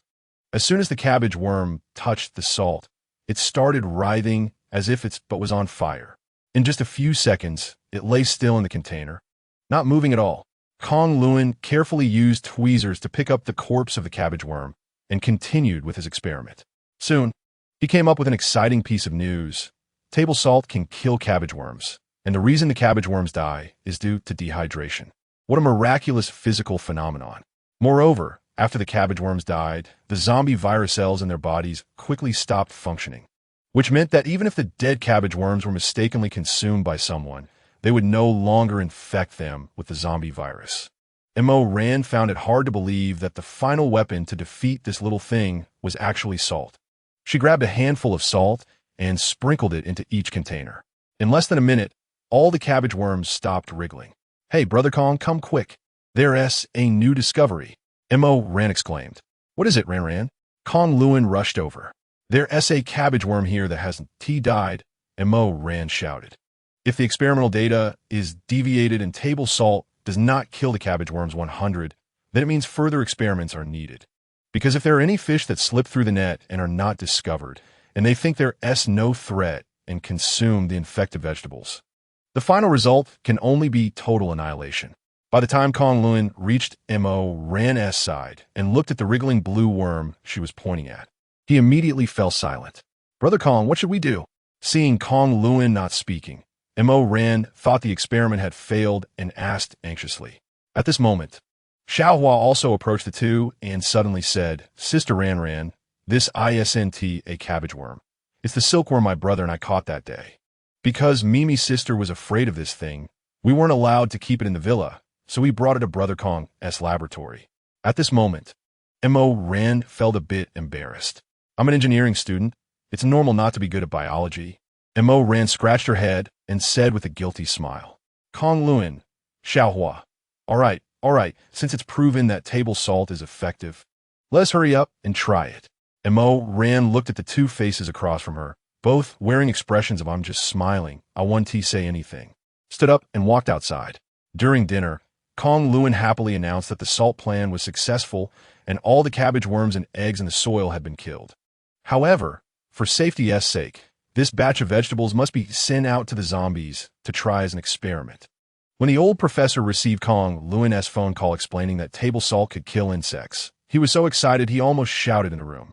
To avoid raising suspicion, after hanging up the phone, he calmed himself down, went to the laboratory, and pretended to accidentally sprinkle salt into the culture dish, unexpectedly discovering that table salt could kill insects. Chapter 143. Must save a crisis that was originally very serious was quickly resolved. Commander Su always felt that this time the crisis was resolved a bit too easily, and many things seemed so coincidental. It was as if the heavens were playing a joke. Just after one crisis was resolved, another unexpected one would arrive. Another morning, awakened by Kong Luan. Ran. The teacher called me and said that the Tomorrow base is surrounded by a large number of spiders. Those spiders seem to have very thick shells, and ordinary abilities cannot harm them at all. The silk they spit out is also highly corrosive. The teacher saw with his own eyes that it wrapped around a corpse, and soon only bones were left inside. Why are such strange things always popping up lately? Ran couldn't help but sigh and rub her forehead. However, neither Ran nor Xiao Jiu had seen these things, although Ran had said she didn't want to meddle in others' affairs. The Tomorrow base was not far from a farm. If these mutated spiders really attacked, it wouldn't be long before they attacked the farm as well. Ran, you stay at the farm. I'll go check the situation at the base. Xiao Jiu's expression was a bit complicated. Although he didn't want to part with Ran, in this situation, saving them was equivalent to saving himself. Facing the unknown situation, Ran was not at ease with Xiao Jiu going alone. Hey, what are you two fighting over? I have to go too. Otherwise, what if you both abandon us and elope? Chen Chung joked. Everyone successfully laughed at Chen Chung, and the atmosphere finally relaxed. Stop arguing. Let's just listen to Ran and Xiao Jiu's arrangements. There are too many people going. It might not be convenient, Yi Tian said as he stood up. There will be me and Ran, along with Chun Chung and Xiao Tian. The four of us will go take a look. I will summon some zombies to strengthen the base's defense. Xiangwan, remember to place the psychic zombie you control at the entrance to guard. If there is any problem, it can help summon more zombies, Xiao Jiu calmly instructed. Later, I will set up monitoring and alarm devices further away to avoid being caught off guard, Kong Luan said. Don't worry, the base still has me. After eating and drinking for so long, it's time for me to contribute my strength. I will summon some wolf tribe members to guard our farm, Xiaobai echoed. Everyone's eyes lit up at the same time. Perhaps Xiaobai had been at the base for too long, and everyone almost forgot that Xiaobai was once a formidable wolf demon king. Back then, those wolf demons caused quite a bit of trouble for the base. You are too much, Ran. Those animals are so cute. How can they be used for food? Milan said with her hands on her hips. Xiao also tugged at Ran's clothes pitifully and said, Sister Ran, those giant pandas and giraffes are really pitiful. I will eat less meat in the future. Can you not eat them, okay? Dong Xiangwan shot a glare at Ran, both angry and amused, and comforted Xiao in her arms. Xiao, don't listen to your sister Ran's nonsense. She's out there. How could she control what we eat at home? She's just teasing you, Mimi sister. Xiaobai looked at these joking young people and nodded with satisfaction. He estimated that his subjects might fall in love with this place and refuse to leave. However, with Ran's strong capabilities, raising 100 wolves should be no problem. If it weren't for the fear of being affected by the mutated spiders, she wouldn't have such lofty ambitions to rescue the Tomorrow base. Moreover, that Commander Su had also seen Chun Chung and Xiao Jiu, so who knows if he would cling to them later. After everyone carefully reviewed the deployment and felt it was foolproof, Ran and the four finally boarded the vehicle heading to Tomorrow base. Ran always had a vague feeling in her heart that this battle wouldn't be as easy as usual. Just before they reached the entrance of the base, they heard Chen Chung curse loudly, damn it, followed by an emergency brake. Yi Tian, sitting in the front row without a seatbelt, had his head collide closely with the glass. Chen Chung, can we have some warning before you stop? Mimi always says I'm slow-witted and refuses to marry me. You might as well just pretend to be stupid. Yi Tian complained while rubbing his head. Chen Chung, what happened? Xiao Jiu frowned and asked directly. Despite Chun Cheng's love for speeding, his driving skills were definitely not an issue. It's not me who braked. It feels like the tires suddenly got stuck. Chen Chung explained, feeling quite frustrated. While grumbling, he planned to get out of the car to check the vehicle's condition. After saying that, Xiao Jiu cautiously opened the car door a crack to observe the surroundings. It was a shock to see that the ground was covered in a white, slimy substance that looked like vomit with a disgusting smell. Xiao Jiu immediately closed the car door and said, "I suspect we have entered the activity range of the mutated spiders. That white slimy stuff on the ground is probably the residue left by the spiders. Spider silk can corrode objects, and this slime can firmly stick to prey, preventing them from escaping. So what do we do now? What about my Hummer?" Chen Chung asked with a gloomy face, regretting that he agreed to let Missouri Ran drive this vehicle out. "Don't panic. Let's think of a solution together." Mo Ran also understood the importance of this vehicle to Chen Chung and comforted him. "I have a way to try," Yi Tian, who had been silent, said. When the few of them stood on the icy surface, they fell into deep thought. "Xiao Tian, have you thought about it? In this situation, should we skate over?" Mo Ran said helplessly. Yi Tian scratched his head awkwardly and said, "At least we've solved the problem of our wheels being stuck, right?" Chen Chung didn't mock Yi Tian like Mo Ran, but stroked his chin and asked, Ran, did you store that old car in your space?" Mo Ran's eyes lit up. Chen Cheng's mind was active, often full of clever ideas. "If I remember correctly, that car is a manual transmission. Given the current situation, I can try some drifts. Maybe we can break through. But during this time, you all must stay alert to deal with the approaching spiders," Chen Chung explained. "Okay, I'll contact the old professor first, so they can be ready at the entrance to let us in when we arrive. Otherwise, even if we reach the gate, we won't be able to enter and will still end up as spider food," Mo Ran said. While Mo Ran was contacting the old professor, Yi Tian spoke up, "Xiao Jiu, your psychic ability is so powerful. Can't we just blow the heads off those spiders?" Xiao Jiu sighed. "I already checked when we were getting close. These spiders must have a spider king leading them. But this spider king is very cunning. It hides its psychic power among these spiders, making it impossible to find. Moreover, all the spiders carry eggs inside them. So even if I blow their heads off, their eggs can quickly hatch and produce new mutated spiders. Damn, are they that resilient?" Yi Tian couldn't help but curse. In the Tomorrow Base's office, the old professor walked in. "Xiao Su, some young people will come from outside soon to help us deal with these mutated spiders. We need to open the base gate at the right moment to let them in," the old professor said straightforwardly. Captain Li's concerns were the same as everyone else's. But it was just that Captain Li, who spoke bluntly, said it first. The old professor didn't argue with Captain Li, but stared intently at Commander Su, saying every word clearly. "Xiao Su, how did you resolve the situation in that battle near Linjiao pasture?" Commander Su's eyes widened. He had always felt something was off about that incident, but at the time he was focused on protecting the citizens and didn't think much about it. Now that the old professor suddenly brought it up, it was clear he knew something. The old professor's voice wasn't loud, but Commander Su heard it very clearly. "Xiao Li, take a few guards and come with me to the gate. Old professor, inform them that we will be at the gate observing the situation and will cooperate with them at any time." "Boss, isn't this inappropriate?" Captain Li was stunned by Commander Su's words, stopping his discussion with others. "There's no time to explain. Execute immediately," Commander Su said with a serious expression. After following Commander Su for many years, his subordinates immediately understood his determination and ran out, selecting dozens of excellent ability users to join Commander Su at the lookout point near the base gate. Mo Ran's phone rang. The old professor had already conveyed Commander Su's message to her. "Chen Chung, it's time to show your real skills," Xiao Jiu patted Chen Chung on the shoulder, teasingly saying. "Finally, it's your time to shine, but take it easy. If you throw me into a spider's nest, I won't let you off," Mo Ran threatened. "Don't worry. Such a small matter. How could you underestimate your brother Chung?" Chen Chung patted his chest confidently. "Xiao Tian, Xiao Jiu and I are responsible for using our mental powers and wood abilities to drive away the spiders. You need to quickly freeze the slime on the ground beneath the ice layer. Chen Chung, just focus on driving. We will handle the rest." Mo Ran calmly instructed. "Come on, let you experience a different kind of life."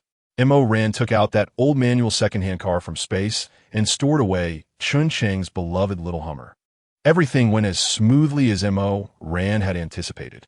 Aside from the nausea from being tossed around without protective gear, everything else was fine. Of course, the drifting scene made the people on the watchtower twitch their lips a few times. Commander Su, however, noticed something others had missed. These young people were able to devise such precise and accurate response strategies in such a short time, and seeing that the mutated spiders around them did not approach, it was likely that there were also mental ability users in the vehicle. Accepting their help must be the right choice. After losing control of Xiao Jiu and Mo Ran, the mutated spiders behind attempted to surround them again. What puzzled Mo Ran was that they did not rush to attack the city wall, but instead formed a neat circle several dozen meters away from it. Before she could think further, Commander Su had already rushed down from the watchtower. When he saw that the newcomers were Xiao Jiu and Chun Chung, a smile immediately spread across his face. He had long known that these young people from the farm were not simple. He extended a hand and politely said, "Hello, classmates, nice to see you again." Xiao Jiu also extended her hand graciously, shaking it politely. Yes, what a coincidence. When they went to the farm, only Commander Su had met Xiao Jiu and Chun Chung. Captain Li did not recognize them. Hearing the conversation between Su and Xiao Jiu, Captain Li was somewhat surprised. "Boss, you know them?" Chapter 145. Evolution again, sort of. But I still don't know your names. Commander Su did not mention Xiao Jiu and the others' backgrounds. Xiao Jiu pointed to Mo Ran and said, "This is my girlfriend, Mo Ran. You've met this one, Chun Chung, and this one is Yi Tian." After a brief introduction, without further delay, Commander Su led the four directly to the office at the base. The strength of the farm, the rescue outside Linjiao pasture, and the connection with the old professor made Commander Su believe that these young people were definitely the hope in humanity's struggle against the alien attack, even though he still did not know how powerful they were. "Commander Su, Professor, what information do we have now?" Upon entering the conference room, Xiao Jiu cut straight to the point. "They're stopping at the outer circle and not directly attacking here," Mo Ran stated what she had observed. Commander Su glanced at Mo Ran with appreciation. Indeed, the success of these young people was not coincidental. Their observation was meticulous. It was clear that something white seemed to be protruding from the ground. "Is this spider silk?" Xiao Jiu immediately identified the problem. "Yes, the silk these spiders spit out is extremely tough, and combined with their unique slime, ice blades cannot cut through it, and flames cannot burn it." Commander Su continued to explain. Although the others in the conference room did not know the origins of these individuals, they saw their leader treating them with great respect, without any hint of disdain. From their current actions, are they trying to weave a large net to encircle the entire base and trap us inside? Mo Ran, who had been quietly observing the image, suddenly spoke up. "You are the smartest among us." While others did not know, the old professor was well aware that the backbone of the entire farm was Mo Ran.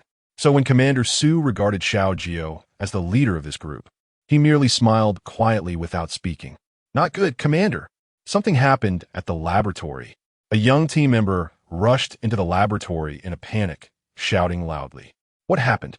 Captain Li, closest to the door, suddenly stood up and asked anxiously.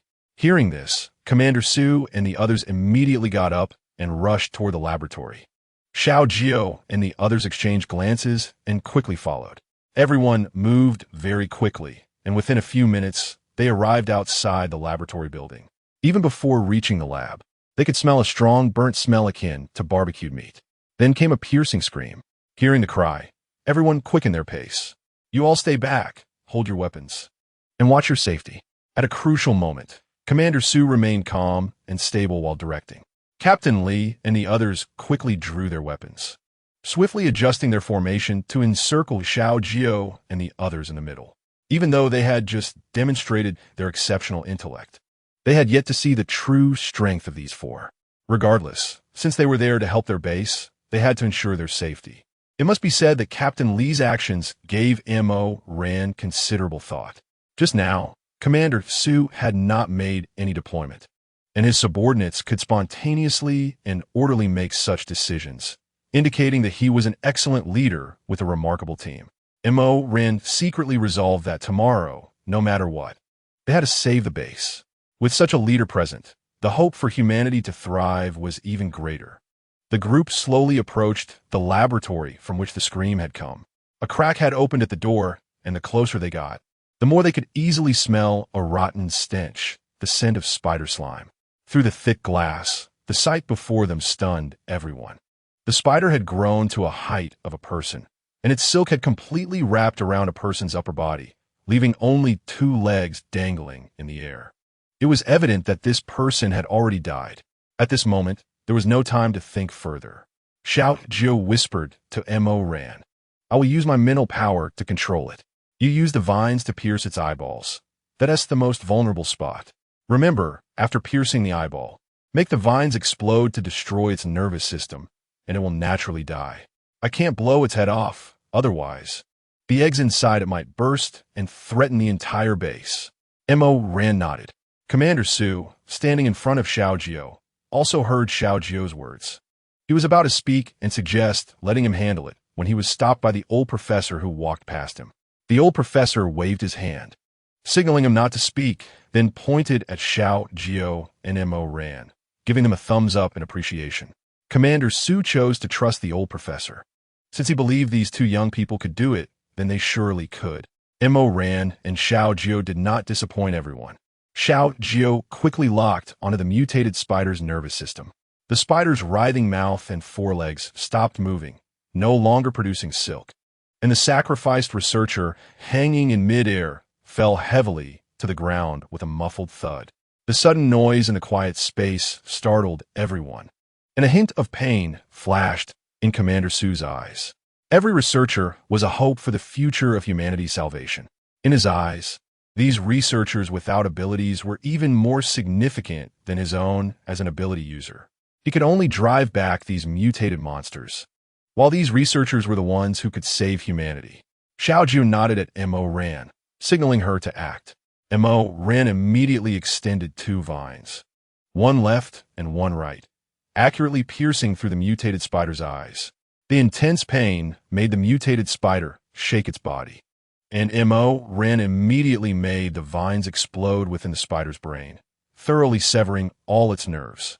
The mutated spider fell heavily to the ground, completely dead. Chapter 146. This secret must be kept only at this moment did Captain Lee close his mouth, which had opened wide in shock. He turned his head to look at the young duo, Xiao Jiu and Mo Ran, as if watching something extraordinary. Capturing a living spider had not been easy, but these 2 young people had managed to deal with it effortlessly. What terrifying strength did they possess? Everyone looked at them with admiration, except for Chun Chung and Yi Tian. Although the mutated spider was dead, for safety reasons, Commander Su still went in to check. The spider silk in the room had solidified, and with the death of the mutated spider, its body was no longer hard. Captain Lee waved his hand, and a flame shot through the blood hole pierced by a vine into the spider's body, igniting it with a whoosh and turning it to dust. This prevents the eggs inside from splitting, Commander Su explained, leaving 2 people to handle the scene. Commander Su and the others went to the analysis laboratory in the experimental building. Commander. As soon as he entered the room, Commander Su was surrounded by several researchers. "How is Xiao Lu?" one man asked with a concerned expression. Commander Su shook his head without speaking. "We were indeed conducting an experiment, trying to sever the spider's central nervous system to see what would happen. Initially, everything was going smoothly, and the mutated spider did fall into a deep sleep. Later, Zhao Long insisted on going in to check on the mutated spider. You know his temper. We couldn't stop him," a bespectacled researcher said, his voice getting quieter. Zhao Long was one of Captain Lee's capable subordinates, known for his fiery temper and competitive nature, but he was loyal to Captain Lee and the base. Upon hearing this, Captain Lee's heart sank, a bad premonition rising within him. "Where is Zhao Long?" Captain Lee rushed over, gripping the bespectacled man's shoulder tightly and shaking him. "We don't know what stimulus the mutated spider received, but it suddenly woke up and bit Zhao Long's head. By the time we reacted, Zhao Long was already wrapped in silk," the researcher explained. "Why did you let him in? Why didn't you save him?" Captain Lee asked, appearing extremely agitated. Mo Ran was not interested in their matters. She even thought that Zhao Long's death was not unjust. This creature was inherently unstable. And he still wanted to show off by going forward. Wasn't it seeking death? She was pondering the words of the researcher when she pulled him closer and asked, "So, the mutated spider transformed into that form after eating Xiao Long?" Suddenly, a terrifying thought gradually took shape in everyone's minds. Could it be that there's a crystal core in the brains of superhumans that allows other mutated animals or even zombies to advance? Chen Cheng said uncertainly. And Mo Ran's heart sank.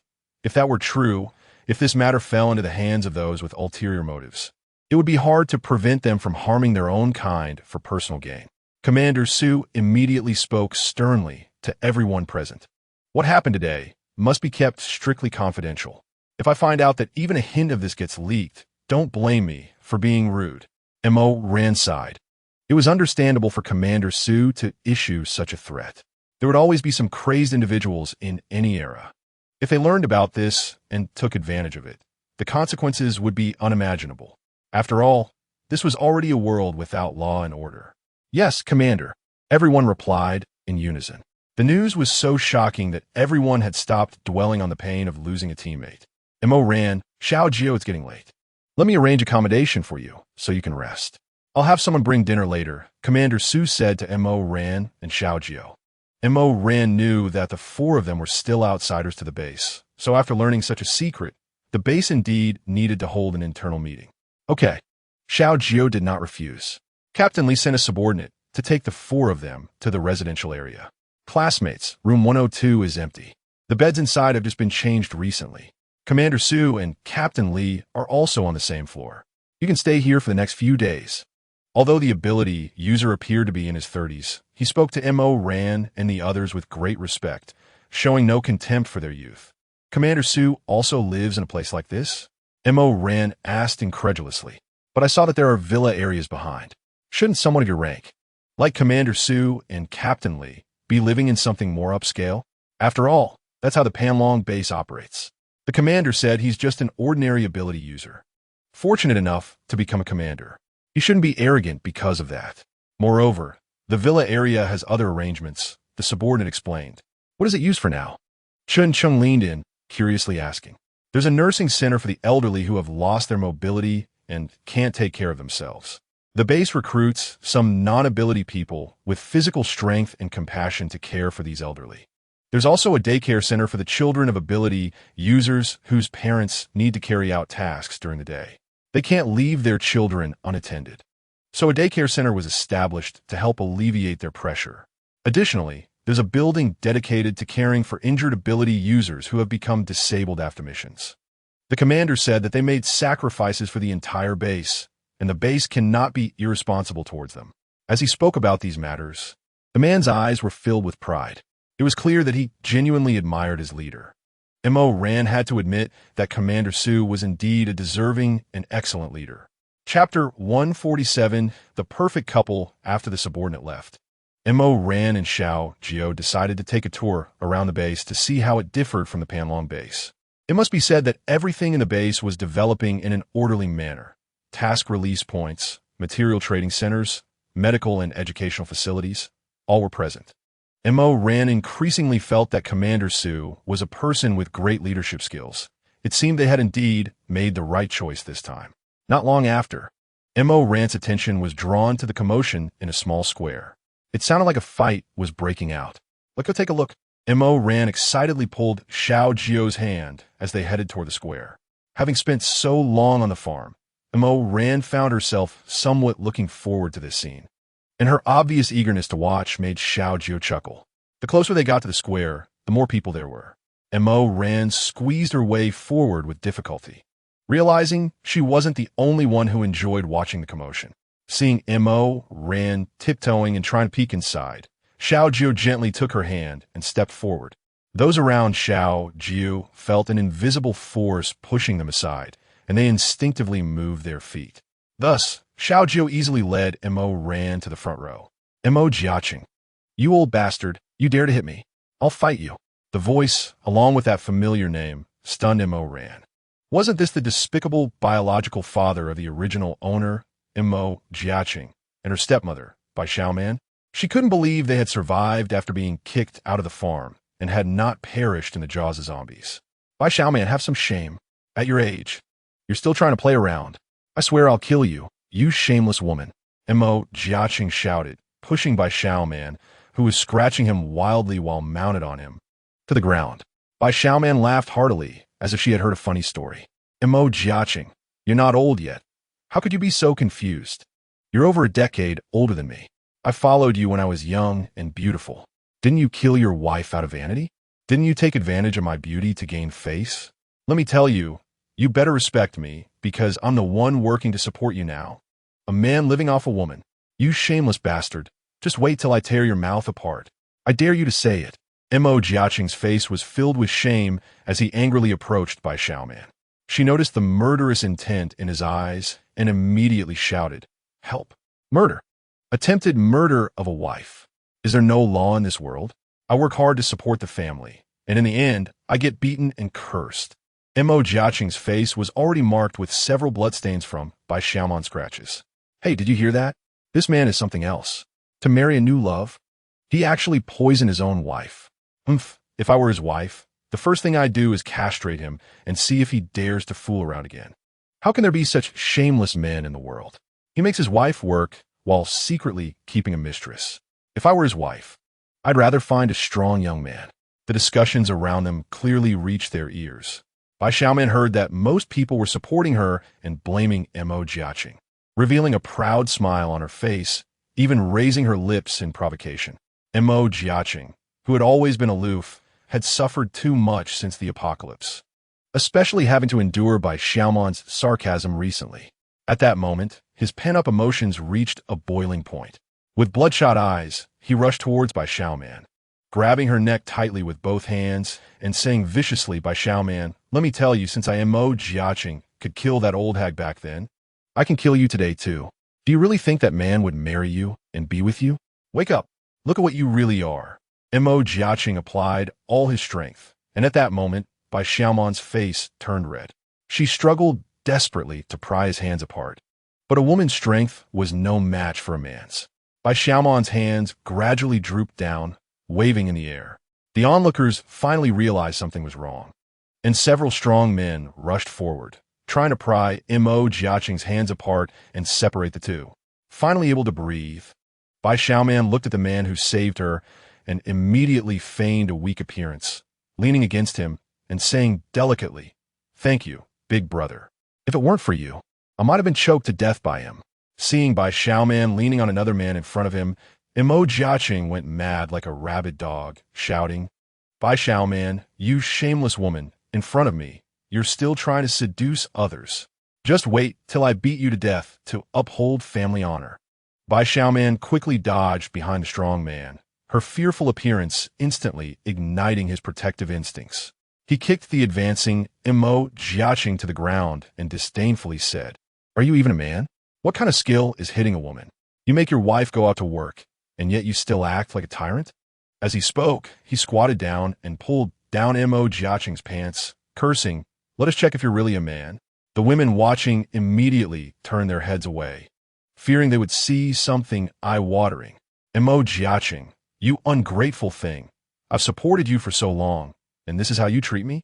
Someone was just nice to me for a bit, and you accuse me of cheating? Let me tell you, I'm not as filthy as you. At that moment, By Xiao played the role of the innocent victim again, speaking with great emotion. Chapter 148. To separate or not to separate. The crowd began to overwhelmingly support By Xiao, and people around started to voice their condemnation of Jiaqing, seeing that she had the upper hand in the debate.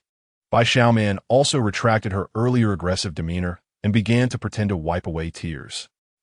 Ran silently watched the two put on a show. After all, neither was a good person, but it was clear that By Xiao had the upper hand in this battle. Jiaqing, with his face covered in scratches and having been kicked a few times by the man protecting By Xiao, was now curled up on the ground, unable to get up. Just as the strong man prepared to kick Jiaqing's abdomen again, he immediately cried out, "I was wrong. I was wrong. Xiao, I was just talking nonsense after drinking a bit. I was wrong. Please don't hit me. Our couple's matters should be resolved behind closed doors. There's no reason to let outsiders interfere. By Xiao, you shameless woman. I've raised you for so many years. And you think you can just abandon me because you worked a few months? Mo Jiaqing was even angrier after hearing Bai Xiaoman's sarcastic words. Jiaqing, we've been married, so I'm not going to hold a grudge against you for what you've done. From now on, take care of yourself. After saying this, Bai Xiaoman even pretended to wipe away non-existent tears. Damn you, Bai Xiaoman. I'll kill you. Mo Jiaqing struggled to stand up from the ground and lunged at Bai Xiaoman. Unprepared, Bai Xiaoman, who was about to turn and leave, was knocked down by Mo Jiaqing and pinned under him.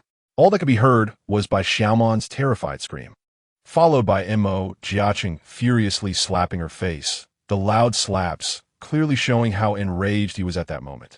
Seeing Mo Jiaqing's reckless behavior, the strong man who had just offended Bai Xiaoman was pulled aside by his companion, saying, "They say it's better to destroy 10 temples than to break one marriage. It's their couple's matter, so don't meddle in it, or you'll end up in trouble." The strong man had initially thought Bai Xiaoman still had some looks, and with Mo Jiaqing looking more haggard and like an old man while wandering outside, he had intended to play the role of a hero, saving the beauty, which is why he had helped Bai Xiaoman earlier. With no one to help her, Bai Xiaoman immediately pleaded for mercy. "Jiaqing, I was wrong. Please don't hit me. I know I was wrong. I just got too angry and hurt because you misunderstood me, and I spoke carelessly. Jiaqing, please spare me." Hearing Bai Xiaoman's plea, Mo Jiaqing's anger finally subsided a bit. He stopped his hands and sat down on the ground, panting heavily. Thus, a farce came to an end. Bai Xiaoman scrambled to her feet, her face swollen and bruised from Mo Jiaqing's beating. She had originally planned to run away, but Mo Jiaqing's fierce gaze frightened her, causing her to halt her steps. Suppressing her anger and the pain on her face, she slowly approached Mo Jiaqing. Over the years, Mo Jiaqing hadn't fought off zombies, let alone rats. If he hadn't been driven mad by Bai Xiaoman's anger, he wouldn't have had the strength to hit anyone. So at this moment, he didn't resist as Bai Xiaoman helped him up, swaying as he stood. "Haha, I just got a free show. Let's go, Xiao Jiu." Mo Ran said with lingering excitement. To Mo Ran, Mo Jiaqing had long ceased to be a father figure. So watching this was no different from seeing a street-side monkey show. Trembling as he stood, Mo Jiaqing suddenly spotted an extremely familiar figure in the crowd. He immediately shook off Bai Xiaoman's hand and quickly walked forward, but due to being kicked in the leg by the strong man, he walked in a way that looked somewhat comical. Ran, don't go, wait for Dad." Mo Jiaqing chased from behind. Unwilling to give up despite the pain in his leg, Mo Jiaqing lunged forward, collapsing right at Mo Ran's feet, grabbing her pants. Ran, it really is you." Mo Jiaqing's eyes were filled with joy, as if he had forgotten how he conspired with Bai Xiaoman to make Mo Ran give up her shares, and how Mo Ran had warned him back at the farm. Mo Jiaqing knew that with Mo Ran's capabilities, she must be well treated at the base. All he wanted was to cling to her and escape the hardships he had endured. Mo Ran glanced at Mo Jiaqing and smiled slightly, revealing 2 rows of neat white teeth. "Oh, is that so?" Mo Ran looked at Mo Jiaqing with a playful expression. Xiao Jiu stood silently aside, silently mourning for Mo Jiaqing. Clearly, Mo Ran only intended to toy with him. Yes, Dad has long disdained that woman. She interfered in my marriage with your mom, causing your mom to become depressed and commit suicide. The only reason I kept her around was to let her atone." Mo Jiaqing fabricated without changing his expression or skipping a beat. "But what I just saw and heard doesn't seem to be like that." Mo Ran pretended to be puzzled, scratching her head. Chapter 149. Losing both the wife and the soldiers, Mo Jiaqing was stunned, not expecting Mo Ran to have been watching the whole scene from the crowd. He regretted being too excited. Otherwise, when Bai Xiaoman mentioned breaking up, he could have just slapped her twice and ended it straightforwardly. "I was just momentarily upset. That shameless woman went out to cheat behind my back, claiming it was for work, as if I didn't know." Mo Jiaqing spoke with disdain. "Jiaqing, Ran." Bai Xiaoman had been standing not far from Mo Jiaqing, and every word he said clearly reached her ears. As he spoke more absurdly, Bai Xiaoman didn't forget how Mo Ran had tried to eliminate her before. But if Mo Jiaqing continued, what if Mo Ran really valued their blood relationship and turned against her? It would be hard for her to escape then. So Bai Xiaoman shamelessly approached. "What? You want to be related to me now? This old man just said he kept you around to let you atone. Do you think he's right? Mo Ran crossed her arms, looking at the pail Bai Xiaoman with amusement. Bai Xiaoman's eyes immediately lit up with scheming ideas. She had long wanted to end things with Mo Jiaqing, and how could she let such a good opportunity slip away? Xiao Ran, it's not as your dad says. I actually advised your dad to treat you better before, but he wouldn't listen to me. Look, now he's hitting me in front of everyone. I no longer want to be with him. Hearing this, Mo Ran's face showed a hint of disgust. Don't act so old and pretentious. What, Auntie and Dad? My dad has long been dead. As for you, just get lost and don't dirty my eyes. Mo Ran hadn't intended to cause a scene at the base, so she just wanted to vent a little. Bai Xiaoman, far from being angry at Mo Ran's disrespectful words, instead looked excited. All right, I'll leave now. I'll stay far away in the future and won't be a nuisance to you anymore. Seeing Bai Xiaoman leave proudly, Mo Jiaqing wished he could rush up and slap her again. However, with his capable daughter standing right in front of him, he didn't dare make a move. It was fine. If she wanted to run, let her run. If he could hug onto Mo Ran, what kind of woman wouldn't he be able to have in the future? Thinking of this, Mo Jiaqing grinned, trying to please Mo Ran. Xiao Ran, look, Dad has already chased away the woman you hate. Our father-daughter bond over the years can't be ruined by an outsider, right? Mo Ran smiled and said, Mo Jiaqing, your face is really thick. You've been wearing a green hat for so many years and don't even realize it. The grass on your head is enough for 10,000 horses to gallop on. Upon hearing this, Mo Jiaqing's expression immediately darkened, and he asked with a somewhat unfriendly tone, Xiao Ran, what do you mean by that? Since you asked so humbly, I will generously tell you. Mo Ran's smile grew even more radiant, which appeared extremely glaring to Mo Jiaqing. Impossible. This is absolutely impossible. Mo Jiaqing immediately denied it, not because he loved Bai Xiaoman or trusted her, but because as a man, he could not accept the fact that he had been cheated on for so many years.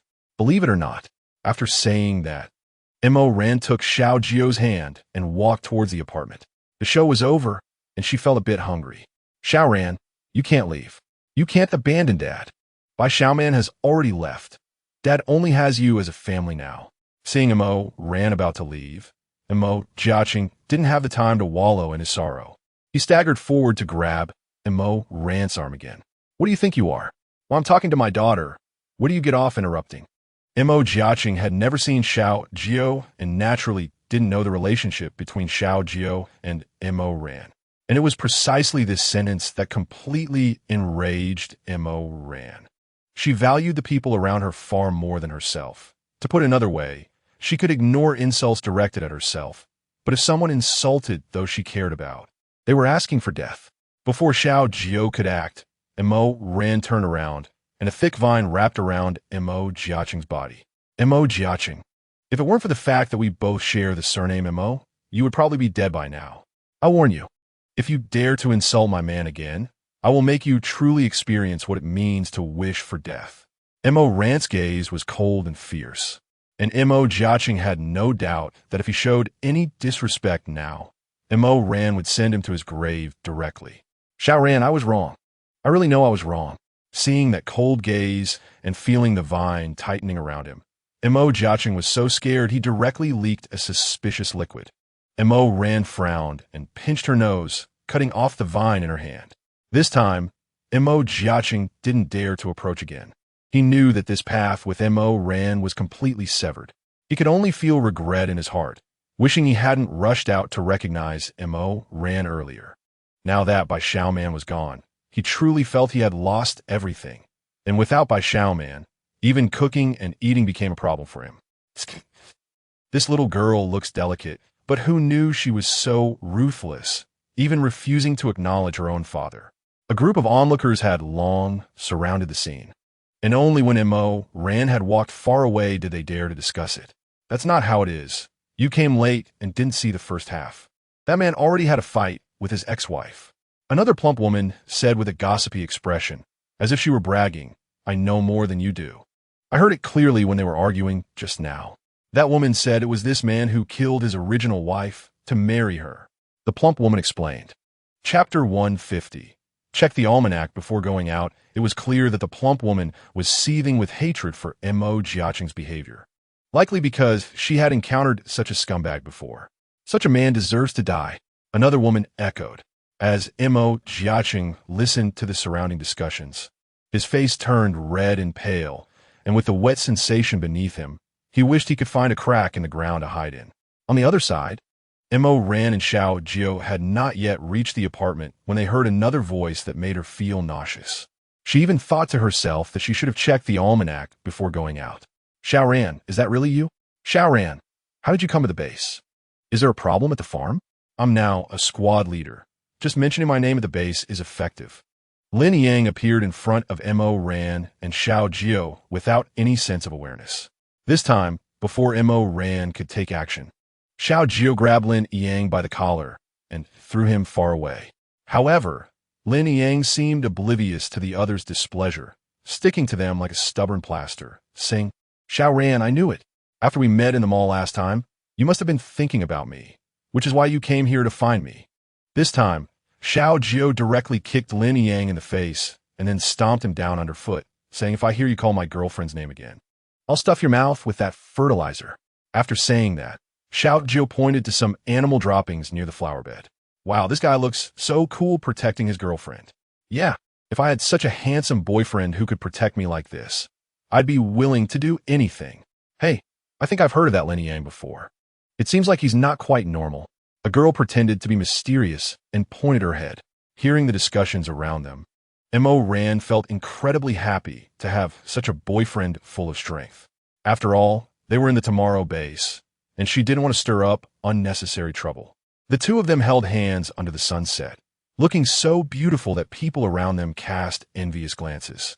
The crowd behind them was still discussing Lin Yang's embarrassing moment in the mall, and some even spilled gossip about him from the Panlong base. Meanwhile, Lin Yang lay on the ground, lost and muttering to himself, it's not like this. It must not be like this. Xiaoran still loves me. She's just doing this to make me angry. The discussions continued, but none of it concerned Ran anymore.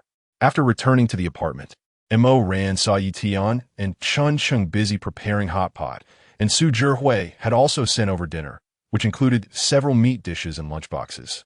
It could be considered a high-standard meal at the Tomorrow base. However, the few of them had already developed a discerning taste at the farm and were not interested in such lunchboxes. Just as Ran and the others were happily eating hot pot and humming songs, Captain Li directly opened the door. Xiao Jiu, I heard you guys didn't have dinner. Are you feeling unwell? Captain Li was straightforward and often forgot to knock even when entering Su Zhihui's office, let alone Ran's dormitory. When he saw Ran and the others sitting around the table, enjoying fresh lamb slices, tripe, and sipping refreshing drinks, with a few bags of spicy chicken feet and crayfish beside them, he couldn't help but drool. With such a meal, who would want to eat lunchboxes? Ran and the others didn't expect Captain Li to barge in without knocking, but Chun Cheng was the first to react, quickly pulling Captain Li into the room and locking the door behind him. He put his arm around Captain Li's shoulder and said, Li Ge, it's not that we don't have an appetite. We were just thinking about those mountains of spiders outside. We don't even know if we can eliminate them in the end. We need to feed our bodies first. Even if we die, we should die with a full stomach. Although Ran was very dissatisfied with Chun Cheng's ominous statement, there was no other explanation they could provide at the moment. After all, they didn't want to expose their farm's strength to others. Even though it seemed that Tomorrow base wouldn't be like Panlong base, which would act on financial gains, who could guarantee that? Captain Li sat down without hesitation, and Ran immediately took out 2 bottles of beer and handed them to him. Captain Li, you need to eat well to have the strength to fight. We're going to face a tough battle soon. This is one of my few treasures. Come, have a drink. Then I won't be polite with you. Captain Li was also a straightforward person and smiled as he accepted Ran's beer.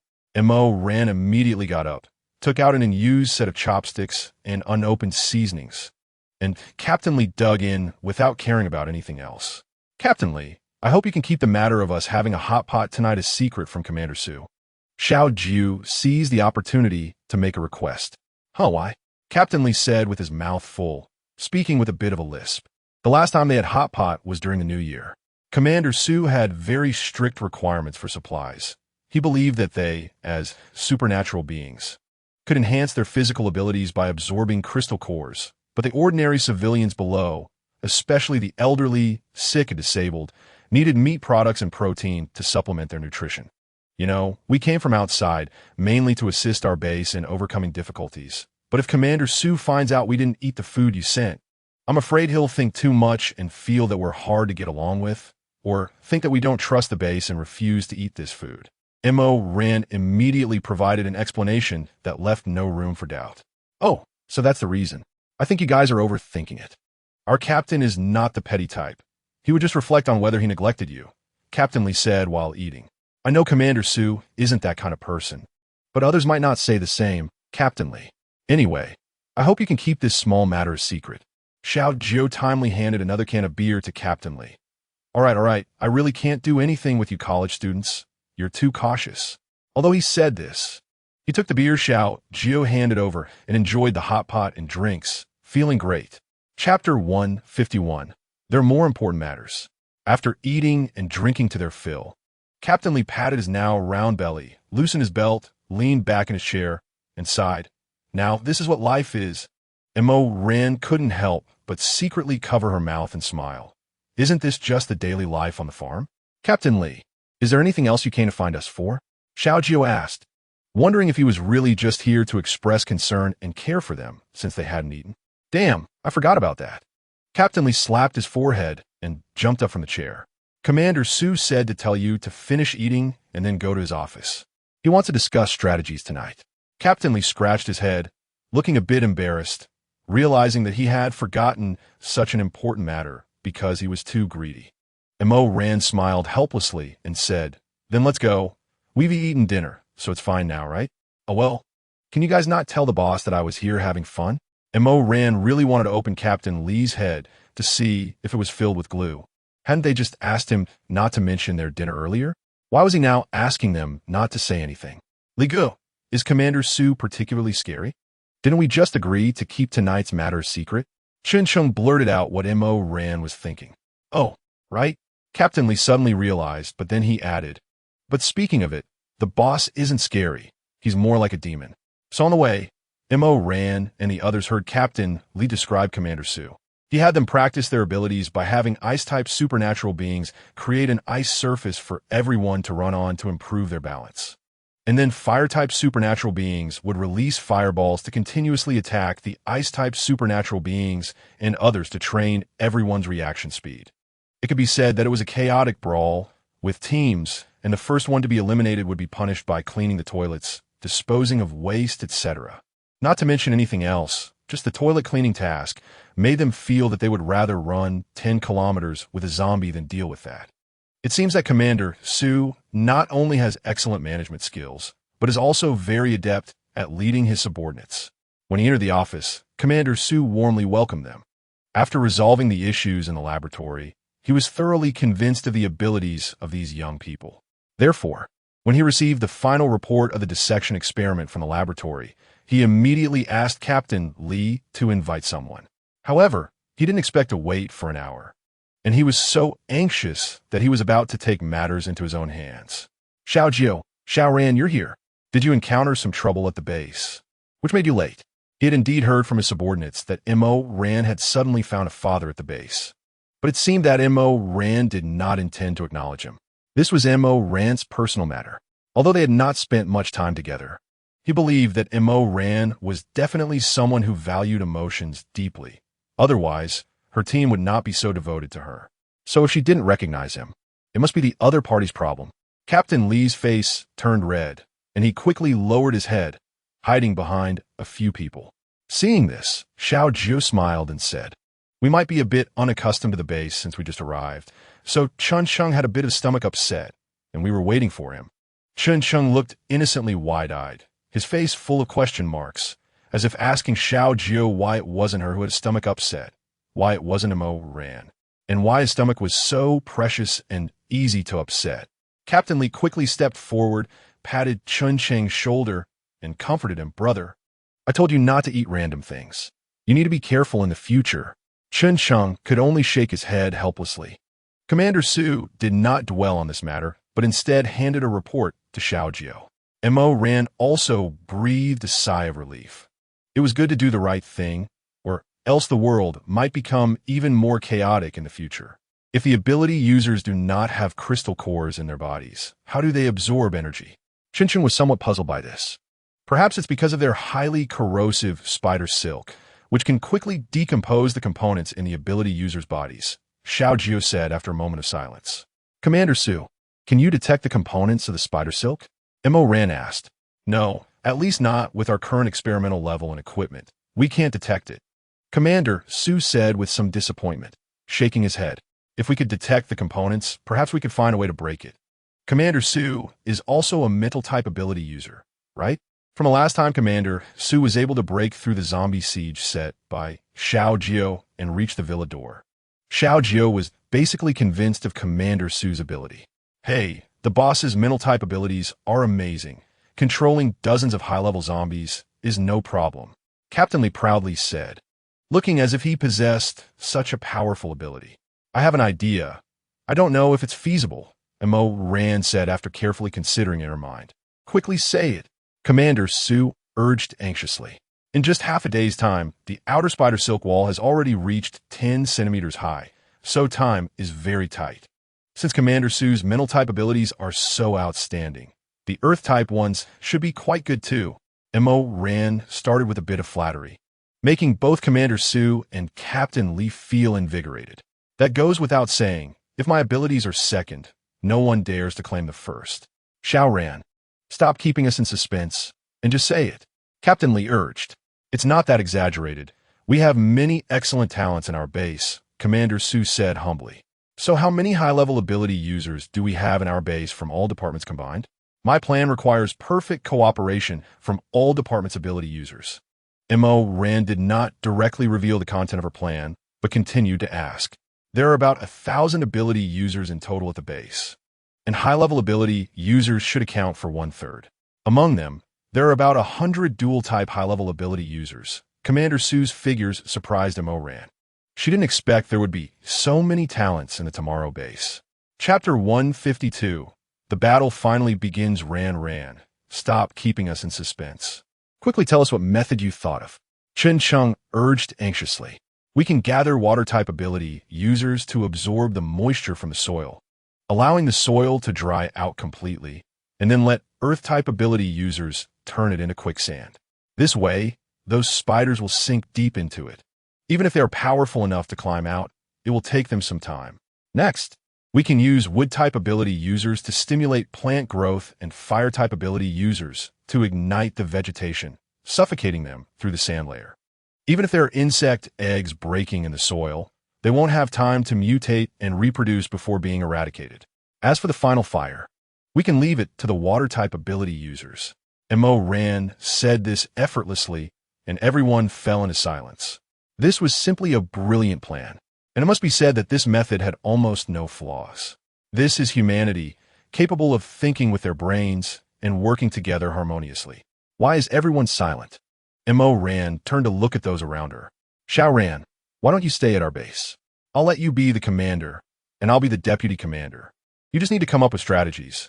I won't let you do any dirty or hard work, Commander Su said with shining eyes, almost wishing to keep Mo Ran at the base, as she was a rare talent.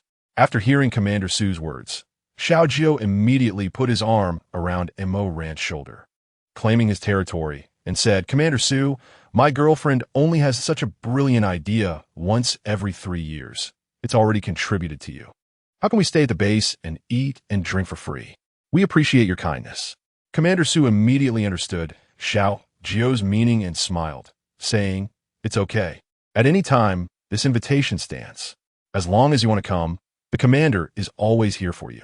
Mo Ran also smiled and said, Commander Su, Xiao Jiu is right. I'm really not that bright usually. Keeping me here would probably make you regret it. Besides, I've finally found a boyfriend. I can't let him support a woman with a dull brain. As she spoke, Mo Ran's hand quietly reached behind Xiao Jiu's waist and gave it a hard twist, causing Xiao Jiu to immediately show a forced smile. Captain Lee, standing behind them, saw everything clearly and couldn't help but sigh in his heart that in the future, he shouldn't look for a girlfriend who was too strong or else he might easily be bullied. Commander Su also knew that he couldn't force anyone, so he didn't continue the topic. I will now summon all ability users to the auditorium for a meeting. He was eager to implement this plan. In the past few days, he'd been troubled by the issues with the mutated spiders. And with the incident in the laboratory this afternoon, where a spider attacked a person, they lost an excellent high-level ability user. Now Commander Su couldn't wait to mobilize all ability users to eliminate these disgusting creatures. Commander Su, don't rush. We can wait a couple more days and observe before making a move. And Mo Ran stopped Commander Su, who had already started making phone calls. Xiao Ran, if we don't hurry, we will be surrounded by spider silk. That spider silk is extremely tough, and it will take a long time to break with fire. Captain Lee appeared very anxious, since there was a method. How could they not hurry to implement it? Commander Su did not share Captain Lee's impatience. Instead, he obediently put down the phone. Based on what he had learned about Mo Ran that day, she must have her reasons for saying so. Xiao Ran, do you have any other ideas? Commander Su was now completely convinced of Mo Ran. Since we have some free labor to help us build the walls, why not use it? The toughness of that spider silk should be much stronger than those stones and wood, right? Adding an extra layer of protection for our base is worth waiting a couple of days for, Mo Ran said with a sly smile. At that moment, everyone, including Commander Su, looked at Mo Ran with immense respect. How would they not think of this? The spider silk is incredibly strong. If it is used as a protective structure, the safety of the base can be said to have improved by more than 2 levels. However, if the soil turns into quicksand, will the spider web also sink in? Yi Tian proposed a hypothesis. This is indeed a problem, and Mo Ran agreed. Earth-type abilities can not only loosen the ground, but also harden it. As long as I control it properly and harden the soil beneath the spider web, there will be no problem, Commander Su said calmly. The group discussed the specific divisions and combat plans in detail. For safety reasons, they decided to hold a mobilization meeting for all ability users early the next morning. Commander Su also dispatched more personnel to guard the 4 directions of the base, observing the height of the spider silk wall 24 hours a day. Meanwhile, simple ladders were being built inside the base to facilitate more accurate operations by the ability users. During this period, Mo Ran quietly found the old professor and took out hundreds of bottles of spirit spring water, instructing the old professor to publicly claim that it was a potion he developed that could quickly restore physical strength and abilities. The old professor knew the efficacy of the spirit spring water, and with this, the chances of victory in this battle would be even greater. Finally, on the morning of the 3rd day, Commander Su sent someone to inform Mo Ran that everything was ready. When Mo Ran and the others ascended the lookout tower with Commander Su, they saw that the white spider silk wall had already reached nearly 2 meters high. At this moment, Commander Su had a determined expression on his face. He raised his arm and shouted, "For our home, everyone, give it your all." It must be said that at this moment, even Mo Ran and the outsiders unrelated to the base were deeply shocked. Everything was proceeding in an orderly manner according to their planned schedule. Watching the dark mass of spiders struggling in the quicksand below, but to no avail, Commander Su's eyes sparkled with excitement. This method was indeed feasible, although the previous discussions seemed flawless until the moment of implementation. One could never know what unexpected events might occur. Commander Su's heart, which had been hanging in suspense, finally settled down. "Commander, some spiders are still stuck on the spider silk wall. We can't take them down," a young ability user reported. Commander Su did not panic. He had anticipated this situation during the meeting with Mo Ran. Mobilize ice-type abilities to condense a layer of frost on the outer layer of the spider silk wall. Without a foothold, the mutated spiders will naturally fall. Commander Su instructed calmly. Yes, the young ability user was energized upon hearing the solution. Chapter 153. Perfect conclusion. A large number of spiders were buried under the sand with this perfect coordination. The mutated spider swarm suffered over half of their losses in an instant. At this moment, the mutated Spider King, who had been hiding its mental power, finally felt a strong threat as it saw its subjects being buried in the sandy sea. It began to release its mental power, trying to summon more spiders. All the spiders felt the call of the mutated Spider King and began to retreat, spinning webs on the ground. The strong stickiness quickly bonded the sand together, successfully preventing the mutated spiders from sinking. Commander Su and Xiao Jiu on the city wall quickly realized that something had changed. Xiao Jiu immediately released his mental power to investigate and quickly locked onto the location of the mutated Spider King. No wonder they had been unable to find the mental power of the mutated Spider King before. It turned out it was hiding here. Xiao Jiu had an expression of realization. Xiao Jiu, did you find it? Commander Su was quite surprised. He had just checked less than 1/10 of the area, while Xiao Jiu had already locked onto the target. The gap in their abilities was evident. Previously, Commander Su had been quite confident in his mental power. But at this moment, he realized that there are always people better than oneself, and he might just be a small fry in others' eyes. If Xiao Jiu knew how self-deprecating Commander Su was at this moment, he would definitely pat him on the shoulder and tell him it was unnecessary. After all, Xiao Jiu was a zombie king who had lived for thousands of years, and his strength was no longer something humans could compare to. Commander Su had achieved his current success in less than 3 years, making him already a prominent figure among humans. Xiao Jiu, where exactly is this guy hiding? Qin was most curious. He hollowed out the belly of one of his kind and hid inside it. Because of his presence, that spider shell was not damaged and could still block some of the mental power signals. If it weren't for the fact that he just released mental power to control other mutated spiders, I would have really found it hard to discover him. On the other side, the mutated Spider King also sensed Xiao Jiu's mental power lock and quickly retreated, hoping to escape the terrifying mental pressure. However, since it had already been discovered by Xiao Jiu, how could it easily escape? Wherever the mutated Spider King crawled, Xiao Jiu's mental power closely followed. Also, because it needed more mental power to fight against Xiao Jiu's mental power, other mutated spiders could not receive further signals and only knew to spin webs according to previous instructions. Taking advantage of this opportunity, Yi Tian mobilized his ice-type abilities, instantly encasing a mutated spider, then continuously absorbing the moisture within the spider's body. The mutated spider began to rapidly shrivel, and finally, with a strong squeeze, the mutated spider's corpse turned into icy mist, scattering in the air. Xiao Tian, that move is awesome, Chun Chung exclaimed in amazement. Hee, I just had a sudden inspiration and wanted to give it a try. I didn't expect it to actually succeed, Yi Tian replied with a smile. Since the experiment was successful, Yi Tian immediately informed Commander Su of this method, asking him to notify all ice-type ability users to imitate it. With Yi Tian's innovation, the morale of the team was greatly boosted, and everyone began to showcase their talents. Some of the slightly weaker ability users even spontaneously formed a small group. The Earth-type ability users wrapped the mutated spiders into a barrier, while the Fire-type ability users roasted them from the outside. The mutated spiders, feeling the heat of the fire, began to try to escape, even spinning webs in an attempt to protect themselves. These poor creatures had no idea that their spun webs and mucus made the earthen barrier even more unbreakable, which profoundly illustrated the saying to weave oneself into a cocoon.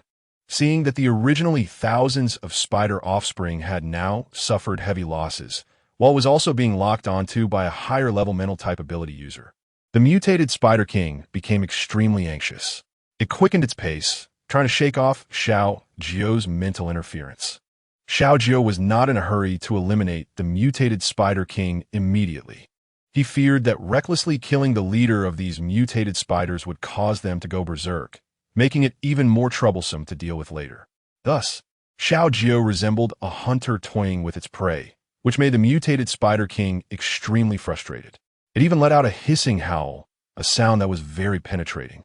Some ability users with poor mental strength or slightly weaker abilities immediately covered their ears in pain, crouching down on the ground.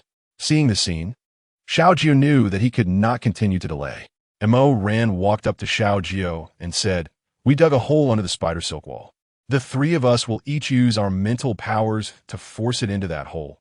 Then I will use water-type abilities to fill it with water, sealing the top with vines, and Commander Su will then seal the gaps at the entrance with earth." Without further ado, the 3 joined forces, simultaneously releasing their mental powers to approach the mutated Spider King from 3 directions.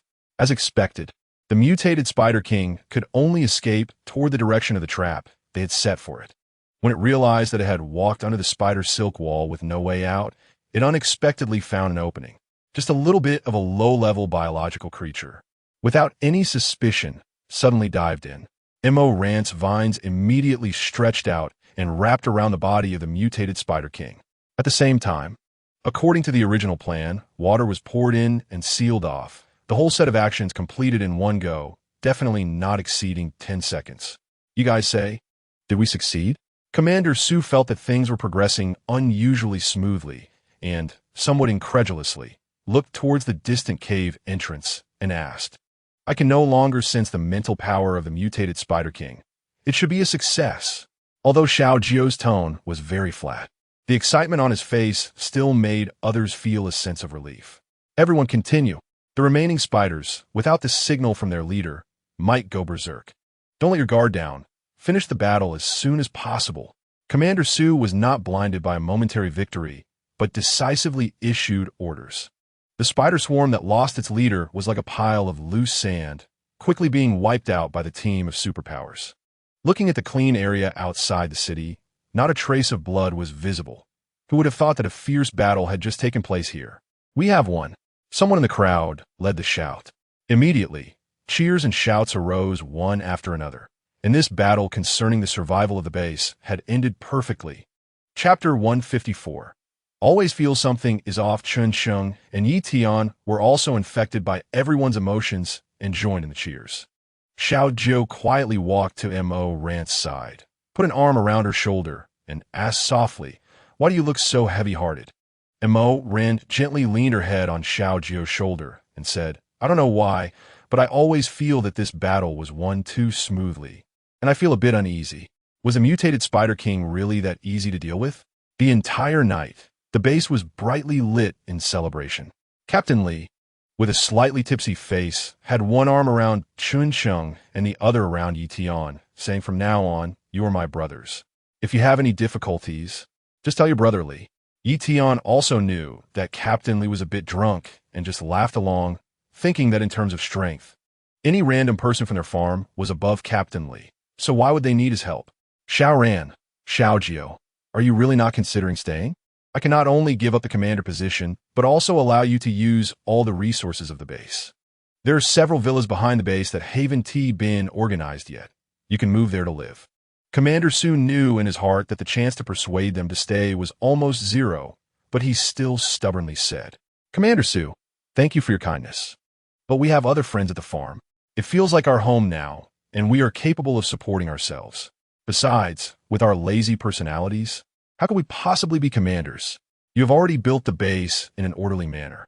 If we really encounter danger, we can have the old professor contact us, and we will do our utmost to help and will not stand by. Xiao Jiu's words left Commander Su unable to continue persuading. Everyone says they will help if there are difficulties. Does that mean they have to be forced to stay at the base? However, M.O. Rand did not hold back and directly collected all the spiritual spring water into her space, saying, Then we won. To be polite, Commander Su. With these things, we also have more assurance. Early the next morning, M.O. Rand and the others got up early, leaving a letter in the apartment, preparing to quietly leave the city. This was proposed by M.O. Rand. She had never been used to goodbyes. Although they had only been there for a few days, she had developed a strong revolutionary friendship with Commander Su, Captain Li, and the others while fighting side by side, which made M.O. Rand a bit reluctant. So when M.O. Rand suggested leaving quietly, no one objected. As dawn broke, when M.O. Rand and the others reached the base gate, they unexpectedly found Commander Su, Captain Li, and the old professor already standing at the gate, smiling at the four of them. You guys are really not being considerate. You really let the boss guess right. Planning to sneak away, Captain Li said bluntly. Seeing her intention exposed, M.O. Rand was not embarrassed but generously admitted, I don't like saying goodbye. It sounds like I'll never see you again, so I plan to leave quietly. I didn't expect to be seen through by Commander Su. Commander Su smiled and said, It's not that I saw through it. It was Chun Chung who mentioned it last night after drinking too much, saying that you were preparing to leave early tomorrow, and with a little thought, it could be guessed. Upon hearing his name called, Chun immediately smoothed things over, saying, "Oh well, since we're here, let us send you off." The crowd was amused by Cheng's words, and the atmosphere relaxed, momentarily losing the sadness that should have accompanied a farewell. After leaving the base gate, Ran took out that small broken car from her space. No matter what, she didn't want to expose more wealth in front of others to avoid unnecessary trouble. After a few of them got in the car, just as Chun was about to start the engine, Ran said, "Wait for me a moment." After saying that, she got out of the car and walked towards the cave where the mutated Spider King was buried yesterday. She had a persistent feeling of unease, so she needed to see the Spider King's corpse with her own eyes to feel at ease. Xiao Jiu immediately realized that Ran wanted to confirm something and opened the car door to catch up, taking Ran's hand.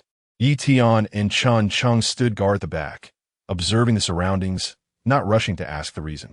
They knew that Ran must have her reasons for doing this. The two of them quietly approached the cave entrance. Ran released her mental power, probing little by little.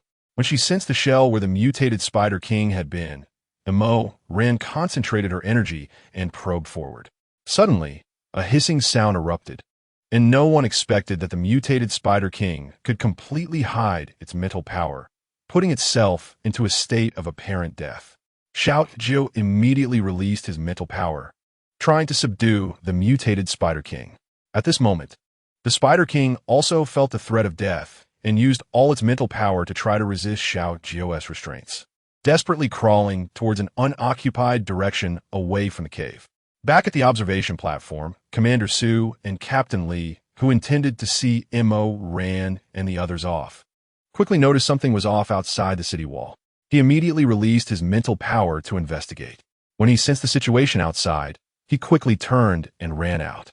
Chapter 155, A Difficult Battle Boss. What happened? Captain Li asked anxiously. The Spider King is not dead. Xiao Jiu and Ran are fighting it. I need to go out and support them immediately, Commander Su explained as he ran. Commander, don't go, I'll go. Captain Li immediately grabbed Commander Su's arm, anxiously saying, "It's too dangerous outside. You can't go." "I'll go." "No, your ability is not as strong as mine. It's more dangerous for you to go." Commander Su pushed Captain Li's hand away. "But what if something happens to you? What will happen to the base?"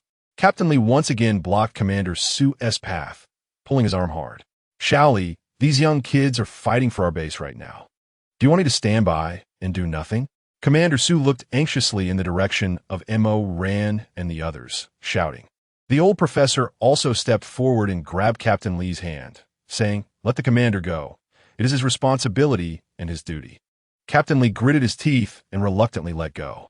"Xiao Li, you go gather the other superpowers. If it gets out of control, prepare for battle according to the previous combat plan." Commander Su instructed and dashed out the door. At this moment, the mutated Spider King was already using all its strength to escape towards a direction far from the base, with Ran and Xiao Jiu closely following behind.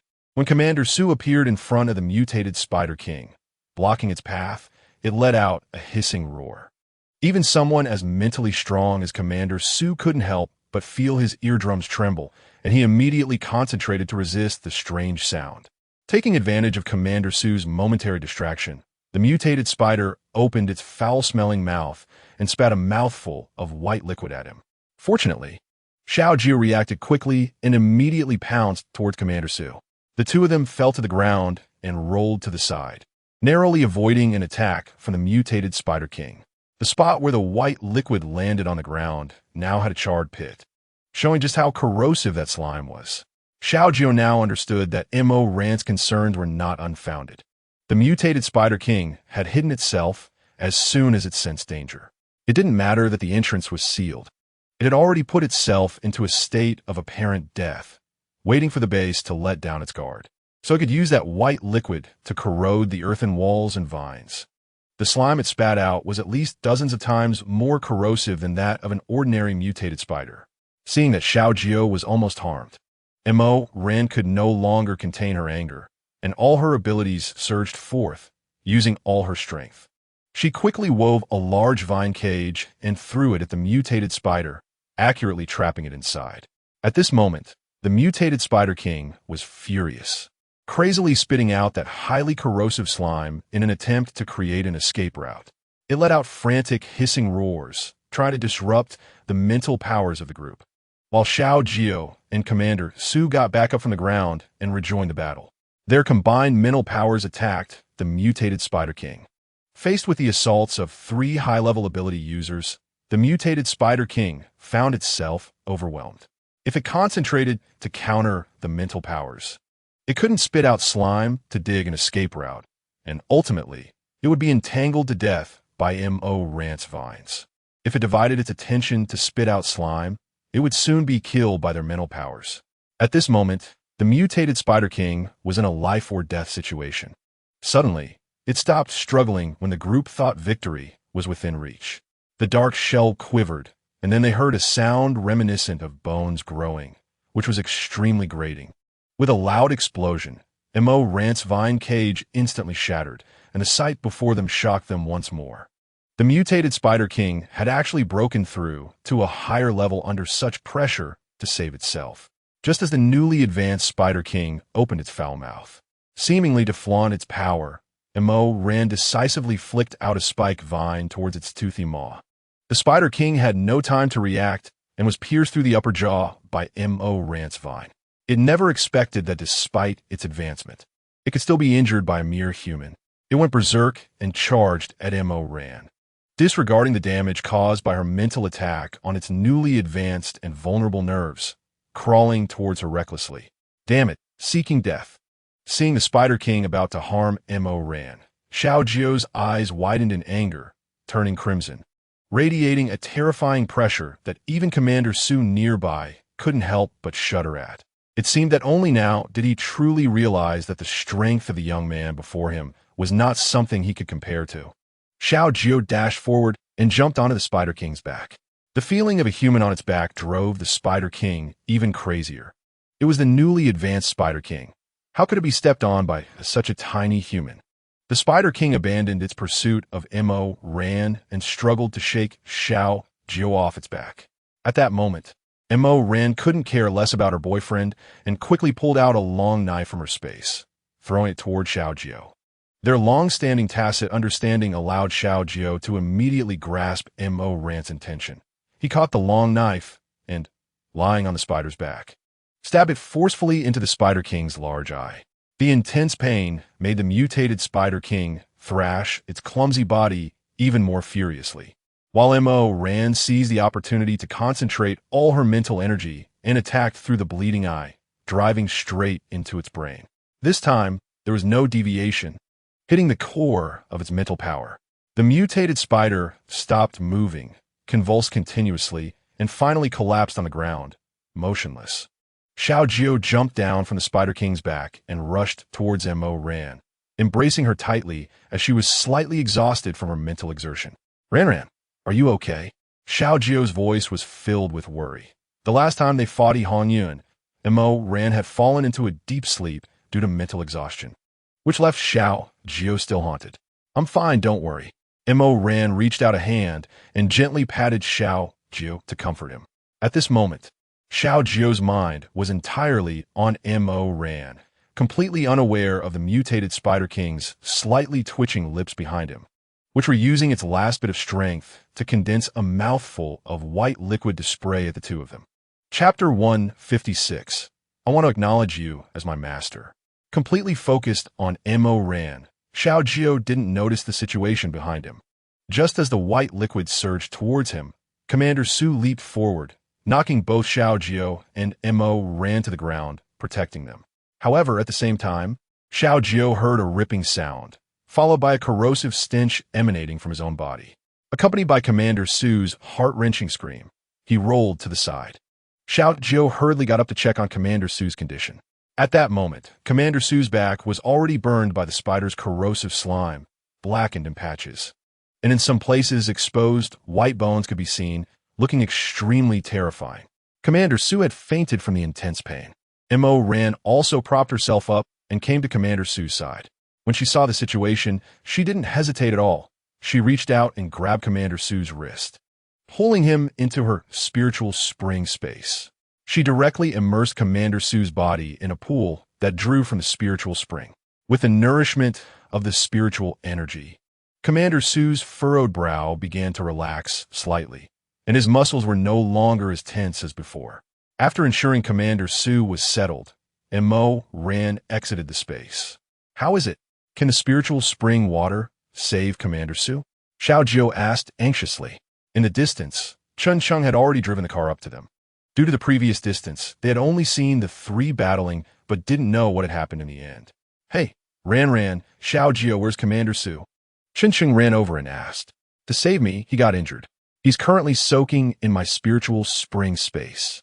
I've managed to control the continuation of the corrosion, but I don't know if Commander Su can hold on. He's currently fainted from the pain, but when he wakes up, for the sake of his safety, he can't leave the spiritual spring pool. Otherwise, he might just die. After hearing Mo Ran's description of Commander Su's injuries, a fierce look flashed in Xiao Jiu's eyes. He took heavy steps towards the now motionless Spider King. At this moment, after exhausting all its strength to spit out the last bit of slime, the Spider King lay on the ground, barely alive. When Xiao Jiu approached with overwhelming pressure, it barely moved its front claws. No, don't kill me. I am willing to acknowledge you as my master. A hoarse and unpleasant voice echoed in Xiao Jiu's mind. Xiao Jiu did not expect that this Spider King was actually a demon infected with the zombie virus. After the infection, the Spider King combined the zombie virus with demon poison using its powerful mental strength. No wonder it could control tens of thousands of spiders so effectively. At this moment, Xiao Jiu's lips slightly curled up as he stopped in his tracks and said mockingly, Really? Seeing that Xiao Jiu seemed interested in this matter, the mutated Spider King immediately bowed and said, Yes, master, from now on you are my master. The Spider King kept begging for mercy. Xiao Jiu calmly replied, To prove your sincerity, you should first contribute your demon core. The mutated Spider King never expected that this little human in front of him knew he was a demon and that recognizing a master required contributing a demon core. Originally, he just wanted to use this tactic to relax his opponent's vigilance and then escape, but who would have thought that the other party actually knew his secret? Stop talking nonsense and just kill him, he thought. Such a disgusting bug could never be trusted. After replenishing her abilities with the spiritual spring water, Mo Ran walked to Xiao Jiu's side, not even glancing at the Spider King, and said fiercely, as a demon herself. She recalled how Xiao Bai attacked the farm because it was framed, believing that the farm had killed its son. When a misunderstanding was resolved, Xiao Bai immediately took out its demon core to save Chun Chung. Therefore, Mo Ran had never held any hatred toward Xiao Bai, and even when Xiao Bai was willing to recognize a master later, Mo Ran directly refused, as she had already regarded Xiao Bai as part of the farm, a friend, and family. However, this mutated Spider King sought to prey on the energy of the ability users in the base, attacking humans for its own benefit, and even injuring her friend Commander Su. In Mo Ran's view, such a grudge could not simply be forgiven. Her anger blinded her to Xiao Jiu's scheme, and she only wanted to kill the disgusting creature in front of her. Hearing Mo Ran's words, the Spider King's heart was filled with extreme anger. Ever since he became a demon, he hated being called a bug the most, despite his strong attacks with slime and webs. The foul smell of his slime kept other species at a distance. However, he also knew that his life was firmly in the hands of the other party. He couldn't even dare to show the slightest dissatisfaction. So he immediately cried out for mercy, Don't kill me. I beg you, great heroes, don't kill me. From now on, I will be loyal to both of you masters and will never betray you. Mo Ran found his words somewhat amusing, wondering where he had learned those terms, even calling them great heroes. So, to show your sincerity, shouldn't you offer your demon core? Xiao Jiu still did not relent. Master, it's not that I don't want to give it to you, but my demon core has been infected with the zombie virus, and I'm afraid it might infect you. The Spider King rolled his eyes and quickly thought of an excuse, as if he was genuinely considering Xiao Jiu's well-being. You don't need to worry about that. I have my ways to remove the zombie poison and make the demon core useful for me. Xiao Jiu was not swayed by the Spider King's tricks. Master, I just went through a fierce battle. If I sacrifice my demon core to you now, I might die immediately. Although the Spider King had already lost one eye, the calculating gleam in the other, I did not escape Xiao Jiu's notice. Call me master, and I have my ways to keep you alive. If you are unwilling to take out your demon core, I will doubt your sincerity in recognizing me as your master, Xiao Jiu said leisurely. Xiao Jiu, why not just kill him? Mo Ran secretly communicated with Xiao Jiu while controlling her mental power.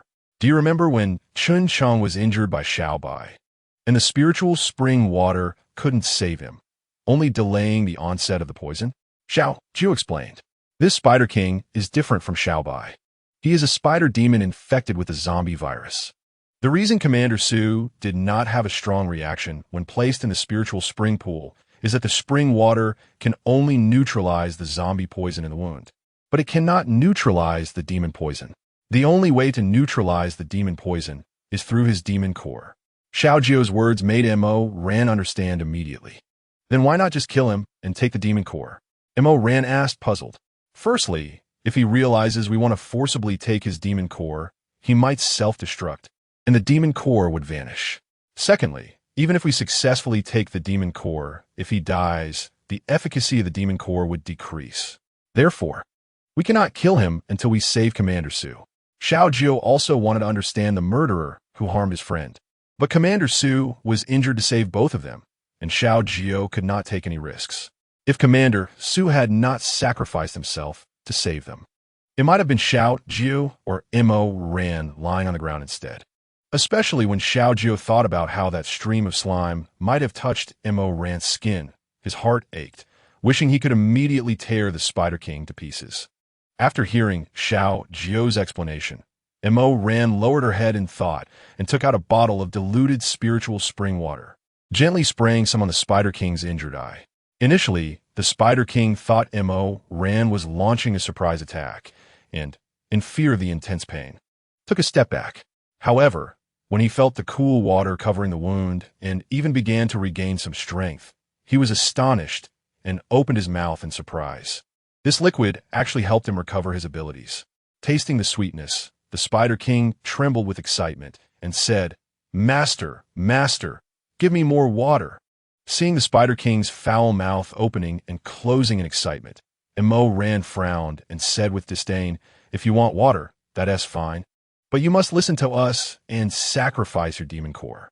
I said I can keep you alive, and I can indeed do that. The Spider King felt the nourishment of the spiritual spring water and could even move a few of his claws slightly.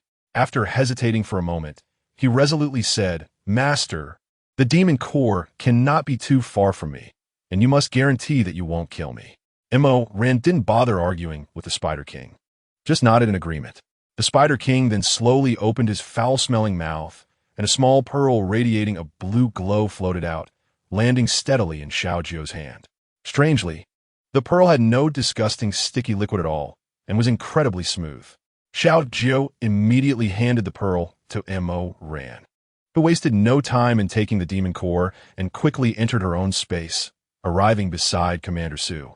As expected, as Xiao Jiu had predicted, Commander Su's wound showed no signs of worsening, but the black area showed no signs of healing either. Mo Ran picked up the demon core, held Commander Su's jaw to make him open his mouth, and fed him the demon core, then poured a mouthful of spiritual spring water into him. Commander Su instinctively swallowed the demon core. After doing all this, Mo Ran reappeared, only to see the Spider King looking at her with a fawning expression, with suspicious liquid even dripping from the corner of his mouth.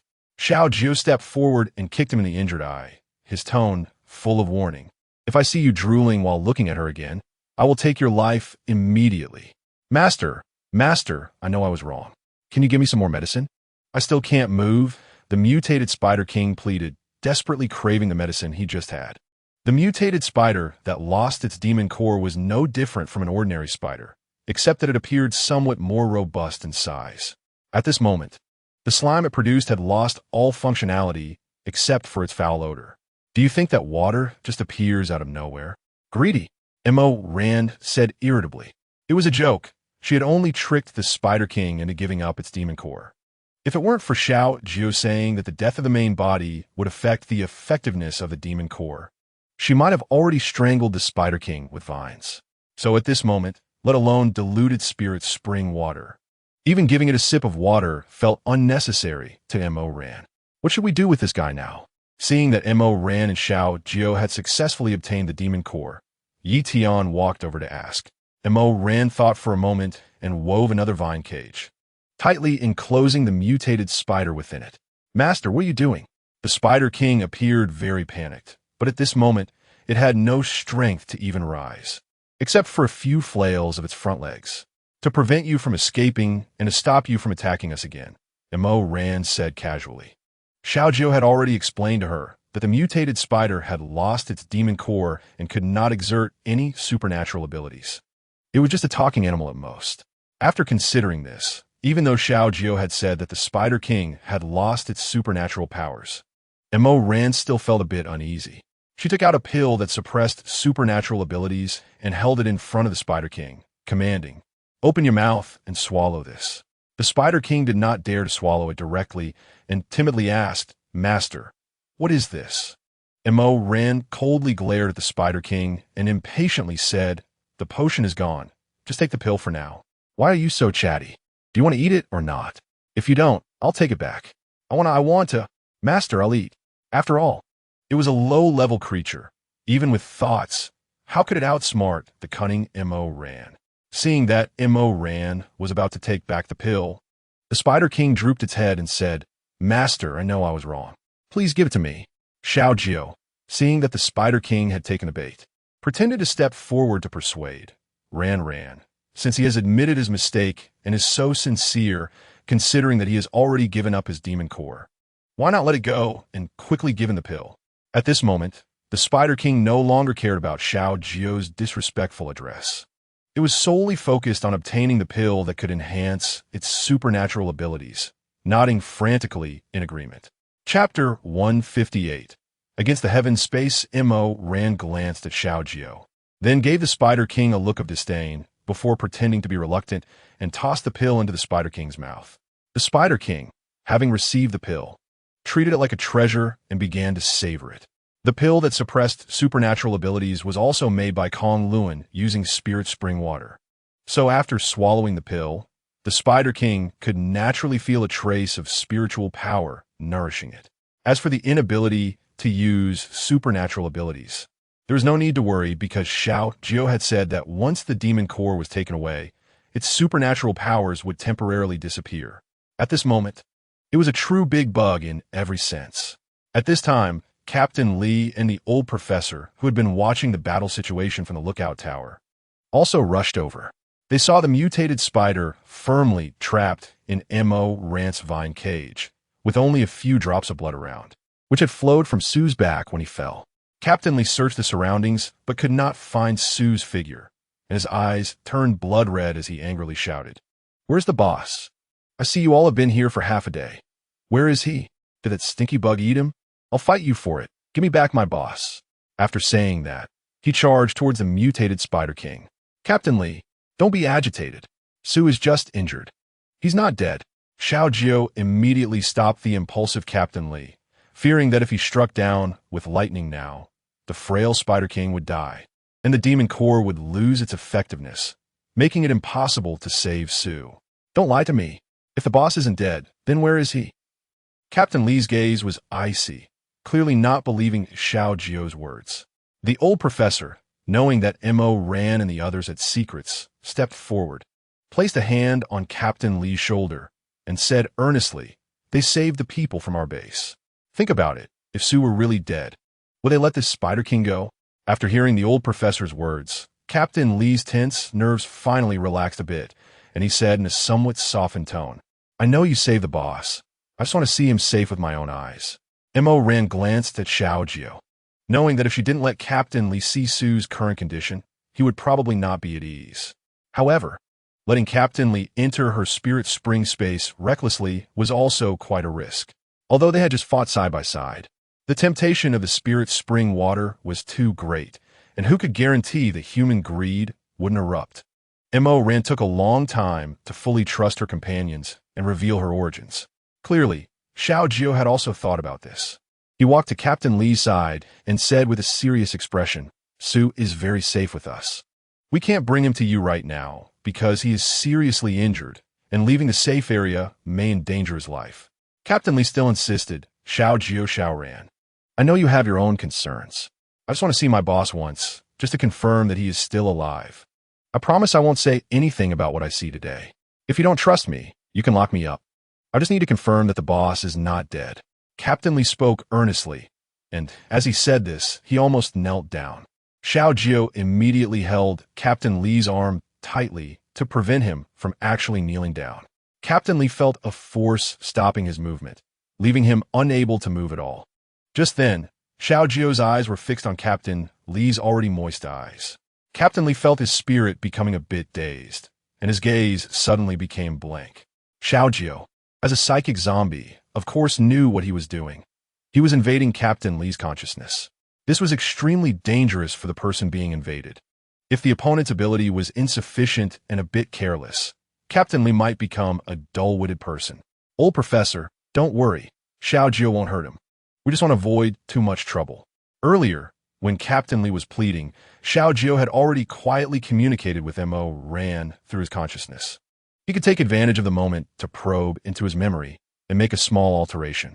If Captain Li were to mention anything related to the spirit spring space, Xiao Jiu would be the first to know and respond promptly.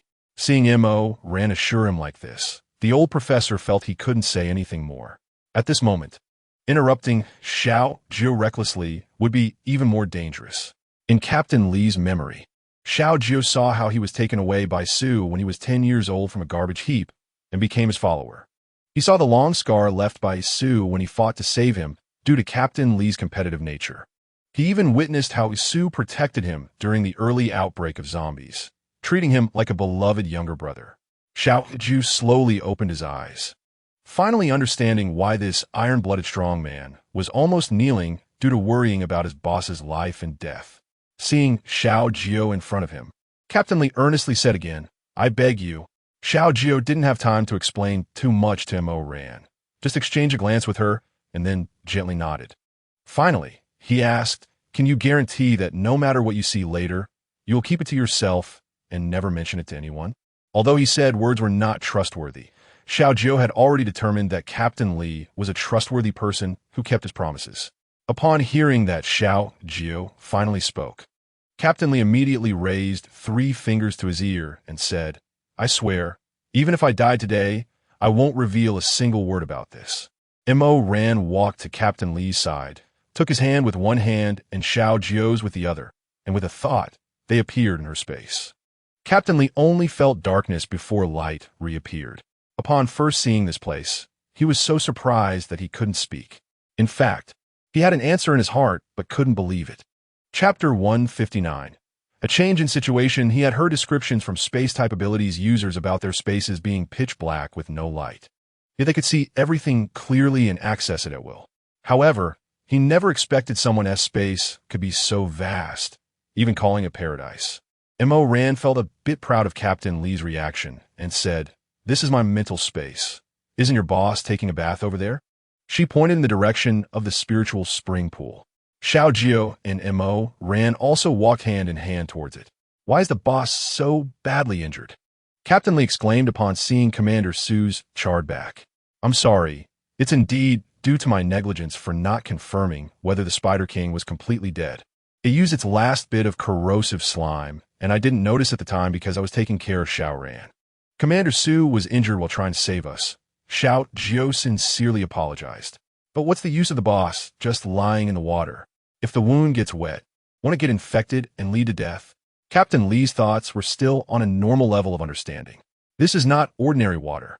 It's a potion that can help restore spiritual power and purify zombie toxins. Since Xiao Jiu agreed to let Captain Li enter his space, it meant he had enough trust in him, so Ran didn't deliberately hide anything. Otherwise, if this fool really insisted on taking Commander Su out, it would be worse. Although Captain Li was a bit oblivious, he was also a clever person. After thinking for a moment, he immediately reacted and said, Xiao Ran, is it that the potions the old professor provided us to help restore our strength during battles were actually given to him by you? Ran looked at Captain Li with appreciation, not expecting him to be so quick-witted. Yes, but this has become a miraculous treasure in the apocalypse. I don't want more people to know about it, as it could be detrimental to me and my partners. That's also why I didn't want you to see Commander Sue. M.O. Rand explained without reservation. Captain Lee nodded in agreement and said, "Thank you for saving the boss, and thank you for trusting me. Don't worry, I will keep this secret until I die."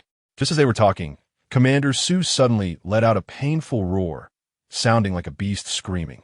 Xiao Jiu was the first to react and rushed to Commander Sue's side. He saw Commander Sue with his eyes tightly shut, brows furrowed, and teeth clenched, as if enduring some painful torment. At this moment, Commander Sue's face was no longer the pale color from his injury, but was flushed red. "Boss, what's wrong?" Captain Lee was as anxious as an ant on a hot pan. M.O. Rand didn't know what was happening either and quickly supported Xiao Jiu, asking with concern, "Xiao Jiu, are you okay?" Xiao Jiu gently glanced at M.O. Rand, clearly realizing he had only been pushed back a few steps, while Commander Sue, still lying in the spiritual spring pool, was in a life-threatening situation, yet M.O. Rand was still worried about him first. Thinking of this made Xiao Jiu's heart feel warm. Seeing Xiao Jiu not speaking, but gazing affectionately at M.O. Rand, Captain Lee had to run over and interrupt. "I say, you two, let's save my boss first. After we get out, you could be lovey-dovey, okay?" Logically speaking, Commander Sue should have lost all his spiritual power. Even if he was soaking in the spiritual spring water, continuously providing him with spiritual energy, he shouldn't be able to resist Xiao Jiu. It was indeed strange. He walked back to Commander Sue's side and extended his hand. Having learned from the last experience, this time he concentrated and gently sent his spiritual power through his index finger into Commander Sue's head. This time he wasn't bounced back, but the chaotic spiritual energy inside Commander Sue, which seemed ready to explode, truly shocked Xiao Jiu. Seeing Xiao Jiu's face gradually turning ugly, Captain Lee was even more anxious but didn't dare to interrupt. Hearing Xiao Jiu's question, M.O. Rand was very surprised and said, "How could there be any left? I fed him the whole thing." Xiao Jiu had an expression of "I knew it." "You two, what are you talking about? I don't understand. What demon core? Isn't that something only found in novels?" Captain Lee asked anxiously. What had happened today was increasingly shocking and far beyond his understanding. He had no doubt that he just heard the words demon core. Xiao Jiu didn't have time for more explanations with Captain Lee, but frowned, looking at the still groaning Commander Sue, and said with a serious expression, "At that time, I only scraped a little from Xiao Bai's demon core to feed Chun Chong, and it was enough for him to recover. The demon core is different from a crystal core. If an ability user's capacity is saturated, the crystal core can merely not be absorbed, but the demon core is different. If you feed him a whole one." Now the demon core has completely melted in Commander Sue's body, and his abilities are rapidly running amok inside him. It might not end well. Xiao Jiu didn't continue, but glanced at Captain Lee beside him. Captain Lee certainly knew what Xiao Jiu was referring to. M.O. Rand stared wide-eyed at Xiao Jiu, and after a long time, finally squeezed out a sentence, "So, I might end up killing Commander Sue?" Xiao Jiu hugged M.O. Rand's shoulders, resting his chin on her hair, and softly comforted, "It's my fault. I didn't explain the usage clearly in a hurry. Commander Sue's willpower is very strong. I can sense he is currently doing his utmost to resist absorbing this demon core's energy. Don't worry too much." Captain Lee had already knelt beside Commander Sue, crying, "Boss, you must hold on. Without you, what will we do in the base? What should I do? You said you'd watch me get married before you can relax." Chapter 160. A strong desire to survive suddenly. M.O. Rand seemed to remember something and desperately rummaged through her pocket, pulling out a small black pill. Excitedly holding it up in front of Xiao Jiu and saying, "Xiao Jiu, since Commander Sue is currently in danger due to the surge of energy, why don't we try feeding him this pill that suppresses abilities to control the energy in his body? If the energy is reduced, won't it be much easier for him to absorb?" Upon hearing M.O. Rand's suggestion, Xiao Jiu's eyes lit up. When they later went to the Panlong base to seek the truth about Xiao Bai, they heard that Hongyun's abilities almost exploded due to energy overload, and it was absorbed by Qin Lang's corrosion-type abilities. At that time, Qin Lang indeed relied on the ability-suppressing pill to save his life. Without a moment's hesitation, Xiao Jiu took the pill from M.O. Rand's hand and directly stuffed it into Commander Sue's mouth. Perhaps it was the instinct to survive that made Commander Su swallow it whole. The few of them surrounded Commander Su, watching quietly and without saying a word. In the end, Captain Lee couldn't hold back any longer and spoke first. "This medicine is effective, right?" Xiao Jiu sighed, slightly furrowing his brows. "We've done everything we can. The rest depends on his own fortune." Mo Ran also nodded helplessly. In fact, Su Commander could sense everything happening now. Ever since he was injured and fainted by the Spider King, he had been aware of the events occurring around him, but his consciousness had been very heavy. No matter how hard he tried to open his eyes and tell everyone not to worry about him, he couldn't do it. At first, he only felt excruciating pain, but later he sensed that his entire body seemed to be submerged in some kind of pool, with spiritual energy circulating within him, attempting to heal his wounds. His consciousness became a bit clearer, making the pain feel even more pronounced. Afterward, he didn't know what Mo Ran had fed him, but he had to say that those 2 cheeks were really painful. After the pill went down, he felt as if his whole body was on fire, and even the pain in his back seemed to be overshadowed by something trying to burst out from within him. The intense pain caused him to let out a pained wail, as the energy within him gnawed at every inch of his skin and every blood vessel like thousands of ants. Cold sweat dripped from his forehead, and his teeth chattered. He vaguely heard Xiao Li, Mo Ran, and Xiao Jiu's voices and intermittently understood his current situation. He knew everyone was working hard to save him, so he fought against the chaotic energy within him with a strong will. It wasn't until the suppressing ability pill was fed to him by Xiao Jiu that the pain from his powers finally eased a bit. At the same time, his consciousness began to feel lighter, and he could even see the trajectory of his abilities flowing within him. He then tried to control the chaotic energy, guiding it to flow orderly through his blood. Gradually, the burning and tearing pain in his body began to diminish, replaced by a feeling of comfort. Seeing the redness in Su Commander's face gradually fade and the painful groans stop, his expression shifted from agony to tranquility. The few of them finally breathed a sigh of relief. It seemed Mo Ran's idea had worked. What should we do next? Looking at Su Commander's current state, it was indeed not suitable for him to move. Captain Lee asked with some concern. As he said this, Mo Ran's mind flashed, and a few of them appeared from Mo Ran's spiritual space. Captain Lee did not speak immediately, but pursed his lips and thought for a long time. Finally, he took a deep breath and said, "Xiao Ran, Xiao Jiu, I leave the boss in your care. I can't go with you. The base still needs someone to manage it. Without the boss, some of the troublesome little rascals will definitely cause trouble." Xiao Jiu walked over and patted Captain Lee's shoulder reassuringly. "Don't worry. Since Su Commander was injured to save us, we will definitely take full responsibility. As for the base, you don't need to worry. If there is any disturbance, just give us a call. Don't worry, my mental strength may not be as good as Su Commander's, but dealing with those little rascals is more than enough for me. With me at the base, you don't have to worry." The old professor also came over and said to Xiao Jiu and Captain Lee, long before Mo Ran and Xiao Jiu arrived at the base. They had already sent the antidote to the old professor, and his mental abilities had long since returned to normal. A complex emotion flashed in Captain Lee's eyes as he choked up, saying, "Thank you. I will repay the life-saving grace." "What about this guy?" Yi Tian pointed to the mutated spider. Mo Ran frowned. She really didn't want to put this disgusting thing in her space. But it seemed there was no better option now. Just as Mo Ran was frowning, Chun Cheng's mouth curled into a calculating smile. "This is simple, Ran. Your vines are sturdy, right? A few more layers should be fine, right?" Chun Cheng stepped forward and tugged at the vine cage, seemingly confirming its strength. Even Xiao Tian's ice blade couldn't cut through it in one go.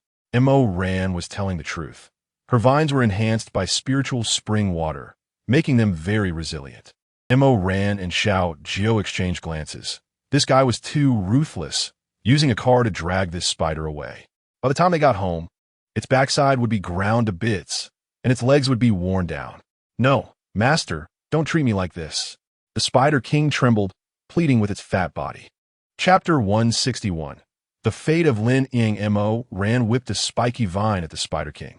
At this moment, the Spider King had lost its protective powers and was no different from an ordinary spider. The intense pain made it unable to help but let out a pained wail. "Shut up. Do you think you have a right to speak here?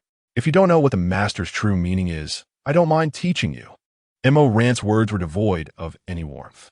If it weren't for the need to save Su Commander, she would have long ago torn the Spider King apart to vent her anger. The mutated spider immediately covered its mouth tightly with its front claws, not daring to make another sound.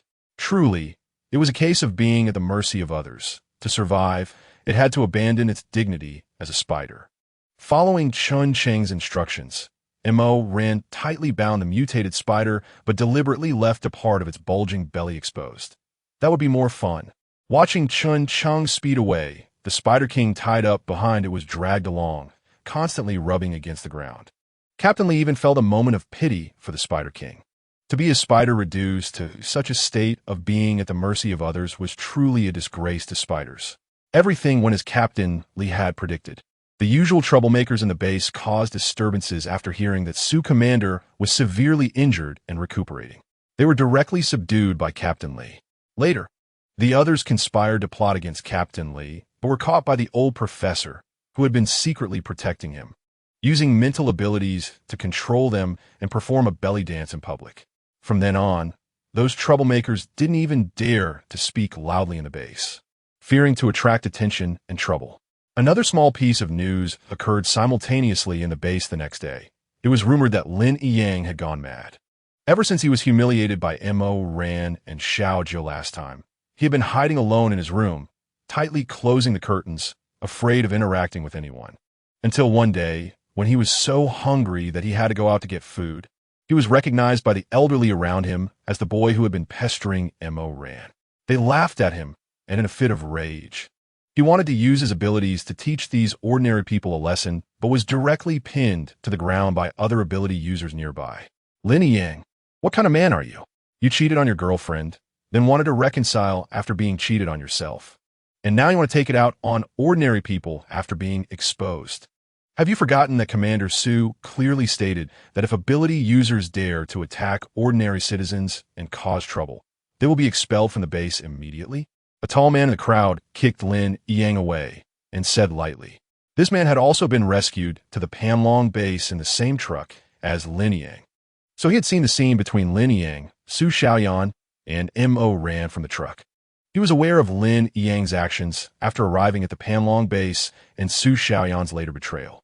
Upon hearing someone familiar with the inside story, the gossiping crowd immediately surrounded this boy, asking in a flurry, "So, is it true that Lin Yang was once with that female hero Mo Ran?" A burly man in his 40s asked, genuinely admiring the little girl, realizing that without these young people, they wouldn't have been able to save their base. "Oh my, how blind was Mo Ran to have liked someone like this? I wouldn't want him even if he was given to me for free." A chubby girl pouted and said, although she's also very jealous of Mo Ran's beauty, "A scumbag cheating is a principled issue, and she must unconditionally stand on the side of us girls." Standing on the moral high ground to criticize Lin Yang. "Wang Meili, do you have a misunderstanding about your appearance? Isn't Lin Yang, who is tall and handsome, exactly your type? Even if it was given to you for free, you wouldn't want it?" TCH.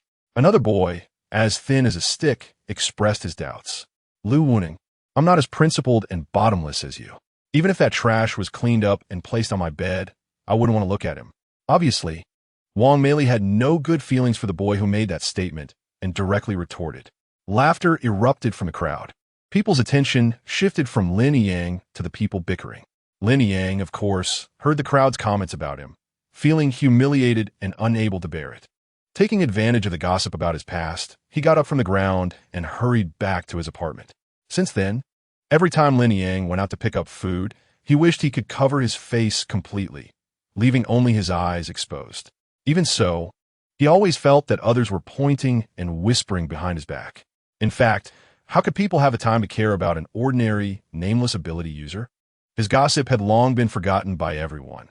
It was just that he felt guilty in his heart, which made him think so. Over time, Lin Yang's heart became twisted with jealousy. Eventually, he could no longer bear the unfounded whispers and broke down mentally. From then on, he began to grab people and say, "Do you know, Mo Ran was once my girlfriend. It was I who didn't want her, not the other way around. She begged me, crying and pleading. The first person he grabbed happened to be a flower farmer from a base. Although he was an ordinary person without abilities, years of farming had still built his strong body, and with a heavy punch, he knocked Lin Yang to the ground. To everyone's surprise, Lin Yang not only didn't get angry, but instead smiled and got up, grabbing another person's arm to repeat what he had just said. Crazy. That person spat directly at Lin Yang's face. Lin Yang wiped his face with his sleeve and directly went to find his next target. In less than half a day, the entire base knew that Lin Yang had really gone mad, but no one cared about such a scumbag. In the end, it was Captain Li who intervened and locked Lin Yang up to prevent him from disturbing more people. Listening to Lin Yang talking to himself in that little black room every day, Captain Li decided that he must ask Mo Ran what was going on the next time they met. If this person really did betray Mo Ran, as he claimed, then killing him would not be unjustifiable. After all, no one would care about the life or death of such a scumbag, and it would be a good deed for Mo Ran. Chapter 162. The rescuer of this mutated Spider King had never suffered such grievances since becoming the Spider King. He truly began to regret it. Wouldn't it have been better to stay in the mountains and be a spider? Why was he so greedy as to attack human bases, wanted to eat those ability users to enhance himself? By the time they reached the farm, the pig's exposed belly was already ground to a bloody pulp, and the wound emitted a foul stench. If it weren't for the fact that Mo Ran's suppressive ability pills were made from spiritual spring water, providing a bit of energy to his body, he would have likely died from this friction long ago. What the hell is this? Milan rushed out first, pointing at the filthy Spider King. This big stink bug is the culprit attacking the Tomorrow base. The others have all been wiped out by us. This is just the Spider King, or rather, a spider demon, Mo Ran explained, looking at the spider with disgust. Spider demon? ISNT, that like Xiao Jiu, a monster? Milan curiously circled the Spider King twice, eventually pinching his nose and walking away due to the foul smell emanating from it. Don't compare that low-level creature to me. We are naturally a higher-level demon. While it only awakened its demonic power due to the intensification of zombie poison, Xiao Jiu expressed his dissatisfaction with Milan's statement. Dong Xiaowan also noticed Mo Ran's unfriendly attitude towards the spider demon and grabbed Mo Ran's hand, asking, Ran, what happened? After speaking, she looked around, seeing everyone standing in front of her, all limbs intact and lively, with no companions injured. So where was Mo Ran's anger coming from? Xiao Jiu stepped forward and said, This Spider King ambushed us.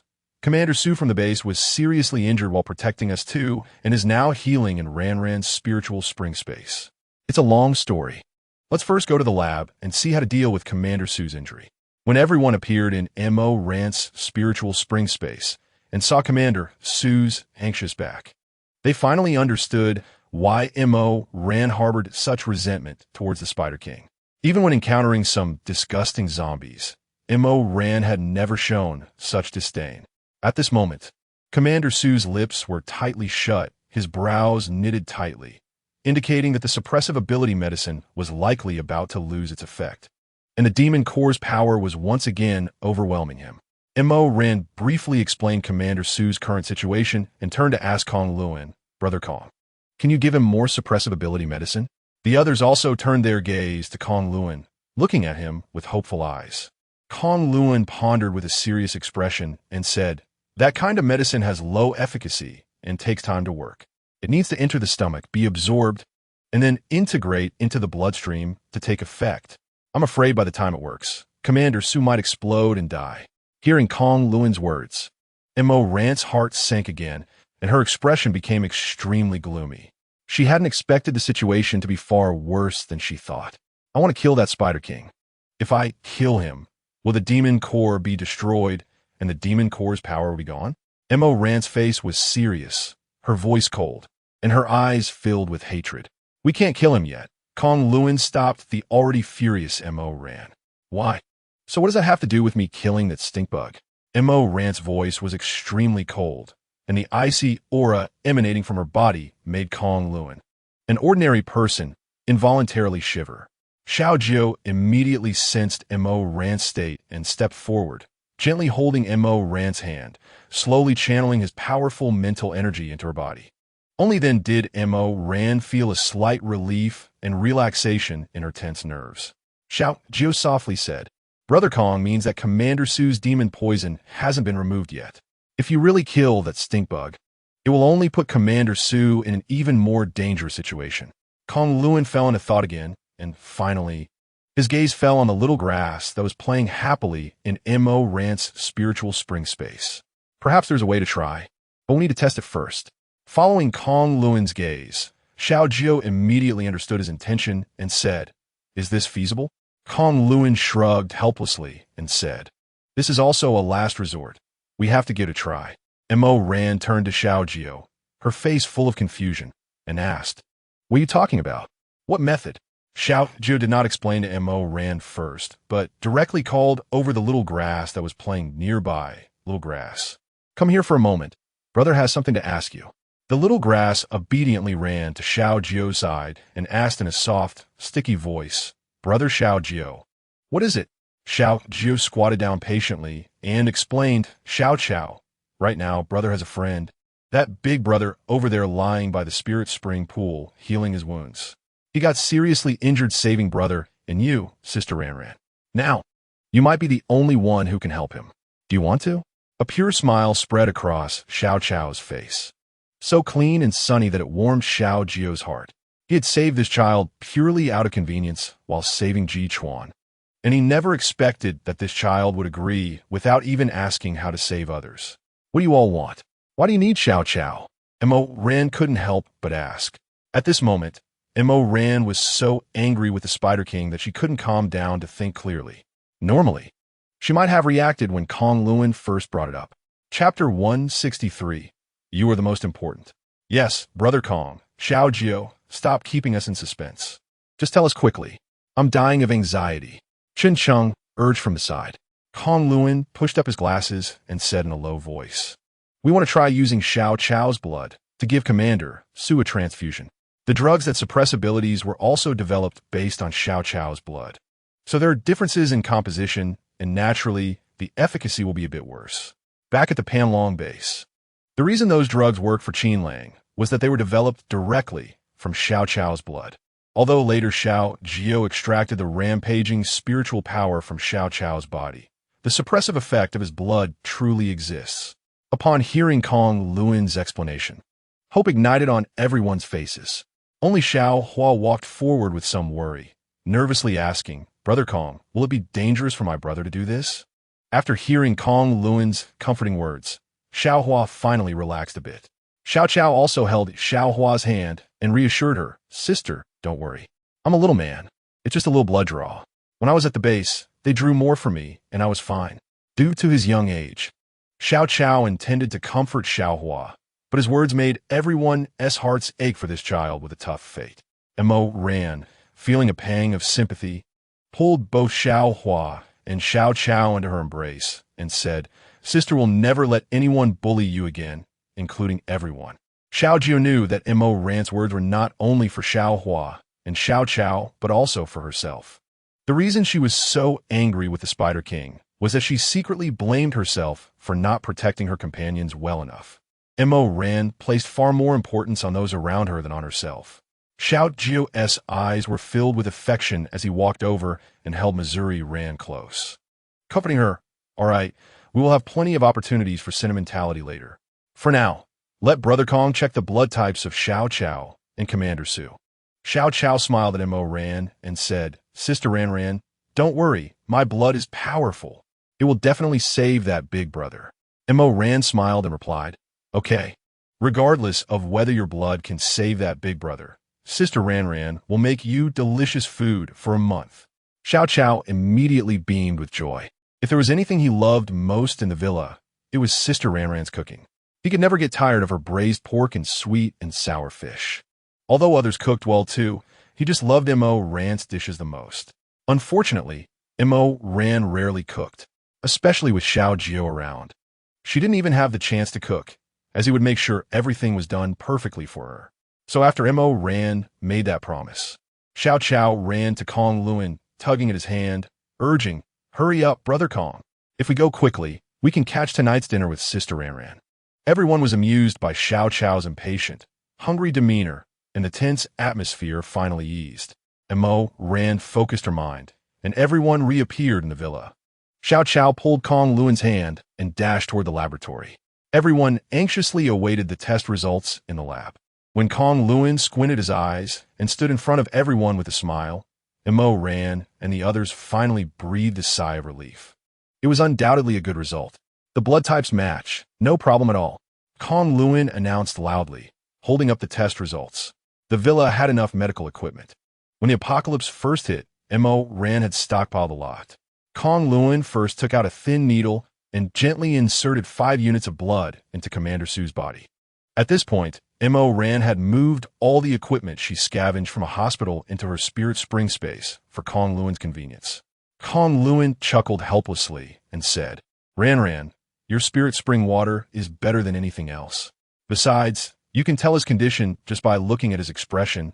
We don't need any heart monitors or anything. Xiao Jiu knew that Ran was too worried.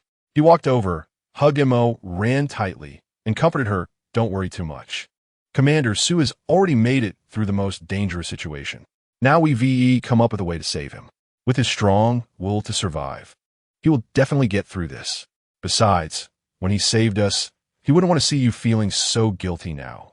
After Xiao Jiu pointed out her concerns, Ran finally shed her tears of grievance. She pouted, her eyes filled with sorrow, and said, Xiao Jiu, if it weren't for my spiritual energy being depleted, and you having to distract yourself to take care of me, Commander Su might not be like this. Ultimately, it's still because I'm too weak. Last time against Yihongyan, it was because my spiritual energy was exhausted that you went into a frenzy. This time too, why do I always bring danger to those around me? Upon hearing Ran's words, Xiao Jiu felt even more heartbroken. At that moment, Kong Luan stood up and walked to Ran. His expression serious and his tone solemn as he said, Ran, you can ask anyone in the villa. We admire you from the bottom of our hearts. A little girl like you can lead such a group of friends and develop our farm into what it is today. How many people envy that? Ran smiled bitterly and said, Brother Kong, the farm's current development is actually thanks to your knowledge and strength. What Ran said was indeed true. The farm's various security systems, automation systems, and production systems were all masterpieces developed by Kong Luan. Kong Luan exaggeratedly waved his hand and said, That's not true. If it weren't for you always safeguarding the farm's security, if it weren't for you bringing together such a group of partners, if it weren't for you staying clear-headed and leading everyone during critical moments, personally charging in a battle when there were problems, our farm would never have developed this big. An ordinary person without abilities, wouldn't be able to stay here peacefully doing my research. Don't you know you are the core of our farm? Chapter 164. Invitation to join. Ran finally smiled at Kong Luan's words. Xiao Jiu pretended to be angry, hands on his hips, and said, If my comfort doesn't work, but Brother Kong's does. It seems I need to go back to school and get a PhD. At this moment, Ran finally showed a smile. Yes, she had done her best. She wasn't a god. She could only do her utmost to protect everyone. Moreover, Commander Su was still being saved, so why should she keep feeling guilty? A few people sat comfortably around Commander Su. Ever since Xiao Qiao gave him a blood transfusion, the violent abilities within Commander Su had been suppressed, with only small amounts leaking out, which he could easily absorb for his own use. His complexion gradually returned to a healthy, rosy color, and the frown that had been tightly knit finally relaxed. Kong Luan examined him carefully and confirmed that Commander Su's physical indicators had returned to normal. For 3 whole days, Ran, Xiao Jiu, and Kong Luan had stayed in the spiritual spring space, surrounding Commander Su, watching as his wounds began to heal and his complexion grew more vibrant. Ran knew he had finally passed the brink of death. It was only a matter of time before he woke up. Ever since Xiao Cao's blood had taken effect, Commander Su felt as if he were in paradise. Every pore of his body felt incredibly comfortable. He began to empty his mind, and his consciousness gradually sank. When he opened his eyes again, he was surprised by the scene before him. Where was this place? There was abundant spiritual energy. Looking around, he saw Ran, Xiao Jiu, and a stranger who seemed to be calling him Brother Kong while he was asleep. Xiao Ran, Xiao Jiu, he said hoarsely after a long silence. At that moment, the others, who had been keeping watch over Commander Su for several days, had already fallen asleep. Suddenly hearing a hoarse voice, they all woke up with wide eyes. "Commander Su, you finally woke up?" Mo Ran exclaimed happily as she rushed over. Though he had just awakened, Commander Su felt full of strength. He was about to get out of the pool when Mo Ran immediately turned around and took out a set of sportswear from his space, signaling Xiao Jiu to hand it over. To help him better absorb the spiritual spring water, Xiao Jiu and Kong Luan had already stripped him down to his underwear. So, he didn't even realize that he was currently naked. After seeing Mo Ran's actions, he shyly scratched his head and quickly put on his clothes. When the group appeared in the villa, Chun Chung excitedly rushed over, scrutinizing Commander Su from head to toe. "You finally woke up. You scared us to death." Chun Chung happily patted Commander Su on the shoulder. Unexpectedly, Commander Su immediately crouched down in pain, covering his shoulder and remaining motionless. This scared Chun Chung, who immediately crouched down beside him and nervously asked, "Commander Su, what happened?" I didn't use much strength. Why are you so weak now?" Commander Su still covered his shoulder, lowering his head and saying nothing. Dong Xiangwan walked over and gave Chun Chung a playful smack on the head, her eyes showing a hint of anger. "Don't you know that Commander Su has just recovered from serious injuries? Why did you hit him so hard? Mo Ran and the others worked so hard. Why can't you think before you act?" While Dong Xiangwan was reprimanding Chun Chung, Xiao Jiu and Mo Ran, who were standing nearby, couldn't help but laugh. "Commander Su, you should get up, otherwise Chun Chung won't get to eat today," Xiao Jiu said, tugging at Commander Su's arm. Only then did Commander Su lift his head, a conspiratorial smile on his face. Chun Chung finally realized that he had been pranked. The villa was immediately filled with laughter and joy. During dinner, Commander Su looked at the table full of delicious dishes and couldn't help but drool. At the base, to set an example, he had always eaten the same meals as the ability users and had never treated himself to a special meal. The only time he could improve his diet was during the new year when there might be a couple of extra dishes. Seeing the gleam in Commander Su's eyes, Chun Chung joked, "Old Su, if you're craving it, just eat. Don't hold back. Just think of it as a vacation. We won't charge you for food and lodging." Mo Ran shot Chun Chung a glare and said irritably, "I think you really need a lesson. Xiangwan was too lenient this afternoon." Then, Mo Ran and Xiao Jiu continuously added food to Commander Su's bowl, saying, "Eat, Commander Su, make sure to eat more. You just woke up and need to replenish your strength." Facing the mountain of food in his bowl, Commander Su no longer held back and began to eat heartily. When he finished the last piece of braised meat, he felt as if it was almost stuck in his throat. This was the most sumptuous meal he had had since the apocalypse began. "Old Su, I think you should stay on our farm and enjoy the good life with us. Just leave the base to Captain Lee. With that spider silk wall protecting it, no one can attack easily. If there's ever a problem, he'll call us." Chun Chung said sincerely. When it came to the base, a nostalgic look flashed across Commander Su's face. "That base was built by my own hands. There are my comrades, my friends, and those civilians who need me. I can't stay here." Although life on the farm was 100 times more comfortable than at the base, Commander Su knew the responsibilities he carried. He also understood that with Captain Lee's somewhat reckless personality, he wouldn't be able to intimidate the situation at the base. Chun Chung didn't insist further. After all, they had also tried to persuade Jichuan to stay, but he had refused, and in the end, Jichuan chose them over the poorly managed Panlong base. "Commander Su, you saved both me and Xiao Jiu's lives, so if you ever need help, just let us know. The doors of the farm will always be open for you," Mo Ran solemnly promised. Commander Su nodded gratefully and said, "Actually, I should be the one thanking you. If you hadn't thought about our base wanting to eliminate the threat and check on the Spider King status, he might have attacked us after you left. At that time, the base would have fallen into crisis again." Commander Su was speaking the truth, but Mo Ran wasn't actually checking on the Spider King status for the base. She simply felt something was off and hadn't thought much about it at the time. It was just a coincidence. Chapter 165. Jichuan leaves. Mo Ran didn't continue to be modest about the issue and simply said, "Regardless, if you need anything in the future, just ask. If you want it and we have it, we'll help." Commander Su knew that this was a very serious promise. Reluctantly, he agreed. When Captain Lee received Commander Su's call and learned that he had awakened, he was so excited that he wanted to drive over immediately. However, after hanging up, he suddenly realized that he had no idea where Mo Ran and the others were from. Meanwhile, Commander Su was completely won over by Mo Ran's farm the next day. No wonder they had meat at every meal and fresh fruit at all times. With the strength of Mo Ran's farm, not only could they support the few of them, but they could even easily take care of the entire Tomorrow base. It seemed that Mo Ran's promise was indeed not an exaggeration. After walking out of the spiritual spring pool, Commander Su fully understood that the potion supposedly developed by the old professor was actually Mo Ran's spiritual spring water. And the method to deal with the vegetable bugs that the old professor mentioned was also taught by Mo Ran. It turned out that Mo Ran had unknowingly saved their base many times.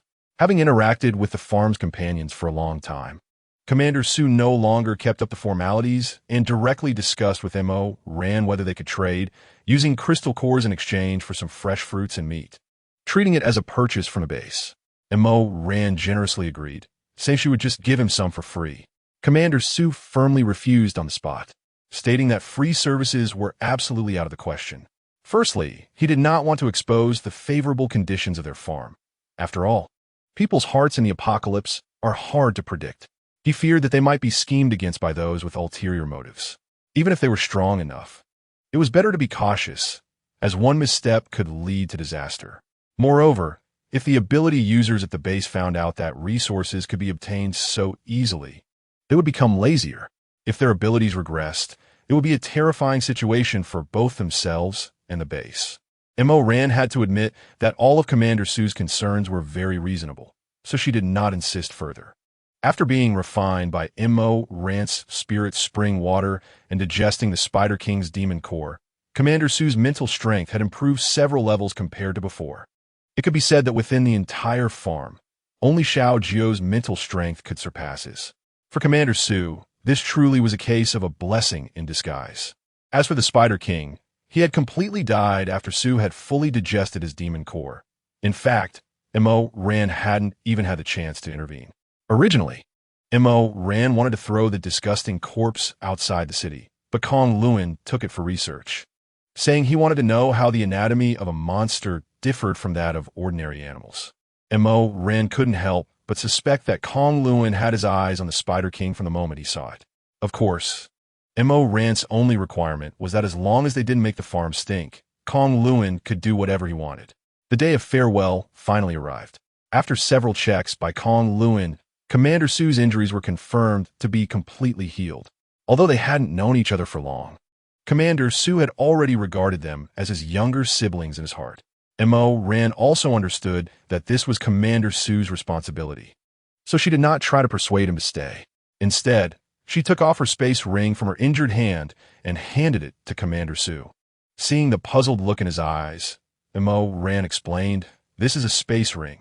You can understand it as being similar to space-type abilities. Since I have my own spirit spring space now, I don't need this anymore.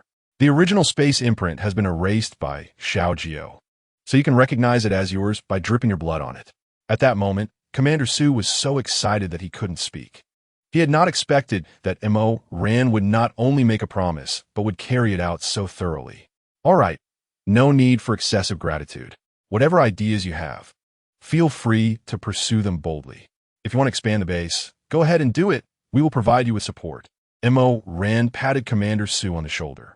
Commander Su did not expect that his deeply hidden thoughts would be so easily seen through by a young girl. Xiao Jiu also approached and briefly explained some unique uses of mental-type abilities to Commander Su, teaching him how to use mental powers to control zombies for his own use. Commander Su felt as if he had opened the door to a new world. No wonder there were always zombies wandering around their farm. It turned out it was Xiao Jiu's doing. Commander Su regretted not having met Mo Ran and the others earlier. In fact, he had not realized that Mo Ran and Xiao Jiu's willingness to teach him was unrelated to how long they had known each other. It was entirely because of Commander Su's instinctive act of self-sacrifice to save them back then. At that moment, Ji Chuan stepped forward from the crowd, looking as if he wanted to say something but hesitated. "What's wrong, Brother Ji? Do you have something to say to Commander Su?" The observant Yi Tian was the first to notice Ji Chuan's unusual demeanor and asked, Ji Chuan nodded seriously, but still did not speak. At this moment, everyone's attention was drawn to Ji Chuan. If you have something to say, just say it. Since Commander Su hasn't left yet, if you want to catch up with him, there's still time tonight, Mo Ran joked. Ji Chuan seemed to have made a significant decision and finally spoke. Xiao Ran, Xiao Jiu, and all my friends, I actually have something to tell you. I want to say goodbye. I want to go to the base with Commander Su. Upon hearing Ji Chuan's words, everyone showed expressions of surprise. Xiao Jiu was the first to react, asking, Brother Ji, is it because we have neglected you lately, or is it for some other reason? Xiao Jiu voiced the confusion that everyone felt. Ji Chuan quickly waved his hand, of course not. Everyone, don't misunderstand. I'm really happy to be with you. I stayed behind because of the Panlong base issue. I really couldn't stay there anymore and didn't want to go along with them, so I stayed.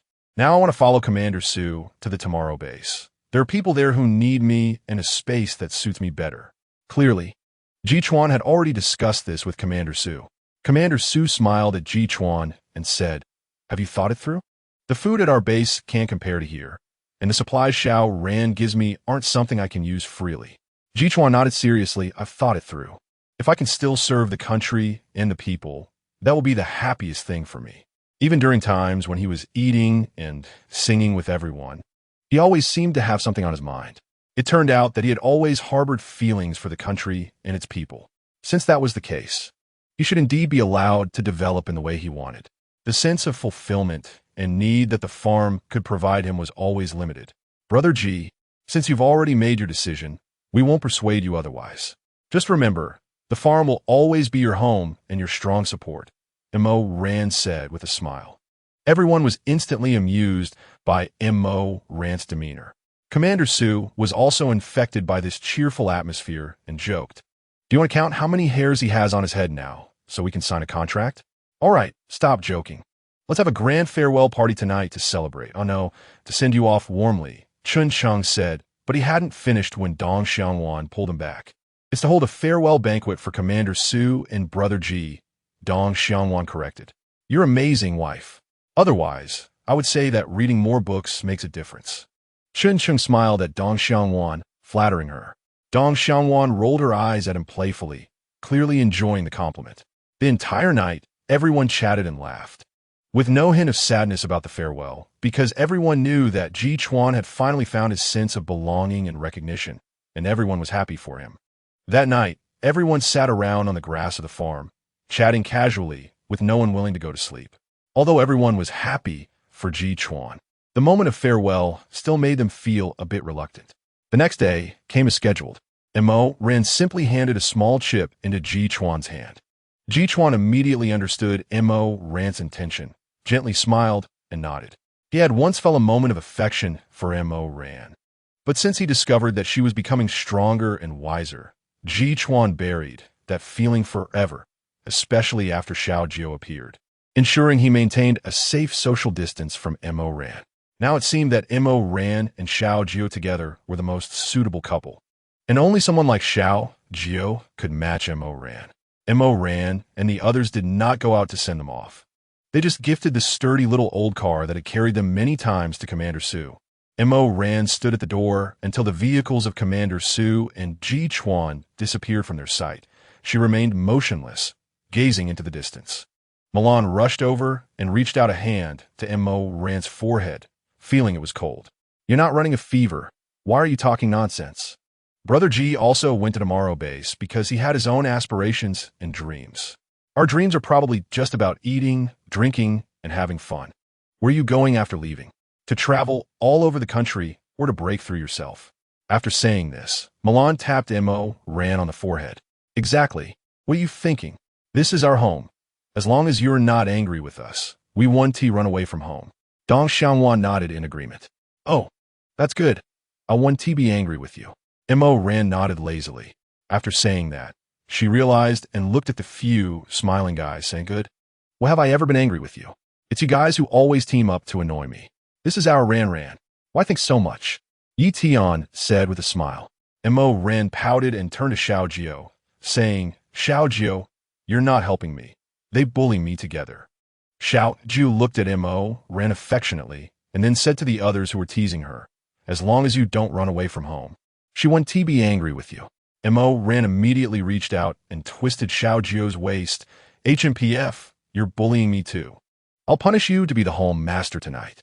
Seeing that Mo Ran's overly worried emotions have been completely swept away by everyone, Xiao Jiu immediately ran up, affectionately kissed Mo Ran's face, and said, "Even if they are disobedient, I will always listen to you and stay by your side forever." Everyone immediately shivered as if they wanted to shake off all the goosebumps on their bodies. "I don't believe you, Humph," Mo Ran muttered. But she no longer thought about Jichuan leaving. Xiao Jiu's eyes were filled with deep affection, and the corners of his mouth unconsciously lifted into a smile. Mo Ran was a ray of light in his life, illuminating his entire existence. He didn't want to think about when Mo Ran would leave. He just hoped that the time they spent together could be a little longer, just a little longer. He and Captain Lee became Sue's right and left arms at the same time. Moreover, with the many treasures and spiritual spring water in Mo Ran's space ring, Commander Sue would also build Tomorrow Base more prosperously and robustly. Chapter 167. We are getting married that night. Xiao Jiu gently wrapped his arms around Mo Ran's waist from behind and leaned close to her ear, his warm breath making Mo Ran feel a bit ticklish. "Stop it. Xiao Jiu, I'm so tired today. Let's go to bed early, okay?" Mo Ran said lazily with sleepy eyes. Ran, everything is stabilized now. Let us get married." Xiao Jiu's voice was very gentle, so gentle that Mo Ran didn't immediately react, just softly replied, "Okay." Then, Mo Ran's mind finally registered what Xiao Jiu was saying, and she suddenly sat up in shock, shouting, "What did you say?" Mo Ran was indeed stating the truth. It was the apocalypse now, and the Civil Affairs Bureau had long since ceased to exist. Even when Chun Chung and Dong Xiangwan got married, it was just a formality at that time. Mo Ran always thought that Xiao Jiu was not someone who paid much attention to form and ceremony. "I want to give you a promise that I can fulfill, and I noticed the look in your eyes when you saw Xiangwan in her wedding dress," Xiao Jiu said with love in his eyes, smiling. However, Mo Ran was a bit unfair to Xiao Jiu. He actually intended to propose later, but every time he wanted to bring it up, some small things would come up, and it got delayed until now. Finally, Xiao Jiu felt that nothing would disturb him anymore, so he quickly made this request. Mo Ran's sleepiness had long disappeared. She stared at Xiao Jiu with wide eyes, seemingly unable to believe his words. Finally, after confirming Xiao Jiu's sincerity, she sat up from the bed. Xiao Jiu found it a bit funny and covered Mo Ran with a blanket. Although he knew that with their abilities, they wouldn't catch a cold, even if they didn't cover themselves all night. He just couldn't help but want to care for her like a little girl who never grows up. Is this how you propose? This is too unromantic. Woo-woo. The perfect proposal scene I dream of should have fluttering red flags, colorful banners, loud drums, and firecrackers. Mo Ran muttered to herself. Seeing that Mo Ran was getting more and more off track, Xiao Jiu immediately rolled out of bed and took out a set of boxes from under the bed, neatly placing them in front of Mo Ran. "What is this?" Mo Ran's attention was immediately drawn to it. "Open it and see," Xiao Jiu said with a smile. As she opened the boxes one by one, Mo Ran was so surprised that she couldn't close her mouth. Sapphire necklaces, diamond earrings, gold bracelets, jade pendants, everything was neatly displayed before her eyes. Ran, these are all the rare items I could find at the moment. If you want anything else, let me know, and I'll go find it. But before that, could you agree to marry me? I want to be with you for a lifetime. To take care of you and love you," Xiao Jiu professed passionately. At that moment, Mo Ran's heart was already overwhelmed with emotion. Although she was someone who had traveled from another world, there was still a lovely little girl inside her who longed for love and romance. Like all girls, she liked shiny accessories, loved white wedding dresses, and longed for a grand wedding. She didn't expect that all her expectations had long been seen by Xiao Jiu and etched into his heart. "Xiao Jiu, I'm willing. Mo Ran's tears streamed down her face.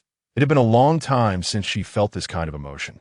She couldn't wait for Xiao Jiu to finish speaking and desperately nodded in agreement. Seeing Mo Ran's crying and laughing expression, Xiao Jiu got up and sat next to her. his face beaming with joy. He gently wiped the tears from Mo Ran's face, speaking in a doting tone. Why are you crying? Did I not do something well? I know I'm not romantic enough and don't meet the standards of the male leads in the dramas you talk about, but it's okay. I still have a lot of time to watch dramas with you, and I will study hard. Xiao Jiu looked at Mo Ran's beaming smile, ruffled her hair, and softly replied, okay. The next day, when the two of them appeared hand in hand, their faces beaming with happiness to announce their marriage news. All the boys were a sympathetic expression, as if saying, bro, I feel for you, while Milan and Dong Xiangwan excitedly pulled Mo Ran aside to inquire about the details. Upon hearing about Xiao Jiu's proposal and seeing so many beautiful pieces of jewelry, both of them exclaimed in awe. Xiao Hua and Xiao Chao also surrounded Mo Ran, with Xiao Chao still a bit confused, saying, Sister Ran, what is marriage? Mo Ran pinched Xiao Chao's tender little face and said, marriage is living together forever with the person you like. No matter what problems arise in the future, you cannot be separated. Xiao Chao nodded, seemingly understanding, and then said, then Sister Ran, Sister Mimi, Sister Xiangwan, I like all three of you. Can I marry all three of you? That way, we will never be apart. Hearing Xiao Chao's words, the girls immediately burst into laughter, unable to contain themselves. Xiao Hua held Xiao Chao's hand and said earnestly, little brother, marriage can only be between one man and one woman. You can't marry many people at the same time. Xiao Chao immediately made a distressed expression, resting his chin on his hand, and said, so that is how it is. I can only choose one, but I like Sister Ran's cooking. I like Sister Mimi playing with me, and I like Sister Xiangwan always pampering me. How do I choose? At that moment, a tall figure appeared behind Xiao Chao. He reached out a hand, grabbed Xiao Chao by the collar, and threw him towards Chun Chung, saying, I'll leave this to you. This guy wants to steal your wife. Chapter 168. Together forever, Chun Chung took the little grass aside to have a deep conversation and education. In the following week, the entire villa was bustling with preparations, flowers, lawns, balloons, and everything in between. The wedding arrived as scheduled. Mo Ran, in an exquisite and heavily crafted wedding dress, descended upon the world like a fairy. Xiao Jiu also wore a suit for the first time, tying his tie, and his innate kingly aura unnaturally radiated. His handsome face, striking eyebrows, and charming smile made even Milan and Dong Xiangwan gasp in surprise at how handsome he was. When Mo Ran appeared before Xiao Jiu, his eyes never left her. There was no room in his gaze for anyone else, though only a few friends from the farm were present. The wedding was still grand and magnificent. Xiao Jiu took out a ring from his pocket, knelt on one knee, and gently asked with all his love, Ran, will you marry me? I promise to love you, protect you, and be with you for a lifetime. Beneath the delicate veil, Mo Ran blushed and softly replied, yes, I do. The villa erupted with blessings and cheers. Yi Tian pulled Milan into his arms and said, Mimi, you're the only one missing among the three sisters. Are you really not planning to marry me?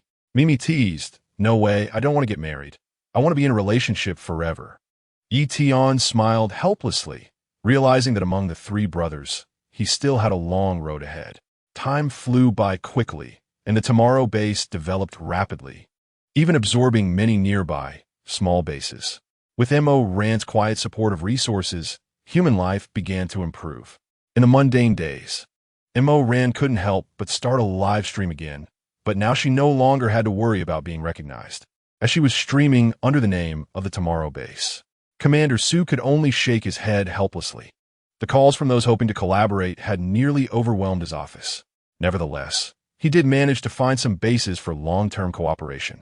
During one live stream, Mo Ran and Milan were happily enjoying some barbecue and drinks when, suddenly, Mo Ran choked as if something had stuck in her throat, startling Milan and Xiangwan.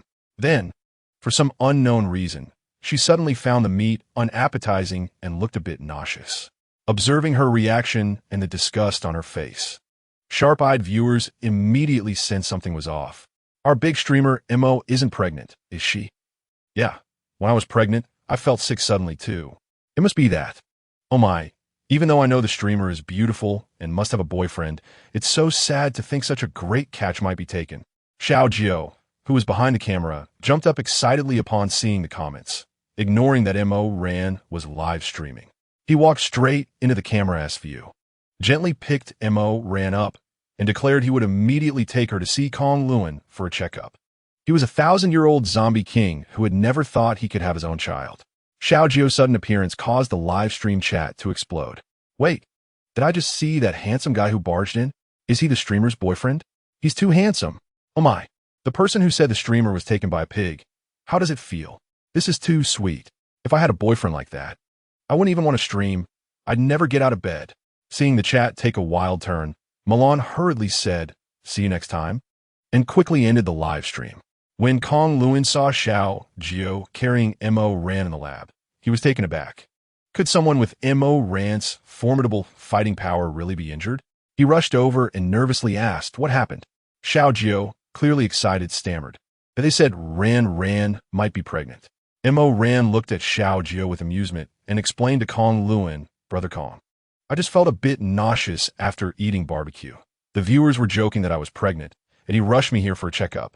Kong Luan glanced at the nervous Xiao Jiu and couldn't help but chuckle.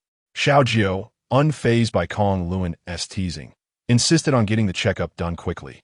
Kong Luan arranged for Mo Ran to have her blood drawn for testing. Soon, the results were in Xiao Jiu's hands. What does positive mean? Xiao Jiu was momentarily stunned. Although he had lived long, he had never understood such things. Mo Ran quickly shifted from surprise to joy, snatching the report to read. "Xiao Jiu, you're going to be a dad," Mo Ran exclaimed, hugging Xiao Jiu tightly with happiness. At this moment, Xiao Jiu was completely dumbfounded. He had never thought he could become a father. Although Kong Luan had said he was no different from a human, having lived for over 1,000 years, he still believed deep down that he was no longer human. When this good news spread across the farm, Chun Chung leaned towards Dong Xiangwan and whispered, "Honey, it seems we need to hurry. Xiao Jiu has overtaken us." Dong Xiangwan looked at Mo Ran with envious and contented eyes, thinking, yes, she also wanted her own baby. On the other side, Yi Tian and Milan were in a different scene. "Xiao Tian, if we had a daughter as beautiful as me, wouldn't that be interesting?" Milan looked at Xiao Jiu and Mo Ran, who were a perfect match, already imagining what her baby would look like.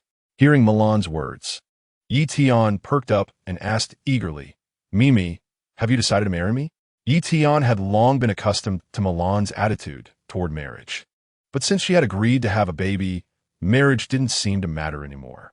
Thinking of this, Yi Tian couldn't wait to grab Milan's hand and head toward the bedroom, starting his plan to create a family. Perhaps life on the farm was the kind of life everyone envied, having the most beloved person living a self-sufficient life and loving and supporting each other forever. Chapter 169. A happy life. A chubby little figure rushed into Mo Ran's arms. Mo Ran smiled happily as she hugged the little one and said, "What's wrong, Tang Bao?" "Mommy, I want to eat lollipops, but Brother Z won't let me. And Brother Z, she also said I can't have more candy," Tang Bao said pitifully. Tang Bao is Mo Ran's second child. Her first son, Mo Chun, had been causing trouble with Milan's son, Yi Zi and Dong Xiangwan's son, Chun Zi ever since he learned to walk. The farm's chickens, ducks, geese, dogs, and pigs would avoid these little troublemakers. Finally, when Mo Chun turned 5, Xiao Jiu decided to send him to Commander Su's Tomorrow base for military-style training. Mo Chun had long been bored on the farm, and when he heard he could go out, he was overjoyed. Ji Chuan rushed over upon hearing the news and took Mo Chun away that very day. With Tang Bao's call, Yi Zi and Chun Zi, the two little troublemakers, completely shifted their attention to her. The two brothers showed their big brother demeanor, making it so that Tang Bao wouldn't even need to go to the bathroom without their company. Aunt Ran, I don't let Tang Bao eat candy. Not because she has had some cavities lately and always complains about toothaches and doesn't want to eat. Yi also said with grievance, clearly doing it for her own good, yet she doesn't appreciate it. Tang Bao, be good. Once Uncle Kong fixes your teeth, Brother Zishi will personally make you honey lollipops. Strawberry lollipops, mango lollipops. Whatever you want to eat, I'll make it for you, okay? Zishi said patiently while holding Tong Bao's hand to comfort her. Seeing this, Ziyu quickly grabbed Tong Bao's other hand and said, Brother Ziyu will also make it for you, be good. I'll keep my word. Watching Tang Bao have both big brothers wrapped around her fingers, Mo Ran couldn't help but chuckle. Milan, unable to hold back, sighed to Yi Tian, hey, how much betrothal gift do you need to prepare for your son before Xiao Jiu can marry Tang Bao? Yi Tian raised his hand in resignation, admitting his mistake. All right. Sweetheart, you will always be my sweetheart, my darling. Mo Ran couldn't help but chuckle at the couple's conversation. Milan, having had a child, still didn't acknowledge the fact that she was Yi Tian's wife. Just as Ziyu and Zixi were leading Tang Bao out, Xiao Jiu was followed by a remarkably graceful young man. Upon seeing the young man, Tang Bao's eyes lit up immediately. She let go of Zixi and Ziyu's hands and rushed towards him. Brother Xiao, I missed you so much. It turned out that the young man was Xiao, who once boldly declared he couldn't decide whom to marry among Mo Ran, Milan, and Xiangwan. Seeing Tang Bao running towards him, Xiao immediately crouched down and embraced her.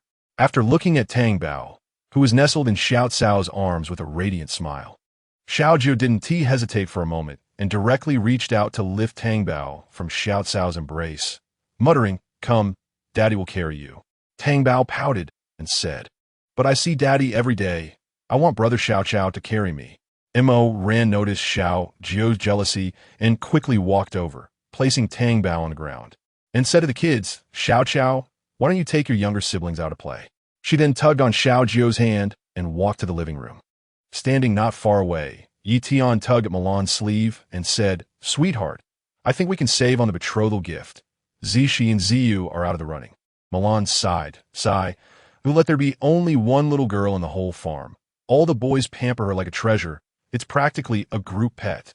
Mo Ran pulled Xiao Jiu to sit on the sofa and smiled. "Look at you, such a big person, getting jealous over a child." Xiao Jiu turned his head to look at the yard, where Xiao was carefully looking after Tang Bao, afraid she would bump or fall. Seeing the scene, a little smile appeared on his face. "How is Mo Chin doing?" Mo Ran noticed Xiao Jiu's expression had turned from cloudy to sunny and immediately changed the topic. "He's been behaving well. Everything is normal except for almost tearing down the base," Xiao Jiu said in a calm tone. Mo Ran just casually responded with an "oh." Since it was Commander Su who wanted to take him in, it was none of her business. Leaving him on the farm, she was really afraid the animals in the backyard would be driven crazy by him. During dinner, looking at the lively table full of people, Mo Ran revealed a happy smile.